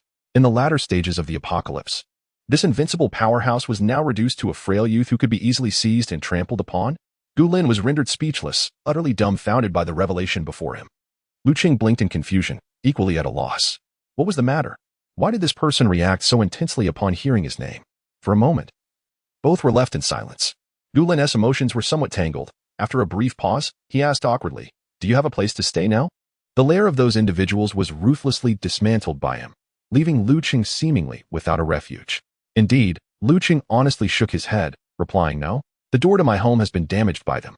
Gu Lin pinched the bridge of his nose, contemplating. "The main entrance over there has been blown open by me. Where would you like to stay? I can assist you in changing the lock." It was highly probable that Lu Qing was the one mentioned in the rumors, and such a minor effort was not beyond Gu Lin's capabilities. After all, should he indeed rise to prominence in the future, having connections with influential figures would undoubtedly be advantageous.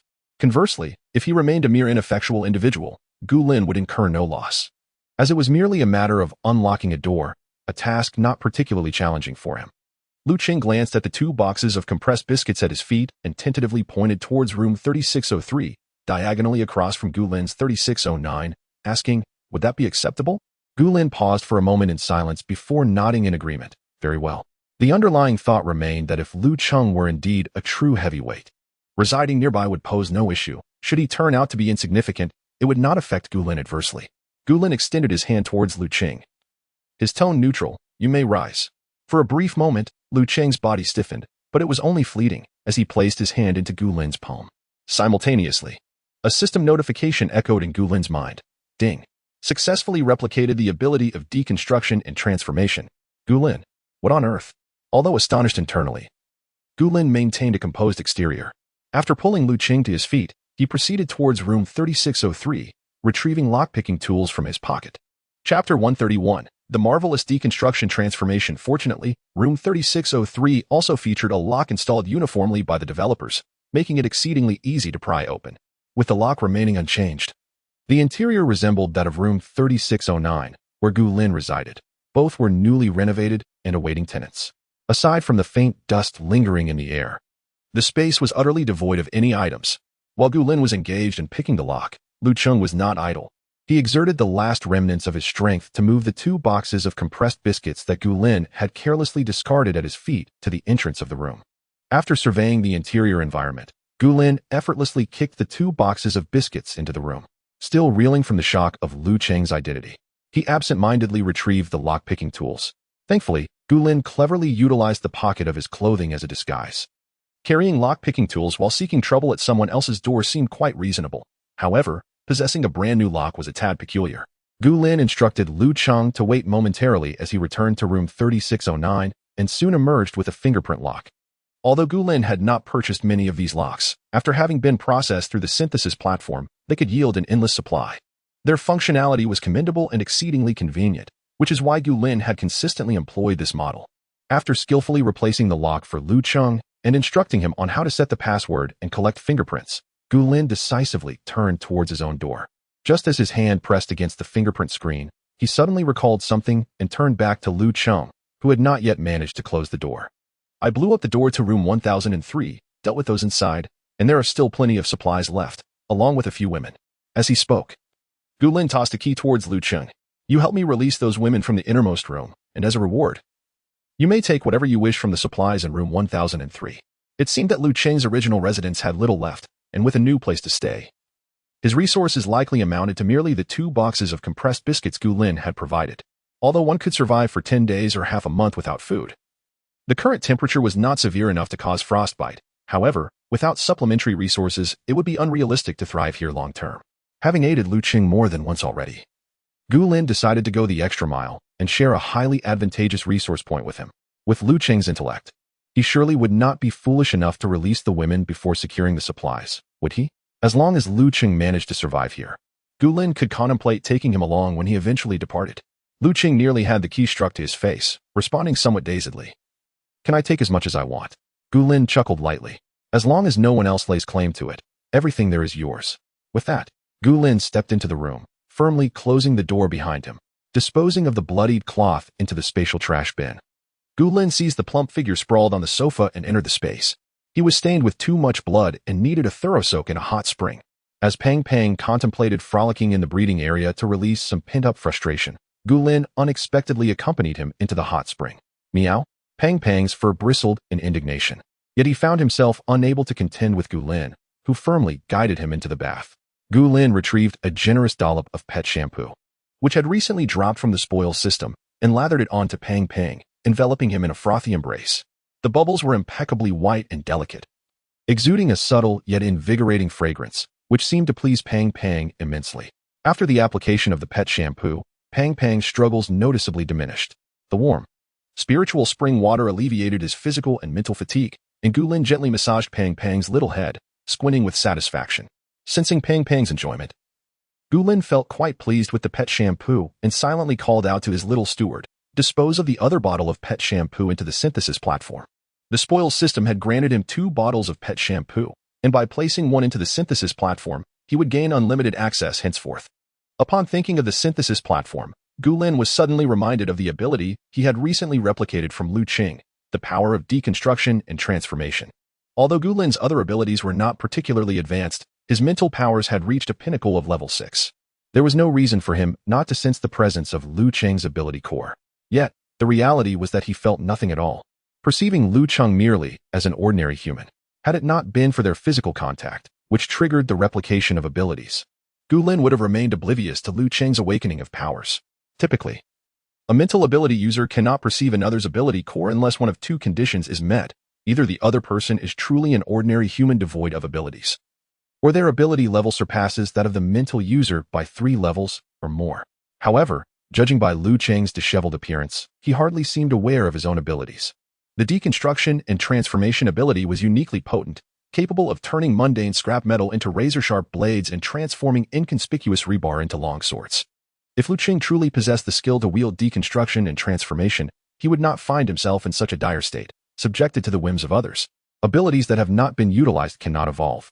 Gu Lin's water and ice abilities had stagnated precisely because they were seldom employed, remaining at level 3, primarily elevated by Gu Lin's mental powers.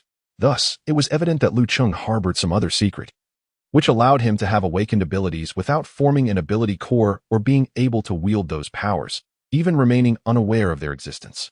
As Gu Lin gradually washed away the pet shampoo from Pang Pang, using his water abilities to dry the fur, he pointed to the side. "No more mess." Pang Pang meowed in response, gracefully leaping to the edge of the hot spring, strutting with feline elegance before settling into the cat bed that Gu Lin had set aside. Gu Lin gazed at the orange cat, which had ballooned by at least 20 pounds after being bathed in pet shampoo. A smile crept into the corners of his eyes. "Little steward, please exchange for me 10 bottles of pet shampoo. I intend to give some to Gu Shui. After using this on the plump feline, it will be as fluffy as a cat-shaped meat roll, utterly delightful. Gu Shui is certain to adore it." "Understood, master. It has already been placed on the coffee table on the first floor of the villa," the steward replied. Gu Lin acknowledged this in his heart and then inquired of the steward, "Do you have any idea what is going on with Lu Qing? This person has not only awakened his abilities but seems entirely unaware of it.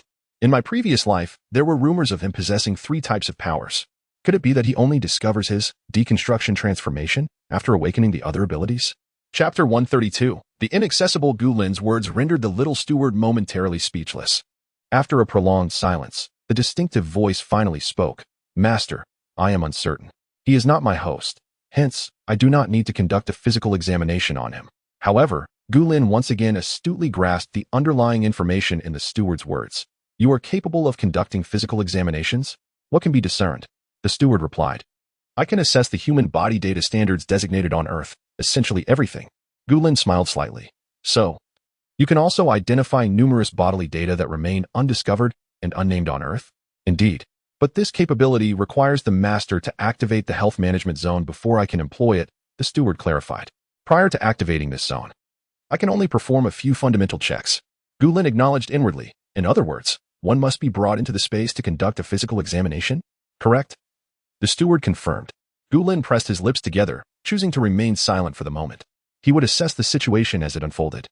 If Lu Qing proved to be a trustworthy ally, he could contemplate bestowing upon him a ring, thereby fully integrating him into his team. However, if Lu Qing's intentions lay elsewhere, Gu Lin had no desire to coerce him. Their mutual rescue was sufficient to foster a favorable relationship with a potential future leader.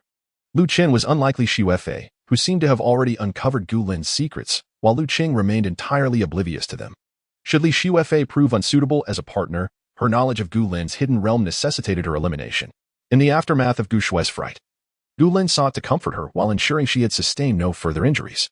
Additionally, there was the matter of Li Xuefei being a renowned medical figure in his past life, which compelled Gu Lin to swiftly extricate Gu Shui from the situation.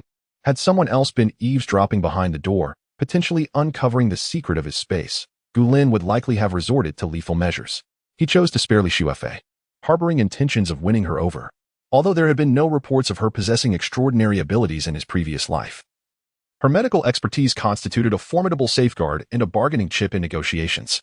Yet, with the emergence of healing abilities among Wood-type and Light-type practitioners, the scarcity of doctors was diminishing. In fact, to some extent, physicians could now be replaced by those with healing powers. Nevertheless, Li Xuefei was distinct.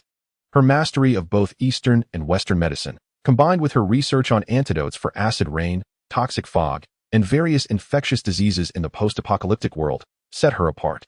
During widespread virus outbreaks, healing practitioners, including those with healing, mutated wood, and light abilities, were often unable to save everyone, reflecting on the viruses capable of annihilating entire small bases. Gu Lin's emotions grew complex, and he closed his eyes with a resigned sigh. Not only was Li Xuefei adept at developing effective medications swiftly, but she also frequently made her formulas public, consistently managing to rescue those struggling within the clutches of viruses. It seems that Li Xuefei's life cannot be recklessly relinquished at this juncture. Otherwise, when the viruses plague this era, what if no physician manages to devise an effective remedy? To take it a step further, even if an equally skilled traditional Chinese medicine practitioner succeeds in formulating a corresponding herbal remedy, can we ascertain that its efficacy will surpass that of Li Xuefei? When the majority of the base's inhabitants are gravely weakened and expelling blood, a mere hour's delay in research could result in an untold number of lives lost before the feet of doctors who are incapable of action. Time equates to life. Such is not a jest. Even if the efficacy is comparable, would those doctors genuinely be inclined to selflessly disclose their formulations rather than exploit them for personal gain? Gu Lin, while not possessing a savior's heart, finds it somewhat burdensome to extinguish the solitary hope for countless lives in the future at this moment. Upon opening his eyes, Gu Lin briefly cleansed himself before emerging from the hot spring, silently drying off and donning his nightwear. He only called out to his little steward once more upon returning to his bedroom. Is there any way to ascertain whether Li Xuefei overheard those individuals discussing my spatial abilities? The steward's voice responded promptly this time. She has indeed heard, Master. Gu Lin. It appears there is no room for maneuver. For the sake of the survivors in the post-apocalyptic world, Gu Lin cannot jeopardize Li Xuefei's life at present. It seems that the only viable path left is to have Li Xuefei become his ally.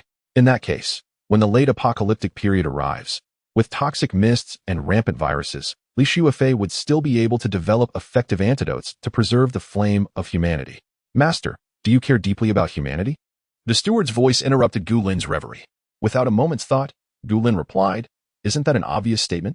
Although human nature is often sordid and fickle, no one can deny that there exists a beautiful side to it. Since ancient times, humanity has been a social creature. Those who have long been estranged from society tend to become somewhat unhinged. Moreover, to create a flourishing living environment, collaboration with others is essential. To construct a habitable wooden dwelling, one would require no less than 10 days to half a month. However, with a few more individuals involved, even if several wooden huts are needed, the time frame would be significantly reduced. This is also the reason survivors congregate at the base following frequent natural disasters. If the apocalypse truly knows no end, and if only Gu Lin and Gu Shui remain on the earth, it would lack meaning. Had it not been for Li Xuefei's repeated timely development of effective antidotes and her immediate altruistic disclosure of formulations, Gu Lin might have had the resolve to eliminate her under less favorable circumstances. Ultimately, he could seek out an ability user with healing powers to replicate her abilities. Yet, Li Xuefei has the potential to save countless lives. She cannot perish here now. Master, regarding this matter, I am currently unable to assist you. We must rely on the efforts of the waste conversion box. Gu Lin's eyes sparkled with intrigue. The garbage conversion box can produce tools to resolve this matter? Indeed, Master, came the reply. There exist items capable of altering biological memories, as well as objects reminiscent of the talismans found in the cultivation novels you humans read. Gu Lin chuckled at the little steward's explanation. You even know about human cultivation novels? I have reviewed all the learning materials downloaded by Master. Gu Lin responded with a brief acknowledgement, but then hesitated, feeling something amiss. You have seen them all? Yes, Master. Is there a problem? Gu Lin pondered. So, those special resources have also been perused by the little steward? After a prolonged silence, Gu Lin opted to shift the conversation. Should I make a wish at the garbage conversion box? It could enhance the likelihood of acquiring the right tools. There's no need. Master, simply having the desire for such items in your heart suffices. Gu Lin pressed his lips together, remaining silent. This building was indeed extraordinary. Not only was the renowned medical expert Li Xuefei from the capital base present, but he had also encountered the illustrious Lu Qing, whose reputation rivaled that of legendary heroes. What other surprises might this building harbor? Chapter 133. Please take us in. Gu Lin was unprepared for what awaited him. It was not a delightful surprise, but rather a fright. The following morning, after Gu Lin and Gu Shui had washed up and enjoyed breakfast, he felt compelled to check on Lu Qing across the way. Initially, Gu Lin had harbored doubts regarding whether the frail youth truly was the Lu Qing of legend. However, after witnessing the process of replication and deconstruction, he was now certain. He was undoubtedly the Lu Qing capable of safeguarding a medium-sized base all on his own. There was no mistaking it. While the likelihood of sharing a name existed, the awakening of a special ability, particularly one as unique as deconstruction, at such a moment could not belong to an ordinary individual. It was certainly wise to cultivate a good relationship. Yet, to his astonishment, as Gu Lin stepped outside, he was greeted by the sight of several women, disheveled and leaning precariously in the corridor near his residence. Their attire left much to be desired. Gu Lin was taken aback, thinking perhaps he had opened the door incorrectly and resolved to try again. He closed the door and stood silently for a moment before reopening it. The 6 women were still huddled against the corridor wall, now acutely aware of his presence due to the sound and motion of the door. They resembled zombies drawn by the scent of blood. Their eyes fixated on Gu Lin as they approached him eagerly. Furrowing his brow, Gu Lin felt a surge of impatience. These women were precisely those he had released from room 1003. Their sudden appearance here seemed far from innocent. He had departed early, entrusting their release to Lu Qing. There should have been no reason for them to find their way to his doorstep. With a steely gaze, Gu Lin turned to shut the door again when Gu Shui's voice suddenly pierced the tension. Brother, what's wrong? Gu Lin pressed his lips together, glancing sideways as he replied, It's nothing. I'll handle it. Stay inside and don't come out. With that, he firmly closed the door, effectively severing any chance of an encounter between Gu Shui and these women. The human heart is perpetually a complex enigma. These women, imprisoned and relegated to tools for the release of desires for an indeterminate time, might still possess a flicker of goodwill towards the world and life. Yet, they were inevitably tainted by negative emotions. The terror of confinement, the resentment of being treated as mere instruments, the self-loathing for their circumstances, and the despair over the injustice of fate. All these feelings could easily overwhelm even the most resilient individual. Gu Lin could not risk allowing them to see Gu Shui. Even the mere knowledge of her existence was enough for him to perceive a shift in the expressions and gazes of several women. They were envious. They seethed with hatred. Such emotions could render them irrational. They must have envied Gu Shui for receiving the protection of a formidable individual like him, while simultaneously resenting their own lack of similar safeguarding. In their eyes, fate was undeniably cruel. Why were they condemned to endure such suffering? Why is it that, despite being women, some live without worry, free from the fear of being bullied, beaten, or treated as mere tools for venting frustrations? Gu Lin could see the distorted expressions on the faces of 2 women, their intentions easily discernible. Yet, Gu Lin felt no compassion for them. Once the door behind her closed, her demeanor shifted to one of icy indifference. What brings you here? Her frigid expression was a stark contrast to the way she had just spoken to the individuals inside. Momentarily calming the women's emotions as they recalled their purpose, they sought refuge. Having been caged like birds for over half a month, their only means of survival involved selling their bodies in various ways, yet they had endured little suffering. As long as they remained compliant, they avoided punishment, even as tools. Their daily sustenance was provided. Although the conditions were far from ideal, they were at least fed. Suddenly stripped of their protection and source of food, they found themselves lost. Their homes had been ransacked, and although some supplies remained, they knew that if things continued this way, they would inevitably deplete their resources. With the current natural disasters escalating in severity, survival had become increasingly challenging. Thus, they simultaneously thought of the man who had previously set them free. We have nowhere else to go. Will you take us in? The twins spoke first, and their words seemed to trigger something within the other women, who eagerly began to promote themselves. We can do anything. Just provide us with food, and we will comply with your every desire. Yes, whatever position you prefer. We can accommodate. Please take us in. We are valuable. Gu Lin's gaze remained chillingly indifferent. He had anticipated that once their whereabouts were discovered, such a situation might arise. Which is why he had sent Lu Cheng. With Lu Cheng's intellect, he should be able to prevent these women from following him, right? As Gu Lin took a few steps away, the women scrambled to rise from the ground, eagerly approaching him. Please, we truly have nowhere else to turn. Just take us in. Yes, we eat very little. A mere morsel would suffice. Even leftovers would do. We just want to survive. You're already caring for one person. What difference would it make to take in a few more?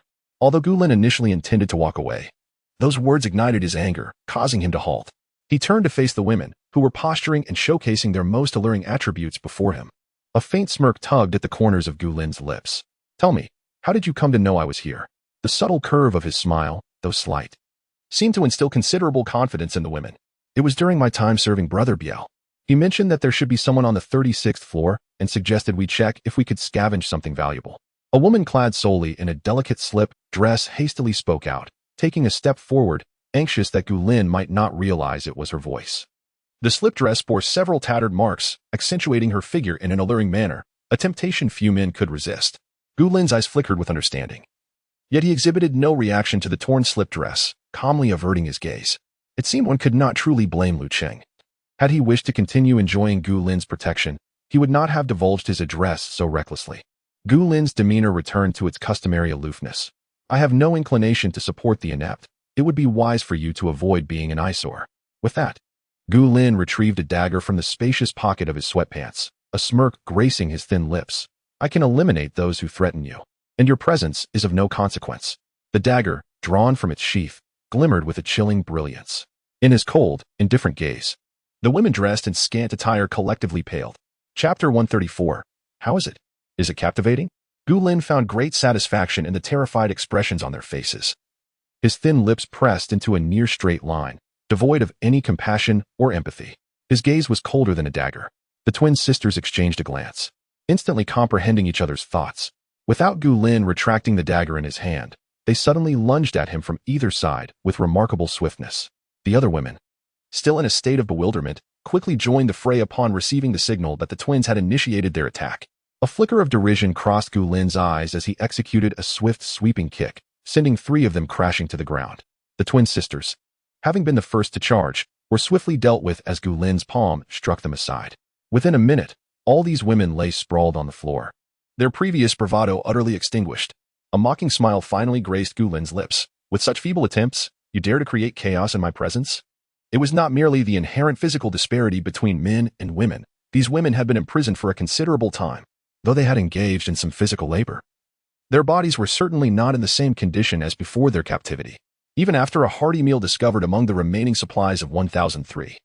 Their stamina could not have been instantly restored. In contrast, Gulin's physical prowess and combat skills had only strengthened since his rebirth. He had shown no mercy in his actions. The twins' faces swelled disproportionately from the slap, each side of their faces mirroring the other. As for the others who belatedly sought to assist, they might find their calves nearly numbed from Gulin's kicks. We have no grievances against you.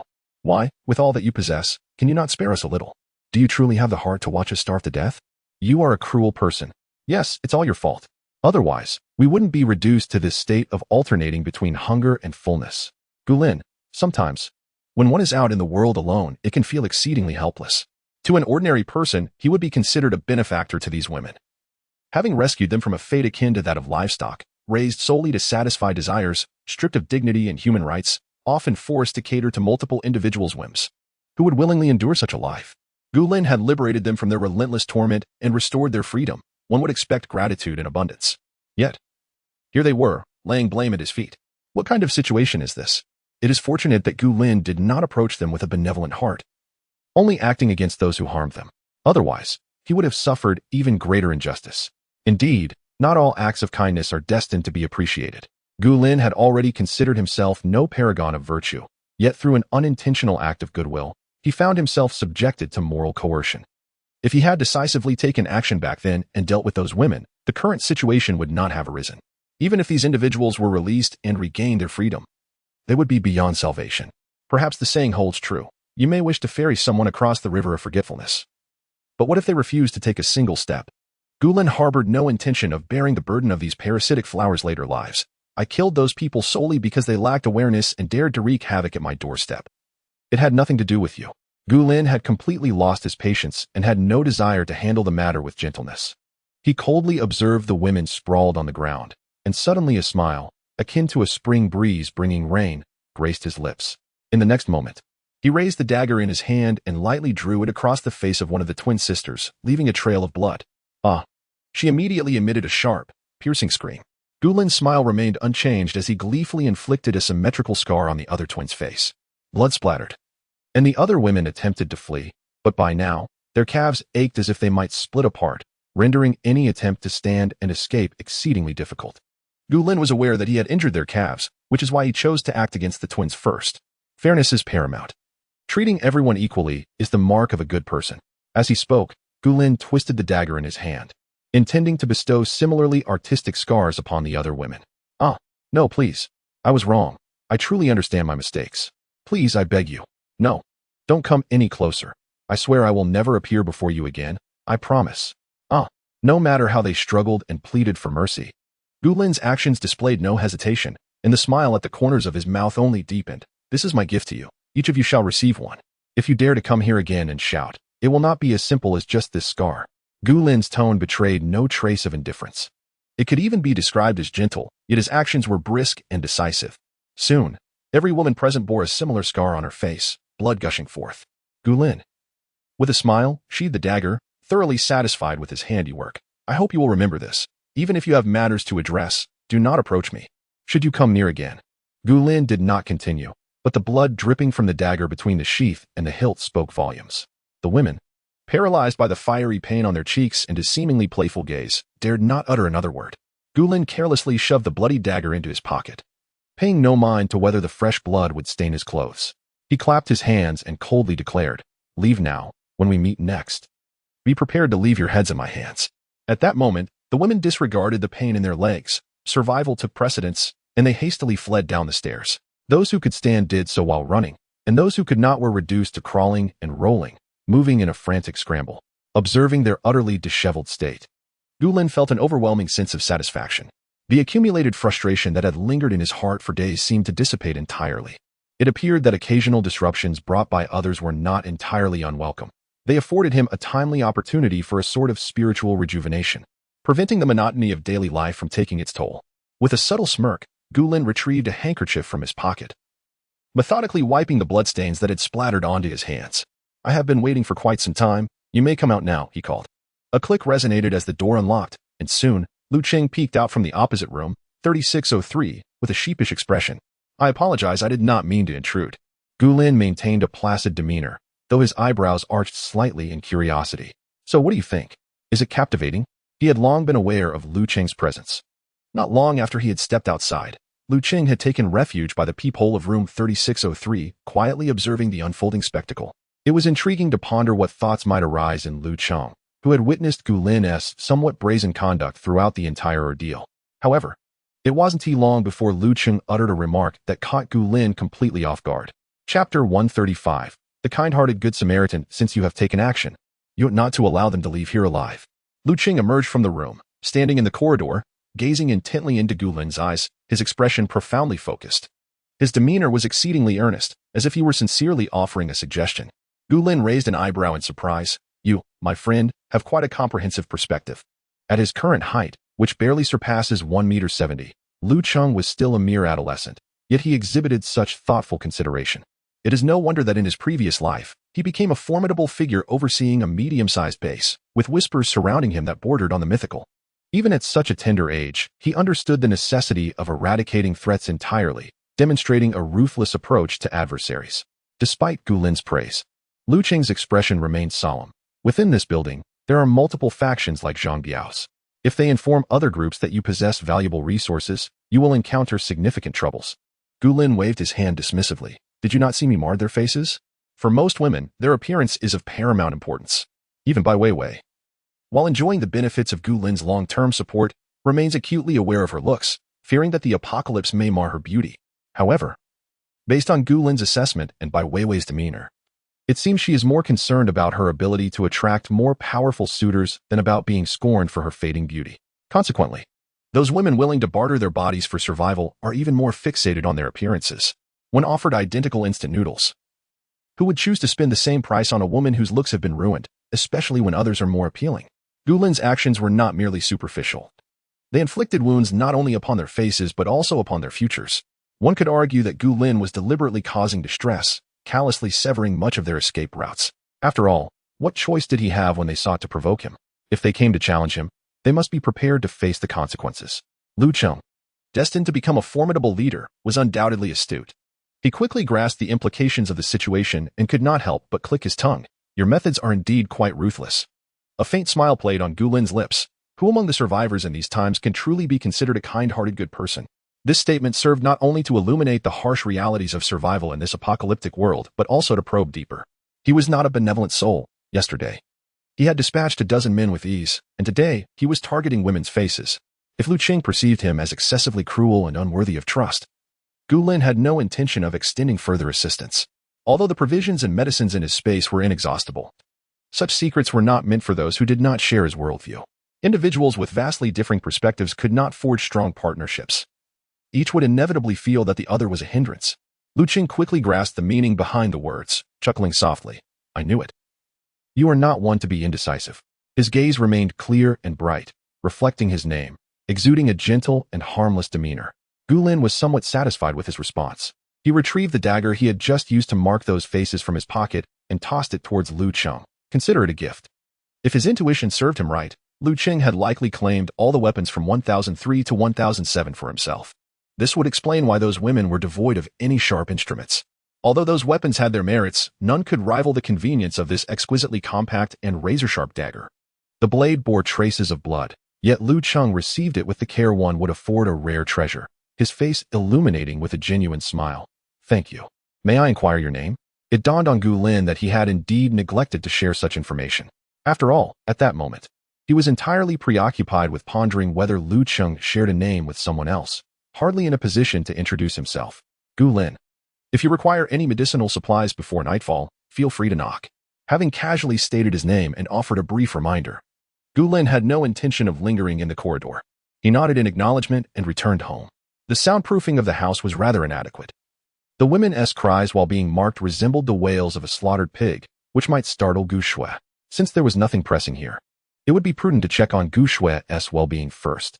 Once the door to Gu Lin's home closed behind him, Lu Qing lowered his gaze to the dagger resting in his palm. He stared at it for a considerable time before slowly drawing out a small portion of the blade. Taking a deep breath, he closed his eyes, remaining in that state for a long while before reopening them. In the pale hue of his irises lay an intensity filled with hatred and murderous intent, utterly devoid of the gentleness he had previously displayed. Meanwhile, Gu Lin felt an unsettling sensation that he had forgotten something important, yet he could not recall what it was. Initially, he had intended to go out and speak with Li Xuefei today, but after the uproar caused by those women, his mood had soured, leaving him with a desire to remain home for a couple of days. He had not forgotten to share 8 bottles of pet shampoo for the synthesizing station with Gu Shui. But what was it that he had so effortlessly cast aside? Unable to think of it, he decided to abandon the thought entirely. Using his mental perception to check on the second-floor bedroom where Gu Shui was comfortably nestled with a large portion of watermelon engrossed in her tablet, a smile involuntarily tugged at his lips. This was the life he had always envisioned, an abode that, while perhaps not grand, was sufficiently warm, shared with Gu Shui, filled with food and drink, and indulging in a leisurely existence. Who would he relish being a carefree sloth? Unfortunately, the recent unpredictable calamities had forced Gu Lin, this lazy individual, to turn over a new leaf. Having barely endured the tempestuous tornado that intertwined heaven and earth, a deluge now looms ominously. Under ordinary circumstances, Gu Lin would have been indifferent to the flood's whims, scarcely sparing it a glance. However, the timing of this cataclysmic inundation coincides unfavorably with his urgent desire to pursue the wind energy nucleus, thwarting his intentions with vexing persistence. It is truly a source of exasperation. How he longs for the aforementioned spatial leap, as mentioned by the little steward, which would allow him to traverse within the confines of the space itself, unperturbed by the harshness of the external environment. Wait a moment, space? Gu Lin suddenly recalled something he had neglected. It was the extraordinary spatial artifact he had unearthed from the lair of those bandits, approached with the mere intention of a casual glance. Unlike other spatial artifacts, which are devoid of personal belongings upon acquisition, containing only rudimentary amenities such as wooden cabins, bamboo houses, villas, garden fences, and wells, this particular artifact was replete with an abundance of survival provisions. Most notably, it housed numerous cans, easily preserved, long-lasting, and exceedingly convenient for consumption. This compelled Gu Lin to ponder whether the individual who had filled this spatial artifact with such provisions had foreseen the impending apocalypse, perhaps a reincarnated being aware of the forthcoming calamity. Chapter 136. The message in the space. Upon contemplating this possibility, Gu Linton felt that the sunflower seeds in his hand had lost their flavor. He raised his hand and retracted all the items he had just taken out into the spatial device. From the pocket of the clothing he had worn the previous night, he retrieved the spatial artifact. As he probed into it with his mental energy, he discovered boxes upon boxes of various canned goods, meticulously arranged. Gu Linton pressed his lips together and took out 2 cans, placing them on the coffee table. The cans he chose were Gu Shui's favorites, peach and strawberry, both with remarkably recent production dates. Could it be that the previous owner of this spatial artifact owned a canned goods factory? Gu Linton eagerly pulled out one of each type of canned food, and soon the coffee table was piled high with an assortment of cans. Not only were there numerous fruit cans, but also a wide variety of vegetable cans. This included various meat cans, fish cans, luncheon meat cans, and even cans of beef tallow. Additionally, there were canned grains. Besides an array of flavored 8 treasure porridge, there were even cans of millet porridge. As Gu Linton picked up 2 cans labeled walnuts and almonds, he found it hard to believe. Even during his frenzied stockpiling across the nation, he had never amassed such a quantity of canned goods. He was unaware that there were so many different types of cans. This person must certainly be the owner of a canned goods factory. He set aside the peach, strawberry, and mixed fruit cans, stuffing the rest back into the spatial artifact. The jade-like lake water was crafted into a beautiful landscape talisman, accompanied by a delicate light blue braided cord, which made even Gu Linton wish to claim it for himself. It was no surprise that those accustomed to thievery would want to snatch such an item. Gu Linton was curious about whom this item had been taken from. Yet he had no desire to engage with those women. At present, the only person who might possess information about this item was Lu Cheng. He decided to inquire when Lu Cheng came for the medicines. Resolute in his decision, Gu Linton intended to hang the exquisite landscape talisman around his neck but hesitated for a moment. The spatial artifact was currently ownerless, and anyone with a stronger mental energy could sense its contents.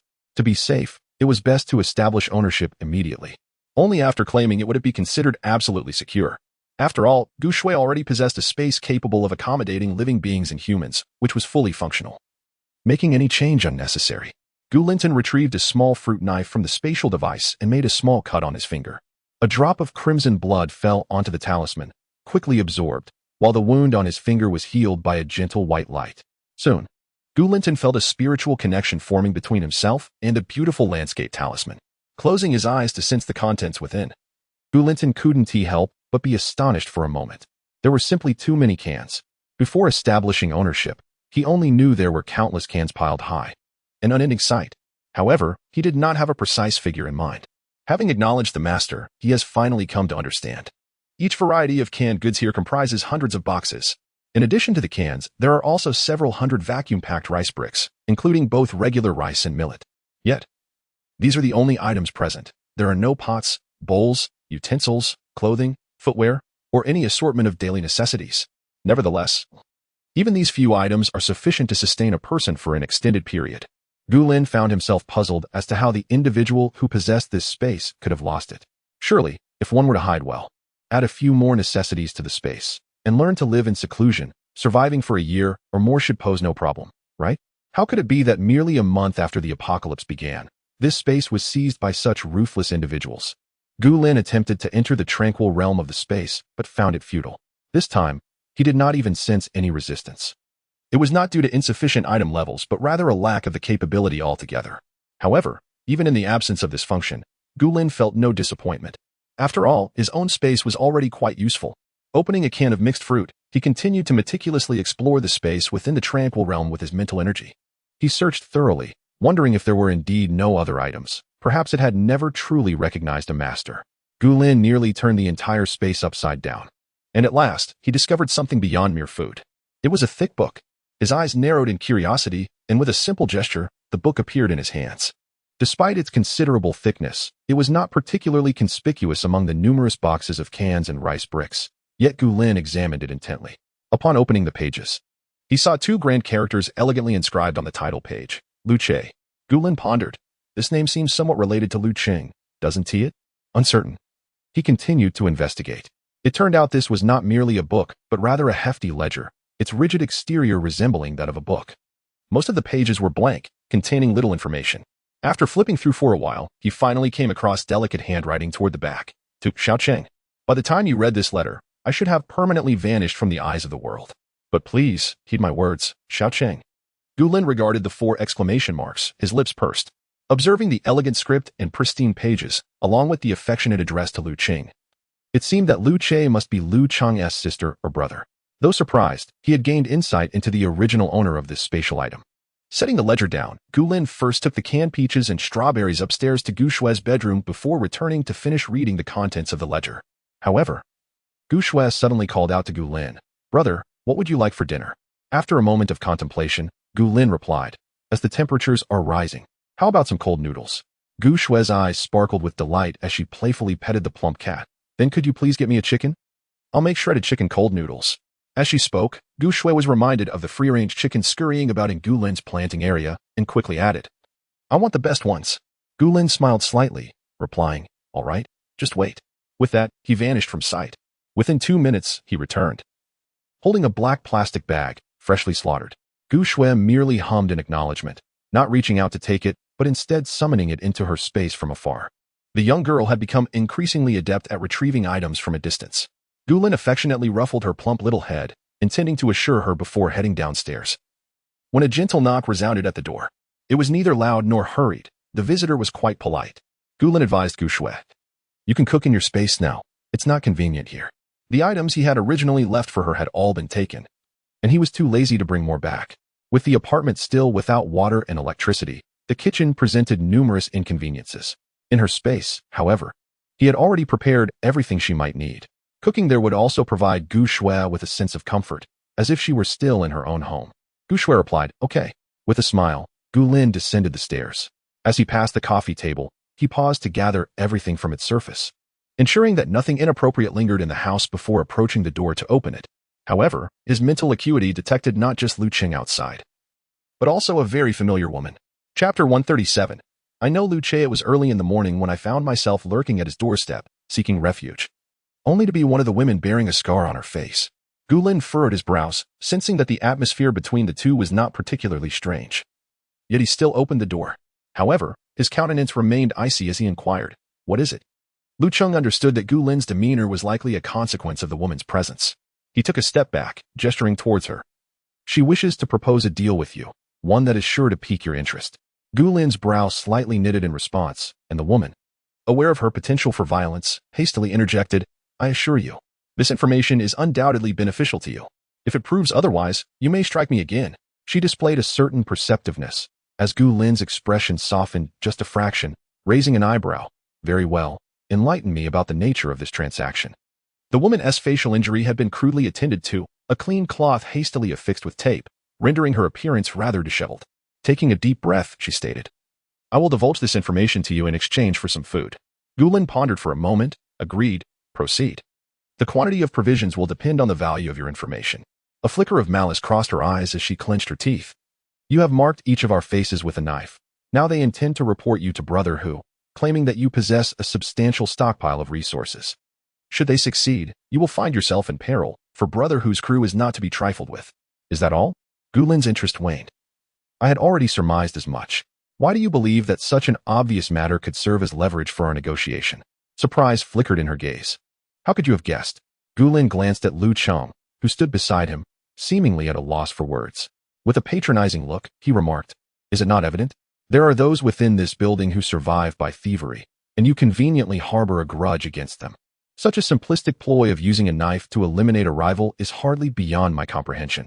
Clearly, Lu Cheng also recognized her foolishness, his expression one of exasperation. Had he known the nature of her revelation, he would not have bothered to knock on her behalf. The woman opened her mouth, seemingly poised to resort to unreasonable tactics. Yet, upon recalling the morning's incident where Gu Lin had gleefully marred their proud faces, she swallowed her words. Gu Lin was pleased by her discretion and turned to Lu Qing. "Are you here because of what I mentioned this morning?" After a brief silence, Lu Qing nodded in affirmation. Gu Lin's lips curled into a faint smile as he cast a glance at the still bewildered woman, his tone flat. "Remember, before you approach the negotiation table, ensure you possess sufficient leverage to captivate the other party's interest. Now, be gone and do not return to trouble me. I am in a good mood today, but that may not hold true next time." After speaking, Gu Lin stepped aside slightly, gesturing for Lu Cheng to enter the house. A flicker of surprise crossed Lu Cheng's eyes, but he restrained himself from showing it due to the presence of others, nodding slightly before stepping into the room. Gu Lin expressionlessly closed the door, casting a cold, icy glance at the woman outside. The door was shut mercilessly. leaving the woman at the threshold gritting her teeth in frustration, yet powerless to do anything but leave in resentment. Inside the room, Gulin pointed to the sofa. "Please have a seat. I will fetch you some medicine." Hearing his voice, Gu Shui, puzzled, removed the headphones she had just donned. "Brother, who is here?" Gulin offered a faint smile, responding loudly, "It's someone you don't know. No need to concern yourself." Gu Shui silently chewed on a piece of jerky, reapplying her headphones as she settled down to watch a show with her portly companion. Gulin ascended the stairs directly, returning to his own room to retrieve a few medicinal items from his supplies.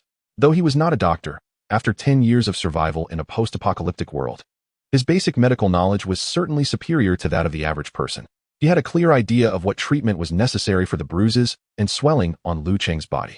After placing the items in a black plastic bag, Gulin used his mental acuity to sense that Lu Cheng remained seated downstairs, adhering to decorum throughout.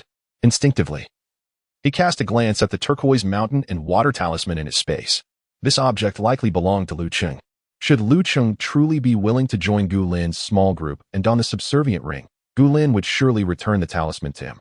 However, that time was not yet ripe. If Lu Cheng were to take the talisman and subsequently discover the existence of a space upon blood recognition, he might be reluctant to wear the subservient ring. After all, the provisions within were substantial enough to allow one to live comfortably for a year or so. Even if Gulin were to take all the items, Lu Cheng could continually gather resources during their journey of stops and starts, with a space of his own. As long as he possessed weapons and strength, he would always find a way to survive. Thus, returning the talisman to him was not an option at present. Lu Cheng had only begun to grasp the ugliness of human nature. He had yet to fully experience the profound solitude of living alone.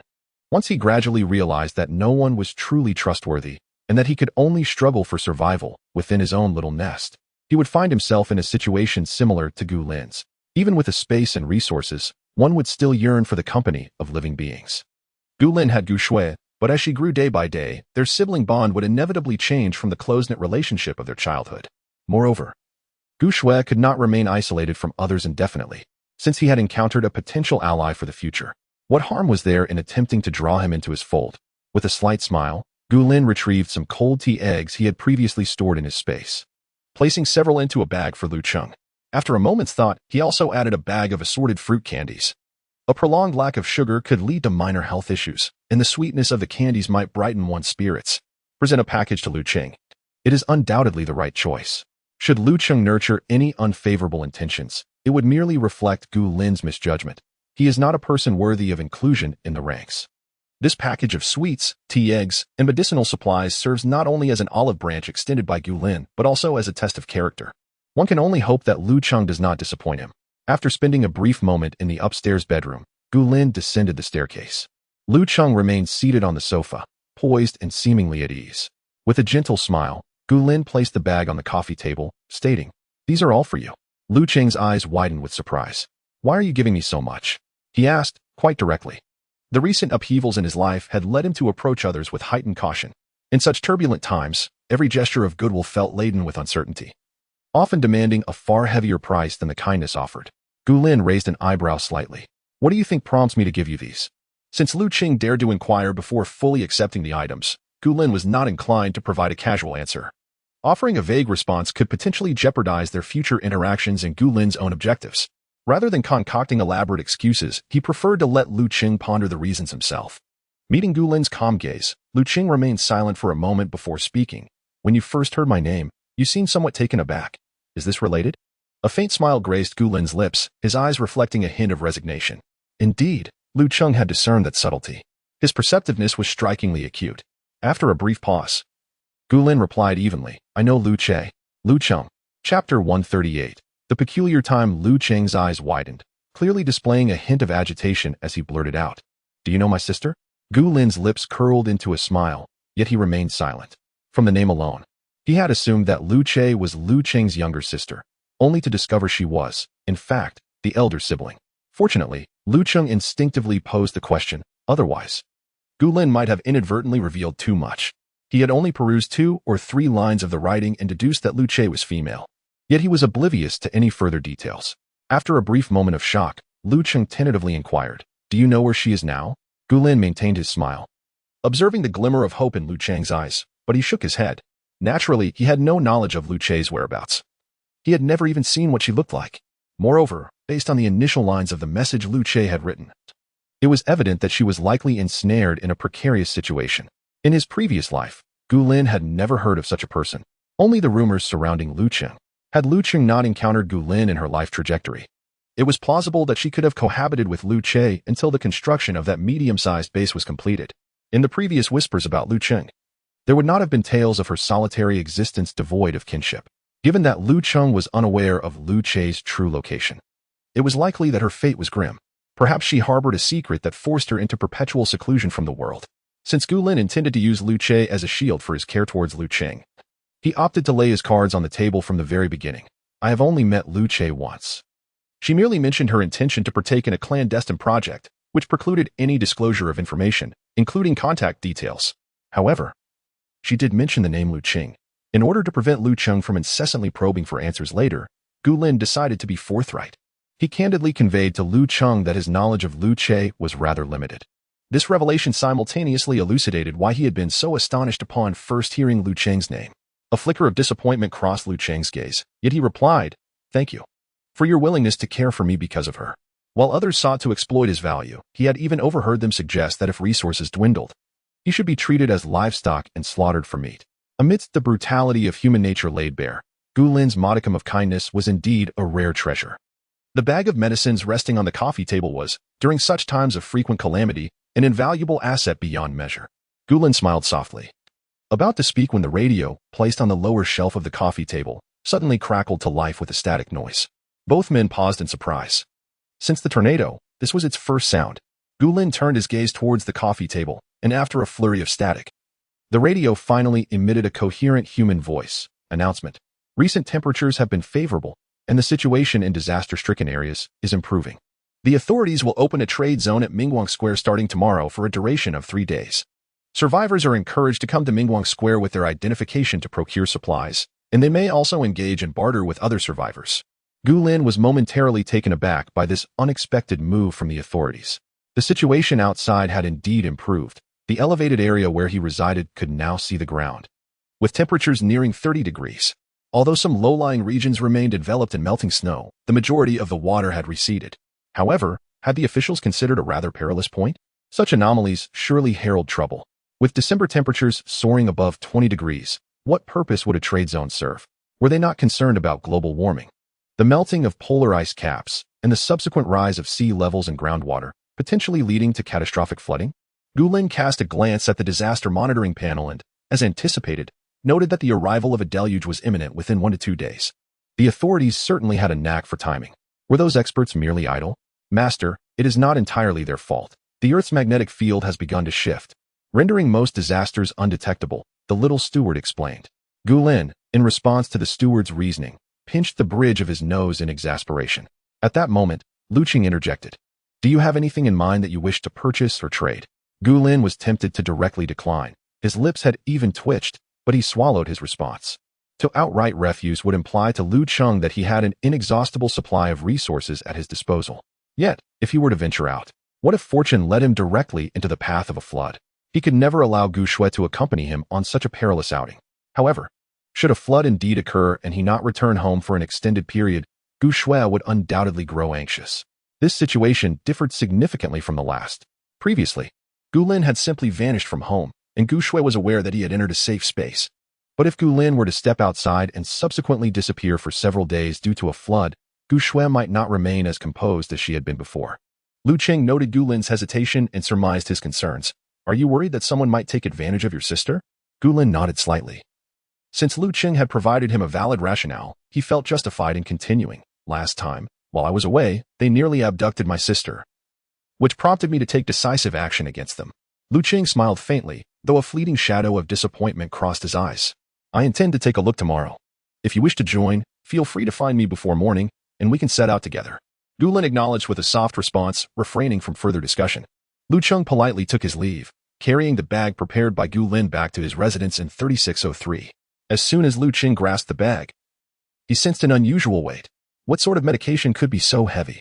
Even if Gu Lin had thoughtfully provided him with a medicinal concoction for his bruises, it hardly seemed plausible that it could weigh this much.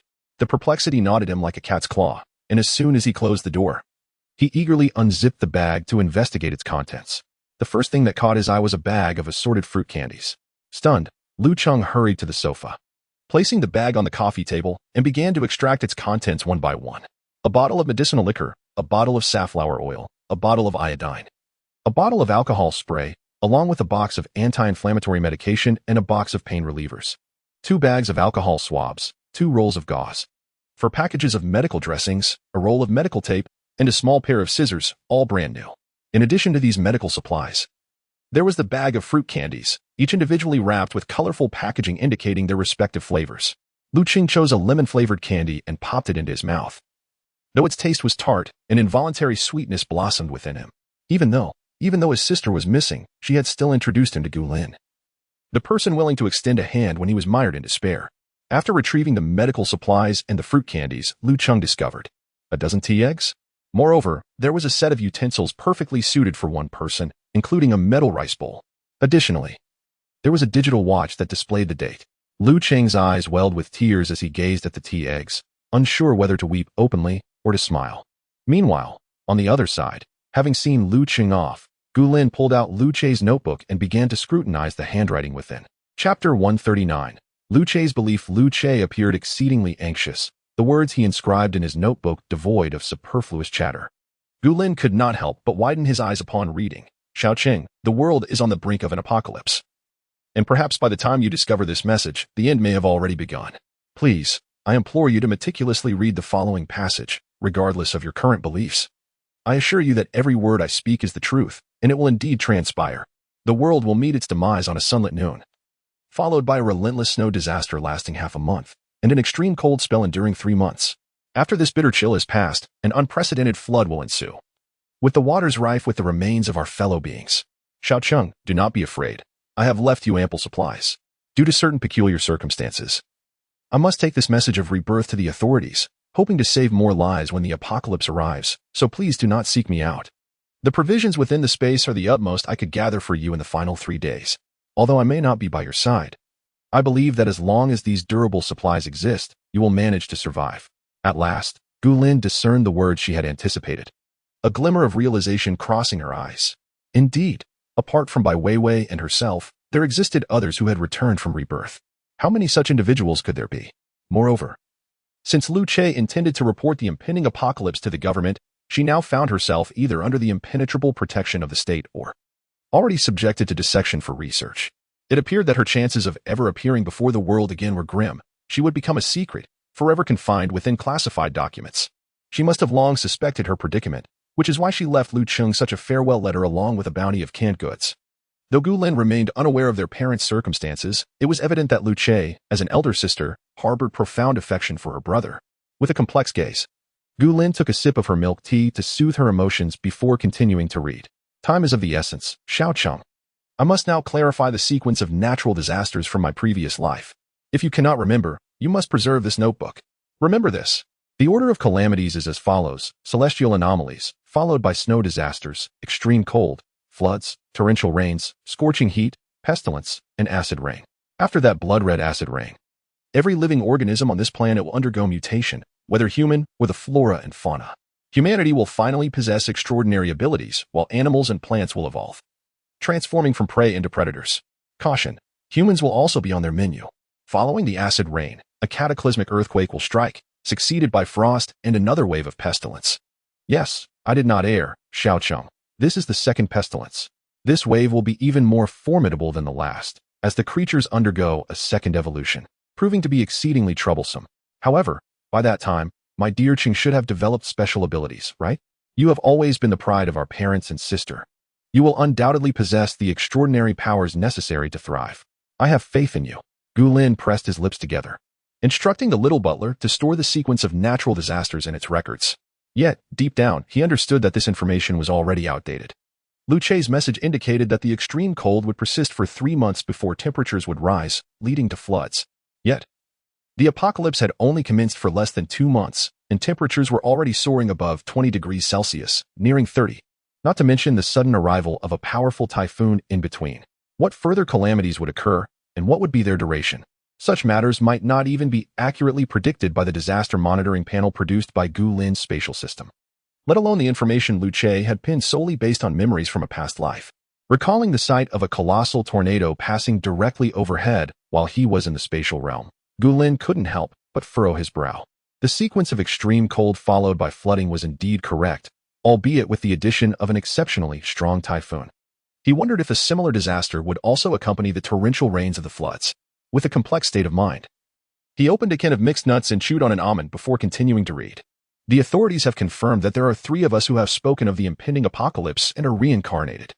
We will all be taken by the officials for secret preparations and research, and from that point on, we should not expect to appear in public again. Fortunately, perhaps due to some high-ranking individuals also being reincarnated or possessing other precognitive abilities, the authorities have provided us with a top-secret piece of information. Chung, you must remember these locations. You must commit them to memory. Gulin stared at the series of exclamation marks, instinctively tossing the walnut back into the can as he focused intently on the subsequent content. The authorities will construct a large underground city at latitude, longitude, serving as humanity's Eden after the apocalypse. The site has already been selected, but it will likely take some time to complete. You can gradually make your way to this location, but remember to keep your spatial abilities a secret and to gather other resources along the way. If, at that time, the underground city denies you entry due to stringent standards, remember to mention the words Ashes Eternal Night. Forever loving you, your sister Lu Che's final words.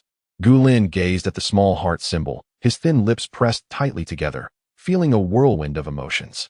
From the final words Lu Che penned, it was evident she was aware of the fate that awaited her, even if there was a high likelihood of being treated as a specimen for experimentation.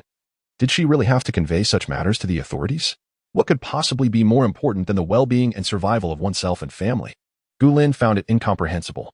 As a fellow reincarnator, his thoughts have always been uncomplicated. His sole desire is to cherish life alongside Gu Shui. Rectifying the regrets of his past existence, that alone suffices. He harbors few demands. As long as Gu Shui can grow up safely and joyfully, that is enough for him. Should he confide in the state about the impending apocalypse of his rebirth? Gulin momentarily entertained the notion but swiftly dismissed it. In his recollection, even if there were individuals within the government who might entertain such a notion, not all could be swayed. Even if someone who believed in this phenomenon possessed the authority and capability to preemptively prepare for the calamities, advancing such a proposal would inevitably encounter numerous obstacles. In other words, until the relentless natural disasters truly descended upon them, they would not fully believe nor act accordingly. After all, the concept is too absurd. Who could fathom that Earth would play such a cruel jest on its inhabitants? Thus, Gulin chose to disregard other matters, focusing solely on stockpiling supplies, amassing as much as possible. In hindsight, it is fortunate that Gulin, like a cunning hare with multiple burrows, traversed much of Huagua to gather the necessary provisions. Had he attempted to collect such a vast quantity of supplies within a single city, especially with several other reincarnators proactively contacting the government, his conspicuous accumulation would undoubtedly have branded him with a troubling mark. However, once the machinery of the state is set in motion, is there anything that eludes scrutiny? Perhaps Gulin's unusual actions have already drawn attention? Fortunately, at that time, the foolish woman Bai Weiwei served as a convenient shield for him, diverting some of the gaze. Coupled with the information brought forth by those reincarnators, which provided the authorities with a modicum of shock, Gulin must have been concealed by their presence, sparing him from an unwelcome invitation for tea. What a close call. Chapter 140. For the sake of humanity, after perusing the 2 pages of handwriting left by Lu Che, Gulin felt a tumult of emotions before continuing to turn the pages. Despite the note indicating that time was running short, Gulin resolved to read on. Who knows what further information might be revealed? Sure enough, after flipping through more than 20 pages, he encountered the elegant script once more. Xiao Cheng. I have pondered whether my thoughts are somewhat selfish. After our parents' divorce, we have been separated more often than not. Upon learning of this news, my instinct was to part ways with you rather than to utilize our circumstances and struggle together for survival. I am sorry, Xiao Cheng. Please forgive me for choosing to abandon you once again. But trust me, this time my abandonment is not in pursuit of following my mother. It is for the sake of humanity. Gulin raised an eyebrow. For the sake of humanity. Could it possibly be a beacon of altruism? Yet, as he continued to read, an oppressive weight settled in his chest. I cannot forget that in my previous life, despite my own hardships, I exerted every effort to leave the best for the surviving soldiers. They too suffered from hunger and cold, yet they tirelessly rescued survivors in the frigid conditions, sharing their meager rations of compressed biscuits with young children. I was truly fortunate in my last life, having followed my mother to the capital base. Where my days were relatively comfortable, at least I had food and clothing. Yet, those soldiers who valiantly rescued survivors often returned with fewer comrades, at times. Only 1 in 10 would make it back. Natural disasters are merciless, yet they showed compassion. When true calamity struck, they were truly trustworthy. There was no corruption, no withholding of supplies. What was distributed to the survivors was no less than what the soldiers on the front lines received. Xiaoqiang, forgive my abrupt departure in this life. Perhaps we are destined for another farewell, but if my choice can spare some soldiers from sacrifice, I would wake from dreams with a smile. Xiaoqiang, go to the address I left behind. If the underground city has not yet been established by then, you may contribute to its creation, under the military's jurisdiction. As long as you are willing to exert effort, you shall not perish from hunger. May the world prosper and may rivers run clear. The handwriting ceased abruptly here, and no further information was found upon flipping back. Gu Lin closed his eyes, pinching the bridge of his nose, feeling an overwhelming heaviness in his heart, as if a knot of emotions had formed within him, neither to be expelled nor swallowed, leaving him in distress. He could comprehend Lu Che's reasoning for such choices, which were likely influenced by her experiences in her previous life. She had been to the official capital base, witnessing the soldiers' sacrifices for the survivors, the warmth of humanity, and the unwavering resolve of people banding together for survival. Yet Gu Lin's experience diverged from hers. He was situated in a small base, where he had witnessed the darker facets of human nature during his struggle for survival. The authorities of the small base indulged in excess, changing partners with greater frequency than they changed clothes, enjoying delicacies that ordinary people could scarcely dream of encountering. The idiom jade plates and exquisite delicacies, wine pools and meat forests is not an exaggeration. They would never relinquish their possessions to the survivors. Rather, they would seek to extract as much as possible from them. Infighting among factions is incessant, with the eternal suffering borne by the struggling survivors at the bottom, while those at the top indulge in pleasure. Gu Lin had not been devoid of official support, but after the cataclysm, his interactions with the authorities dwindled. He understood and respected Lu Che's decision. Yet his singular aim remained, to live well with Gu Shui, nothing more. As for the belongings Lu Che left for Lu Cheng, they could be considered as his alimony for Lu Cheng. He would not take advantage of others without reciprocation. The plethora of canned goods and rice bricks would ensure Lu Cheng's lifelong comfort, making it a profitable arrangement for him. After all, while the quantity of canned food was significant, one cannot subsist solely on canned goods for a lifetime. Just managing to eat them for a month would become tiresome. Gu Lin had ample food to support Lu Cheng without issue. As for the possibility of being exposed by Lu Che, that would be addressed when the time came. Gu Lin had a foreboding sense about the girl's fate. As Gu Lin closed the hefty notebook, he suddenly noticed a fine, black strand protruding from its end. Pulling it out, he estimated its length and realized it must belong to Lu Che, as a man would not possess such long hair. Just as he intended to discard it, a thought struck him. Little steward, can you glean any information about Lu Che from this hair? Hadn't the little steward previously indicated that it was not of earthly technology? With the technological level on Earth, a single strand of hair could facilitate a DNA comparison. What could a semi-technological entity like the little steward achieve with such a hair? Moments later, the little steward's voice echoed. The master can give me the hair to try. If the individual is still alive, some information can be obtained. Gu Lin raised his eyebrows slightly and tossed the hair into the spatial realm. Along with Lu Che's notebook, he returned it to the azure-hued mountain and water talisman, placing it within the space. Gu Lin then picked up the open can of mixed nuts from the coffee table and descended the stairs, presenting the nuts to the still cuddling Gu Shui, who was engrossed in her show. Her eyes brightened, and she remarked, "Once I finish this episode, I'll prepare dinner." Gu Lin acknowledged her, yet his mind lingered on the earlier events as he quietly returned to his bedroom. After a prolonged silence with his eyes closed, he finally heard the little steward's voice. "Master, Lu Che is nearing death." Gu Lin furrowed his brow. "What?" "Her vitality is depleting daily. She has little left, and there are remnants of multiple drugs injected into her.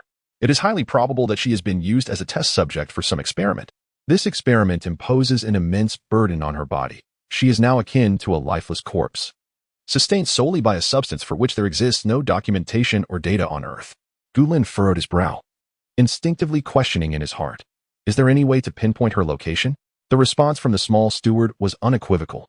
Even in a place with advanced technology, it is unrealistic to determine an individual's precise location from a single strand of hair. Host, the information I can analyze is limited to this.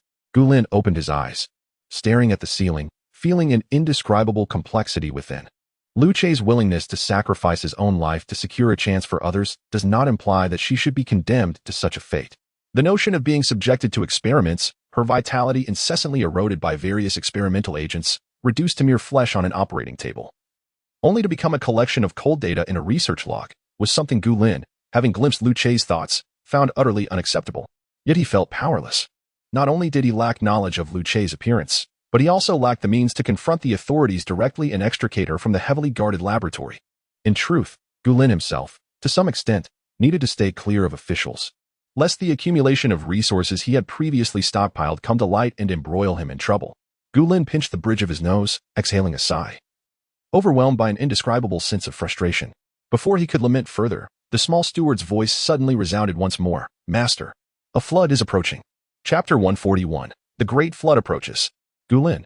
For a moment, Gulin was taken aback, involuntarily exclaiming in surprise.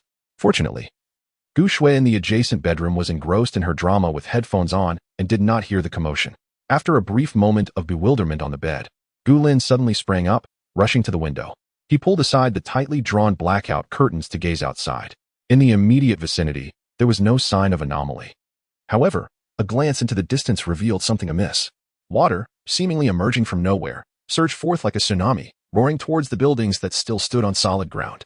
Gulin could not help but gasp, hastily pulling up the disaster monitoring panel for a glimpse. The entire display had turned a pale blue. The forecast that just hours earlier indicated a calamity occurring in 1 to 2 days had abruptly transformed to currently experiencing. A myriad of questions flooded Gulin's mind. Little butler. What is happening? I checked in front of Lu Qing at noon, and there was still at least a day left. Why has it arrived so suddenly? Earlier that afternoon, Lu Qing had visited, and they both heard the official announcement broadcasted over the radio. Gulin distinctly recalled noting the 1 to 2 days message and internally lamenting how the authorities had a knack for timing their announcements, coinciding precisely with the impending flood while planning a trade zone.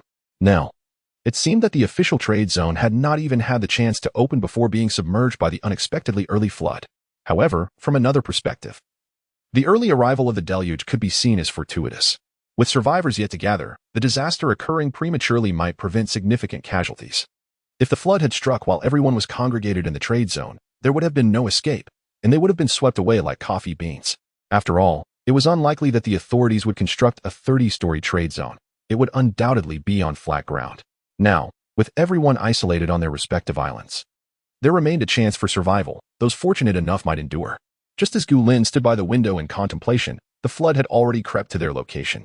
Even though this area was at a higher elevation, the ground was gradually being enveloped by the rising water. A sense of foreboding crept into Gulin's heart as he silently called out to the reticent little butler, "Is my current floor safe?" This time, the little butler responded relatively quickly. "It is advisable for the master to ascend to higher ground. This location may not be secure." The answer was not definitive. Gulin furrowed his brow, staring intently at the encroaching water for a few seconds before finally turning back and calling out to Gu Shui, "Shui, there is a great flood outside. We need to gather our belongings and head upstairs." His voice was loud enough that even with her headphones on, Gu Shui clearly heard him and promptly sprang from her bed like a fish leaping from water. With a swift motion, she gathered all her belongings into her spatial storage. She closed the bedroom door and swiftly changed out of her nightgown, soon donning a set of dark athletic wear before cradling the plump cat, Pow Pow, as she exited. In the brief span of her changing clothes, Gulin had already collected all the items he had brought into the house, even including the blackout curtains. Gu Shui tossed Pow Pow into Gulin's arms, exclaiming, "Brother, take Pow Pow with you. My time is limited." Pow Pow thought to himself, "You all are so lofty. You can toss me around like a ball." With a slight lift of his eyelid, Gulin effortlessly sent the airborne orange cat ball into his spatial realm. He inspected Gu Shui's attire and retrieved a large mountaineering backpack from his space. "Take this with you. It's filled with convenient outdoor supplies." "Though it may be a bit heavy," he said. Gu Shui observed the rising water outside, coupled with the occasional surging waves, her expression turning grave as she hoisted the bulging backpack onto her back. Although she was still a girl of not yet 12, her stamina had significantly improved from consuming the spirit spring water and soaking in hot springs. While the bag might be burdensome for an ordinary person, it was manageable for her. Just as Gulin found his own matching large backpack, a sudden knock on the door interrupted him. The urgency in the knocking suggested that the person outside had completely abandoned any pretense of politeness. Gulin, there is a flood outside. Hurry out." It was Lu Cheng's voice. A flicker of surprise crossed Gulin's eyes as he exchanged a glance with Gu Shui, silently shouldering the large backpack before moving to open the door. Outside stood Lu Cheng, his expression fraught with urgency. Upon seeing Gulin, he blurted out, "A flood has come. We should head to the upper floors to take shelter. The sooner we leave, the better the spot we'll find." He was still clad in his previous outfit, tattered and soiled, stained with blood, and he bore no backpack or belongings. Gu Lin had anticipated that Lu Cheng would at least gather his things before coming to alert him. However, it was evident that he had rushed over the moment he realized the flood was imminent. A bandage hung loosely from his arm, unwrapped. Gu Lin smiled faintly. "Wait a moment," he said, stepping into the door's blind spot and retrieving a large mountaineering backpack similar to those worn by the siblings from his spatial realm. Handing it to Lu Cheng at the door. "Take your belongings. Leaving them behind could lead to others taking them, which would be a pity." Lu Cheng hesitated. But Gu Lin continued, "We are on the 36th floor. It won't be easily flooded, and we still have time." After a brief moment of contemplation, Lu Cheng decisively nodded, accepting the backpack and hastening back to his residence in room 3603. It was only after he entered room 3603 that Gu Shui, who had remained silent all this time, finally spoke up. "Brother, is he the one who came to our place this morning and gave us things for free?" Gu Lin nodded slightly, acknowledging the situation. However, he remained vigilant. There was no need for further elaboration. Gu Shui understood implicitly that remaining observant meant she could not reveal her secrets to him just yet. From the moment Gu Lin had deliberately positioned himself in the blind spot by the doorway to retrieve his climbing bag, Gu Shui had grasped this unspoken understanding. "Do you desire someone to share our lives with?" Gu Lin inquired in a hushed tone. The door to room 3603 was not tightly shut, and he feared that Lu Cheng might overhear something and develop unintended notions. A faint smile tugged at the corners of Gu Shui's lips. "I have no objections. Having an additional person around may not be such a bad thing, as long as it is someone trustworthy in your eyes." She felt comfortable with the idea. Even if it were her own brother, facing the same familiar visage day in and day out could become tiresome. Despite her brother's good looks, constant exposure could become monotonous. Noticing her composed demeanor, Gu Lin realized that she had no reservations about the matter. It was possible that Gu Shui simply did not harbor any aversion towards Lu Cheng. At that moment, Lu Cheng was likely just stepping into adulthood. Though not fully grown, he was undeniably a fair and gentle youth, possessing a pleasing countenance. Aesthetic appreciation is a universal trait. Gu Shui enjoyed gazing at him, and there was certainly nothing amiss in that. Even if Gu Shui wished to choose Lu Cheng as a partner, Gu Lin would have no objections. After all, in the later stages of the apocalypse, Lu Cheng had risen to prominence, renowned as a formidable figure among humanity's superpowered beings. With him to safeguard Gu Shui, she would likely remain unscathed. Of course, all of this hinged on Gu Shui's willingness. Should she express any reluctance, Gu Lin would not impose a matchmaking scheme simply due to Lu Cheng's formidable abilities. He considered himself a remarkably open-minded individual. Chapter 142. 2 cups of poisonous milk in a strict sense. Gu Lin currently stands as the pinnacle of combat prowess among human abilities. At a time when only a few humans had awakened their powers, Gu Lin had already reached the pinnacle level 6 of mental abilities. Under his protection, Gu Shui would enjoy absolute freedom. As long as she was safe and surrounded by trustworthy individuals, Gu Lin would refrain from unnecessary intervention. Thus, whether Lu Cheng could become his brother-in-law would depend solely on his own efforts. Provided that individuals harbored no ulterior motives, Gu Lin would adopt a watchful stance regarding Gu Shui's choices. Before long, Lu Cheng had finished packing his belongings and arrived at Gu Lin's doorstep, his large hiking backpack bulging with supplies. Gu Lin and Gu Shui were seated on the sofa, casually inspecting the contents of the backpack.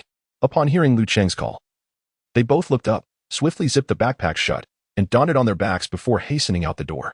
Ensuring that the doors of both apartments 3609 and 3603 were securely closed to prevent theft upon their return, the trio opted for the right staircase and began their ascent. This building boasted a towering 52 stories, perhaps intentionally designed by the developers to evoke a sense of romance. The three climbed steadily from the 36th floor without pausing. Gu Lin and Gu Shui aimed to reach the rooftop. As the higher one stands, the further one can see. The impending flood remained an uncertainty, and Gu Lin could no longer fully trust his disaster monitoring panel. Previously, it had indicated that the water would rise to no more than 20-some floors within this very building. However, after a previous miscalculation in timing, Gu Lin could not ascertain the accuracy of its predictions regarding the water level. As Gu Lin contemplated these thoughts, the little steward's voice resonated in his mind. After a brief silence, the little steward finally spoke. "Master, you can upgrade the disaster monitoring panel and other functions within the space using various spatial devices." Gu Lin, do you find it useful to mention this now? It is utterly useless. Rather than tricking me into using spatial devices, you should consider how to compensate me. A faint smirk graced Gu Lin's lips as he continued to address the little steward internally. "I recall you stating that if the spatial system displayed any issues, you would utilize your maximum authority to procure something that I precisely needed. Now, it seems the disaster monitoring panel has proven to be misleading, does it not? It is time for you to fulfill your promise." Little steward. It should not have spoken at this moment. Yet, after a moment's hesitation, it obediently replied, "Understood, master, I will think of a solution immediately." Gulin held Gu Shui's hand, glancing at the sign indicating 47th floor as they proceeded at a leisurely pace, their breathing remaining undisturbed. Gu Shui, also carrying a similarly large hiking backpack, matched his composed stride, showing no signs of fatigue. This sight left Lu Qing, who silently followed behind, utterly astonished. He felt on the verge of collapse, his legs having endured a relentless ache for quite some time, and his lower back was nearly unable to straighten. Yet, the pair of siblings moved with the ease of walking on flat ground. Not only were they unperturbed in their breathing, even their hair remained impeccably in place. Lu Qing felt a deep sense of shame. As for Gu Lin, that was one thing, but he felt utterly inferior to his younger sister. Such fragility raised doubts in him about how he would survive in a world rife with treachery and calamity. The seed of determination to grow stronger, which had taken root in his heart on more than one occasion, finally began to sprout, yearning to flourish. Lu Qing's gaze hardened with resolve, silently vowing to diligently train his body, aspiring to reach the level of the Gu siblings, able to ascend dozens of flights of stairs without so much as breaking a sweat. Only then could he hope to run faster when the next disaster or calamity struck. By the time they reached the 52nd floor, Lu Qing's back was nearly unbendable. At that moment, he felt that if someone were to give him a gentle push, he would collapse instantly. Even lifting his legs had become a laborious task. In stark contrast, Gu Lin and Gu Shui maintained their composure, their breath steady and calm. Although Gu Shui, being younger, lacked the stamina of her brother, she merely had a few beads of sweat forming at her temples, showing no other signs of fatigue. While Gu Shui internally regarded Lu Qing's physical capabilities with skepticism, she did not let it show. The injuries he bore were a testament to his struggles. Not everyone enjoyed the privileged environment that allowed for proper physical training and ample sustenance. Gu Shui cherished her resources and the time spent with Gu Lin, refraining from excessive pity for others. Gu Lin cast an appreciative glance at Lu Qing, gesturing towards the stairs leading to the rooftop. "There's one last flight. Shall we head to the rooftop?" At those words, Lu Qing's legs trembled slightly. Nevertheless, he gritted his teeth and replied, "To the rooftop. It provides the clearest view of the outside situation, allowing for better responses." Gu Lin nodded in satisfaction. "Indeed, let's go." Truly, he was impressed by this young man, whose keen insight and accurate instincts indicated his potential to grow into a formidable figure.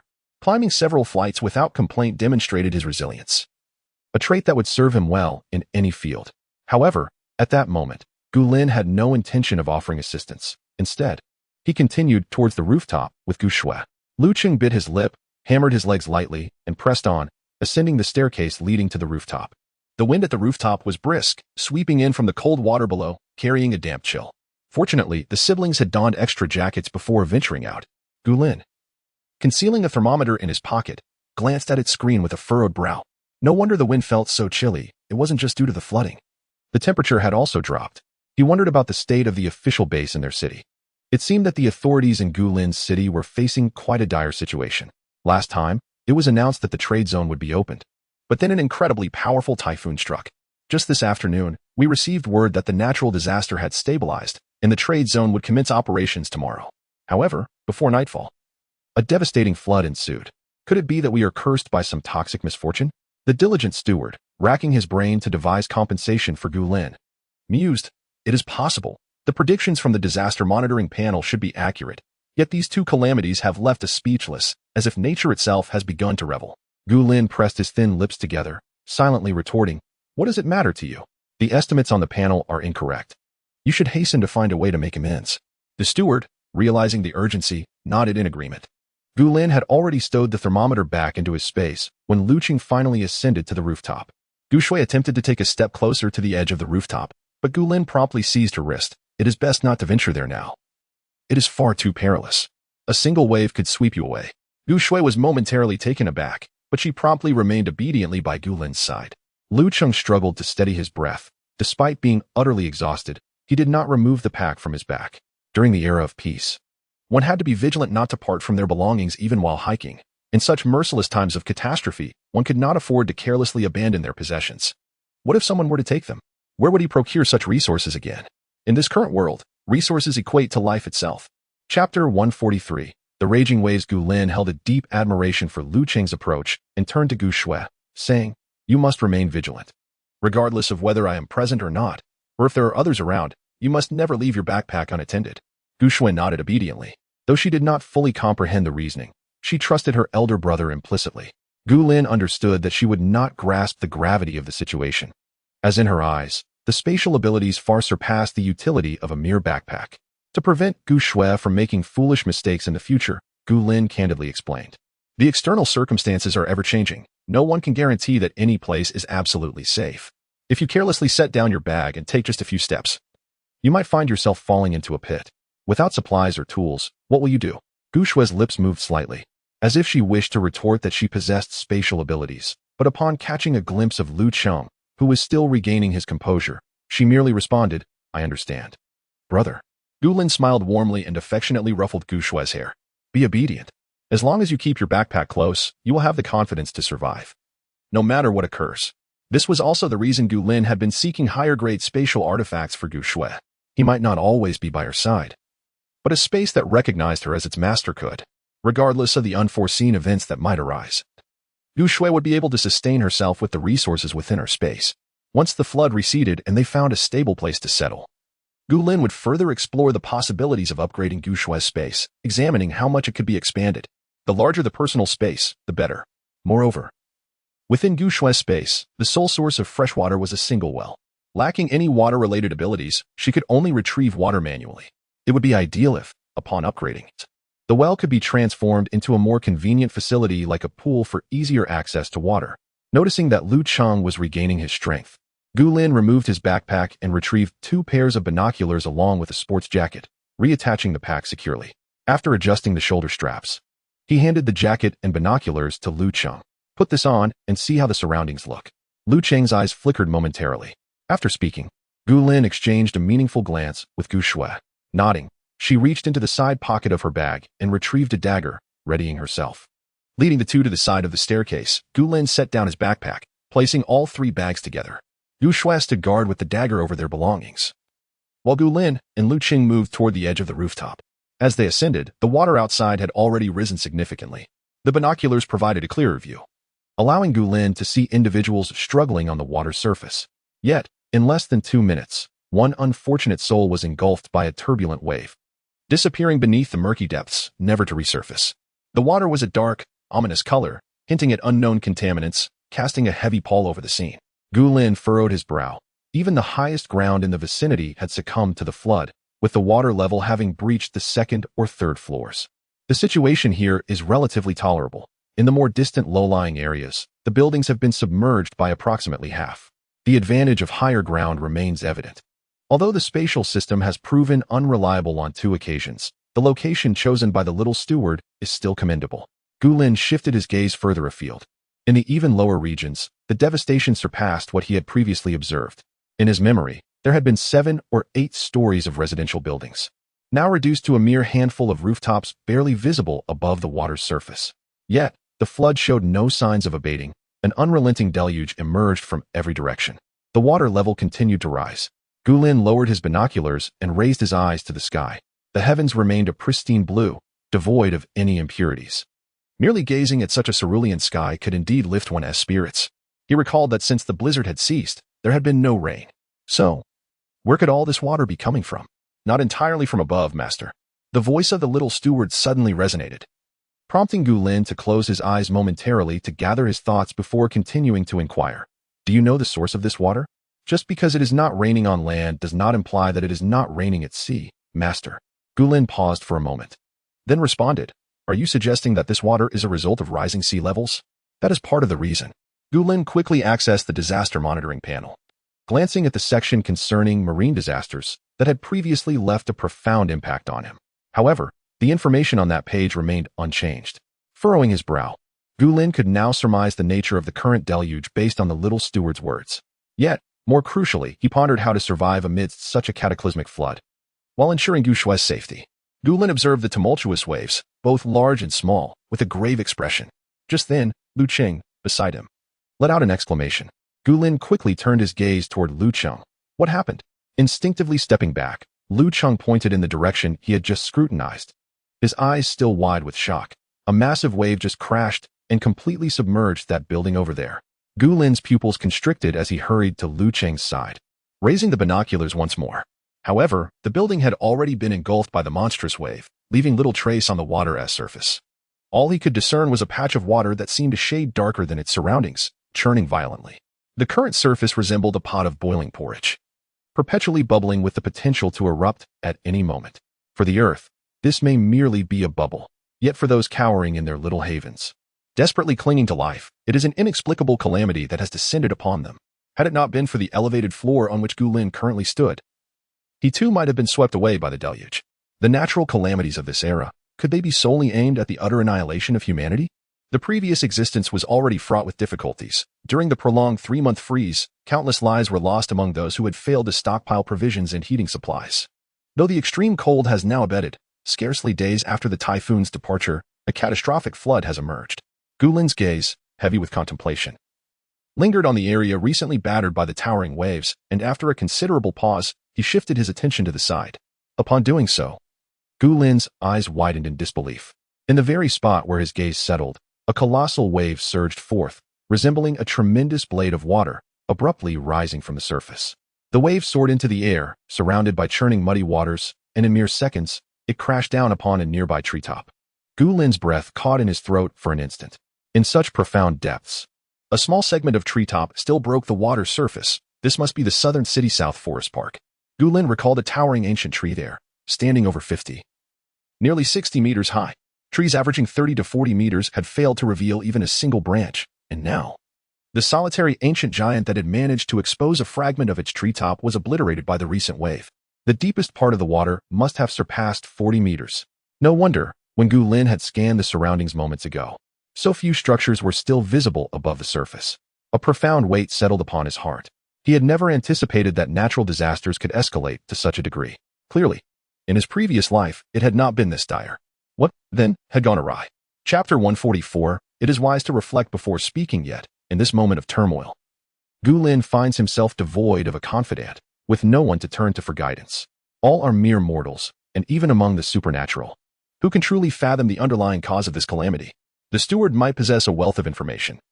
Yet Gu Lin is acutely aware that any inquiry directed at him would yield no revelations. He would merely respond with an unyielding declaration, I cannot divulge that. Steward, Master, you truly understand me. Gu Lin, humph, lowering the telescope. Gu Lin cast a complex glance at the equally somber Lu Cheng beside him and inquired with a calm demeanor, what do you believe we ought to do now? Gu Lin contemplates placing his trust in the instincts of a future magnate. Although he struggles to comprehend why Lu Cheng, who was so renowned in his past life, has yet to acknowledge him, this does not impede Gu Lin from valuing Lu Cheng's perspective. Perhaps Lu Cheng's fame intimidates Lu Che, who fears that acknowledging their connection might disrupt his tranquil existence. Or it could be that Lu Che is apprehensive that once the capital base discovers their relationship, they will compel Lu Cheng into servitude. Given her profound affection for her brother, she would undoubtedly wish to shield him from such moral coercion. There exists another possibility. Lu Che may be under the control of the capital base. While certainty eludes him, it is well known that many bases possess such prized individuals. They are endowed with extraordinary abilities that warrant excessive protection and surveillance, often at the expense of their personal freedom. For instance, in his previous life, Gu Lin witnessed the emergence of a luminary with light-based abilities who soon vanished, likely due to the overwhelming healing prowess that drew undue attention. What became of him thereafter remains a mystery to Gu Lin, but it is reasonable to surmise that it was not a favorable outcome. If Lu Che is indeed restrained by the capital base for some unique reason, her circumstances must be tolerable, otherwise, she would not be so supportive of the capital base upon her rebirth. Furthermore, she actively recommended her brother Lu Cheng for the official underground city construction initiative. Gu Lin, with his gaze downcast, was momentarily engulfed in a multitude of thoughts. After a prolonged silence, Lu Cheng finally spoke. I sense that this building we currently occupy is no longer secure. Pausing to gauge Gu Lin's serious expression, he added, a higher vantage point would be preferable, yet, currently, vehicular passage is impossible, and to reach a higher elevation, we must resort to inflatable boats or speedboats. Gu Lin, of course, has both at his disposal within his spatial realm.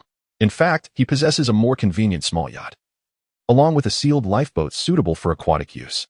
Likewise, he had prepared a similar set for Gu Shui, having amassed supplies during his stockpiling efforts. Supplemented by Bai Weiwei's contributions, the extraction of the entire building's survivors would undoubtedly be more than sufficient. However, he did not intend to speak directly with Lu Cheng. Instead, He wore a contemplative expression and inquired, "Is it entirely uninhabitable here?" Lu Qing, with a grave gaze, nodded affirmatively. "Given the current rise in water levels and the occasional surging waves, once the water surpasses the 30 floors of this building, we shall be in peril." Gu Lin furrowed his brow and raised his telescope to survey the nearby situation once more.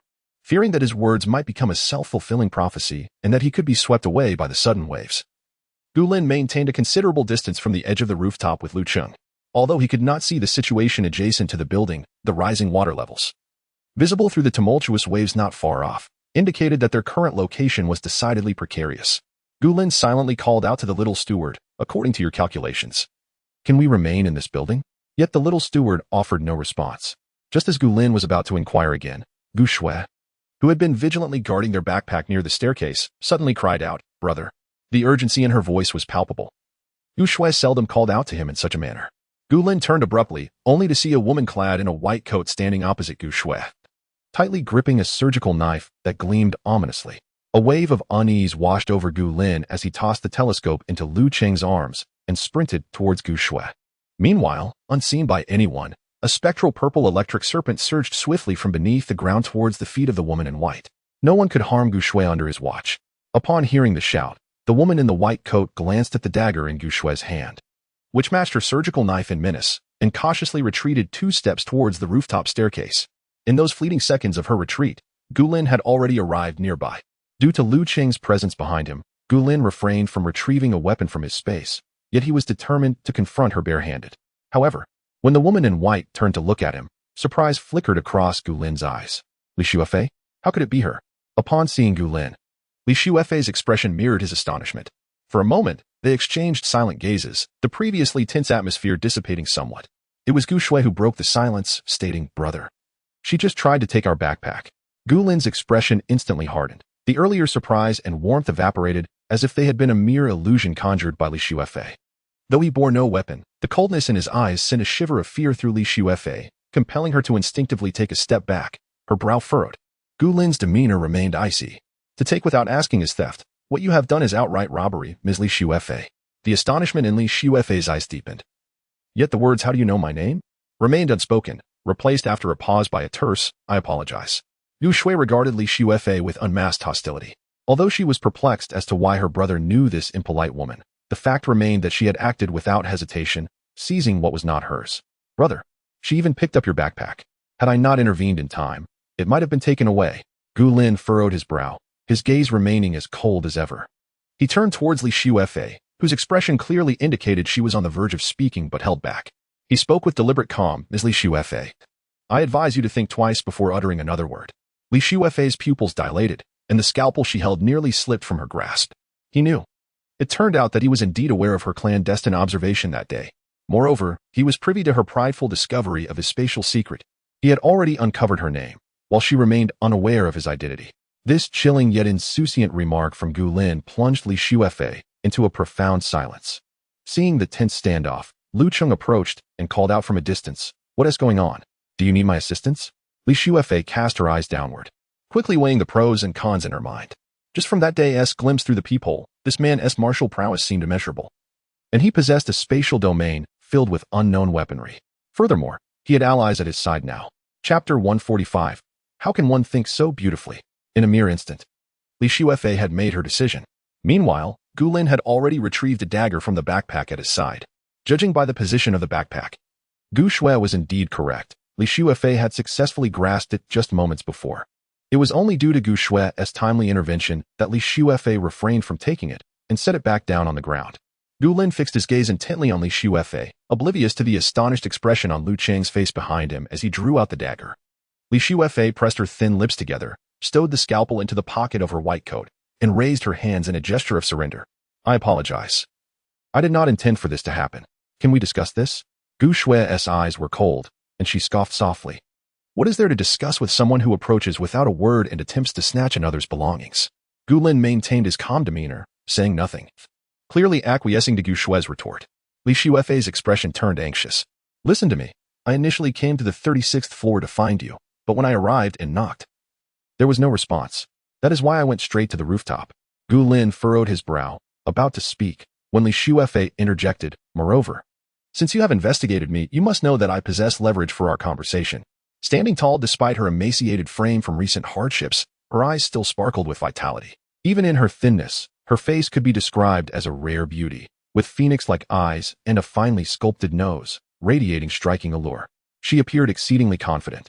And with Gu Lin having accurately called her name earlier, Gu Shui fell silent, still clutching the dagger. Lu Cheng, in the background, remained oblivious to the nuances, interpreting her white coat as her bargaining chip in this negotiation. After a moment of silence, Gu Lin spoke flatly. Do you believe that you still occupy the same elevated position as before? Li Shuefei's expression stiffened momentarily, but she quickly regained her composure. My demands are simple: to survive, nothing more. Throughout the protracted month, she had confined herself within the small confines of her apartment, meticulously calculating how to conserve food to prolong her existence. To save on rations, she restricted herself to a single meal each day, resorting to glucose when hunger left her dizzy by nightfall. Even as a doctor, her stock of medicine was limited. Had it not been for the initial visits from those seeking medical help with supplies in hand, she would not have endured until now. As incidents of robbery proliferated, Li Shuefei grew increasingly hesitant to open her door to treat patients, fearing that her dwindling supplies would be seized. The relentless Calamity gradually extinguished the hope of all, and Li Shuefei was no exception. She had come to fully comprehend the preciousness of resources. Thus, as long as she could survive, remaining by this person's side did not seem like a terrible fate. In a space, how much provision could possibly exist? Li Shuefei dared not even ponder this notion. Her gaze towards Gu Lin grew increasingly sincere and fervent, fueled by her profound yearning for life. Gu Lin lightly pressed his thin lips together, intending to suggest they converse elsewhere, when suddenly, the voice of the little steward echoed in his mind. Master, Lu Qing may have already discovered your secret regarding the space. Gu Lin was taken aback. He understood that Lu Qin was astute and perceptive, making it unlikely that the secret would remain concealed for long. However, how could he have figured it out so soon after their acquaintance? The steward's voice continued. What you just reached into was his backpack. Gu Lin was stunned. Of course, he had surreptitiously drawn a dagger from the space under the guise of retrieving it from the backpack. He had not anticipated that it belonged to Lu Qing. He regretted giving Lu Cheng the same style of hiking bag. Now, his secret was exposed. Did that mean everyone on the rooftop was now aware of his space? Indeed. Master, the steward affirmed. Gu Lin felt a desire for quiet reflection. It was one thing to disclose his secret himself, but being inadvertently exposed was a different matter altogether. Given that the existence of the space was now effectively an open secret, Gu Lin decided to speak plainly with Li Shuefei. I acknowledge your value, but I have no need for a duplicitous individual who might betray me. Once you choose to follow me, there can be no treachery or departure otherwise. The corners of Gu Lin's lips curled slightly, leaving his statement unfinished. His words were directed not only at Li Shuefei, but also intended for Lu Cheng to hear. The consideration he had previously extended to Lu Cheng was temporary. After enduring a less than favorable experience, Lu Cheng would undoubtedly have gained a clearer understanding of human malice. He would realize that no one would steadfastly support him for a lifetime. Given Lu Cheng's intelligence, he should discern that Gu Lin was not merely recruiting Li Shuefei but also signaling to him to continue living under his protection, enjoying sustenance and warmth. One must guarantee unwavering loyalty and never betray him. Upon hearing Gu Lin's declaration, Li Shuefei fell silent once more. After a moment, she spoke again. I can follow you now, but afterwards, I wish to see the capital. Was she still yearning for the capital base? What could possibly be drawing her there? A sardonic smile graced Gu Lin's lips. Do you think that is feasible? Li Shuefei's complexion paled, and as she attempted to articulate her thoughts, Gu Lin's words cut her off. Now, with calamities ravaging the outside world, you wish to depend on me for sustenance. Learn my secrets, and once you've weathered my lowest times, simply walk away? Gu Lin's remarks were blunt, affording Li Shuefei no semblance of dignity. What a naive notion. No, Li Shuefei's eyes flickered, yet she could only muster 3 words.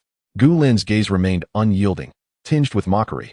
Li Shuefei, I am well aware of your capabilities, but I am not obligated to sustain you. Since you seek my assistance, you must acquiesce to my demands. Maintaining utmost discretion and remaining by my side is merely the most fundamental requirement. Li Shuefei gritted her teeth, her expression tinged with a plea. I can wholeheartedly follow you. But can we not agree that after 3 years, I may leave for the capital? Gu Lin smiled faintly, yet his words were as cold as ice, delivered with unwavering clarity. No. Knowing so many of my secrets, if you wish to depart, you will have to leave your life behind. Gu Lin stated his position unequivocally. You can either find a way to survive on your own and make your way to the capital, treating our future encounters as if we were strangers. Once you choose to follow me, any hint of disloyalty will be met with no mercy. This presents a dilemma. Do you wish to seek refuge with others in the capital? Certainly, but do not use me, Gulin, as a mere stepping stone. Having learned a profound lesson from Bai Weiwei, Gulin resolved never to be a fool in this lifetime. It is not only Li Shuefei, Lu Cheng, who secretly eavesdrops, shares the same fate. If you wish to survive by relying on my resources, you must remain by my side eternally. Otherwise, you may leave or perish. Chapter 146. The possibility of survival. Upon witnessing Gulin's resolute expression, Li Shuefei felt a constriction in her breath and fell into a profound silence once more. The hand she had held aloft gradually lowered. Gulin's lips remained curled in a faint smile, showing no interest in the turmoil she displayed. Unbeknownst to all, the dark purple electric python had been silently retracted by him. However, should Li Shuefei harbor any ulterior motives, Gulin was confident he could swiftly take her life. After all, she was one who had uncovered the secrets of his space. Gulin had already formulated a plan. If Li Shuefei did not choose to follow him at this moment, then she could not be allowed to leave the rooftop alive. If she were to exit and speak carelessly, it would invite endless troubles for him. What was most insidious was that Li Shuefei could document Gulin's possession of space through a particular method of messaging. Meanwhile, she feigned a harmless demeanor. By the time others discovered this message, it would be too late. Although Gulin possessed a space of his own, he had no desire to fully integrate into the base, yet being relentlessly pursued by those with ill intentions was undeniably troublesome. With his gaze lowered, Gulin casually toyed with the dagger in his hand, a faint smirk gracing his lips as he patiently awaited Li Shuefei's response, entirely unhurried. Sweat beads began to form on Li Shuefei's forehead, and a flicker of fear crossed her eyes. She discerned the threat embedded in Gulin's words. At that moment, she suddenly realized what a perilous secret she had stumbled upon. Memories are not easily erased. Even the most renowned hypnotists in the medical field cannot guarantee the complete obliteration of a specific recollection.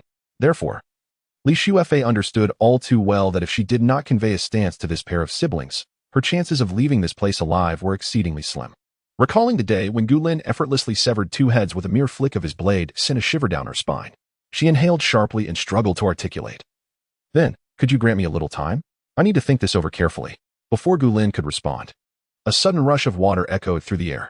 The four turned in unison, only to behold a massive wave, towering at least several dozen meters high, forming not far from them. The wave threatened to reach the height of the very building they occupied. How magnificent! Lu Cheng exclaimed involuntarily, adjusting the athletic jacket Gulin had previously given him as he approached Gu Shue's side. Standing nearly 9 meters tall, Gulin contrasted sharply with the still-growing Lu Cheng, who stood at around 7 meters. Moreover, having endured days of inadequate nourishment, the jacket appeared considerably oversized on Lu Cheng. Yet, he appreciated the garment immensely and felt a deep sense of gratitude.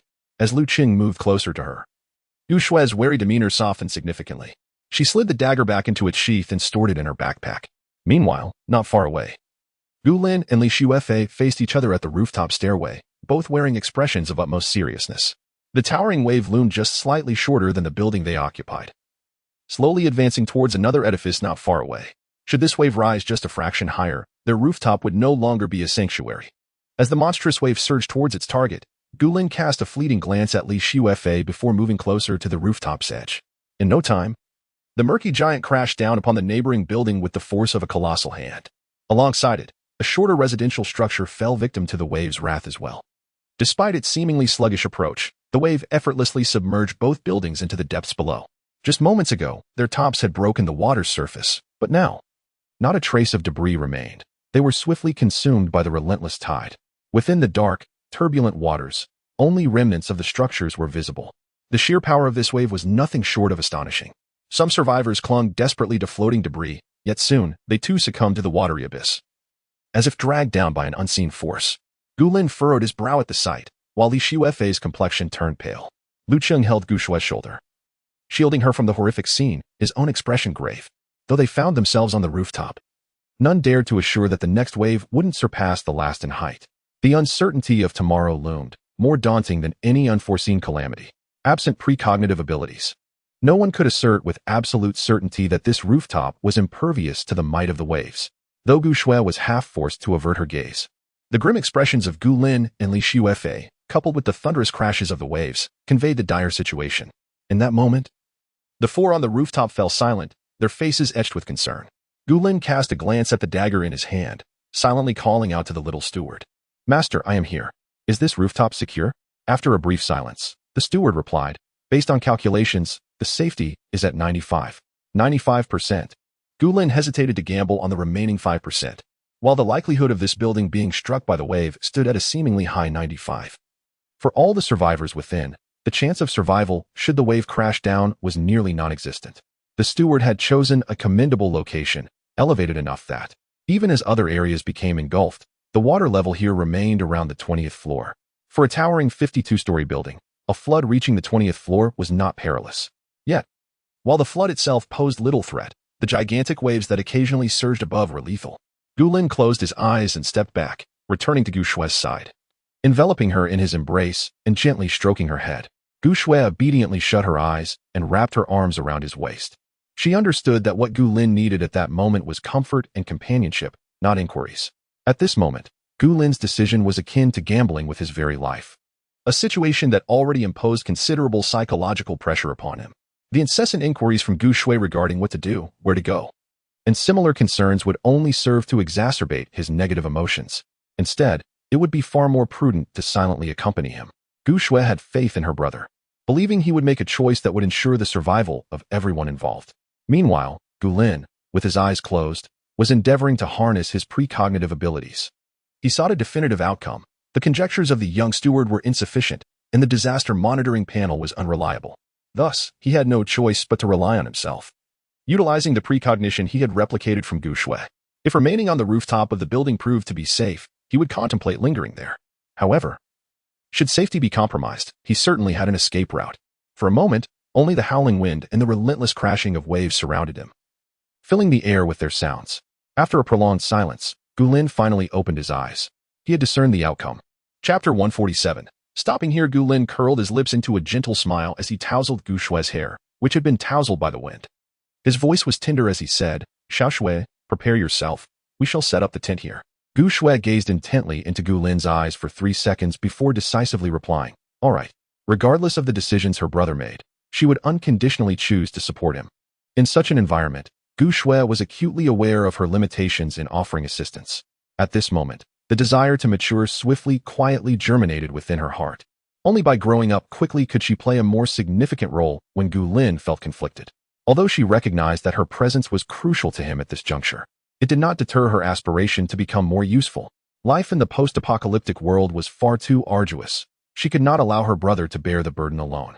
Beside them, Lu Cheng appeared somewhat perplexed but, after a brief moment of contemplation, chose not to ask further questions. He silently picked up 2 backpacks from the ground. Just as he intended to carry both backpacks, one was snatched away by Gulin, who remarked, "With your small frame, you should conserve your strength for setting up the tent later." Lu Cheng felt a bit embarrassed but nodded in agreement. Once Gulin secured his backpack, he turned to glance at Li Shuefei and stated, "I will give you 3 days to consider." With that, Gulin led Gu Shui and Lu Cheng toward the center of the rooftop. Utilizing his precognitive abilities, Gulin envisioned the future scenario of the building. Amidst the flooding, the rooftop remained intact, making it a safe location for setting up their tent. However, the building would be submerged up to approximately the 40th floor, which would result in a congregation of survivors on the upper levels. While some individuals had been swept away by the flood before they could ascend high enough, the advantageous topography of this area still allowed a considerable number of survivors to endure, rather than jostling with others on the floors below. Gulin deemed it wiser to establish their tent on the rooftop with Gu Shui. After all, in the vision Gulin had witnessed, due to the territorial behavior exhibited by certain factions, compounded by the fact that not everyone possessed the skill to unlock doors, the corridors around the 50th floor were densely populated. Everyone, fearing the flood, was desperately striving to reach higher ground. If Gulin were to select a room around the 50th floor, he would likely have to navigate through a throng of people upon stepping outside. Setting up the tent on the rooftop would at least afford them privacy and protection from prying eyes. Furthermore, once the waters receded, Gulin planned to depart from the building, as there was a wind energy core hovering in the distance. Accessing waterborne transportation directly from the rooftop would be far more convenient than smashing windows to exit from below. As for Li Shuefei, a truly astute individual would recognize that during such a critical time, she ought to remain on the rooftop alongside Gulin and his companions, even if he had not allocated a spot for her tent. After all, Gulin's choice to stay on the rooftop undoubtedly stemmed from a well-considered rationale. Moreover, She should be aware that if she chose to leave at such a moment, Gulin would not hesitate to eliminate her. As expected, when Gulin and his companions had chosen their location, Li Shuefei followed suit and timidly asked, "Can I stay on the rooftop?" Gulin and the others set down their backpacks and cast a sidelong glance at her, remaining silent. Li Shuefei, feeling awkward, fidgeted with her hands and managed to say, "I truly am a doctor. I also practice traditional Chinese medicine. As long as there are supplies, I can still be quite useful." Gulin responded with a nonchalant his expression still unyielding. "I will seal the rooftop door shortly. Until then, you may choose to leave." Li Shuefei's lips moved. Yet she remained silent. Gulin, uninterested in further conversation, accepted the tent that Gu Shui had retrieved from her bag and, alongside Lu Qing, began to set it up. The choice of this location was twofold. The central area of the rooftop offered relative safety, and it also provided anchor points for securing the tent, specifically. The ends of iron chains sealed within the concrete atop the rooftop. Gulin probed with his mental energy and confirmed that the chains were firmly anchored. Although only a section or two of the chains protruded above the concrete surface, there were 5 or 6 such points, more than sufficient for securing a tent. Despite the sizable nature of the tent in Gu Shui's backpack, it was indeed substantial, a spacious 3-bedroom tent, spanning at least 20 to 30 square meters. When fully unfurled, it resembled a small outdoor villa. Once the tent was completely erected, Lu Qing gazed in astonishment and remarked, "Do you all enjoy outdoor living?" Gulin chuckled, clearly pleased with the tent's dimensions and functional zones. Since childhood, Xiao Shui has adored exploring the mountains and waters. So I have purchased various tents for her over the years. As he reminisced about Gu Shui's childhood, Gulin collaborated with Lu Qing to securely fasten the tent to the rooftop. After ensuring that the tent would not be swept away by the wind, they began to raise it together. Before long, an opulent large tent stood completed. Given that this was a preparation for survival in apocalyptic times, Gulin naturally opted for high-quality materials. The entire structure was crafted from thick, waterproof fabric, exuding a sense of quality at first glance. Gulin meticulously scanned the tent with his mental energy, ensuring that even in inclement weather, the interior would remain unaffected before he entered with his bag. Extracting a portable electric pump and other components from his bag, he instructed Lu Qing to inflate the parts while he arranged them within the tent. The innermost section was designated as Gu Shui's bedroom, complete with a 1.5-meter inflatable bed and a soft sleeping bag. Seizing a moment when Lu Qing was distracted, Gulin secretly tucked a small plush toy, a fluffy little lemon, into the sleeping bag. In the center, Gulin intended to sleep, configuring his space similarly to Gu Shui's room. The opposite bedroom was reserved for Lu Qing. However, this time, Gulin could not produce any more sleeping bags. It would be rather implausible for the siblings to carry 3 sleeping bags with them, since Lu Qing had not yet openly acknowledged what he knew. Gulin decided to feign ignorance of his awareness for the time being. At present, Lu Qing is utterly unable to contend with him. All matters shall await Lu Qing's contemplation. He gestured towards his bag, stating, "Inside, there are sleeping rolls. Kindly toss the entire bag to my resting place. I will organize it myself shortly." Gulin responded affirmatively, lifting his backpack and placing it in a modest room furnished solely with an inflatable bed. The furniture consisted of folding chairs and a small inflatable sofa. After ensuring that all inflatable items were prepared, Gulin indicated the adjacent room, saying, "You may commence tidying up there. I shall manage here for a moment." Lu Qing nodded in understanding and promptly proceeded to the room Gulin had indicated. Drawing the curtain that separated the 2 spaces, the pitch-black fabric effectively concealed the interior from view, thus safeguarding the privacy of its occupant to the utmost extent. Gulin cast a glance at Gu Shui outside the tent, confirming her well-being before stowing the air pump into the backpack and methodically retrieving various outdoor items from it, arranging them upon the folding table. Just as Gulin was still in the midst of his organization, an unexpected call came from outside. "Brother, come and take a look at this." Chapter 148. Keep your distance, thank you. Gu Shui's tone was anything but calm, considering the variable presence of Li Shuefei outside. Gulin hastily set down what he was holding and exited the tent. He observed Gu Shui and Li Shuefei standing quite close together, both gazing in the same direction. A flicker of confusion crossed Gulin's eyes as he approached them. The building was sufficiently tall, and at present, there were no towering waves to surpass it. Thus standing in the center of the rooftop rendered the vicinity nearly invisible. The low surrounding wall obscured their view, allowing only distant sights to be seen. To gain a closer perspective, one would have to venture toward the edge of the rooftop. Noticing how perilously close Gu Shui was to the rooftop's edge, Gulin called out as he walked, "Xiao Shui, step back a bit. Where you are standing is quite dangerous." Despite having foreseen through his precognitive abilities that the rooftop of this building would remain untouched by the towering waves, the height of the rooftop combined with the surrounding water created a significant wind. That low wall could hardly provide any protection against it.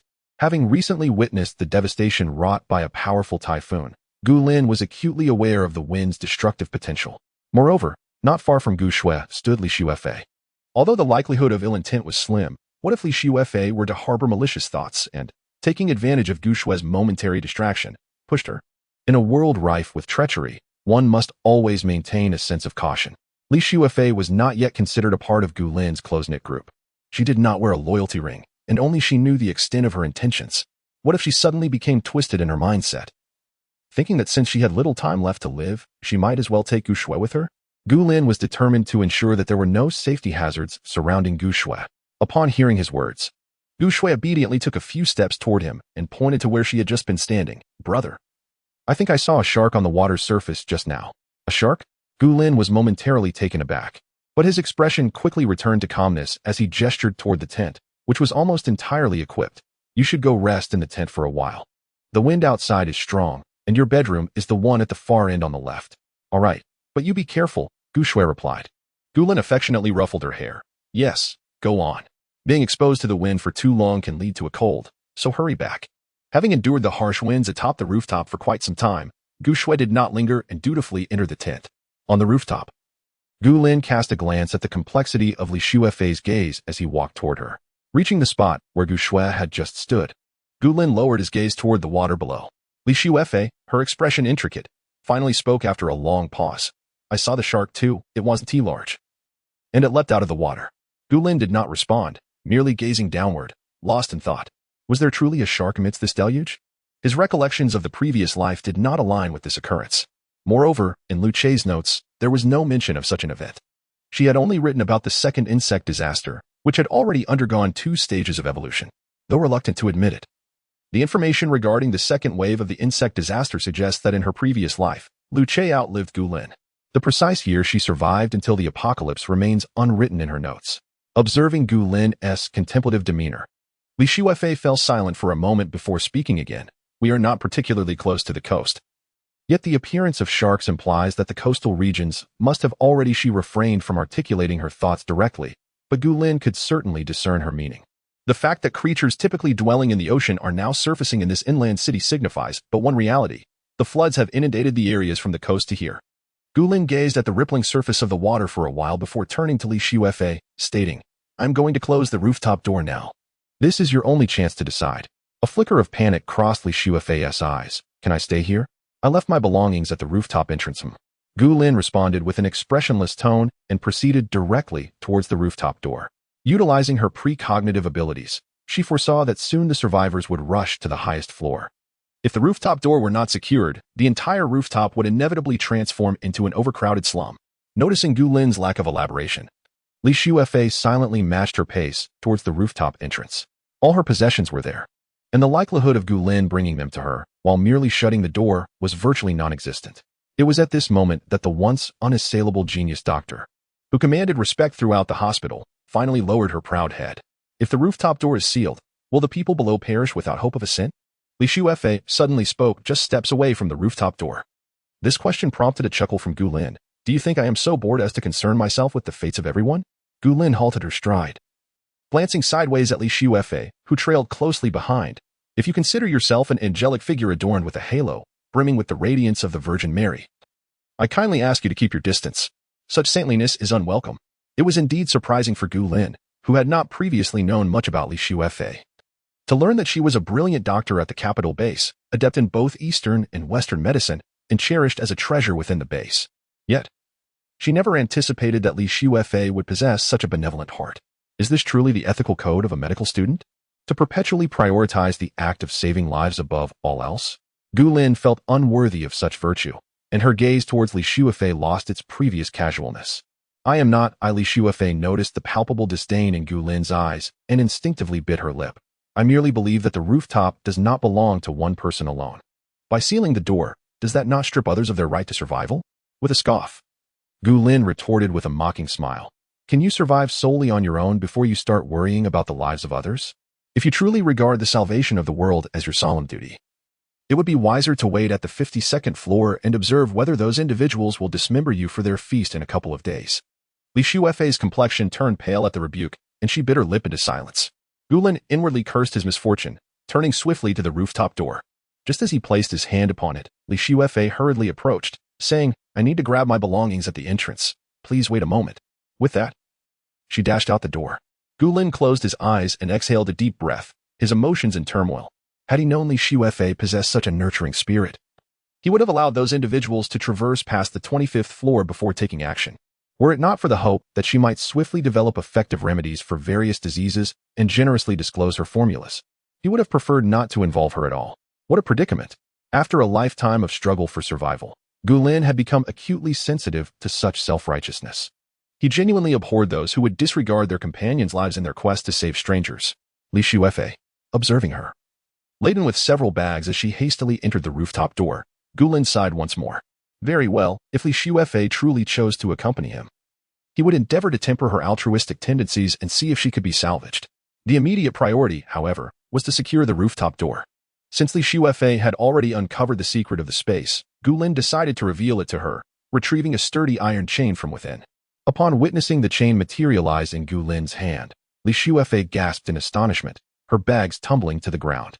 Though she had previously heard rumors of Gulin's spatial abilities, the shock of witnessing it firsthand was far beyond mere words. This was her first profound realization of how extraordinarily convenient having a space could be. In a corner unseen by Gulin, Li Xuefei's gaze ignited with fervor. Chapter 149. Speak louder. I cannot hear. Gulin heard the sound of a heavy object hitting the ground, yet he chose to ignore it.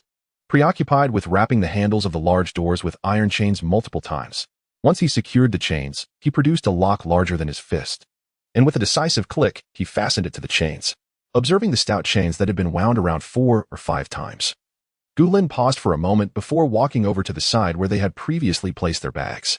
He picked up several sacks of cement from the ground, hefting 2 substantial bags in each hand, causing Li Xuefei's eyes to widen in astonishment. The professional demeanor of a doctor prevented her from gasping aloud, but her expression betrayed her astonishment.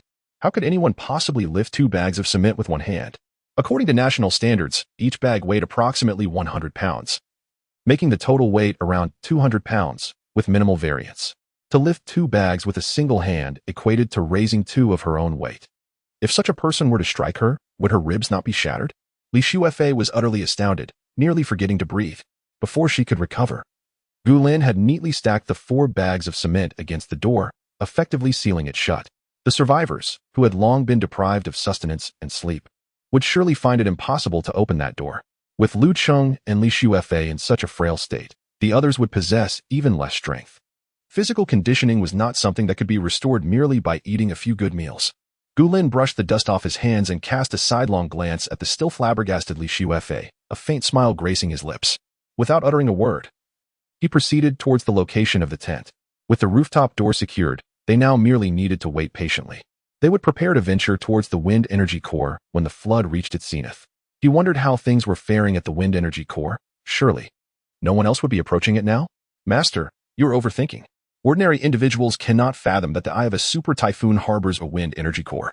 Even if someone were to get close, they would remain oblivious to its operational methods. Gulin silently acknowledged this in his mind, feeling a slight sense of relief. The small steward's reasoning was indeed sound. What could possibly bring the wind energy core? A super typhoon. Regardless of one's abilities, any individual would instinctively avoid such a phenomenon. It was unlikely that anyone would willingly pursue it, as if they were eager to dance on a tightrope. Therefore, the likelihood of anyone chasing after the tornado that connected the heavens and earth was virtually non-existent. Even if the super typhoon were to stall and the wind energy core were to descend, no one would wish to rush towards an area recently ravaged by the typhoon. Unless, of course, someone was already there. However, the chances of survival for those present before the typhoon's fury had abated were exceedingly slim. Viewed in this light, as long as no extraordinary circumstances arose, it was improbable that anyone would contest him for the wind energy core. Upon returning to the tent, Gulin lifted the heavy door curtain and stepped inside. Just as he intended to zip the curtain back up, he caught sight of Li Xuefei at the entrance, gazing at him with longing eyes. Her gaze was filled with pity, imbued with a sense of pleading and a hint of helplessness. Gulin hesitated momentarily. Had Li Xuefei not displayed her radiant, compassionate nature earlier, he might have permitted her to join him for a meal. However, following the recent incident, Gulin had no intention of doing so. The rooftop was starkly desolate.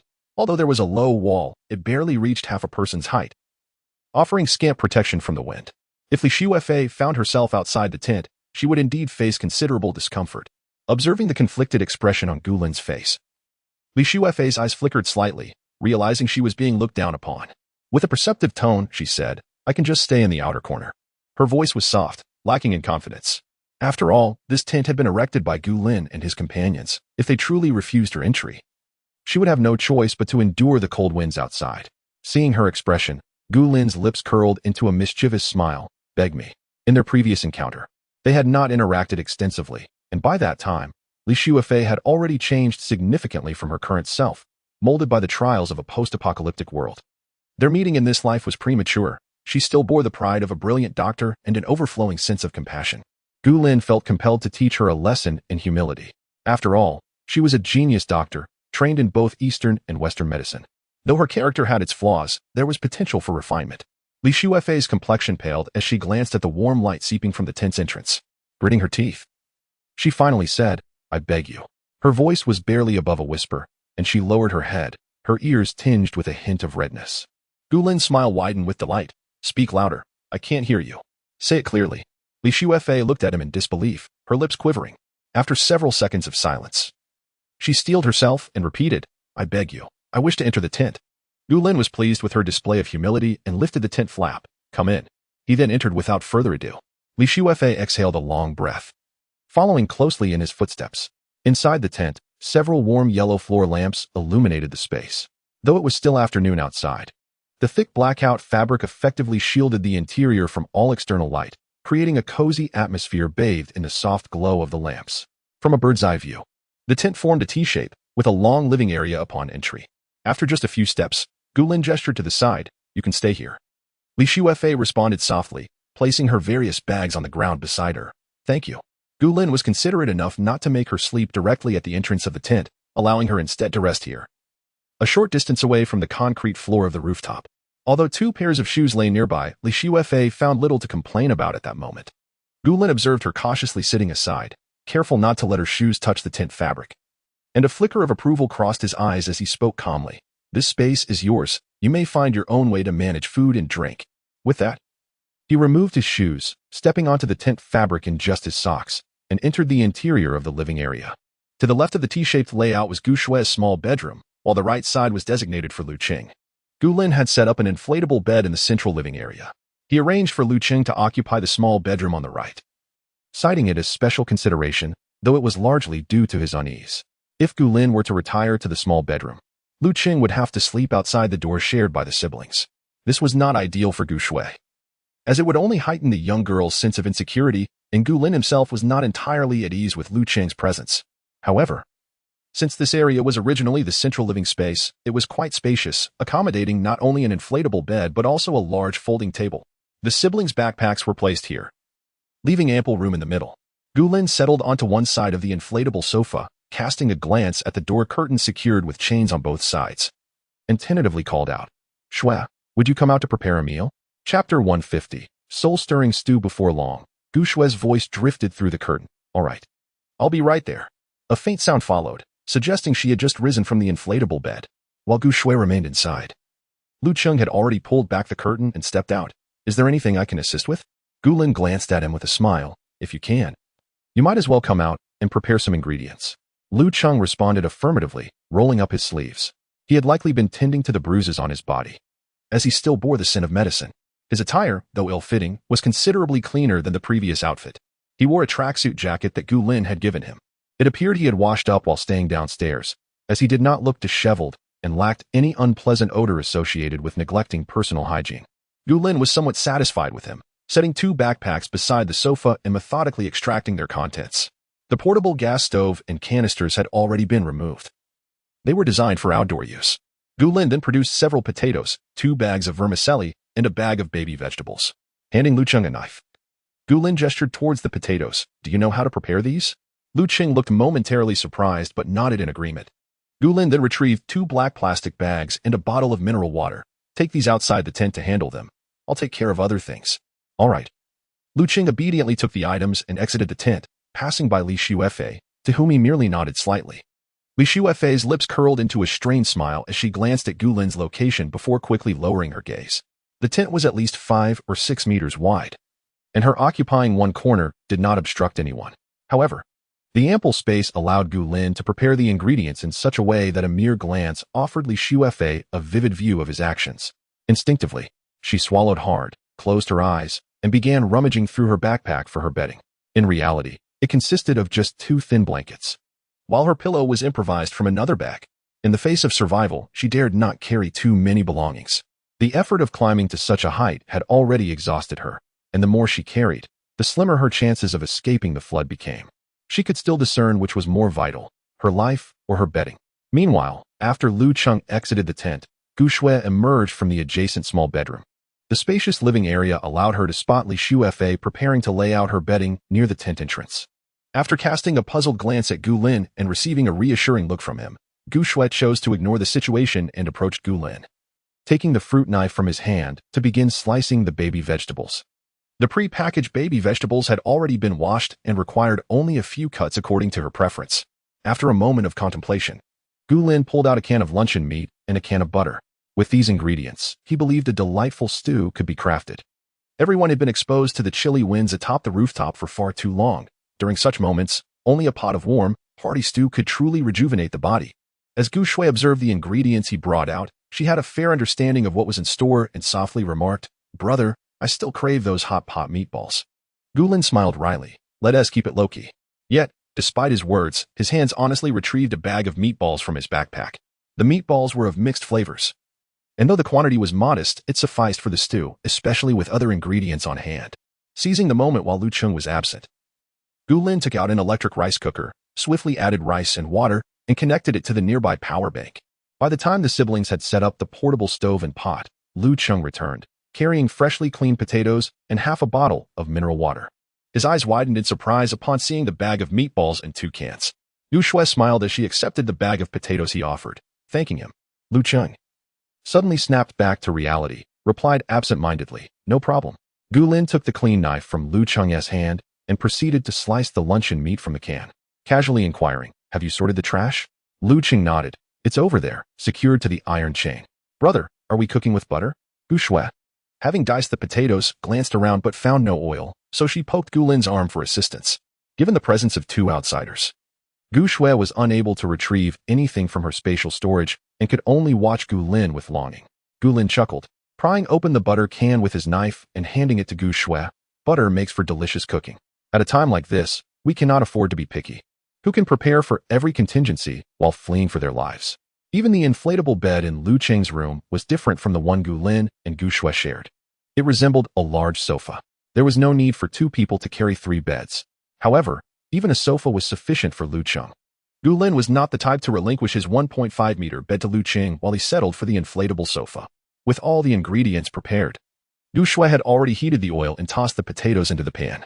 Although there were no aromatics to sod, the aroma of the potatoes sizzling in butter began to waft enticingly. As the scent permeated the air, Li Shuefei at the entrance instinctively swallowed hard. Yet, recalling Gu Lin's earlier words about having to fend for herself, she lowered her gaze, quietly covering herself with a small blanket and lying on the ground. Gu Lin and Lu Cheng discreetly stepped aside, patiently awaiting the delightful dish to be ready after preparing all the ingredients. Once the potatoes turned a light golden brown, Gu Shui pushed them aside and placed the sliced luncheon meat into the hot oil. Carefully flipping the luncheon meat with a small spatula, an irresistible aroma filled the air. Gurgle. Not only did Li Shuefei at the entrance hear her stomach growl, but Lu Cheng beside her also felt the pangs of hunger. Gu Shui continued adding hot pot meatballs to the pan, beginning to stir-fry. The rich aroma of buttered potatoes, the savory scent of luncheon meat, and the delightful essence of hot pot meatballs meld together, creating an irresistible allure. Li Shuefei yearned to flee the scene immediately. However, after much inner turmoil, she merely draped a blanket over her head. Once the ingredients were sufficiently sautéed, Gu Shui poured an entire bottle of mineral water into the pot and began to add various seasonings, each neatly packaged in small bottles with labels for convenience. After achieving the desired flavor, she covered the pot, partially sealing in the tantalizing fragrance. Lu Cheng sat on a folding stool not far away, gazing longingly at Gu Shui and the pot before her, swallowing hard every so often. Gu Lin, reclining on her inflatable bed, merely chuckled at the spectacle of Li Shuefei and Lu Cheng. It seemed they had not enjoyed a proper meal in quite some time. Lu Cheng was imprisoned by the individuals from 1003, while Li Shuefei cautiously sheltered herself at home. One experienced sporadic feasting, while the other meticulously rationed her meager supplies. At that moment, this large pot of hearty stew, brimming with both meat and vegetables, was as tempting to them as a solid gold bar. The aroma wafting from the pot was nearly soul-stealing for the two of them. Before long, wisps of steam began to escape from the edges of the pot. Gu Shui lifted the lid and added the chopped napa cabbage and vermicelli, sprinkling a touch of MSG on top. The moment the lid was removed, the fragrance filled the entire tent. Just then, the rice cooker emitted a popping sound, harmonizing beautifully with the bubbling of the stew, creating a melodious symphony. Li Shuefei wished she could instantly lose her sense of smell. She should never have entered. What a torment this was. While she herself barely had a meal, Gu Lin was preparing a lavish stew brimming with meat. Gu Shui, unconcerned with Li Shuefei's thoughts, stirred the cabbage and vermicelli briefly before replacing the pot lid. Gu Lin unplugged the rice cooker and glanced at Lu Qing, asking, "Did I bring the utensils I gave you?" Upon hearing that Gu Lin had provided Lu Cheng with utensils, Li Shuefei felt a surge of jealousy wash over her. Chapter 151. A heart in turmoil at this moment. No amount of envy or jealousy could alter her situation. It was she who had rejected Gu Lin's advances, who had failed to accept the conditions he offered, clinging instead to her previous promises. Li Shuefei was acutely aware that had she acquiesced to Gu Lin sooner, she would have shared in this meal. She understood that as long as she obediently remained close to the pair of siblings, she could continuously partake in the resources from his space. Yet, a knot persisted in her heart. The sound of the portable stove being extinguished reached her ears, signaling that the meal was ready and soon to be served. She silently wrapped herself tightly in a thin blanket, covering herself completely from head to toe, closing her eyes and choosing to ignore the warmth emanating from the others. However, the tantalizing aromas of the dishes and rice infiltrated her senses. The flimsy blanket could not shield her from the enticing scents. Li Shuefei could even distinctly hear their sounds of chewing and satisfied sighs. Surely, it must be delicious. How long had it been since she had savored a warm meal? In stark contrast to Li Shuefei's seclusion, Lu Cheng squinted his eyes in delight at the sumptuous food before him. Although he had not consumed any alcohol, he felt as if he were inebriated. Floating through the air, given the limited conditions, the group gathered around the pot, each with a bowl filled with a hearty stew. Despite Lu Cheng's presence, Gu Shui remained focused solely on the meatballs and vermicelli she had ordered, concerned that Lu Cheng might hesitate to serve himself. Gu Lin playfully added 2 pieces of luncheon meat and a few meatballs into Lu Cheng's bowl, urging him, "Eat more. You need to be well fed to help me." He looked at Lu Cheng with a playful smile. Lu Cheng nodded like a chick pecking at grains, touched to the point of his eyes glistening with unshed tears, and then hastily took a large bite, only to choke on it. Gu Lin smiled warmly, retrieving several bottles of mineral water from his bag, distributing one to each person, and kindly unscrewing the cap for Lu Cheng. Lu Cheng gulped down a generous mouthful, finally managing to catch his breath. Ha! Gu Shui couldn't help but laugh at his antics. "Slow down. If you don't have enough, there's more. We won't take too much." Seeing Gu Shui radiate joy from within, Gu Lin's spirits lifted as well, confirming that his decision to care for Lu Cheng was indeed the right one. "Rest assured. As long as you're with me, you will never go hungry." Lu Cheng nodded enthusiastically. MHM. The lively banter from the others resonated clearly in Li Shuefei's ears. Gritting her teeth, she tightened her blanket, her resolve beginning to waver. She had no idea how long this flood would last, nor how many days she would remain on the rooftop. The only certainty for Li Shuefei was that each day spent here meant enduring another day of such torment. Her food supply had dwindled to a few packs of compressed biscuits and a small box of glucose solution. She had merely half a bottle of distilled water left. She knew she could not hold out much longer. Without seeking refuge with Gu Lin, survival seemed impossible.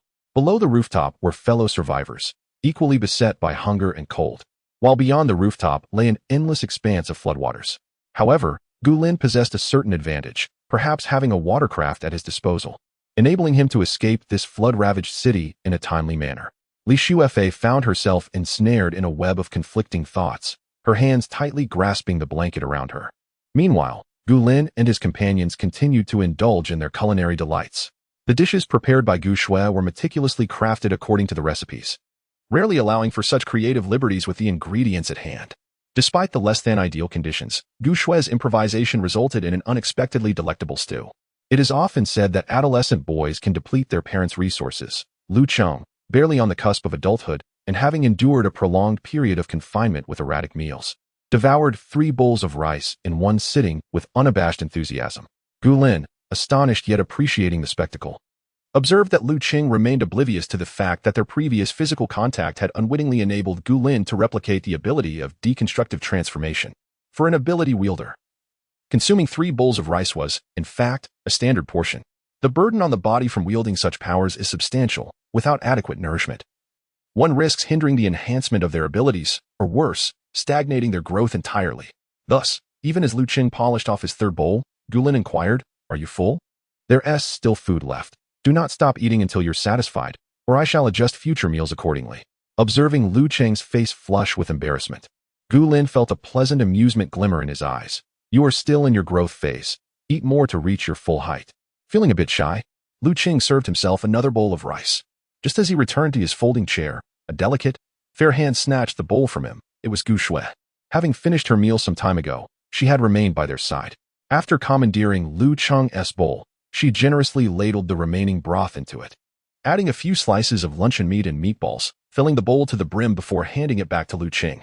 "Thank you," Lu Qing said, his face growing even redder as he accepted the bowl and took a hearty bite of the rice soaked in broth, adding, "Actually, I am already 19.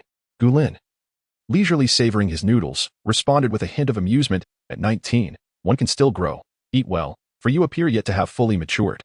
The revelation that Lu Qing stood at only 1.70 meters contradicted the whispers from his previous life. Gu Lin silently resolved to ensure Lu Qing's health was restored. Lu Qing, in turn, focused intently on his meal. This was the most delicious meal he had enjoyed in years. Though Gu Lin's abilities were of a high caliber, he had only consumed 2 bowls.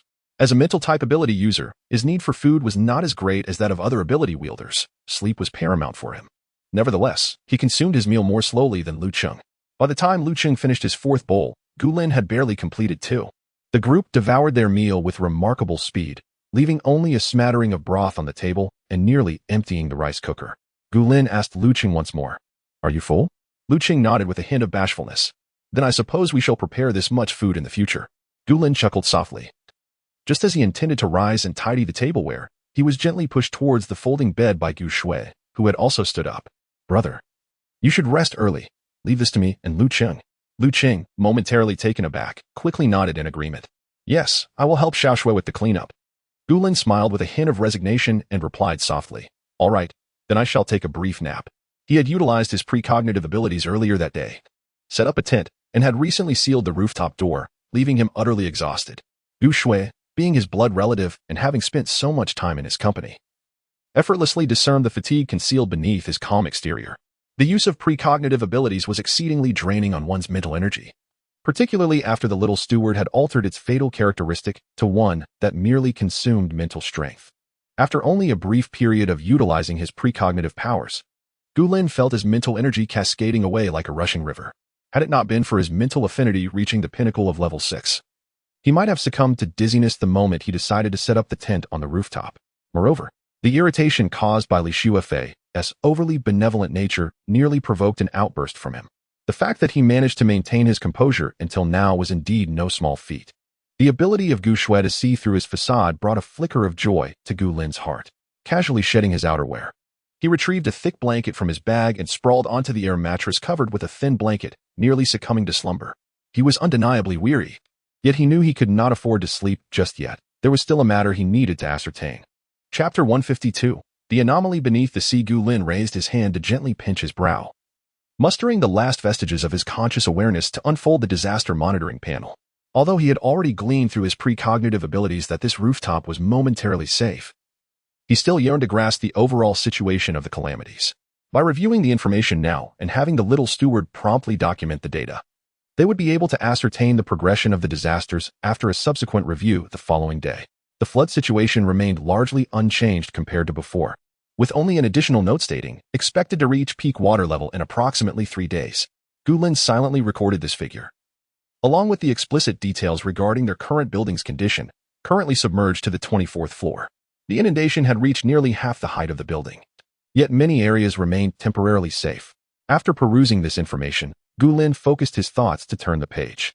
The next page revealed the previously encountered section titled Marine Calamities. He distinctly recalled that during his last review, the underwater volcano situated 50,000 leagues beneath the sea had already entered a state of reactivation. As he observed the current state of the seabed, the remnants of drowsiness dissipated, leaving him entirely alert. Underwater, 50,000 leagues, volcano erupting. Associated secondary disasters, tsunamis, underwater earthquakes, rising sea levels, massive marine life fatalities, etc. The disaster monitoring panel was not connected to the expansive screen in the spatial realm. Only a small square section displayed the underwater conditions in real time. Upon witnessing the scene within the screen, Gu Lin's eyes widened in astonishment, shattering any pretense of feigned slumber. His gaze filled with shock and incredulity. He had suspected the flood's arrival was uncanny. There hadn't been a single drop of rain on land, and the melting snow had seemingly seeped underground. It turned out that the previously reactivated volcano was now erupting. Noticing Gu Lin's state of shock, Gu Shui furrowed her brow slightly but refrained from speaking, quietly gathering the dishes. She could surmise that Gu Lin was troubled by matters concerning the spatial realm. But with two outsiders present, she felt it prudent to remain silent. Lu Qing, however, was entirely oblivious to Gu Lin's anomaly. He was intent on scrubbing the dishes vigorously, eager to demonstrate his usefulness. He had comprehended Gu Lin's earlier remarks, which were not only negotiations with Li Xuefei but also subtle hints directed toward him. Yet, Lu Cheng was not like Li Xuefei. Perhaps she was driven by a commitment to someone that compelled her to yearn for the capital. Lu Cheng, on the other hand, had long relinquished any attachments. His sister, Lu Che, had chosen to accompany their mother when their parents divorced, and whether they would meet again was entirely a matter of fate. As for their unsatisfactory father, from the moment he had sold Lu Cheng to those brutes in 1003 for a mere grain brick, Lu Cheng had deemed his obligation of gratitude fulfilled. Now, Lu Cheng found himself utterly alone, with nothing but a backpack to his name. Should Gu Lin and his sister not take him in, he would be left to wander the perilous world rife with calamities and treachery in search of his own path to survival, rather than wandering alone in solitude. What could be amiss in following this pair of siblings? After tidying up the table, Gu Shui took Lu Cheng outside the tent to wash the dishes. The heavy flaps of the tent were lifted and dropped, and it was only then that Gu Lin, lying on the bed, regained his senses, wearily closing his eyes. The underwater volcano erupted. Although the volcanic ash had not directly affected the air on land, the rising seawater remained a significant headache. The city where Gu Lin resided was separated from the coast by 3 entire cities. Here, the water had inundated the elevated foothills of the suburbs. It is evident that those coastal cities are likely bereft of survivors. The people had not yet emerged from the joy of temperatures finally returning to normal when this sudden deluge took away their lives and homes. Gu Lin sighed softly, exhaling deeply before turning another page. 8,000 miles of ocean trench, abnormal energy dissipation, specific situation unknown. Perhaps now, the absence of data is the best news. The ocean, which had recently reached a boiling point, could no longer contain the surging energy beneath the surface and began to bubble. For the Earth, this might merely signify a slight expansion of the water's surface, but for humanity, it undoubtedly heralded an unprecedented disaster. Yet how insignificant humanity's power is. Gu Lin felt fortunate to grasp these insights that ordinary people could scarcely fathom. He observed the live underwater footage with a profound sense of awe. In the dim, lightless abyss of the deep sea, the slowly flowing lava shimmered with a dark red glow, resembling the blood of colossal underwater creatures. The cracks in the dark red light revealed even brighter and hotter flames, as several volcanoes erupted in unison, releasing long-stored energy. Even though the lava would soon be cooled by the seawater, its astonishing appearance remained. This was a sight Gu Lin had never witnessed before. Had it not been for the real-time monitoring panel of the natural disaster, he could not have dreamed of such imagery. Despite the icy waters at the ocean's depths, they would be warmed by the incessant flow of molten lava, with dark fragments floating nearby, likely the remains of marine creatures that had not escaped in time. The emerging lava was growing lighter in color. This indicated that the seawater's cooling effect was diminishing. It truly resembled porridge now, with a flavor of fish and meat, Gu Lin mused. Originally fatigued from the excessive consumption of mental energy, he now felt invigorated after witnessing this. And it seemed he would not be able to sleep for a while. He wondered how long this volcanic eruption would last. Gu Lin rubbed his temples, sitting up, contemplatively gazing at the neatly arranged folding table, still lost in thought. Fortunately, the volcano was erupting underwater. Had it occurred on land, the consequences would be unimaginable. Such a vast amount of lava, once it reached the surface, would not only alter the terrain but also unleash a tremendous volume of volcanic ash, leading to further calamities. The potent, corrosive acid rain is set to sweep across more regions, bringing disasters that rival the current floods. Gu Lin rose to adjust the position of the floor lamp and was about to return to the inflatable bed when Li Xuefei's voice suddenly broke the silence. Can we talk again? Gu Lin paused, casting a sidelong glance at Li Xuefei, who was huddled near the entrance of the tent, her pallid complexion rendering her quite pitiable. The smile on his lips was faint. I have been quite clear before. If you cannot commit to unwavering loyalty and never betray me, I will not keep you. After a moment, observing the complex emotions reflected in her eyes, Gu Lin's lips curled slightly as he added, the very fact that I dare to make such a demand indicates I possess the means to verify it. Do not attempt to deceive me. Be wary of placing your life in my hands. You. Li Shuefei hesitated, her gaze conflicted for a while before she asked. Rather off topic, could you tell me your name now? Gu Lin pressed his lips together, decisively refusing. No. If negotiations truly failed, she would inevitably follow the trajectory to the capital base. If she only recognized his face, Gu Lin could find a way to alter his appearance and evade her recognition. However, should she learn his name, it would become far more difficult to mislead her. Li Shuefei lowered her eyes, and after another moment of silence, she said, Then, I shall think about it some more. Gu Lin, indifferent, turned his gaze away just as Gu Shui entered the tent with Lu Qing. As Lu Qing stepped inside, the black primary ring on Gu Lin's left hand suddenly quivered lightly, and simultaneously, a system notification echoed in his mind. Lu Qing detected as eligible to wear the ring. Gu Lin slowly typed a question mark. Instinctively, he glanced towards Li Shuefei at the tent's entrance.